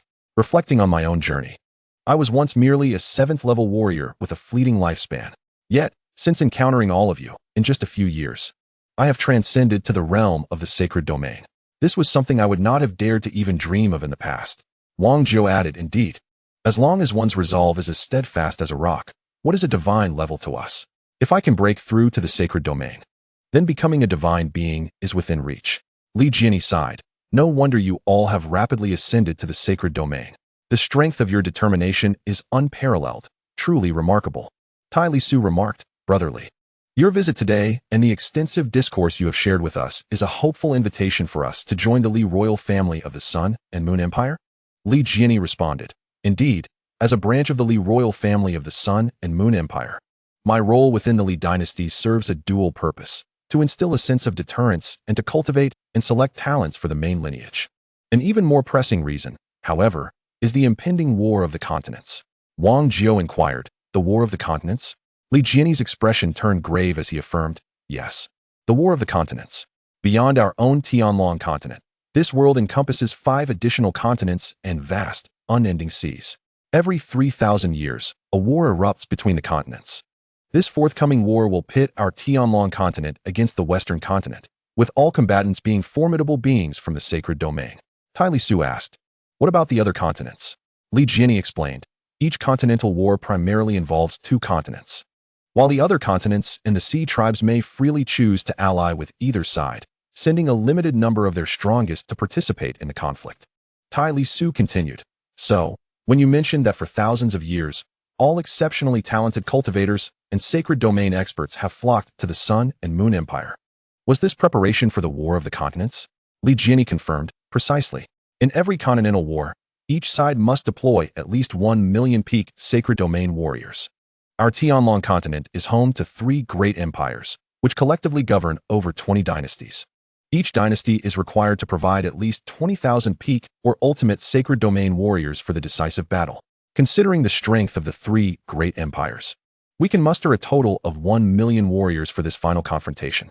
Wang Jiao exclaimed, 2 million peak sacred domain warriors participating in the decisive battle? That is an unimaginable spectacle. Tai Lisuo then queried, what about the period leading up to the decisive battle with 1 million peak sacred domain warriors? Li Jiani elaborated. The battlefield is a unique space, reportedly crafted by divine beings collaborating to create a miniature realm. Before the grand confrontation commences, specifically, since the conclusion of the last continental war, warriors from both our Tianlong continent and the Western continent have been engaging in mutual hunts within this arena. Tai Lisuo asked, when will this continental war commence? And what benefits will accrue to the victorious side? Li Jiani replied, this continental war will begin in the year 9990 of the Tianlong calendar and conclude in the year 10,000. The victors of the war will gain certain privileges, such as the right to establish temples on the territories of the defeated.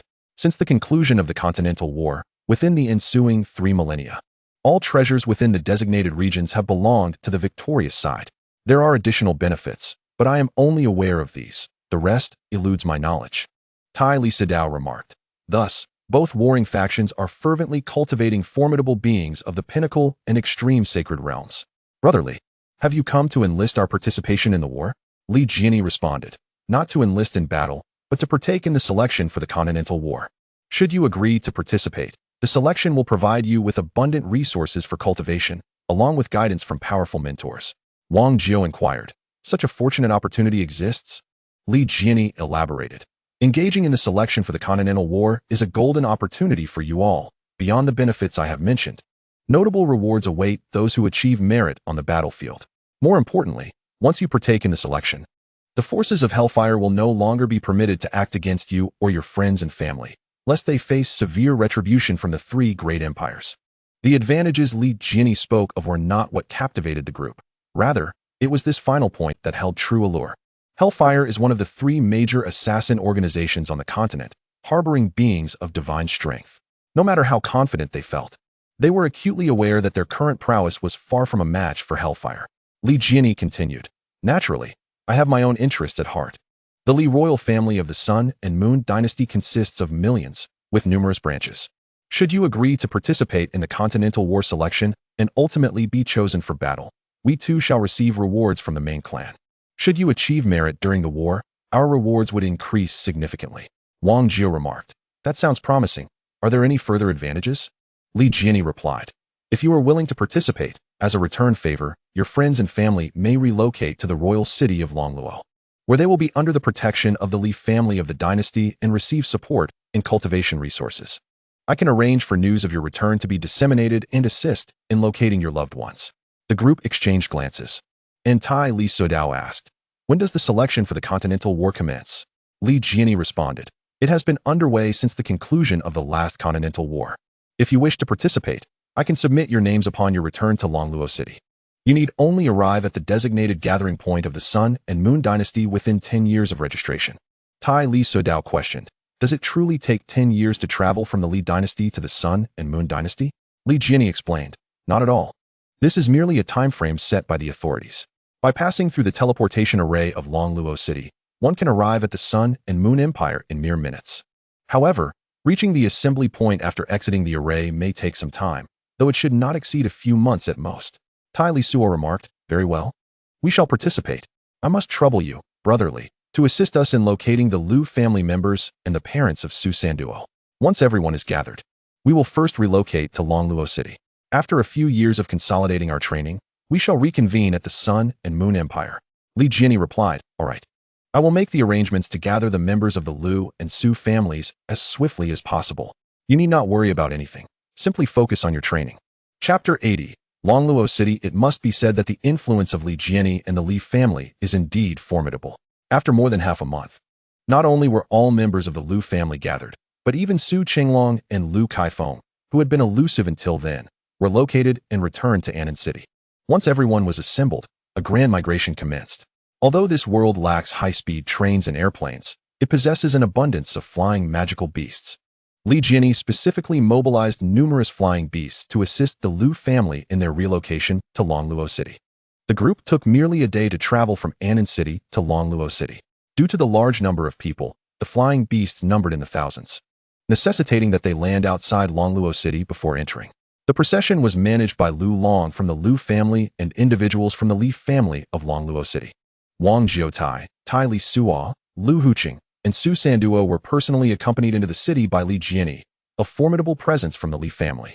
Along the way, upon hearing Li Jiani's introduction, they learned that Longluo City spans an area of over 100 miles and is divided into the Outer City, Inner City, Royal City, and Palace City.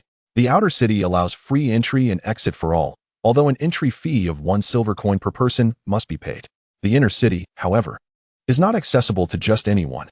Only the affluent and noble may reside there, entering and exiting with a special pass. The Royal City is even more exclusive, housing those who are level 8 or above in strength, as well as ministers and significant figures of the Li dynasty, along with their families and retainers. The Palace City is home to the king of the Li dynasty and various members of the harem, in addition to being the location of the core institutions of the Li dynasty. This time, the Lu and Su families were relocating within the Royal City, marking a remarkable leap from being an inconspicuous family in Annan Prefecture to joining the ranks of the most prestigious families in the Li dynasty. Although the Lu family's foundation may still lag behind those already residing in the Royal City, the presence of a sacred domain expert entirely transcends the gap of so-called family heritage. In fact, their arrival has positioned them as one of the preeminent forces within the Royal City. Li Jiani made meticulous arrangements, placing the residences of the Lu and Su families, as well as those of Tai Lisuo and Wang Jiu, adjacent to one another along the same grand street. Though the Su family is small in number, with Tai Lisuo and Wang Jiu, one full stomach suffices for the entire household. Nevertheless, the scale of their estate is no less than that of the Lu family, each covering over 100 acres. Apart from the Lu family, Li Jiani has also dispatched a considerable number of staff to the residences of the Su family, Tai Lisuo and Wang Jiu, including chefs, doormen, maids, and guards. The astute Lu Huqing has even selected numerous chefs, doormen, maids, and guards from among the Lu clan to present to the Su family, Tai Lisuo, and Wang Jiu. Naturally, the various factions in the royal city are eager to make the acquaintance of these newly emerged nobles, resulting in a steady stream of visitors to their doorstep, much to the detriment of Tai Lisuo and Wang Jiu's training. After conferring, Tai Lisuo and Wang Jiu concluded that this situation was untenable. Thus, the Lu family took the initiative to host a banquet for all the influential families in the royal city at the Su residence. Lu Huqing, along with Lu Long, Tai Lisuo, and Wang Jiu, attended this gathering, where they conveyed a crucial message. Henceforth, any matters requiring attention should be directed to Lu Long, Lu Huqing, Tai Lisuo, Wang Jiu, and Su Sanduo, along with Su Sanduo's parents, were all preoccupied with their cultivation, leaving them little time or energy for mundane affairs. This arrangement finally afforded them some peace. One day, Tai Lisuo and Wang Jiu visited Su Sanduo's home and summoned Lu Huqing to discuss their intentions regarding the selection for the Continental War. Tai Lisuo spoke first. Since we have resolved to participate in the Continental War selection, what are your thoughts on the matter? Wang Ju replied. If we can reach the peak of the sacred realm before the decisive battle, we must certainly participate. However, should we fail to attain such strength, the royal Li family of the Sun and Moon dynasty will likely compel us to continue serving them. Otherwise, those who have not reached the peak of the sacred realm will have unnecessarily squandered vast resources for cultivation. Such fortune is unlikely to befall us. Lu Huqing added. Brother Wang Jiu speaks the truth, yet we have no choice but to partake. Otherwise, if the Hellfire faction sends forth peak sacred realm experts, we would be utterly defenseless. Since both Lu Huqing and Wang Jiu broke through to the sacred realm, they have regarded each other as equals, no longer addressing Wang Jiu as a senior. Tai Lisuo interjected. Indeed, what we require most at present is time. With over 400 years remaining until the Continental War's decisive battle, we must leverage this time to enhance our strength as much as possible. With sufficient power, all problems become trivial. Without it, we shall remain at the mercy of others. Wang Jiu inquired, Brother, what are your thoughts? Tai Lisuo replied, Old Wang and Old Lu, you two should continue cultivating earth magic, striving to deepen and strengthen your understanding of the laws. Moreover, one must apply the laws within the realm of combat. Additionally, I encourage you to explore the possibility of mastering wood-based magic. There is no need to fully comprehend the laws. Even acquiring the healing spell could prove life-saving in dire situations. Wang Jiudao responded affirmatively. All right, I shall heed your advice. Lu Huqing nodded in agreement. Tai Lisuo continued. Our understanding of this world remains rather limited. In the upcoming period, I shall immerse myself in the library of Longluo Academy, dedicating time to study and gain a broader perspective on various matters. You too should focus on your cultivation, striving to enhance your strength before we journey to the Day and Moon dynasty. For the selection of participants in the Continental War, the three of us will suffice, while Su Sanduo will remain here to concentrate on his training. Lu Huqing replied, Very well, no problem. However, Su Sanduo was unwilling to acquiesce. He implored Tai Lisuo, Teacher, I wish to accompany you. Tai Lisuo responded, Your progress in cultivation is commendable, yet I still believe you are ill-suited for the battlefield. Your heart is too tender, and you lack the necessary ruthlessness. In life and death struggles, mere strength is insufficient. Willpower and temperament are equally crucial. At times, one must be resolute to seize the chance of survival. Do you understand? Su Sanduo reluctantly acknowledged, I understand, teacher. Tai Lisuo added, while I, Old Wang, and Old Lu depart, you two have a responsibility here. Although you have yet to break through to the Holy Realm, with Long Si by your side, should any trouble arise, the two of you can deter those with ulterior motives. Chapter 81. Su Sanwa's breakthrough. Tai Lisuo spent over a month in the library of Longluo Academy, gaining profound insights into the Tianlong continent. The continent is divided into three major empires: the Tianlong Empire, the Longhan Empire, and the Daqin Empire. Each empire not only possesses vast territories, but also governs several dynasties, which in turn oversee numerous kingdoms. On the Tianlong continent, these three empires represent the pinnacle of power, characterized by both competition and collaboration. The next tier of influence consists of various dynasties and several assassin organizations, while the multitude of smaller factions is as numerous as the stars. Small kingdoms like the Li dynasty are considered the most inconsequential forces across the entire Tianlong continent. Thus, the records in the library of Longluo Academy likely pertain to commonplace matters of the continent. However, due to Tai Lisuo's previous low standing and limited understanding of the Tianlong continent alongside Wang Jiu and Lu Huqing, he felt that the knowledge acquired was indeed substantial. Particularly enlightening were the fundamental principles regarding cultivation, such as the importance of comprehending and applying the laws after reaching the 9th level of combat and magic mastery, which has become the cornerstone of advanced cultivation.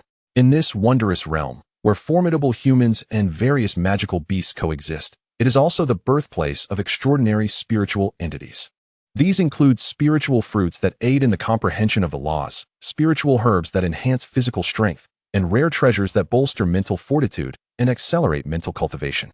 Among others, to speak of magic alone, Tai Lisuo has thoroughly explored spells ranging from the 1st to the 9th level. Given that magic is intrinsically linked to the laws, Tai Lisuo certainly did not skim through this knowledge as casually as he did with martial techniques and the secrets of combat energy. After departing from the Longluo Academy, Tai Lisuo sought out Li Jian-yi for a discussion. Despite being an old sage who had ventured to the Sun and Moon dynasty, Li Jianyi's insights were rather limited and lacking in substantial information. This prompted Tai Lisuo to visit the residence of Wang Jiao, where both Wang Jiao and Lu Hucheng were engaged in their cultivation practice.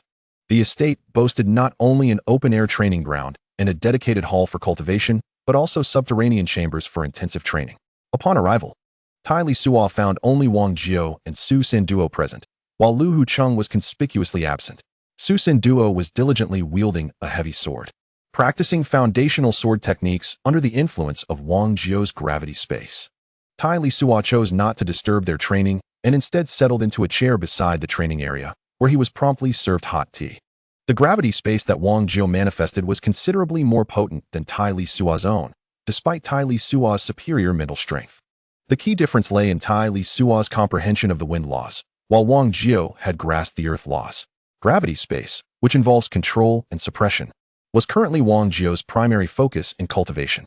Even if Tai Lisuo and Lu Hucheng found themselves ensnared within Wang Jiao's gravity space, extricating themselves would not be an easy feat as the three cultivated. A mate stood nearby, prepared to assist at any moment. Tai Lisuo leisurely sipped his tea while observing Wang Jiao and Su Sanduo's practice.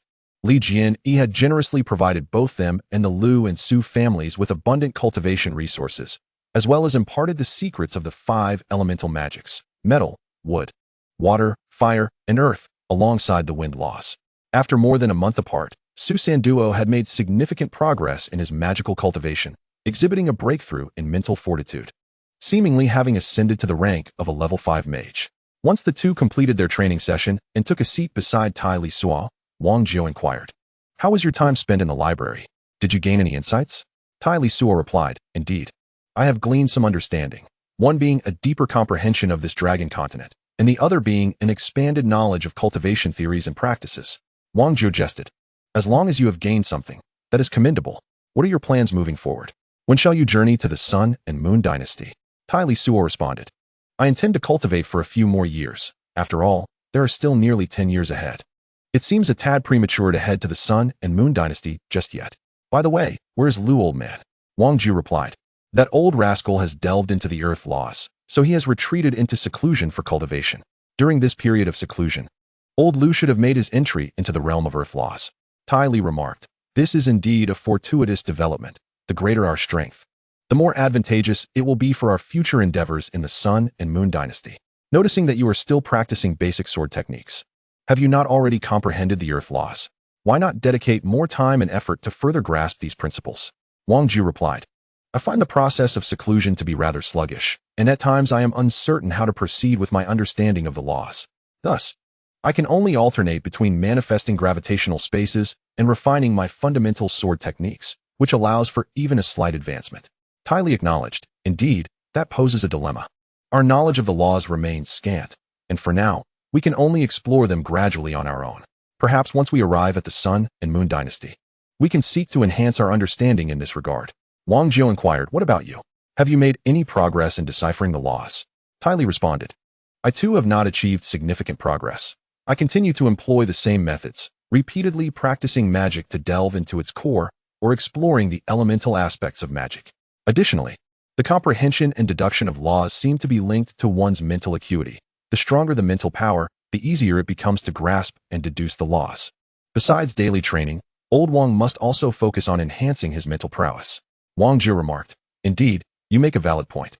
At times, I yearn to introduce new variations into the gravitational space, yet I often feel thwarted in my efforts."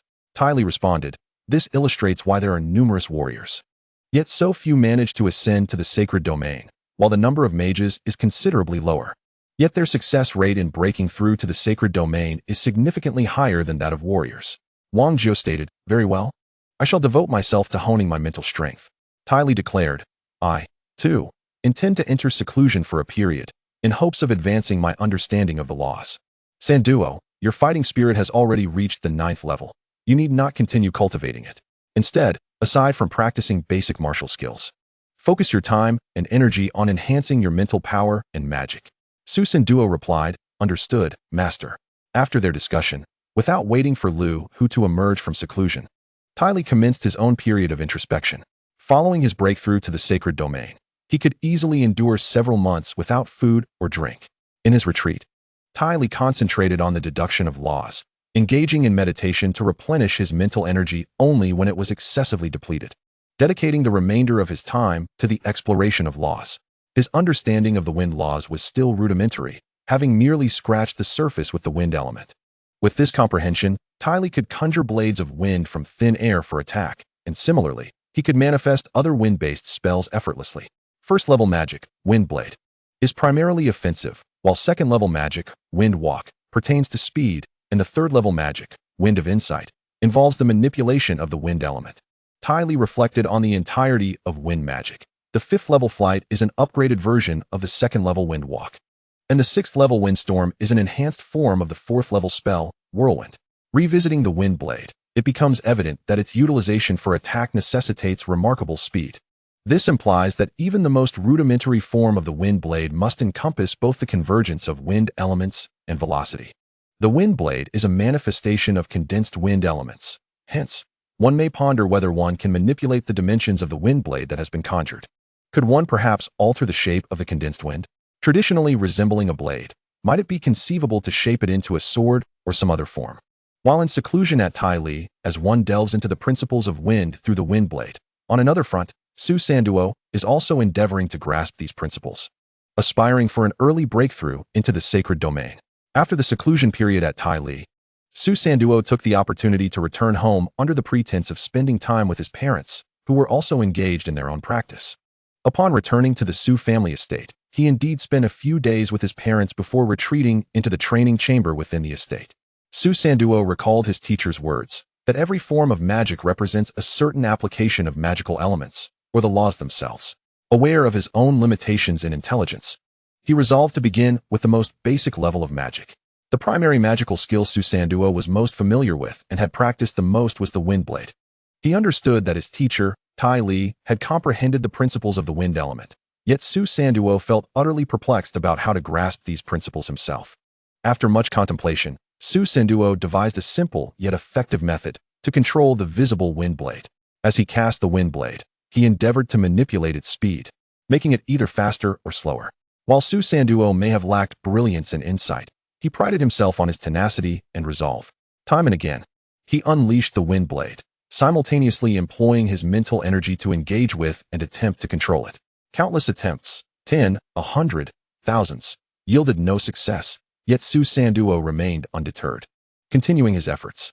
As days turned into weeks, Su Sanduo's mental energy gradually began to keep pace with the speed of the wind blade, allowing him to make slight adjustments to its trajectory. A surge of joy welled within him. His instincts and attempts appeared to be validated. Having identified the correct path, he resolved to persist in his training. It felt reminiscent of the early days spent under his teacher's guidance, engaged in relentless practice. Whenever his mental energy waned, he would meditate to replenish it, and as soon as he regained his focus, he resumed his training. Meanwhile, Lu Huqing, after a 6-month seclusion, finally made headway in the earth element's principles, comprehending laws related to gravity. However, upon emerging from his retreat, his initial joy dissipated as he discovered that Tai Li, Wang Jiao, and Su Sanduo were all engrossed in their training. The exhilaration he once felt vanished. Among the four, aside from Su Sanduo, both Tai Li and Wang Jiao were significantly younger and had spent much less time in training, yet their prowess now surpassed his own. In his quest for greater strength and to keep pace with Tai Li and Wang Jiao, it became abundantly clear that he must intensify his efforts in training. After a brief respite at the Lu residence, Lu Huqing resumed his seclusion for cultivation after offering guidance to the clan's younger generation. In Chapter 82, Su Sanduo's breakthrough, 2. Observing Su Sanduo's reluctance, Wang Jiao remarked, "Sanduo, your teacher is correct, we cannot all depart. Your parents and the clansmen of the Lu family require a formidable presence to safeguard them." Su Sanduo acquiesced, "Very well, Uncle Wang." Unbeknownst to them, a flicker of resolve flashed in Su Sanduo's downcast eyes. After reaching a consensus, Wang Jiao and Lu Huqing focused their efforts on cultivating alongside Su Sanduo. Meanwhile, Tai Lisuo, having exchanged greetings with Li Jiani, ventured to the library of Longluo Academy. Each of them was endowed with an abundance of crystal stones, supplemented by various cultivation resources provided by Li Jiani. The members of the Lu family and Su Sanduo's parents were diligently honing their skills, but none exhibited more fervor than Su Sanduo. Beyond his daytime training with Wang Jiao and Lu Huqing, he tirelessly practiced his combat energy alone at night. Alongside his magical studies, Su Sanduo recalled his teacher's words. Every form of magic is essentially an application of magical elements, as well as a manifestation of corresponding principles. Aware of his own limitations in intelligence and comprehension, Su Sanduo dedicated himself to mastering the first-level magic, Wind Blade, aiming to grasp the fundamentals and ultimately break through to the sacred domain. Only by achieving this breakthrough could he accompany his teacher to the Sun and Moon Dynasty. Longluo Academy, the most esteemed institution within the Li Dynasty, boasted an expansive library filled with a wealth of knowledge. Thanks to Li Jianyi's intervention, the library was fully accessible to Tai Lisuo, who possessed the highest level of privileges within its confines. Although referred to as a library, it contained not only traditional books, but also numerous records inscribed on crystal stones. For instance, 9th-level martial arts and magic, as well as other critical information, were chronicled on these stones. These were no ordinary crystals. They were said to be specially refined and treated to retain memories. Accessing the contents of these memory crystals was remarkably straightforward. One merely needed to project their mental energy into the crystal to retrieve the recorded information. Upon his initial encounter with the memory crystals, Tai Lisuo marveled at their resemblance to the jade slips depicted in cultivation novels, which were both simple and efficient, a testament to the advanced civilization of this world dedicated to cultivation. Within the library of Longluo Academy, there were tens of thousands of memory crystals alone, with an overwhelming number of books. In less than 10 days, Tai Lisuo managed to absorb the contents of thousands of these memory crystals. This is primarily due to the fact that often, after absorbing the knowledge contained within the memory stones, one must pause to reflect and organize the information. Otherwise, the process would be expedited. Conversely, perusing ordinary tomes consumes considerably more time, despite Tai Lisuo's formidable mental prowess allowing for rapid reading. Nevertheless, it took nearly a month for him to peruse the books he intended to read. The sheer volume of rudimentary martial techniques and combat secrets is overwhelming. For instance, the 4th-level martial arts are categorized into various forms such as swordplay, fist techniques, palm techniques, and footwork, among others, each boasting an abundance of variations. Tai Lisuo merely glanced at 1 or 2 examples from each category for reference, thereby conserving a significant amount of time. Otherwise, if he aimed to exhaustively study all the texts in the library, it would likely take him an entire year to finish. Upon departing from the Longluo Academy, Tai Lisuo commenced a period of secluded cultivation. After an extensive retreat dedicated to rigorous training, he has made marked progress in his comprehension of the elemental essence of wind. He can now manipulate the wind element to take on the forms of various weapons, such as swords, axes, hooks, and short spears, among the 18 weapon shapes. Moreover, he can effortlessly control the size of these wind-formed weapons. Just as Tai Lisuo was preparing to conclude his retreat for a well-deserved respite, he suddenly sensed an unusual disturbance in the energy of the world outside. He swiftly emerged from the underground training chamber. Upon exiting, he observed a tempestuous gathering of worldly energy coalescing visibly towards a specific location. A closer inspection revealed that it was none other than the Su family. Tai Lisuo then utilized his mental prowess to scan the entirety of the royal city, discovering that Wang Jiao and Lu Hu were also engaged in seclusion for cultivation. Meanwhile, the likes of Long Sheng, Long Lei, Long Yan, and Long Si had seemingly disappeared to frolic elsewhere while their master was engrossed in his training. Within the entire Longluo city, aside from his group and Li Jianyi, there were no other Saint Realm individuals present. Tai Lisuo hastily made his way to the Su residence, where he found Su Chenglong and Lu Kaifeng, the couple visibly torn between excitement and concern as they gazed at the gathering energy. Upon seeing Tai Lisuo's arrival, Su Chenglong expressed his delight, saying, "Ah, Brother Tai, you have come. This is truly wonderful. My son, Senduo, has been in seclusion for cultivation. It appears he is on the verge of breaking through to become a Saint Realm powerhouse. I was worried that someone might disrupt his breakthrough while you were all in retreat. With your presence here, we can rest assured." Tai Lisuo reassured him, saying, "Fear not. We are in the royal city, and with my presence, Sanduo shall remain unharmed." As they conversed, a figure soared through the air from a distance. It was none other than Li Jianyi, the venerable Saint Realm expert from the Li family. Upon landing beside Tai Lisuo and Su Chenglong, he inquired, "Who is attempting to break through to the Saint Realm?" Su Chenglong replied, "In response to your esteemed presence, it is my son, Su Sanduo, who is striving for a breakthrough." Li Jianyi remarked, "Su Sanduo? How old is this child?" "Barely in his early 20s, I presume. This marks a breakthrough into the sacred domain, a truly promising future." Su Chenglong smiled broadly and replied, "Senior, you flatter me, truly." Li Jianyi remarked. At just over 20 years of age, to independently achieve a breakthrough into the sacred domain, your future accomplishments, barring any unforeseen circumstances, will undoubtedly reach the pinnacle of the sacred domain. The Su family is on the verge of great prosperity. Congratulations. Su Chenglong expressed gratitude. Thank you for your auspicious words. Senior. At that moment, Wang Jiao and Lu Huqing, who had been in secluded cultivation, also emerged. The group engaged in lighthearted banter as they awaited Su Sanduo's successful breakthrough. Achieving the sacred domain is a momentous occasion, causing quite the stir throughout Longluo City, attracting the attention of all formidable beings. However, others refrained from approaching too closely, wary of misunderstandings that could lead to dire consequences, as they could be swiftly silenced by several sacred domain powerhouses. Finally, as Su Sanduo completed his breakthrough, everyone stepped forward to congratulate him. Only Tai Lisuo remained expressionless, silent. Others soon noticed that something was amiss with Tai Lisuo's demeanor. Su Chenglong and Lu Kaifeng felt an unsettling anxiety in their hearts. Chapter 83. Su Sanduo's Breakthrough. 3. The atmosphere grew tense, as the crowd was perplexed by Tai Lisuo's unusual behavior. In an instant, the room fell silent, and such sudden quietude was disconcerting. Before encountering Tai Lisuo, Su Sanduo was often shunned by others, possessing dismal talent and poor comprehension. Not even the lowest-tier magic academies or second- and third-tier mages were willing to teach him. It could be said that Su Sanduo's current standing and the Su family's fortunes were solely due to Tai Lisuo's guidance. Witnessing this scene, Su Sanduo felt increasingly anxious, yet dared not speak, as he had an inkling of why his mentor was displeased. It was the old steward, Su Wu, who bravely suggested, "Esteemed guests, please join us in the parlor for tea."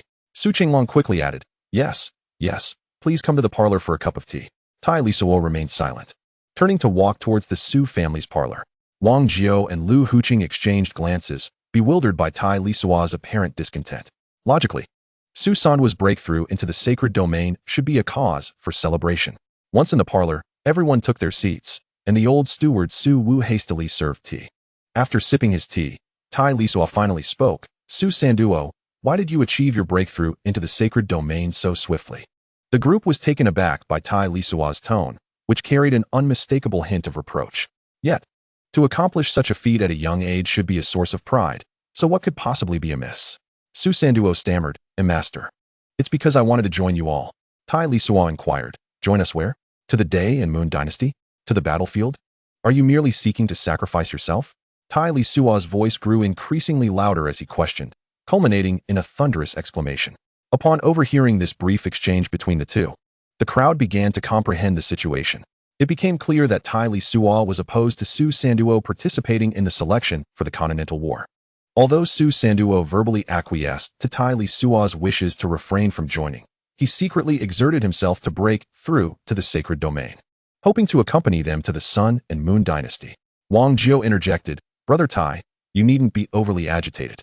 Indeed, Sanduo is not suited to accompany us to the Sun and Moon Dynasty. Although he has now attained the sacred domain, it would be best for him to remain in Longluo City. With a powerful figure of the sacred domain stationed here, we can depart with peace of mind. Can we not?" Tai Lisuo snorted in disdain and retorted, "Old Wang, are you unaware of this boy's temperament? Do you think he will obediently stay in Longluo City if instructed?" Wang Jiao, feeling somewhat awkward, turned to Su Sanduo and pleaded, "Sanduo, please remain in Longluo City and do not follow us to the Sun and Moon Dynasty, all right?" However, Su Sanduo stubbornly lifted his chin and declared, "No, I insist on going." Wang Jiao sighed, rubbing his forehead in exasperation, truly at a loss for words. Tai Lisuo, equally troubled, countered Su Sanduo. "Do you believe that attaining the sacred domain renders you a formidable warrior? Once on the battlefield, how much combat prowess will you truly exhibit? Tell me, who do you think you can defeat? Are you intentionally seeking to burden us?" Yet, Su Sanduo remained resolute, asserting, "I will not be a burden to you." Tai Lisuo found himself both amused and exasperated by this fellow. With a resigned tone, he replied, "Just because you claim you won't be a burden, does that make it so? Do you expect to vanquish enemies merely with your words?" Su Sanduo responded defiantly, "Regardless, I will go, and I assure you, I will not become a liability." Tai Lisuo chuckled dryly. "Ah, so confident, are we? Very well, do not accuse me of being unreasonable as your instructor. If you can pass the trials I set forth, you may accompany us to the Sun and Moon Dynasty. Otherwise, I would rather render you incapable than allow you to walk into certain death." Su-san with spirits soared at this declaration. Teacher, rest assured. I will undoubtedly succeed in any trial you present. Tai Lisuo continued. Excellent. Then let me outline the first trial. From today onward, you are to visit brothels, seeking merriment with women. Each day, you must choose a different partner. Though there should be no marital titles, the intimacy must be genuine. Upon hearing this, the crowd felt a wave of awkwardness wash over them, particularly Lu Kaifeng, the sole woman present, who felt immensely embarrassed. Su Sanduo, filled with excitement, exclaimed, Teacher, what kind of trial is this? Are you deliberately setting me up to fail? Tai Lisuo chuckled. What is this? Just moments ago, you were brimming with confidence. Have you lost your resolve already? Perhaps you should concede early. This is merely the first trial, and you dare claim I am making it difficult for you? The opportunity has been granted to you. If you fail to pass my test, you shall remain obediently in Longluo City and shall not venture elsewhere. After a moment of contemplation, Su Sanduo inquired, Master, how long must this trial endure to be considered passed? Tai Lisuo replied, the duration may be long or short. It shall be deemed passed whenever I deem it so. Su Sanduo, anxious, asked, but what if you never allow me to pass? What shall I do then? Tai Lisuo responded gently, the trials of the mortal realm temper the heart of the Tao, drifting like a dream. Whether you can pass this trial depends on your own enlightenment. When you achieve that understanding, you will pass the trial. Wang Jiu remarked, well said. The trials of the mortal realm temper the heart of the Tao, drifting like a dream. I believe I now grasp the purpose of your trial. One enlightening sentence from you surpasses a decade of study. Today, I have greatly benefited. Apart from Su Sanduo, Li Jiani, Lu Huqing, and Su Chenglong, present in the gathering, nodded in contemplation, all moved by the phrase of tempering the heart of the Tao through the mortal realm. Observing Wang Jiu's acknowledgement of the trial's wisdom, Su Sanduo continued. Then, Master, what are the other trials? Tai Lisuo replied. First, you must pass this one before discussing the others. If you cannot succeed in the first, discussing the rest is meaningless. Su Sanduo asked. Then, Master, could you tell me how many trials there are in total? Tai Lisuo responded, not many. There are only 3 trials in total. If you pass all, I shall take you to the Sun and Moon dynasty. Su Sanduo declared, very well, Master, rest assured. I shall certainly pass your trials. Tai Lisuo smiled and turned to Lu Huqing and Li Jiani, asking, in your families, are there any young scions who neglect their cultivation and indulge in frivolities instead? If so, send a few to accompany Su Sanduo for daily revelry. Lu Huqing replied, I seldom involve myself in family matters. I must inquire with Lu Long for that information. Li Jiani stated, I can assure you such individuals exist in my family. I shall return and select a few to send over. Tai Lisuo remarked, that would be much appreciated, brotherly. Li Jiani responded, such trivial matters require no thanks. With that, he departed with decisive promptness. At this moment, Tai Lisuo addressed Wang Jiu. Well, old Wang, you seem to be deep in thought. Would you care to join Su Sanduo in experiencing this? Wang Jiu replied, this is worth considering. Although I have previously encountered the vicissitudes of human emotions, it is indeed necessary to temper the heart of the Tao in this mortal realm. Tai Lisuo said, very well, arrange it as you see fit. By the way, Sanduo, what principles have you comprehended? Chapter 84. The Heart of the Tao in the Mortal Realm. Upon hearing Tai Lisuo's inquiry, Su Sanduo replied, Master, I am uncertain which principle I have comprehended. It pertains to the laws of speed, relating to fast and slow. Tai Lisuo remarked, fast and slow, indeed, are related to the laws of velocity. To my surprise, you have grasped the principle of speed. This is advantageous, as it enhances your survival capabilities. Lu Huqing remarked. The principle of speed sounds quite formidable. Su Sanduo responded. However, I feel it is not particularly impressive. I am uncertain about how to cultivate it further. Tai Lisuo interjected. Though I have not comprehended the principle of speed, I can offer you some insights. In the realm of martial arts, speed is paramount. Whether it be magic or martial techniques, as long as you are sufficiently swift, exceedingly so, no one can contend with you. If you can outpace others, you will secure an invincible position. Wang Jiu noted, that makes sense. You previously advised me to practice foundational martial arts for this very reason. Tai Lisuo continued. It is not merely your speed that must be enhanced. You must also integrate rapidity and slowness into your offense and defense. In doing so, you can strike swiftly when desired or slow down at will, thus influencing your adversary's reactions. By diminishing the speed of their attacks, you will fortify your own invincibility. Su Sanduo expressed his understanding. I comprehend now. Thank you, Master. Tai Lisuo replied. These are merely my speculations. Whether they hold true must be discovered through your own gradual experimentation. Lu Huqing inquired, Brother Tai, how should we apply the principle of gravity that we have comprehended? Tai Lisuo responded, I have previously conveyed this to you. It primarily revolves around the forces of suppression and repulsion. As for how to apply it to attack and defense, that is for you to explore and experiment with. Wang Jiu then asked, Brother Tai, as you have grasped the principle of the wind element, how do you utilize it? Tai Lisuo replied, currently, I have only discerned one application, the fundamental wind-based spell, Windblade, which you are all familiar with.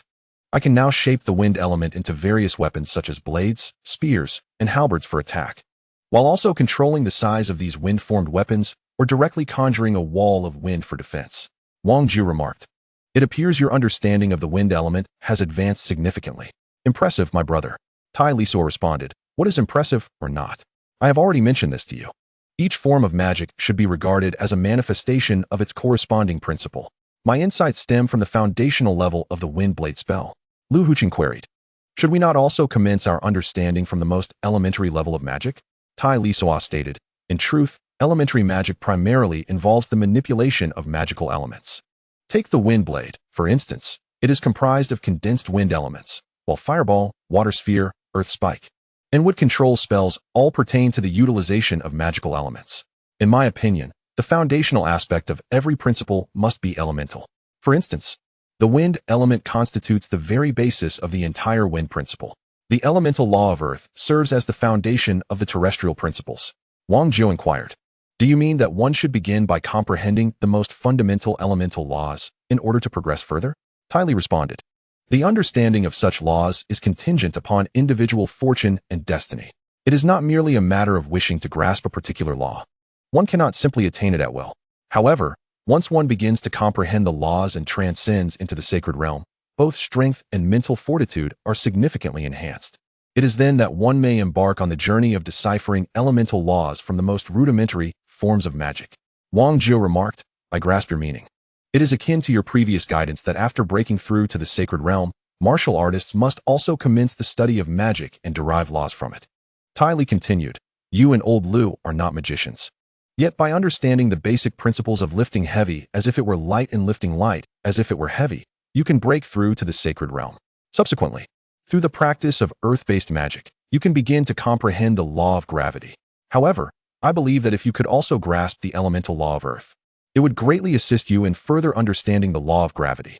Lu Huqing agreed. Indeed, that makes sense. If the elemental laws are the foundation of all laws, then having a solid base should facilitate the comprehension of other laws. Tai Li elucidated, each type of law represents a complete entity. For instance, the elemental law of Earth, the law of gravity, and other related terrestrial laws should be viewed as a cohesive whole. Yet, our understanding of these laws must be gradual. We cannot directly comprehend the entirety of a law. We can only slowly grasp one aspect or portion at a time.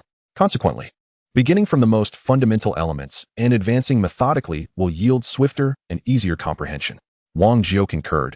Yes, it resembles the practice of martial techniques. Initially, one must master the foundational skills before progressing to more advanced techniques, thus making the learning process more accessible and expeditious. Tai Li affirmed, precisely. Each type of law constitutes a whole, and after understanding various laws, one must find ways to integrate them into a unified application for both offense and defense. Wang Jiu queried, while the reasoning is sound, how might a principle like the healing aspect of wood-based magic be applied in offense and defense? Would one not inadvertently heal the enemy? Tai Li countered, might it not be possible to reverse its application? If it can mend wounds and restore vitality, then once you have comprehended the relevant laws to a certain degree, you could, perhaps, slow an enemy's healing process, hasten their fatigue, or even exacerbate what would otherwise be minor injuries. Wang Jiu exclaimed, Indeed, how could I have overlooked this? Tai Lisuo pondered, Do you believe that my brother, in his previous life on Earth, spent decades immersed in novels about cultivation and advancement for naught? Lu Huqing added, In that case, it appears that all laws can indeed be applied to both offense and defense.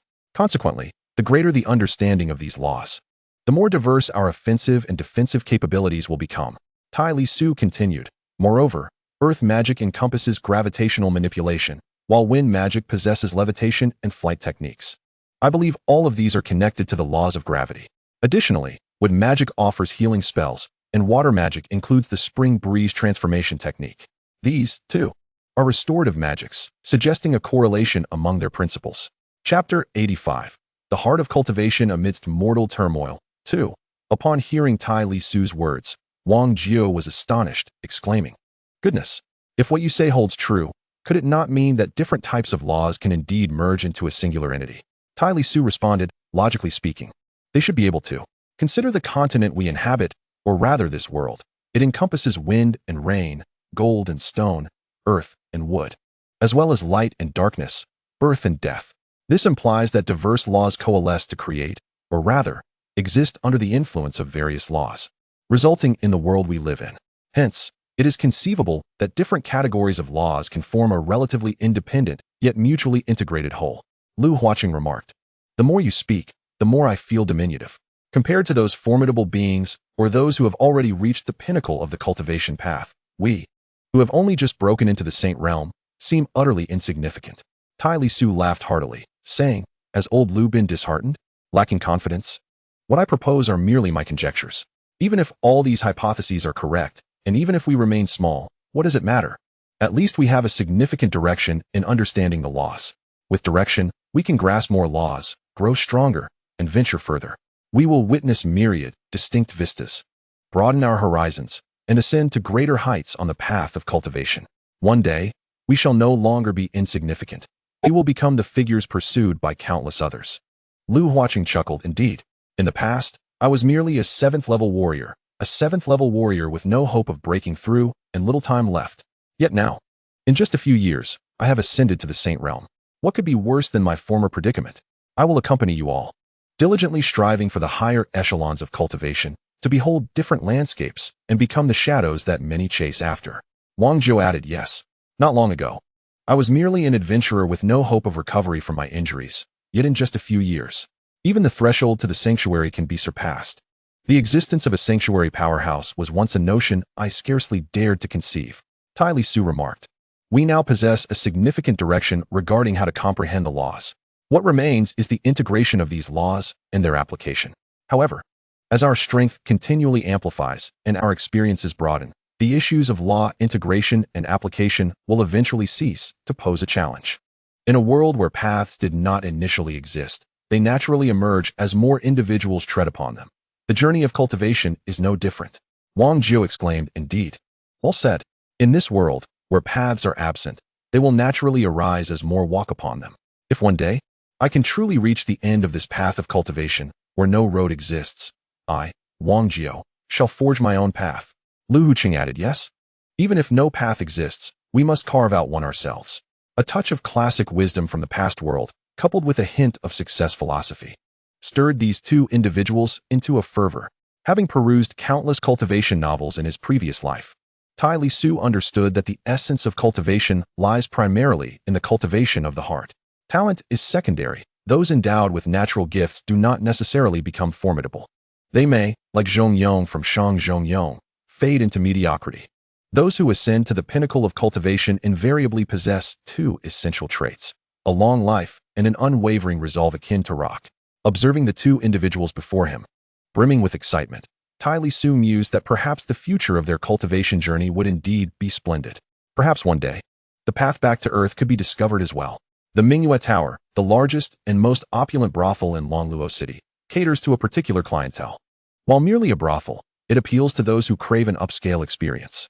The establishment exclusively serves two types of patrons, those at the 7th level and above, as well as individuals of notable status and influence.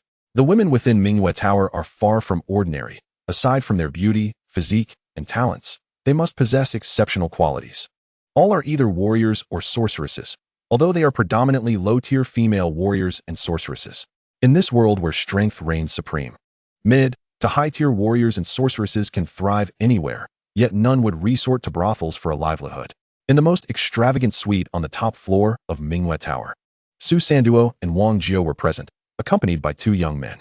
One was tall and slender, with a somewhat pallid visage that betrayed a life of excess and indulgence. Another individual stood at an average height, possessed a handsome visage, and exhibited a physique significantly more robust than that of the tall and slender youth.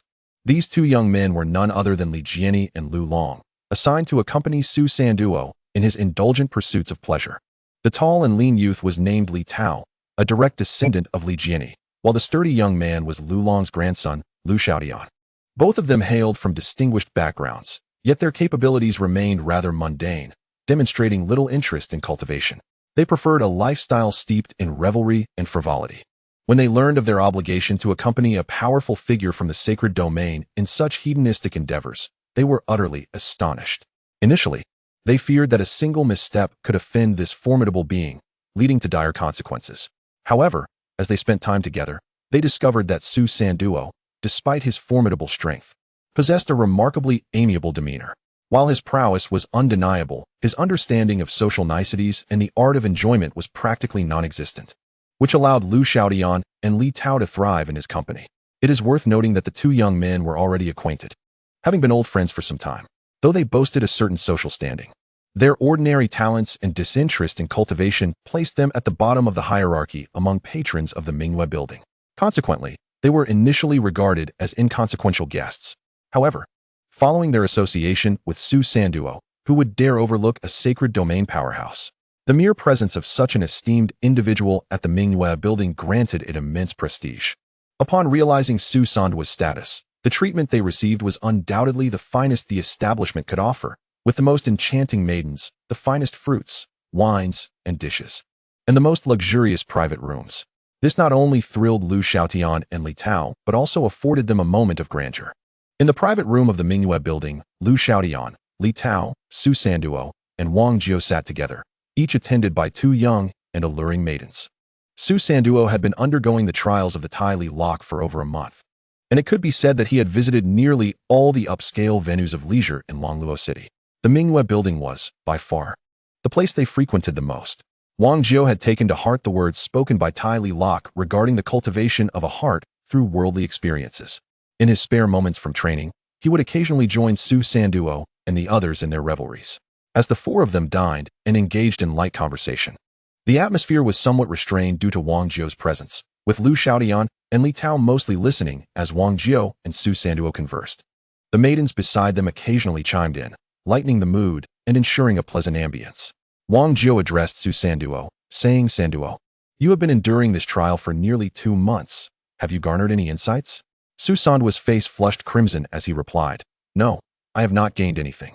His response elicited laughter from several onlookers, including a group of young ladies. Wang Jiu pressed further, "Have you adhered to your teacher's directives? How could you have made no progress at all?" At this inquiry, Su Sanduo's complexion deepened in hue. He murmured, I have followed my teacher's instructions. However, I still feel there is no progress." Wang Jiu chuckled, remarking, "It appears that you are unlikely to complete this trial in the near future."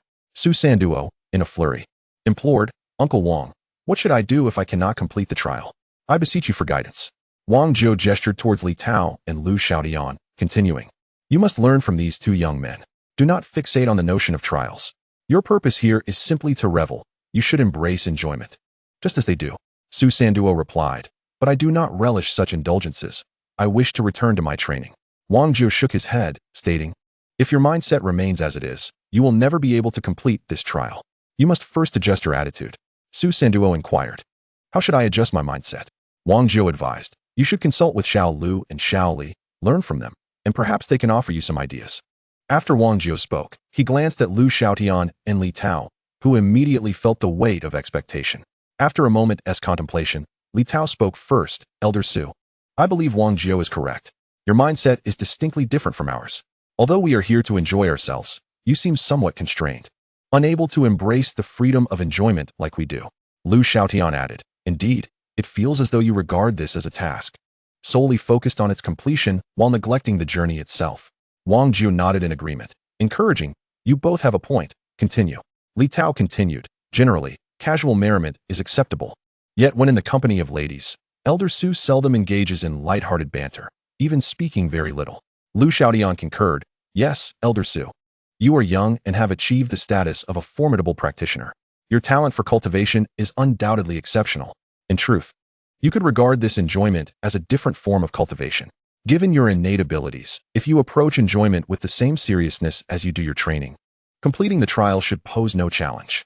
As the two conversed, their demeanor became increasingly relaxed, shedding any sense of pressure that might have hindered their words.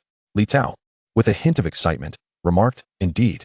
Considering Senior Su's innate talent, if one could approach the pleasures of life, food, drink, and merriment, with the same dedication and earnestness as one does with cultivation, particularly in regard to the enchanting ladies, undoubtedly one would reap significant rewards. Lu Xiaodian chimed in, precisely. The saying goes, do not forsake the land nor the beloved, and certainly do not neglect the beauty's grace. Each lady deserves our sincere attention. We must not squander the opportunity to cherish both the fair maidens and this splendid time. Li Tao sighed in agreement. Well said, Brother Lu. We must not neglect the beauties nor this precious time. Thus, maintaining a proper mindset and good state is essential. Senior Su, allow me to share my thoughts on the matters between men and women. Both mindset and state are of utmost importance. If one can maintain a state of potential energy, poised yet restrained, it is truly ineffable. With this, he wore a contemplative expression and drew two ladies close to him.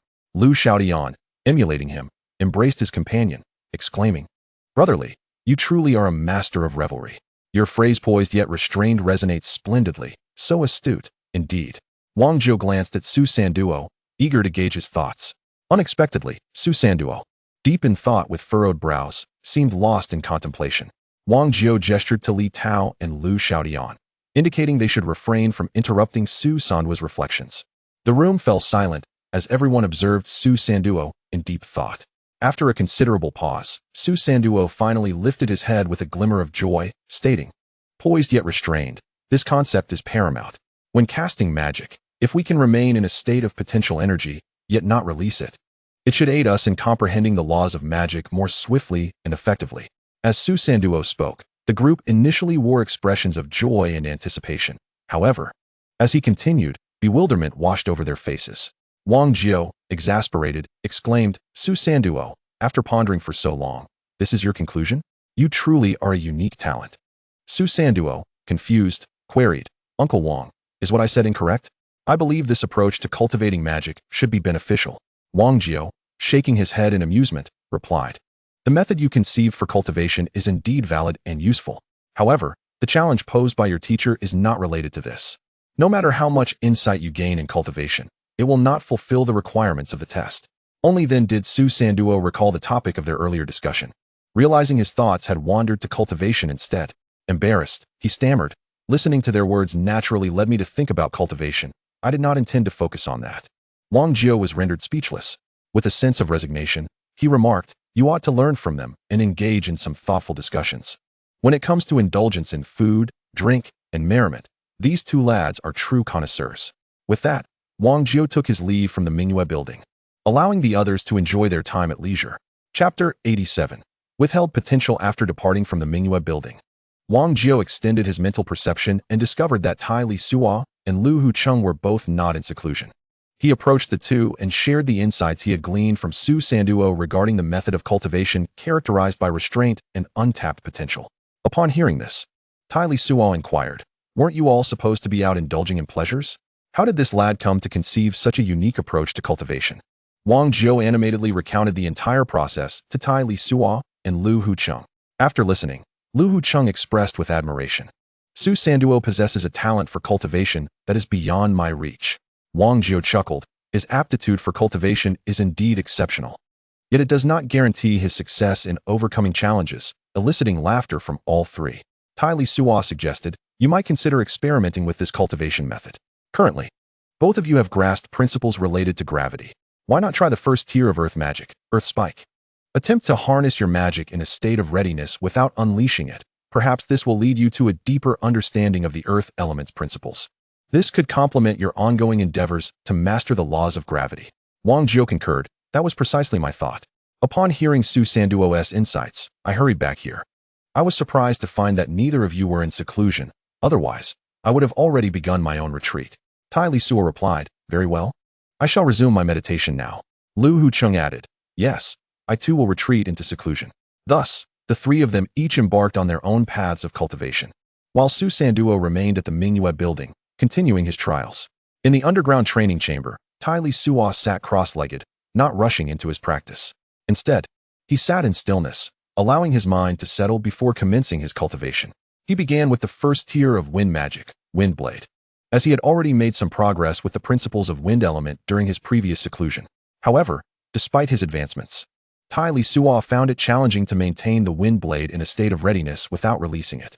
After numerous failed attempts, he pondered and realized he had no viable solutions. He decided to experiment with slowing down his casting speed. In the past, his focus had always been on speed, believing that the quicker he could cast magic, the better. Yet, he had never considered the possibility of deliberately decelerating his casting. Given Tai Lisuo's current prowess, he could unleash dozens, even hundreds, of wind blades in a single second. Now, the notion of decelerating the casting speed of the wind blade feels quite unfamiliar. Habits, once formed, are notoriously difficult to alter. After numerous attempts, Tai Lisuo finally managed to reduce the casting speed of the wind blade slightly, achieving a rate of 6 or 7 incantations per second. However, such a marginal decrease is utterly insufficient. He is still light years away from a state of readiness that remains unexpressed. After some contemplation, Tai Lisuo reminisced about the early days of his magical studies when his casting speed was notably sluggish, requiring 1 to even 3 seconds to conjure a single wind blade. Reflecting deeply, he decided to emulate his novice self. He recited the incantation while performing the hand gestures, consciously slowing his pace. With each iteration, he endeavored to prolong the time between charges, even if only by a fraction. Having discovered a viable approach, although the training remained monotonous, the joy of incremental progress and the sense of accomplishment became his motivation to persevere. As his practice continued, Tai Lisuo delved deeper into the principles of the wind element until he encountered a plateau, unable to find further avenues for understanding or improvement. It was only then that he concluded his training with the wind blade and began to explore other spells. Armed with the experience of stasis with the wind blade, Tai Lisuo swiftly adapted to other first-tier spells. He mastered the Earth Spike, a first-tier earth magic, in less than a month. Having grasped the principles of the earth element, he felt reassured, for entering new realms of knowledge was always a challenge. After establishing a foundation in the earth element, he chose to pursue other first-tier spells instead. In his past life on Earth, there was a saying, specialization breeds versatility. Having reached a bottleneck in the principles of the wind element, he had indeed specialized. To cultivate versatility, he sought to comprehend a variety of different principles. He continued his studies with the first-tier wood magic control technique. Upon gaining insight into the principles of the wood element, he subsequently began to practice the first-tier water magic, water sphere technique, followed by the first-tier fire magic, fireball technique. Thus, Tai Lisuo remained deeply immersed in his training. Meanwhile, on the other side, Wang Jiao and Lu Huqing did not enjoy the same fortune as Tai Lisuo. After 2 months of seclusion for cultivation, Wang Jiao emerged empty-handed and decided to seek out Lu Huqing to ascertain whether he or Tai Lisuo had concluded their own periods of retreat. If anyone had made progress, it would be Wang Jiao turning to Lu Huqing or Tai Lisuo for insights. However, upon his emergence, he discovered that both Lu Huqing and Tai Lisuo were still engrossed in their own training. Wang Jiao, feeling somewhat helpless, could only patiently await the return of his companions. His days were spent diligently practicing foundational sword techniques and occasionally delving into the arcane arts, all while anticipating the timely emergence of Lu Huaqing and Tai Lisuo from their secluded training. After nearly a month of waiting, Lu Huaqing finally emerged from his retreat. Wang Jiao approached Lu Huaqing, inquiring, "Old Lu, what insights have you gained from your seclusion?" Lu Huaqing replied, "I have gleaned little of significance. What about you?" Wang Jiao responded, "I am in the same boat, which is why I concluded my retreat early. Eager to see if you too have discovered any effective methods of cultivation from which I might learn." Lu Huaqing asked, "Is Tai still entrenched in his practice?" Wang Jiao confirmed, "Indeed, he remains in seclusion. It seems he has found his way." Lu Huaqing mused, "That is quite likely. After all, he commenced as a dual practitioner of both martial and magical arts. We, however, are solely martial artists who only began to explore magic upon entering the sacred realm. Following Tai's guidance, it is only natural that we struggle to grasp the nuances of magic, given our limited time in its study." Wang Jiao nodded in agreement, stating, "You are right, old Lu. The very reason we chose the path of martial arts was due to our lack of aptitude for magic." Lu Huaqing suggested, "It appears we must wait for Tai to emerge from his retreat before we can seek his wisdom." Wang Jiao remarked, "If Tai has indeed uncovered the secrets of cultivating without immediate manifestation, who knows when he might emerge, as time holds little meaning in the realm of cultivation." Lu Huaqing contemplated for a moment and proposed, "The method of cultivating without immediate manifestation was first conceived by Su Sanduo. Perhaps we should consult him for further discussion?" Wang Jiao agreed, "That makes sense. Let us seek out Su Sanduo." When Wang Jiao and Lu Huaqing arrived at Mingyue Tower, They found Su Sanduo engaged in lively conversation and merriment with Lu Xiaodian and Li Tao, with the presence of charming ladies enhancing the atmosphere. Upon their unexpected arrival, Li Tao remained composed, while Lu Xiaodian appeared somewhat flustered, as Lu Huaqing was indeed an esteemed elder of the Lu clan, and thus a forebear of Lu Xiaodian. Li Tao was the first to speak. I was unaware that the esteemed seniors would grace us with your presence tonight. Please forgive the oversight. I shall arrange everything immediately. Lu Huaqing attempted to interject, but Wang Jiao said, go ahead and make the arrangements. Bring forth more food and drink, and a few lovely ladies as well. Noticing Lu Huaqing's intent to speak, Wang Jiao further advised, Old Lu, let us not be overly concerned with trifles. The world refines the heart of the cultivator. Lu Huaqing chuckled in response, haha, you possess a broader perspective. It seems I have become too attached to such matters. Su Sanduo then chimed in, Uncle Wang speaks wisely. Since you are here, indulge in the feast and revelry. Wang Jiao regarded Su Sanduo and remarked, it appears you have made notable progress during this time. Have you achieved considerable gains? Su Sanduo smiled and replied, I cannot say for certain whether I have gained much or little. Every day is much the same. I learn from Lu Xiaotian and Li Tao. I follow their lead in amusement, finding joy in their pursuits. Wang Jiao chuckled, haha. It seems your mindset has improved significantly, much better than before. It appears you have passed this trial with flying colors. Now it is merely a matter of time. At that moment, Li Tao entered the private room, accompanied by a group of beautiful young ladies. With a smile, he addressed Wang Jiao and Lu Huqing. The food and drinks are being prepared. Gentlemen, please take a look at these ladies and see if any catch your eye. If none are to your liking, I shall bring in others until you are satisfied. Wang Jiao selected 2 ladies, and Lu Huqing followed suit, leaving the rest to gracefully exit the room. Li Tao remarked with a grin, I have heard that you 2 esteemed seniors have been in seclusion. Congratulations on your apparent advancements in strength. Wang Jiao responded, what makes you think we have improved? Li Tao replied, as a mere novice, I cannot discern such things. I am only guessing, based on my own conjectures. Lu Huqing interjected, you are mistaken, young man. During our retreat, neither of us has made any significant gains. Su Sanduo, upon hearing this, asked, how could that be? The method of cultivating without immediate release is indeed correct. Although I indulge in revelry daily, I have experimented with it during my free time. I believe this method truly aids in comprehending the laws. Wang Jiao said, the issue lies in how to maintain magic in a state of potential rather than release. Neither of us has discovered a solution. Su Sanduo replied, is that so? I am rather simple-minded. When I first began learning magic, it often took dozens of attempts to successfully cast a single spell, and the casting speed was exceedingly slow, requiring 3 to 4 seconds for a first-level spell. Although I can now cast first-level spells quite swiftly, if I wish to slow down, I can simply revert to the pace I had when I first learned. Wang Jiao mused, when you first began learning magic. That makes sense. Indeed, the casting speed was quite slow at the outset. Though only a few seconds, not an excessively long time. Sanduo, do you have any other methods to share? Su Sanduo chuckled sheepishly and replied, no, I have no other methods.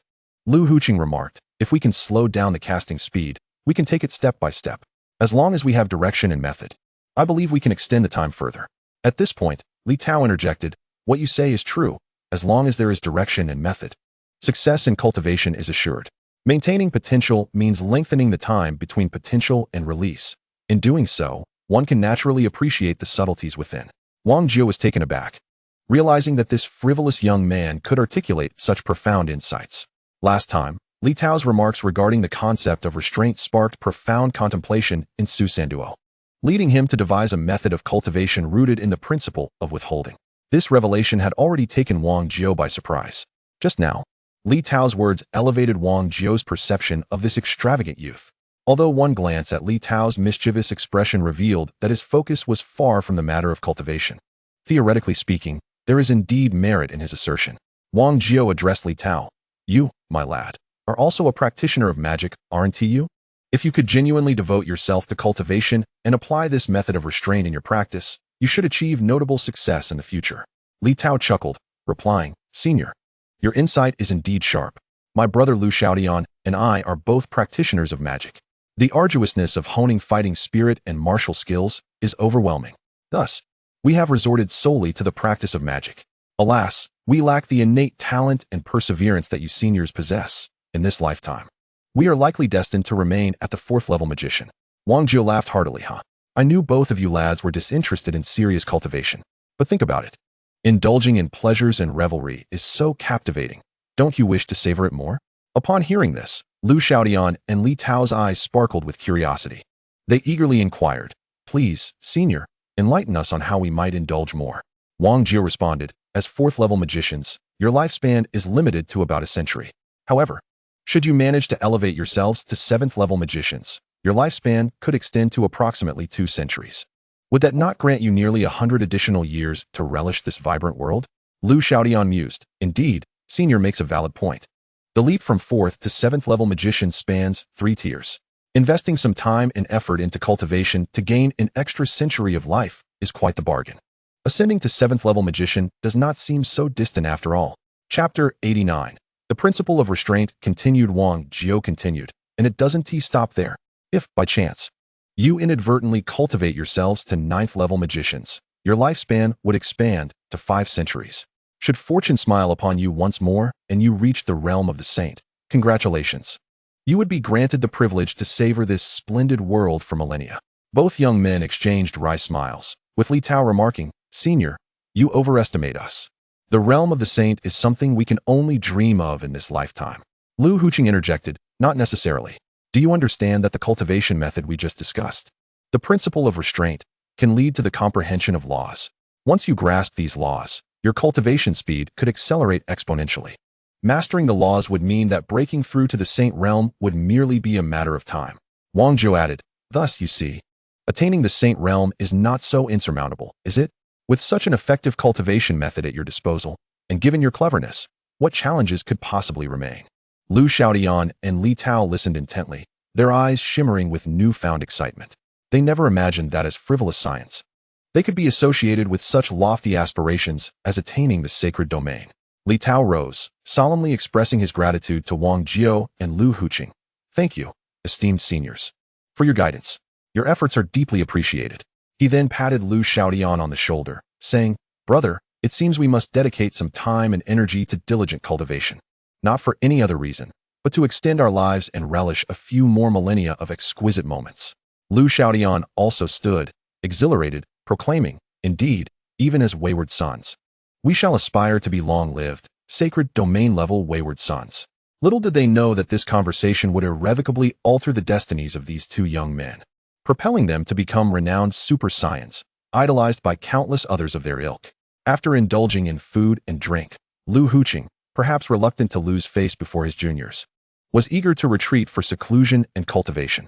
Wang Jio halted him, saying, "Old Lu, the mundane world refines the Tao heart.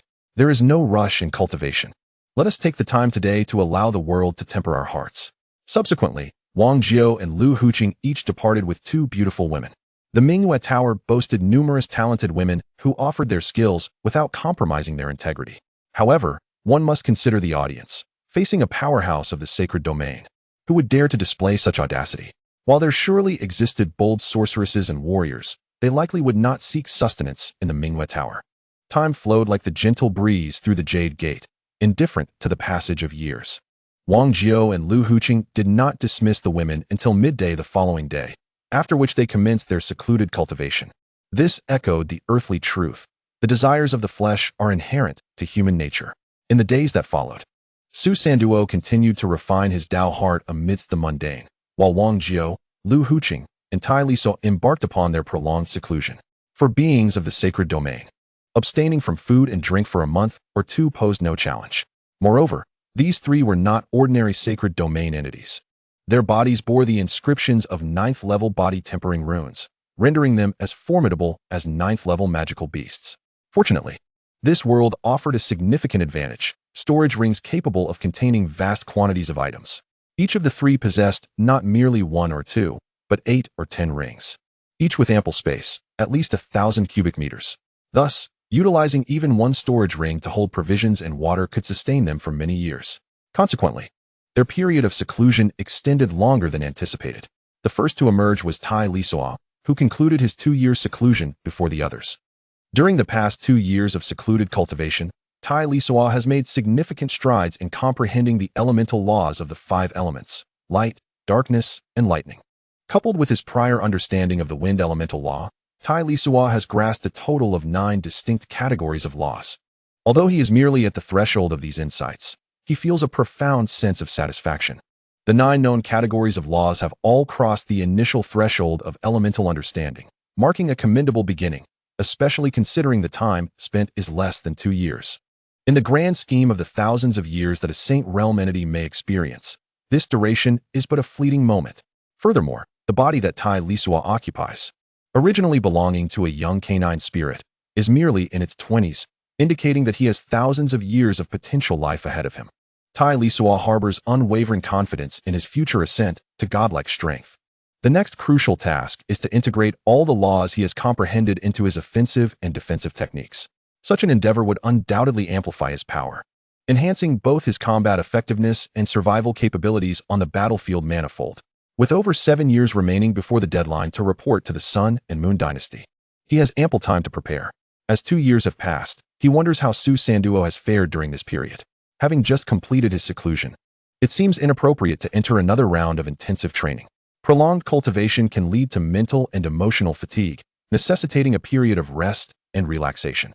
It is essential to recalibrate his state before embarking on further cultivation. Upon encountering Su Sanduo, Tai Lisuo notices a marked change. Su Sanduo no longer appears dull, but instead exhibits a newfound vivacity. It appears that allowing Su Sanduo to spend the last 2 years indulging in life's pleasures rather than solely in cultivation was indeed a wise decision. Being his only disciple, albeit taken on out of necessity, Tai Lisuo wishes to shield him from the tumult of romantic entanglements and emotional distress. Under Tai Lisuo's perceptive gaze, Su Sanduo feels an immense weight of pressure. This scrutiny leaves him hesitant to utter a word, especially as he hurried to greet Tai Lisuo after hearing of his reemergence from seclusion. After a thorough evaluation, Tai Lisuo finally speaks. Well, it appears you have made some progress over these 2 years. Hearing his mentor's praise, Su Sanduo breathes a sigh of relief and respectfully replies. Congratulations on your return from seclusion, Master. I celebrate your advancement and strength. Tai Lisuo chuckles. Indeed, it seems you have become quite articulate during this time. Su Sanduo then asks, Master, does this mean I have passed the first test? Tai Lisuo responds, the test is not so easily passed. I have just completed my seclusion and plan to take some time to relax. I shall accompany you to experience the vibrant life you have led these past 2 years. Su Sanduo replies eagerly, Of course, Master. Tai Lisuo remarked, In the mortal realm, I shall temper my heart of the Tao. Chapter 90, Li Ruan Nan. In a previous life on Earth, indulgence in food, drink, and entertainment constituted a vast industry. It was rumored in the martial world that even during the most fervent and frenzied era of real estate in China, the populace spent nearly as much on leisure as they did on housing. After traversing into this world for nearly a decade, I have been wholly engrossed in cultivation, with little time to truly savor the culinary and entertainment culture that this realm offers. For over 10 consecutive days, Tai Lisuo accompanied Su Sanduo, Lu Xiaotian, and Li Tao, dining at various roadside eateries of modest renown and indulging in the sumptuous offerings of the grand establishments within Longluo City. Notable venues like Mingyu Lu were also frequented. One must acknowledge that in this advanced martial civilization, the realms of enjoyment and leisure are remarkably developed. After all, even the strongest among us do not solely devote themselves to relentless cultivation. Amidst their arduous training, they also relish the pleasures of life. For those who exalt asceticism are but a rare few. Where there is demand, industries flourish and prosper. One morning, upon rising, Su Sanduo, Lu Xiaotian, and Li Tao were already awaiting Tai Lisuo in the living room of his estate. Since concluding his seclusion, Tai Lisuo had been living a life akin to that of a wealthy playboy, indulging in revelry day after day, with nary a thought for cultivation. Early in the morning, Su Sanduo and the others arrived at Tai Lisuo's residence, eager to set forth for breakfast together. As Tai Lisuo entered the living room, the three promptly rose and greeted him. Without preamble, Tai Lisuo inquired, Where shall we venture for enjoyment today? Li Tao quickly replied, Senior, we have been exploring the royal city these past days. There are indeed some delightful spots within the inner city. How about we visit there today? Tai Lisuo, unconcerned, responded, Very well, lead the way. As the four strolled and chatted, Lu Xiaotian interjected, Overall, the outer city of Longluo pales in comparison to the inner city, which, in turn, cannot compare to the royal city. Nevertheless, there are several commendable places within the inner city worth visiting. Tai Lisuo inquired, Oh, what sort of places are they? Li Tao eagerly chimed in, Senior, Do you not enjoy spicy cuisine? There is a restaurant in the inner city that specializes in spicy dishes, aptly named Spicy No Fear, though modest in size. Its flavors are quite exceptional, and it has garnered a certain reputation throughout Lisuo City.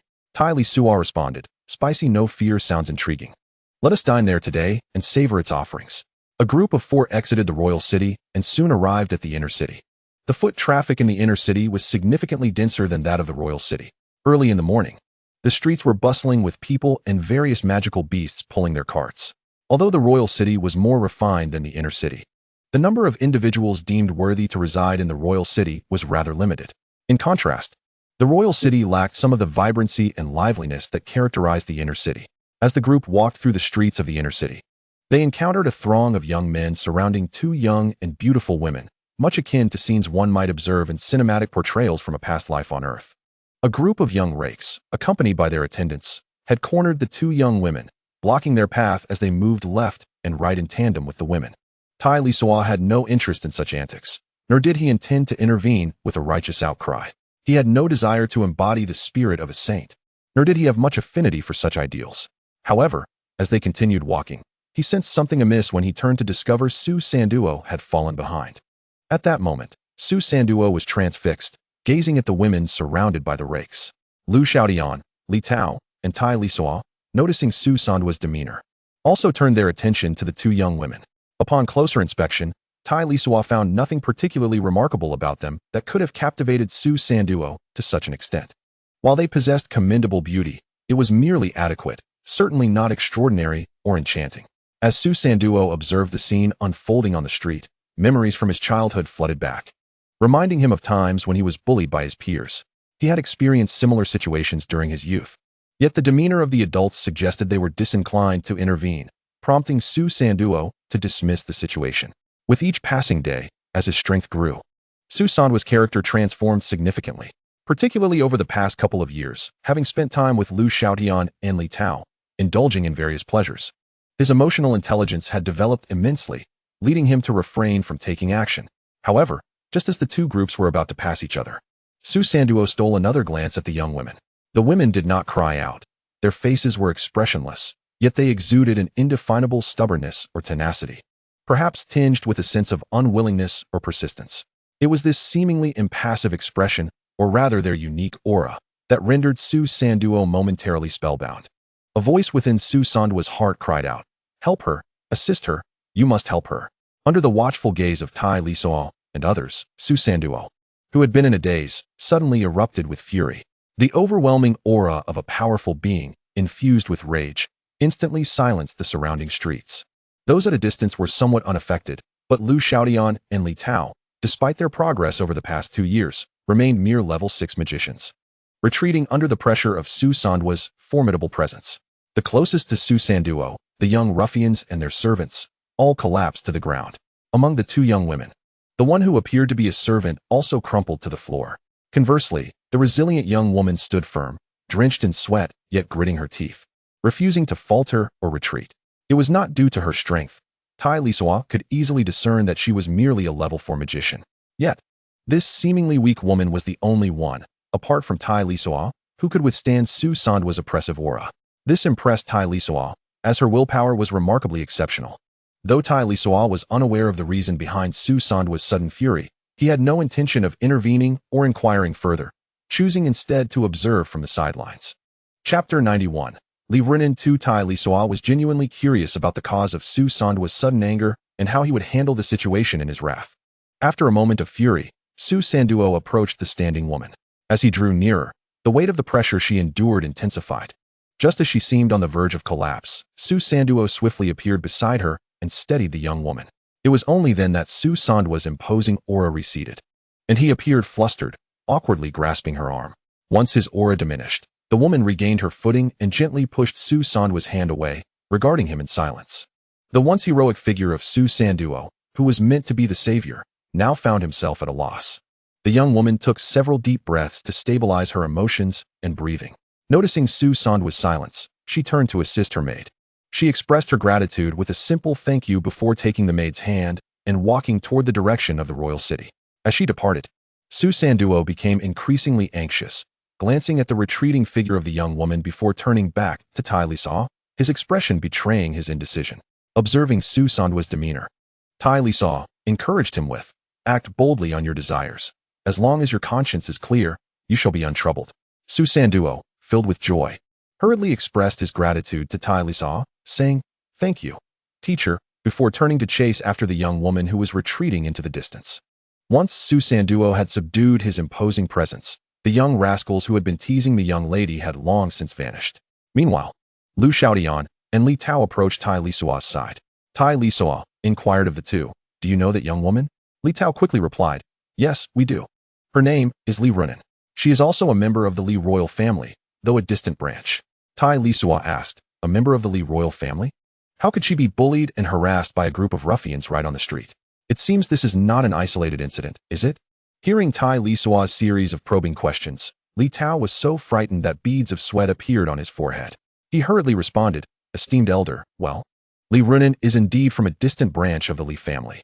You see, with a large family, some members inevitably become marginalized. Their lives are not particularly prosperous, and sometimes it's difficult to provide adequate support. Wouldn't you agree, esteemed elder?" Tai Lisuo replied, Continue. Li Tao said, "I don't know much about Li Runin's situation, but I have heard that before her birth, her father died in an accident, leaving only her and her mother. Li Runin has rather mediocre talent for cultivation. Her mother is a martial artist of limited strength, and being from a marginalized branch, life may not be very favorable for them." As Li Tao spoke, he observed Tai Lisuo's expression, fearing that Tai Lisuo might suddenly erupt in anger like Su Sanduo had earlier. Such an outcome would be disastrous for him. After contemplating, Tai Lisuo said, "You two needn't accompany me any longer. Go and inquire about matters related to Li Runin, leaving no stone unturned." Li Tao promptly replied, "Yes, yes. We will investigate right away." Lu Xiaodian added, "Rest assured, esteemed elder, we will be thorough in our inquiries." Tai Lisuo waved them off, saying go. Li Tao and Lu Xiaodian hurriedly made their way toward the royal city. Once they had walked some distance, Li Tao, feeling a sense of relief, remarked, "Fortunately, the esteemed elder did not get angry. Otherwise, I would have been in big trouble." Lu Xiaodian replied, "I'm not concerned with your troubles. I believe your Li family may be on the verge of prosperity." Li Tao questioned, "Prosperity?" But Li Runin is merely a marginalized member of the Li family, lacking any sense of belonging. Yet it's strange. Senior Su Sanduo, having mingled with various people over the past 2 years, how could he possibly take an interest in Li Runin? Lu Xiaodian responded, "That is not our concern. You would do well to inform your family's ancestors. Please refrain from causing any further difficulties for Li Runin and her mother. We must swiftly gather information." Li Tao remarked, "Brother, you speak wisely. Let us hasten our departure." Although the name Li Runin lacks a certain charm, it is certainly preferable to names like Li Shangnan. It seems that young Su Sanduo may be on the verge of a fateful encounter, Tai Lisuo mused. After inquiring with a passerby, he ventured alone into a modest establishment named Spicy No Fear. The place was not particularly large, yet it was bustling with patrons. Perusing the menu, Tai Lisuo requested that the chef present him with all the house specialties. The peppers in this world proved to be far more potent than those on Earth. Tai Lisuo found himself drenched in sweat, reminiscent of the sweltering days on Earth when he savored Sichuan hot pot. After satiating his appetite, he ambled about the streets before returning to his residence within the royal city. No sooner had he settled in than Li Jiani arrived. From a distance, Li Jiani called out to Tai Lisuo, "Oh dear, I must apologize for the embarrassment. The family's younger generation has been bullied, and no one dared speak up. It is truly fortunate for us to have your assistance." With a smile, Tai Lisuo replied, "Old Li, spare me these trivialities. What brings you here?" Li Jiani chuckled and said, "Let me be straightforward. I am curious about Su Sanduo's feelings towards Li Runin." Tai Lisuo rolled his eyes and retorted, "How would I know? I have no idea where that boy has followed her off to. I have yet to catch a glimpse of him." Li Jiani laughed heartily. "I see I am being too impatient. Let the young ones handle their own affairs. It has been a while since we last met. I ought to congratulate you on your newfound prowess. Shall we share a drink?" Tai Lisuo agreed. "Very well, since we have the time. Let us indulge in a couple of cups." The maid attending them hurried off to prepare the drinks and snacks. As for Su Sanduo, one of the day's key figures, he had been trailing Li Runin and her servant from a respectful distance after parting ways with Tai Lisuo and the others. He wished to draw nearer but hesitated, fearing to offend them. Fortunately, Tai Lisuo was oblivious to this scenario. Otherwise, he would surely lament that it marked the onset of the classic backup plan. Such occurrences were not foreign to Tai Lisuo. who had not only heard of them, but had also experienced them firsthand during his previous life on Earth. In an era characterized by a surplus of men and a scarcity of women, compounded by the rapid and distorted rise of feminism, men devoid of wealth, power, status, or emotional intelligence often found themselves faring worse than a pampered pet dog cradled in the arms of a beautiful woman. In summary, it is a tale of sorrow. However, in this world, it appears that the demographic imbalance favors women over men. Moreover, Su Sanduo, a formidable being of the sacred domain, found himself utterly flummoxed in the presence of a mere level 4 sorceress. Was it a matter of sheer ineptitude, or perhaps the bewildering pangs of newfound affection? Li Runin, who walked ahead accompanied by her maid, also found herself perplexed by the intentions of the man trailing behind them. Though Su Sanduo remained oblivious to Li Runin's identity, she was well aware of who he was. As a newly ascended powerhouse of the sacred domain, he had spent the past 2 years consorting with the likes of Li Tao, a notorious scion of privilege. Being a member of the Li family, Li Runin could not possibly be unfamiliar with the infamous Li Tao. Naturally, this acquaintance extended to Su Sanduo, who was constantly seen in his company. Li Runin's residence was situated not far from the entrance of the royal city, nestled in a modest courtyard adjacent to the city wall. While described as a small courtyard, it was, in truth, quite spacious, spanning approximately 600 to 700 square feet, a respectable size in most locales, yet dwarfed by the confines of the royal city, where finding anything smaller was a challenge. Crucially, this 600 to 700 square feet did not solely belong to Li Runin's family. Rather, it served as the dwelling for a branch of the Li family. In reality, Li Runin, her mother, and the maid resided in merely a few modest rooms within the western wing of the courtyard. Among these, one room was designated as both kitchen and dining area. As they drew nearer to home, a sense of urgency welled within Li Runin. In her eyes, Su Sanduo was nothing more than a quintessential wastrel, akin to Li Tao, and she was loath to allow such a person entry into her home. After a moment's contemplation, she halted, turned to face Su Sanduo, and inquired directly, "You have been following us. Do you require something?" Caught off guard by her sudden stop and inquiry, Su Sanduo stammered, "No, nothing at all." Li Runin replied, "Nothing at all. Then I kindly ask that you cease following us. We are returning home." With that, she turned to continue on her way.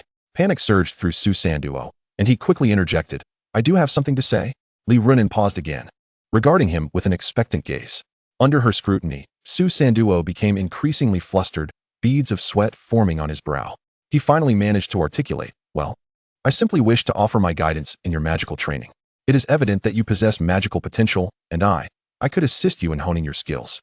Li Runin responded, "I appreciate your kind offer, but alas, my aptitude is rather lacking. It would be futile for you to expend your efforts on my behalf.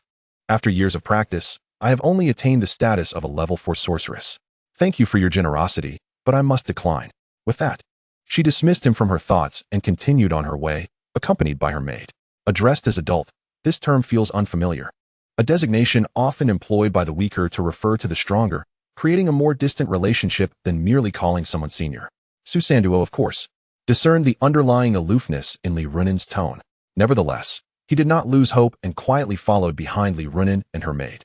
After a few steps, Li Runin, along with her attendant, entered a somewhat antiquated courtyard. Su Sanduo arrived at the entrance of the courtyard, momentarily unsure whether to enter or refrain from doing so. Upon entering the courtyard, Li Runin observed a young man sipping tea at its center. This was Lisuo, her cousin and the legitimate heir of their branch of the family. Upon noticing Li Runin and her maid's arrival, Lisuo remarked, "Sister Runin, have you been to the inner city for shopping again? How many times must I remind you? As members of the Li royal family, even as a less esteemed collateral branch, we must still be mindful of our words and actions." Li Runin replied coldly, "Thank you for your reminder, brother." Lisuo continued, "Alas, I understand your life is not easy, yet shopping in the inner city invariably diminishes our dignity as royal family members." Li Runin remained expressionless as she said, "Thank you for your instruction. We shall now take our leave." With that, she and her maid entered the left wing of the house. Lisuo sighed helplessly, feeling utterly exasperated with Li Runin. Having focused solely on his conversation with her, he had not noticed someone lingering at the entrance until after she had gone inside. After sipping a couple more mouthfuls of tea, he finally observed a figure hesitating at the door. Upon closer inspection, he realized it was Su Sanduo, the esteemed senior. As someone with ambition, Lisuo aspired to connect with influential figures, and although he could not approach many, he still had access to the notorious playboy Li Tao of the Li family. Unfortunately, His attempts to curry favor with Li Tao had gone unnoticed, leading to a gradual loss of interest in such endeavors. Yet, he still occasionally monitored Li Tao's movements. Thus, he recognized Su Sanduo, who often mingled with Li Tao, as a formidable presence. Never did he expect Su Sanduo to find himself at the gates of the Li family today. This was indeed a fortuitous opportunity. Li Xiong promptly stood up and strode toward the entrance. Just as Su Sanduo was contemplating whether to enter or not, he saw the young man, who had just spoken to Li Runin, approach him at a brisk pace. With respect, Li Xiong addressed Su Sanduo. "It is truly an honor for our Li family to welcome you, esteemed senior. Please, do come in." Su Sanduo had overheard the earlier conversation between Li Xiong and Li Runin and recognized him as her brother. With great courtesy, he said, "I hope I am not intruding." "Brotherly." Upon hearing this, Li Xiong hurriedly replied, "Not at all, esteemed elder. You may simply call me Shaoli. Please, come in. It is truly an honor to have you visit my humble abode." The two settled in the center of the courtyard, and Li Xiong, eager to please, addressed Su Sanduo. "Esteemed elder, please enjoy some tea. I am curious to know what brings you to my humble home today. If there is any way the Li family can be of service to you, please do not hesitate to ask." Su Sanduo's face flushed slightly as he quietly inquired, "Is that young lady who entered just now your sister?" Upon hearing this, Li Xiong's heart leaped with joy, realizing that Su Sanduo had come for Li Runin. However, he maintained an air of respect as he replied, "That is my cousin, the daughter of my paternal uncle, who unfortunately passed away before she was born due to an accident. Now, it is just her and my aunt, along with a maid. And they have had a difficult life." As Li Xiong spoke, he carefully observed Su Sanduo's expression, fearful of saying something amiss that might squander this opportunity to curry favor with a formidable figure. Su Sanduo responded, "Please, continue." Li Xiong, feeling a surge of relief, continued, "After my uncle's passing, it was only natural for me, as her cousin, to look after my cousin and aunt. However, since we are merely a branch of the Li family, everyone struggles to make ends meet, and I have devoted much of my time and energy to cultivation. Hence, I have regrettably neglected my responsibilities towards my cousin and aunt." Su Sanduo remarked, "It is commendable to focus your time and energy on cultivation. As long as your strength increases, life will inevitably improve." Li Xiong exaggeratedly responded, "No wonder you are a formidable figure in the sacred realm. It seems you have also dedicated your time and energy to cultivation. However, my talents are limited. I cannot compare to you, esteemed elder. Despite my lifelong efforts in cultivation, I have only attained the rank of a level 6 warrior, and that is thanks to my father's guidance. Without his assistance, my strength would likely be even lower." Su Sanduo acknowledged, "Indeed, having guidance makes a significant difference compared to cultivating on one's own." Li Xiong eagerly continued, "You are absolutely right, esteemed elder. Take my cousin, for example. Although her talent in magic is not exceptionally high, it is still commendable. Unfortunately, due to the lack of guidance, she has only reached the level of a level 4 mage. Of course, this is an unavoidable circumstance. She is the only mage in our branch of the family, and no one is available to mentor her. Even if someone wished to help, they would be unable to do so." "Sir, you ask, is this the truth?" After Li Xiong invited Su Sanduo into the courtyard, Li Runin leaned against the door, eavesdropping on their conversation, her heart a tumult of emotions. Although Li Xiong's family had not treated Li Runin and her mother particularly well, they had not caused them any significant distress either. In terms of cultivation, as Li Xiong had stated, all members of their branch of the Li clan were martial artists, with her being the sole mage. As a peripheral member of the already marginalized Li family, she naturally received little attention. In her youth, she had only received the most basic teachings of cultivation from the clan's educational institution. For many years thereafter, her practice had been a solitary endeavor of exploration. In the courtyard, Su Sanduo said, "Well, it's good that you have this intention, Li Xiong. Since none of you are mages, you truly cannot offer much assistance. I have come today to teach her the art of magic." Li Xiong rejoiced, exclaiming, "Sir, you are here to take Runin as a disciple? That is truly splendid. She will no longer need to worry about her cultivation." Su Sanduo quickly clarified, No, I am not taking her as a disciple. I am merely here to teach her magic." Though not taking her as a disciple, he still intended to instruct Li Runin in the magical arts. Li Xiong's eyes sparkled with understanding, yet he laughed heartily, saying, "It matters not whether you take her as a disciple. As long as you are willing to guide Runin in her training, it is a blessing for her and for our Li family." He then stood and hurried to the door of Li Runin's home, knocking and calling out, "Runin, come quickly. Su Sanduo has arrived. He is willing to teach you magic. Hurry, come out." With no choice but to comply, Li Runin opened the door and stepped outside to stand beside Su Sanduo. I appreciate your kindness, sir, she said, but my aptitude is so lacking that I fear I would waste your efforts. Su Sanduo replied, please, take a seat. When it comes to aptitude, no matter how poor yours may be, it cannot possibly be worse than mine.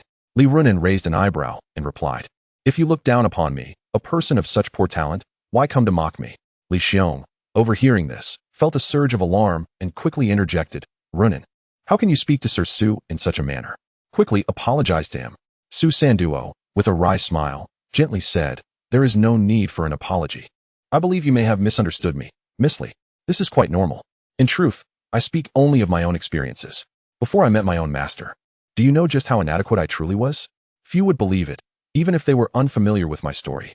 Seeing that a deep conversation was unfolding, Li Xiong felt it inappropriate to linger, deciding it best to discreetly withdraw. Li Xiong addressed the two individuals, saying, my lords, please take your time to converse. I have matters to attend to, so I shall take my leave.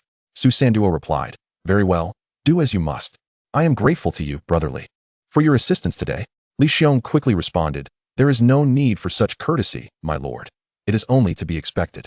As he spoke, he gestured to a servant peeking at the entrance of the inner courtyard, beckoning him over. He then hastened out through the courtyard's main gate. Once outside, Li Xiong swiftly concealed himself beside the gate, waiting for the servant to follow before pulling him aside. In a hushed tone, he instructed, the esteemed individual within the courtyard is a formidable presence in the sacred domain. You must quietly inform everyone inside that no one is to disturb Lord Su while he converses with Li Runin. Do you understand? The servant nodded repeatedly, affirming, I understand. I will ensure it is clear.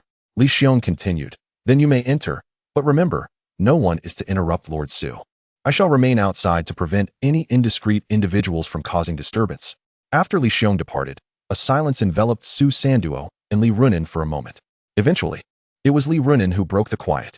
Why have you stopped speaking? She inquired. Su Sanduo smiled awkwardly and replied, I have been frail since childhood, unfit for martial cultivation, and thus have never become a warrior. My father sent me to test my aptitude for magic, hoping I might become a mage. However, the results were a great disappointment to him. My talents were utterly unsuitable for magical practice. Even becoming a low-tier first-level mage was beyond my reach. Li Runin asked, then how did you manage to cultivate yourself into a formidable presence in the sacred domain? Su Sanduo explained, neither my father nor I were willing to accept this fate. He took me everywhere to seek a mentor, yet no one and no academy would accept me. Eventually, my father procured a tome on magical secrets for me. I began to self-study, but after nearly a decade, I still could not become a mage. Everything changed when I met my teacher. That was when I truly became a mage. Li Runin remarked, I have heard of this. It is well known in Longluo City that the esteemed Tai Lisuo is your mentor. Both of you are figures of legend within our Li dynasty. Su Sanduo smiled modestly, saying, it is only natural that my teacher is regarded as a legendary figure. As for me, I am hardly a legend. Were it not for my teacher, I would likely still be wandering in search of someone to mentor me in becoming a mage. Chapter 94. Su Sanduo's destiny and love, too. Li Runin, intrigued, asked, how did you come to meet your teacher? Su Sanduo replied, though I could not cultivate martial arts nor become a mage, I have gradually matured. I did not wish to witness my father continuing to seek help for my sake. So I departed from home alone. I wandered aimlessly, hoping to encounter someone willing to teach me the art of magic. Eventually, I arrived at Peace Town, located at the edge of the Beast Mountain, a haven for adventurers. There were numerous adventurers there, among whom were several mages. Li Runin remarked, adventurers? I've heard that the Beast Mountain is perilous. Do you not fear venturing there alone? Su Sanduo replied, of course I am afraid, but I do not fear death. Rather, I fear living my life without ever becoming a mage. In truth, after years of self-study, I had already mastered the first level of magic. However, the spells I cast, such as the Wind Blade, were merely the size of my fingertip, lacking any real potency. Thus, no one was willing to take me as a disciple or accompany me as an adventurer. Li Runin commented, so, it seems your talent is indeed lacking. Yet you have now become a powerful being of the sacred domain. That is truly impressive. Su Sanduo smiled wryly and said, it is my teacher who is remarkable. When I first met him, he was reluctant to teach me, perhaps driven to the brink by my persistence.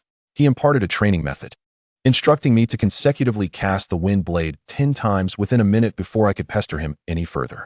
Li Runin responded, casting 10 Wind Blades in a minute. Surely that is not too difficult. Even a first-level mage can accomplish that. Su Sanduo explained. You speak of an ordinary first-level mage. But at that time, I was far inferior to them. The wind blade I could conjure. Do you know how many times I could cast it? Li Runen guessed. 2 or 3 times in succession should be manageable, right? Su Sanduo replied, once. I could only manage 1. My mental energy would be entirely depleted. I needed to meditate to restore my mental energy before I could cast it again. Li Runen exclaimed in astonishment. What? You could only cast it once? How did you meet your teacher's requirements then? Su Sanduo explained. The method my teacher taught me was simple. Cast the wind blade. Once my mental energy was exhausted, I would meditate to recover it, then cast the wind blade again. This cycle continued endlessly. Li Runen inquired. How could there be such a training method? Is there no fear of going astray? Su Sanduo admitted. At that time, I did not ponder such matters. I followed my teacher's instructions without question. I was solely focused on meeting his demands, for he was the only one who promised to accept me as his disciple upon my success.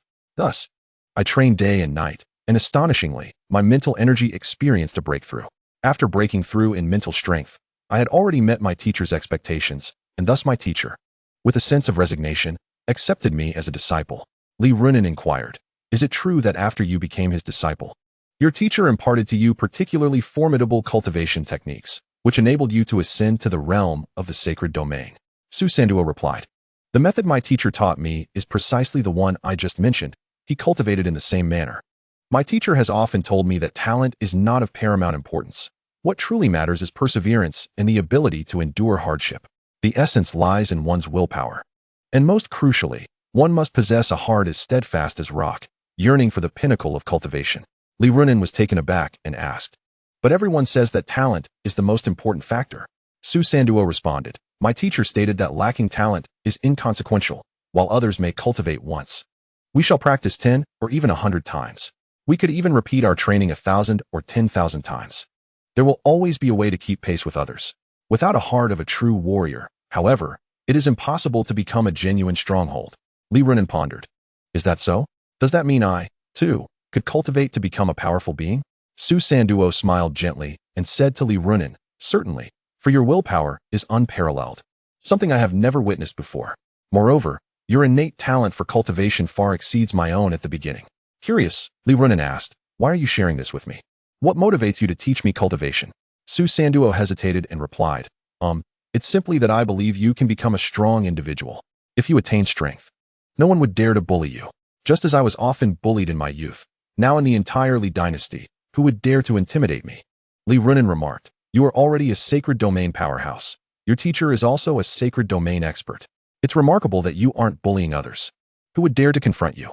Su Sanduo asserted, you, too, can become a sacred domain powerhouse. I have faith in you. Li Runen, with a gleam of aspiration in her eyes, exclaimed, a sacred domain powerhouse. Can I truly achieve that? Su Sanduo smiled and reassured her, you absolutely can. Trust me. Li Runen replied, all right, I believe you. But why do you want to teach me cultivation? Su Sanduo stammered, it's not for any particular reason. I just don't want to see you bullied. Li Runen asked, really? Su Sanduo nodded earnestly, indeed. Li Runen said, very well, I trust you. But I have another question. Why do you spend your days mingling with the likes of Li Tao, those frivolous aristocrats, and frequenting such venues? Su Sanduo, feeling embarrassed, replied, well, this is a trial arranged by my teacher. Honestly, I am not keen on it either. Li Runen asked, what kind of trial? Su Sanduo explained, I am uncertain of its purpose. My teacher merely mentioned refining one's heart amidst the worldly affairs, as ephemeral as a dream. As for how to pass the test, that is something I must comprehend on my own. Li Runen recited, the mundane world tempers the heart of the Tao, drifting like a dream. Su Sanduo remarked, it is precisely these 2 lines. The mundane world tempers the heart of the Tao, drifting like a dream. Li Runen inquired, could it be related to what your master spoke of, concerning the heart of the strong? Su Sanduo replied, I think so as well, yet I remain uncertain about what my master wishes for me to understand. Li Runen fixed her gaze on Su Sanduo and asked, is it truly a lack of knowledge, or do you simply wish to visit the Mingyue Tower more? Su Sanduo hurriedly exclaimed, it is genuinely a lack of knowledge. I truly do not know. Li Runen questioned, really? Su Sanduo affirmed, of course, it's true. Li Runen stated, well then, I agree. Su Sanduo, taken aback, asked, agree to what? Chapter 95, Su Sanduo's Fate. 3. Noticing Su Sanduo's bewilderment, Li Runen explained, I agree that you shall teach me magic. Do you think you can teach just because you wish to? Has my consent been sought? Su Sanduo grinned foolishly. Right. It must be with your consent. I have been remiss in my consideration. Outside the gate, Li Xiong had been vigilantly standing guard, occasionally eavesdropping on the conversation within. Suddenly, someone patted him on the shoulder from behind, startling Li Xiong almost to the point of jumping. Turning around, he found it was his father, Li Hao, accompanied by an elder from the Li family. Seeing the elder present, Li Xiong surmised they had come due to Su Sanduo's prominence. He promptly recounted the situation to the two in vivid detail, albeit quietly. After listening, Li Hao turned to the elder and asked, "Elder, what do you think we should do?" The elder smiled and replied, "Not far from Lord Su Sanduo's residence, there is another vacant mansion. You may all relocate there. That mansion shall belong to your branch." Li Hao's heart soared with joy, yet he said, "Elder, is that really appropriate?" The elder responded, "Li Runen's father was your own brother, and now that he is no longer with us, only Li Runen and her mother remain. Henceforth, your branch should closely align with Li Runen and her mother. You are destined to prosper." Li Hao quickly expressed his gratitude. "Thank you, Elder, thank you." The elder added, "There is no need for thanks. This is the will of our ancestors, understood?" Li Hao and his son nodded repeatedly, understood.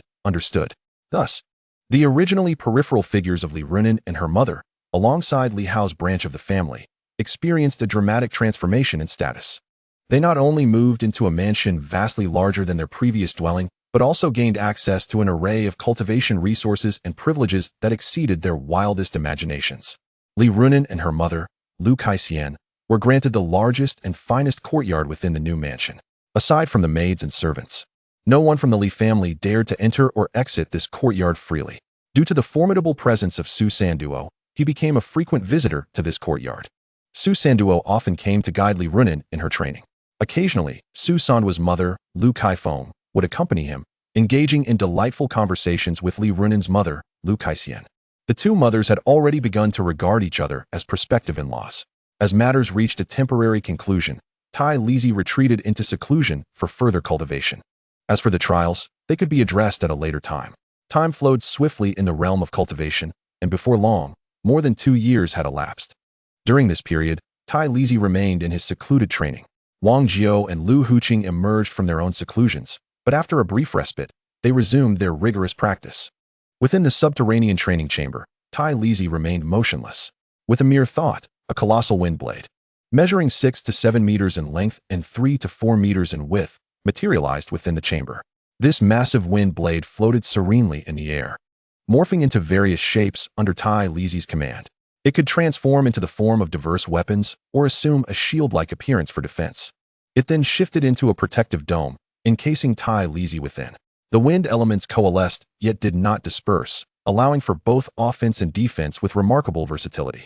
Although Tai Lizhi had yet to transcend the bottleneck in his comprehension of the wind element's laws, he had become adept in its application. He primarily focused on employing these laws in the realms of offense, defense, and speed, practicing them tirelessly. Combat is an intricate endeavor that demands relentless dedication and practice. Mastering the laws is akin to wielding a sharp blade. However, possessing such a blade does not guarantee one will emerge as a formidable force on the battlefield. Thus, the application of these laws is profoundly variable and individualistic. Suppose several individuals, all of the same sacred domain level and with a similar understanding of a particular law, might experience vastly different combat capabilities. Certainly, while Tai Lizhi had not yet encountered this firsthand, he anticipated the existence of universally applicable offensive and defensive techniques, or methods deemed effective through study. Although widely accepted approaches may be convenient and useful, the truly fitting methods must be discovered through personal cultivation and practice. Only insights gained through one's own understanding will prove genuinely suitable. In addition to the wind element, Tai Lizhi had also made strides in comprehending the laws of the other 8 elemental systems. While he had yet to reach a bottleneck akin to that of the wind element, he sensed that he was not far from it. With insights gained from his mastery of the wind element's laws, Tai Lizhi found that he could also navigate the application of the other elemental laws with ease. Tai Lisuo was unaware of how much time had elapsed during his secluded training. Thus, he resolved to temporarily halt his cultivation and venture out to see how that young lad Su Sanduo was faring. It was high time to advance to the next trial concerning Su Sanduo's challenges. Over the course of more than 2 years, Li Runen, with her steadfast temperament and exceptional willpower, had progressed from a level 4 mage to a level 8 mage, thanks to Su Sanduo's guidance. After just a short period of training under Su Sanduo, it became evident that Li Runin was making remarkable strides. Emboldened, Li Jiani approached Su Sanduo, seeking to uncover any special secrets of cultivation. The honest Su Sanduo, unable to resist Li Jiani's persuasion, divulged the training methods of Tai Lisuo and Wang Jiao, along with others. Armed with these techniques, both the Li family and Lu Huaqing's Lu family experienced a significant surge of level 8 and 9 mages and warriors, leading to an explosive growth of talent. Lu Huaqing's Lu family has now emerged as a formidable force, second only to the Li family within the entire Li dynasty. As for Su Sanduo's household, it was quite modest, comprising only the 3 members of his family, along with Su Wu, the elderly butler, and a few servants. After 5 years in Longluo City, Su Qinglong and Lu Kaifeng had ascended to the rank of level 9 warriors, with all trivial matters managed by maids and servants. The old butler Su Wu focused solely on his cultivation, now reaching the realm of a level 7 warrior. Observing the budding romance between Li Runin and Su Sanduo, the 2 families found their match, having long agreed upon a union. However, the wedding had been postponed due to the prolonged seclusion of Tai Lisuo, Wang Jiao, and Lu Huaqing. Chapter 96. Su Sanduo's wedding. Upon concluding his seclusion, Tai Lisuo was informed of Su Sanduo and Li Runin's impending nuptials. Naturally, Tai Lisuo had no objections to this union. Subsequently, Li Jiani personally engaged with Su Sanduo's parents to finalize the wedding date, set for 10 days hence. Although Wang Jiao and Lu Huaqing remained in seclusion, Tai Lisuo summoned them forth through a spiritual message. Additionally, their contracted magical beasts, Long Si, Long Lei, Long Sheng, and Long Yin, were also called back from their escapades. Upon their return, Long Sheng exclaimed, "Alas! Su Sanduo is to be wed. Time indeed flies. Come, brothers. Let us present our gifts." Long Lei produced a storage ring, handing it to Su Sanduo while remarking, "It is but a modest token, a few holy domain magic crystals. A small gesture of goodwill." Long Sheng, standing nearby, added with pride, "A mere trifle, but a token of our respect." This left Tai Lisuo and Wang Jiao, along with Lu Huaqing, feeling somewhat awkward. The 3 of them truly found nothing suitable as a gift. They decided to make a trip to the Red Rock Valley, capturing 3 sacred domain magical beasts. Li Runin and Su Sanduo each received a magical beast from the sacred domain as a contract beast, while the elder Li Jiani dispatched a flying magical beast to Yinshan Prefecture to bring Su Sanduo's grandfather back. On the day of the grand wedding, all the prominent figures of Longluo City gathered, creating an atmosphere of extraordinary festivity and joy. Everything was meticulously arranged, sparing Wang Jiao and his fellow sacred domain experts from concern. In the backyard of the Su family, they set up a table for themselves. As for the sacred domain magical beasts, they followed Long Sheng to join the festivities ahead. The group dined and conversed, sharing their experiences and insights on cultivation. Wang Jiao, Lu Huaqing, and Tai Lisuo had grown accustomed to such discussions, while Li Jiani, being the weakest among them and attending for the first time, remained mostly a listener. Wang Jiao remarked, "Apart from the law of gravity, I have comprehended the laws of earth, wind, and metal elements." Tai Lisuo responded, "Impressive. You have grasped a total of 4 laws." Wang Jiao continued, "My intention is to combine the law of gravity with the law of earth elements. This integration serves as my main combat strategy for both offense and defense, and the law of metal elements can enhance my defensive capabilities. The law of wind can increase my speed. Thus, in terms of attack, defense, and speed, I will possess no glaring weaknesses. Therefore, I am in no rush to comprehend other laws. I will first master these." To Tai Lisuo and Lu Huaqing, this was not particularly remarkable, but Li Jiani could only feel powerless to retort. He thought it sounded as though grasping laws were as effortless as eating or drinking. Lu Huaqing added, "Besides the law of gravity, I have also comprehended the laws of earth, wind, and wood elements. Like Brother Wang, I find the combination of the law of gravity and the law of earth elements sufficient for offense and defense. The law of wind serves to enhance my speed, while the law of wood improves my healing capabilities in battle. Alas, as one ages, the fear of death grows." Haha. Tai Lisuo interjected, "Indeed. Merely comprehending the laws is insufficient. The application of these laws is of utmost importance." Wang Jiao inquired, "Do you have any good suggestions regarding the application of laws?" Tai Lisuo replied, "When it comes to applying laws, the methods of others should only serve as reference. The techniques developed through personal exploration and understanding are the most suitable." Lu Huaqing nodded. "That makes sense. Even with the same law, different individuals will undoubtedly apply it differently." Tai Lisuo concluded, "Overall, it boils down to the major areas of offense and defense, speed, and healing. As for the specific application of the principles, it is essential to engage in continuous practice and exploration through real combat. Wang Jiu remarked, indeed, it is reasonable. We have a few years left before we report to the Sun and Moon Dynasty. It appears that we must enhance our practical training. Tai Lisuo suggested. In a few days, I will take Long Sheng and the others to find a suitable place for practical training. Wang Jiu turned to Li Jian and asked, Old Li, will you join us? Li Jian chuckled and replied, with such a splendid opportunity, how could I possibly decline? Tai Lisuo inquired, Old Li, how many principles have you comprehended? Li Jian sighed with a wry smile. How many? The sacred spirit fruit I consumed was of the earth element. Over the past 2 years, with your cultivation methods, I have merely gained a slight understanding of the earth element principles. Lu Hucheng remarked, as long as there is progress, there is no need to rush. Take your time. I was once merely a 7th level warrior nearing the end of my lifespan. Now, I have not only reached the sacred domain, but have also comprehended several principles. If I can do it, Old Li, you surely can as well. Li Jian chuckled heartily.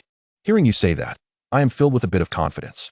At that moment, Su Sanduo and Li Ruanan arrived at the rear courtyard, accompanied by Su Sanduo's parents and Li Ruanan's mother. Holding Li Ruanan's hand, Su Sanduo approached Tai Lisuo and knelt before him. Performing a deep bow, Tai Lisuo smiled warmly and graciously accepted the couple's homage. After completing their bow, Su Sanduo and his wife remained kneeling. Su Sanduo looked up and said to Tai Lisuo, Master, without your guidance, there would be no today for me, nor for the Su family. The immense grace of my master cannot be repaid. Should you require anything in the future, I shall devote myself entirely. Tai Lisuo laughed, ha ha ha. Your heartfelt intention is enough for me. Please rise. Su Sanduo expressed his gratitude. Thank you, master. He then stood up, still holding Li Ruanan's hand. The couple raised their glasses in a toast to Tai Lisuo, followed by Wang Jiu, Lu Hucheng, and Li Jian. Su Chenglong and his wife, along with Li Ruanan's mother, Lu Kaixian, also offered their toasts to each person in turn. As they drank and exchanged auspicious wishes of congratulations and hopes for early offspring, the atmosphere grew joyous and lively. Unbeknownst to them, the day faded into night, and Su Sanduo's wedding concluded as guests gradually dispersed. The following morning, Su Sanduo and Li Ruanan visited Tai Lisuo's residence to pay their respects. Tai Lisuo had always held a favorable impression of Li Ruanan. Now, with her elevated strength, her demeanor had noticeably transformed, appearing much more spirited than before. Tai Lisuo inquired, Ruanan, have you encountered any challenges in your training? Li Ruanan responded, thank you for your concern, esteemed elder.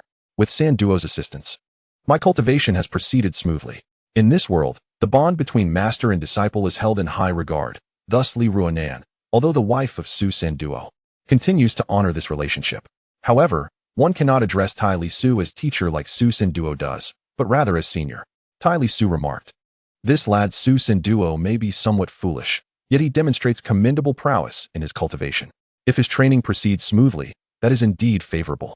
Su Sanduo inquired, teacher, have I successfully passed my first trial? With a hint of annoyance, Tai Lisuo replied, I knew you would ask that. In front of Ruanan. Could I possibly say you did not pass? Su Sanduo joyfully responded, thank you, teacher. Now, may I be informed of my next trial? Tai Lisuo stated, you have just married, so there is no rush. We shall discuss it after some time. Su Sanduo agreed, understood, teacher. I shall devote myself to my cultivation during this period. Is there anything else you would like to instruct me? Chapter 97. Water and Wood. Tai Lisuo pondered for a moment. He addressed Su Sanduo, I am not concerned about your cultivation. Rather, my worry lies in your state of mind. It is precisely for this reason that I have arranged distinct trials for you. Do you comprehend? Su Sanduo replied, I understand, teacher. Tai Lisuo continued, if you grasp this, there is no need to rush your training. You have just wed. Spend quality time with Ruanan and your family. Ideally, before our journey to the Sun and Moon Dynasty, you would have several children, which would put my mind at ease. Both Su Sanduo and Li Ruanan blushed. Su Sanduo acknowledged, very well, I shall heed your instructions, teacher. Tai Lisuo chuckled and said, all right, there is no need to linger here. You may return. In a few days, Wang Jiu and I will venture out for practical training. You should remain at home and focus on that. Su Sanduo affirmed, understood, teacher. After departing from Tai Lisuo's residence, Li Ruanan remarked to Su Sanduo, senior is truly devoted to you, striving to make you stronger by setting different trials specifically for you. Having a formidable master is indeed a blessing. Su Sanduo jested. But do you not also have me as your master? Am I not good to you? Li Ruonan retorted. You claim to be my master? Humph. In a few years, I am certain I shall cultivate to become a powerful being in the sacred domain. At that time, we shall see who is superior. Su Senduo laughed. Ha ha ha. Very well, once you break through to the sacred domain, we shall compare our strengths. He recalled Tai Lisuo's earlier words.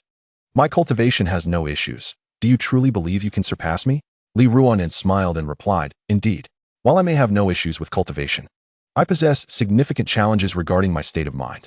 Otherwise, Senior would not have tailored trials for someone. Su Senduo pondered. Ruonan, what do you think the teacher will set for my next trial? Li Ruonan, somewhat exasperated, replied, I am not Tai Lisuo. How could I possibly know? Su Senduo conceded, that is true. The teacher's thoughts are often unique and imaginative, yet practical. Even Uncle Wang, who is quite familiar with the teacher, sometimes finds it challenging to decipher the teacher's thoughts. Li Ruonan remarked, Of course. If it were not the case, how could the esteemed elder have accepted you? Someone whom no one wished to mentor as a disciple? Not only did he take you in, but he also nurtured you into a formidable being of the sacred domain. I dare say, there is no one in this world more insightful or powerful than the esteemed elder. Su Senduo added, Indeed, the teacher is exceptionally powerful. I was once devoid of any magical talent. Uncle Wang, after his injury, was reduced to a mere third-tier warrior, while Lu Huqing was a seventh-tier warrior on the brink of death. Yet, after we came to know the teacher, our training accelerated remarkably, and we have all since emerged as beings of the sacred domain. Li Ruonan continued, and it's not just that. I too am a testament to this. I was merely an ordinary fourth-tier mage. Yet, ever since you shared with me the training methods imparted by the elder, I have ascended to the rank of an eighth-tier mage in just over 2 years. Now, I am even beginning to delve into the comprehension of laws, preparing for a breakthrough into the sacred domain. Su Senduo concurred, yes. Without the teacher, we would not be where we are today. Li Ruonan remarked. While I cannot speak to other matters, in the realm of guiding others in their training, the esteemed elder is quite possibly the most formidable individual in existence. Li Ruonan continued, Indeed. Moreover, the Li and Lu families are seeing a continuous emergence of individuals breaking through to become 8th-tier and even 9th-tier powerhouses. In just a few years, the number of 8th and 9th-tier warriors from both families has more than doubled. Therefore, you must keep pace with the esteemed elder. Should you fall behind even a step, it will become exceedingly difficult to catch up. Su Senduo replied, I understand. This is precisely why I was eager to break through to the sacred domain a few years ago, to accompany the teacher and the others to the Sun and Moon Empire. Ultimately, Tai Lisuo and Wang Jiao decided to conduct their practical training in the Red Rock Valley. As the group arrived at the edge of the abyss in the valley, they were filled with myriad emotions.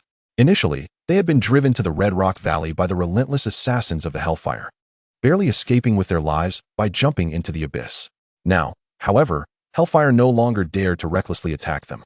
Returning to the Red Rock Valley was no longer an act of desperation, but rather a pursuit of strength and growth. The four, Wang Jiao, Tai Lisuo, Lu Huqing, and Li Jiani, returned to the Red Rock Valley with the dragons, Long Sheng, Long Lei, and Long Yin, ready to engage in practical training within the abyss. The group descended to the very spot where they had leaped into the abyss years prior. Upon reaching the bottom of the abyss, they were soon confronted by a serpentine sacred domain magical beast soaring from the distance. The combative Long Sheng immediately ascended into the air, prepared for battle. Unaware of the approaching sacred beast, from a distance, he called out loudly, Esteemed adults, I am Shui Mu. I never expected to encounter you, and I am truly elated. It was none other than the green-striped giant python, the serpent-like magical beast they had previously encountered in this abyss. When they departed from the Red Rock Valley, they had bestowed upon this green-striped giant python the magical core of the sacred domain from the Emerald Dragon. To their astonishment, years had passed, and the green-striped giant python had refined the core, ascending to the status of a sacred domain magical beast. Wang Jiao spoke, Shui Mu, is that you? You've made remarkable progress, haven't you? In just a few years, you have refined the Emerald Dragon's core and achieved the sacred domain level. Shui Mu responded, I owe it all to you esteemed adults. Without your guidance, I would still be uncertain as to when I might attain the sacred domain myself. Tai Lisuo interjected, no need for formalities. We have come to the Red Rock Valley for practical training. If you are interested, why not join us? Shui Mu replied, Thank you, esteemed adult. I have just broken through to the sacred domain and was preparing to seek you out. I was worried about where to find you after leaving the Red Rock Valley. What a fortunate turn of events that you have returned here. Wang Jiao remarked, Isn't it quite satisfactory to remain in the depths of the Red Rock Valley? Why venture out to find us? Shui Mu asserted, I cannot forget the kindness of you esteemed adults. Now that I have reached the sacred domain, it is only right that I seek and follow you. Tai Lisuo replied, your intent is commendable, but pursuing us is unnecessary. In a few years, we will be heading to the Sun and Moon Empire to participate in the selection for the continent's war. Accompanying us may only bring you greater peril. Shui Mu proclaimed, I fear no danger. I humbly request an opportunity to follow you esteemed adults. Chapter 98. Shui Mu 2 Wang Jiu cautioned. Our journey to the Sun and Moon Empire will likely confront us with countless life and death battles. Although you have broken through to the sacred domain, your strength remains somewhat lacking. It would be prudent not to accompany us. Shui Mu acknowledged, you speak wisely, esteemed adult. My strength is indeed still somewhat insufficient. Thus, I shall seek a water element sacred domain magical beast. I must acquire a water element sacred domain core. If I can refine another water element sacred domain core, I would attain dual element status, significantly enhancing my power. Tai Lisuo considered, that is certainly a feasible plan, but do not rush. What is your innate magical proficiency in the water element? Shui Mu responded, esteemed adult, my innate water magic is a level 7 spell, Stormy Deluge. Tai Lisuo inquired, Stormy Deluge? Isn't that a water magic? Why is there a storm involved? Shui Mu replied, I am unsure myself.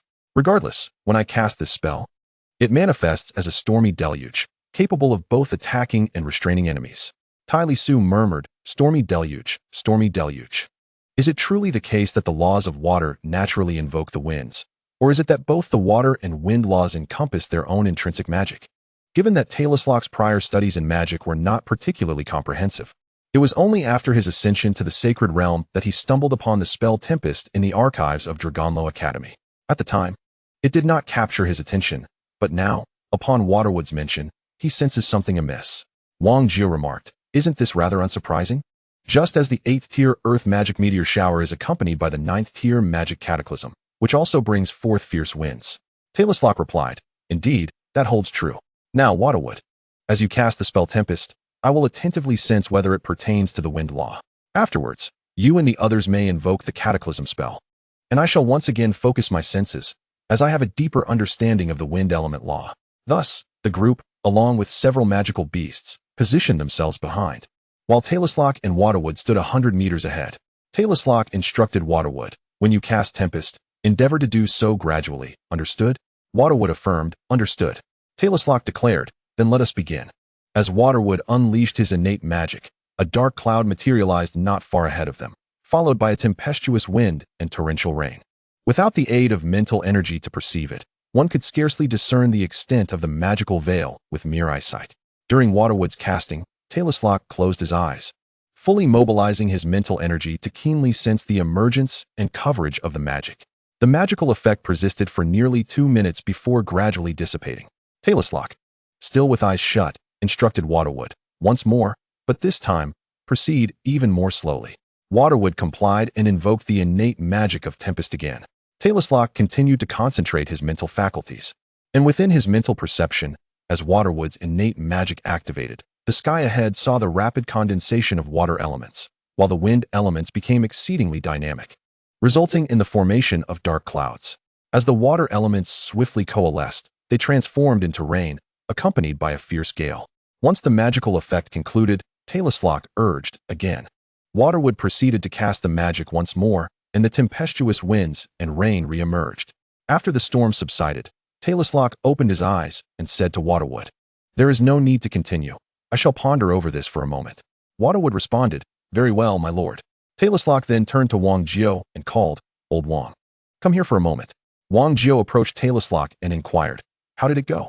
Did you gain any insights? Talislok replied, when Waterwood cast the spell, the wind elements exhibited remarkable vitality. However, it remains uncertain whether this magic simultaneously involves both the laws of water and wind. Wang Jiu remarked, now, may I cast a spell? Tai Lisuo replied, yes, it is your turn to perform the 9th level earth magic, heaven shattering and earth cracking. Allow me to sense it thoroughly. Wang Jiu responded, very well, but my mental strength is waning, and I am not very familiar with this spell. I can likely only cast it 5 or 6 times. Tai Lisuo assured him, 5 or 6 times will suffice. When you cast the spell, do so slowly. It is acceptable if you cannot contain your energy. Just take your time. Wang Jiao agreed. All right, I shall begin now. Tai Lisuo closed his eyes and assumed a meditative posture, stating, commence. Wang Jiao initiated the spell, heaven shattering and earth cracking. In Tai Lisuo's perception, the earth elements swiftly coalesced in the sky, transforming into rocks that plummeted violently. The ground trembled as if shaken by an earthquake, fissures emerging across the terrain. Throughout this process, from the inception to the conclusion of the magic, the wind elements remained exceedingly active. Wang Jiao cast the 9th level spell 6 times. Tai Lisuo, with great scrutiny, sensed that the laws of wind indeed played a significant role in this magic, yet he could not discern any concrete evidence. Wang Jiao, now exhausted, could no longer continue casting the 9th level spell. Meanwhile, Tai Lisuo remained seated in contemplation. Wang Jiao moved a short distance away to meditate and restore his mental energy, while Lu Hu, Cheng Li, and the other mystical beasts of the sacred domain quietly rested, refraining from disturbing Tai Lisuo and Wang Jiao. Immersed in thought, Tai Lisuo's mind was solely occupied with magic and its elemental forces. Whether casting spells in the conventional manner or employing the power of the laws, one cannot escape the corresponding magical elements. However, the magic just performed involved earth and water, so why did the wind elements become so animated? Having gained some understanding of elemental laws, it became apparent that if one were to control the magical elements during another's spell casting using the appropriate elemental laws, it could effectively interrupt their magic. Thus, if during Shui Mu's casting of the spell Tempestuous Rain, Tai Lisuo were to use the power of the laws to control the wind elements, preventing them from becoming active while neglecting the water elements, could he disrupt the casting of the spell? With this thought in mind, Tai Lisuo summoned Shui Mu, who was resting nearby, instructing him to continue casting Tempestuous Rain. Tai Lisuo then extended his mental energy to manage the wind elements within the vicinity of Shui Mu's spell, striving to maintain all wind elements in a state of tranquility, as they would ordinarily be. This, however, proved to be a formidable challenge. Fortunately, Tai Lisuo had already attained a profound understanding of the laws governing wind elements.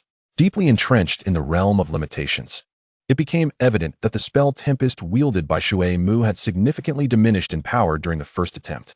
Subsequently, as the second endeavor unfolded, the potency of the Tempest waned even further.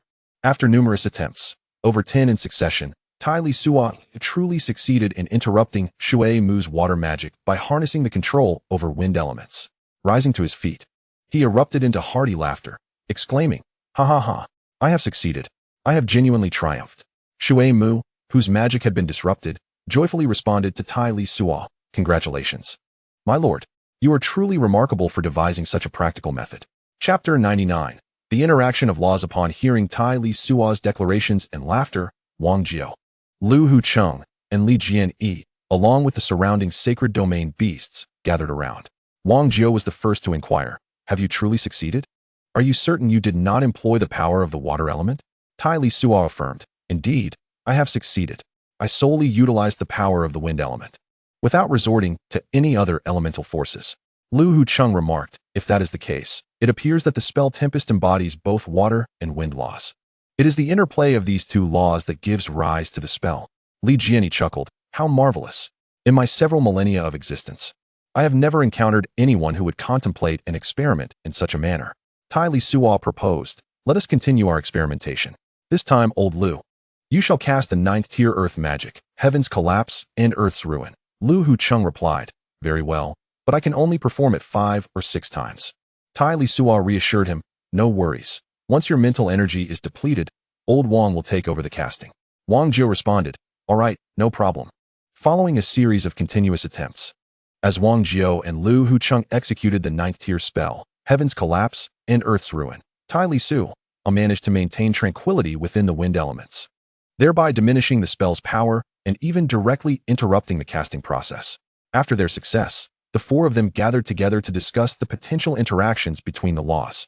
The sacred domain beasts lingered nearby as Tai Lisuo elucidated. The wind element can be deemed omnipresent, thus giving rise to numerous spells. Notably, higher-level spells are likely to involve wind elements or the powers of wind laws, such as the spells we have explored, Tempestan Heaven's Collapse and Earth's Ruin. Wang Jiao pondered aloud.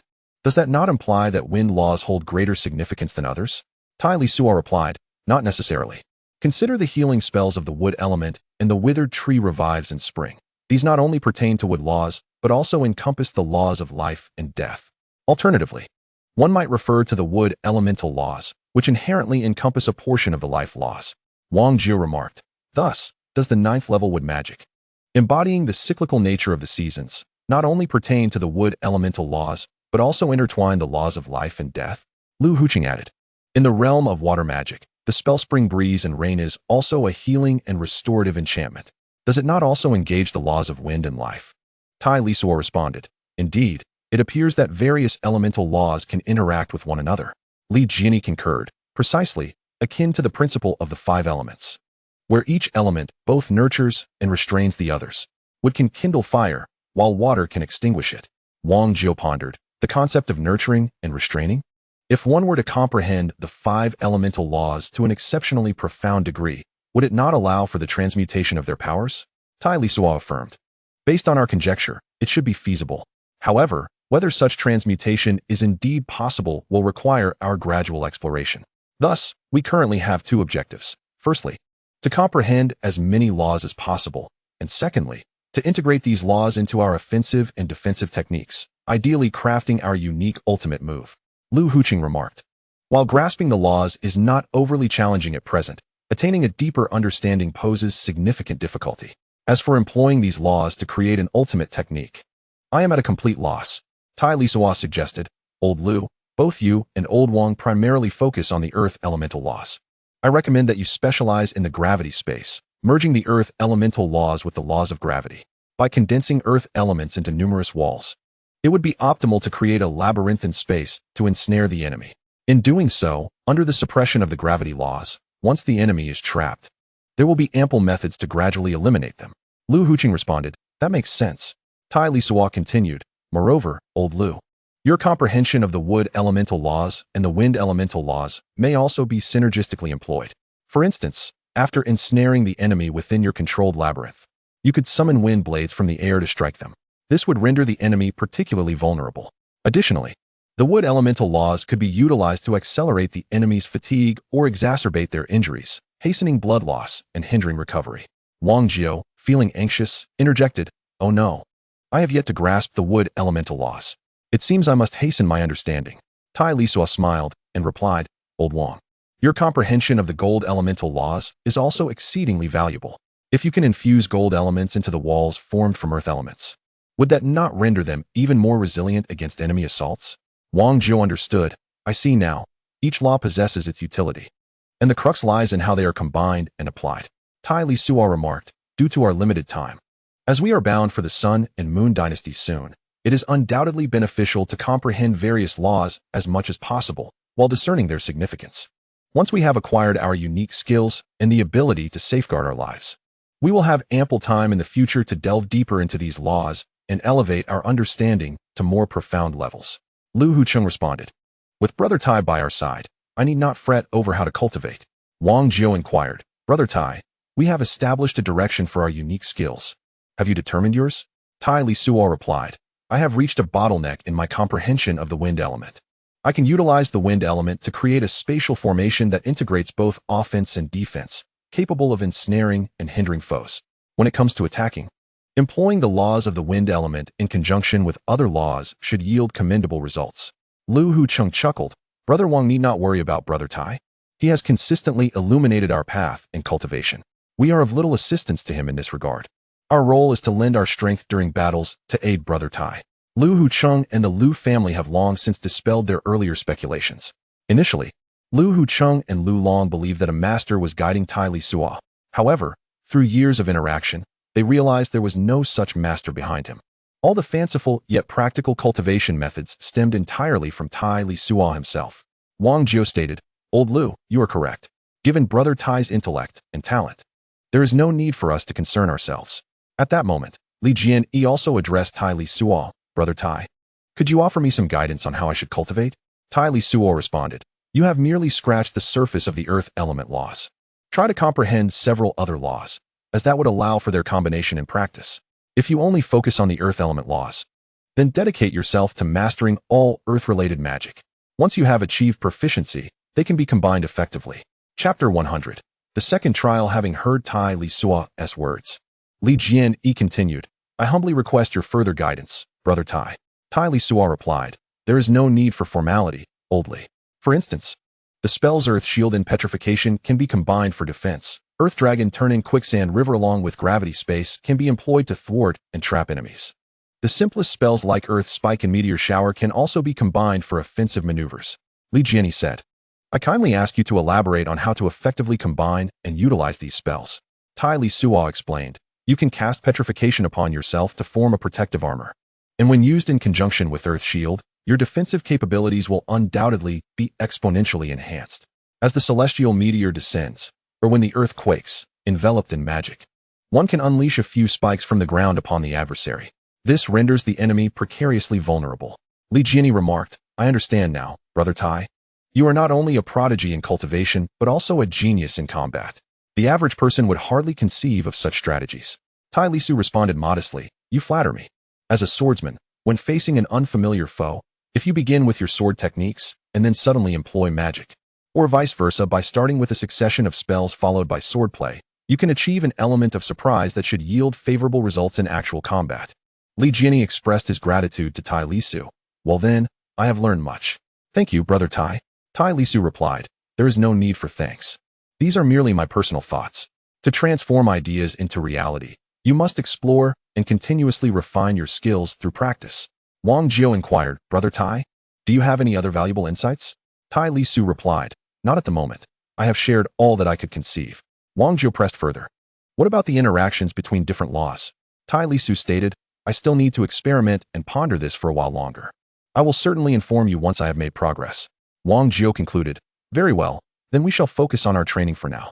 After Li Jiani, Wang Jiao, and Lu Huqing departed, Tai Lisu turned to Shui Mu and asked, Shui Mu, aside from your innate magical talent, you should also be able to cast low-level water magic. Correct? Shui Mu replied, low-level magic? I have not studied that yet. Tai Lisu encouraged, then you should give it a try. As a dual elemental beast of water and wood, it should pose no difficulty for you to learn and utilize these two schools of low-level magic. Shui Mu responded eagerly, all right, I will give it a shot. Thank you for your guidance, my lord. Tai Lisu advised, once you master the low-level water magic, when casting spells like the water sphere, try to slow down the process as much as possible. The slower, the better. Ideally, you should reach a state of charging without releasing. During this phase, use your mental energy to carefully sense every change and detail of the magic from start to finish. This will greatly assist you in comprehending the laws of the water element. If you grasp the principles of the water element, you will not need to refine the water domain's sacred core. Merely entering the threshold of these laws will allow you to easily transcend into the realm of sacred water magic. Shui Mu, filled with joy, exclaimed, thank you, my lord. Thank you. Tai Lisu replied, no need for thanks. Please wait by the side for a moment while I finish my instructions, and then I will teach you the water magic. Shui Mu, brimming with excitement, responded, of course, my lord. Tai Lisu then addressed Long Sheng, Long Yin, and Long Lei. You all have yet to grasp the laws, correct? Long Sheng replied, I feel I have just begun to touch the threshold, especially now with the methods you have shared. It will not be long before I can embark on the path of the wind element's principles. Long Yin, Long Si, and Long Lei have yet to grasp the principles and remain at a loss. Meanwhile, Tai Lisuo devoted half a day to elucidating the first 3 tiers of water, wind, earth, fire, and lightning magic to several magical beasts. In the days that followed, the 4 of them, alongside the sacred domain beasts, immersed themselves in training within the depths of the abyss. The sacred domain beasts primarily focused on learning magic, striving to comprehend the principles through their spells, while the 4 engaged in either understanding the principles or refining their unique techniques. Whenever they made progress, they ventured to other parts of the abyss to seek out sacred domain beasts for practical combat, or paired off to conduct training exercises in distant locales. Time flew by as everyone was absorbed in their cultivation, and before they knew it, over half a year had passed. Tai Lisuo greeted everyone before returning to Long Luo City with Li Jian. His purpose for returning at this juncture was to arrange the second trial for Su Sanduo, and he brought Li Jian along to ensure that the Li family was informed of this trial and to facilitate Su Sanduo's cooperation. Upon seeing his teacher return from Hongyan Valley, Su Sanduo was elated and respectfully greeted Tai Lisuo. However, Tai Lisuo maintained a stoic expression and inquired, are you prepared for the second trial? Su Sanduo became serious and replied respectfully, I am ready. Please instruct me, teacher. Tai Lisuo recited, kill 1 in 10 steps. Leave no trace over 1,000 miles. When the matter is done, Depart with your garments brushing lightly, concealing both your person and your name. To kill one is a crime against the state. To slay thousands is to be a hero. Slaughtering 900,000 makes one the mightiest of heroes. The chilling verses recited by Tai Lisuo stunned both Li Jian and Su Sanduo. After a moment, Tai Lisuo addressed Su Sanduo, stating, "Your second trial is to take a life." Su Sanduo stammered, "Teacher, which person am I to kill?" Tai Lisuo did not respond directly, but turned to Li Jian, asking, "Your Li dynasty must possess prisons and cells, correct?" Li Jian affirmed, "Indeed, we have several. Each state has a substantial prison." Tai Lisuo instructed then, "Hand over all death row inmates to Su Sanduo for him to deal with. Furthermore, utilize your Li family's intelligence network to identify any formidable bandits and outlaws, and entrust them to Su Sanduo as well." Li Jian replied, "Understood, I will issue the orders shortly." Tai Lisuo then directed his attention back to Su Sanduo, stating, "The individuals you are to eliminate are these criminals and bandits. You must kill no fewer than 10,000. The more you slay, the better." Su Sanduo inquired with a pallid complexion, "Teacher, what should I do if the number of criminals and bandits does not reach 10,000? Tai Lisuo replied, "If there are not enough, you must devise a means to gather the requisite number. Conversely, if the criminals and bandits exceed 10,000, you must eliminate them all, leaving no one alive. Do you comprehend?" Su Sanduo responded, "Yes, I understand, teacher." Tai Lisuo chuckled, "Are you already feeling anxious? I have yet to explain the method of execution." Su Sanduo's face grew even paler, and he dared not utter another word, waiting eagerly for Tai Lisuo to continue. Chapter 101. The second test. Tai Lisuo smirked and continued, "I will arrange for a few experts in interrogation and torture from the Li family to assist you. The first 10 leaders among the criminals and bandits must not be killed immediately. You must extract every detail of their lives from them, leaving no stone unturned. In other words, you must employ all manner of torture on each individual before they can meet their end. Do you understand?" Su Sanduo trembled as he replied, I understand, teacher." Tai Lisuo then asked, "By the way, is Li Runin with child?" Su Sanduo affirmed, "Yes, teacher." Tai Lisuo remarked, "Well then, congratulations. Once you complete this second test, you may come to find us in Hongyan Valley. Do not let it be that we return from Hongyan Valley and you have yet to finish the test." Su Sanduo assured, "Rest assured, I will certainly complete the test." Tai Lisuo added, "Moreover, the Li family's intelligence network will assist you in your undertaking and oversee your progress. Now, go about your business. We must return to Hongyan Valley to continue our training." Su Sanduo replied, "Understood, teacher. I take my leave." With Su Sanduo's second test arranged, Tai Lisuo and Li Jian returned to the depths of Hongyan Valley to resume their cultivation. Meanwhile, Su Sanduo was beset with anxiety. The teacher demanded he kill, but only after subjecting them to excruciating torture first. Yet, this was the trial set by his teacher, and failing it would bar him from joining them in the Sun and Moon dynasty. What should he do? Time passed, 3 days elapsed, and Su Sanduo remained inactive. The experts in interrogation and torture arranged by the Li family had already been waiting at the Su residence for over 2 days. It was Li Runin's steadfast resolve that prompted her to advise Su Sanduo, "Perhaps you should reconsider accepting this trial and forego the Sun and Moon dynasty. You could remain here to spend time with your parents, with me and the child, living together in Longluo City. Would that not be a better life? If you truly go to the Sun and Moon dynasty, I, the child, and your parents will all be deeply concerned for your safety." Su Sanduo expressed, "I truly wish to remain here, accompanying my parents, you, and the children. However, without a teacher, none of this would exist. Without a teacher, our entire family's foundation would crumble. Thus, I must follow my teacher to the Sun and Moon dynasty, a journey fraught with peril. I must accompany him. Even if it means merely shielding him from a fatal blow at a crucial moment, I am resolute in my decision." Li Runin suddenly exclaimed, "If that is the case, what are you hesitating for? A true man, a person of valor, cannot afford to be indecisive. With such a temperament, what can you possibly achieve? A moment's hesitation on the battlefield could cost you your life, and you might even require the intervention of your predecessors for rescue. Are you going to the Sun and Moon dynasty merely to be a burden to them? Speak up." Su Sanduo was taken aback by Li Runin's fervent questioning. He stared blankly at her for several moments before responding, "It is indeed as you say, my wife. I shall set off at once." Li Runin reassured him, "Go forth. Do not worry about me or the children, nor about matters at home." After her admonition, Su Sanduo felt a renewed determination to face the trials ahead. Yet, upon entering the dimly lit cell and hearing the agonizing moans and various cries of the prisoners, his complexion paled once more. His legs felt weak, compelling him to continuously bolster his resolve within his mind.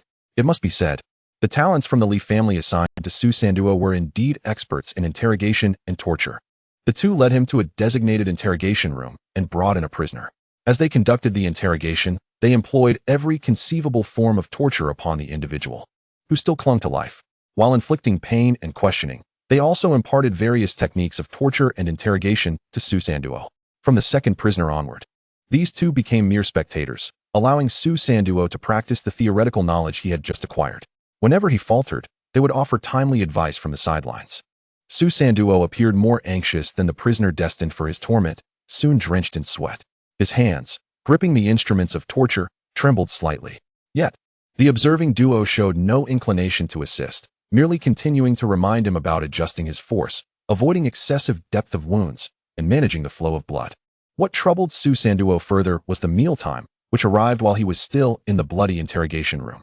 The two from the Li family feasted with apparent enjoyment, while Su Sanduo could not bring himself to eat a single bite.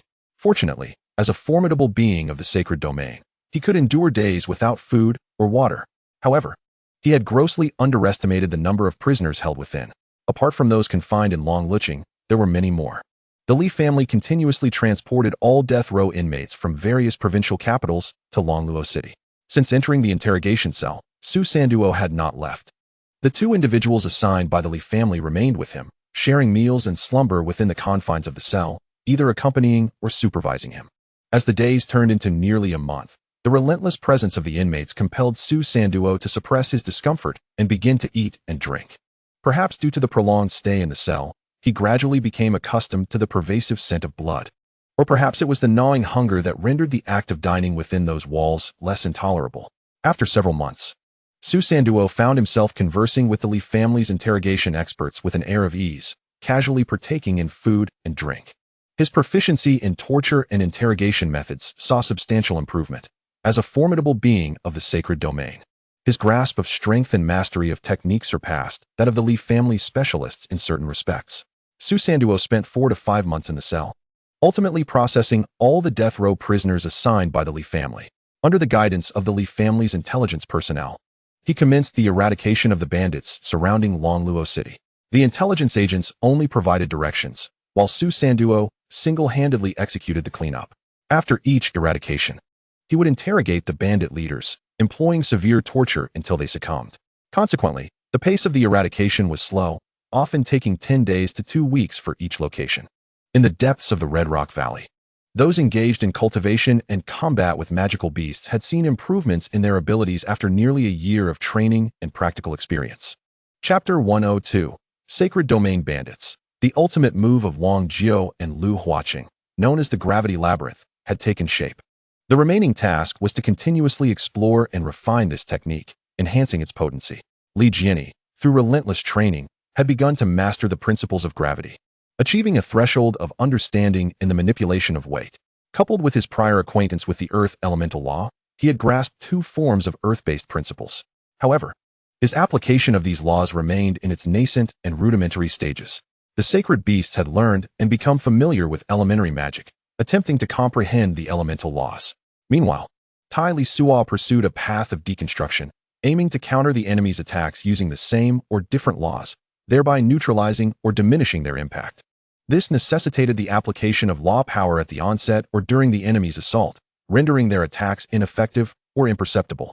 Tai Lisuo was uncertain whether anyone had traversed such a path of cultivation before, yet he felt confident that it was indeed feasible. The magical elements could coalesce and equally dissipate.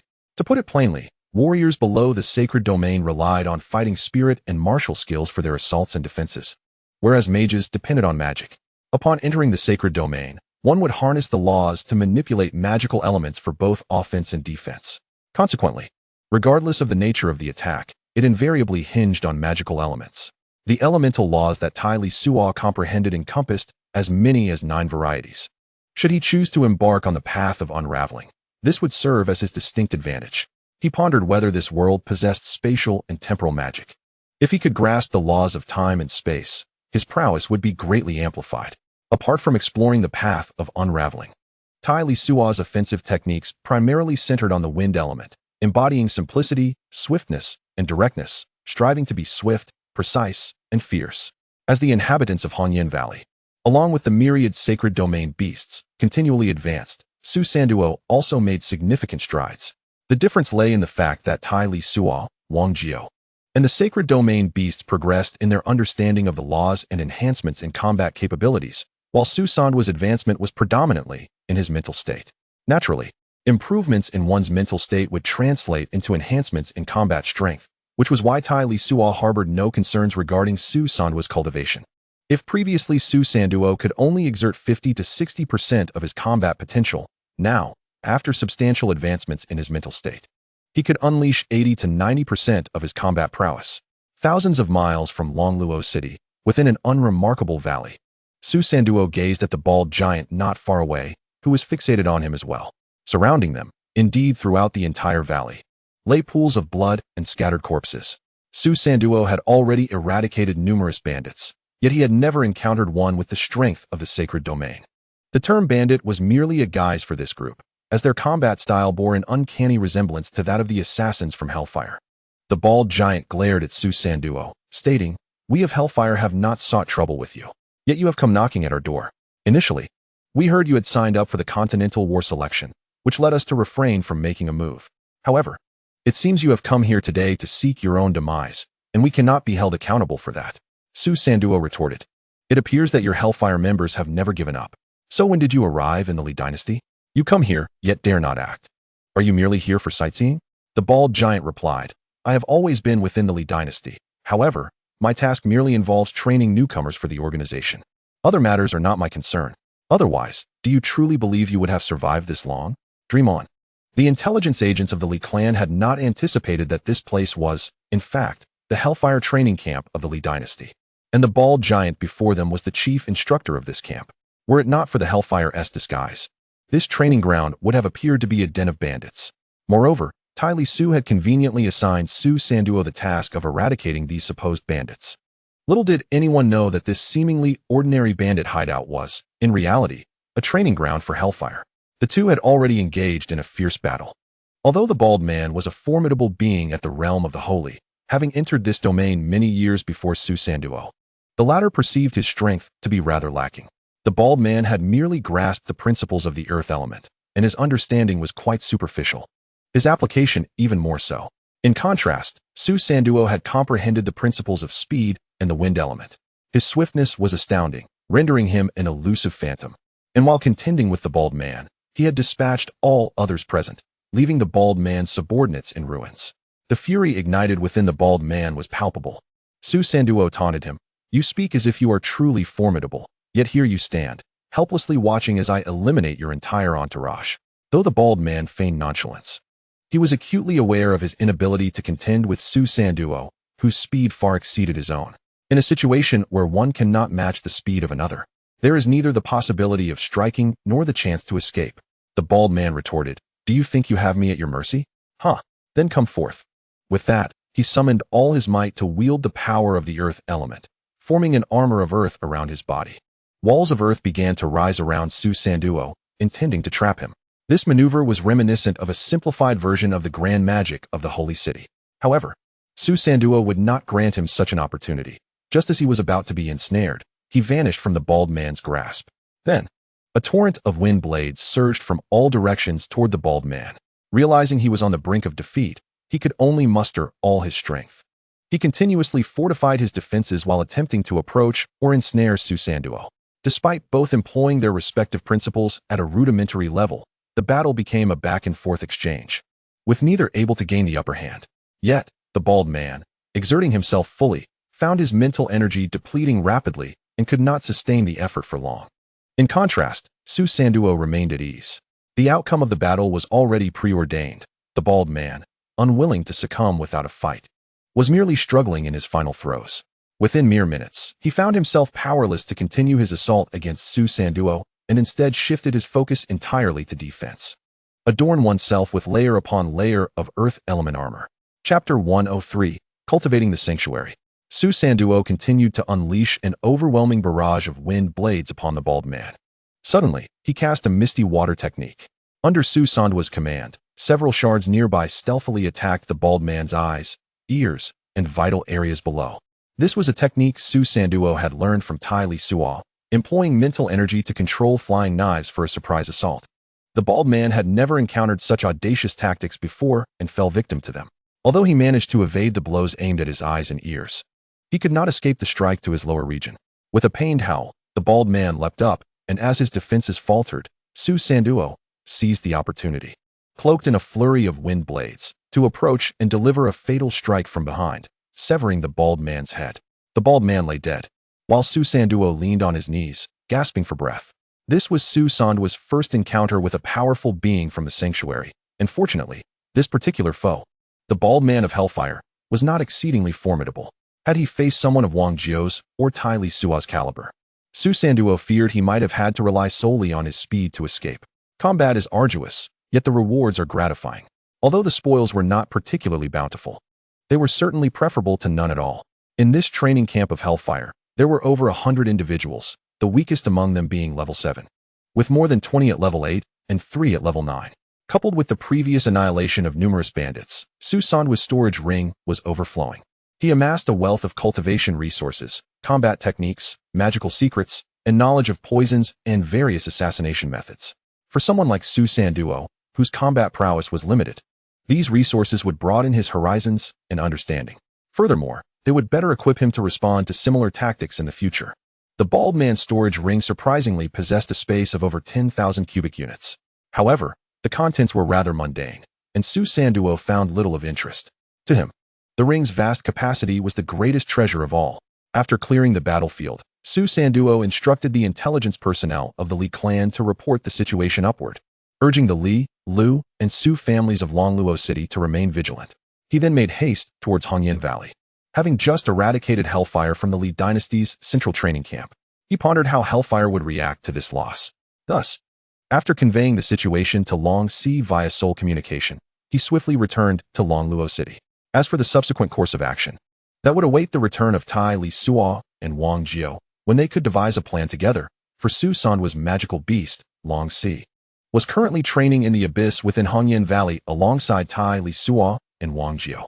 After conveying the situation through the soul transmission of Su Sanduo, Long Si shared the details with everyone. Subsequently, Tai Lisuo, Wang Jio, Lu Huqing, and Li Jiani convened to discuss strategies. Tai Lisuo inquired of Li Jiani, when did this powerful being from the Hellfire Holy Domain arrive in the Li dynasty? Li Jiani responded, I truly do not know. The Li dynasty possesses only one teleportation array, which leads to the Sun and Moon dynasty. This Holy Domain powerhouse may not have necessarily arrived via the teleportation array. Wang Jio remarked, that is indeed a possibility. Considering the speed of a Holy Domain expert, bypassing the array would merely entail a slight delay. Li Jiani added, the Li family members guarding the teleportation array consist of only one 8th level martial artist, accompanied by a few 7th level juniors. Even if they arrive through the array, if the opponent conceals their strength, the guards would remain oblivious. Tai Lisuo suggested, it is also feasible that they attained their Holy Domain status only after arriving in the Li dynasty. Lu Huqing asked, what shall we do now? Tai Lisuo replied, since the news has been relayed, Hellfire will not be able to send reinforcements immediately. At the earliest, it will take a few days. Our priority now is to enhance our combat capabilities. Wang Jio interjected, strengthening our combat prowess cannot be accomplished in a day or two. Tai Lisuo proposed, we should capture more Holy Domain beasts. When the time comes, with the Li and Lu families involved, every potential breakthrough candidate should receive one Holy Domain beast. This way, our collective strength will see a significant enhancement, and if Hellfire sends fewer individuals, they will merely be delivering themselves to us. Wang Jio agreed. Very well. Let us proceed as such. Even if we venture to the Sun and Moon dynasty years later, the Dragon City shall possess a degree of self-defense. Li Jiani speculated. I believe the likelihood of Hellfire sending someone is minimal. They will likely act against you after your arrival in the Sun and Moon dynasty. Although they cannot intervene directly in the selection for the Continental War, that is merely a superficial constraint. In secret, there are myriad ways to eliminate foes without leaving a trace. Tai Lisuo acknowledged, while that may be true, to be prudent, we shall split our efforts. Lao Li and Lao Wang, you two will take our Holy Domain beasts and capture more to bring back. Lu and I will return to Dragon City first. Wang Jio affirmed, understood, no problem. Li Jiani added, this works well. It just so happens that I do not yet possess a Holy Domain contract beast, so I shall find one that suits me. Tai Lisuo concluded, Excellent. Let us proceed separately and expedite our efforts. Wang Jiao and Li Jiani remained in the depths of Hongyan Valley with the Holy Domain beasts to capture more. Tai Lisuo and Lu Huqing immediately exited Hongyan Valley, hastening towards Longluo City. The atmosphere in Longluo City grew tense, for no one knew how the Hellfire would react. Fortunately, Su Sanduo was present, alongside Li Runin and the 3 sacred domain magical beasts belonging to Su Sanduo's parents. In the face of such a colossal entity as the Hellfire, the 4 sacred domain powerhouses could only be considered marginally capable of self-defense. Time passed in anxious anticipation until Tai Lisuo and Lu Huqing returned to Longluo City, allowing everyone to exhale in relief. Seated in the Su family's living room, Lu Huqing gazed at the tense crowd and calmly remarked, "Hellfire, an old adversary indeed. There's no need for excessive worry. Let us proceed with our tasks." He then recounted the strategies they had previously discussed. Upon hearing of such promising developments, Lu Long, Li Runin, and the others were filled with joy. Tai Lisuo addressed Lu Huqing and Li Runin, saying, "Please compile a list of everyone from the Lu and Li families who has reached level 9 or who has begun to comprehend the laws or touched upon their thresholds. We will subsequently enhance our training efforts. Only by strengthening our own power can we deter others from acting against us." Chapter 104. Cultivating the Sacred Domain 2 Intensive Training? Are we truly to cultivate sacred domain powerhouses? Who would dare to claim the large-scale cultivation of sacred city champions? This is not about creating sacred domains through sacred spirit fruits. It involves independently breaking through to sacred domain strength through training and comprehension of the laws. Yet, Tai Lisuo disregarded their thoughts and turned to Su Qinglong and Lu Kaifeng, stating, "Old Su, you and your wife must also focus on your training. Achieving a breakthrough to the sacred domain will afford you greater self-protection." Su Qinglong replied, "Rest assured, Brother Tai, we are well aware of this." Currently, both Su Qinglong and Lu Kaifeng were already level 9 warriors, diligently practicing the principles of lifting light as heavy and heavy as light. Once they grasped the threshold of the laws, with ample crystal stones available for their training needs, a breakthrough to the sacred domain would pose no difficulty. Soon, the numbers of strong individuals in the Lu and Li families were compiled. The Lu family currently boasted 26 level 9 warriors and 3 level 9 mages. Among those below level 9, 6 had begun to touch upon the laws, 5 of whom were mages. Additionally, 1 level 8 warrior had comprehended the principle of lifting light as heavy. The Li family, being numerous, had as many as 42 level 9 warriors and 8 level 9 mages. Among those below level 9, 8 had begun to touch upon the laws, 6 of whom were mages, while the remaining 2 were level 8 warriors who had grasped the principle of lifting light as heavy. In total, combining both families along with Su Qinglong and Lu Kaifeng, there were 81 individuals who had reached level 9. Among those below level 9, 14 had touched upon the threshold of the laws. Notably, among the 81 level 9 powerhouses, 20 had also begun to grasp the threshold of the laws. At present, there exists a promising cohort of 34 individuals poised to transcend into the sacred domain. Tai Lisuo is confident that, provided they are not extinguished and are afforded ample time for cultivation, the number of those capable of breaking through into the sacred domain will far exceed 34. Cumulatively, the total number of individuals reaches 95, and it seems that Wang Jiao and Li Jiani may struggle to capture so many sacred domain beasts. Consequently, they will likely need to prioritize those who have merely grazed the threshold of the laws.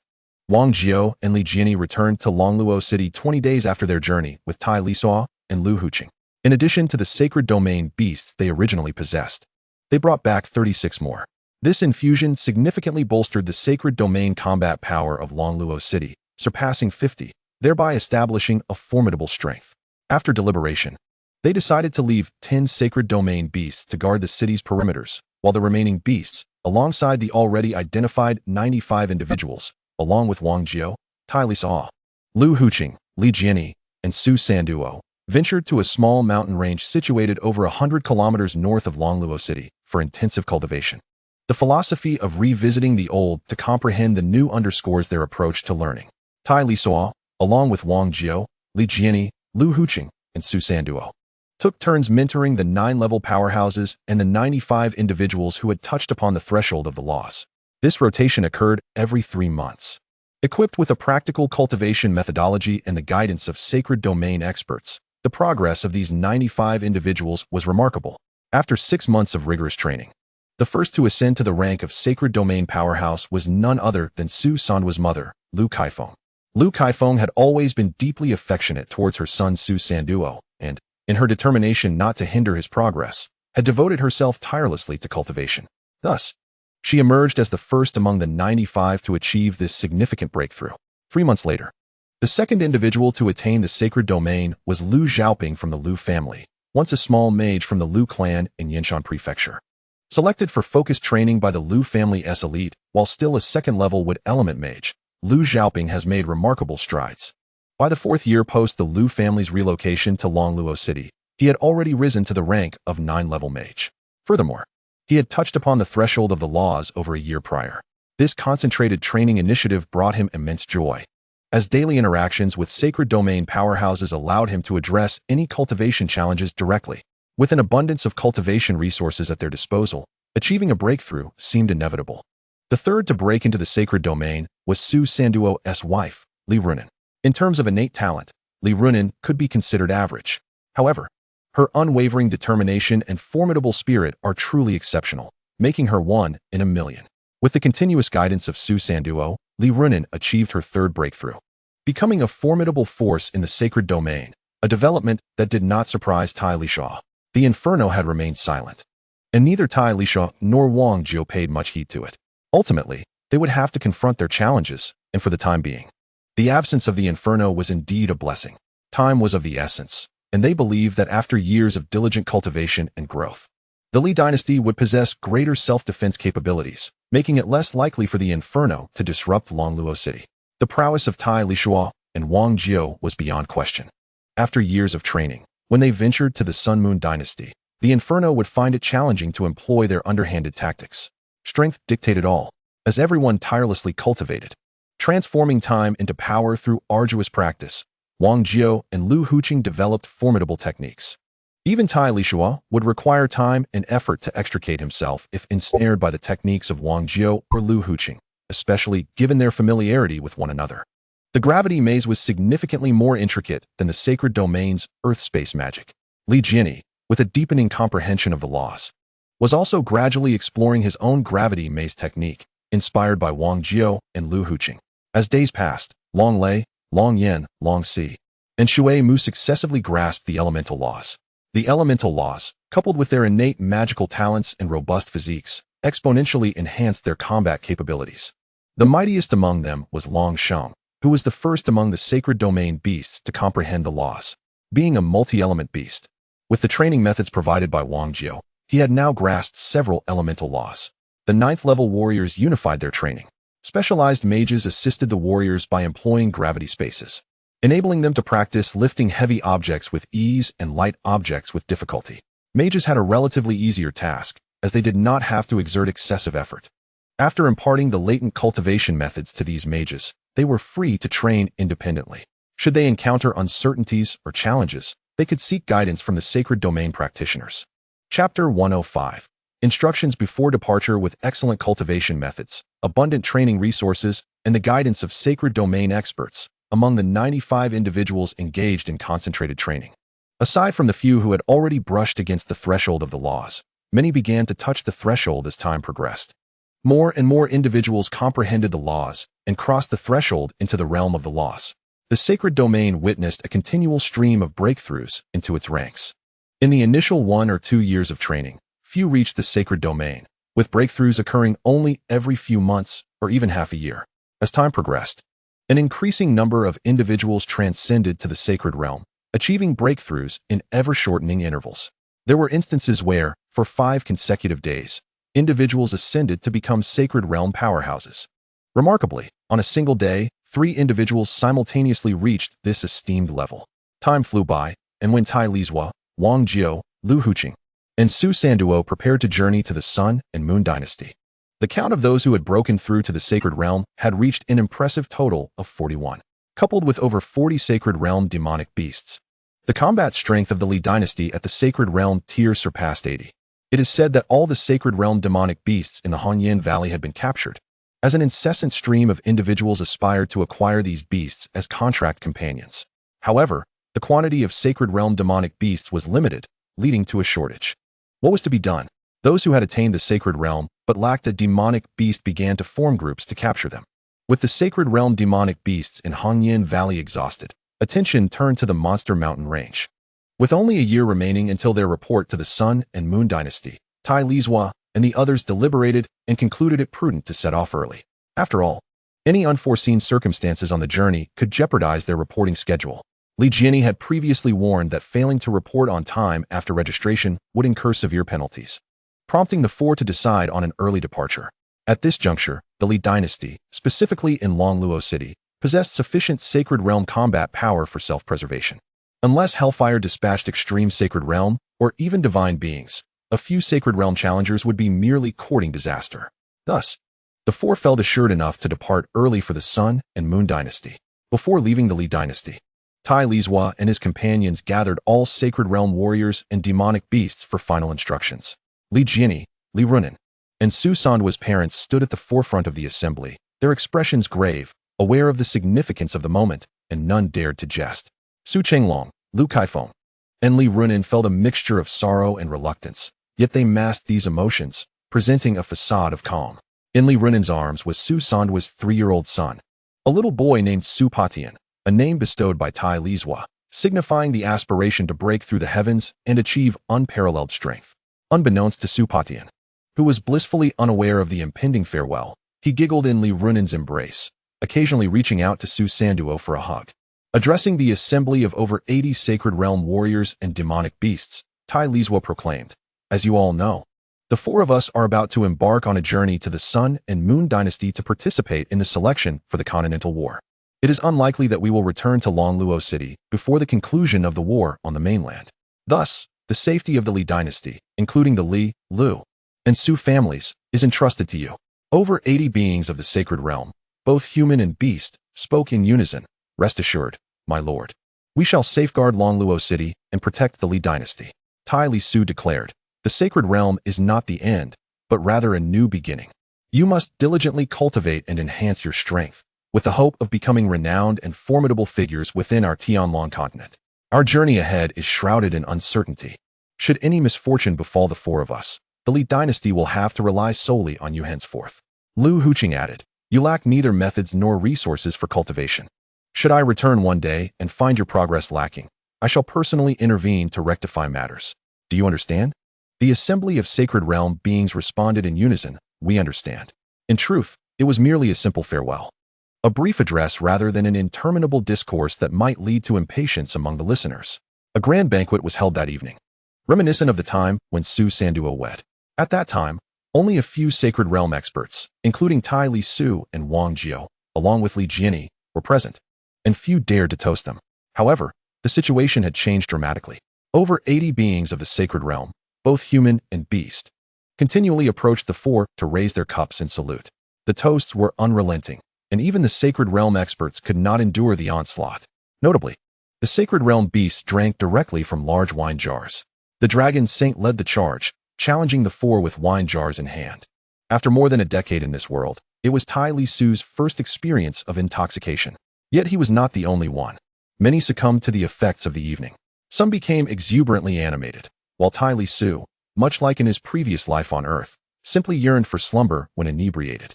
Sleep brought forth dreams, particularly vivid when induced by excess alcohol, fragments of disjointed dreams. In one moment, Tai Lisuo found himself back on Earth, enduring the trials of cancer while typing fervently. In another, he was a carefree child, frolicking through the hills with friends, foraging for bird nests and wild fruits. He then dreamt of joining the Sun and Moon Dynasty, where the four of them were enlisted in a legion, battling across the land. One by one, his comrades fell in the bloodied fields. Wang Jiao, Lu Huqing, and Su Sanduo succumbed in turn. Ultimately, only Tai Lisuo remained, charging headlong into a tide of enemies before him, roaring in defiance. "A jar of coarse wine intoxicates this day. In dreams, my spirit wanders, yet finds no peace. Lives past and present diverge. I seek only to honor the blade in my hand." When Tai Lisuo awoke, it was already the following morning. Stepping out of the room and into the courtyard, I gazed at the newly risen sun. Closing my eyes, I savored the warmth of its rays enveloping my body. Instinctively, I began to practice Tai Chi, as if since the fateful day I was pursued by the assassins of Hellfire, I had neglected to truly engage with the art. The essence of Tai Chi, rooted in the duality of yin and yang, emerges from the boundless void, giving rise to the dualities of existence. The profundity of Tai Chi lies not in its formidable combat prowess, but in the profound principles it embodies. Concepts such as yin and yang, offense and defense, light and darkness, are all encompassed within its practice. As I practiced Tai Chi repeatedly, after years of absence, I found that it had evolved with subtle, yet significant nuances. How remarkable it is! Tai Chi seems to invoke myriad laws, not merely one, but a multitude of diverse principles, all manifesting and transforming with every movement of my form. When Wang Jiao, Lu Huqing, Li Jiani, and Su Sanduo arrived, they beheld the sight of me, engrossed in my Tai Chi practice. Aside from Li Jiani and Li Runan, everyone was quite familiar with Tai Chi and had practiced it extensively. Yet, the scene before them left them utterly astonished. The myriad forces of the laws appeared to flicker in and out of visibility, shifting in a manner that was ever-changing. Wang Jiao quietly remarked to Su Sanduo, "Your teacher is experiencing enlightenment yet again. This is simply outrageous. To attain understanding merely through casual practice of Tai Chi is quite the blow to my confidence." Su Sanduo smiled but said nothing, while Li Jiani inquired, "Brother Wang, is this martial art called Tai Chi?" Wang Jiao affirmed, "Indeed. This is the martial art that Brother Tai passed down to us. In the early years, we practiced it frequently. However, ever since the relentless pursuit by the assassins, we have been solely focused on rapidly enhancing our strength, striving to break through to become formidable beings. Consequently, we have overlooked Tai Chi. It appears that we have yet to grasp its true depths." Lu Huqing and Su Sanduo nodded in agreement upon hearing Wang Jiao's words. Li Jiani, too, was convinced. For this was his first encounter with Tai Chi. What I witnessed today was not the mundane Tai Chi of the past. After practicing for over an hour, I finally emerged from my meditative state. Opening my eyes, I saw my companions not far away, and I smiled, saying, "You all have arrived. Shall we set off?" Wang Jiao replied, "Not so fast. Your practice of Tai Chi today is markedly different from before. Can you elucidate?"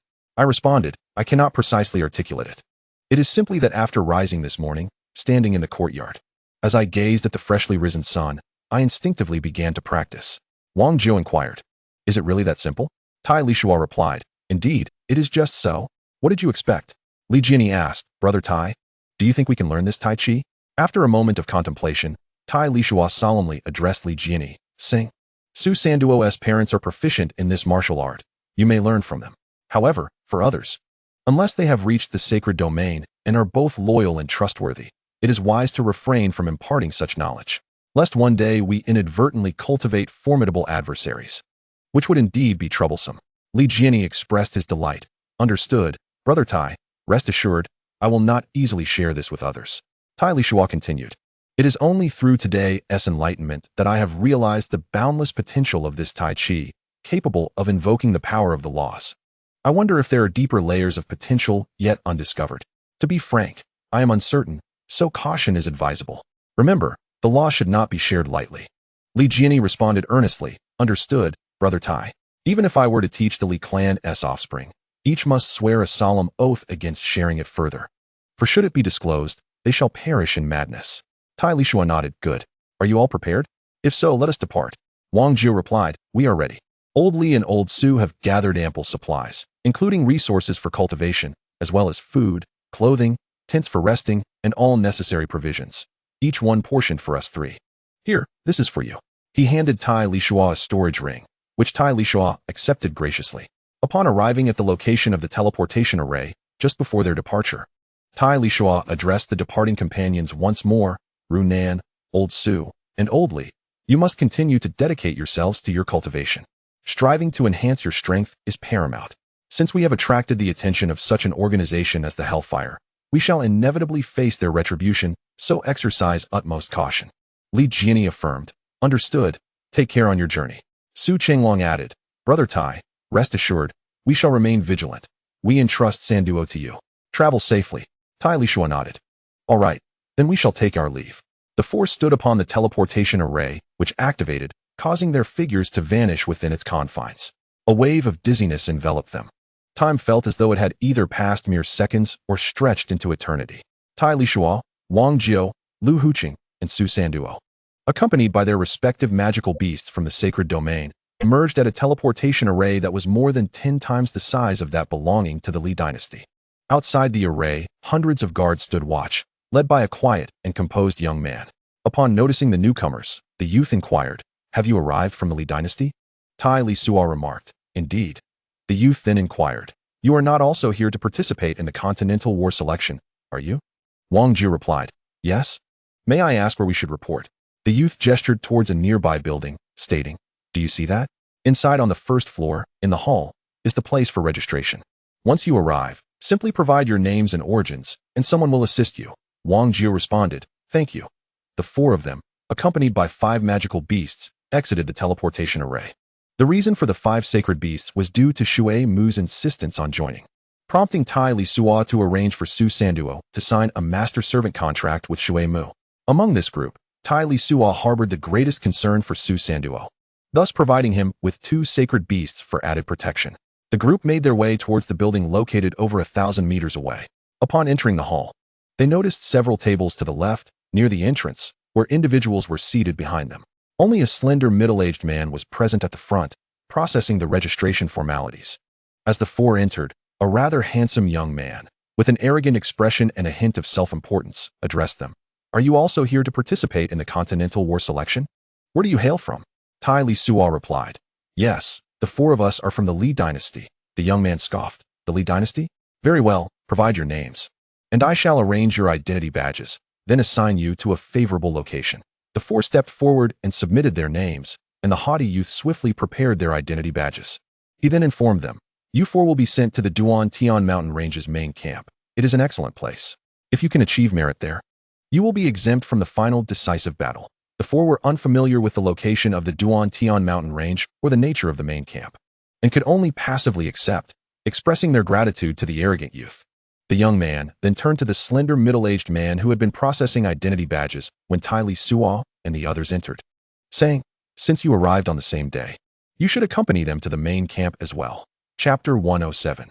The Day in Moon Dynasty 2. The slender middle-aged man glanced at the arrogant youth before responding. "Understood." The young man cheerfully remarked, "Your identities have been recorded. However, there is no rush to report to the main camp. You have a decade to do so. Now, you may leave." To the north of the teleportation array stood a massive city, which the 4 had spotted upon their arrival. After exiting the hall, they walked ahead, heading towards the distant city, while the slender middle-aged man silently followed behind them. After Tai Lisuo, Wang Jie, and the other 2 departed with the slender middle-aged man, the remaining individuals in the hall turned to the arrogant youth and inquired, "How is it that you were assigned to the Duantian camp without undergoing any assessment?" The arrogant youth replied, "Those from the Li dynasty are easily recognizable. There is no need for a test to discern their caliber. What exceptional talent could possibly emerge from such a remote place as the Li dynasty? Thus, it is unnecessary to trouble everyone. They can be assigned directly." The others chuckled softly, choosing not to engage further, for they understood that this arrogant youth belonged to the Li family, albeit from a different branch. Rumor had it that the strong from this branch had once competed for the position of commander of the Duantian camp, only to have it snatched away by a formidable individual from the Li dynasty's faction. Consequently, the members of this branch had been covertly undermining the Duantian camp. In truth, the arrogant youth had been given explicit instructions to ensure that Wang Jie, Tai Lisuo, and their companions were sent to the Duantian camp. The reasons behind the higher-up specific targeting of these 4 individuals remained unclear to him. The 4 intended to first gather information about the city, as they were entirely unaware of the situation regarding the Sun and Moon dynasty and the Duantian mountain range.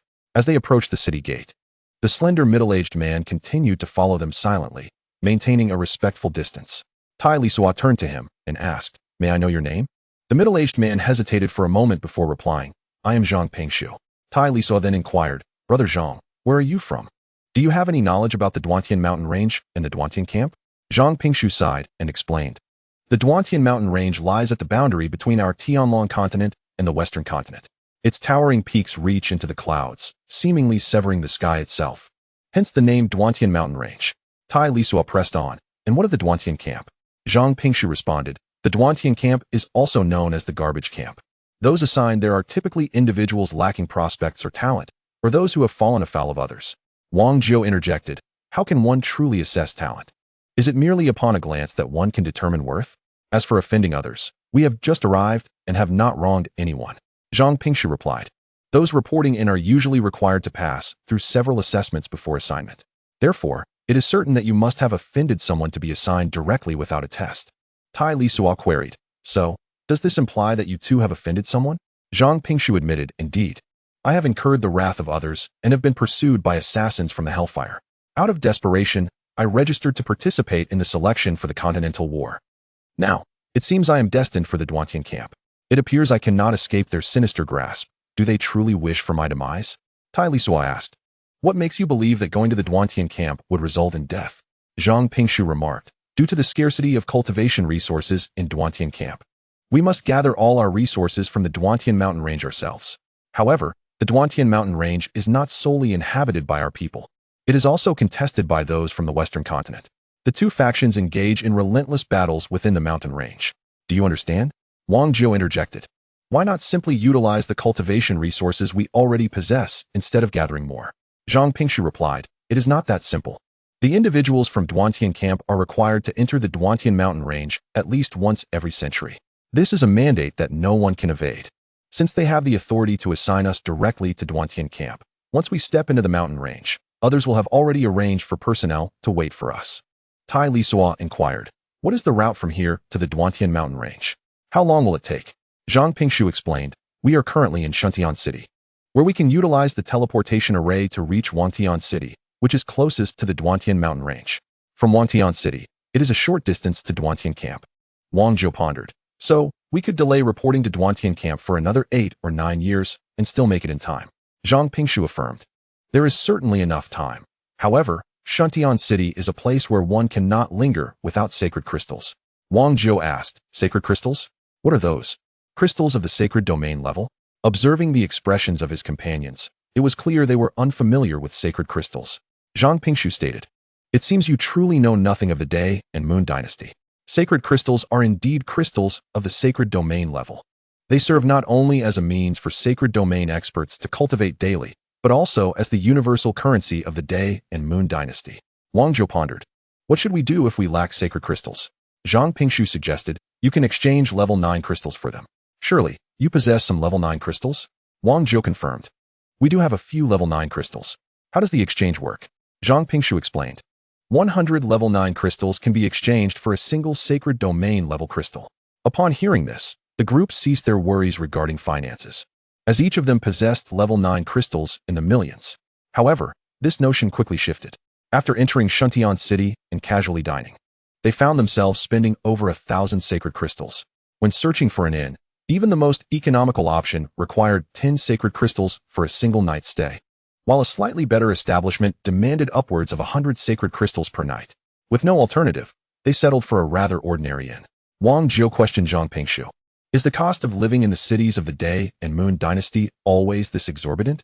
Zhang Pingshu clarified, not at all. In general cities, prices are not as steep, typically only half of what they are in Shuntian City. In some smaller towns, prices can be as low as 1/10 of those in Shuntian City. Lu Huqing inquired, what is the reason behind this?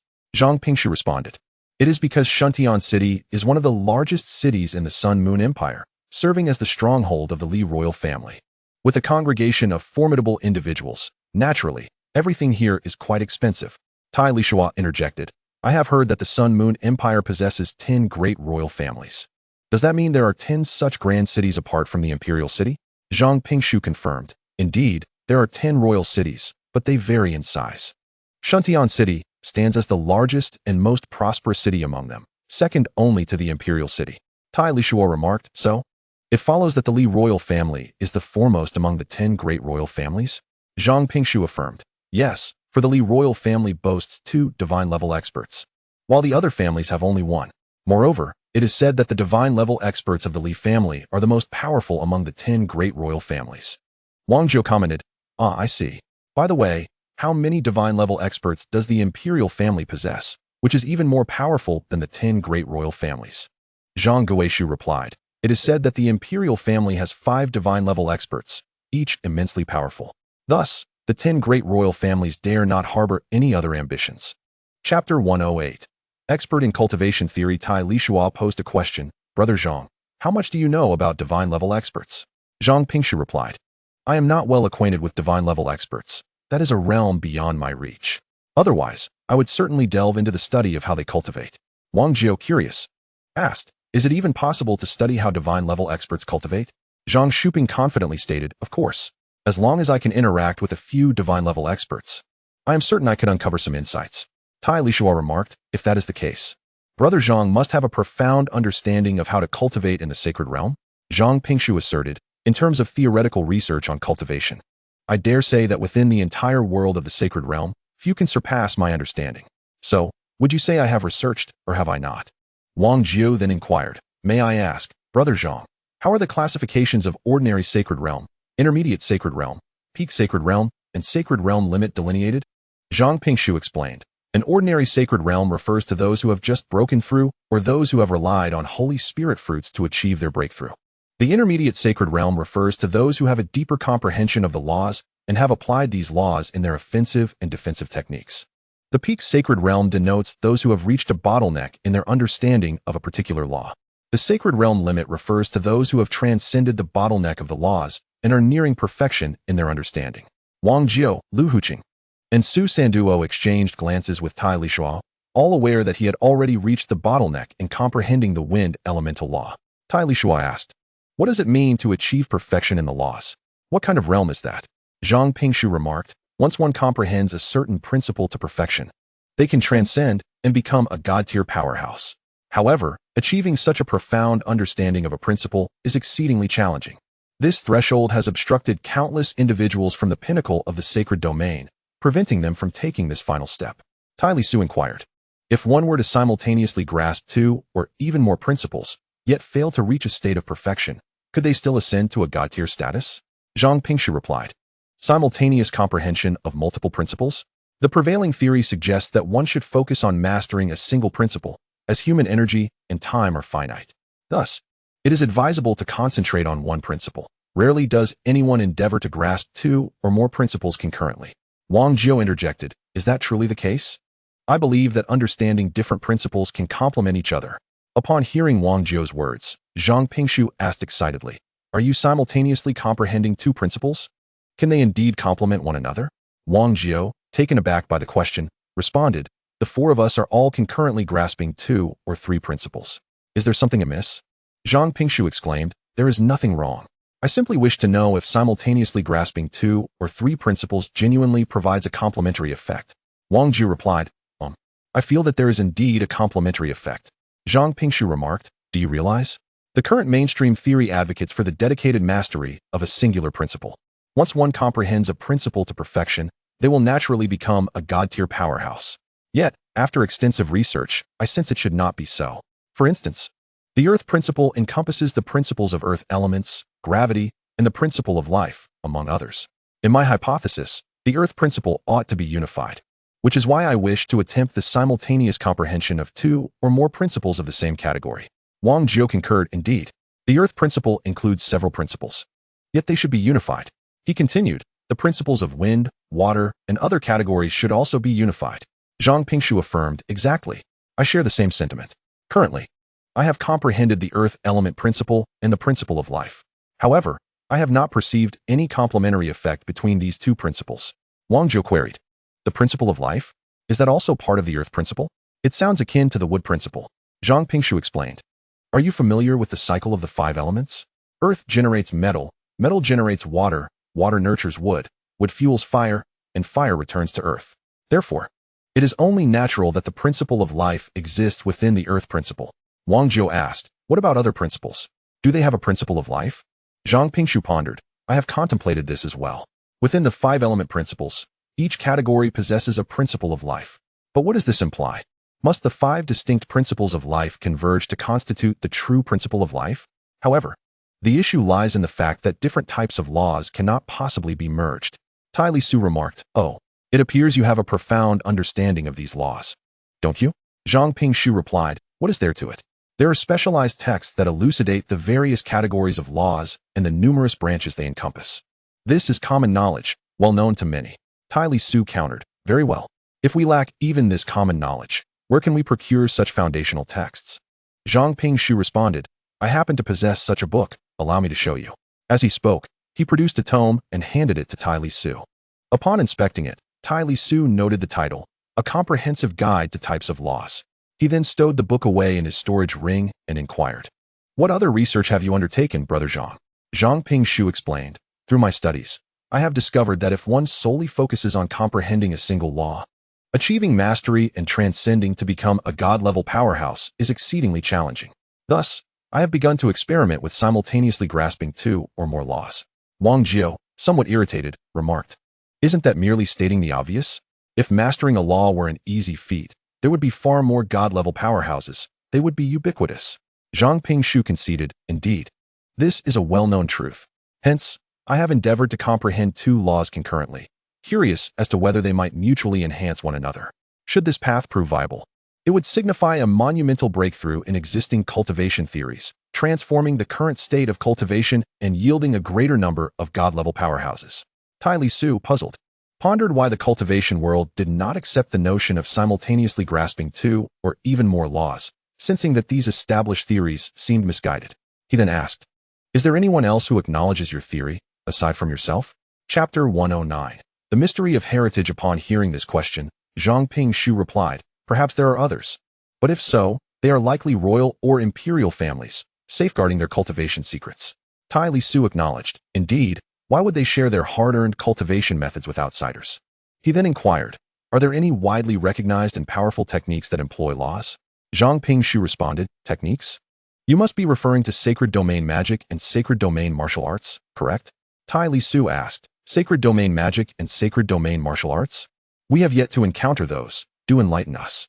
Zhang Pingshu replied, "My knowledge is limited. Sacred domain magic and sacred domain martial arts are not easily shared. The earth element sacred domain magic I practice includes only the earth's sacred armor and earth space. As for other sacred domain magic and martial arts, I have merely heard of them but have seldom witnessed them." Wang Jiao inquired, "The earth saint armor is quite self-explanatory. But is the earth space akin to the gravity space?" Zhang Pingshu replied, "Indeed, the earth space is essentially an enhanced version of the gravity space." After an enlightening discussion with Zhang Pingshu, Tai Lisuo, Wang Jiao, Lu Hucheng, and Su Sanduo gained a deeper understanding of the Sun and Moon dynasty and enriched their knowledge of various cultivation theories. The group spent a few more days in Shuntian City, exploring its offerings. They soon discovered that the cost of living was exorbitantly high. For instance, a modest courtyard in Shuntian City easily commanded tens of millions of holy crystals, while larger estates could reach prices in the hundreds of millions, even billions of holy crystals. After deliberation, they resolved to depart from Shuntian City and head to the nearest Wangtian City, situated near the Duantian mountain range. They were not in a rush to report to the Duantian camp. The group exchanged a small portion of their crystals for holy domain-level crystals before leaving Shuntian City. They opted not to convert all their crystals to avoid any unforeseen complications. Even after conversion, their 9th-level crystals would still amount to several billion holy crystals. Such wealth can often stir envy, so they prudently chose to exchange only a fraction. Just a few days after entering Shuntian City, they stepped into the teleportation array and departed. The teleportation array outside Shuntian City provided direct access to Wangtian City. Upon arrival, the 5 companions took a tour of their new surroundings. Wangtian City was comparable in size to Longluo. Yet in the grand scheme of the Sun and Moon dynasty, it was merely a remote outpost. This stark contrast highlighted the vast disparity between the Li dynasty and the Sun and Moon dynasty.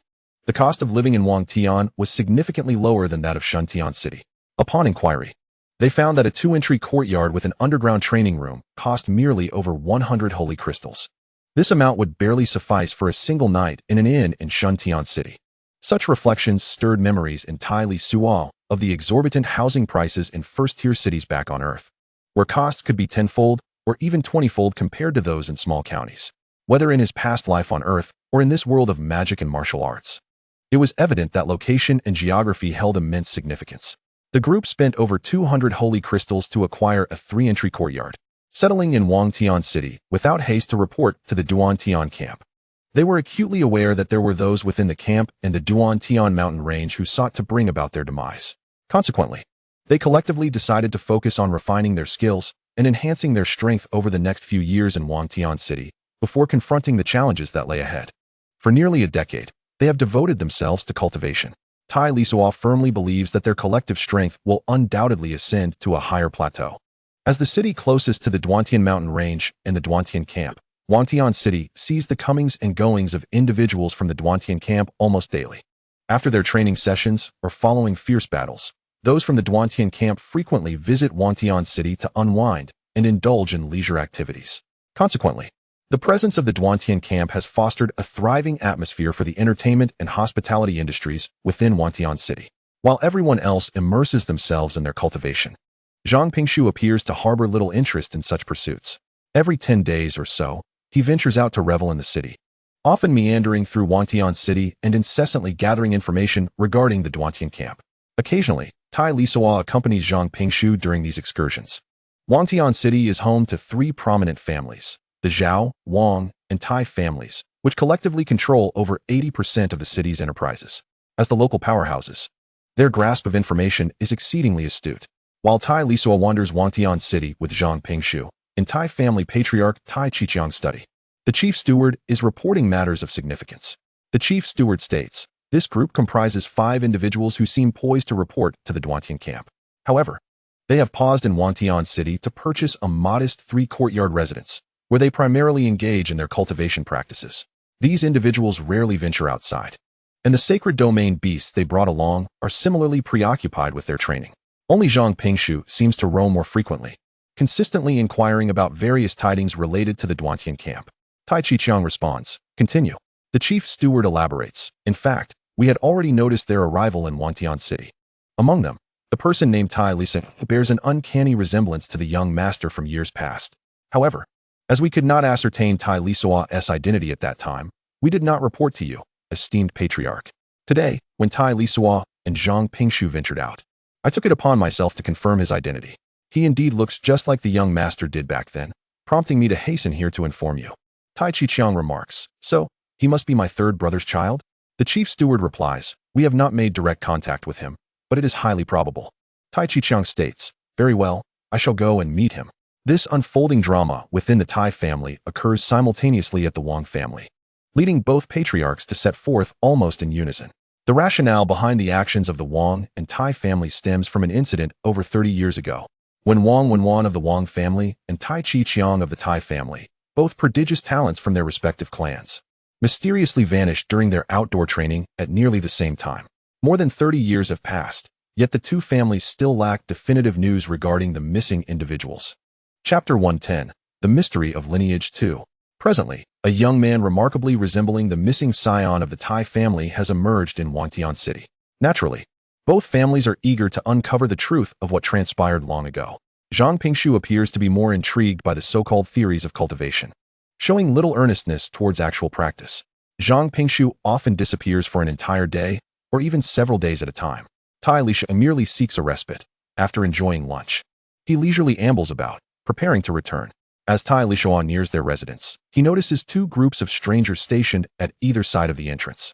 Each group comprises 4 to 5 individuals. If they were assassins from Hellfire, it would be impossible for them to appear so brazenly here. Tai Lisuo's mind races. Who could these people be? Upon noticing Tai Lisuo, the 2 groups hasten towards him.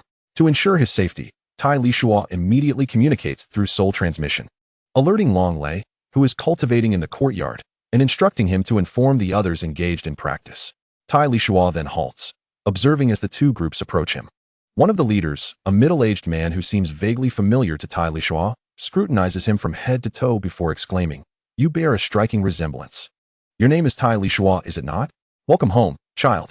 Conversely, the leader of the other group, a burly man, inquires with an unfriendly tone, boy, are you the son of Tai Chi Bean? Where is your father? Why does he not dare to return, leaving you to come alone? Taken aback by their words, Tai Lisuo initially struggles to comprehend. It dawns on him that these individuals must have recognized his lineage from the appearance of the body he occupies. Before he can respond, the familiar middle-aged man sternly interjects, Wang Wenlong, this is a descendant of the Tai family. It is not your place to shout and make demands. Wang Long retorts loudly, Tai Chichiang, precisely because he is of your lineage, and likely the son of Tai Chi Bean, I must inquire thoroughly and with clarity today. Tai Lisuo finds himself momentarily bewildered once more. Tai family? Tai Chichiang. What a remarkable coincidence. The name Tai Lisuo is indeed the name he bore in his previous life on Earth. To my astonishment, I have traversed into this realm of magical martial arts, and the soul inhabiting this body is, in fact, a descendant of the Tai family. What a remarkable coincidence. Although the characters for Tai and Tai are merely homophones, they are not identical. However, Tai Lisuo cannot shake the feeling that this is indeed a fortuitous alignment of circumstances. Could this be what they refer to as the adage that there are no coincidences in tales? While Tai Lisuo was in a state of bewilderment, Wang Wenlong and Tai Chi were embroiled in a heated argument. Fortunately, at that moment, Wang Jiao, Lu Huqing, and Su Sanduo emerged from the shadows, accompanied by the sacred domain magical beasts. Upon noticing the arrival of others, they instinctively surrounded the two disputants, prompting them to cease their quarrel. Wang Jiao inquired, "Brother Tai, what is the situation here?" Tai Lisuo replied, "To be honest, I am equally perplexed by the unfolding events." At this juncture, Tai Chi chuckled. "It is my fault for being overly eager and failing to clarify matters. The truth is, your appearance is strikingly identical to that of my third brother, who has been missing due to unforeseen circumstances for over 30 years. Hence, we have come to seek confirmation regarding certain matters." Tai Lisuo responded, "I fear you may be disappointed. In my recollections, I have wandered alone since childhood. I have never encountered my parents, nor do I know their identities or what they look like."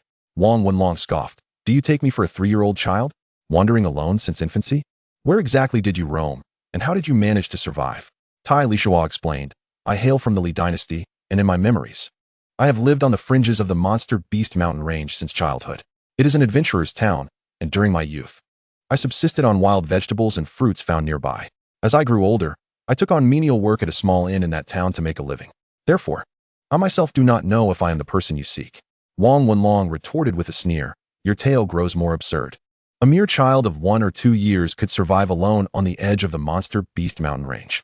And you went on to cultivate into a sacred domain powerhouse all by yourself?" Tai Chi stated, "A simple bloodline test will determine if you are indeed a scion of the Tai family. As for the matters you mentioned, if the Wang family is skeptical, they may dispatch someone to investigate." Wang Wenlong replied, "No need for your input. I will certainly send someone to that town of yours for an inquiry." Tai Chi turned to Tai Lisuo and asked, "Would you prefer to accompany me back to the Tai family, or shall we conduct the bloodline test here in your courtyard?" Tai Lisuo responded, "Let us perform the test here in our courtyard." Tai Chi smiled and said, "Very well. Fortunately, I have brought the bloodline identification device with me." A large group then entered the courtyard and settled in the living room, where Tai Chi produced a circular device from his belongings. Tai Lisuo dripped a drop of blood onto the bloodline identification device, followed by Tai Chi, who also let a drop fall. Suddenly, the instrument shimmered with light as the two droplets merged perfectly. The display revealed the number 81. Tai Chi chuckled heartily, "An 81 compatibility. Indeed, it is the bloodline of our Tai family. There can be no doubt. This must be my younger brother's child." Wang Wenlong let out a cold snort and produced his own bloodline identification device. He instructed Tai Lisuo, "Boy, place a drop of blood on it." Despite his rugged appearance, Wang Wenlong was quite perceptive. Since their meeting, he had been closely observing Tai Lisuo and had noticed something amiss. He realized that Tai Lisuo bore a striking resemblance to Tai Chi Bean of the Tai family. However, the boy's eyes did not mirror Tai Chi Bean's, which was not a significant issue.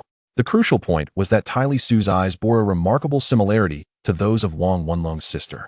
Seeing Wang Wenlong intent on conducting a bloodline test on Tai Lisuo, Tai Chi expressed his displeasure. "Wang, what do you mean by this? We've already confirmed it. This child is undoubtedly of the Tai family's bloodline. Why are you insisting on another test? What are you trying to achieve?" Chapter 111. Identity. Wang Wenlong scoffed, responding bluntly, "What I wish to do is none of your concern. You should mind your own business." He then turned to Tai Lisuo and commanded, "What are you waiting for? Just drip a drop of blood."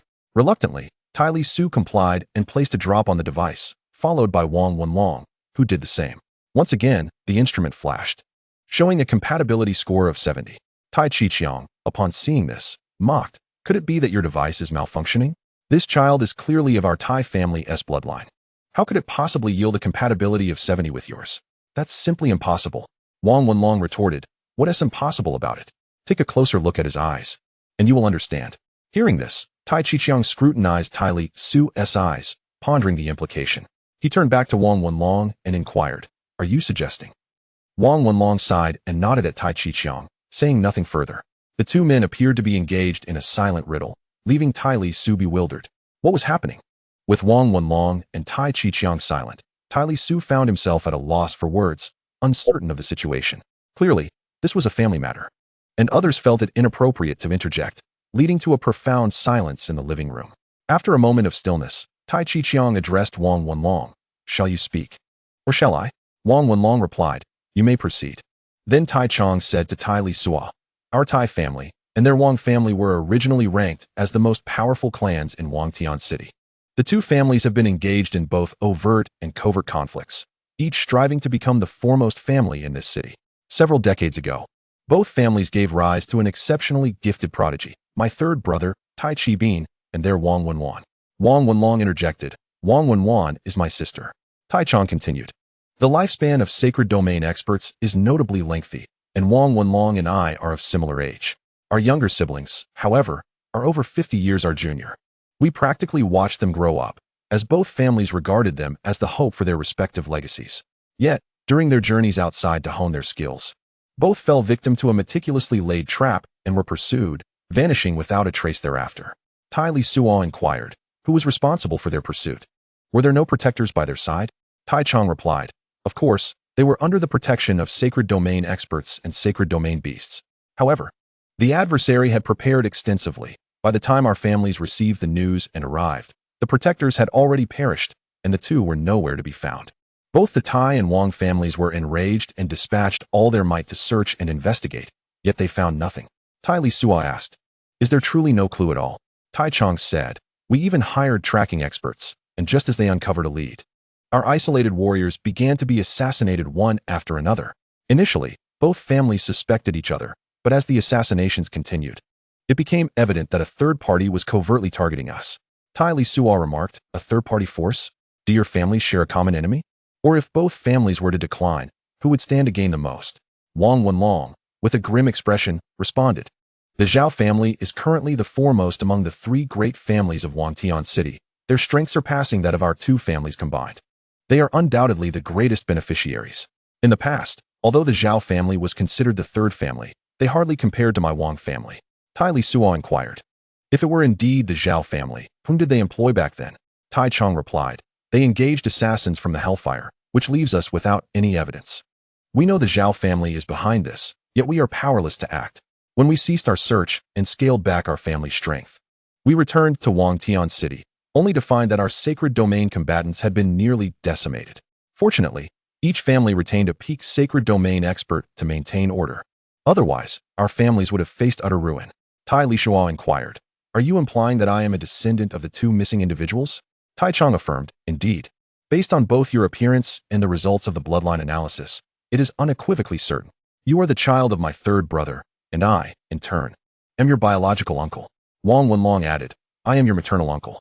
The original identity of the little dog has perished, and Tai Lisuo is merely a soul that traversed from Earth, inhabiting this body. Hence, Tai Lisuo had never contemplated searching for relatives. Now, with family members suddenly emerging, both an uncle and a maternal uncle, he found himself quite unaccustomed to the situation." Tai Lisuo responded, "Very well. Even if what you assert is true, is there another purpose for your visit today?" Tai Chong, somewhat irked, replied, "What do you mean, another purpose? I am your biological uncle. Naturally, I aim to guide you back to your family and help you acknowledge your roots." Tai Lisuo hesitated, Regarding that matter, you see, I have been wandering alone since childhood. I truly lack any sense of belonging to relatives or family." Wang Wenlong queried, "You repeatedly mention your solitary existence. Allow me to ask, who bestowed your name upon you? How do you know you bear the surname Tai? Moreover, your generational character is identical. How do you explain that?" Tai Chong interjected, "Indeed. How do you know your surname is Tai? Although the Tai in your name differs from the Tai of our clan, they share the same pronunciation. Furthermore, the generational character for your generation in the Tai family is Li. Come, elucidate the origin of your name. Do not attribute it to mere coincidence." With a hint of resignation, Tai Lisuo replied, "How should I explain this? In my childhood, I actually had no name. Others referred to me as Little Dog. The name I possess now was chosen by me in my adulthood. Everything indeed seems to be coincidental, if you do not believe me. There is little I can do. Can such coincidences truly exist? Not only the members of the Wang and Tai families, but even Wang Jiao, Lu Huqing, and Zhang Pingshu found it hard to believe Tai Lisuo's claims of coincidence, for it was indeed far too coincidental." Chapter 112. Heritage. 2. Wang Wenlong laughed heartily, addressing Tai Lisuo, "Ha, how could such coincidences possibly exist in this world? People possess a subconscious, as you are aware, correct? If my conjecture is accurate, it must have been during your childhood, before you had any recollection, that your parents frequently called your name. Thus, when you sought to name yourself, you subconsciously chose this name. At that moment, Lu Huqing spoke up. Well, Brother Tai, our Lu family actually conducted an investigation regarding you and the Wang brothers in the past. Through our investigation, we have come to learn that during your infancy, there was indeed an elderly figure who accompanied you. Tai Lizi inquired of Lu Huqing, is that so? Why do I have no recollection of this? No one in Ping'an town ever mentioned it. Lu Huqing replied, this is all we have uncovered. However, for reasons unknown, that elder ceased to appear thereafter. We speculate that he may have perished within the Monster Beast Mountains. Tai Lizi remarked, are you implying that what they said is accurate, old Lu? Tai Chong concurred. Indeed, that must be the case. It is precisely because you have forgotten your parents and your own name that you subconsciously chose the name Tai Lizi for yourself. It is also the reason you mistakenly altered the character Tai Tian. Tai Lizi fell silent, questioning, is there truly no other explanation? Are you certain? He then conceded, very well. Even if what you say holds truth, I must admit, I feel no sense of belonging towards my relatives or family. Tai Chong sighed, we understand. A lack of belonging is inconsequential. Once you return to your clan and live among your kin, over time, you will naturally develop a sense of belonging and intimacy. Tai Lizi stated, we have already registered for the selection of the Continental War. You all know what that entails. The reason we have arrived in Wangtian City is that we have been assigned to the Duantian camp. You are surely more aware of the situation at Duantian camp than we are. Therefore, what you are saying now is rather meaningless. Do you comprehend? Tai Chong responded. In that case, you should indeed return to your clan. The individuals at Duantian camp do not necessarily have to reside within the camp at all times. As long as you can arrive promptly when tasks arise, returning to the camp is sufficient. By going back to your family, you can access their resources, thereby enhancing your strength, which is essential for self-preservation. Tai Lizi smiled wryly and stated, regarding the hellfire you mentioned earlier, we have indeed offended it. I suspect our assignment to Duantian camp is orchestrated by the hellfire itself. They intend to eliminate us when we undertake missions into the Duantian mountains. Do you understand? Wang Wenlong asked, how could this be? How did you offend the hellfire? Tai Lizi turned to Wang Jiao and said, Old Wang, please explain. Wang Jiao nodded and briefly recounted the grievances between their group and the hellfire. After hearing Wang Jiao's account, Wang Wenlong inquired of Tai Lizi, you are a dual practitioner of magic and martial arts? And over a decade ago, you were merely a 7th-level martial artist? Your rate of cultivation is astonishing. Truly a prodigy. What is your current understanding of the laws? Tai Lisuo replied, indeed, with regard to the laws, I have reached an impasse with the law of wind elements. My comprehension of the other laws, however, is rather superficial.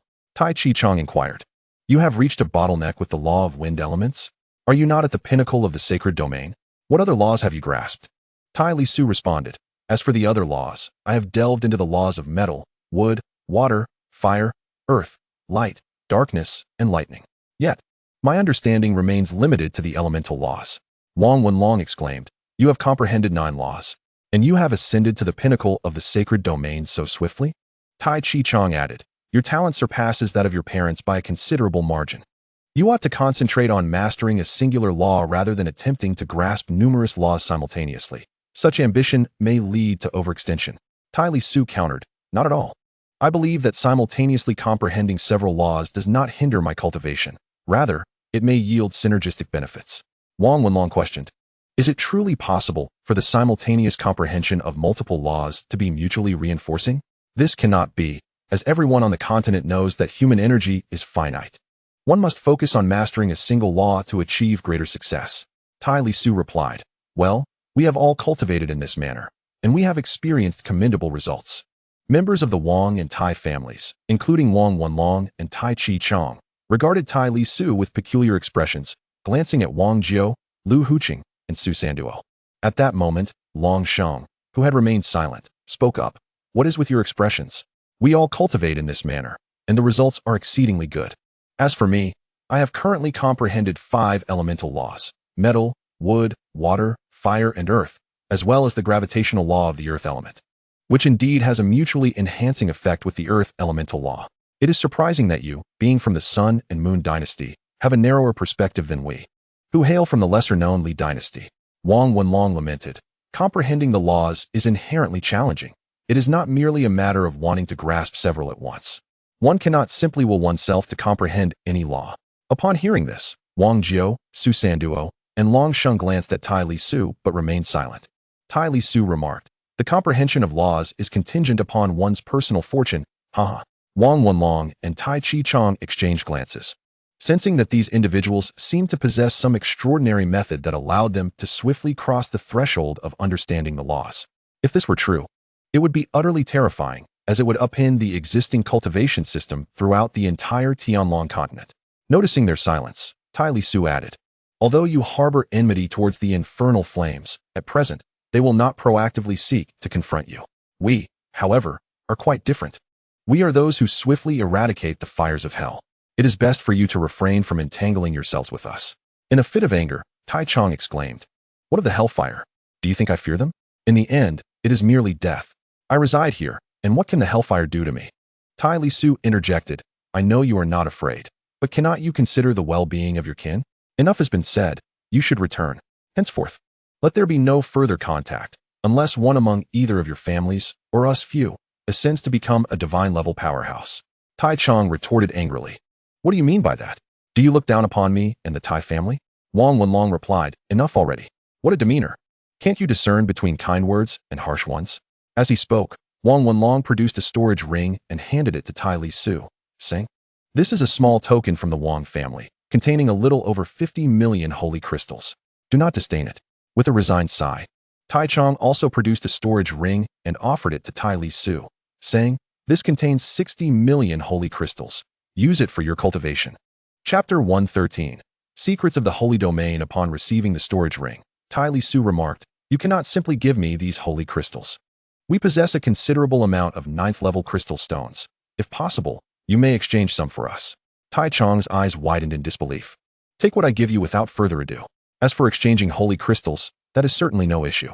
With no other option, Tai Lisuo accepted the storage rings from both men and subsequently produced over 7 billion 9th-level crystal stones, distributing them to the two. To their astonishment, they had expected Tai Lisuo to possess only a few hundred million at most, yet he had over 7 billion. The inadequacy of holy crystals on their part left Tai Chong and Wang Wenlong in an awkward predicament. Tai Chong stated, "Well, we do not have enough holy crystals on hand. I will send someone to deliver more in a few days." Wang Wenlong concurred, "I too lack sufficient holy crystals. I will dispatch someone to bring you more shortly." Tai Lisuo replied, "You have already provided me with so many holy crystals. You may keep these 9th-level crystal stones for your own use. There is no need to send someone to deliver more holy crystals." Tai Chong responded, "What are you saying? As your elder, how can I take advantage of you? What I give is a gift, and what is exchanged is a separate matter." "Very well. As long as you are content," Tai Lisuo conceded. Tai Chong remarked, "Now you speak sense. Very well, we shall take our leave." Tai Lisuo replied, "Fine then. I shall not see you off." Wang Wenlong added, "No need for farewells. We can depart on our own." After both families had departed, the remaining individuals in the living room exchanged glances, bewildered by the unexpected events of the day. After a moment, Wang Jiao finally stated, "I never anticipated encountering your family here in Wangtian City, Tai brother. The mystery of your lineage has been unraveled. Congratulations, my brother." Tai Lisuo remarked, "What is there to celebrate? Having a family and relatives can sometimes feel like a burden." Lu Hucheng responded, "It is our lack of strength that constrains us. If we were powerful enough, such constraints would cease to exist." Tai Lisuo replied, "Enough of this. Let us hasten our cultivation. Enhancing our strength is the true path." Wang Jiao and the others, along with several sacred domain beasts, resumed their training. After a brief period of meditation, Tai Lisuo also continued his cultivation. The following day, the Tai and Wang families dispatched individuals to deliver the exchanged sacred crystals. In addition to the crystals, both families generously provided over 20 sacred-grade spiritual fruits each. Tai Lisuo had heard from Zhang Pingshu about the preciousness of these fruits and had conducted his own inquiries. He was acutely aware of the value of the sacred spiritual fruits. Even the most ordinary sacred spiritual fruit commanded a price of at least 10 million sacred crystals, and some were so rare that money alone could not procure them.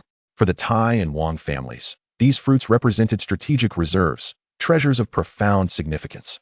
The term sacred spiritual fruit derives from the fact that these fruits contain fragments of laws or principles. Thus, they serve two crucial purposes. Firstly, they can be utilized to cultivate sacred domain beings. With these sacred spiritual fruits, the Tai and Wang families could potentially nurture nearly 50 sacred domains. Even the most basic sacred domain is significantly more formidable than an ordinary ninth-tier expert. The second purpose is to assist sacred domain cultivators in their training, specifically in comprehending the laws. For instance, if Zhang Pingshu comprehends the earth element law, consuming a sacred spiritual fruit infused with fragments of this law would enhance his understanding and mastery of it. Under normal circumstances, no one would use sacred spiritual fruits to cultivate new sacred domains, as such beings would face immense challenges in advancing further. They would have to rely on the fruits for progression rather than their own insights to break through into the sacred domain. Without sacred spiritual fruits, one could still continue to cultivate and grasp the laws, gradually increasing their power.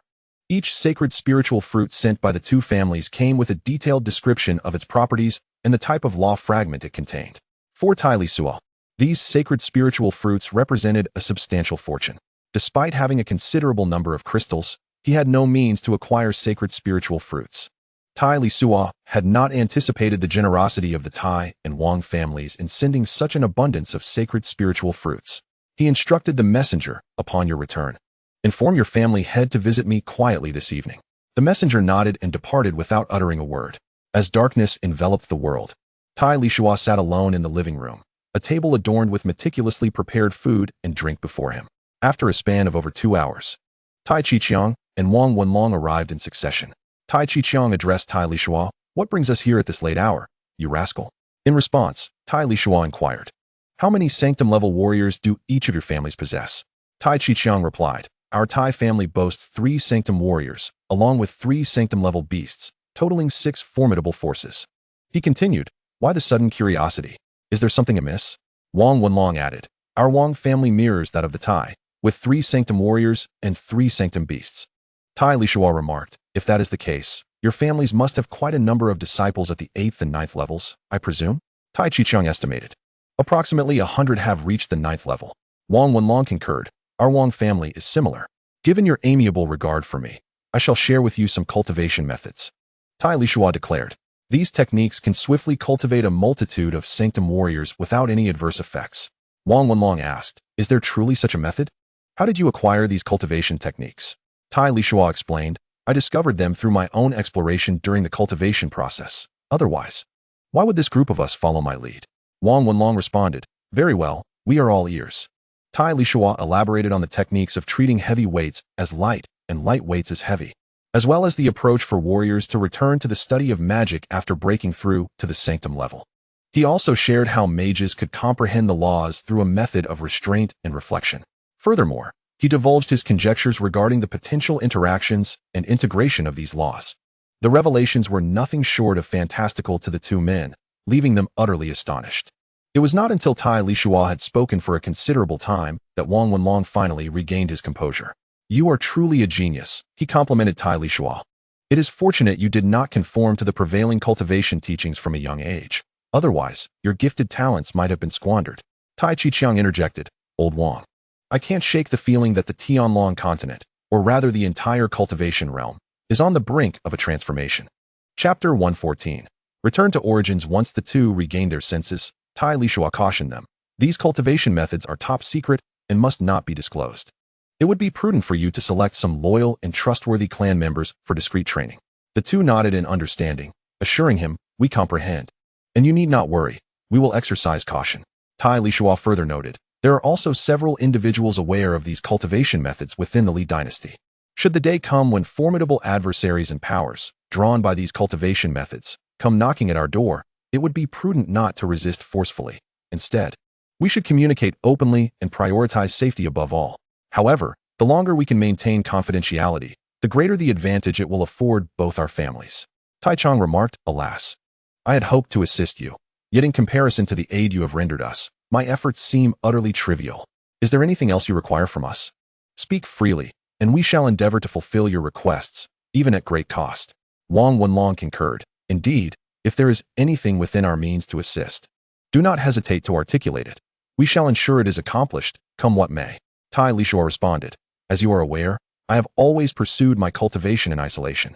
Residing in the remote area of the Li dynasty, my exposure to sacred realm magic and martial techniques has been exceedingly limited. If convenient, please transcribe all the sacred realm magic and martial techniques your families possess and provide them to us. There is no need for anything beyond that. Tai Chong inquired. Is that all? Nothing more? Tai Lisuo affirmed. Indeed, that is all.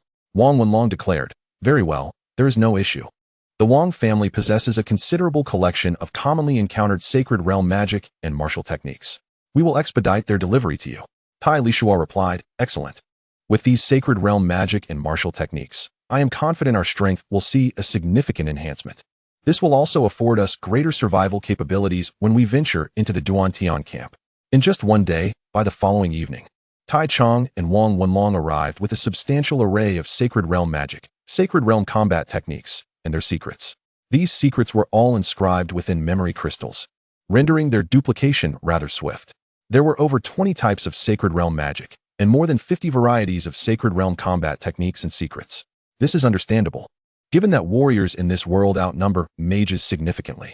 After Wang Wenlong and Tai Chong departed, Tai Lisuo summoned Wang Jiao, Lu Huqing, and Su Sanduo, tasking them with studying these sacred realm magic, combat techniques, and secrets together.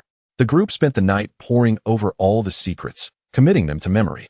Their efforts bore remarkable fruit, as they gained a more profound understanding and insight into the sacred realm, providing them with a clearer direction for future cultivation. Wang Jiao exclaimed, "This is the essence of foundation and resources. With such a plethora of secrets to reference, our cultivation will surely be exponentially more efficient." Tai Lisuo added, "With this wealth of secrets as a reference, you can further refine your ultimate techniques.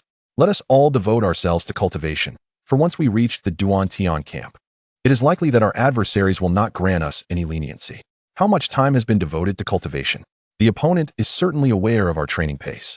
When the time comes for a mission, we will likely face the formidable experts arranged by the Hellfire." Wang Jiao remarked, "What is there to fear? We have transcended to the sacred domain in a mere handful of years. Especially you, Brother Tai. You and Su Sanduo have only taken less than a decade to achieve this breakthrough." Lu Huqing added, "Indeed, we still have over 9 years to cultivate in peace. After we arrive at the Duantian camp, they cannot possibly assign us tasks immediately, right? This means we can focus on our training for at least another 10 years. And I believe our strength will undoubtedly improve." Tai Lisuo responded, "While that may be the case, it is better to be cautious than to regret it later. We must seize the time and diligently enhance our power." Wang Jiao reassured, "Rest assured, Hellfire would not dare brazenly send a large force against us. If only a few are dispatched, unless they are divine-level experts, it is not an easy feat for them to claim our lives." Tai Lisuo concluded, "Yes, vigilance is never misplaced. By the way, old Wang, you are responsible for explaining these secrets to Dragon Saint Long Lei and the others. We shall retreat to our training now." After Zhang Pingshu wandered outside for several days, he returned to the courtyard. At that moment, Wang Jiao was elucidating the secrets to several sacred domain beasts.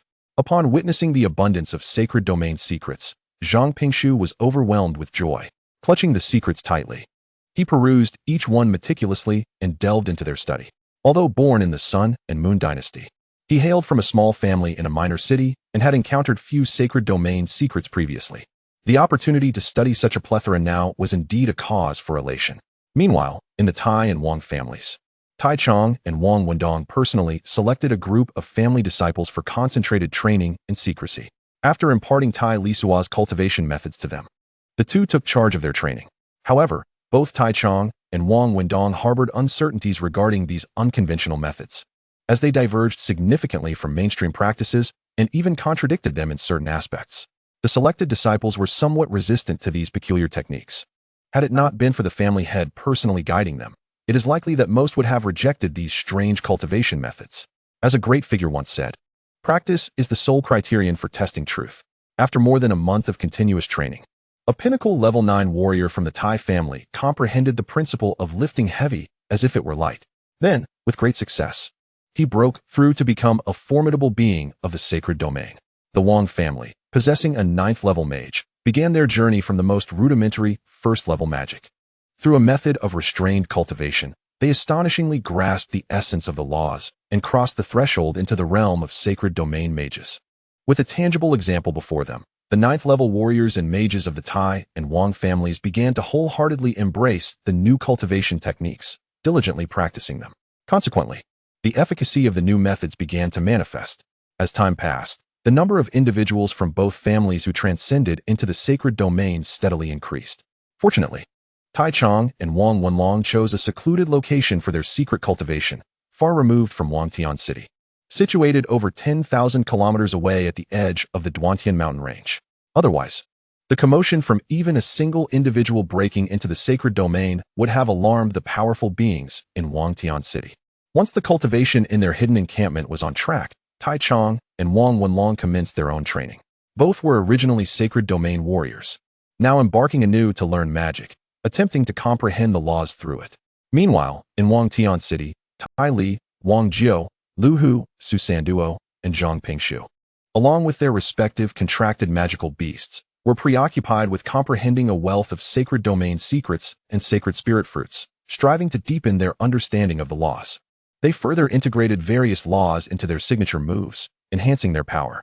For instance, after learning the sacred domain magic of Earth space, Wang Jiu's signature move, the gravity labyrinth, transformed into an authentic labyrinth. With a deeper comprehension of the earth element laws, the walls of the maze, once mere illusions, now appeared as a blend of mist and substance. Additionally, their enhanced understanding of the gravity laws intensified the oppressive force within the gravity labyrinth against foes. With the incorporation of more laws, the labyrinth became more than just a gravitational constraint. It now included fiery seas, swamps, and dense thickets of thorns, all subject to Wang Jiu's will, rendering it nearly impossible to evade. Beyond merely obstructing, ensnaring, and exhausting enemies, there were advancements in offensive capabilities as well. Adversaries within the gravity labyrinth faced relentless assaults from lightning, wind blades, and an array of magical elemental weapons. Wang Jiu, Lu Hu, Zhang Pingshu, and Long Si all pursued the direction of the gravity labyrinth. However, each individual's unique understanding of the laws resulted in distinct labyrinths. Su Sanduo predominantly focused on the law of speed. The teacher once remarked, "Only speed prevails. As long as one maintains a swifter pace than others, they remain untouchable." Su Sanduo, leveraging the advantage of speed, can swiftly close the distance to his adversary and launch an attack. His extraordinary velocity, combined with simple disruptive magic such as the mist technique, along with throwing knives and various other offensive measures, places him in a formidable position. Currently, even when facing Wang Jiu, if Wang Jiu fails to confine Su Sanduo with the gravity labyrinth in the first instance, it is likely that misfortune will befall him.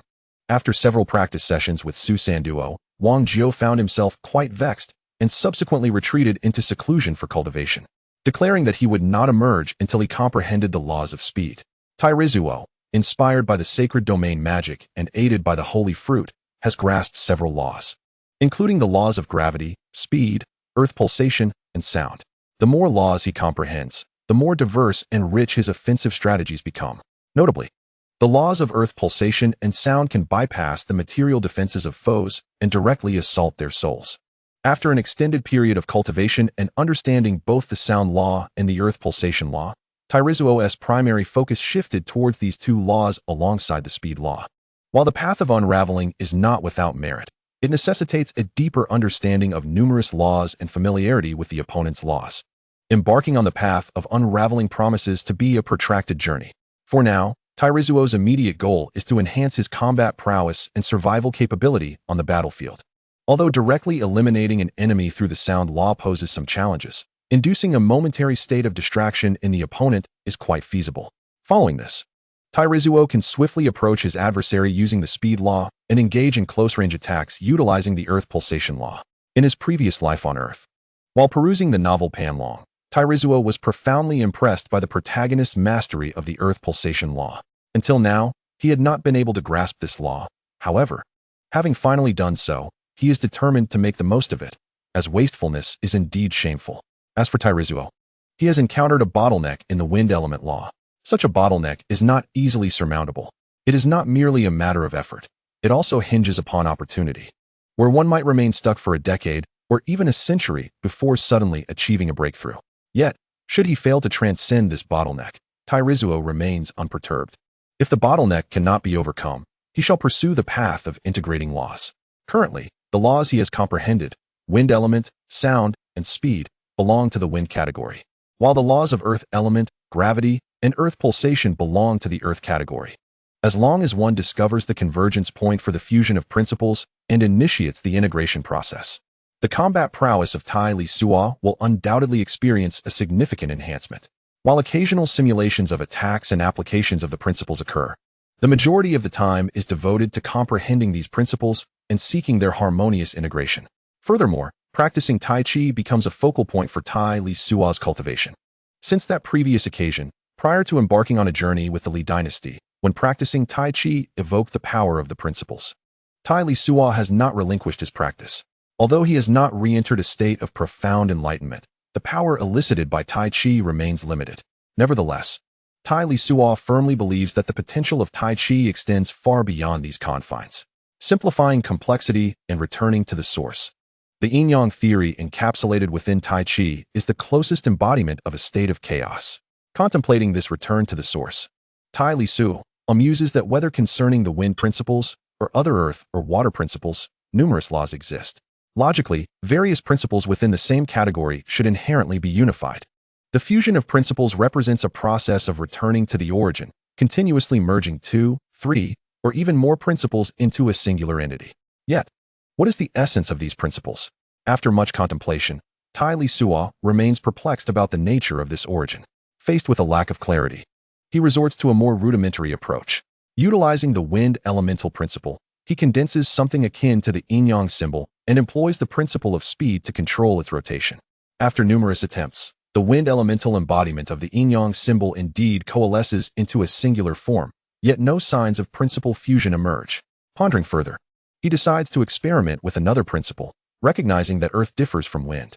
Earth, being tangible, prompts him to utilize actual earth and the earth elemental principle to condense a new form and attempt again. He is determined not to concede defeat. Chapter 116. Fusion of Principles. Tai Lisuo procures some highly adhesive earth. He first molds a semblance of the yin-yang symbol from clay to serve as the yang fish. Subsequently, he utilizes the earth elemental principle to condense a yin fish. By employing his mental energy, he controls these two representations, one tangible and one elemental, into a synchronized rotation mirroring the state of the Tai Chi yin-yang diagram. While the clay is indeed earthly in nature, it lacks the intrinsic characteristics of the earth principles. In contrast, the earth produced through elemental condensation is purer, leaning more towards elemental and principled essence. After repeated attempts, Tai Lisuo discovers that the clay-formed earth fish and the earth fish condensed from the elemental principle can genuinely merge within the framework of the Tai Chi yin-yang diagram.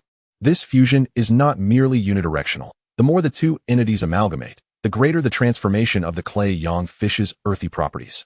While the characteristics of the elemental yin fish, born from the soil elements, are also undergoing change. Following this revelation, Tai Lisuo became enraptured in his research, persistently investigating the transformations of both entities. This metamorphosis extends beyond the soil attributes of the yin-yang fish. Their volumes are also in flux. Notably, the volume of the clay yang fish is particularly pronounced, gradually enlarging with the ongoing fusion. Throughout this process, the clay yang fish emits inaudible subtle sounds and imperceptible vibrations, detectable only through Tai Lisuo's formidable mental acuity. He likened these vibrations to the rhythmic pulse of the earth itself, pondering whether the pulse of the earth and the laws governing soil elements could indeed converge. The soil fish, born of the soil elements, is capable of shape-shifting and can be animated through mental force, thus enabling it to vibrate as well. Tai Lisuo then shaped the soil elements into a slab of earth, using his mental power to manipulate this earthen board, inducing it to gradually vibrate. Through relentless experimentation, he ultimately discerned the harmonious intersection between the laws of soil elements and the laws of the earth's pulse. He simultaneously grasped the principles of these laws while facilitating their intermingling. It became apparent that when Tai Lisuo employed the earth's pulse for an attack, distance diminished its potency. However, once the laws of soil elements began to merge with the earth's pulse, the impact of distance on attack strength was significantly mitigated. Wherever the soil elements resided, there too lay the pulse of the earth, greatly enhancing Tai Lisuo's offensive capabilities. After a period of mutual integration between the laws of soil elements and the earth's pulse, Tai Lisuo further incorporated the laws of gravity. The earthen slab, shaped through the fusion of these laws, continuously morphed under gravitational influence. Following further exploration and synthesis, he identified the convergence point for these three laws.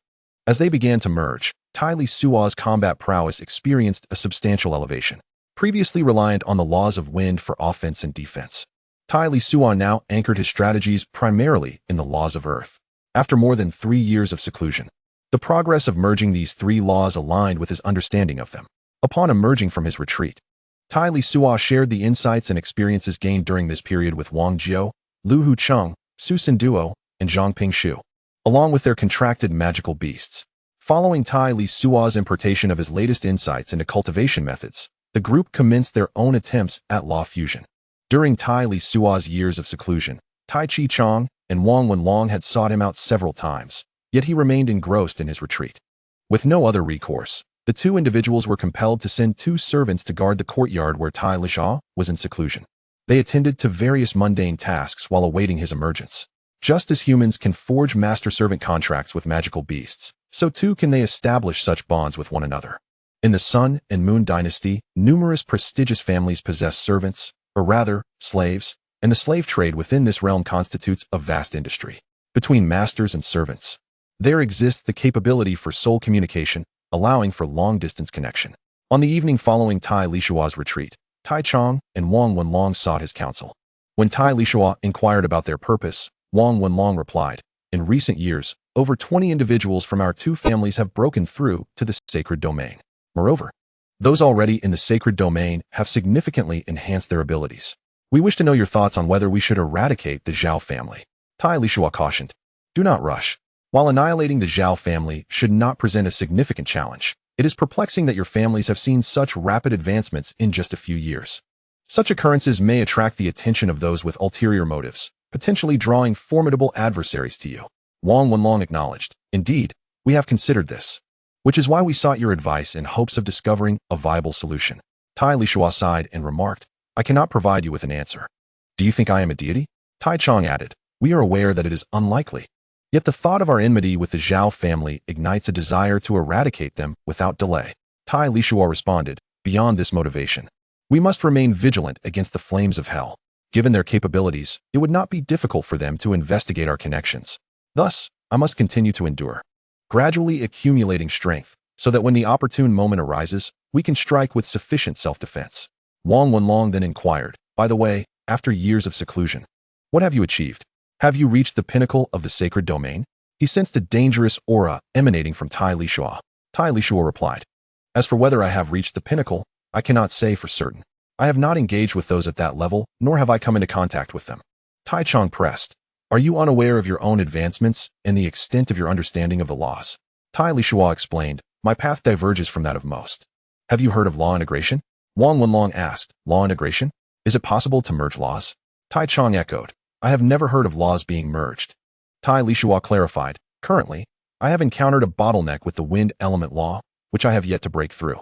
However, I have successfully integrated the earth element law, gravitational law, and the law of Earth's pulse into a cohesive law. This has significantly enhanced my strength." Chapter 117. The Great Camp of Broken Heavens. Tai Chong inquired with astonishment, "Have you managed to merge the 3 laws into a new law?" Tai Lisuo replied, "It is a fusion of laws, not an entirely new law. I perceive that all Earth-related laws inherently belong to the Earth law and should be unified as one. The true essence of the Earth law lies in comprehending and integrating all Earth-related laws into a singular entity, thus achieving a complete and harmonious Earth law." Wang Wenlong asked, "What about the other laws, such as the laws of wind and water?" Tai Lisuo responded, "I believe that the laws of metal, wood, water, fire, earth, as well as those of light, darkness, and lightning, each represent a complete law. We may refer to them as comprehensive laws. Furthermore, each comprehensive law encompasses several sublaws, which can be classified as branch laws. For instance, the law of gravity within the Earth domain can be identified as a branch law of the Earth law. Do you understand?" Tai Chong remarked, "I see. Your explanation does seem to have some merit." Tai Lisuo continued, "My primary objective in cultivation is to first comprehend the branch laws, then merge them, ultimately transforming them into a comprehensive law. When 2 branch laws are fused, the potency of both attack and defense far exceeds that of any singular branch law. The more branch laws that are fused, the greater the overall power." Wang Wenlong asked, "Are these cultivation methods derived from your explorations over the past few years?" Tai Lisuo replied, "Not entirely. In truth, I had some ideas even before my breakthrough into the sacred domain. It was merely during these past few years of seclusion that I transformed those ideas into reality." Tai Chong queried, "Your intellect is truly remarkable. How did you conceive of such methods?" "Internally, Tai Lisuo thought to himself, it's not that I am exceptionally brilliant, but rather that anyone on Earth who enjoys reading fantasy novels is likely familiar with these methods. Nevertheless, he explained to the two, the ideas emerged while I was practicing magic. For instance, the wind blade, a first-tier magic, merely utilizes the wind element, while the fifth-tier wind magic, flight, surely involves the laws of speed and the wind element. Thus, I pondered, if one magic encompasses various laws, could different laws be merged into one? Wang Wenlong further inquired, how do you go about merging these laws? Could you share your insights with us? Tai Lisuo then recounted his attempts at merging laws, along with his reflections and experiences, to both Tai Chong and Wang Wenlong. Wang Wenlong asked again, what about the Tai Chi yin-yang diagram? What does it look like? Tai Lisuo casually sketched a Tai Chi yin-yang diagram on the ground and elucidated the principles of Tai Chi and its associated diagram to the two of them. In order to spare the two from further inquiries, Tai Lisuo finally remarked, this Tai Chi and the Tai Chi yin-yang diagram were imparted to me by an elderly gentleman when I was quite young. To avoid revealing his identity as a time traveler, Tai Lisuo could only weave a tale.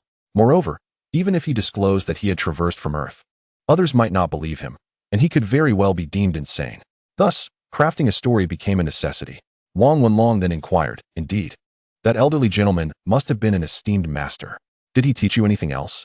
Tai Lisuo replied, no, I was quite young at the time. Perhaps he taught me other things, but I do not recall. Wang Wenlong continued, it is said that upon fully comprehending a particular branch of the laws, one can ascend to the level of a godly powerhouse. If one were to integrate these branch laws, would it not affect the breakthrough to becoming a godly powerhouse? Tai Lisuo conjectured, I believe that once one fully grasps a singular branch of the laws, one can indeed break through to become a godly powerhouse. Thus, if the laws are integrated, and if we understand and merge over half of two branch laws, we might reach a level of 80 or even 70, which should suffice for a breakthrough. Tai Chi Chong remarked, if what you mentioned regarding the complete laws and branch laws is accurate, then after integrating the laws, one need not fully comprehend or merge the two branch laws entirely to achieve divinity. Tai Lisuo affirmed, indeed, that is my supposition. As for whether emerging to 70 or 80 is required for the breakthrough to godly status, it likely depends on varying laws that necessitate different degrees of integration. Tai Chi Chong exclaimed, you truly are a blessing to our Tai family. With the cultivation methods you provided earlier, our family now boasts over 10 sacred domain powerhouses. Coupled with the sacred domain beasts, we nearly have 30 units of sacred combat power. Now, with the method of law integration, could it not be possible for our Tai family to also witness the emergence of a godly powerhouse in the future? Wang Wenlong cautioned, do not dream too grandly. Achieving godly status is no simple feat. Tai Lisuo replied, indeed, it is certainly challenging. However, it is far better than lacking a goal or direction. We are currently in the process of accumulating strength, for it is only with power that we can confront any potential dangers that may arise. Wang Wenlong concluded, very well. Let us return and continue our cultivation. Tai Lisuo advised, continue to conceal your strength. It is imperative to act with discretion. Tai Chi Chong and Wang Wenlong nodded in agreement and departed. Subsequently, at the secret training grounds of the Tai and Wang families, all sacred domain powerhouses commenced a new round of cultivation. In the blink of an eye, the time for Tai Lisuo and Wang Jiu's group to report to the Duantian camp was drawing near. Although one could vaguely glimpse the Duantian mountain range from Wangtian City, it was still over 1,000 kilometers away, highlighting the grandeur of the mountains. In Wangtian City, during the afternoon hours, Wang Jiutai and his companions sat in the living room, engaged in a conversation about their cultivation experiences and the insights they had gained over the years. Tai Lisuo inquired, have any of you made progress in understanding the laws and their integration through your cultivation? Let us share our experiences to better prepare ourselves for future encounters with adversaries. Wang Jiu replied, I have reached a bottleneck in my understanding of the gravity law. As for the integration of laws, I have just begun to merge the earth element law with the law of Earth's pulsation. My progress in other laws has been minimal, but the power of the gravity maze has increased approximately tenfold compared to before. Lu Huqing added, I have yet to integrate any laws. Having reached a bottleneck with both the earth element law and the wood element law, my advancements in other laws have been slight, and the power of the gravity maze has increased around threefold. Then Zhang Pingshu chimed in, I too have not been able to integrate any laws. I have only reached a bottleneck with the earth element law.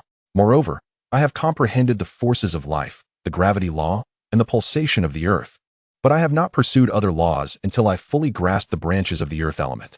The gravity maze's power remains rather mediocre. Su Sanduo remarked. I also have not integrated any laws. I have reached a bottleneck with both the speed law and the wind element law. The sacred beasts, Long Sheng and Long Lei, also shared their cultivation experiences, stating that they had grasped several laws, yet had not managed to integrate them. They faced bottlenecks in their understanding of all laws, except for water and wood, having reached the pinnacle of the sacred domain. Wang Jiao turned to Tai Lisuo and asked, "What about you, Brother Tai? How is your law integration progressing?" Tai Lisuo replied, "My understanding and integration of the laws are progressing slowly. However, I am continuously making advancements and should have no significant issues dealing with the most formidable opponents within the sacred domain." Wang Jiao inquired, "When shall we report to the Duantian camp? Do you wish to say farewell to the Tai and Wang families?" Tai Lisuo responded, "I have already instructed their servants to notify them. Once Tai Chong and Wang Wenlong arrive, we shall depart.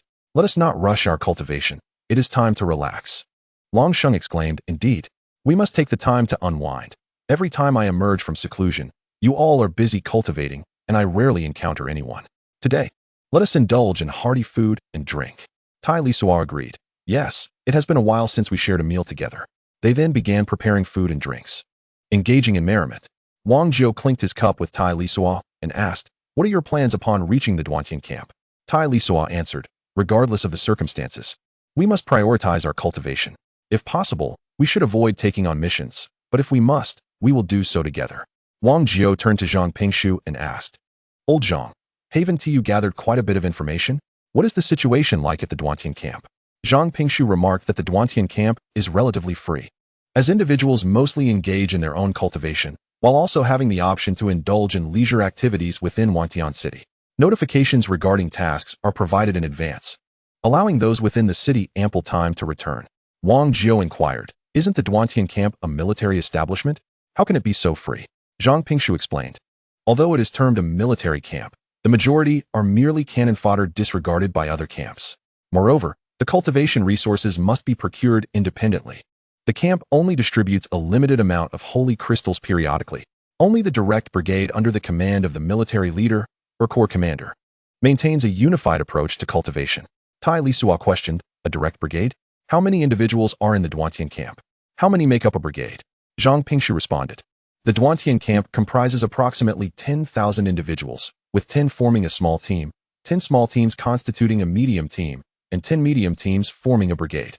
A typical corps consists of 7 to 10 brigades, amounting to around 7,000 to 10,000 individuals." Tai Lisuo further inquired, "What about the tasks? What kind of tasks are there?" Zhang Pingshu elucidated, "The Duantian mountain range soars into the clouds, stretching for tens of thousands of miles. It is abundant in holy spirit fruits and hosts numerous deposits of holy-grade crystals. Whenever the spirit fruits are nearing maturity or new crystal veins are discovered, tasks are naturally assigned. The personnel from the camp must compete with magical beasts and formidable beings from the Western continent for the fruits and veins." Wang Jiao commented, "In that case, there shouldn't be too many tasks, right?" Zhang Pingshu replied, "In addition to the aforementioned tasks, there are also daily tasks. These are conducted on a team basis, where teams venture into the Duantian mountain range to seek new crystal veins and locate new areas for spirit fruit cultivation. Each individual must undertake at least one daily task within a century, with each task lasting a decade." Tai Lisuo remarked, "A decade for a task? That seems rather lengthy." Zhang Pingshu clarified, "If one discovers a new crystal vein or a new area for spirit fruit growth, they can return to the camp early to report, thus concluding the task. Additionally, if a team encounters a powerful being from the Western continent or faces substantial losses against formidable magical beasts, they can also end the task early and return to the camp for recuperation." Tai Lisuo concluded, "It appears that these tasks are quite challenging, with a decade-long task duration. Those from the Hellfire faction have ample time to plan. We may be in peril. Everyone must remember that upon our arrival at the Duantian camp, we must exercise discretion and restraint, endeavoring to conceal our true capabilities." Wang Jiao asked, "How do we hide our strength?" Tai Lisuo replied, "The distinction between peak and mid-level holy domains is not readily apparent. We should all present ourselves as merely ordinary holy domain practitioners or at the level of mid-level holy domain. Even if provoked, we must endure and refrain from revealing our true strength. Only by concealing our capabilities can we lead our adversaries to underestimate us, thereby enhancing our chances of survival." Zhang Pingshu remarked, "Indeed, we must conceal our strength. Once others discern our capabilities, they will undoubtedly dispatch individuals to eliminate us, and our chances of survival will be exceedingly bleak. Tai Lisuo then inquired, Old Zhang, how numerous are the individuals at the peak of the sacred domain within the Duantian camp? Zhang Pingshu replied, do you think those at the pinnacle of the sacred domain are common commodities? The commanders of the Duantian camp are precisely those formidable beings. There are likely very few others.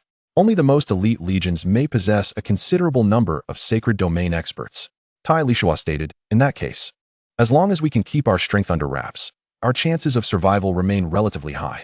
Furthermore, after completing a single mission, we will have nearly a century to cultivate. With an additional 100 years of training, unless we encounter god-tier beings, we should possess a certain degree of self-defense.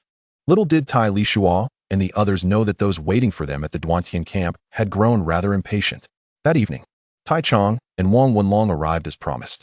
Upon arrival, Tai Chong produced a set of black armor, presenting it to Tai Lisuo. This is a premium piece among sacred domain armors. You should find it quite useful. Tai Lisuo accepted the black armor without hesitation. Tai Chong then waved his hand, and 4 sets of gray armor materialized in the living room. He addressed the group. These are also high-quality pieces of sacred domain armor. With the impending continent war, such items are increasingly difficult to procure. I could only manage to obtain these superior goods for you. Lu Huqing, Su Sanduo, Wang Jiao, and Zhang Pingshu each received a set of superior armor, expressing their gratitude to Tai Chong. Subsequently, Wang Wenlong presented a large sword to Tai Lisuo, saying, knowing you favor blades, I offer you this exquisite sword. He then produced 4 swords, handing them to Lu, Zhang, Wang, and Su, stating, these are top-notch standard long swords. Just a token of my appreciation. Please do not hesitate to accept them. The 4 received the long swords, expressing their thanks to Wang Wenlong. Chapter 119. The enemy approaches. Tai Lisuo addressed Tai Chong and Wang Wenlong, saying, after we arrive at the Duantian camp, we shall maintain a low profile and bide our time, concealing our strengths. This way, we should be able to safeguard our lives. You must also continue to remain discreet. What we need most is time. If granted another century for cultivation, we shall no longer fear anyone aside from god-tier beings. Tai Chong assured him, rest assured. We will continue to exercise restraint. Even if someone dares to provoke us, we shall keep our strength hidden. Wang Wenlong added, we do not anticipate significant trouble. However, you must exercise caution. Once you enter the Duantian camp, especially if tasked with missions in the Duantian mountains, you will be in peril. Tai Lisuo reassured them. Do not worry, we will be fine. Now, you should return. We will report to the Duantian camp first thing tomorrow morning. Tai Chong replied, very well, take care. Wang Wenlong echoed, take care. As the second person departed, the remaining 5 continued to revel in their libations and feasting until the late hours of the night, after which they retired to rest. At dawn, they set forth, and by the afternoon, the group led by Tai Lisuo Wang Jiao finally arrived at the Duantian camp. This encampment is situated in close proximity to the Duran mountain range, roughly 100 kilometers away. Housing over 10,000 individuals, the camp, including living quarters and training grounds, spans nearly several 100,000 square meters.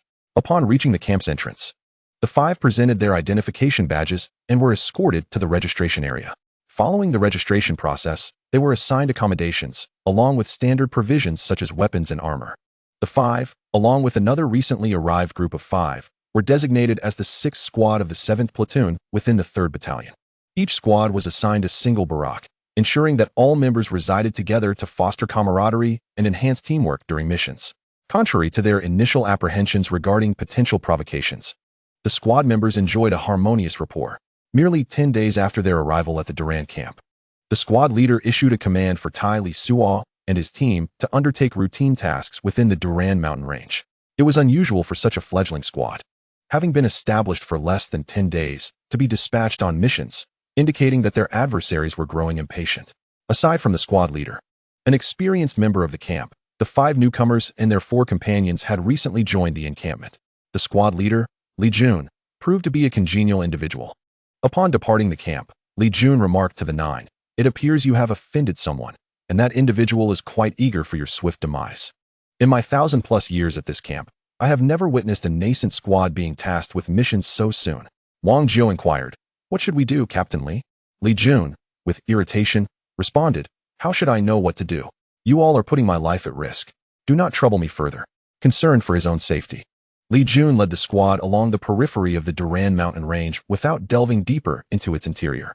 They traversed this path for over 20 days before settling in a small, sheltered cave to rest.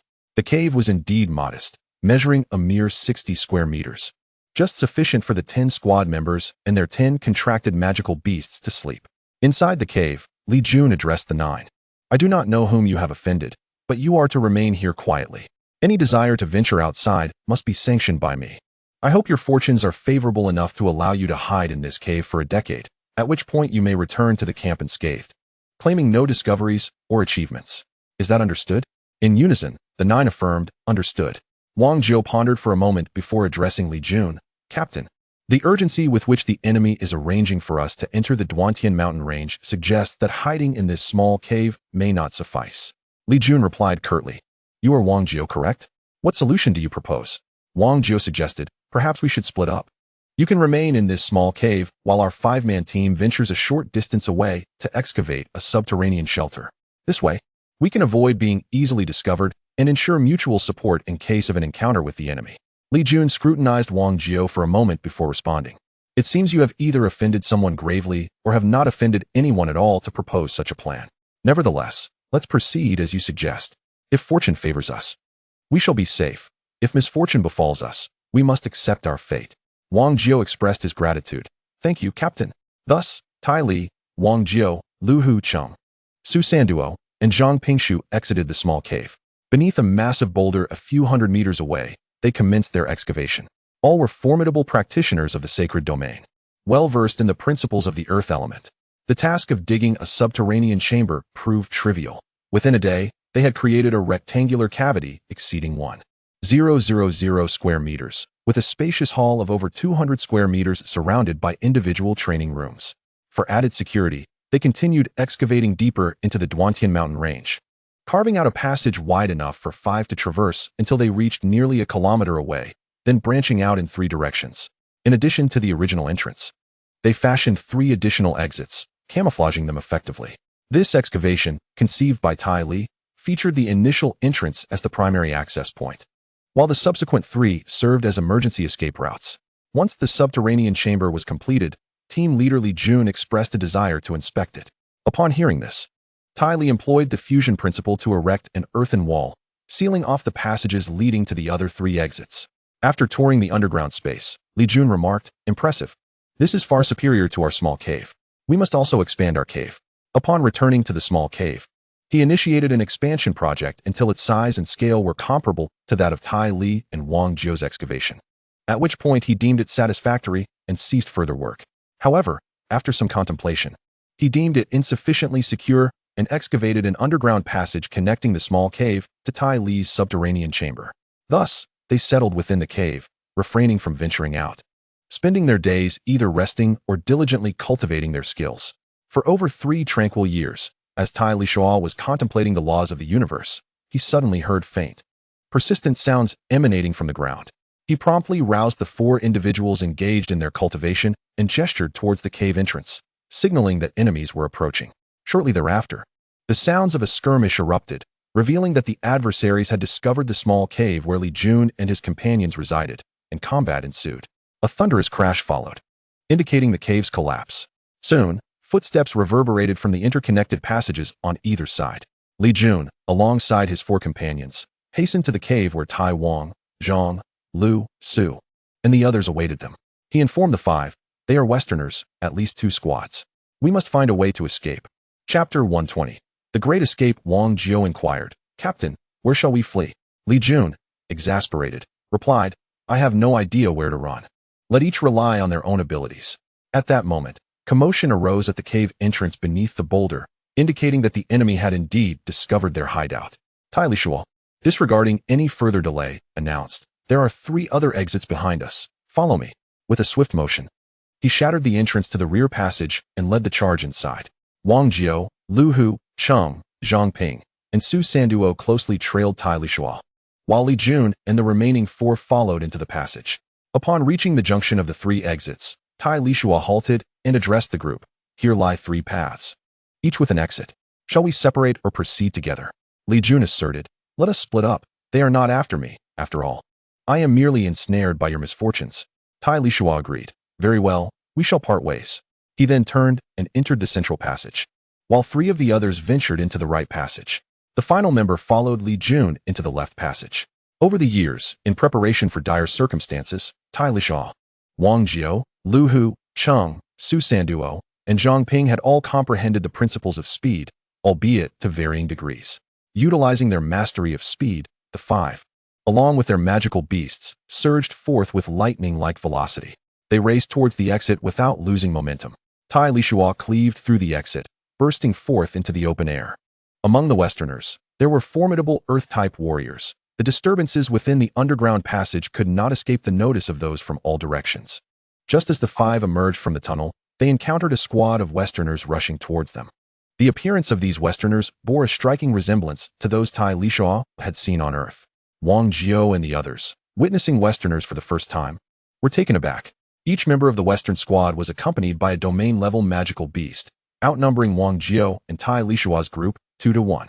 The path leading out to the Duantian mountain range was where the Westerners advanced from, compelling the five to retreat deeper into the mountains. Employing their understanding of speed, they navigated swiftly through the dense forest, with the pursuing Westerners trailing behind, shouting in disarray. Thanks to their advantage in speed, the distance between the two groups gradually widened. Tai Lisuo led the way, navigating the rugged terrain of the Duantian mountain range for approximately 10 minutes before veering to the right. This maneuver not only allowed them to distance themselves from their pursuers, but also prevented them from delving too deeply into the mountains, thereby avoiding encounters with additional foes or magical beasts. The Duantian mountain range was shrouded in primeval forests, devoid of any paths. The five individuals employed the principle of speed, soaring just above the ground. Behind them, only three of the Westerners possessed the ability to fly, and as they continued their flight, the Western group became divided into two teams. Tai Lisuo glanced back and noted that their party had split into two distinct formations, perceiving this as an opportunity. While advancing forward, he inquired of his companions, "How much longer can you endure?" Lu Huqing replied, 1 hour. Su Sanduo echoed, 1 hour. Zhang Pingshu added, half an hour. Tai Lisuo suggested, "Within half an hour, let us find a favorable terrain to eliminate those three behind us. What do you think?" The four nodded in agreement, signifying their consent to the plan. After approximately 20 minutes of flight, they maneuvered around a massive boulder nearly 100 meters long and over 10 meters high. The ground beneath the towering trees was entangled with vines. Tai Lisuo declared, "We shall set our ambush here, concealed beneath the vines." Wang Jiao responded affirmatively, and the other three concurred. Tai Lisuo continued, "When the time comes, we will utilize the gravity labyrinth. Sanduo and I will lead the assault." The others readily agreed, "Understood. No problem." The five swiftly took their positions, suppressing their breaths as they awaited their prey. Once concealed, it took less than a minute for the three pursuing Westerners to appear, crossing the threshold of the massive boulder and stepping into the trap laid by the five. Wang Jiao, Lu Huqing, and Zhang Pingshu activated their gravity labyrinths almost simultaneously. As the three Westerners were closely grouped, the overlapping gravity labyrinths overwhelmed them, forcing the unsuspecting foes down to the ground. Simultaneously, Tai Lisuo harnessed the power of sound, affecting the souls of the three Westerners. As they hit the ground, Tai Lisuo surged forward, his blade flashing like the wind. He struck swiftly, delivering 3 lethal blows, the combined power of their fused abilities far surpassing that of the singular Earth Pulse. Just as the three Westerners regained their senses, they were struck by a thunderous blow, and Su Sanduo's sword sliced through their necks, sending 3 heads tumbling. With their master slain, the contract beasts of the trio fell lifelessly to the ground as well. The cruel nature of the master-servant contract lay in its fatal consequence. Upon the master's death, both human and beast were doomed to perish alongside him. This was a flawless ambush, executed with precision and seamless coordination. Tai Lisuo gestured to collect the 3 headless corpses into his storage ring, while Su Sanduo gathered the remains of the 3 sacred domain beasts. The 5 then turned and vanished before the remaining pursuers could arrive. As the 7 Westerners arrived, their eyes fell upon the 3 severed heads entwined in vines and the pool of blood beneath them, each face reflecting profound dismay. Though seething with anger, they refrained from pursuing Tai Lisuo's group any further, for their speed was insufficient to catch up. With no other option, they retreated. On the other side of the same squad, 2 other groups were not as fortunate as Tai Lisuo's. Li Jun and his accompanying comrade had just emerged from the underground passage when they spotted an enemy squad charging toward them from a distance. Before the foes could close in, A barrage of various attacks and elemental forces was already hurled their way. Having spent over a millennium in the Duantian camp, Li Jun had developed means of self-preservation. Prior to exiting the tunnel, he donned a suit of gleaming silver armor that shielded him from head to toe, leaving only his eyes exposed for vision. In the face of the enemy's onslaught, he chose not to retaliate, but instead executed a swift roll away from danger, channeling all his energy into speed as he dashed in the opposite direction. His companion, however, lacked such abilities and was swiftly reduced to mere pulp under the first wave of enemy attacks. Li Jun's attempt to flee was met with relentless pursuit from a squad hot on his heels. The misfortune deepened for the other three, who, upon breaking free from the tunnel, found themselves encircled by yet another squad. They lacked both Li Jun's prowess and the speed of Tai Lisuo's group. Faced with multiple Western powers, their counterattacks appeared futile, and within mere moments, they fell victim to the relentless assault. Chapter 121. The Great Escape. 2. Unbeknownst to Tai Lisuo and Wang Jiao, the fate of the other two groups was grim, as one could easily surmise. After leaving the ambush site, the five continued their flight until Zhang Pingshu could no longer keep pace. Tai Lisuo had no choice but to assist him in flight.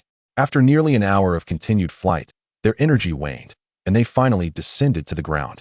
Seeking a hidden spot, the five of them quickly harnessed the earth element's principles to create a sheltering burrow where they all took refuge to rest.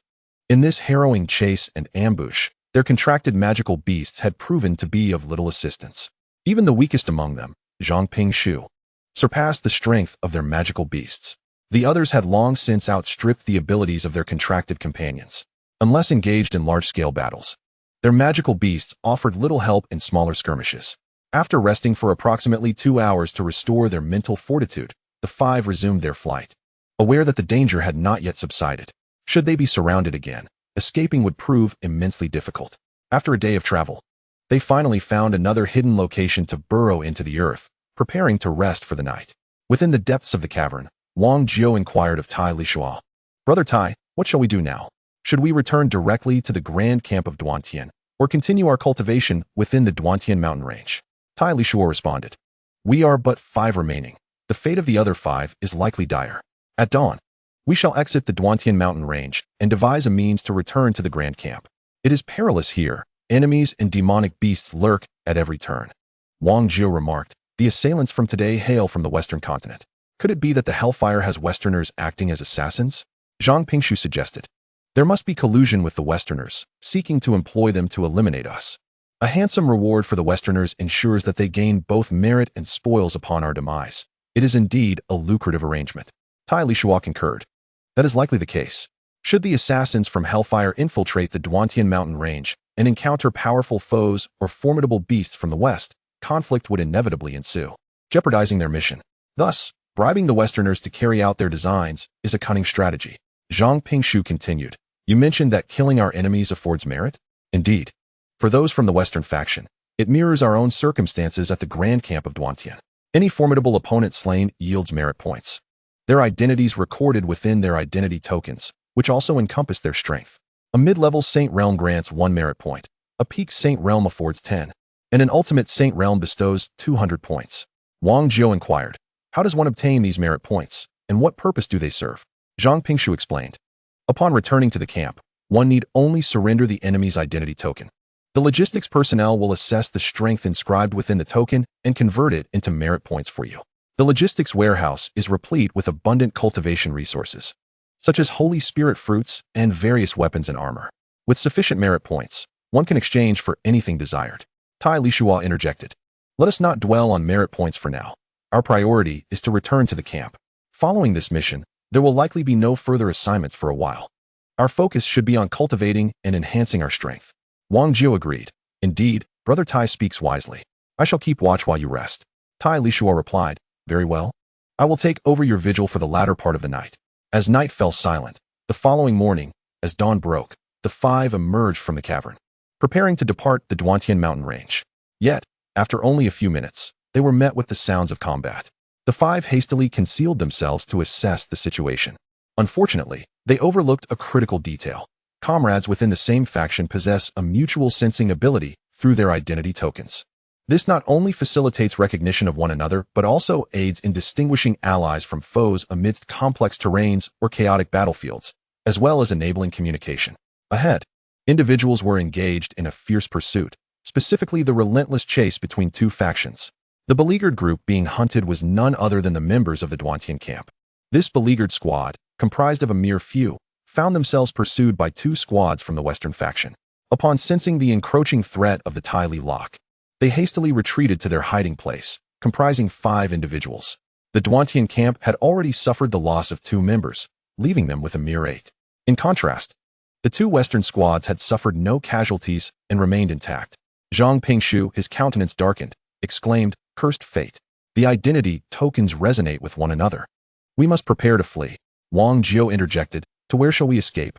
Tai Li Lok asserted, "Our plan remains unchanged. We must first vacate the Duantian mountain range."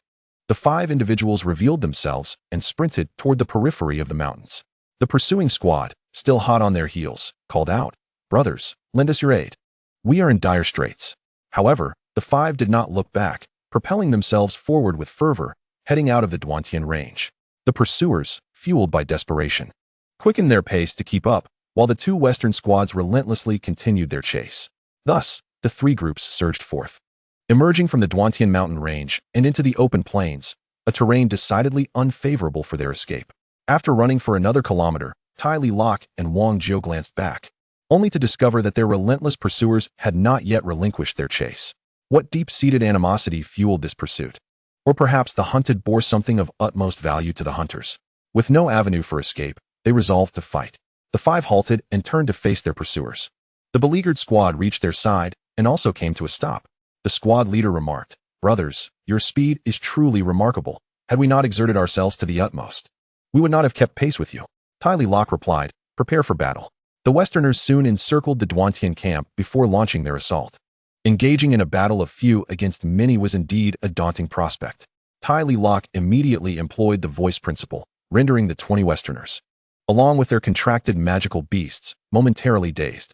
The gravity labyrinth was unleashed, ensnaring all the Westerners within its confines. Subsequently, the 5, alongside their magical beasts, launched a proactive assault. Utilizing their utmost speed and power, they swiftly dispatched 5 adversaries. As they advanced toward their second targets, the majority of the enemy had regained their senses. Only Su Sanduo, Wang Jiao, and Tai Li Lok managed to secure kills, while Zhang Pingshu and Lu Huqing failed to vanquish their opponents. In a swift and decisive maneuver, they eliminated 8 foes before the tables turned, leaving the Duantian camp with 1 more member than the enemy. The voice principle wielded by Tai Li Lok proved to be a formidable area attack. Apart from the 4 who stood together, the others fell victim unexpectedly. Following a sudden wave of aggression, the enemy had regained their composure, and the 5 assailants retreated. With 13 facing 12, neither side held a significant advantage. Chapter 122. Return to the camp, the domain of Duantian camp. The 8 individuals who had been pursued were astonished by the formidable prowess exhibited by Lisuo and Wang Jiao's group of 5. In an instant, they had dispatched their adversaries, showcasing remarkable skill through a surprise attack. The inhabitants of the Western continent were equally taken aback, momentarily hesitating to launch further assaults. At this juncture, Lisuo commanded, "Lao Wang, Lao Lu, and Lao Zhang, focus on managing the gravity maze. The rest will handle the offensive. Is that agreeable?" He then turned to the 8 being pursued, and the leading squad captain affirmed, "No problem." Lisuo declared, "Let us proceed." Wang Jiao, Lu Huqing, and Zhang Pingshu immediately harnessed the gravity maze, enveloping the enemies within its confines. The trio exerted control over the maze, applying pressure solely on the foes while leaving their own allies unaffected. Consequently, the enemy's combat effectiveness diminished significantly. Excluding Zhang Pingshu, Wang Jiao, and Lu Huqing, the remaining 10 launched a full-scale assault against the adversaries. To avoid revealing excessive strength, Lisuo unleashed a misty water spell, shrouding the 3 enemies ahead. He swiftly closed the distance and executed a series of integrated attacks, eliminating the 3 foes with remarkable efficiency. Su Sanduo mirrored Lisuo's strategy, yet his fortune did not mirror that of his counterpart. After dispatching 1 enemy, he charged at a second, but was met with a counterattack that forced him several steps back. Observing this, Lisuo swiftly positioned himself in front of Su Sanduo. The golden-haired giant, wielding his sword with both hands, unleashed a sweeping strike. This seemingly simple maneuver, enhanced by the power of the light principle, compelled Lisuo to pull Su Sanduo back hastily. The sword's radiance, infused with the light principle, swept through all in its path. Wang Jiao, controlling the gravity maze, raised numerous elemental barriers, yet none could withstand the onslaught of the giant. As the golden-haired warrior prepared to continue his assault, Wang Jiao resorted to techniques such as the Sea of Fire, Quicksand, and Swamp, momentarily hindering the giant's ability to attack. Tai Lisuo, alongside Su Sanduo, leapt into the air, having observed the brilliance of the foe's sword. Upon landing, he gripped his blade tightly and plunged it into the ground, directing his integrated attacks from below towards the golden-haired giant. With each stroke, Tai Lisuo unleashed relentless strikes. The golden-haired warrior, likely unaccustomed to facing someone wielding the integrated principle, found himself overpowered despite his formidable strength. For a moment, he could only defend himself, unable to retaliate. Under the coordinated efforts of Tai Lisuo and Wang Jiao, he was gradually subdued. Ultimately, Su Sanduo seized the opportunity to close in, delivering a decisive blow that severed the giant's head. At this juncture, the others had also concluded their battles. With the assistance of the gravity labyrinth, the suppressed enemies struggled to unleash their full combat potential, and one by one, they were eliminated by the forces of the Dantian camp.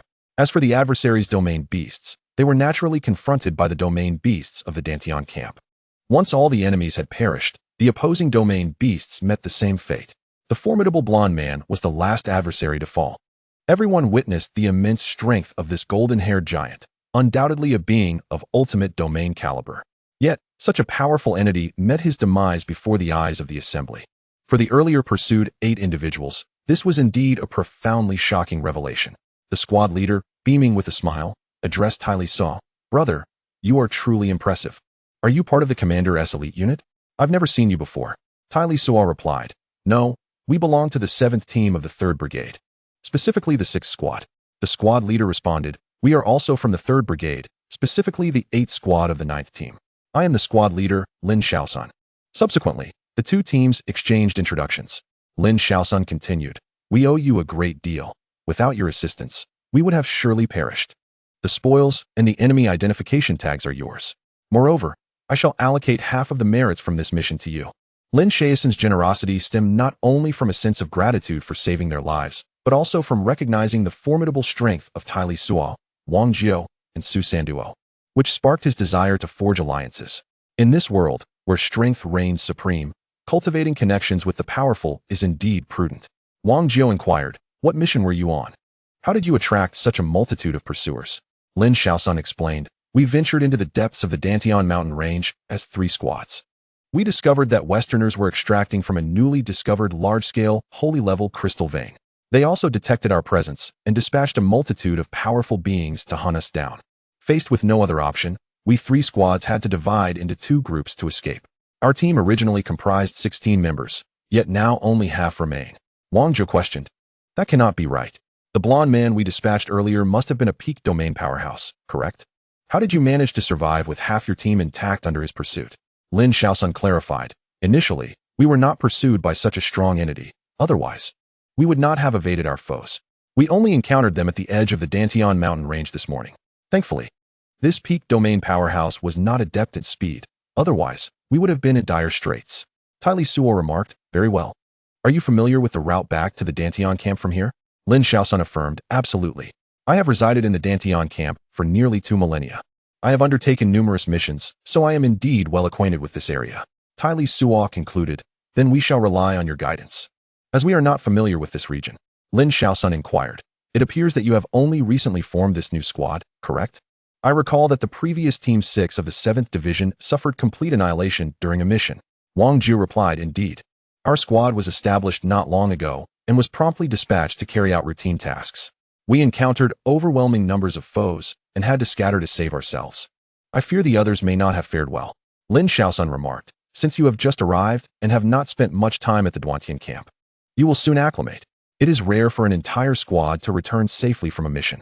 It is considered fortunate if 6 or 7 out of 10 members come back alive." Lu Huqing asked, "Is it truly that brutal?" Lin Shaosun affirmed, "Indeed. It is that harsh. This is merely a standard mission. Should you encounter a medium to large-scale operation, where hundreds or even thousands clash, the victorious side may fare better. But the defeated will likely suffer losses of 70 to 80%. Tai Lisuo questioned, "Are such large-scale missions common?" Lin Shaosun contemplated before responding, "Not frequently. There may be centuries without one. I have personally experienced just 2. Tai Lisuo continued. What of the large mineral vein you discovered? Will that prompt a large-scale mission? Chapter 123. Strategy. Lin Shaosun pondered briefly before saying, it is unlikely. It will probably be classified as a medium-sized mission. Crystal or deposits are not akin to sacred spirit fruits. If there were high-grade sacred spirit fruits involved, then a large mission might be warranted. However, this does not concern you. Since you just completed a mission, even if a medium task arises, you will not be assigned to it. I, however, must participate, as I am required to serve as a guide. Tai Lisuo then asked, in such large or medium missions, will the direct squads of the Legion commander be deployed? Lin Shaosun responded, whenever there is a large or medium mission, the direct personnel of the commander's squad will certainly be mobilized, primarily comprising members of the commander's squad, supplemented by other elite teams or specialized divisions. Zhang Pingshu commented, I have heard that the first squad of every division is an elite unit, and the first team of each squad is considered an elite team. Is that correct? Lin Shaosun confirmed. Yes, each first squad is a direct unit of the division, and every first team is directly under the command of the squad leader. Naturally, these teams are elite. It would be illogical for a division leader to command the weakest squads, and for a squad leader to lead the weakest teams. Tai Lisuo inquired, what is the strength of the squad leaders and division leaders? Lin Shaosun replied, squad leaders are powerful beings at the pinnacle of the sacred domain, while division leaders, akin to the Legion commander and deputy commander, are at the utmost limits of the sacred domain. I believe that each of your 5 members possesses sufficient strength to serve as squad leaders, and you could even manage as squad leaders without issue. How is it that you are merely squad members? Tai Lisuo stated, when we arrived, our strength was not particularly high. It is only through breakthroughs over the past few years that we have achieved our current capabilities. Lin Shaosun and the others, however, were not inclined to believe such tales. However, he remarked, you have made remarkable progress, haven't you? Surely, your cultivation period cannot be less than a century? Tai Lisuo responded, well, among us. Some have cultivated for 2 to 3 centuries, while others have only just surpassed a century. What of it? Lin Shaosun, initially asking casually, was astonished by Tai Lisuo's words and inquired, is that truly the case? You are indeed prodigies. Surely you are aware of this, correct? Tai Lisuo questioned. Aware of what exactly? Lin Shaosun explained, currently, across the entire continent, those who can reach the pinnacle of the sacred domain within a century are considered the most exceptional geniuses. Yet you, with the longest cultivation period being merely 300 years and the shortest just over a century, are undoubtedly extraordinary talents. Wang Jiu interjected. Is genius merely determined by the length of cultivation time? Lin Shaosun replied, of course. The duration of cultivation directly correlates with the level of power attained, serving as the most reliable criterion. To be acquainted with such individuals is indeed a stroke of fortune. It seems I, old Lin, shall require your guidance in the future. The expressions of the others grew peculiar, for in reality, Tai Lisuo and Su Sanduo had only cultivated for a mere 30 years. Wang Jiu had trained for over 50 years, and Lu Hucheng for more than 200. Only Zhang Pingshu had the longest tenure, having cultivated for 300 years. According to Lin Shaosun's assessment, Tai Lisuo, Su Sanduo, and Wang Jiu were thus deemed even more talented than the most elite geniuses. After departing from the Duantian mountain range, they no longer feared pursuit from the western continent. As they journeyed, they conversed until, after more than 20 days, they returned to the Duantian camp. Upon their return, Lin Shaosun led the group to submit their mission reports. Tai Lisuo and the others also proceeded to the mission hall, where, after explaining the situation, they retired to their quarters for rest. From the mission hall, they learned that none of the other members of their squad, including their leader Li Jun, had returned. Back in their quarters, the 5 of them exhaled a sigh of relief. Wang Jiu remarked, we have managed to survive this ordeal, granting us nearly a century to cultivate diligently. With another century of training, we should not find ourselves in such dire straits next time. Zhang Pingshu responded, that may not be certain. Those from the Hellfire faction may not wait for a century after this setback. While we may not have immediate daily tasks, let us not forget about the larger missions. Wang Jiu conceded. Indeed, you make a valid point. Tai Lisuo addressed the 4. This is our first encounter with Westerners in battle. Most of the opponents we faced employed the principles of light.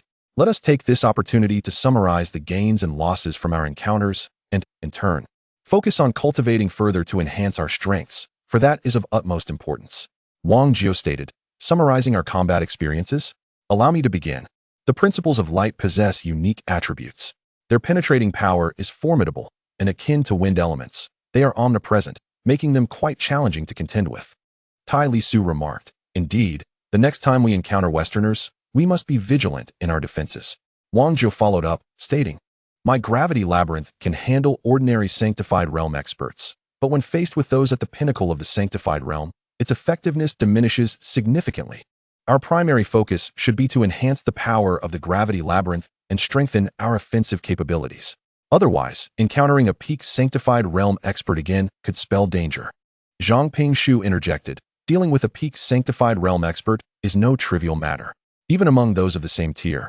It is challenging to eliminate one another in a one-on-one scenario.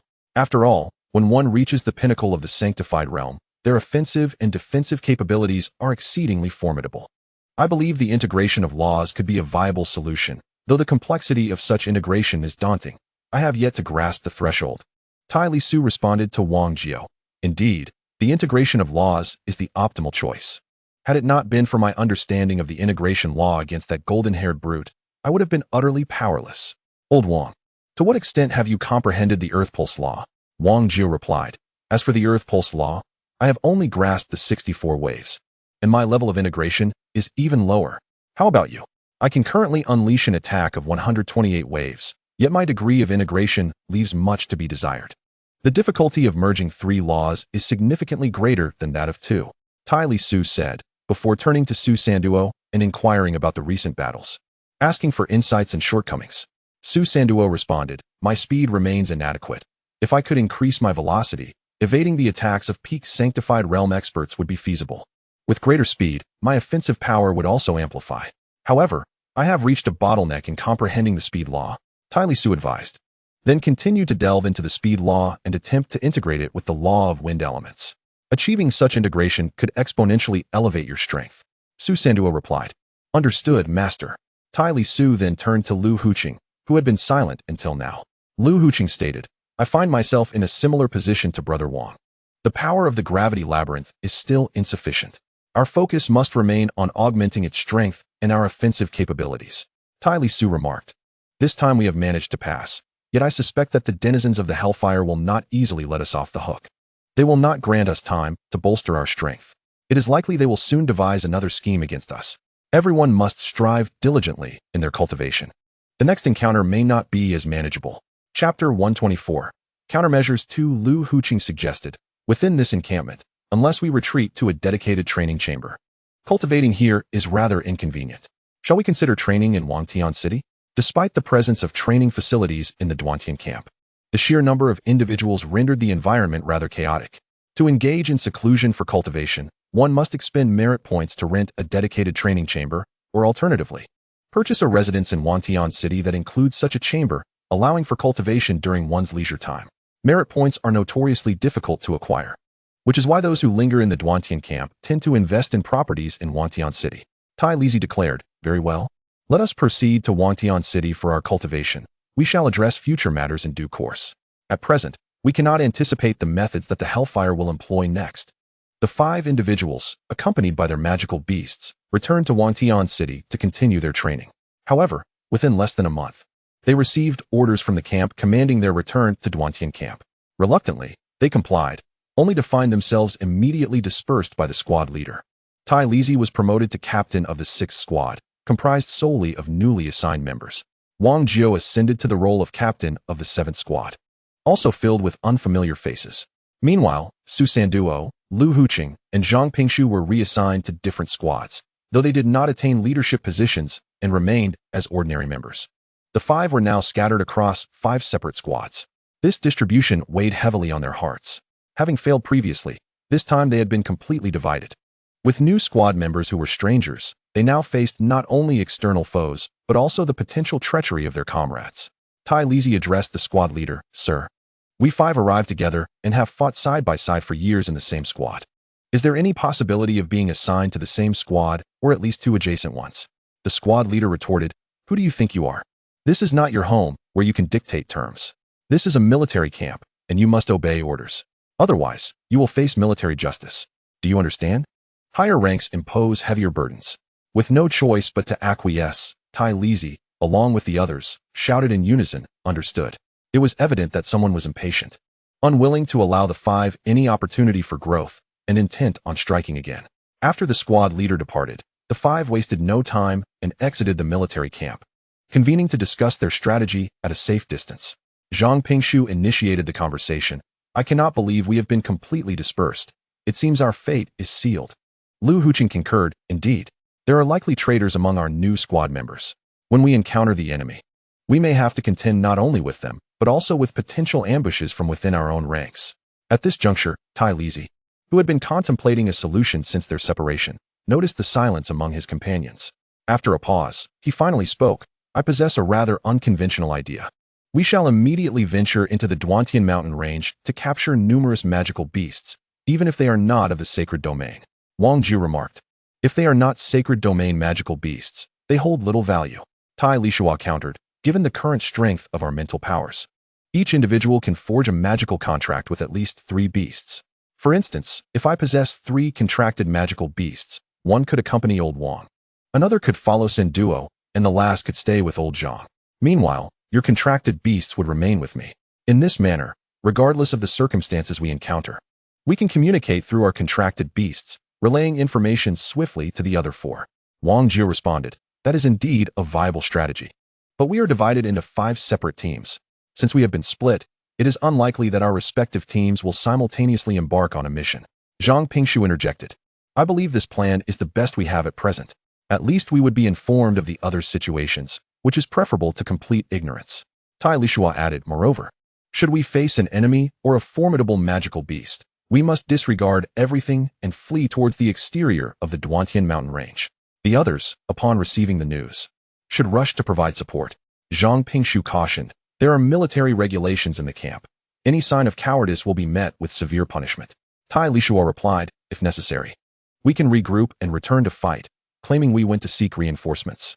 Should all else fail, we can simply depart from the Duantian camp and return to the Li dynasty. Death is the worst that can happen. What is there to fear? Lu Huqing concurred. Indeed, we can always return to the Li dynasty, unless a godly powerhouse or a formidable contingent of sacred domain experts is deployed. The many sacred domain beings within the Li dynasty will not be able to contend with us. If we can continue our cultivation for several decades, or even a century, we shall become formidable sacred domain experts ourselves, rendering us impervious to the hellfire. Wang Jiu declared, very well, let us proceed as such. We shall enter the Duantian mountain range, and each of us will have 4 contracted magical beasts. We will position our respective beasts near the other 4, facilitating communication. The 5, accompanied by their contracted beasts, departed from the Duantian camp and plunged into the depths of the Duantian mountain range.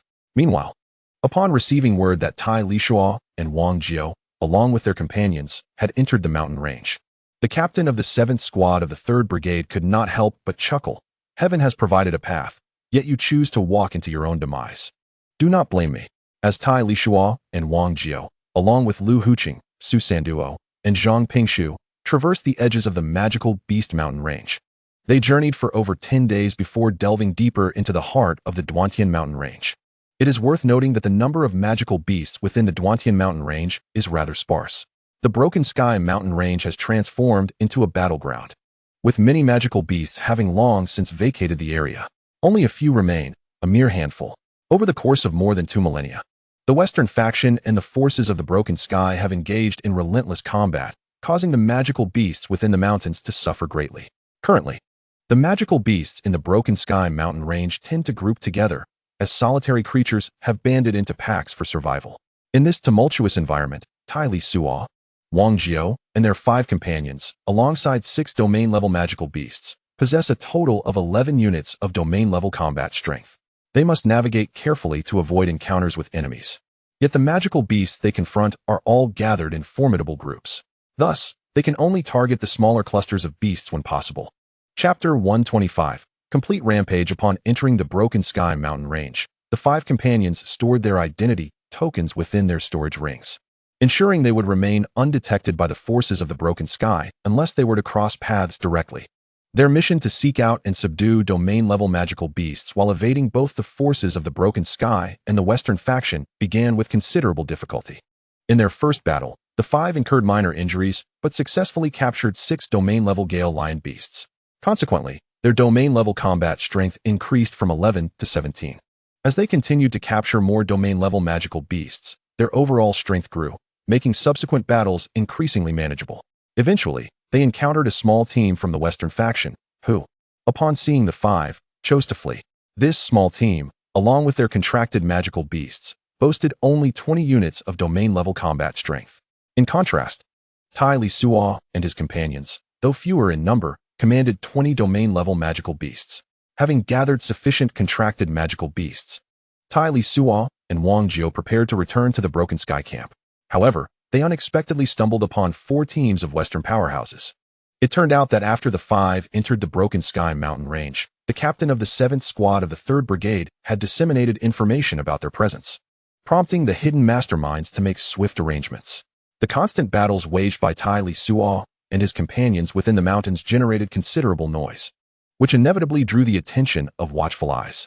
The 4 teams from the Western faction easily tracked them down, selecting advantageous terrain to ambush Tai Lisuo, Wang Jiao, Su Sanduo, Lu Huaqing, and Zhang Pingshu. As the 5 entered a relatively flat basin with their 20 domain-level magical beasts, they initially spotted a team of Western powerhouses ahead. Unfazed, they prepared to charge forward with their magical beasts to eliminate the opposing team. To their dismay, however, they soon found themselves besieged from 3 additional directions. The Westerners were exceptionally well prepared this time, not only outnumbering their adversaries, but also equipped with numerous flying magical beasts, all aimed at hunting down Tai Lisuo and Wang Jiao along with their companions.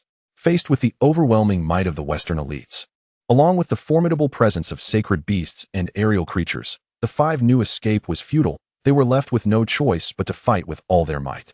The situation, though unexpected, was not entirely beyond reason, for the enemy had long been eager to eliminate the quintet. At that moment, Tai Lisuo's heart was ablaze with fury.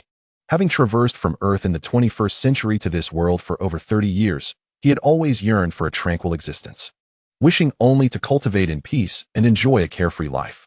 The prospect of finding a way back to Earth would have been the pinnacle of perfection.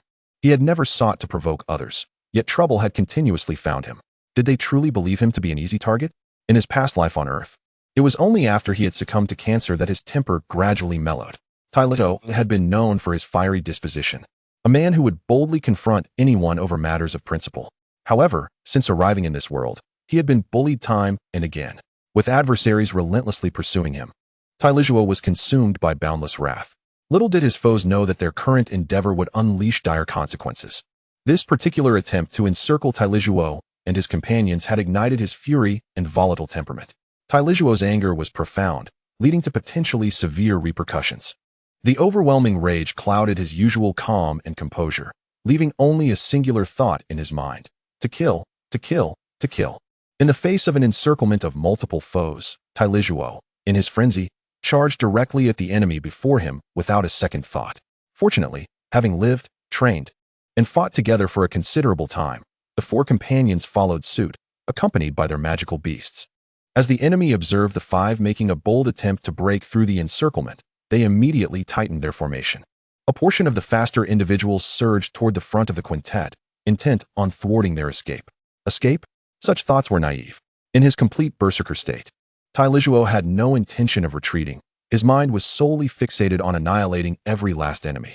In an instant, both sides surged forward with maximum speed, plunging into chaos.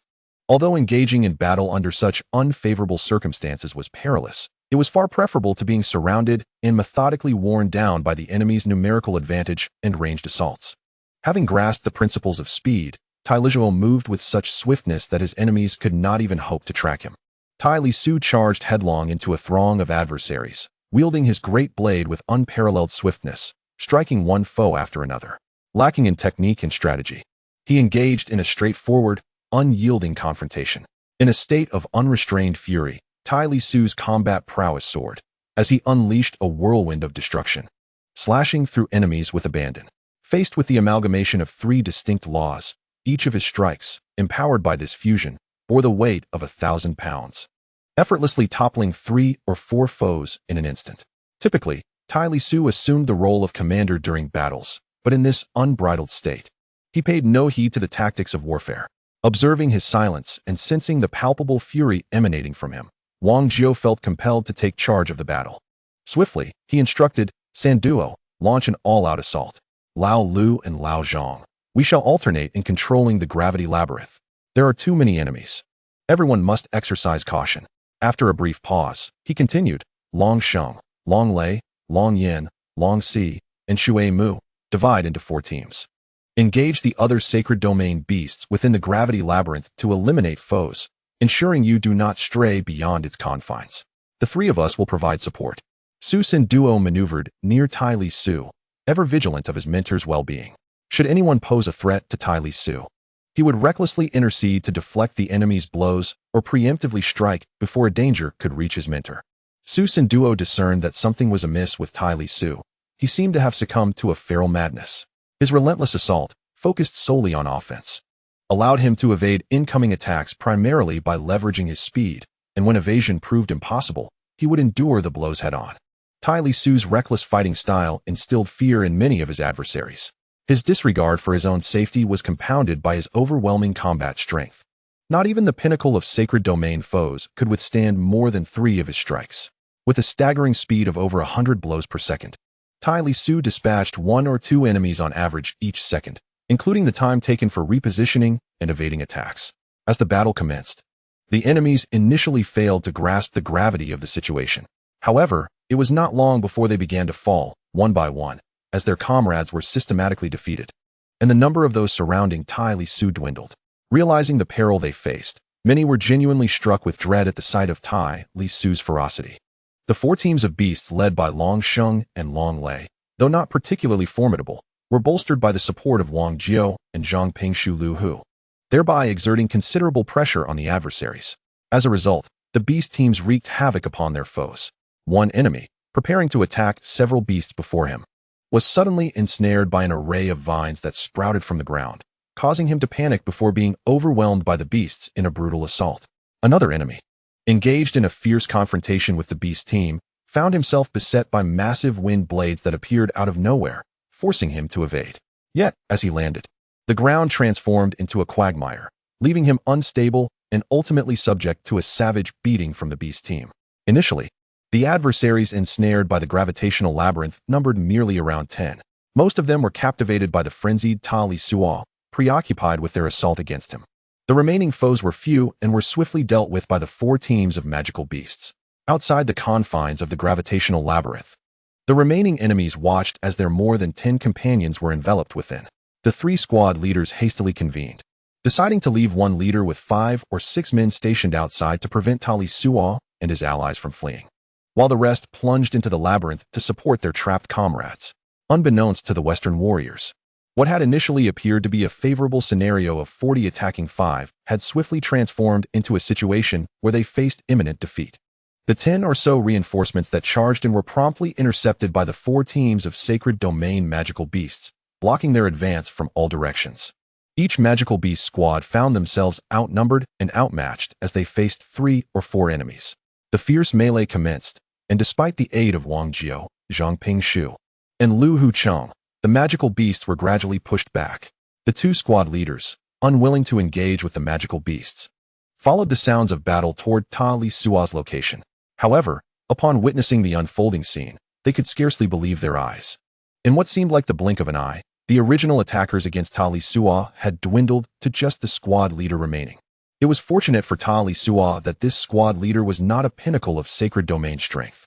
Although significantly stronger than the average peak of sacred domain, he was no match for the completely unleashed Tai Lisuo, forced to merely fend for himself while witnessing his comrades fall one by one beneath Tai Lisuo's blade. The 2 squad leaders, both of sacred domain peak strength, had yet to unleash their battle cries when the already severely injured peak squad leader was cleaved in 2 by Tai Lisuo's strike. Filled with grief and rage, the 2 leaders retaliated, one wielding a great sword swung down mightily, while the other, with a round shield in his left hand and a short sword in his right, charged directly at Tai Lisuo, employing his shield to strike. Su Sin Duo, upon noticing the arrival of 2 formidable foes, instinctively positioned himself to shield Tai Lisuo from the enemy wielding the great sword. As for the shield-wielding adversary, Su Sin Duo felt no concern, certain that Tai Lisuo could handle a one-on-one confrontation. Amidst his fury, Tai Lisuo unleashed a flurry of strikes, dispatching foe after foe. As he cleaved the final adversary in 2, his inner rage and murderous intent only intensified, becoming even more frenzied. Just as he sought an outlet for his wrath, Yet another enemy charged toward him. Sensing the approaching enemy, Tai Lisuo swiftly turned, raising his blade to deliver a fierce strike upon the adversary's shield. The clash of steel reverberated as both warriors were jolted back several paces. Regaining their footing without a moment's pause, they charged once more at each other, their collisions intensifying. With a thunderous roar, shockwaves emanated from their point of contact, scattering debris and creating visible ripples in the air. Both combatants were propelled backward.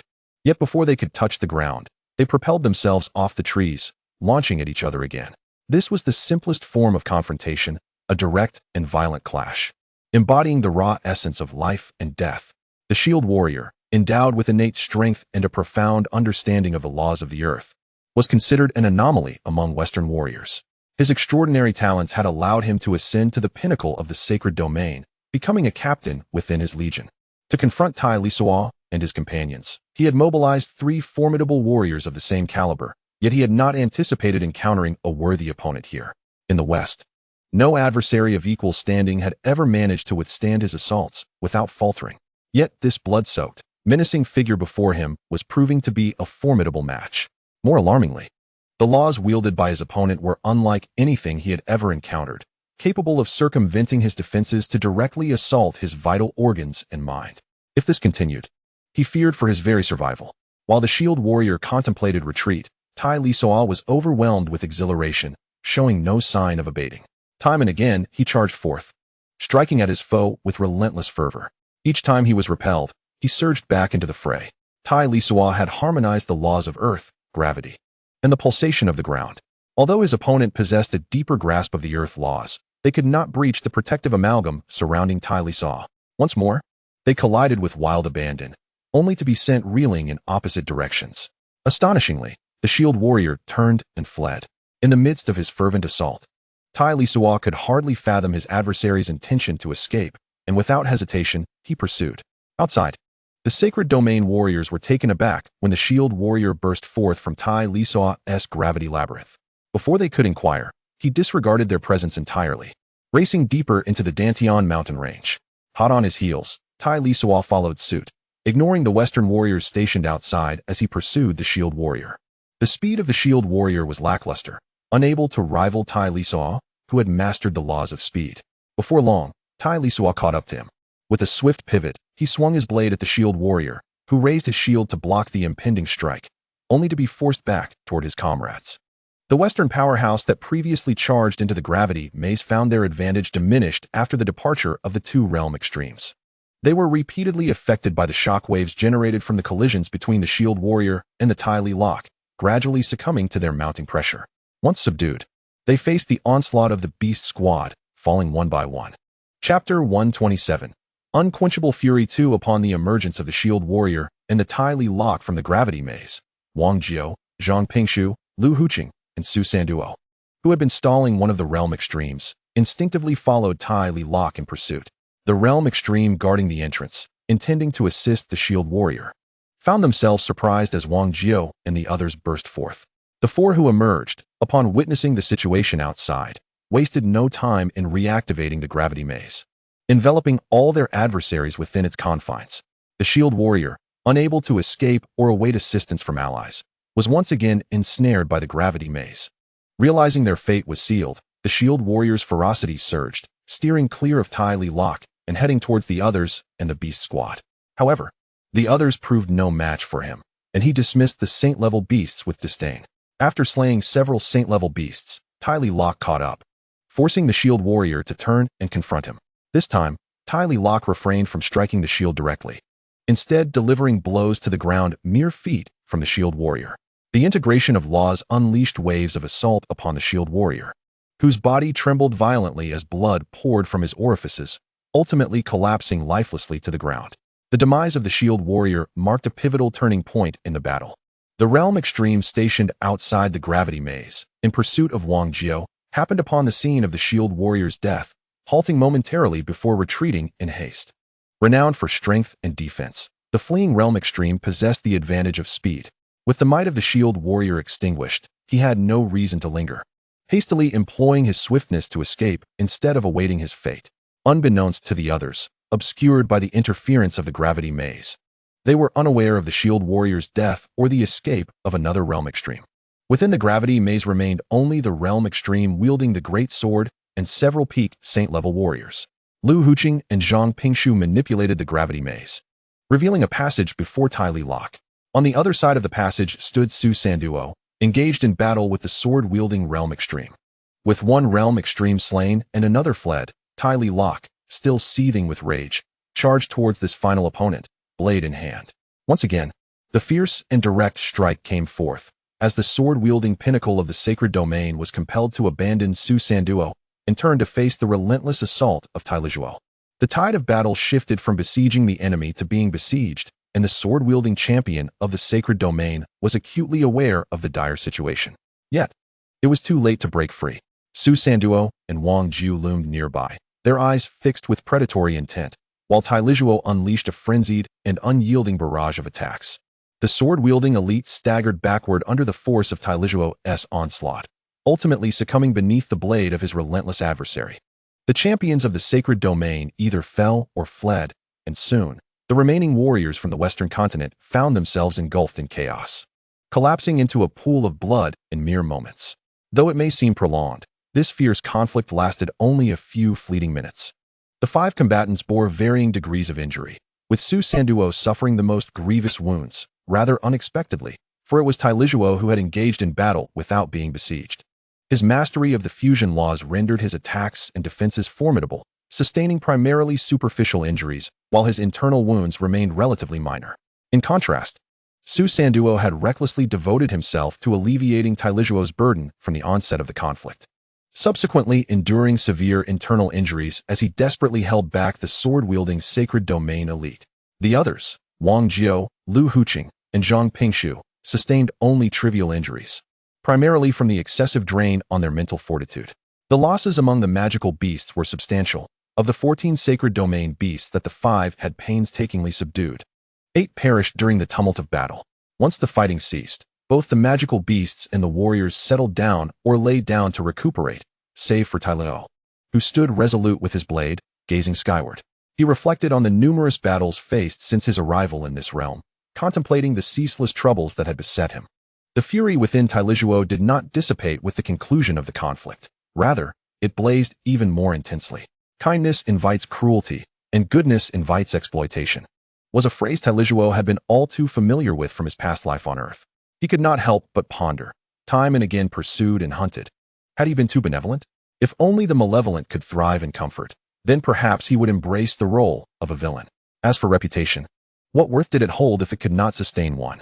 Life and death were but fleeting matters, and if one dared not to challenge, they would be trampled upon. A man's wrath could spill blood across 5 paces, and a severed head was merely a scar the size of a bull. 30 years hence, he would still rise as a valiant warrior. Indeed, he had once been far too naive. Dignity is forged through bloodshed, and principles are established through force. In a world where power reigns supreme and human life is as trivial as grass, one must be ruthless to survive. The weak are destined to become vassals of the strong or mere bones scattered across the wilderness. Immersed in his contemplations, Tai Lisuo stood motionless, akin to a statue. The clamor of this battle was extraordinarily loud, particularly the fierce clash between the Tai Li Lock and the shielded warriors, resonating even 10 miles away. While Tai Li Lock was momentarily lost in thought, a group approached, drawn by the commotion. Upon sensing their arrival, Zhang Pingshu gestured for several individuals to present their identification tokens to avoid any unwarranted misunderstandings. The newcomers were a small squad from the Duantian camp, who had detected the presence of allies through their identification tokens long before reaching the battlefield. Upon their arrival, they found that the skirmish had seemingly concluded, but the sight before them left their faces pale. These seasoned veterans, accustomed to the harsh realities of battle, were nonetheless taken aback by the gruesome scene. All around lay the corpses of Westerners and magical beasts. The remains of the beasts were relatively intact, whereas the bodies of the Westerners told a far more tragic tale. Some had been decapitated, others severed in half, and some were found with blood streaming from their orifices. Each death more horrific than the last. Remarkably, despite the visible injuries on their side, none had perished. 5 individuals had dispatched nearly 40 formidable adversaries without suffering a single fatality, a feat that was nothing short of chilling. The squad leader pondered the emergence of such exceptional talents within the Duantian camp. Surely, even within the ranks of the Legion Commander's elite. There could not be a squad of such prowess. Such achievements could only be attributed to 5 warriors of commander-level caliber. Chapter 128. The emergence of a fearsome being. With the assistance of the newcomers, the group tended to the battlefield, clearing the area. The 4 members positioned themselves at a distance from Tai Lok, encircling him, and promptly began to treat their wounds. After 3 days of recuperation, their injuries fully healed. Tai Lok finally emerged from his reverie. As he regained consciousness, the 4 inquired with concern about his condition. Tai Lok reassured them, stating, "I am fine. Merely superficial wounds that have already healed. How about you? Are your injuries fully recovered?" Wang Jiu asked. "We are all restored, Tai brother. Should we continue our quest for the sacred domain beasts, or return to the Duantian camp first?" Tai Lok replied, "Let us return to the Duantian camp." Su Sanduo offered Tai Lok some roasted meat, saying, "Master, please eat something first." Tai Lok agreed, "Very well. Let us have a meal before we head back to the Duantian camp." Since the onset of battle, the others had sensed the overwhelming fury emanating from Tai Lok, an occurrence they had never witnessed before. Following the conclusion of the conflict, Tai Lok stood resolute, lost in contemplation for several days. Before us stands the Tai Lok, seemingly unchanged, yet fundamentally transformed. A palpable ferocity and dominance now emanate from it, starkly contrasting with its former tranquil demeanor. Upon the safe return of the 5 individuals to the Duantian camp, they had scarcely settled into their quarters when the furious captain of the 7th Squadron confronted them. He bellowed, "Who permitted your venture into the Duantian mountain range?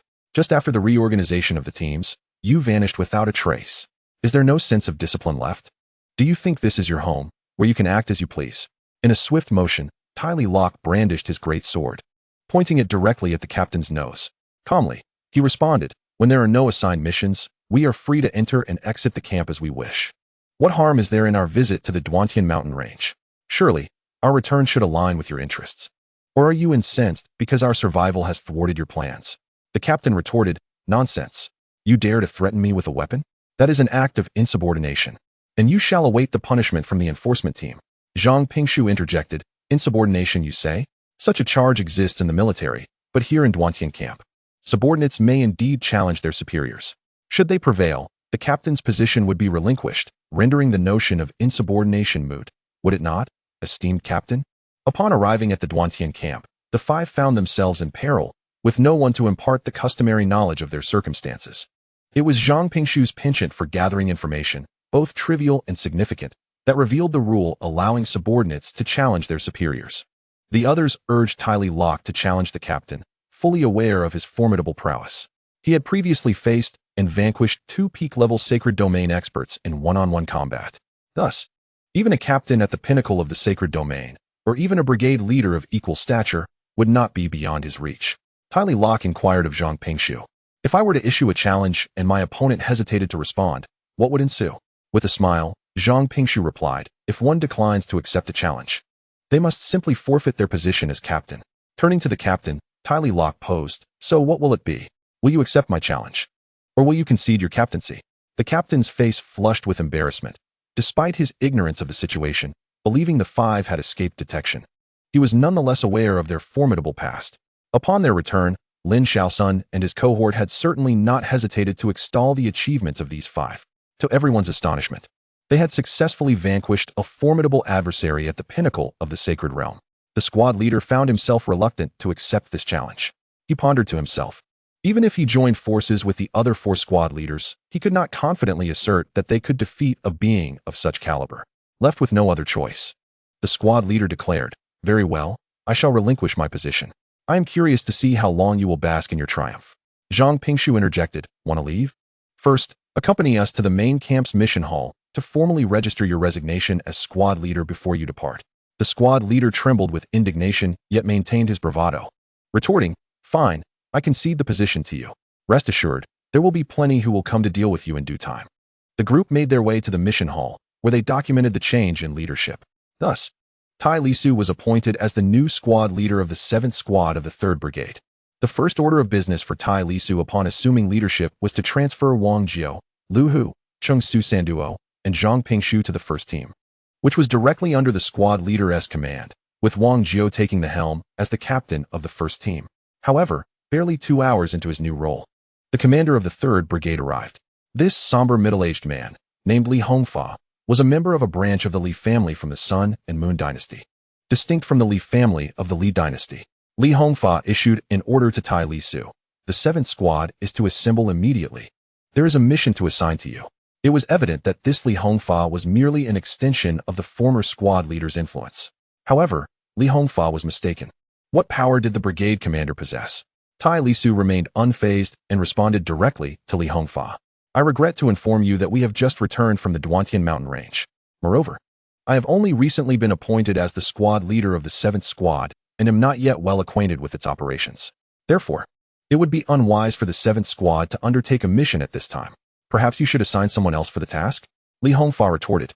Defiance will be met with military consequences. The lightest punishment is dismissal, while the gravest could result in the forfeiture of your cultivation. Will you undertake the mission or not? Tai Lisuo chuckled. A squad leader has departed, only for a brigade commander to arrive. What of it?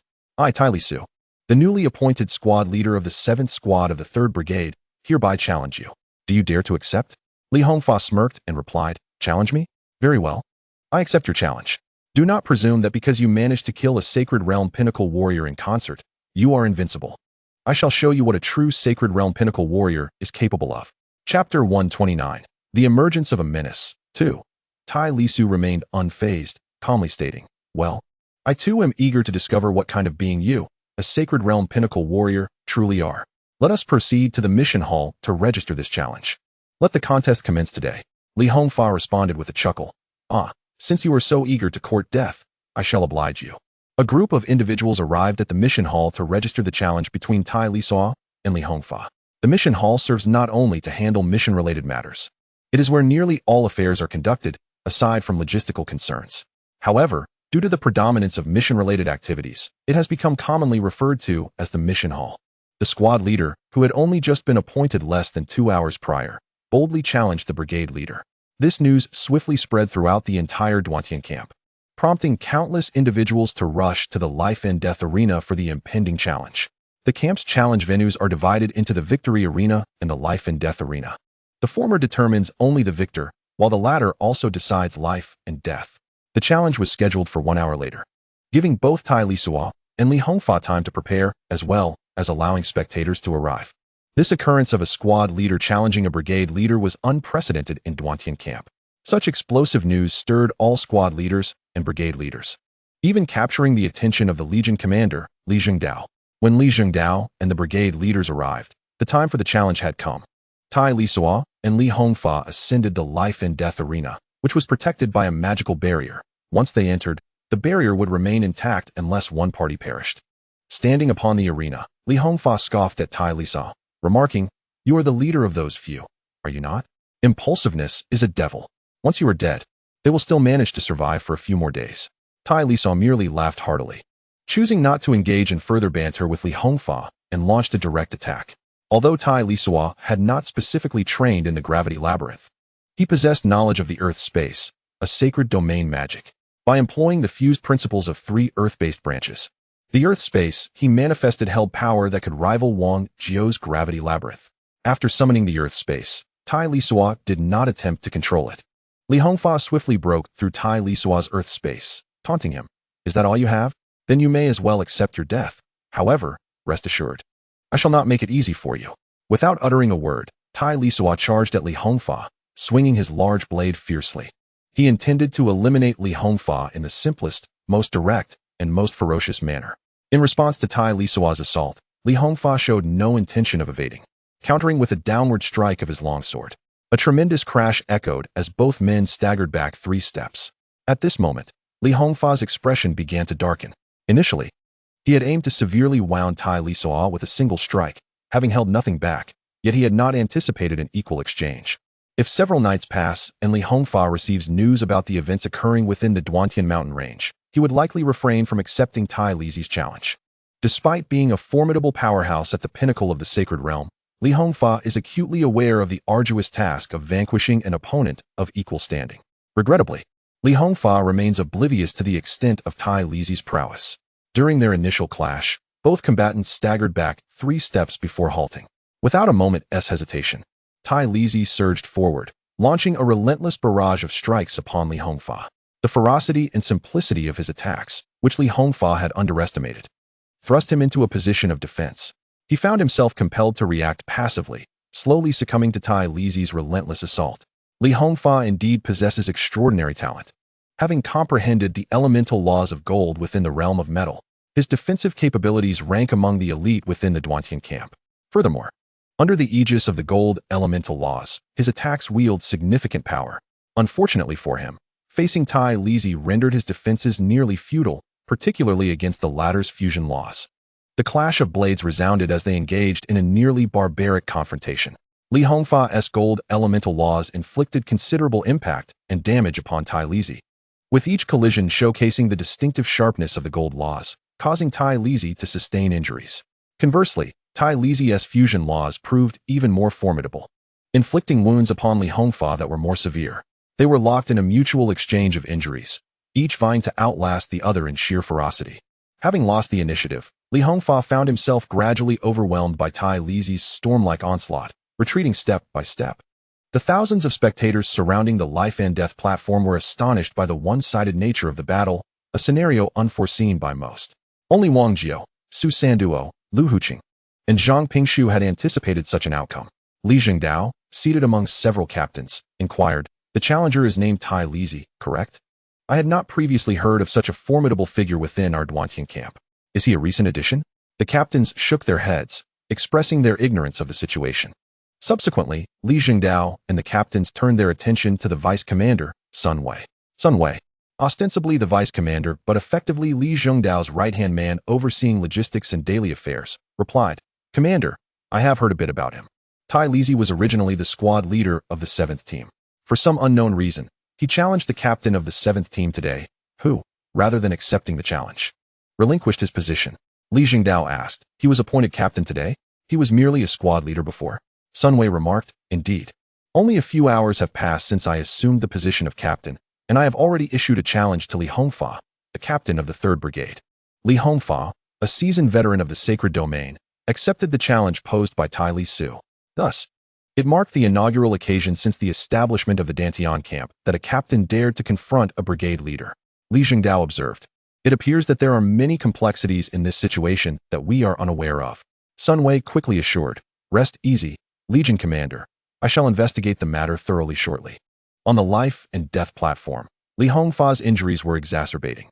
With each strike he parried from Tai Lisuo's formidable blade, he found himself increasingly overwhelmed. Li Hongfa realized that he was beyond redemption.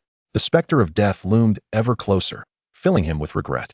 He lamented his agreement to the terms set by others, and most of all, provoking such a formidable adversary. Tai Lisuo remained oblivious to Li Hongfa's inner turmoil, relentlessly striking with his sword. Ultimately, Li Hongfa's longsword was cleaved into splinters by Tai Lisuo's blade. Disarmed and vulnerable, Li Hongfa was split in two, armor and all, by a single, brutal blow from Tai Lisuo. Blood sprayed onto Tai Lisuo, who stood upon the life and death platform, resembling a vengeful deity. Tai Lisuo possessed the capability to dispatch Li Hongfa swiftly and effortlessly. However, he opted for this direct and savage approach to eliminate his foe. This method served two purposes: to quell his own fury and to instill fear in others, thereby buying precious time. By showcasing his strength and prowess, he aimed to deter those who might plot against them from taking rash actions. With a bit more time to cultivate their skills, Tai Lisuo believed that he, along with Wang Jiao and the others, would undoubtedly enhance their abilities further. At present, what the five lacked most was time for training. Among the onlookers, Wang Jiao, Su Sanduo, Lu Huqing, and Zhang Pingshu, exuberant cheers erupted, soon echoed by an ever-growing crowd. With the challenge successfully overcome, Tai Lisuo was appointed as the brigade leader of the 3rd Brigade at the Dantian camp. Following this promotion, he appointed Wang Jiao as the captain of the 1st company within the 3rd Brigade, while the remaining 3 were also assigned to Wang Jiao's direct team. As the 5 prepared to return to the Skyward City for recuperation and training, Deputy Legion Commander Sun Wei personally approached them, stating that the Legion Commander wished to see Tai Lisuo.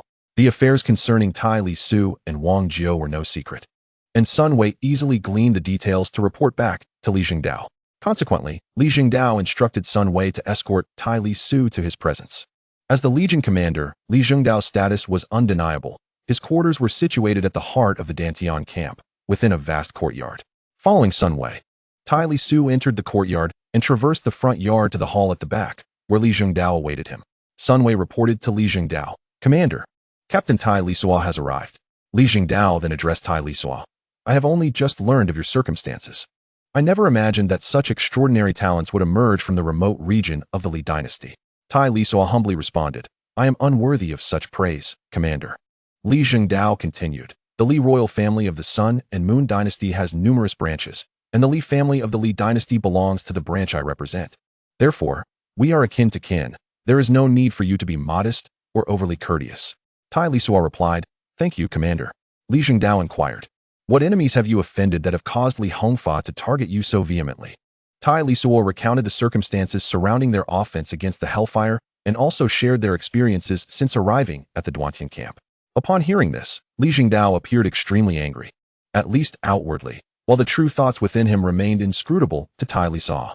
Sun Wei chimed in, "To conspire with external foes. Li Hongfa is indeed audacious and deserves his fate."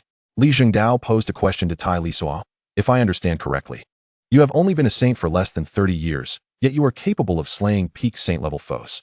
The urgency of the Hellfire to eliminate you is understandable. If I were to provoke such an adversary, I would also seek to eliminate them before they could fully develop." Sun Wei added, "Indeed, your cultivation speed is astonishing."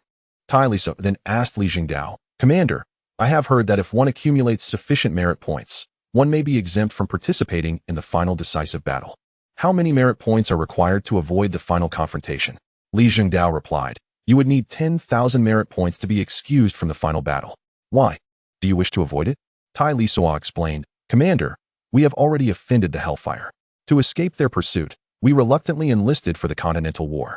However, now that we are within the camp, we cannot evade their hidden threats.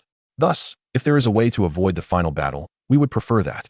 Li Jingdao acknowledged, "Your strength is indeed formidable, yet 10,000 merit points equate to defeating 50 peak saint-level enemies or 1,000 mid-level saint enemies. With your group of 5, how many foes must you vanquish to accumulate such merit points?" Tai Lisuo admitted, "Indeed, the merit points required are exceedingly high.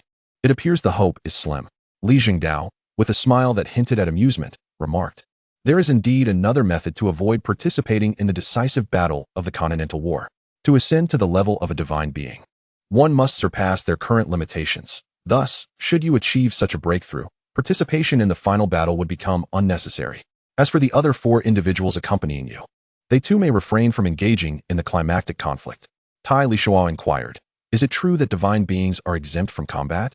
Li Jingdao replied, "You ought to be aware that beyond our Tianlong continent and the Western continent, there exist 4 additional continents. Millennia ago, all these lands were part of a singular continent. However, a cataclysmic battle among divine beings shattered that unity, resulting in the formation of the 6 continents we see today." Tai Lisuo expressed his astonishment. I had no knowledge that so many continents originated from the same land." Li Jingdao continued, "Thus, divine beings cannot and are not permitted to participate in battle. Otherwise, they would face the relentless pursuit of numerous divine beings, inevitably reigniting a catastrophic war that none would be able to withstand." Tai Lisuo acknowledged, "I understand now. Thank you for clarifying, Commander." Li Jingdao reassured him, "There is no need for concern. It is Deputy Commander Sun who oversees the routine affairs of the Legion. You will no longer be assigned tasks. Simply focus on your cultivation." Tai Lisuo promptly expressed his gratitude. "Thank you, Commander, and thank you, Deputy Commander." Li Jingdao replied, "No need for formality. There remain over 400 years until the decisive battle of the Continental War. I am eager to witness the heights of your cultivation during this time. If you indeed manage to ascend to the level of a divine being, I shall be fortunate to bask in your glory." Tai Lisuo chuckled wryly, "Commander, you overestimate my potential. Attaining the status of a divine being is no simple feat." Li Jingdao encouraged him, "Just focus on your cultivation. You need not concern yourself with anything else. Now, go and share this good news with your companions." Tai Lisuo responded, "Thank you, Commander." Chapter 132. The investigation results. The individuals who arrived this time were representatives from the Wang and Tai families of Wantian City. A total of 10 individuals comprised of 5 from the sacred domain. Upon entering Longluo City, they sought information and promptly made their way to the Su family. Upon learning that these 10 were sent by Tai Lisuo, the Su family felt a mix of anxiety and joy as the group settled into the Su family's parlor. Li Runan was the first to speak. "Esteemed elders, how fare Su Sanduo and the others in the Sun and Moon dynasty. The leader, Tai Lixing, replied, I do not presume to claim the title of elder. I am Tai Lixing, a cousin of Tai Lisuo. You may simply call me by my name. Su Sanduo, Lu Huqing, and Wang Jiao are all well. They are quite concerned for your well-being, which is why they entrusted us to check on you. Li Runin expressed relief. It is a comfort to hear they are well. Tai Lixing added, Su Sanduo, Lu Huqing, and Wang Jiao have all reached the pinnacle of the sacred domain. Moreover, Tai Lisuo has become an ultimate force within the sacred domain. Even ordinary ultimate forces would find themselves outmatched by him. Rest assured, unless a deity-level powerhouse intervenes, no one can pose a threat to them. Su Qinglong inquired, where are they now within the Sun and Moon dynasty? Tai Lixing replied, they are in Wantian City, which is our shared hometown. Lu Kaifeng asked, Wantian City? Weren't they supposed to participate in the Continental War? How could they possibly be in Wantian City? Tai Lixing explained. After arriving at the Sun and Moon dynasty, they were assigned to the Duantian camp. Wantian City is the nearest city to the Duantian camp. When there are no missions at the Duantian camp, they enjoy considerable freedom, so they are currently cultivating in Wantian City. Su Qinglong responded, Ah, I see. Tai Lixing continued. The Duantian camp is inherently quite liberal, especially now that Tai Lisuo has become the captain of the camp. Senior Wang Jiao has also been promoted to the position of squad leader, thus their level of freedom is significantly enhanced. Su Qinglong queried, Captain? What rank does that hold within the military? Tai Lixing elucidated. A battalion consists of 1,000 individuals, and typically, a legion comprises 7 to 10 battalions. The captain is one of the few with substantial authority, subordinate only to the legion commander. Su Qinglong exclaimed, That's wonderful. Tai Lisuo has become the captain. So San Duo and the others will be even safer. Lu Kaifeng, Li Runin, and Su Poxiang also beamed with joy, feeling reassured under the protection of a captain. Tai Lixing then asked, By the way, has anyone been troubling you here? Tai Lisuo was worried that you might face attacks from the Hellfire. Su Sanlong replied, Not at all. We've been safe and sound over the years, and everyone is doing quite well. As they conversed, Lu Long from the Lu family arrived with several companions. After listening for a while, he turned to Tai Lixing and asked, Has our ancestor, Lu Huqing, given any instructions? Tai Lixing responded, None. He simply asked us to check if the Lu family needs any assistance. Lu Huqing remarked, That is good to hear. If the ancestor is well, then all is well. Our family is thriving in Longluo City. Please convey to my ancestor that the Lu family is in good health, and he need not worry. Tai Lixing assured, Certainly, I will relay your message. The arrival of Tai Lixing and his companions brought uplifting news to both the Su and Lu families, who extended warm hospitality to them. Meanwhile, Tai Lisuo, along with Wang Jiao, Lu Huqing, and Su Sanduo, remained unaware that Li Jingdao had dispatched individuals to investigate them in the Li Jing clan's kingdom. Within the Duantian camp, Li Jingdao perused the recently received intelligence. Upon finishing, he felt as though his worldview had been utterly shattered. If the remarkable life stories and rapid cultivation of Tai Lisuo, Wang Jiao, Lu Huqing, and Su Sanduo had already astonished him, then their cultivation methods completely overturned his understanding. In a mere few decades, individuals have attained the limits or pinnacles of the sacred realm. While it could be argued that Tai Lisuo and Wang Jiao can be somewhat justified by their extraordinary talents, the same cannot be said for Lu Huqing and Su Sanduo, who are entirely devoid of such gifts. Su Sanduo, frail and ailing, lacked the ability to cultivate combat energy and become a warrior. Furthermore, he possessed no magical aptitude. Otherwise, he would not have found himself without a mentor willing to guide him. Lu Huqing, on the other hand, was merely a 7th-level warrior nearing the end of his lifespan. Yet, after encountering Tai Lisuo and Wang Jiao, he remarkably broke through to become a formidable sacred realm practitioner within a few short years, and in less than 3 decades. He ascended to the pinnacle of the sacred realm. Moreover, the rapid emergence of numerous sacred realm experts in Longluo City and Wantian City further underscores one undeniable truth. The cultivation methods employed by Tai Lisuo and his companions are not only effective but exhibit astonishing efficiency. Li Jingdao has lingered at the sacred realm limit for over 3 millennia. Throughout this extensive period, while he has made some progress, it remains minuscule. He has comprehended the laws of the Earth's pulse, evolving from the initial first wave of Earth to the second wave, eventually reaching the 512th wave. However, he has been unable to advance further, as he has been compressing the 512th wave back to the second wave for years. Had he adopted the cultivation methods of Tai Lisuo and his companions, Li Jingdao might have explored other branches of Earth-related laws, such as the laws of Earth elements or gravity. Resolute in his decision to experiment, he realized it would demand little time or effort. Nevertheless, Li Jingdao need not start anew in learning magic to derive laws from it. As the commander of the Duantian camp and an established sacred realm expert, he possesses an abundance of sacred spirit fruits, hundreds, to be precise. Moreover, these fruits are of high quality, as only superior varieties would capture his interest. Summoning his deputy commander, Sun Wei, Li Jingdao requested a batch of ordinary and low-tier earth element sacred spirit fruits. In the logistics department of Duantian camp, such fruits are plentiful. One could easily find thousands with minimal effort. Soon, Sun Wei delivered 500 to 600 earth element sacred spirit fruits to Li Jingdao, who then entered seclusion to commence his cultivation. He first consumed a fruit containing fragments of the earth element law, using these fragments to begin his understanding of the earth element law. Within approximately an hour, he grasped the threshold of this law.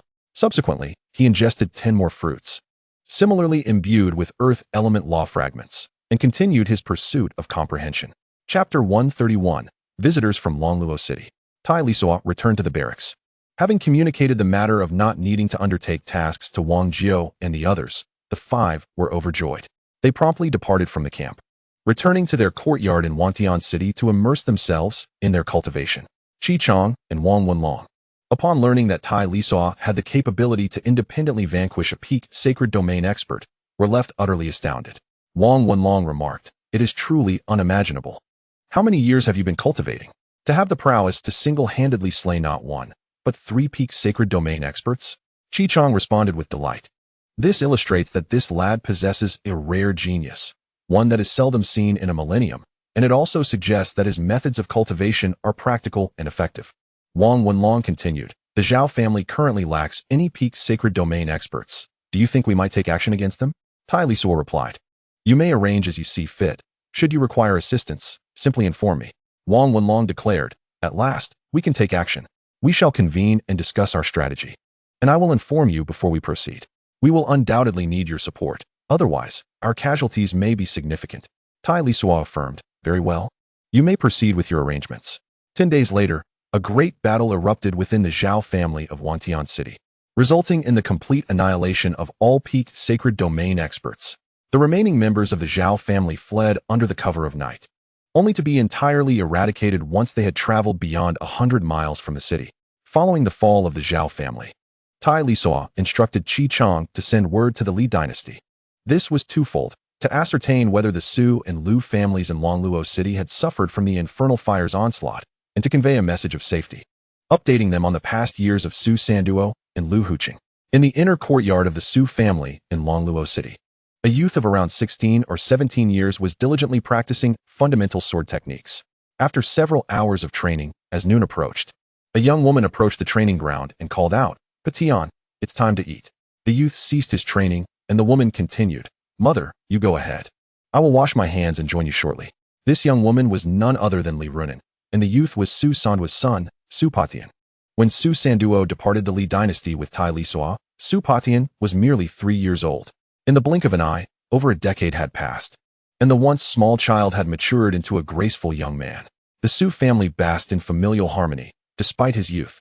Su Patian had already ascended to the rank of a 9th-level martial artist and was also a 7th-level magician. After dining, instead of resuming his training, Su Patian sought out the elderly steward, Su Wuwang. He inquired, "Grandfather Wu, could you share some stories about my father?" Su Wuwang smiled and replied, "Your father's tales? What else would you like to hear, young master? I believe I have recounted them to you several times already." Su Patian urged, "Then, Grandfather Wu, please tell me once more." Su Wuwang chuckled, "Very well, I shall recount the story once more." In his youth, the young master displayed a lack of talent, marked by frailty and chronic illness, rendering him incapable of mastering combat techniques or martial arts. Within the confines of the Li family's secluded training chamber, Li Jiani was immersed in rigorous practice. Over the years, his dedication to cultivation had resulted in remarkable progress, leading him to comprehend several profound laws, which he adeptly integrated into both offense and defense. Suddenly, the bell within the chamber chimed, signaling that someone outside had tugged the rope attached to it. Such an action was reserved for circumstances of great significance. Otherwise, the individuals outside would not disturb Li Jiani's seclusion. Ceasing his cultivation, Li Jiani emerged from the chamber and learned from the reports that emissaries from the Sun Moon dynasty had arrived. Notably, There were 10 formidable experts from the sacred domain among them, who sought an audience with Li Jiani, necessitating his awakening from meditation. Previously, after encountering the Tai Li lock, Li Jingdao had sent word back to the family, arranging for individuals to investigate the circumstances surrounding Tai Li lock and the quartet of Wang Jiao, Lu Hu, and Su Sanduo. Li Jingdao's curiosity was piqued by how these individuals had managed to reach the pinnacle of the sacred domain within a mere few decades. As the most powerful member of his lineage within the Li royal family, his directives were not to be taken lightly. To facilitate a thorough investigation, he specifically summoned 3 relatives who were born and raised within the Li dynasty before relocating to the Sun Moon dynasty. Their arrival at the Li dynasty was nothing short of astonishing. Previously, the Li dynasty had only one expert of the sacred domain, Li Jiani, who had achieved this status through the consumption of an ordinary sacred spirit fruit. However, upon stepping out of the teleportation array, the group sensed an overwhelming presence of sacred domain experts in Dragon Luo City. Currently, the combined forces of the Li and Lu families boasted over 100 sacred domain experts, alongside numerous sacred domain magical beasts. The sheer number of sacred domain entities was entirely unexpected. In casual conversation with the guards of the teleportation array, they gleaned invaluable insights regarding various cultivation methods, such as the principles of lifting heavy objects with ease and the reverse approach of sacred domain warriors learning magic from the ground up. Concepts like the method of cultivating energy without immediate release were among the myriad of previously unheard of techniques, bordering on the incredulous. However, the existence of so many sacred domain experts in Dragon Luo City could not be fabricated. Upon meeting Li Jiani, the 3 individuals born in the Li dynasty were utterly astonished. Li Jiani's strength had surged significantly, and the aura he inadvertently exuded was clearly beyond the ordinary level of the sacred domain. It is noteworthy that individuals who ascend to the sacred domain through the consumption of common sacred spirit fruits face a lifetime of stagnation in their cultivation and strength unless they continue to rely on such fruits. Yet, in this remote Li dynasty, there had been no prior indication of any sacred spirit fruits being produced. Li Jiani did not anticipate that the Sun and Moon dynasty would dispatch such a significant number of individuals to conduct an investigation. Although he was reluctant to divulge the truth, he recognized that concealment was utterly impractical. With so many members from both the Li and Lu families, it was unrealistic to expect that they could remain undiscovered should anyone choose to investigate. In response to the inquiries from the visitors, Li Jiani had no choice but to disclose the information he possessed. Aside from the matter of Tai Chi, he revealed everything else to those from the Sun and Moon dynasty. The knowledge that Tai Chi could invoke the powers of the laws was known to but a few. Thus he was able to keep that secret intact. The 10 individuals sent by the Sun and Moon dynasty, after meeting Li Jiani, divided into several groups. Some proceeded to Yanshan Prefecture, while others made their way directly to Ping'an Town, located at the periphery of the Beast Mountain Range. Additionally, some wandered about in Longluo City, seeking to gather and collect various pieces of information, while the Li family members from the Sun and Moon dynasty were busy in their quest for intelligence. Another group of 10 domain-level experts arrived via the teleportation array. As a pinnacle expert of the domain, Li Jingdao possessed a mental acuity that far surpassed that of ordinary domain-level practitioners. Moreover, with an abundance of holy spirit fruits available for cultivation, he achieved a breakthrough in the earth elemental law in less than a day. After grasping the fundamentals of the earth elemental law, Li Jingdao continued to consume a substantial quantity of holy spirit fruits imbued with fragments of the earth elemental law to further his comprehension. With plentiful resources for cultivation, his understanding of the earth elemental law progressed at an astonishing rate. This is the advantage that strength brings. An average individual would scarcely have access to such an abundance of holy spirit fruits. Even among the Li family, those seeking to comprehend the laws had to rely on their own efforts, occasionally receiving a few suitable holy spirit fruits to accelerate their understanding.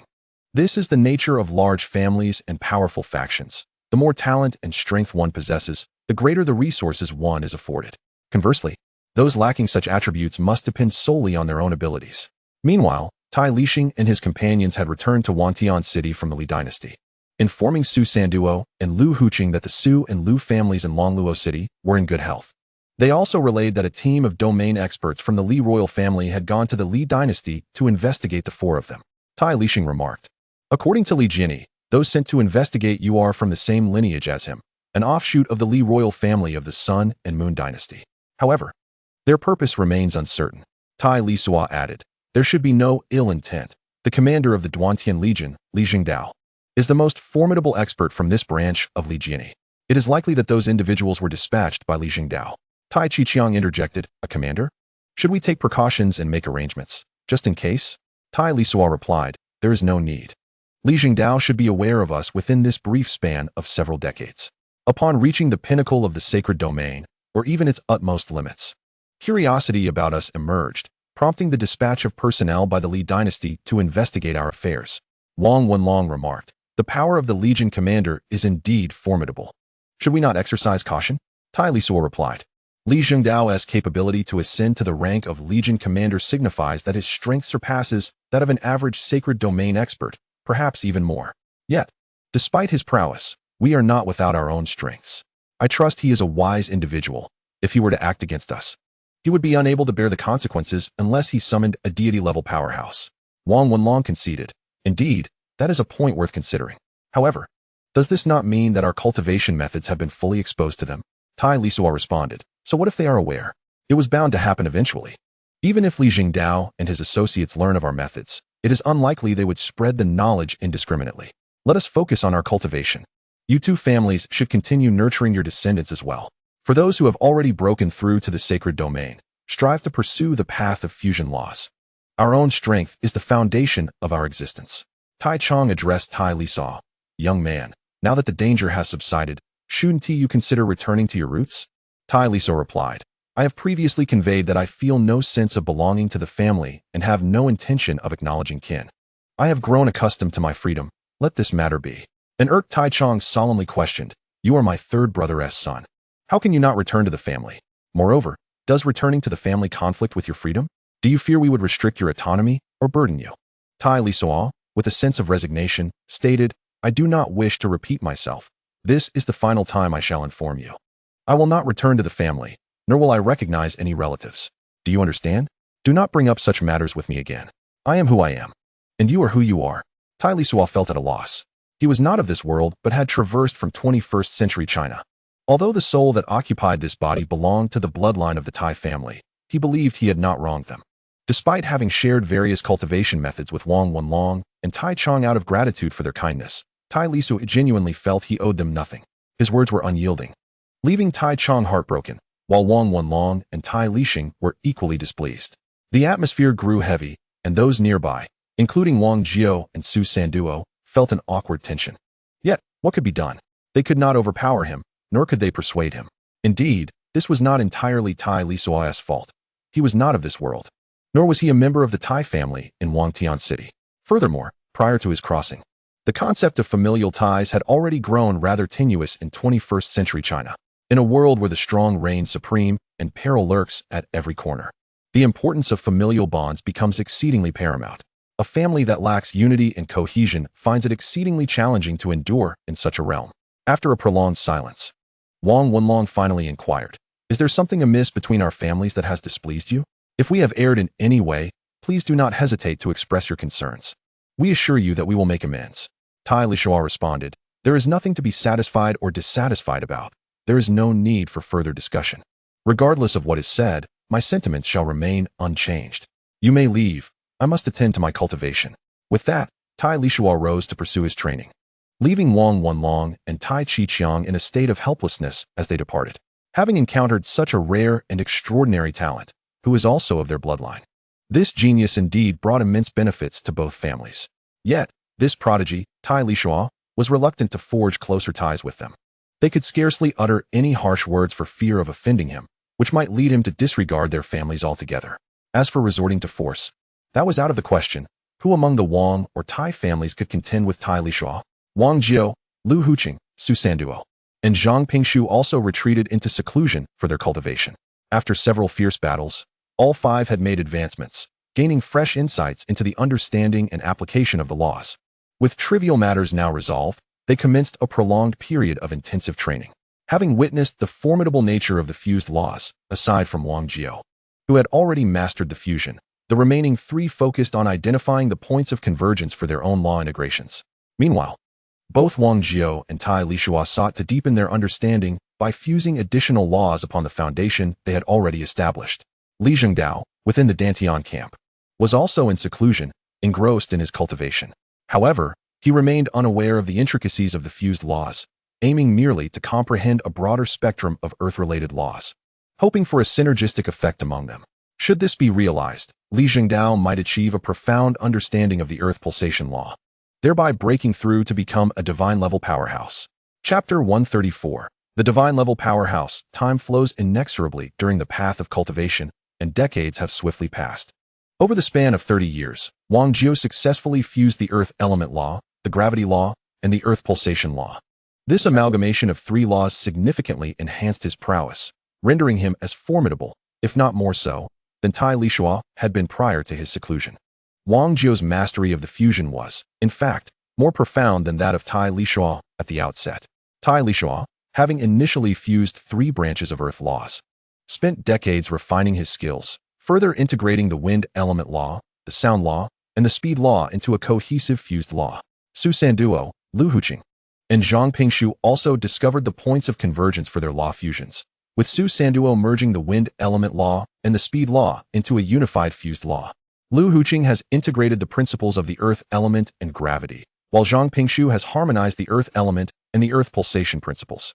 Among the five, the magical beasts, Saint Dragon Lei, Dragon Flame, and Water Wood, have all fused with these principles, leaving only Long Si yet to discover a suitable point of integration. Presently, Tai Li and his four companions, along with the four magical beasts that have integrated principles, can be regarded as embodying the pinnacle of the Saint Domain in terms of combat prowess. With 9 combatants at the extreme level of the Saint Domain, they are indeed unmatched beneath the divine realm. After more than 30 years, both the Tai and Wang families of Wangtian City have also seen members who have integrated principles. Each family's number of Saint Domain experts has soared to over 100. When Tai Lixing and others visited Long Luo City, they informed the Su, Lu, and Li families about the integration of principles. Now, each of these 3 families boasts their own powerful experts who have fused principles, rendering them significantly stronger than the average minor families of the Sun and Moon Empire. Meanwhile, within the Duantian camp, Li Jingdao, who has been in seclusion for cultivation, has reached a bottleneck in his understanding of both the Earth element and gravity principles. This is the advantage of having abundant resources. With a plethora of Saint Spirit fruits at his disposal, his comprehension of these principles far surpasses that of ordinary individuals. After reaching a bottleneck in the Earth element principle, Li Jingdao felt signs of a breakthrough while deducing the Earth pulsation principle. However, he sensed that he was still a fraction short of success. Subsequently, Li Jingdao concentrated on grasping the gravity principle, which he also brought to a bottleneck before returning to deduce the Earth pulsation principle once more. This time, he found the process remarkably smooth. Albeit slow, he made steady progress. Finally, after over 30 years of seclusion, the 2 waves of the Earth pulsation principle converged into one, reforming into the first wave of the Earth principle. As the laws of heaven and earth descended, Li Jingdao burst forth from the underground chamber and, under the influence of these celestial laws, found himself levitating in midair. A vast amount of principal power surged around him, transforming his body and gradually shaping a divine essence within his spiritual space.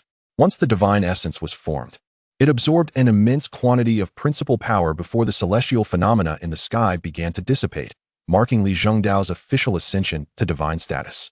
The commotion of his ascension was monumental, reverberating not only throughout the Duantian camp, but also sensed by numerous powerful beings within Wangtian City and the surrounding Duantian mountain range.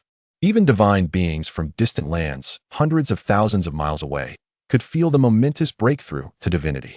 Within the royal palace of the Li clan in Shuntian City, several divine experts communicated through their souls. Deliberating, it seems the commotion is coming from the Duantian mountain range. Let us go and see if one of our own has ascended to divinity.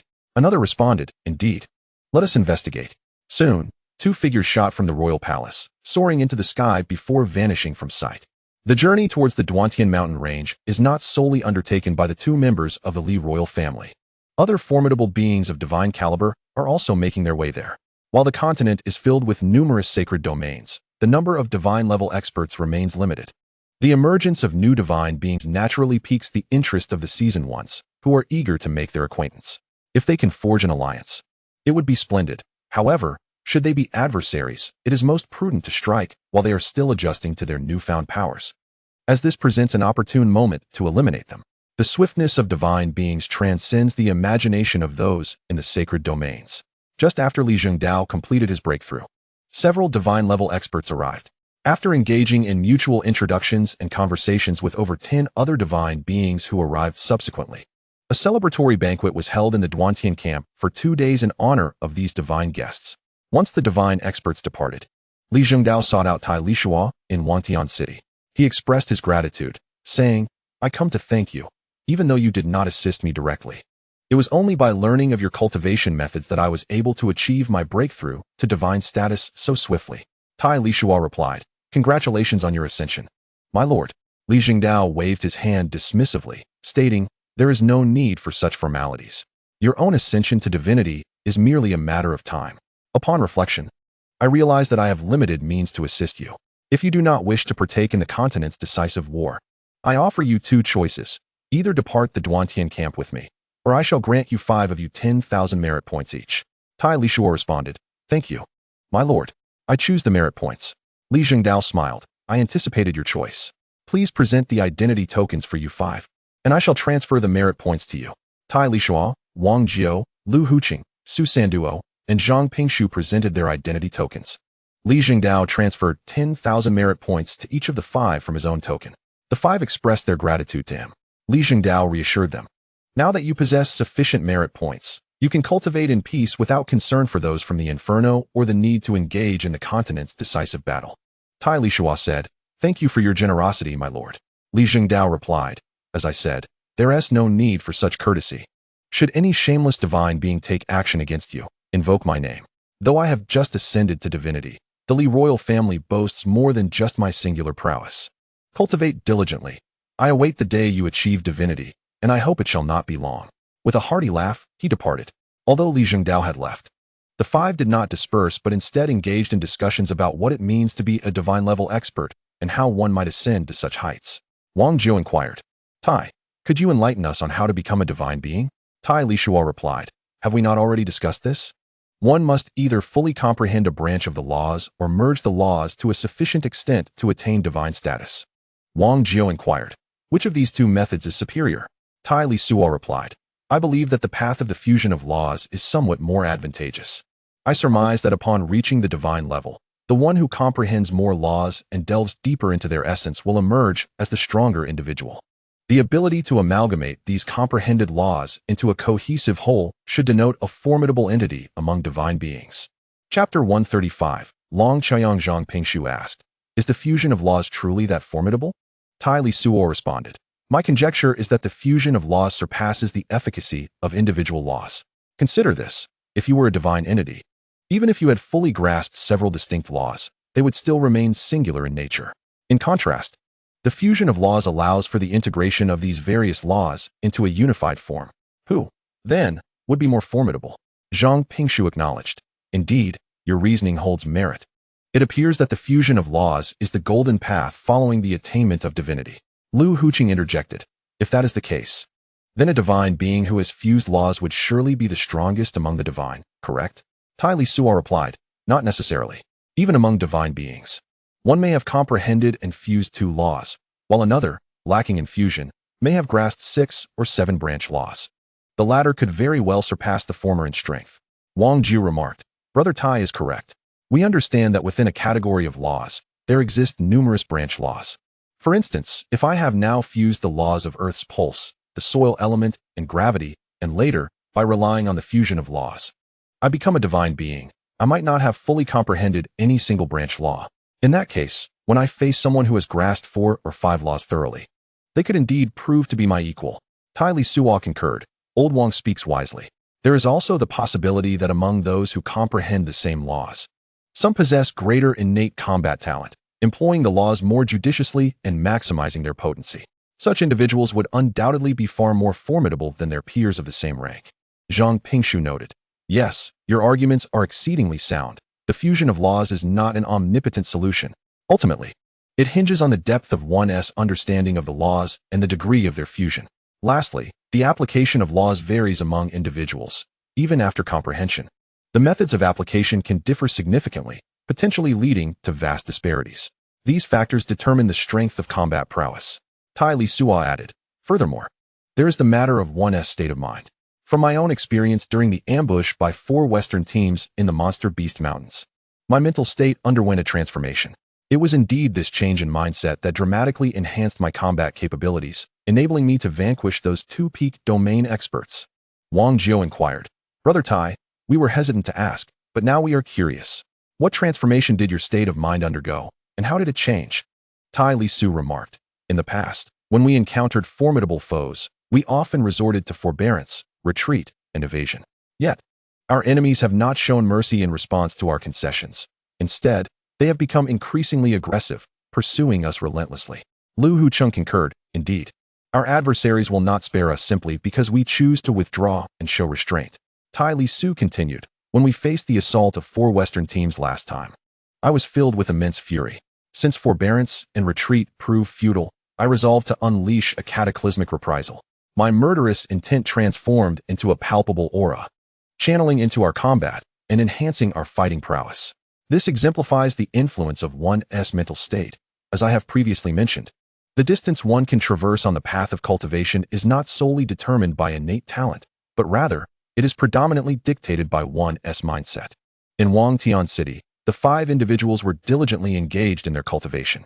Meanwhile, following Li Zhengdao's ascension to divinity, he naturally relinquished his role as the commander of the Duantian camp. The camp welcomed a new commander, Long Wu. Upon assuming command, Long Wu appointed a vice-captain for the 3rd Brigade, as Tai Lisuo, the captain, was often absent from the camp, dedicating his time to seclusion in Wangtian City. The vice-captain, Long Chaoyang, managed the daily affairs of the 3rd Brigade, which had been neglected since Tai Lisuo took on his captaincy. Consequently, the 3rd Brigade became the sole unit within the Duantian camp devoid of oversight. The exploits of Tai Lisuo were well known throughout the Duantian camp, and neither Long Wu nor Long Chaoyang intruded upon the cultivation of Tai Lisuo and Wang Jiao. However, it seemed that fortune was not on Long Wu and Long Chaoyang's side, for ever since their arrival. The conflict between the Duantian camp and the Western faction had intensified dramatically.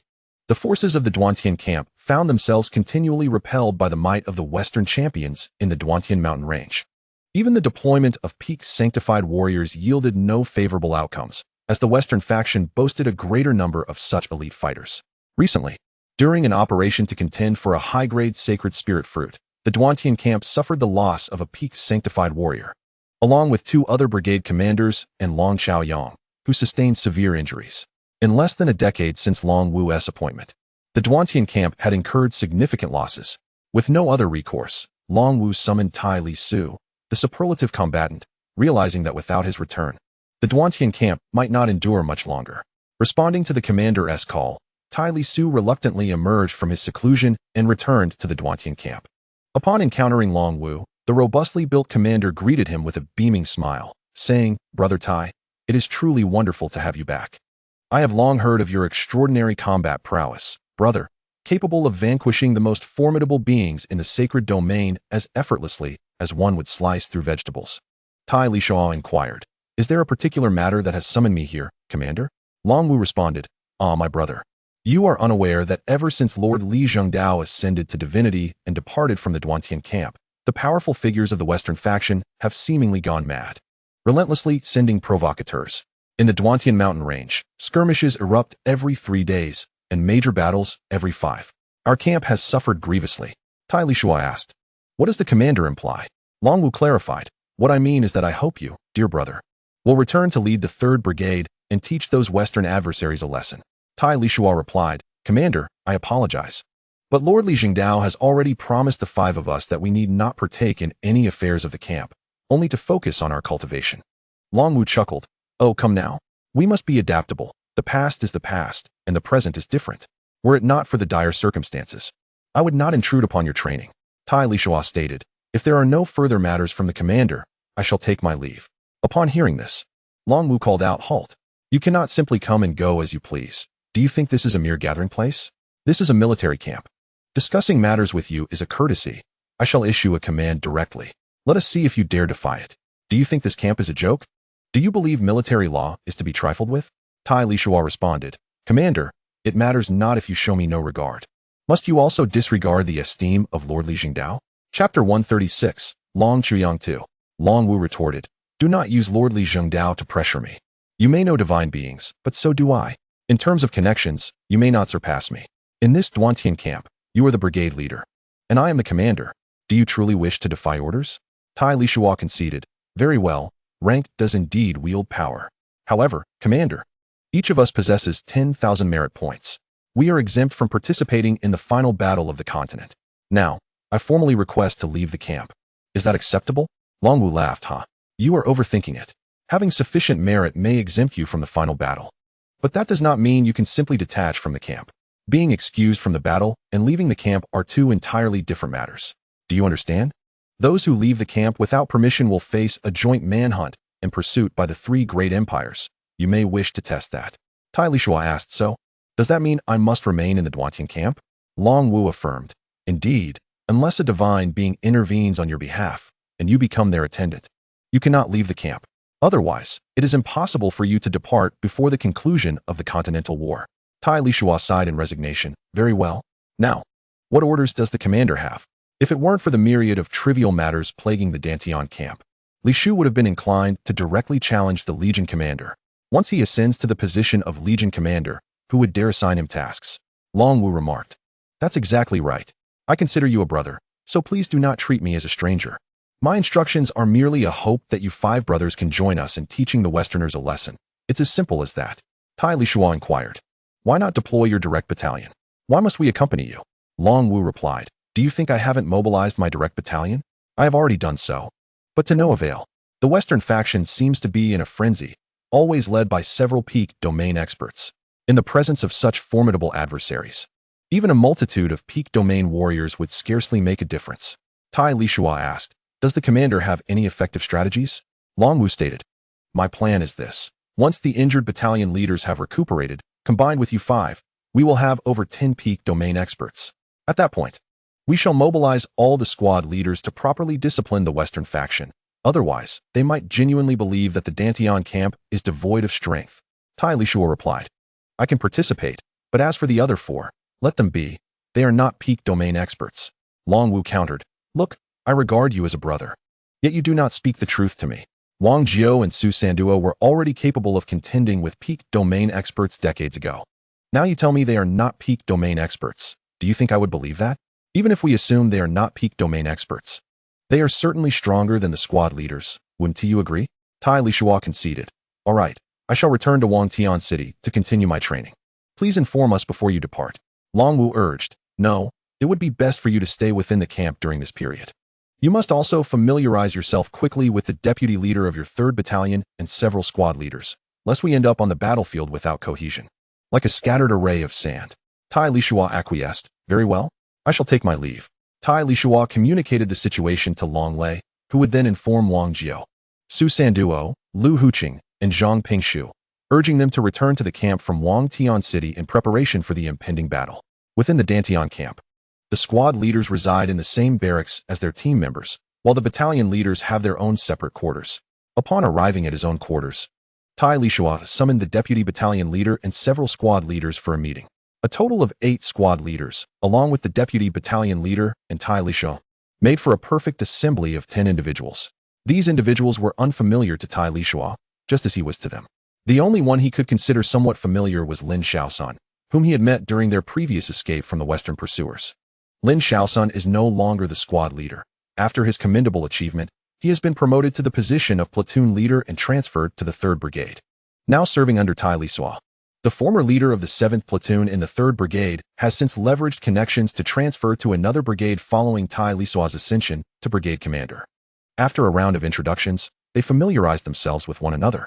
The vice brigade leader, named Long Chuyang, appeared quite youthful, exuding a sunny disposition and speaking in a kind manner.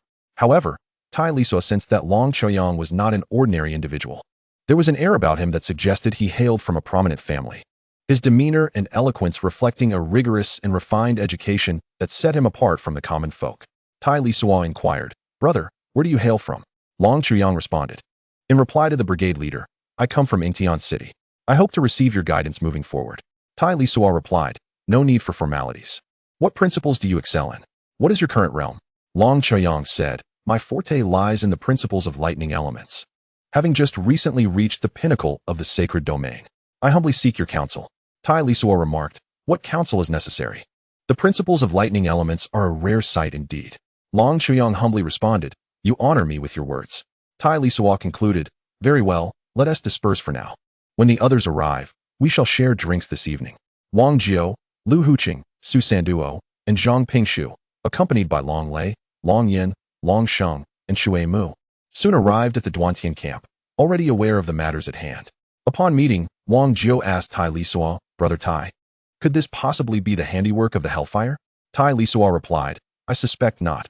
Although Hellfire is formidable in the Tianlong continent, would it wield such power in the Western continent? If Hellfire were truly that powerful, we likely wouldn't be here to discuss it." Zhang Pingshu interjected. "Didn't we eliminate 2 sacred domain peak experts last time? Could this not be a retaliation for that?"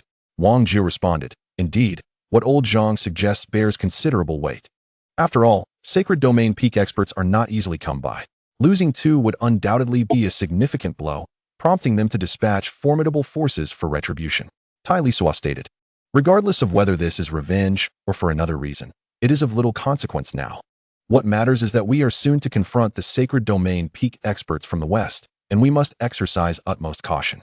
While our strengths are not to be underestimated, chaos can breed unexpected outcomes." Wang Jiao affirmed, "Yes, when we encounter the enemy, regardless of the circumstances, we 5 must remain united. Staying together will allow us to support one another." Wang Jiao reassured, "Rest assured, our collective combat experience is not limited. We will not stray too far apart when facing foes."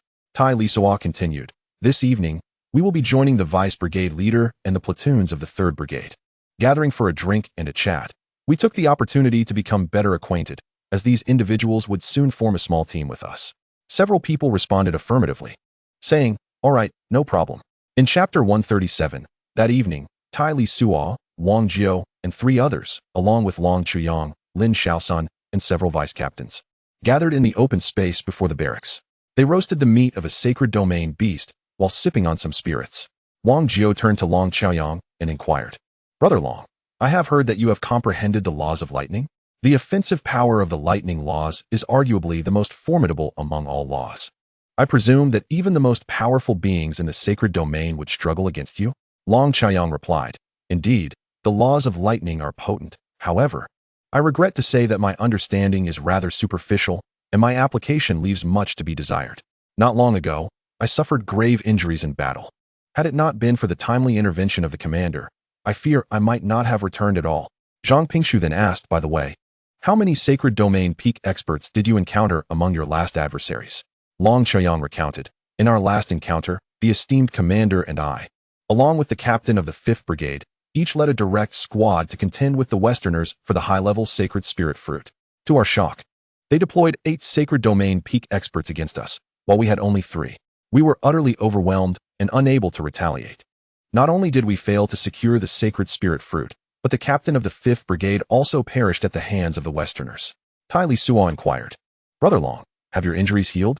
Long Xiaoyang responded, "Thank you for your concern, Captain. My injuries have completely healed." Zhang Pingshu remarked, "The strength of the Western forces near the Broken Heaven mountain range should be roughly on par with our Broken Heaven camp. When they previously besieged us, we managed to eliminate 2 of their sacred domain peak experts. Logically, they shouldn't have an advantage in numbers among the sacred domain peaks. Did they mobilize a significant portion of their forces, or have they increased their ranks?" Long Xiaoyang replied, "That is uncertain, as we lack any informants within the Western camp. Our knowledge of their situation is nearly non-existent."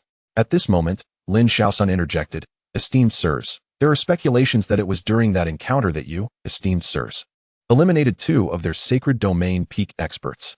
Consequently, the Westerners have sought vengeance, persistently provoking us and sending numerous powerful individuals to hunt our Broken Heaven camp over the past few decades. In the last 40 years, our losses have been far greater than those of the previous century." Tai Lisuo declared, "When will this cycle of vengeance cease? If the Westerners seek their demise, we shall oblige them. Only the enemies who fall are the worthy foes." Lin Shaosun added, "With your esteemed presence, the Westerners will surely not remain arrogant for long. If you continue to stay in the Broken Heaven camp, how could they dare to act so brazenly?" Tai Lisuo cautioned, "We must remain discreet. We must remain discreet. Now let us drink." Thereafter, Tai Lisuo organized practical training sessions for all squad leaders, along with Long Qiuyang and the others, encouraging everyone to become familiar with their teammates swiftly. A few days later, The orders from Legion Commander Long Wu arrived. Tai Lisuo led all the squad leaders of the 3rd Brigade as the vanguard, commencing their advance into the Duantian mountain range. Long Wu and the other brigade commanders followed closely behind, each commanding a small team composed entirely of squad leaders, approximately 10 miles behind Tai Lisuo's group. In total, there were 8 small teams, progressing in a fan-shaped formation deep into the mountain range. Apart from the vanguard team, led by Tai Lisuo, Long Wu, as the Legion commander, positioned himself centrally, with the remaining 6 teams flanking him on either side, each separated by roughly 1 kilometer. The overarching strategy dictated that Tai Lisuo's team would forge ahead as the vanguard, avoiding entanglements with the enemy and retreating to lure them into a trap, while the 7 teams behind would encircle the foes. This campaign in Duantian camp was prepared for a fierce clash, mobilizing the vast majority of high-level combatants. Only 2 peak-level experts remained within the camp, while the rest were deployed. As the vanguard, Tai Lisuo remained unperturbed, for his team already boasted 9 peak-level warriors, and with the addition of Long Chaoyang, they numbered 10. The combined strength of the other 7 teams was comparable to his own. As long as the number of peak-level experts from the Western faction was not excessively high, Tai Lisuo felt little concern, even if they encountered a large force from the Western camp. Moreover, not far behind, other formidable allies from the Tongha faction stood ready to provide support. Having entered the Duantian mountain range for several days without encountering a single member of the Western faction, Wang Jiao was in the midst of a scathing remark when Tai Lisuo abruptly raised his hand, signaling for silence. Tai Lisuo then cautiously advanced ahead. Having integrated 3 branches of wind law, he sensed the presence of enemies through the fluctuations of wind elements. Approximately 10 kilometers ahead, a Western team was approaching their direction. As the 2 teams moved toward one another, the distance steadily diminished. Perhaps the Westerners had enjoyed an unduly smooth existence in recent decades. For upon noticing Tai Lisuo and his group, they charged forward with wild shouts. What they did not anticipate was that Tai Lisuo and his companions surged forth with even greater ferocity and swiftness. As the 2 sides drew near, Tai Lisuo thrust his large blade into the ground, unleashing a torrent of earth law that crashed like waves against the Westerners. In an effort to evade Tai Lisuo's assault, the Westerners had no choice but to levitate or momentarily leap off the ground. This maneuver, however, hindered their speed. As Tai Lisuo initiated his attack, Lu Hucheng and Zhang Pingshu followed suit by deploying the gravitational labyrinth, ensnaring the entire Western team within its confines and forcing most of them back to the ground. At that moment, Long Chaoyang unleashed his assault, summoning a sky full of thunder orbs that crackled with electric energy, which then descended violently upon the trapped foes below. This barrage of thunder orbs left the Western team either dead or severely injured. 2 individuals barely withstood Long Chaoyang's onslaught, but before they could mount a counterattack, they were ruthlessly cleaved apart by colossal gusts of wind that materialized out of thin air. Do not dismiss the notion that there are no supreme experts among the Western contingent. Even if such formidable beings existed, they would likely struggle to endure the relentless onslaught of multiple supreme experts. Once the battle concluded, the squad leaders would take charge of the aftermath. Long Chaoyang, with a sense of admiration, remarked to Tai Lisuo, "Indeed, the captain is impressive. Following your lead, we effortlessly annihilated an entire enemy squad." Tai Lisuo replied, "It is not merely a matter of prowess. It is the synergy among us that has brought about this success. Your mastery of the lightning laws grants you formidable offensive capabilities, yet it appears to lack in the realm of immobilization. While your offensive strength may surpass that of anyone among us, your aptitude for restraining foes may not be your forte." Long Chaoyang acknowledged, "You speak wisely, Captain. It seems I must seek a partner skilled in immobilization to enhance our combat efficacy." Tai Lisuo suggested, "As a supreme expert yourself, your comprehension of the lightning laws is exceptional. Perhaps you could experiment with conjuring a gravitational maze-like space using your lightning. In that case, you would not require a partner, as you would possess your own means of confinement." Long Chaoyang furrowed his brow in contemplation and expressed gratitude. "Thank you for your guidance, Captain." Tai Lisuo responded, "No need for thanks. I merely offered a suggestion. Whether it succeeds ultimately lies within your own capabilities." At that moment, Long Wu approached with his team and inquired, "What transpired?" Tai Lisuo explained, "It was merely a small squad, lacking any formidable foes. We deviated from the plan and decisively eliminated them." Long Wu chuckled, "Brother Tai, you truly are remarkable. With such decisive action, you obliterated an entire enemy squad." Tai Lisuo humbly replied, "You flatter me, Commander. It was merely fortuitous." Long Wu continued, "You are too modest, my friend. To vanquish enemies is a testament to one's strength. Let us rest briefly. You shall continue to lead the way, and we will follow.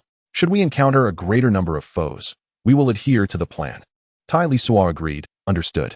After a brief respite, Tai Lisuo led the group forward. The sole objective of this mission was to eliminate as many supreme experts from the West as possible, inflicting considerable pain upon them so that they would think twice before daring to provoke again. As they ventured deeper into the Duantian mountain range, the frequency and number of enemies encountered escalated. On the second day following the annihilation of the Western squad, Tai Lisuo and his team encountered another squad from the West and, predictably, annihilated them as well. On the third day, they faced two squads of Westerners. This time, Tai Lisuo feigned retreat according to their strategy, luring the enemies into an encirclement. The two squads were subsequently overwhelmed and defeated by Long Wu and several other teams. Over the course of 3 consecutive days, the Westerners suffered the loss of 4 squads. However, on the 5th day, Tai Lisuo's group encountered a mid-sized contingent of Westerners. Despite their overwhelming numbers, Tai Lisuo and his companions, though unafraid, were not reckless. As the saying goes, a moment of recklessness may bring fleeting joy, but enduring foolishness leads to ruin. Regardless, with the Dragon King and other teams behind, Tai Lisuo did not wish to become the target of the Westerners' concentrated fire. As Tai Lisuo and his companions turned to flee, the enemy naturally refused to relent, pursuing them relentlessly. However, since Tai Lisuo and his group were luring the enemy, they could not afford to run too swiftly. It was only upon reuniting with Long Wu that Tai Lisuo halted and turned around. Wang Jiao, Lu Hu, and Zhang Pingshu simultaneously activated their gravity labyrinth, ensnaring a substantial portion of their adversaries within its confines. Long Chao Yang unleashed his Thunder Sphere, while Tai Lisuo invoked his Earth Elemental Fusion Law, along with various attacks from others, all raining down upon the enemy. The shift from being pursued to besieged occurred with startling rapidity. Many of the Westerners had yet to comprehend their predicament before finding themselves trapped in the gravity labyrinth. Then came an overwhelming deluge of attacks, despite being outnumbered. With over 80 assailants against 100, the forces of Duan Tian Da-ing possessed exceptional skill, boasting nearly 20 elite practitioners at the Saint Domain's pinnacle. In contrast, the Western squad contained only one such elite. Chapter 138, Rampage 2. The disparity in high-level combat strength was too vast. The minor numerical advantage could not alter the fate of this group of Westerners. In less than 2 minutes, the entire squad of 100 was reduced to a single surviving pinnacle Saint Domain warrior. Long Wu commanded everyone to cease their assault, allowing Long Chao Yang to confront the injured Western elite alone. Long Chao Yang, not one to hold back, surged forward once the battlefield had cleared. With a wave of his hand, a space measuring 10 meters in diameter was enveloped in thunder and lightning, trapping the Western elite within. The walls formed by the crackling bolts left the Western warrior bewildered. First the gravity labyrinth, and now this thunderous prison. What to do? Assistance was urgently needed. Having ensnared the enemy, Long Chao Yang summoned more thunder spheres, hurling them down upon the imprisoned foe with ferocity. After 3 successive waves of thunderous strikes, the Western pinnacle Saint Domain warrior had no opportunity to retaliate, turning to ash in an instant. Following Tai Lisuo's counsel, Long Chao Yang had spent the past few days contemplating the creation of a spatial construct using lightning. As a pinnacle Saint Domain practitioner, his training had spanned a longer duration than that of Tai Lisuo and his companions, though he had never considered this avenue before. Heeding Tai Lisuo's advice, Long Chao Yang had made notable progress in merely a few days. While still far from the level of Wang Jiao's gravity labyrinth, his own lightning-based spatial construct should not be underestimated. In typical circumstances, one could attack the walls of earth or vines that ensnared them. However, how does one assault a prison of pure lightning? Just try it, and see who truly inflicts harm upon whom. Long Chao Yang's strikes were decisive and efficient, and Long Wu watched with delight as the scene unfolded. Long Chao Yang had never before employed such a method of trapping his enemies. It seems that allowing Long Chuyang to accompany Tai Lizi and his 5 companions was indeed a wise decision. In such a short span of time, Long Chaoyang has developed a new combat technique. Although it merely adds a means of trapping foes, this method significantly amplifies his combat prowess. Previously, while Long Chaoyang was formidable, the absence of a trapping technique left him vulnerable against equally strong and swift opponents, who could easily evade him. Now, with the ability to create an electric space to ensnare his adversaries, fleeing has become an arduous task for them. As one of the individuals most familiar with Long Chaoyang, Long Wu could discern that Long Chaoyang's mastery of the electric space still requires refinement. This indicates considerable room for improvement in his electric space capabilities. Upon the conclusion of the battle, Long Wu cheerfully addressed everyone. "Ha! We have vanquished a peak domain-level powerhouse from the Western faction, and I finally feel a sense of relief. Let us take a day to rest and recuperate before we delve deeper into the Duantian mountain range. This time, we shall ensure that the Westerners experience our might." Long Wu led the group to a nearby flat area away from the battlefield to regroup. A small team gathered around, roasting meat from a domain-level magical beast over a fire, with drinks prepared as well. However, given the ever-present threat of magical beasts or enemies in the Duantian mountain range, they could not indulge in drinking freely. Each person had to manage their own portion. The least among them was a peak domain-level expert, and naturally, their constitution was robust enough to withstand a jug of liquor without intoxication. After some time of feasting and drinking, Long Wu approached Tai Lisi and his companions. Holding a jug of wine, he sat down and clinked his jug with Tai Lisi, both taking a sip. Long Wu then remarked to Tai Lisi, "Since my arrival at the Duantian camp, I have continuously heard tales of your remarkable achievements, Brother Tai. It became clear to me that your combat prowess is unparalleled. I never anticipated that in these past few days, you would further broaden my horizons. You are indeed stronger than the legends suggest." Tai Lisi replied, "That was decades ago. I have since trained for many more years. It is only natural to witness some progress. If there were no advancement at all, what would be the purpose of my constant seclusion and training?" Long Wu chuckled wryly and said, "Your words are truly disheartening, Brother Tai. Ever since I reached peak domain level, I have made no progress for thousands of years. Yet you, after attaining the same level, have made such remarkable strides in just a few decades. I can only admire you." Tai Lisi humbly responded, "You flatter me, Commander. I am merely fortunate." Long Wu jovially retorted, "What do you mean by Commander? I have always called you Brother Tai, yet you persist in addressing me as Commander, which truly dampens my spirits." Tai Lisi replied, "Very well, then I shall call you Kai Long, if that pleases you." Long Wu chuckled and said, "That's exactly right. Although my strength is rather mediocre and my talent is unremarkable, as long as Brother Tai has any need for my assistance, do not hesitate to speak. I shall certainly do what I can. If it is beyond my ability, I will find a way to help nonetheless. Well, when the time comes for genuine assistance, I won't hold back," Tai Lisuo replied, though inwardly he cursed, "You old schemer. I have been diligently cultivating and had no desire to enter this broken sky mountain range. Why did you oppose me back then?" At that moment, Long Chuyang addressed Tai Lisuo, saying, "Captain, allow me to raise a toast in your honor, expressing my gratitude for your guidance. Following the squad's advice, I created a simple space using lightning, and to my surprise, it proved remarkably effective today. It managed to ensnare a formidable opponent at the peak of the sacred domain. Otherwise, I would not have vanquished him so easily." Upon hearing Long Chuyang's words, Long Wu mused, as expected, "I must cultivate a good relationship with Tai Lisuo and his group. Perhaps I shall benefit from their success in the future." Tai Lisuo replied, "No need for formality. I merely made a suggestion. Ultimately, your success hinges on your own efforts." As they conversed, other captains, all of whom were formidable beings at the peak of the sacred domain, approached Long Wu to share a drink and seized the opportunity to foster closer ties with Tai Lisuo and his companions. Some sought Long Chuyang's insights regarding the lightning space technique, and he generously explained its principles to everyone. Each of these individuals had been entrenched in the peak of the sacred domain for centuries or even millennia, and their understanding of the laws far surpassed that of ordinary peak sacred domain warriors. After Long Chuyang's explanation, they grasped the concept readily. Among the earth-based sacred domain magic, there exists a spell known as Earth Space. During today's battle, they had witnessed Wang Jiao, Lu Hu, and Zhang Pingshu unleash their gravity maze. It was merely that they had not previously considered this avenue. Now, many began to form nascent ideas, preparing to devise their own techniques to ensnare foes using the power of the laws. Observing the enlightenment among the group, the Legion commander Long Wu decided to have everyone rest for a few days. He divided them into two groups, one comprising Tai Lisuo, Wang Jiao, and 4 others, along with Long Chuyang, totaling 6. The remaining individuals formed the second group.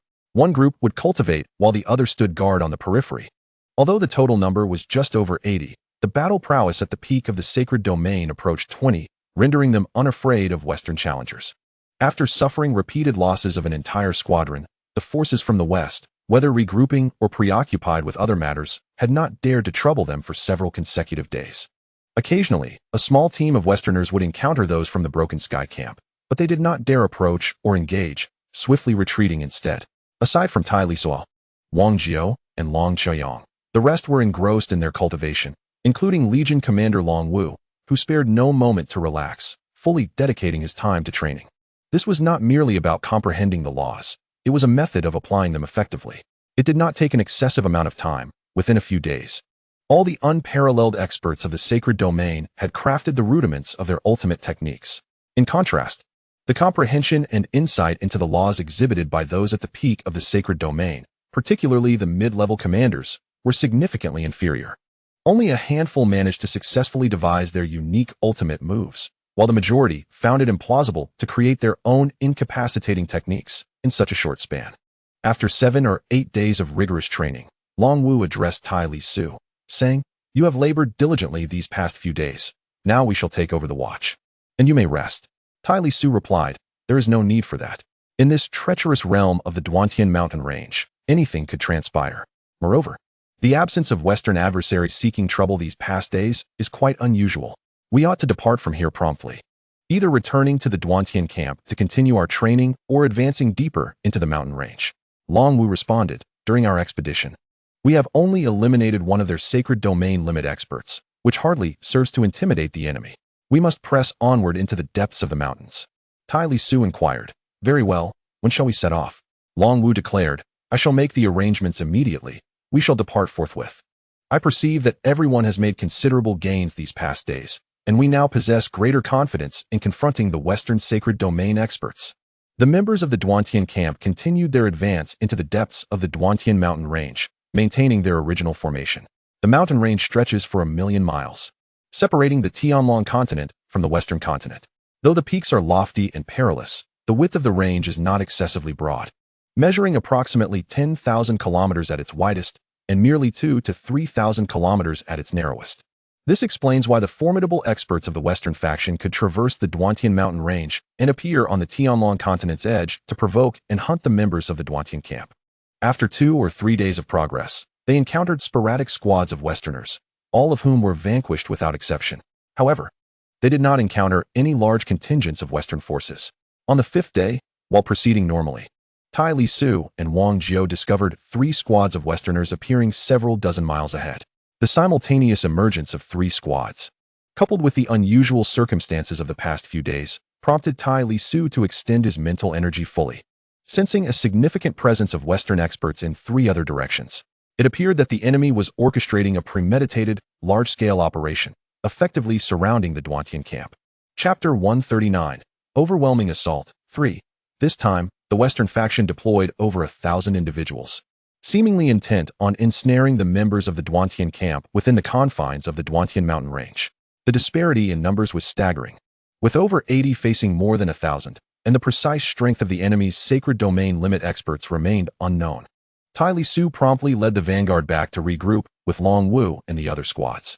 Upon their convergence, Long Wu recognized the gravity of the situation. The odds were overwhelmingly against them. If the enemy were to deploy an equal number of peak domain experts, or even outnumber us, the repercussions would be dire. Therefore, Commander Long Wu decisively ordered a retreat. The Western faction, having closely monitored the movements of the Duantian camp, quickly realized that the latter was in retreat, indicating their exposure. With their cover blown, the Western experts no longer concealed their presence and swiftly surrounded the Duantian camp from all directions. The Duantian team encountered the Western experts who had cut off their escape route first. In the heat of battle, hesitation was not an option. Upon sighting one another from hundreds of meters away, both sides unleashed a barrage of ranged attacks. Long Wu, having earned his position as commander through extensive combat experience, led his team, including the formidable Tai Lisuo Wang Jiao, as they defended against and evaded enemy strikes while advancing into the opposing ranks. In that moment, every member of the team pushed their speed to the limit, swiftly infiltrating the enemy's formation and igniting the chaos of battle. As the melee commenced, it became evident to Long Wu and Tai Lisuo that the enemy boasted 4 entire squads. However, they possessed only 6 peak domain experts. Long Wu shouted to his comrades, "Let us resolve this swiftly." Tai Lisuo echoed, 2 against 1 on the peak domain. Utilizing their formidable techniques, such as the gravity labyrinth and thunder space, they executed their strategies without hesitation. 2 peak domain experts engaged one of the enemies, while the remaining peak domain experts from Duantian faced off against the enemy's pinnacle fighters. The Western faction's peak domain experts had never encountered such a fierce combat style. Without preamble, they were met with entrapment techniques. While it was reasonable to assume that a few individuals might be adept at such tactics, every peak domain expert from Duantian employed this approach. The Western fighters found themselves disconcerted. They had initially believed that with their vastly superior numbers, they could easily seal off the enemy's retreat. To their astonishment, the number of peak domain experts from Duantian far exceeded their expectations, while they had only 6. Duantian boasted nearly 20.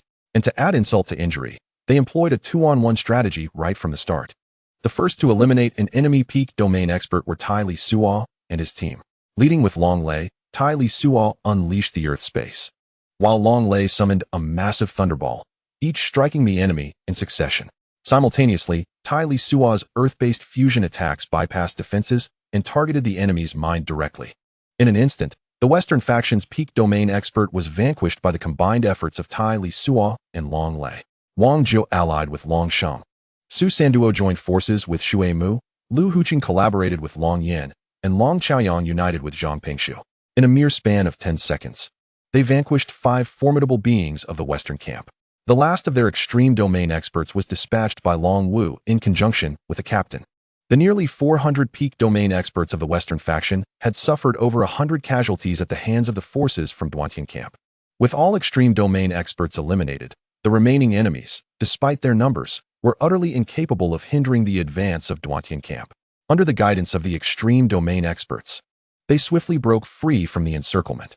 However, the pursuing enemies from behind, coming from both flanks and directly behind, had not converged as they were eager to surround the forces of Duantian camp. The 3 teams remained approximately 10 miles apart, presenting a glimmer of opportunity. In the treacherous Duantian mountains, escaping the relentless pursuit of 1,000 foes seemed implausible. Tai Lisuo swiftly remarked to Long Wu, "Let us turn back. If we can eliminate a few more extreme domain experts before they unite, we shall have no need to flee. What say you?" Without a moment's hesitation, Long Wu commanded all to follow him. "Turn back and let us strike." The men of Duantian camp dutifully followed Long Wu's lead, veering towards the nearest enemy contingent. The 3 pursuing enemy teams comprised merely 3 subunits in total, and it was unlikely that their number of extreme domain experts exceeded 6. This was precisely why Tai Lisuo proposed the plan and why Long Wang dared to make the decisive choice to turn back. Should they succeed in eliminating an extreme domain expert from the enemy's ranks, the remaining foes would surely be outnumbered. If the high-level combat strength was at a disadvantage, the enemy's numerical superiority would prove less significant. Seeing the audacity of Duantian camp to turn back and strike, the Western faction was engulfed in rage. The other 2 directions hastened their pace in a desperate attempt to converge and eliminate the forces of Duantian camp. Alas, time was no longer on their side. Duantian camp had already plunged into the midst of the enemy ranks. A chaotic melee erupted, and among the 3 enemy subunits, only 4 extreme domain experts remained. Tai Lisuo shouted, 3 against 1. With the prior experience of coordinated combat, upon hearing Tai Lisuo's command, the 3 extreme domain experts instinctively collaborated to encircle one of the Western camp's elite. With this tactical advantage and their shared experience, the demise of the Western extreme domain expert ensued with alarming swiftness. From the onset of the fray to the fall of the 4 extreme domain experts, a mere 10 seconds elapsed. With the death of the extreme domain experts, the remaining peak domain experts of the Western faction were filled with dread, turning to flee towards the now converged teams. The forces of Duantian camp mingled with the retreating Westerners, surging into the ranks of the united Western forces. The chaos of battle reignited once more. Among the gathered Westerners, there were a total of 10 formidable entities at the pinnacle of the sacred domain. This time, Tai Lizi proclaimed, one-on-one. Tai Lizi, Wang Jiu, Su Sanduo, Lu Huqing, Zhang Pingshu, and Long Chaoyang each confronted a sacred domain powerhouse from the Western faction. Long Wu and 3 other captains similarly engaged with one of the enemy's elite. Meanwhile, the remaining sacred domain powerhouses from the Duan camp continued to lead others, charging through the Western forces as if they were unopposed, creating chaos wherever they went. With the guidance of the pinnacle's sacred domain warriors, the Western camp's elite were thrown into disarray, their ranks littered with fallen bodies, and the battlefield flowed with blood. Those engaged in one-on-one combat with the Western sacred domain elites found Tai Lizi and Long Chaoyang to be the most relaxed. Tai Lizi, having merged 3 branches of the laws, exhibited formidable offensive and defensive prowess. Long Chaoyang's mastery of lightning space and his myriad of thunder spheres were equally devastating. The two dispatched their opponents swiftly. Wang Jiao, Su Sanduo, and Lu Huqing faced the pinnacle sacred domain adversaries. Although their advantage was not overwhelming, it was sufficient to ensure their survival. The sacred domain beasts, such as Long Lei, Long Sheng, Long Yin, and Shui Mu, also engaged their foes with vigor. However, Zhang Pingshu found himself in a precarious situation. The sacred domain elite he faced had a profound understanding of the metal laws, demonstrating razor-sharp offense and defense. Surprisingly, Zhang Pingshu, who had begun to merge his own laws, found himself retreating. After overcoming his opponent, Tai Lizi rushed to support Zhang Pingshu. Meanwhile, Long Chaoyang, having dispatched his adversary, moved to aid another captain who was struggling. With Tai Lizi's arrival, the pressure on Zhang Pingshu significantly diminished. Having fought alongside Tai Lizi and the others for decades, Zhang Pingshu possessed ample experience in cooperative combat. Once Tai Lizi came to his aid, Zhang Pingshu focused on controlling his gravity maze, leaving the offensive to Tai Lizi. As Zhang Pingshu concentrated on managing the gravity maze, the Western Metal Law elite felt an immediate surge in pressure.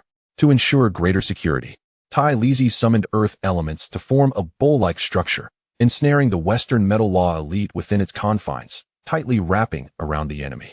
The Western elite struggled desperately to break free, simultaneously augmenting their defensive capabilities. Unfortunately, their defenses proved futile, as Tai Lizi's attacks largely bypassed material defenses, directly assaulting the enemy's consciousness. Waves of attacks infused with the law of earth pulsation relentlessly bombarded the adversary's mind. The mind is the seat of mental power and soul, representing an individual's most vulnerable and lethal area. Although Zhang Pingshu had also grasped the law of earth pulsation and had begun to merge with it, his understanding was not deep, and his integration was relatively shallow, which is why he found himself pressured by the Western Metal Law elite. Tai Lizi's comprehension and integration of the laws far surpassed that of Zhang Pingshu.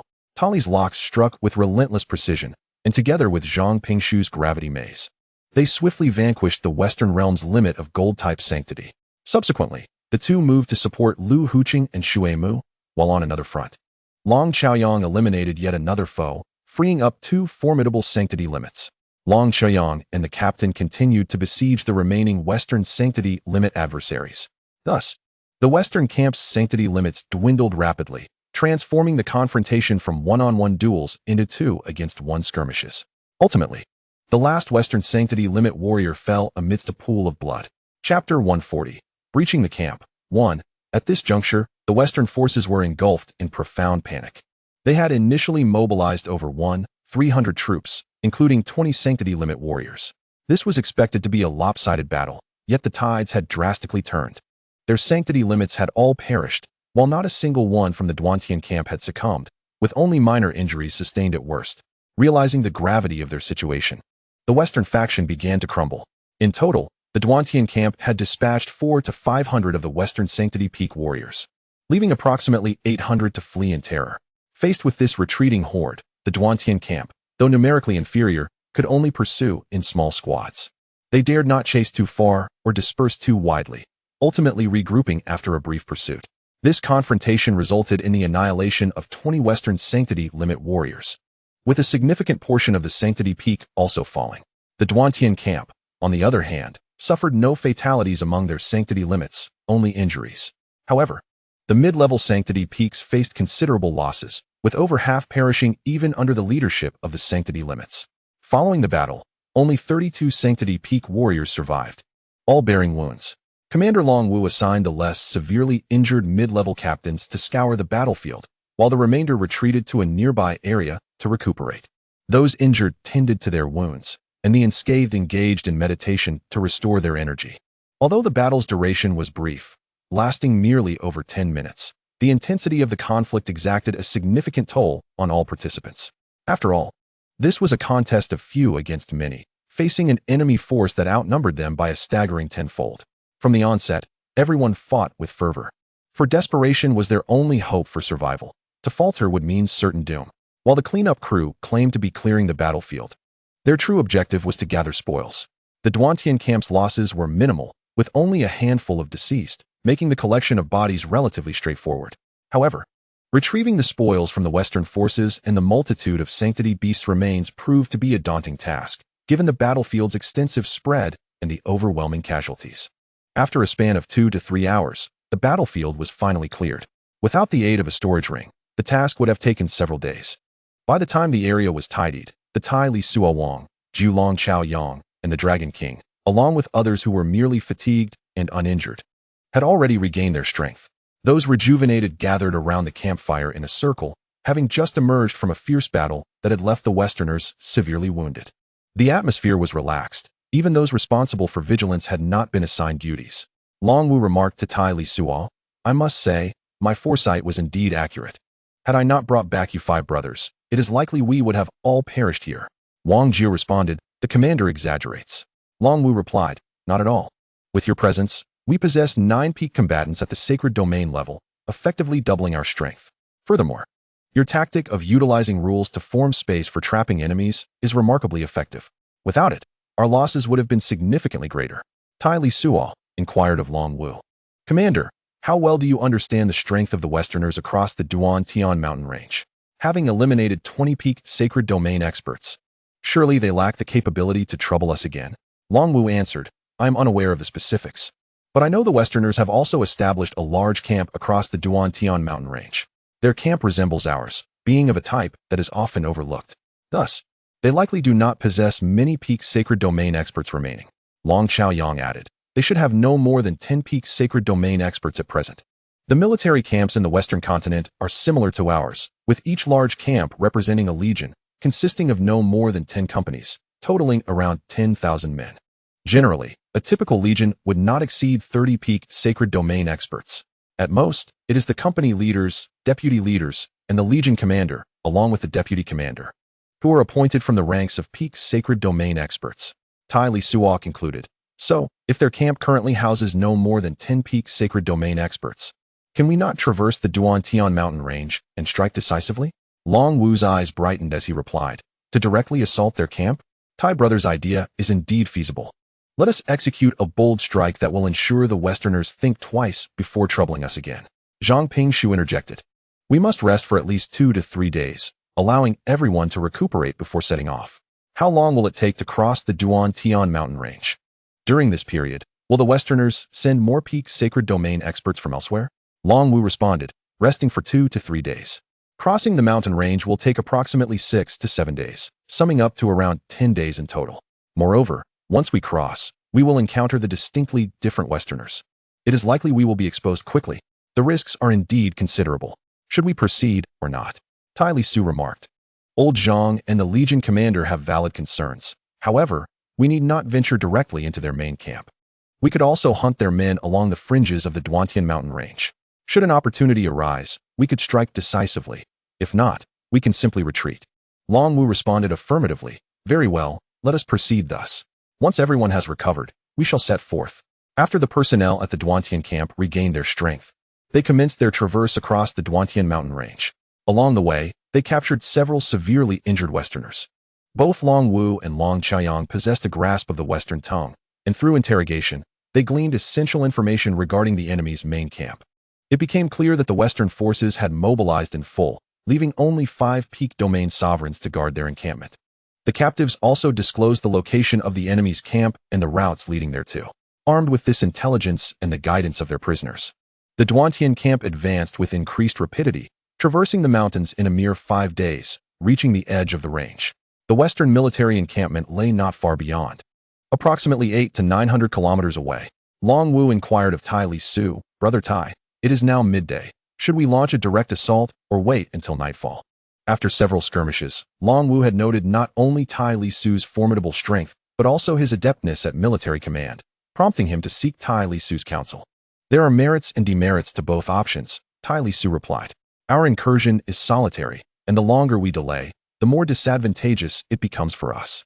Should the enemy dispatch additional peak domain sovereigns from elsewhere, our plan may falter, possibly leading to our demise here. Thus, a swift engagement would certainly be advantageous." He paused momentarily before continuing. "However, operating during daylight renders our intentions too conspicuous, making us prime targets for concentrated enemy fire, especially given our relatively small numbers. From this perspective, scheduling our actions for after dark would favor our position." Long Wu, having absorbed Tai Lisuo's insights, turned to the others, What say you? Do you have any suggestions? Long Xiaoyang proposed, I advocate for action after nightfall. If the enemy sends forth more peak domain sovereigns, we must withdraw without hesitation.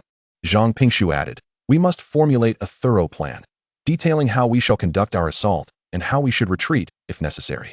It is imperative to have contingency plans ready to avoid chaos when the moment arrives. The group nodded in agreement, recognizing the wisdom in Zhang Pingshu's words. After considerable deliberation, they devised two plans. The first entailed stealthily approaching the enemy camp under the cover of darkness, consolidating into a single unit, with 10 peak domain sovereigns leading the charge to launch a swift and fierce assault. Plan 1. If enemy reinforcements of peak domain sovereigns had not yet arrived, they would concentrate their forces to eliminate the opposing peak domain sovereigns, subsequently dividing into 4 teams to sweep through the enemy camp. Plan 2. Conversely, should fortune not favor them and enemy reinforcements arrive, they would execute a decisive retreat, with Long Wu leading 2 captains and the rest of the personnel. The remaining supreme experts of the sacred domain formed the rear guard to thwart the enemy's pursuit. After devising a tactical plan, everyone, except for a few tasked with vigilance, seized the opportunity to rest and replenish their strength in preparation for the impending great battle. Meanwhile, within the Western military camp, an atmosphere of unease prevailed. Following the incursions into the Duantian mountain range, where several small squads of the Western faction were decimated, news rapidly spread. Consequently, a considerable number of formidable warriors were mobilized, including 21 supreme experts of the sacred domain, poised to deliver a crushing blow to the eastern forces of the Duantian camp on the Dragon Continent. The inhabitants of the Dragon Continent referred to those from the Western continent as Westerners, while the majority of Westerners labeled the Dragon Continent's populace as Easterners. Given the Westerners' understanding of their Eastern counterparts, they perceived them as a weak faction, lacking resources and powerful warriors, with hardly any supreme experts of the sacred domain. For ages, they had been subjugated, which emboldened this audacious operation. Initially, they believed this endeavor was nearly guaranteed to succeed. However, they were utterly unprepared for the emergence of over 10 supreme experts from the East, combined with supreme-level beasts, bringing their total combat power close to 20. The formidable forces dispatched by the Westerners were systematically dismantled by the Eastern experts. All supreme experts of the sacred domain perished without a trace, while the remaining peak experts of the sacred domain fought desperately to retreat. Although the supreme experts stationed in the camp reported the dire situation, reinforcements were still en route. The absence of these elite warriors left the entire Western camp in a state of turmoil and despair, with morale plummeting. In light of such circumstances, the few supreme experts of the sacred domain remaining in the camp found themselves without viable options, forced to await the arrival of reinforcements, at which point they could devise a plan to retaliate against the Easterners of the Dragon Continent. As the saying goes, in life, there are more disappointments than satisfactions. The Westerners had high hopes that once the reinforcements arrived, morale would be restored, and they could launch a counteroffensive against the Easterners. They failed to anticipate that the Easterners would dare to assault their camp. The psychological scars from their defeat spread like a plague throughout the Western military encampment. The wounded busied themselves with healing, while the unscathed indulged in copious amounts of alcohol, seeking temporary solace from the fears of defeat and flight. As Long Wu, Long Xiaoyang, and Tai Lisuo approached the Western military camp with their forces, they discovered that the Westerners had neglected even basic vigilance. Aside from the injured, most were either drinking or already intoxicated, leaving very few sober individuals. They bypassed the main entrance of the camp, and, 100 meters away, those attuned to the earth elemental principles collaborated to excavate a tunnel directly into the camp. Thus, the Duantian camp's forces stealthily infiltrated the Western military encampment. Emerging near the barracks, observing the scale of the barracks, it is evident that they comprise the quarters of 4 battalions, all aligned adjacently, each facing a distinct direction, with a vast training ground situated in each. The crowd did not rush in blindly. Instead, under Long Wu's command, they launched an assault on the barracks employing long-range, wide-area offensive techniques. Attacks such as earth-space manipulations and gravity mazes swiftly enveloped the entire vicinity of the barracks. Enormous blades of wind, sword energies, and slashing strikes surged towards the barracks location. Those who had comprehended the elemental laws of earth unleashed their powers, transforming the area into quicksand or a marshy terrain. Above the barracks, Long Xiaoyang conjured a sky filled with thunderbolts, while figures like Wang Jiao and Tai Lisuo directly invoked the laws of fusion, initiating seismic attacks that disregarded distance. Countless Westerners, still inebriated or lost in slumber, met their demise in an instant. The survivors, in a frenzied bid for escape, did not muster an organized counterattack, illustrating the dire state of morale within the military camp.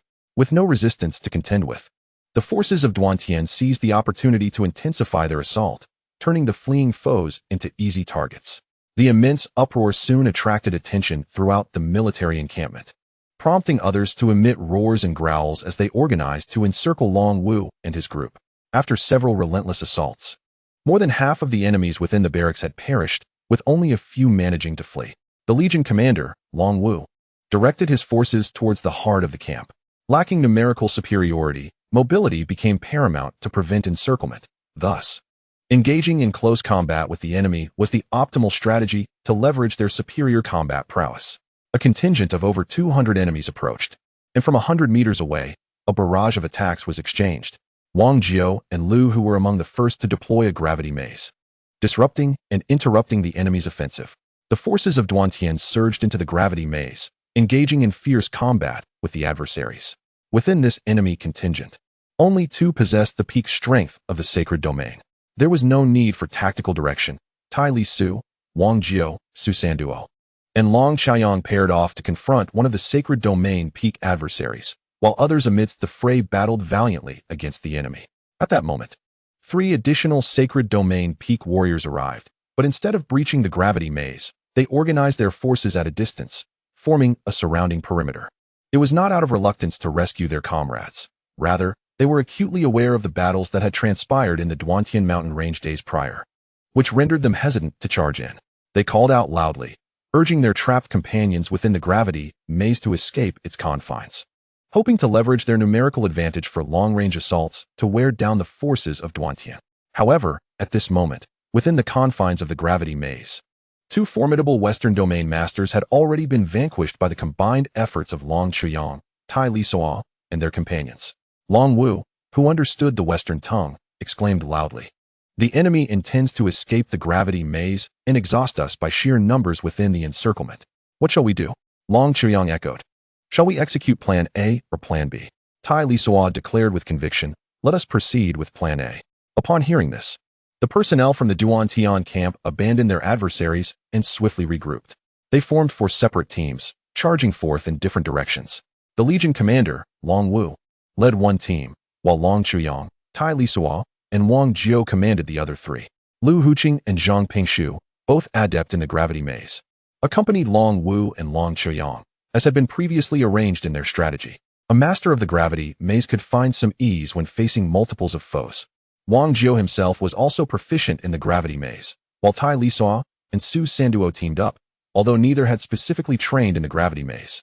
Both possessed mastery over the domain of earth magic, and with the infusion of the fusion laws, their power was not significantly inferior to that of Wang Jiao and his companions. The 4 teams surged forth from their respective directions. Before they could breach the confines of the gravity maze, a new gravity maze and domain of earth magic were already activated, further shrouding the open ground beyond the original gravity maze, obscuring the situation within from the enemy's view. The encircling Westerners, perceiving a reality divergent from their expectations, disregarded the gravity maze and the domain of earth magic, where their comrades had yet to escape, and issued a direct order to launch an assault. In an instant, a barrage of varied attacks descended upon the area enveloped by the gravity maze and the domain of earth magic. At that moment, the domain masters, under the guidance of Long Wu, Long Chaoyang, Wang Jiao, and Tai Lisuo, surged forth from the confines of the gravity maze. This maneuver served a dual purpose: to draw the enemy's attention and fire, and to rapidly infiltrate their ranks, disrupting their rhythm of attack. A distance of several hundred meters was but a fleeting moment for the domain masters. Just as the Westerners organized themselves to retaliate against the emerging domain masters, the latter had already plunged into the heart of the enemy forces. In one direction, 4 or 5 domain masters wreaked havoc among the adversaries, throwing them into disarray. As Long Chaoyang charged into the enemy ranks, he gestured, enveloping numerous foes in a vast storm of lightning, sending a rain of thunderbolts crashing down upon them. Meanwhile, Long Wu, leading his team, had not yet penetrated deep into the enemy's formation when Lu Huqing, embodying the gravity maze, ensnared a significant portion of the adversaries. Under Long Wu's command, they surged forth, decimating all in their path. Wang Jiao's team employed a similar tactic, throwing the tenfold enemy forces into chaos. Tai Lisuo and Su Sanduo, on the other hand, utilized the principles of speed to be the first to breach the enemy's lines. Su Sanduo utilized the sacred domain magic to ensnare his enemies within the earthly space, while Tai Lisuo, upon landing, plunged his mighty blade forcefully into the ground, merging with the pulsations of the law to launch a fierce assault against the foes surrounding them. The 4 battalions of the Duantian camp did not seize the opportunity to plunge into the throngs of enemies. Instead, they organized themselves outside, specifically targeting those adversaries who had managed to escape. The dynamics of encirclement had reversed, as mere dozens of Eastern warriors overwhelmed thousands of Western soldiers within the camp. Witnessing history unfold once more, many Westerners, who had experienced the recent battles in the Duantian Mountains, turned and fled in terror. This flight proved contagious. One individual's retreat prompted another, and soon the rest of the Western soldiers followed suit, abandoning their positions in haste. Subsequently, as the 4 battalions of the Duantian camp continued their pursuit, they realized that the enemy had fled en masse, rendering any attempt to chase them futile. The Western military camp had thus been breached. Long Wu summoned his comrades to converge towards the enemy's supply depot. Typically, such depots are replete with an abundance of resources stored within spatial rings, which the logistics personnel would not carry on their persons. Instead, these rings would be secured in designated rooms within the supply area. This circumstance proved advantageous for the warriors of the Duantian camp. Long Wu, Tai Lisuo, and their companions discovered dozens of spatial rings within the enemy's logistics center. They proceeded to sweep through the entire camp, confiscating all valuable items in their path. With resolute determination, they then turned towards the Duantian Mountains. Upon entering the mountains, they paused to catch their breath, collectively exhaling a sigh of relief. Prior to the engagement, none had anticipated such an effortless victory in the assault on the enemy's camp. Long Wu addressed the group. Those injured must hasten their recovery. We shall take a brief respite before forging onward. After all, we remain perilously close to the enemy's territory and cannot linger. Long Chuyang proposed, having seized a considerable bounty. We should inspect our spoils. There should be numerous Holy Spirit fruits, allowing each injured brother to consume one for expedited healing. Long Wu agreed. Very well. Let us examine our findings. Upon inspection, they discovered that the Westerners possessed far greater wealth than the Duantian camp. They had acquired over 30 spatial rings, half of which contained sacred-level crystal stones, while 8 rings were filled with Holy Spirit fruits, the remainder housing weapons, armor, and other supplies. The abundance of Holy Spirit fruits prompted Long Wu to order everyone to partake, allowing the wounded to heal and the uninjured to replenish their combat stamina. After a brief 2-hour respite, the group resumed their journey towards the opposite side of the Duantian Mountains. At this juncture, the mountains were devoid of Western presence, save for the occasional encounters with scattered magical beasts, which posed little obstruction. The party successfully traversed the terrain and returned to the Duantian camp after nearly 10 days of travel. Chapter 142. Distribution of spoils. When we set out, there were over 80 of us, but by the time we returned to the Duantian camp, only a little over 50 remained. We lost more than 20 brave souls in battle, yet our achievements were nothing short of magnificent. With a mere band of over 80, we first shattered the Western coalition led by 20 peak Saint Realm warriors, a force exceeding 1,000. We then traversed the Duantian mountain range and breached the enemy's encampment. The total number of enemies vanquished exceeded 1,000, marking a staggering victory ratio of 50-1, an exemplary display of triumph against overwhelming odds. Upon our return to the Duantian camp, we rested for a full 10 days before the Legion commander, Long Wu, summoned those who participated in the expedition to gather in his courtyard. Long Wu addressed Tai Li, saying, "Had it not been for your proposal, Brother Tai, we would never have dared to launch a direct assault on the enemy's camp. It turns out the Westerners, who had long oppressed us, were not as formidable as they seemed. We successfully broke their encampment and, in the process, acquired a wealth of cultivation resources." Tai Li smiled and replied, "This victory is a testament to the commander's strategic prowess and the collective effort of all involved." Long Wu continued, "There is no need for your modesty, Brother Tai. You deserve the lion's share of the credit for this battle. The once overlooked Duantian camp is bound to gain recognition now. I am quite curious to see the expressions of those in other camps when they hear of our triumph." Tai Li chuckled, "Commander, you did not summon us merely to extol my virtues, did you?" Long Wu laughed heartily before responding, "Upon our return, I reported our achievements, and today, accolades have been bestowed from above. Every peak Saint Realm warrior involved shall receive 10,000 merit points, while those at the limit of the Saint Realm will receive 30,000. What do you all think of this reward? Everyone knew that the rewards from this operation would be substantial, and they were pleasantly surprised to learn that each would receive a minimum of 10,000 merit points, causing smiles to spread across their faces. However, Tai Li, Wang Jiao, and the other three remained somewhat composed, as they had already each accrued 10,000 merit points prior to this. Observing the jubilant crowd, Long Wu continued, merit points are indeed valuable, often. They are even more useful than saint-level crystals. However, these rewards are merely a portion of our spoils. We shall distribute all the loot we acquired ourselves. At this announcement, excitement rippled through the group. The 30-plus confiscated storage rings, most of which possessed vast capacities of several thousand cubic units, represented a considerable fortune. Only the few rings containing the Holy Spirit fruit had slightly smaller spaces. After a brief, animated discussion, someone finally said, "Commander, let us begin the distribution. We can hardly wait any longer." Long Wu replied, "There's no need to rush. We cannot simply divide the spoils based on my say-so alone. Since everyone has contributed, it is best to deliberate on how to distribute these treasures fairly. What do you all think?" Long Chaoyang turned to Tai Li and remarked, "Indeed. We should discuss how to allocate the spoils before proceeding with the distribution." As all eyes turned towards Tai Lisuo, he helplessly inquired, "Why are you all looking at me? If you have any thoughts, do voice them for discussion." Long Wu remarked, "We wish to hear your perspective, Brother Tai. Please share how we should divide the spoils." Tai Lisuo replied, "So you're entrusting the task of offending others to me, are you? I believe I have not wronged any of you previously." Upon his words, everyone erupted in laughter.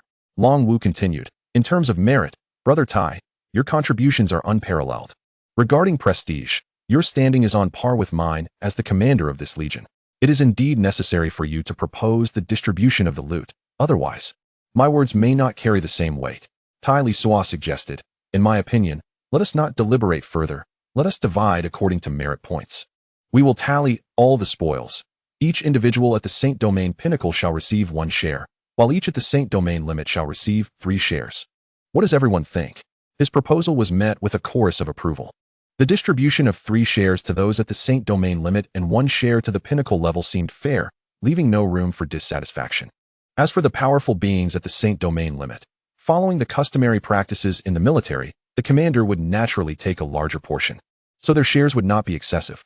Thus, the proposal was welcomed by the commander and the others alike. Long Wu pondered briefly and said, "Under normal circumstances, I have no objections to this distribution. However, it seems that you, Brother Tai, are at a disadvantage. You and Brother Wang Jiao, along with your group of 5, possess 4 contract beasts that are also at the Saint Domain Limit." Long Chaoyang interjected, "Indeed. Among us all, only your contract beasts are at the Saint Domain Limit, and they have exerted considerable effort in battle. The spoils should rightfully include their share. As for the other contract beasts, none have reached the Saint Domain Limit, so they should not partake in the distribution of the spoils. What does everyone think?" Long Wu affirmed, "That is precisely my sentiment. How does everyone feel?" No one would dare to offend those at the Saint Domain Limit, whether human or beast. Thus, this proposal garnered unanimous agreement. The next step was to conduct a tally, revealing a total of 18 at the Saint Domain Limit and 37 at the Saint Domain Pinnacle. This meant the spoils would be divided into 91 portions, 1 for each at the Pinnacle and 3 for each at the Limit. After accounting for the spoils, each share of the Saint-level crystal was valued at over 300 million, and there were 237 Saint spirits. As for armors and weapons, they were not particularly valuable. The most contentious item was the storage rings, as everyone desired those with larger capacities. After some deliberation, it was agreed that those wishing for exceptionally large storage rings would forfeit a share of the other spoils, which would then be evenly redistributed among the remaining individuals. Once the distribution concluded, Tai Lisuo, Wang Jiao, Lu Hu, Cheng Su, and Zhang Pingshu, along with Long Sheng, Long Yin, Long Lei, and Shui Mu, all opted not to take the oversized storage rings. Each individual received over 700 spirit fruits, more than 1 billion holy crystals, along with various weapons and armor. As for those who perished in battle, the Legion provided compensation to their families. In addition to this compensation, the descendants of the fallen and their kin would be given priority for training by the dynasty. After the spoils were distributed, Tai Lisuo and the others departed. Addressing Legion Commander Long Wu, "Commander, it seems the Western faction lacks the courage to trouble us now, does it not? We wish to request leave for a while to return to the Li dynasty and see how things are. What do you think, Commander?" Long Wu frowned and replied, "Brother Tai, you put me in a difficult position. It is not that I am unwilling to grant your leave, but the circumstances do not permit it. We have just breached the Westerners' encampment, and they are likely to retaliate. If you all leave, our strength would diminish by half. Wang Jiu inquired. Since the Westerners are likely to seek revenge, has there been no reinforcement sent from above? Long Wu responded. You all understand the situation in the Duantian camp. I have already requested reinforcements, and they have agreed to send 10 more peak holy domain experts. However, when they will arrive remains uncertain. If others deliberately delay, we are powerless to intervene. Wang Jiu acknowledged. That makes sense. Tai Lisuo suggested. How about this? Su Sanduo, Lu Huqing, and Zhang Pingshu all have families. Let them take leave to visit home. Wang Jiu and I are solitary figures and can remain here to cultivate. Would that be acceptable? Zhang Pingshu remarked. I need not go. It matters not whether I return or not. Long Wu, feeling conflicted, conceded, very well. If only 2 of you leave, that is manageable. Since you have proposed it, how could I possibly refuse? We shall proceed as you suggest. Remember to join us for drinks tonight, as a celebration. Tai Lisuo affirmed, certainly. A celebration demands participation. At the celebration feast, Tai Lisuo and Long Qiaoyang became the focal points. Their prominence stemmed not only from their formidable prowess and combat skills, but also from Tai Li being the leader among Wang Jiu, Lu Huqing, Su Sanduo, and Zhang Pingshu. While Long Qiaoyang's strength was unquestionable, and it was evident that Long Wu held him in high regard, indicating his distinguished status. One by one, attendees approached Tai Lisuo and Long Qiaoyang to toast, eager to cultivate good relations with them. While the Duantian camp reveled in their celebration, across the Duantian mountain range, in the Westerners' encampment, the camp had been restored to its pre-war condition. The newly appointed commander, named Willie, was tall and robust, sporting a mane of white hair. He practiced the principles of light and was among the elite of the peak holy domain experts. Willie arrived at the camp the day after it was breached, but regrettably, he was a step too late. The Duantian camp personnel had already departed. He brought with him 30 peak holy domain experts, making a total of 31 in his contingent. With merely 31 individuals at his disposal, Willie lacked the confidence to pursue those from the Broken Heaven camp. Instead, he focused on rallying the scattered forces and overseeing the restoration of the damaged military encampment. His countenance was grim as he sat in the main seat, flanked by the 30 supreme experts of the sacred domain he had brought along. Willie spoke in a low voice. We have been here for nearly 10 days. While the camp has been fully repaired, morale remains exceedingly low. It is a disgrace that our encampment was breached. What do you propose we do? In unison, his subordinates responded. Only through blood can we wash away this shame. Willie nodded in acknowledgement and continued. I have requested additional sacred domain experts from above, and they have consented. The higher-ups were quite angered upon learning of the breach and have dispatched 40 sacred domain experts to our aid. Once reinforcements arrive, we shall traverse the Broken Heaven mountain range and annihilate the Easterners' encampment. Do we have confidence in this plan? Once again, his subordinates replied in a chorus, yes. Annihilate the encampment and cleanse the shame. Willie instructed, very well. In the coming days, expedite the selection of your subordinates to determine if there are any viable candidates. If none are found, we shall deploy all of our sacred domain experts. So long as one individual can guide us, we need not take anyone else. Chapter 143. The Red List in the capital city of the Heavenly Dragon Empire, Tianlong City, within a vast military encampment outside the city. Long Feiyang sat in the main tent, reviewing the latest intelligence reports. As a member of the imperial lineage and the highest military authority of the Heavenly Dragon Empire, Long Feiyang was also a being of divine strength. Having spent his youth in the military, he ascended from an ordinary soldier to the commander of a principal corps through merit, becoming intimately familiar with military affairs. Thus, after his breakthrough to divine strength, the emperor entrusted him with the military responsibilities of the empire. The intelligence that reached Long Feiyang was certainly not of ordinary significance. He scrutinized a particular report for some time, his brow furrowed in perplexity. Turning to his aide who stood nearby, he inquired, Is there an error with this red list? The aide replied, It has been confirmed. There is no mistake. Long Feiyang remarked, I have heard of Long Qiaoyang. He is indeed a distant relative of our family. But who are Tai Lisuo and Wang Jiu? How is it that these 3 individuals have simultaneously appeared on the red list? Previously, those listed were all commanders of major corps. What is the meaning of this sudden emergence? The aide respectfully responded. It likely pertains to the battle report submitted a few days ago, indicating that the forces from the Broken Heaven camp crossed the mountain range and breached a Western military encampment, slaying a total of 26 sacred domain experts. This incident is what propelled these 3 onto the Westerners' red list. Long Feiyang replied, I recall now.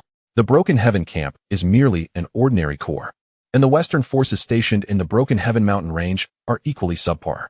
The clash between two inconsequential legions, which I initially overlooked, unexpectedly garnered significant attention from the Westerners, leading to the inclusion of these three individuals on their infamous red list. It seems that events of which we are not fully aware have transpired. I command the Dantian Legion to meticulously report every detail of the battle without omission. The adjutant replied, I shall convey your orders immediately. With that, the adjutant exited the main tent to relay the command. Long Feiyong muttered to himself. The red list denotes those who are to be eliminated without fail. Summon the order. Augment the Dantian Legion with an additional 60 elite beings from the realm of sanctity, and ensure their swift arrival. The messenger outside the tent entered respectfully, addressing Long Feiyong, as you command. Unbeknownst to Tai Lisuo, Wang Jiao, and Long Chaoyang at the Dantian Legion, they had been placed on the Westerners' red list, marking them as targets for annihilation. The concept of the red list exists in both the Western continent and the Tianlong continent. Those who appear on it are deemed essential threats by opposing factions, typically comprising the most formidable leaders within their respective armies. Surprisingly, the trio of newcomers, Tai Lisuo, Wang Jiao, and Long Chaoyang, had inadvertently made their way onto this list. Only the upper echelons of the major legions are privy to the existence of the red list. Even Long Wu, the commander of the Dantian Legion, remains unaware of its significance. While the ascension of other legion commanders to the red list may not be alarming, as they are seldom targeted by the enemy, the Dantian Legion presents an exception. Despite its lack of renown, it finds itself on the front lines, directly engaging with the formidable forces of the Western camp in the Dantian mountain range. Consequently, should the Western camp wish to eliminate Tai Lisuo, Wang Jiao, and Long Chaoyang, the task becomes significantly less daunting. Tai Lisuo, Wang Jiao, and Zhang Pingshu stood at the entrance of the barracks, bidding farewell to Su Sanduo and Lu Huqing. Su Sanduo addressed Tai Lisuo, Master, please take care. I shall return in a few days. Wang Jiao chuckled, Sanduo, do you lack confidence in your teacher? Pray tell, who beneath the divine level could possibly harm him? Rest assured and return home. There is no need to rush back. Spend quality time with your parents, wife, and children. Tai Lisuo added, indeed, take your time returning. It has been decades since you left. Your son may not even recognize you. At this, laughter erupted among the group. Wang Jiao continued, since only you two are returning, your contracted magical beasts, Long Yin and Xue Mu, remain with the Dantian Legion. Should any issues arise, you will swiftly be informed and can make your way from the Li dynasty. Su Sanduo replied, very well, we shall take our leave. Master, Uncle Wang, please take care. Wang Jiao responded, take care. Lu Huqing echoed the sentiment. And together with Su Sanduo, they set off towards Wangtian City. To reach Shuntian City, one must first travel to Wangtian City via the teleportation array, and then return to the Li dynasty through the same means. With the teleportation array in place, if all goes smoothly, Su Sanduo and Lu Huqing could return to the Li dynasty within a day. After the departure of Lu Huqing and Su Sanduo, the remaining individuals returned to the military camp and commenced their training. Following a series of intense battles, their strengths had indeed progressed. Practical experience is the sole criterion for testing truth, and real combat is the most effective method for enhancing one's abilities. Tai Lisuo felt that he was on the brink of becoming a divine-level powerhouse. The degree of fusion of the laws had reached a point where he had integrated half of 3 different laws. He was merely a step away from breaking through to become a divine-level entity. However, this was merely Tai Lisuo's personal sentiment. When he would achieve such a breakthrough remained uncertain. It could happen tomorrow, or it might take him 10 or even several decades of diligent training. These were merely speculations from Tai Lisuo, as his only encounter with a divine-level powerhouse was with the former commander, Li Jingdao, leaving him with scant knowledge regarding such beings. Tai Lisuo's path involved merging various laws, which differed from others who focused on comprehensively understanding a single law to attain divinity. Should he have the opportunity to train without distraction, Tai Lisuo firmly believed that within a few years, he would undoubtedly break through to become a divine-level powerhouse. Unfortunately, he could not train in peace at present. He had to remain in the Duantian military camp, preparing for the imminent retaliation from the Westerners. Only after overcoming this hurdle could he retreat to Wangtian City for focused training. As long as the Westerners did not arrive, Tai Lisuo, Wang Jiao, and Zhang Pingshu could not leave the military camp, unless a substantial number of supreme beings were dispatched to the Duantian military camp. While Tai Lisuo and Wang Jiao trained in Duantian, Su Sanduo and Lu Huqing had already returned to the Li dynasty via the teleportation array. The return of Su Sanduo and Lu Huqing caused a stir throughout Longluo City.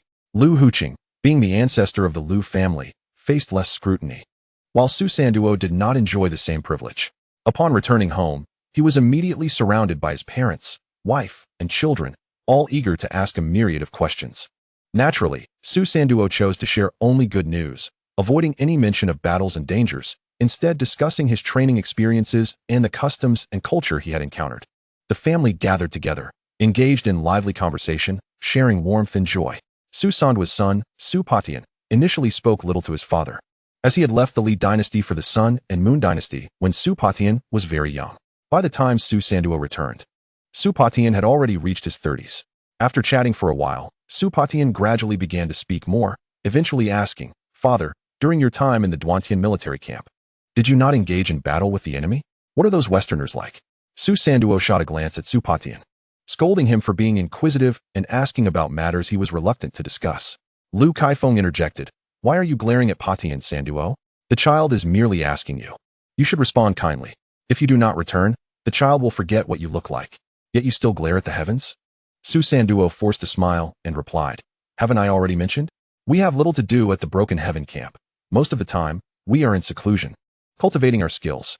Occasionally, we embark on a mission, but that merely involves gathering resources from the Broken Heaven mountain range.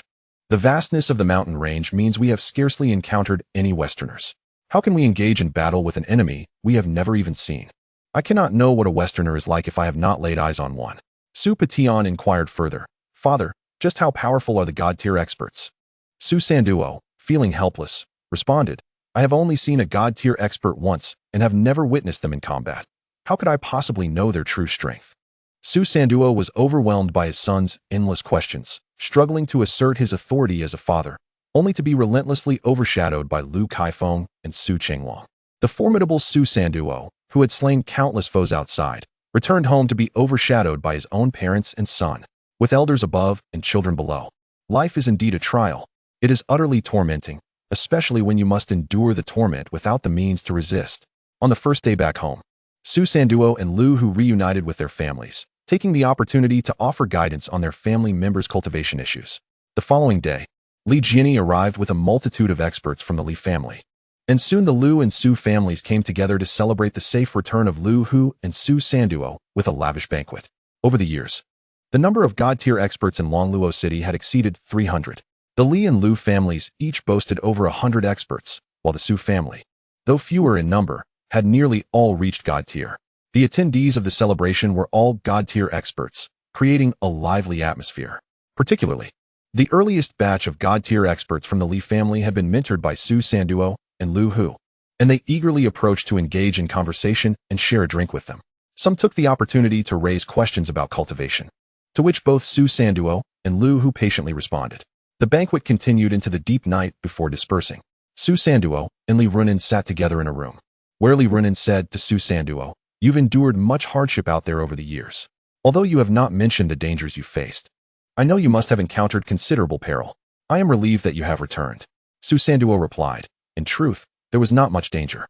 You are aware of how formidable our teacher is. With him and Uncle Wang by my side, what danger could I possibly face?"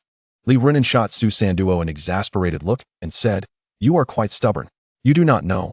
Our son, Patian, has been eager to seek you out at the Sun and Moon Empire ever since he broke through to become a God-tier expert. That boy is just like you, stubborn to the core. If it weren't for his grandparents holding him back, I fear I would not have been able to stop him myself." Su Sanduo reassured her, "It's all right. Tomorrow I will discipline him a bit to teach him a lesson. For now, let us rest. We can discuss matters further in the morning." Li Runin intended to say something further, but was abruptly embraced by Su Sanduo, and the two collapsed onto the bed. In the depths of the night, sounds inappropriate for children echoed through the air. In the ensuing days, both Lu Huqing and Su Sanduo refrained from their training, choosing instead to spend time with family, guiding their clansmen in their cultivation, or sharing insights on their experiences with Li Jiani and others. After decades of cultivation, the city of Longluo was now home to numerous Sacred Realm cultivators, many of whom had reached the pinnacle of the Sacred Realm, with dozens pursuing the path of the fusion of laws. Both Li Jiani and Li Runin had attained the peak of the Sacred Realm, while Su Sanduo's former steward, Su Wu, had recently broken through to become a formidable Sacred Realm warrior. The only member of the Su family yet to reach the sacred realm was Su Sandua's grandfather. However, after Su Sandua's return, he provided his grandfather with a sacred spirit fruit, enabling him to successfully break through from a 9th-level warrior to the sacred realm. Though the Su family in Longluo was small in number, each member was a powerful sacred realm cultivator. Su Sanduo and Lu Huqing had reserved their sacred spirit fruits and sacred crystals for their family, keeping only a small amount for emergencies.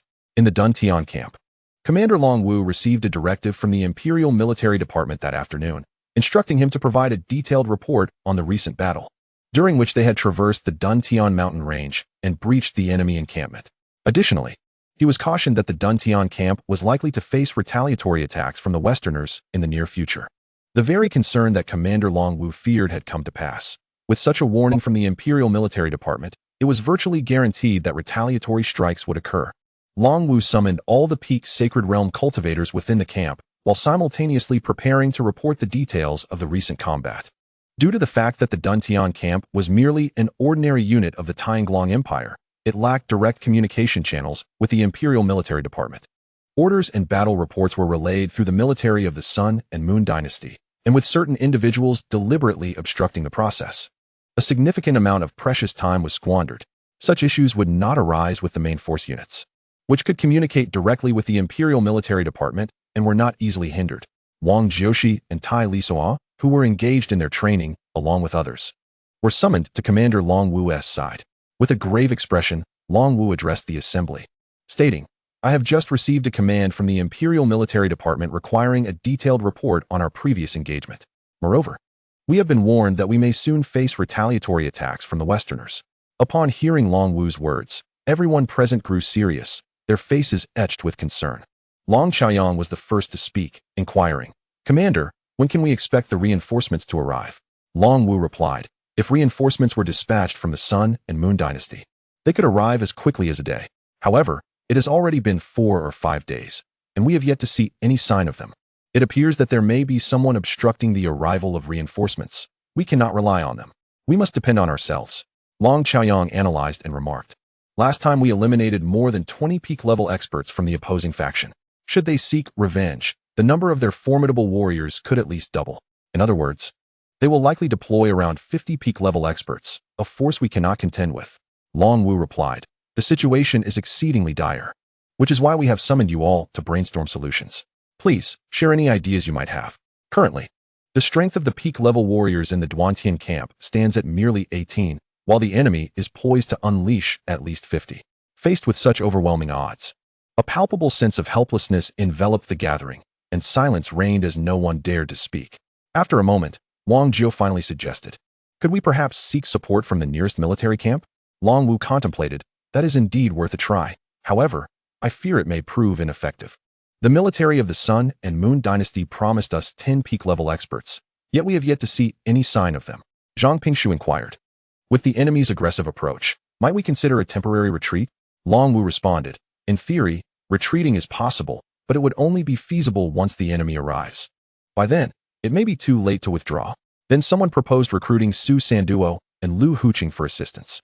Upon hearing this suggestion, everyone turned their gaze to Tai Lisuo, who, with a sigh of resignation, nodded in agreement. Another suggestion arose. "Could we temporarily summon the experts from Wantian City for support?" Long Wu countered, "Wantian City lacks strong warriors as well. This is a clash among peak-level experts. The involvement of ordinary peak-level fighters would only lead to their demise, without contributing meaningfully." Tai Lisuo remarked, "If peak-level fighters are of little use, perhaps we should send all those below peak level to Wantian City for a time? With just our group, we cannot withstand the enemy, and retreating would be much easier."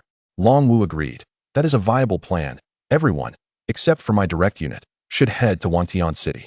Tai Lisuo then asked, "Do we possess any peak-level magical scrolls? If so, we should distribute them evenly. They could provide us with additional means of survival." Long Wu chuckled ruefully and replied, "The camp lacks any peak-level magical scrolls. However, I do have a few on my person, though not many." Long Qiaoyang interjected, "I happen to have some as well. We could allocate one to each of us." With a sigh, Tai Lisuo stated, "It appears we are lacking in every essential resource. How shall we proceed with the impending battle? I suggest we prioritize planning our retreat strategy instead." Long Qiaoyang lamented, "But where can we retreat to?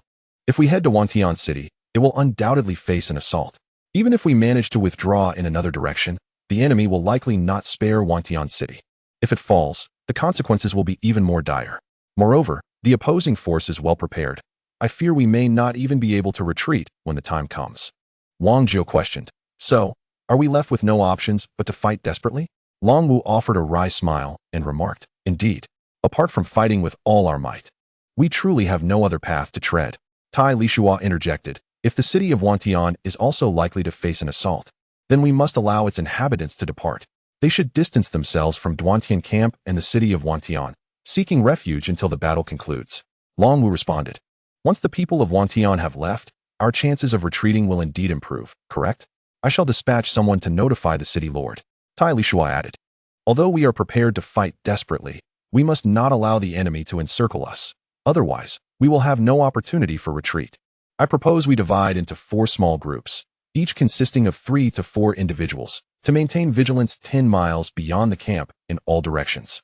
Upon spotting the enemy, we shall sound the alarm and retreat. We can then decide whether to fight or flee based on the circumstances. Long Wu approved. This plan is sound. It grants us at least a modicum of initiative. By the time Long Wu and the others concluded their discussion, darkness had descended. Unbeknownst to them, Willie had led a newly arrived contingent of 40 peak-level experts, augmenting the existing 31, totaling 71 formidable warriors. Under the guidance of a squad leader, they had traversed the Duantian mountain range and arrived at its edge, not far from Duantian camp. Willie intended to launch a nighttime assault on the camp, thus concealing his forces at the mountain's edge, preparing to act once night fell. The entire Duantian camp was set into motion. Aside from the peak-level experts and the brigade commander's direct subordinates, everyone else evacuated the camp. Long Wu had already dispatched a messenger to inform the city lord of Wantian, orchestrating the evacuation of its citizens. Tai Lisuo, after notifying Long Yin and Shui Mu, instructed his subordinate, Captain Lin Shaosun, to rush to Wantian and urge the Tai and Wang families to hastily organize the evacuation of all residents. Once the arrangements were complete, Tai Lisuo, Wang Jiu, and Zhang Pingshu formed a small group as previously discussed, exiting Duantian camp and taking positions 10 miles west, beginning their watch. The western side of the palace was closest to the Duantian mountain range, the route most likely to be chosen by the enemy. Tai Lisuo, Wang Jiu, and Lu Huqing positioned themselves in a line, spaced 100 meters apart, blocking the path from the mountain to the camp. The other 3 directions were also manned, with sentinels having reached their designated posts. In Wantian City, upon receiving the notification from Duantian camp, chaos erupted as the news spread, particularly at the teleportation array. Throngs of people gathered. The array could only transport 20 individuals at a time, while the city boasted a population of over 10 million.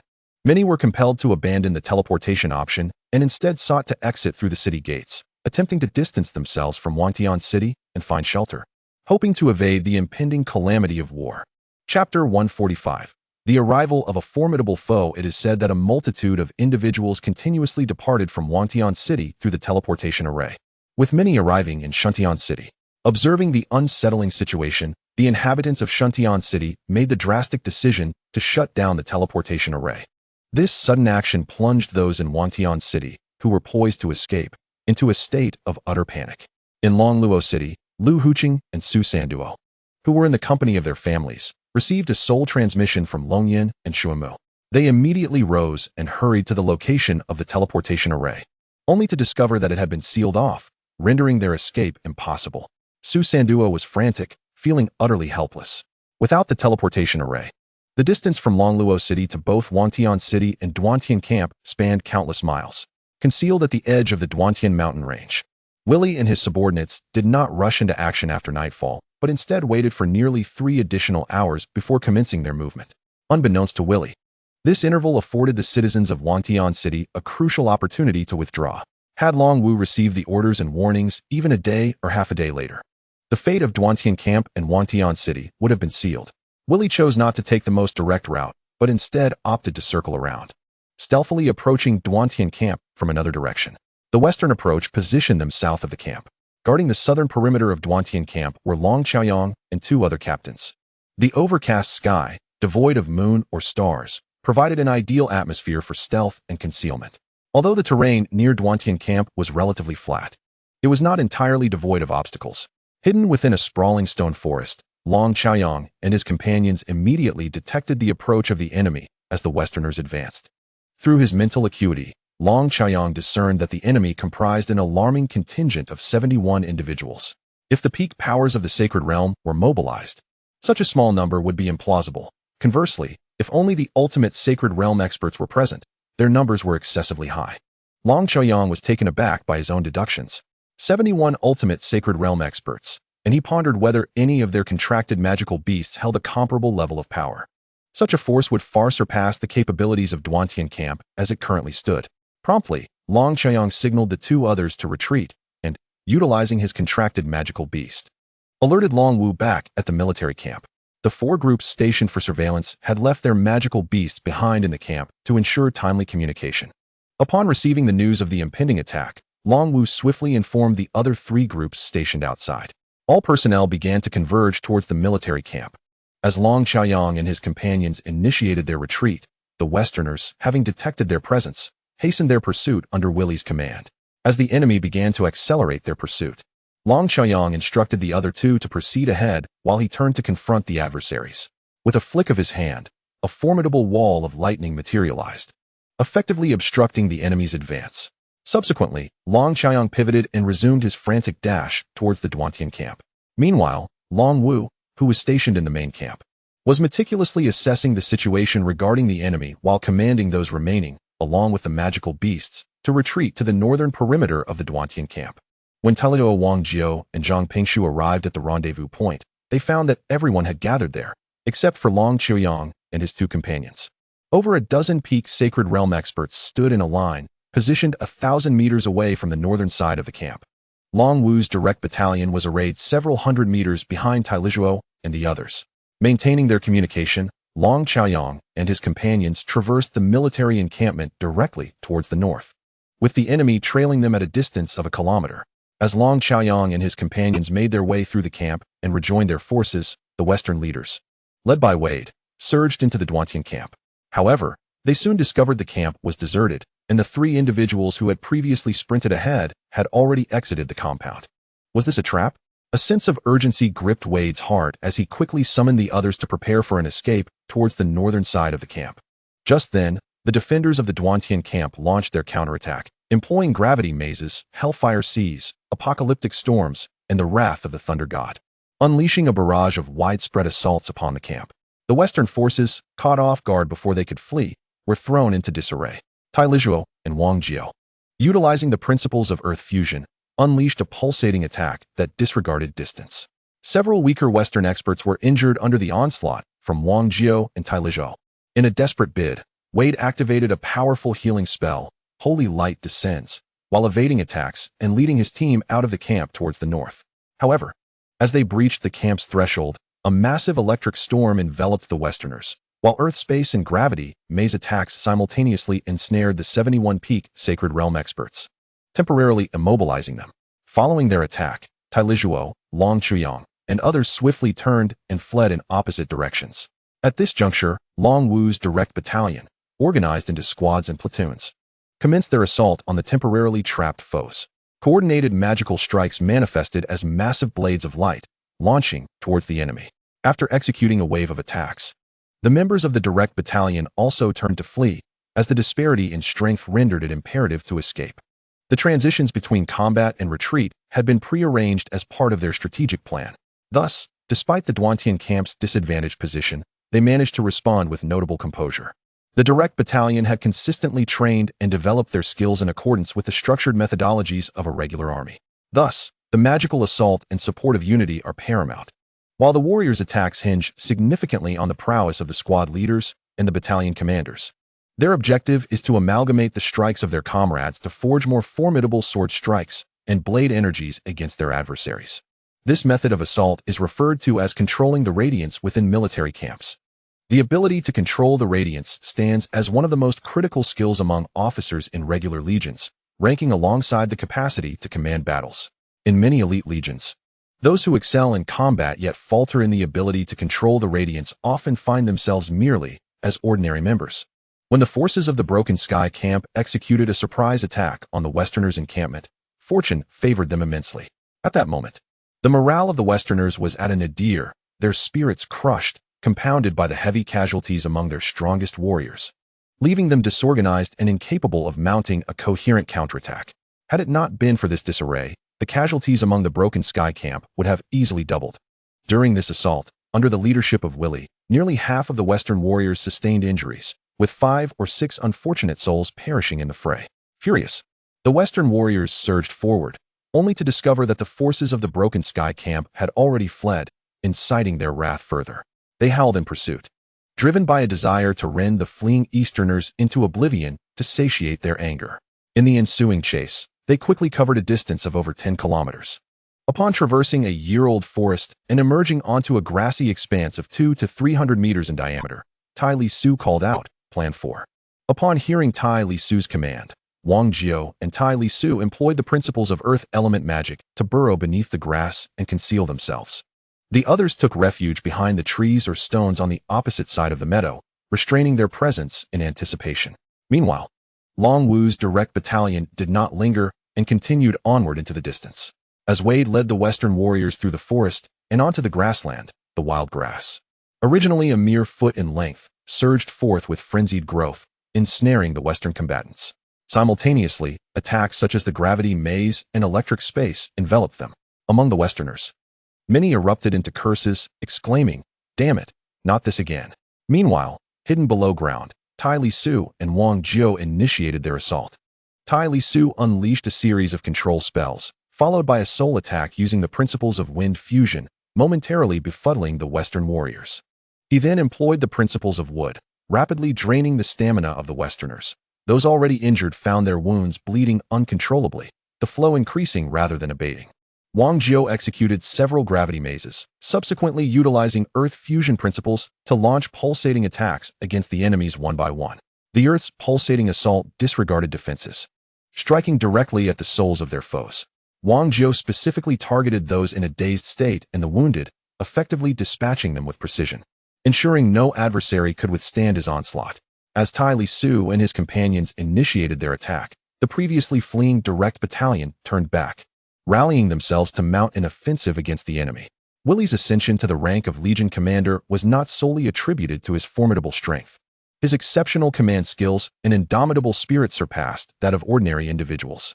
As he witnessed his comrades perish one after another, it was at that moment that Willie found himself inexplicably calm. This newfound tranquility revealed to him that the true peril lurked beneath the ground, where the wildly proliferating weeds ensnared them, rendering escape impossible. The assaults that led to the demise of his companions primarily originated from below the surface. Willie shouted, "Attack underground. The enemy lies beneath us." Nearly 20 Westerners had already fallen, leaving just over 50 remaining, alongside the contracted magical beasts, culminating in over 100 attacks directed at the ground. The sheer volume of their collective strength amplified the impact of their onslaught, under the barrage of hundreds of strikes. Both Tai Li and Wang Jiao sustained internal injuries, blood seeping from the corners of their mouths. The intensity of the attacks left them no opportunity to flee underground, as they were forcibly dislodged by the Westerners' onslaught. Willie deemed Tai Li and Wang Jiao to be too great a threat and resolved to eliminate them first. Chapter 146. Reinforcements. Subsequently, Willie divided his remaining forces into 5 groups, 4 of which faced outward, forming a defensive and retaliatory circle. The remaining 10 or so warriors concentrated their efforts on besieging Tai Li and Wang Jiao. In the blink of an eye, the situation for Tai Li and Wang Jiao grew perilously dire. Upon receiving word of the imminent battle, the Tai and Wang families in Wangtian City commenced organizing their kin for evacuation. It was then that Lin Shaosun approached them, conveying Tai Li's intentions. Tai Li urged the Tai and Wang families to expedite their retreat, imploring them to avoid becoming embroiled in the conflict between the Duantian camp and the Westerners. With Tai Li's message, the pace of their evacuation quickened significantly. The two families opted not to head to the teleportation array, but instead exited Wangtian City through the city gates, thus becoming among the first families to depart. However, upon leaving Wangtian City, Tai Chong and Wang Wenlong did not follow their families in retreat. Instead, they gathered 10 formidable warriors, all at the pinnacle of the sacred domain, preparing to rescue Tai Li. Although Tai Li had not always wished to acknowledge his ancestral roots, he was nonetheless a descendant of both families. More importantly, Tai Li's contributions to the Tai and Wang families were unparalleled.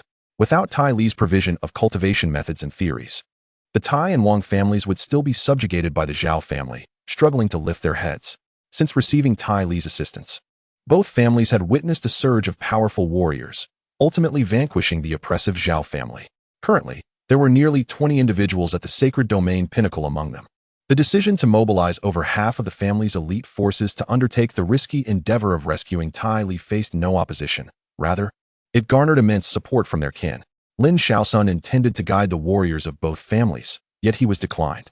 Wang Wenlong insisted that he accompany their group in their retreat from Wantian City. The Tai and Wang families, being prominent local clans that had thrived in Wantian City for millennia, were thoroughly familiar with the surrounding area and thus required no guidance. As Tai Chong and Wang Wenlong led their team to the Duantian camp, they found that the battle had already reached its conclusion. The desolation of the camp weighed heavily on their hearts. The fates of those within Duantian camp and their western adversaries were uncertain. They could only follow the traces of the conflict, and after a swift pursuit, they soon heard the distant sounds of combat ahead. The spirits of the Tai and Wang families lifted. If fighting still raged on, the hope of rescuing Tai Lisuo had significantly increased. After all, Tai Lisuo's prowess was far beyond that of an ordinary peak holy domain expert. Eliminating Tai Lisuo would not be a simple task. The members of the Tai and Wang families pushed their speed to the utmost, racing towards the battlefield to prevent misunderstandings and collateral damage. Wang Wenlong shouted as they approached within 2 to 3 kilometers of the combat zone, announcing, "Wang and Tai families of Wantian City, here to provide support." Tai Lisuo, of course, heard Wang Wenlong's voice, but he feared it might be too late. Faced with an onslaught from 6 or 7 times their number, both Tai Lisuo and Wang Jiao had already sustained severe injuries when they were forced out from the ground. Even with the arrival of the Tai and Wang families, saving their lives would be exceedingly difficult. To survive, they had no choice but to fight with all their might. Tai Lisuo bellowed to his companions outside, "Initiate Plan 5. This so-called Plan 5 was devised specifically for such predicaments. Only those trapped could initiate it, and those outside were not authorized to do so. Activating Plan 5 meant that those ensnared would exert every ounce of strength to defend themselves, while those outside would unleash a relentless assault without discrimination. The survival of those trapped would rest solely on fate." Upon invoking Plan 5, Tai Lisuo unleashed a miniature version of the Earth space, shielding both himself and Wang Jiao. Their sole task now was to defend with all their might, disregarding everything else. Initially, the attacking force from Duantian camp was insufficient for executing Plan 5. As the enemy boasted an overwhelming number of peak holy domain experts, more than 3 times that of Duantian camp. However, with the arrival of the Tai and Wang families, their attacking strength would likely equalize. As the Tai and Wang families approached the battlefield, they beheld the defenders of Duantian camp encircled around a patch of grass, frantically launching attacks. The grassland was shrouded in a gravity maze and lightning, with a myriad of assaults erupting from within the maze aimed at the defenders of Duantian camp. Tai Chong called out to them, "Where's Tai Lisuo?" Silence enveloped the group, no one daring to respond. Tai Chong inquired again, and only then did Long Chaoyang reply. "He is amidst the enemy, surrounded." Upon hearing Long Chaoyang's words, the arriving warriors were instantly filled with rage, with several of them eager to plunge into the gravity maze. Long Chaoyang urgently shouted, "You cannot enter. It is swarming with enemies." Tai Chong retorted vehemently, "It is not your kin trapped inside. Of course, you remain unperturbed." Long Chaoyang replied, "We must not breach the entrance. This is Tai Lishua's strategy. Our role is solely to launch a concerted assault from the outside. Do you wish to sabotage his plan?" Wang Wenlong surveyed the personnel of the Duantian camp, loudly inquiring, "Is this truly Tai Lishua's scheme?" Seeing many nod in affirmation, confirming that it was indeed Tai Lishua's design, the Tai and Wang families fell silent, aligning themselves with the Duantian camp to fiercely assault the gravity maze. Initially, the Duantian camp boasted merely a dozen warriors at the pinnacle of the sacred domain, with Tai Chong and Wang Wenlong bringing along 10 additional sacred domain elites. And with their own 2 included, they totaled 12. Apart from the trapped Tai Lisuo and Wang Jiao, nearly 30 sacred domain powerhouses were now present. Meanwhile, the direct brigade of Long Wu consisted primarily of peak sacred domain martial artists, with only a few teams of sacred domain mages. The might of these peak sacred domain warriors, under the command of squad leaders and team captains, was formidable. Even squad-level attacks could pose a tangible threat to sacred domain elites, showcasing their substantial offensive capability. Generally, a mid-level team S-strike could prove unbearable for ordinary sacred domain elites. A single blow could spell doom if one failed to evade in time. However, Such mid-level attacks were not limitless. Despite their power, the burden on the team captain was considerable after launching an attack. They needed to recuperate before being able to strike again. It is worth noting that the Duantian camp was merely an inconsequential legion, lacking the elite forces of the main troops. That a mid-level captain could wield such strength was already commendable. Conversely, the burden of squad-level attacks was significantly lighter. A direct brigade comprised 100 squads, all orchestrated by the brigade captain, dividing into 3 groups to perpetually assault the enemy in rotation. Thus, in terms of offensive capability, the Duantian camp held the advantage. As the Tai and Wang families joined the fray, witnessing their comrades fall one after another, Willie realized he had misjudged the situation. In such dire circumstances, the Western forces were akin to live targets, vulnerable to concentrated fire, and it was clear they could not endure for long. Willie understood that a change was imperative, otherwise, they would all perish here today.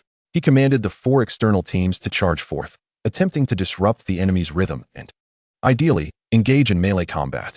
Willie himself led a group of over 10 to continue the siege against Tai Lisuo and Wang Jiao. 4 teams of Western warriors surged beyond the confines of the gravity maze, plunging into a chaotic melee with their Eastern counterparts. In this tumultuous clash, the direct battalion's effectiveness waned, as their imprecise assaults posed the risk of injuring their own allies. The tide of battle shifted, revealing that the number of elite Western combatants surpassed that of the combined forces of the Duantian camp and the Tai and Wang families. With high-tier combatants holding the advantage, the Westerners gained the upper hand on the battlefield, rendering the situation increasingly dire. At the heart of the encirclement, Tai Lisuo and Wang Jiao teetered on the brink of collapse. Despite their fervent defense, the overwhelming number of foes, none of whom were inept, proved insurmountable. Occasionally, enemy strikes breached their defenses, inflicting further injuries. Exhausted and mentally drained, Wang Jiao succumbed to unconsciousness after enduring another blow. Tai Lisuo swiftly cast a healing spell, enveloping both himself and Wang Jiao in its embrace, while maintaining his defensive stance. Although Tai Lisuo employed the Earth Elemental Fusion Law, his defenses remained insufficiently robust. The Fusion Law. To bolster their protection, he realized that he must continue the process of fusion amidst this life-and-death struggle. After altering tactics, Willie began to systematically suppress the Eastern warriors, gaining the upper hand.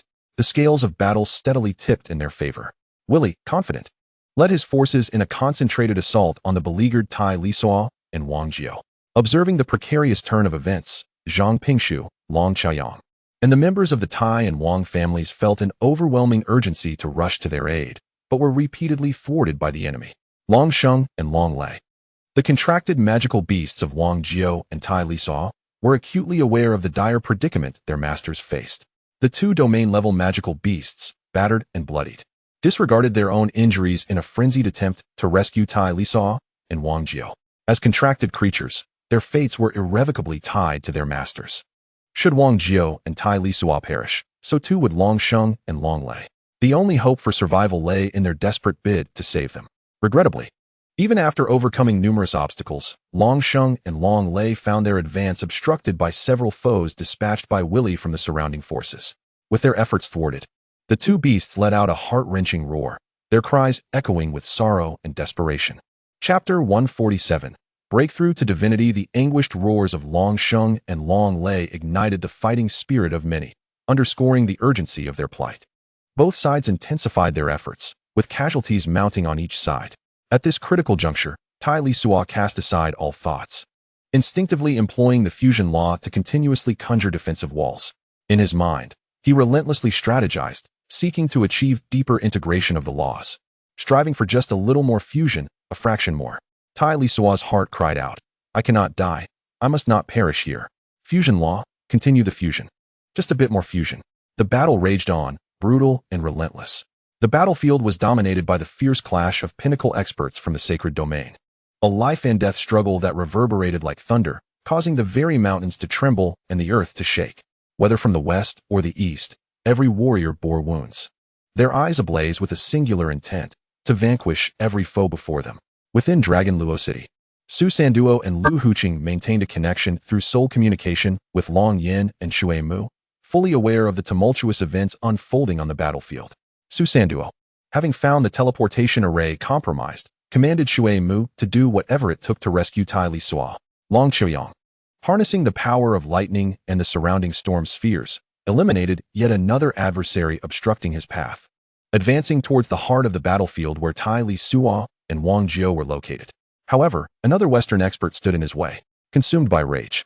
Long Chaoyang unleashed his full might against this opponent, disregarding the toll on his mental and physical stamina. In his heart, Tai Lisuo was not only a revered mentor but also a cherished brother, their bond forged in a brief yet profound acquaintance. Suddenly, a tempest of energy surged above the battlefield, accompanied by the manifestation of cosmic laws. Drawn by these celestial forces, Tai Lisuo effortlessly ascended, floating into the sky. This unexpected turn of events hushed the battlefield, as all eyes turned in astonishment towards Tai Lisuo. An inexhaustible stream of energy flooded into him, rapidly healing his injuries. A formidable aura emanated from Tai Lisuo, instilling a sense of reverence among the sacred domain experts present, compelling them to bow in submission. At that moment, a realization dawned upon everyone. Tai Lisuo was on the verge of breaking through to become a divine being. The warriors from the Duantian camp and the Tai and Wang families rejoiced, while the Western experts, who had previously held the upper hand, were left pale and despondent. The energies of heaven and earth, along with the cosmic laws, were transforming Tai Lisuo's very being, as a divine essence rapidly took shape within his soul. Though this world bore many resemblances to that of Panlong, the process of divinity was distinctly different. There was no separation of soul or the emergence of divine avatars. The divine essence formed swiftly, manifesting in Tai Lisuo's soul space before he could fully comprehend it, and soon began to expand. Within a mere minute, the divine essence had solidified within his soul space, halting its growth. What remained was the refinement of his body and soul through divine power, a process that would demand more time. As the divine essence represented the pinnacle expert's understanding and comprehension of the laws, transitioning from quantitative change to qualitative transformation. This essence was a tangible manifestation of Tai Lisuo's grasp of the laws, crystallized within his soul space. Thus, the divine essence took form in Tai Lisuo's mind in a mere minute, while the transformation of his body and soul by divine power persisted for nearly an hour. Upon his breakthrough, Tai Lisuo opened his eyes to find several individuals in the distant sky observing him with curiosity. Among them was someone Tai Lisuo recognized, the former commander of the Duantian camp, Li Zhengdao. Seeing Tai Lisuo had completed his breakthrough, Li Zhengdao joyfully exclaimed, "Ha, Brother Tai! Who would have thought you would ascend to the divine level so swiftly? Achieving divinity within a century is truly remarkable. Your accomplishment is unprecedented." The other divine beings, stirred by Tai Lisuo's breakthrough, were instantly unsettled by Li Zhengdao's proclamation of attaining divinity within a century. Reaching the pinnacle of the holy domain in a century would mark one as the continent's most extraordinary genius. To claim divinity within a century, or even to reach the limits of the holy domain in that time, is a feat recorded only by a handful throughout the annals of history. The other divine beings soon approached Tai Lisuo to extend their congratulations, beaming with smiles as they sought to cultivate a favorable relationship with him. After all, these ancient beings, having lived for countless years, were no fools. They understood the importance of aligning with such a prodigious talent and would never dare to offend him without cause. Tai Lisuo humbly replied to the esteemed divine beings, "You flatter me. My swift rise to divinity is nothing short of sheer luck. Had I not fortuitously broken through today, I might well have become a lifeless corpse." As the divine beings arrived, they had already surveyed the battlefield. Thus, they were not surprised by Tai Lisuo's words. A dignified middle-aged divine being remarked, "While there are unspoken rules on the continent forbidding divine beings from striking against those beneath their level, your situation is different, Brother Tai. Though you have ascended to divinity, your breakthrough occurred amidst battle. Should you choose to strike against your foes now, there would be no grounds for reproach." Tai Lisuo gratefully acknowledged. "Thank you for your guidance, Elder." The middle-aged man smiled and introduced himself. "I am Zhu Changming, a member of the royal family of the Sun and Moon dynasty." Li Zhengdao added, "When did the holy domain of the West become so audacious as to pursue you here? It is tantamount to courting death." Tai Lisuo replied, "We shall discuss this matter later. First, I must deal with these adversaries." As the leader of the Western forces, Willie was engulfed in despair upon witnessing Tai Lisuo's ascension to divinity. With the enemy having broken through under his direct assault, it was evident that they were doomed to perish here. As for fleeing, could a group of holy domain beings possibly escape the pursuit of a divine one? They had traversed the perilous Duantian mountain range to reach the Tianlong continent, a journey that took several days. How could they hope to flee now? At that moment, Willie, Noticing Tai Lisuo looking down from above, immediately knelt and exclaimed, "Esteemed divine powerhouse, we harbor no intention of offending your esteemed presence. Please forgive our ignorance. Your magnanimity shall undoubtedly earn you respect and a glorious reputation." Tai Lisuo interrupted Willie, addressing the Westerners. "Forgiveness? Is it not too late to speak of forgiveness now? Had I not fortuitously broken through, I would likely have succumbed to your onslaught and become a mere corpse." Willie, bowing low, pleaded, "Respectful sir, I implore you to pardon our ignorance." Tai Lisuo replied, "Words are futile. On the battlefield, there is no room for mercy or compassion. Once you step onto the battlefield, you must be prepared for death. You shall all perish." With a wave of his hand, Tai Lisuo unleashed a barrage of soul attacks that penetrated the bodies of the Westerners, causing all the peak holy domain powers from the west to collapse lifelessly to the ground. Subsequently, utilizing the life force of the wood element laws, Tai Lisuo instantly healed all injuries sustained by the combatants on the battlefield. Having attained significant comprehension of the wood element laws, his divine power amplified their effectiveness by at least tenfold, rendering the healing of his comrades' wounds during battle effortless.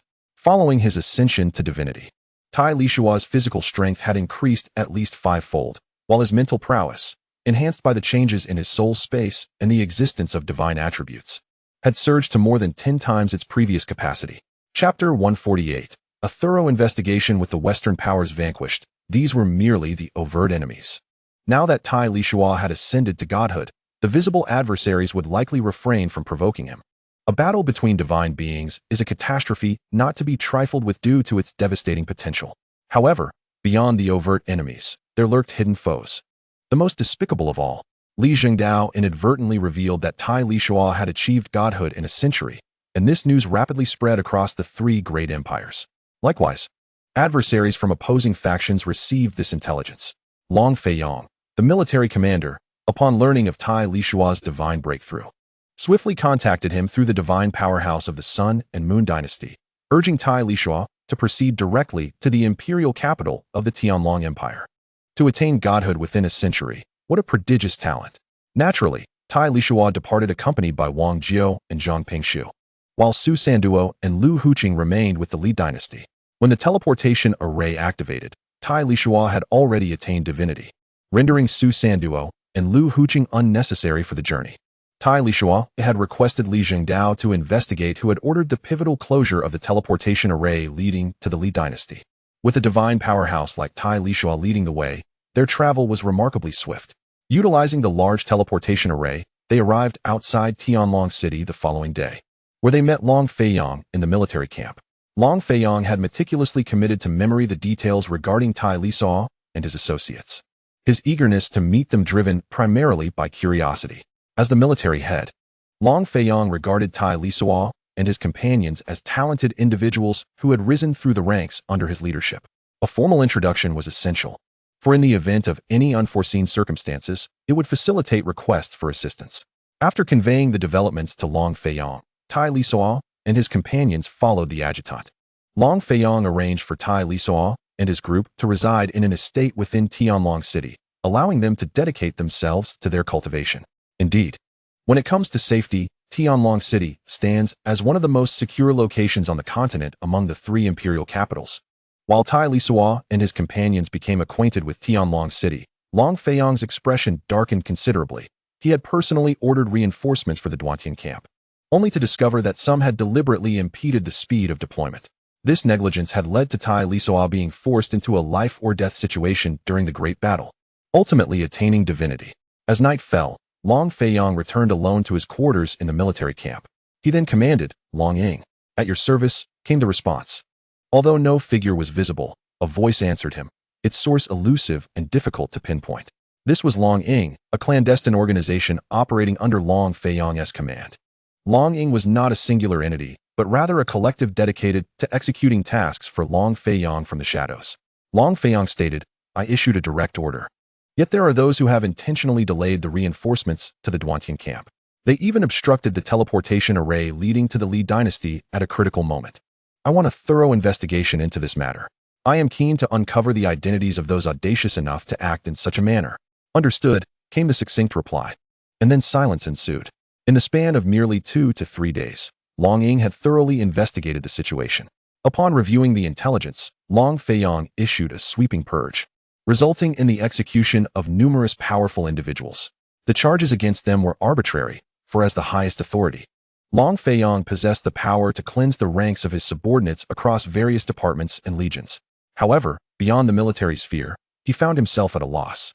Organizations like the Hellfire had tentacles that reached far and wide, rendering them elusive and difficult to eradicate completely. Long Feiyong could only maintain control over his immediate domain. After Lisuo and his companions arrived in Tianlong City, it was not long before Su Sanduo and Lu Huqing joined them. They devoted themselves to their cultivation in Tianlong City, for strength was the foundation of all things. Without it, all else was mere folly. A hurried decade passed, and aside from Lisuo, Wang Jiu also ascended to divinity. 6 years later, it was Su Sanduo who achieved the same. Just a few months thereafter, Long Qiang too broke through to divinity. It is difficult to remain inconspicuous when surrounded by such remarkable young talents who have ascended to godly prowess. Long Qiang, hailing from a collateral branch of an imperial lineage, returned to his family after his monumental breakthrough to divinity. To his astonishment, upon his return, he encountered the Celestial Dragon Emperor. The sovereign of the Celestial Dragon Empire sought an audience with Long Qiang, leaving him both honored and bewildered. Long Qiang, I humbly salute the Emperor. Please rise. Long Qiang, thank you, Your Majesty. Please allow me to recount my experiences since my time at the Dueling Heavens camp. Long Qiang, may I inquire which particular aspects the Emperor wishes to hear about? Everything. Long Qiang, the former commander of the Dueling Heavens camp, Li Jingdao, ascended to godly strength. In pursuit of honing my skills on the front lines, I leveraged some connections to appoint Long Wu as the new commander. Subsequently, I accompanied Long Wu to the Dueling Heavens camp, where I temporarily assumed the duties of the 3rd Squadron in the absence of its captain, the Celestial Dragon Emperor. Himself a formidable godly expert of no ordinary caliber, proved entirely inscrutable to Long Qiang, who had already attained divine status. After an extensive discussion lasting well into the day, Long Qiang presented his experiences over the years to the Emperor, including the cultivation methods of Lisuo and others, which he disclosed without reservation. Concealing such information would serve no purpose. Whatever the Celestial Dragon Emperor sought to know, no one could hope to keep it from him. Likewise, he candidly shared the realities surrounding the Hellfire. What the Celestial Dragon Emperor would decide thereafter was beyond Long Qiang's concern. After Long Qiang concluded his account, the Celestial Dragon Emperor fell into a moment of contemplation before remarking, "You have done well." With that, the Emperor took his leave. But the Grand Eunuch accompanying him presented Long Qiang with a spatial ring, declaring it a reward from the Emperor. Upon inspection with his divine sense, Long Qiang discovered it was filled with lightning spirit fruits, rare treasures akin to those sought after by lightning mages. With over 100 fruits bestowed upon him by the Celestial Dragon Emperor. Naturally, the Celestial Dragon Emperor was well versed in the intelligence regarding Lisuo and his companions. His visit was merely to hear their accounts firsthand, for written information is but a pale substitute for the insights and experiences of those who have lived through it. Despite the appearance of invincibility, the Celestial Dragon Empire was beset by hidden dangers. If this state of affairs persisted, it would inevitably be consumed by others. Thus, the Empire required fresh blood, new variables to invigorate its ranks. The young individuals represented by Lisuo perfectly matched the Emperor's criteria, brimming with potential as the talents he sought for the reserve forces. Chapter 149. The Heart of the Universe. Upon Long Qiang's return to the Celestial Dragon City, Long Feiyong approached him, gathering Lisuo, Su Sanduo, Long Qiang, and Wang Jiu together. With merely a mention that someone wished to meet them, they were promptly escorted outside. They made a direct journey to the Imperial Palace to meet the Emperor of the Celestial Dragon Empire. Before the statue of the founding Emperor, the four were compelled to pledge their oaths of greatness. Subsequently, they were transported to a unique realm of cultivation, a secret dimension, a space that offered individual isolation, entirely detached from the outside world. Upon their arrival in a grand plaza, they beheld an elderly figure seated upon a high platform at the far end. As they entered, a wave of information about this secret realm flooded their minds. This was a hidden world left behind by the founding emperor of the Celestial Dragon Empire, designated exclusively for cultivation. Within its confines, the practice was remarkably safe, and the path to enlightenment was more readily apparent, facilitating a deeper understanding of the fundamental laws. Having absorbed this information, the four departed from the plaza, seeking a suitable place for their cultivation. However, upon entering, Lisuo was immediately struck by an extraordinary sensation. as though some mystical force was irresistibly drawing him towards a certain object. Despite the allure, Tai Lisuo managed to restrain himself. After traversing a considerable distance from the plaza, they discovered an abandoned estate, overgrown with weeds and teeming with creeping vines and lurking creatures. After clearing the area, they decided to settle there temporarily. Tai Lisuo expanded his divine domain to prevent eavesdropping on their conversation, and then telepathically inquired of Su Sanduo if he felt the same summons. Su Sanduo replied in the negative, as did Wang Jiao and Long Chaoyang, who also sensed nothing. It was rather fortuitous that upon leaving the plaza, Tai Lisuo had not chosen their direction. Rather, it was Wang Jiao who had randomly picked a path, leading them to this very estate. The source of Tai Lisuo's summons was, in fact, located within this estate. Having resolved to cultivate here for a while, they needed to establish a dwelling. The object that beckoned Tai Lisuo lay beneath the unassuming ground, a mundane stone at the base of the original wall. With a decisive strike, Tai Lisuo leveled the wall, and with a wave of his hand, he conjured a small courtyard from the earth's elements. The stone was carelessly placed beside the newly formed wall within Tai Lisuo's courtyard. Time passed, and for several years, aside from the persistent feeling of summons, no other occurrences transpired. On a particularly sweltering day, Tai Lisuo approached the edge of the courtyard, where the ground was carpeted with soft blades of grass.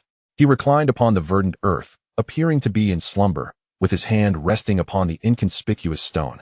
The sensation of being summoned grew increasingly intense as Tai Lisuo cautiously extended his consciousness into the stone. With a resounding echo, his awareness penetrated into an expansive realm that seemed boundless. Enveloped by layers of restrictions, there existed a dazzling orb of light. The feeling that beckoned Tai Lisuo emanated from this enigmatic sphere, yet the multitude of barriers was rather overwhelming.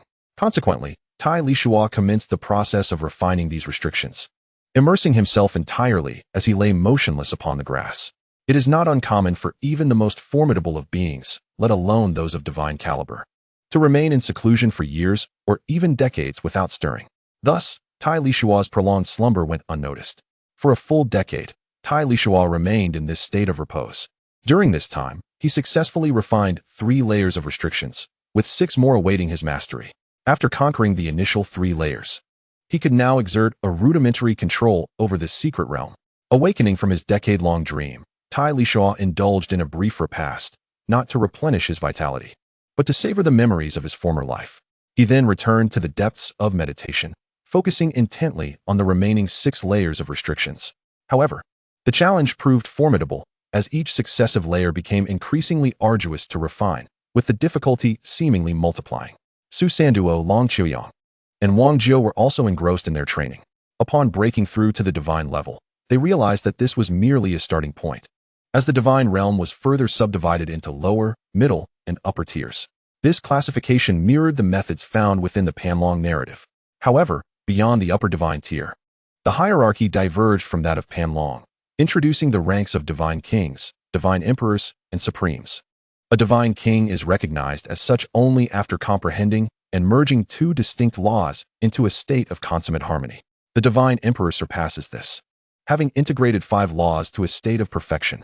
The supreme, an extraordinary being, has assimilated 7 or more laws into a state of ultimate fulfillment, gaining a broader perspective of existence.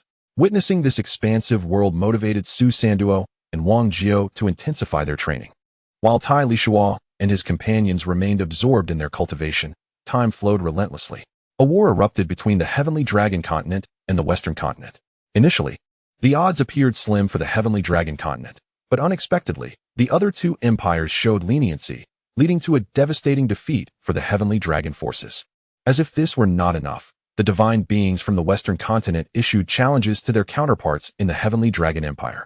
Refusal to engage was an option, yet warriors from other continents descended upon the Heavenly Dragon territory, establishing their divine realms.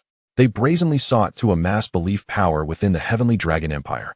And should the Empire's divine beings dare to intervene, challenges would be presented, often in the form of relentless onslaughts. This has led to the increasingly dire situation of the Heavenly Dragon Empire. After several centuries, many have ascended to the divine level in Lisuo City. Yet most are merely of the lower divine rank, with very few reaching the middle or upper tiers. The powerful beings from other continents have also targeted Lisuo City and the remote Li dynasty. The Su, Lu, and Li families of Lisuo City have retreated toward Heavenly Dragon City. Presently, Heavenly Dragon City is overcrowded, as a multitude of people have fled there. The individuals from Longluo City are relatively fortunate, for in the past, Long Feiyong had arranged sufficiently spacious estates for Tai Lisuo and others, covering tens of thousands of acres. Though crowded, they can barely accommodate the influx. Outside Heavenly Dragon City, temporary structures abound, with countless individuals unable to enter the city, forced to reside in the outskirts. Under constant pressure, the condition of the Heavenly Dragon Empire grows increasingly precarious. Meanwhile, within the secret realm, Tai Lisuo has finally refined the 9th layer of the restriction, merging with a mysterious light cluster that turns out to be the heart of the universe, or perhaps the will of the Heavenly Tao. After refining the 9th layer of restriction, the heart of the universe naturally entered Tai Lisuo's soul space, merging seamlessly into one. Subsequently, Tai Lisuo received a segment of information revealing that this universe had been opened up by a transcender. Thus, only those transcenders from the same origin could merge with the heart of the universe. The existence of the secret realm was merely to conceal the heart of the universe. As for the transcender who established this realm, it seems they have moved on to a higher cosmic plane. In the instant the heart of the universe fused with him, all the principles and mysteries of the great paths manifested in Tai Lisuo's mind, requiring no contemplation, as he intuitively comprehended them all. However, mere understanding was insufficient. The integration of these various principles would necessitate Tai Lisuo's own efforts. Currently, Tai Lisuo's strength is merely at the upper divine level, not even qualifying as a divine king, as he has yet to perfect any singular great path. Nevertheless, a life of extraordinary fortune requires no justification. With the heart of the universe, Tai Lisuo can directly harness the power of all laws and paths of heaven and earth. Who could possibly contend with him? The other continents incessantly conspire against the Heavenly Dragon Empire, driven by the existence of this secret realm. Certain ancient factions have long sought such secret realms, their aim being to locate the heart of the universe. These factions were among the earliest to emerge and develop after the establishment of this world. Possessing only vague clues regarding the heart of the universe, they are aware that it is concealed within a particular secret realm, but beyond that, their knowledge remains limited.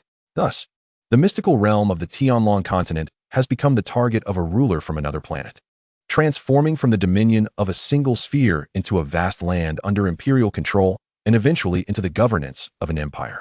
Presently, even the empire stands on the brink of collapse. This is due to the Tianlong Empire's adversaries, who are backed by even more formidable figures. What means does the Tianlong Empire possess to mount a defense? The mystical realm is the very foundation of the Tianlong Empire's enduring prosperity, and they would certainly not relinquish it without a fight. Fortunately, the great emperor of Tianlong, in his wisdom to cultivate a reserve of strength, has sent Tai Lisuo into the mystical realm. By a twist of fate, Tai Lisuo has merged with the heart of the universe. With this fusion, Tai Lisuo has ascended beyond the myriad paths and laws, rendering even the celestial sovereigns powerless against him. Tai Lisuo has not altered the essence of this small world, and continues to serve the Long family. However, the significance of further cultivation here has waned, prompting Tai Lisuo to prepare for departure from the mystical realm. As Tai Lisuo intends to leave, Long Chuyang, Su Sanduo, and Wang Ju naturally accompany him. The quartet arrives at the Grand Plaza where they initially entered and conveys their intentions to the elder on the high platform. The elder utters no words, merely waving his hand to activate the formation, sending the four out of the mystical realm. Upon their emergence, they are taken aback, instantly sensing the presence of hundreds, if not thousands, of divine-level powerhouses. What is happening? How could Tianlong City host such a multitude of divine beings? As soon as Tai Lisuo and his companions appear, the great emperor of Tianlong materializes before them. Your timing is impeccable. The Tianlong Empire is facing its gravest crisis, and we require your collective strength. Several centuries have passed, yet the great emperor remains a high-ranking deity, while Tai Lisuo and his companions have ascended from low-ranking deities to high-ranking ones. Tai Lisuo inquires, "Dragon friend, what has transpired?" The great emperor replies, "Our foes are attacking the Tianlong Empire. Their forces are nearing Tianlong City, and we are preparing to counterattack." Understanding the situation, Tai Lisuo and his companions return to their estate, where they encounter many familiar faces, all hailing from the Dragon Luo city of the Li dynasty. Among them are several hundred divine-level powerhouses. The Li family of the Sun and Moon dynasty and the Long family of the Heavenly Calamity Empire have also acquired the cultivation methods from Tai Lisuo and his companions, resulting in the emergence of a multitude of divine beings over the centuries. It is no wonder they sensed such a plethora of divine presence upon their arrival. In this brief reunion, everyone is filled with trepidation about the impending conflict. Tai Lisuo observes that the enemy does not appear overly formidable, primarily composed of middle-ranking deities, with high-ranking deities constituting only a quarter of their ranks. There is at least one divine king, or perhaps more who have yet to reveal themselves. Tai Lisuo acts decisively, dashing forth from Tianlong City into the heart of the enemy ranks. In a flash, he captures and annihilates a high-ranking deity of the Azure Dragon who had reached fruition in his cultivation, transforming the fallen foe's remains into sustenance for himself. The divine-grade Azure Dragon flesh is regarded as a supreme delicacy by all. Upon witnessing Tai Lisuo return with the corpse of the Azure Dragon in tow, the powerful figures of Tianlong City erupted with fervor. To slay an Azure Dragon at the divine level must surely be the feat of a God King. Consequently, the news of a God King within the Tianlong Empire swiftly disseminated. Indeed, the Tianlong Empire harbors not merely one, but several God Kings. Otherwise, it would have long been annihilated by adversaries, and there would be no hope of reaching this day. However, those formidable God Kings remain sequestered within hidden realms, diligently honing their skills. Tai Lisuo, unperturbed by such matters, indulged in food and drink, emboldened by the fusion with the heart of the universe. Who could possibly intimidate him? Even a supreme could easily become his prey. Those who doubt are welcome to test their fate, mistakenly believing that the God Kings of the Tianlong Empire had intervened. The enemies dispatched several of their own God Kings to join the fray. Yet, they were utterly obliterated by Tai Lisuo alone. Thus, as he dispatched one foe after another, vanquishing the formidable, he subsequently eliminated the ancient entities that emerged. After decimating a multitude of divine emperors and eradicating over a dozen supremes, he extinguished the two most ancient legacies, leaving no one daring enough to challenge Tai Lisuo thereafter. To slay supremes as one would butcher mere dogs, what manner of strength must he possess? Amongst the myriad beings of heaven and earth, he stood revered. The title of celestial sovereign echoed through the cosmos, instilling fear in all races. Tai Lisuo thus ascended as the first celestial sovereign in the annals of this universe, the demon martial celestial sovereign. The end.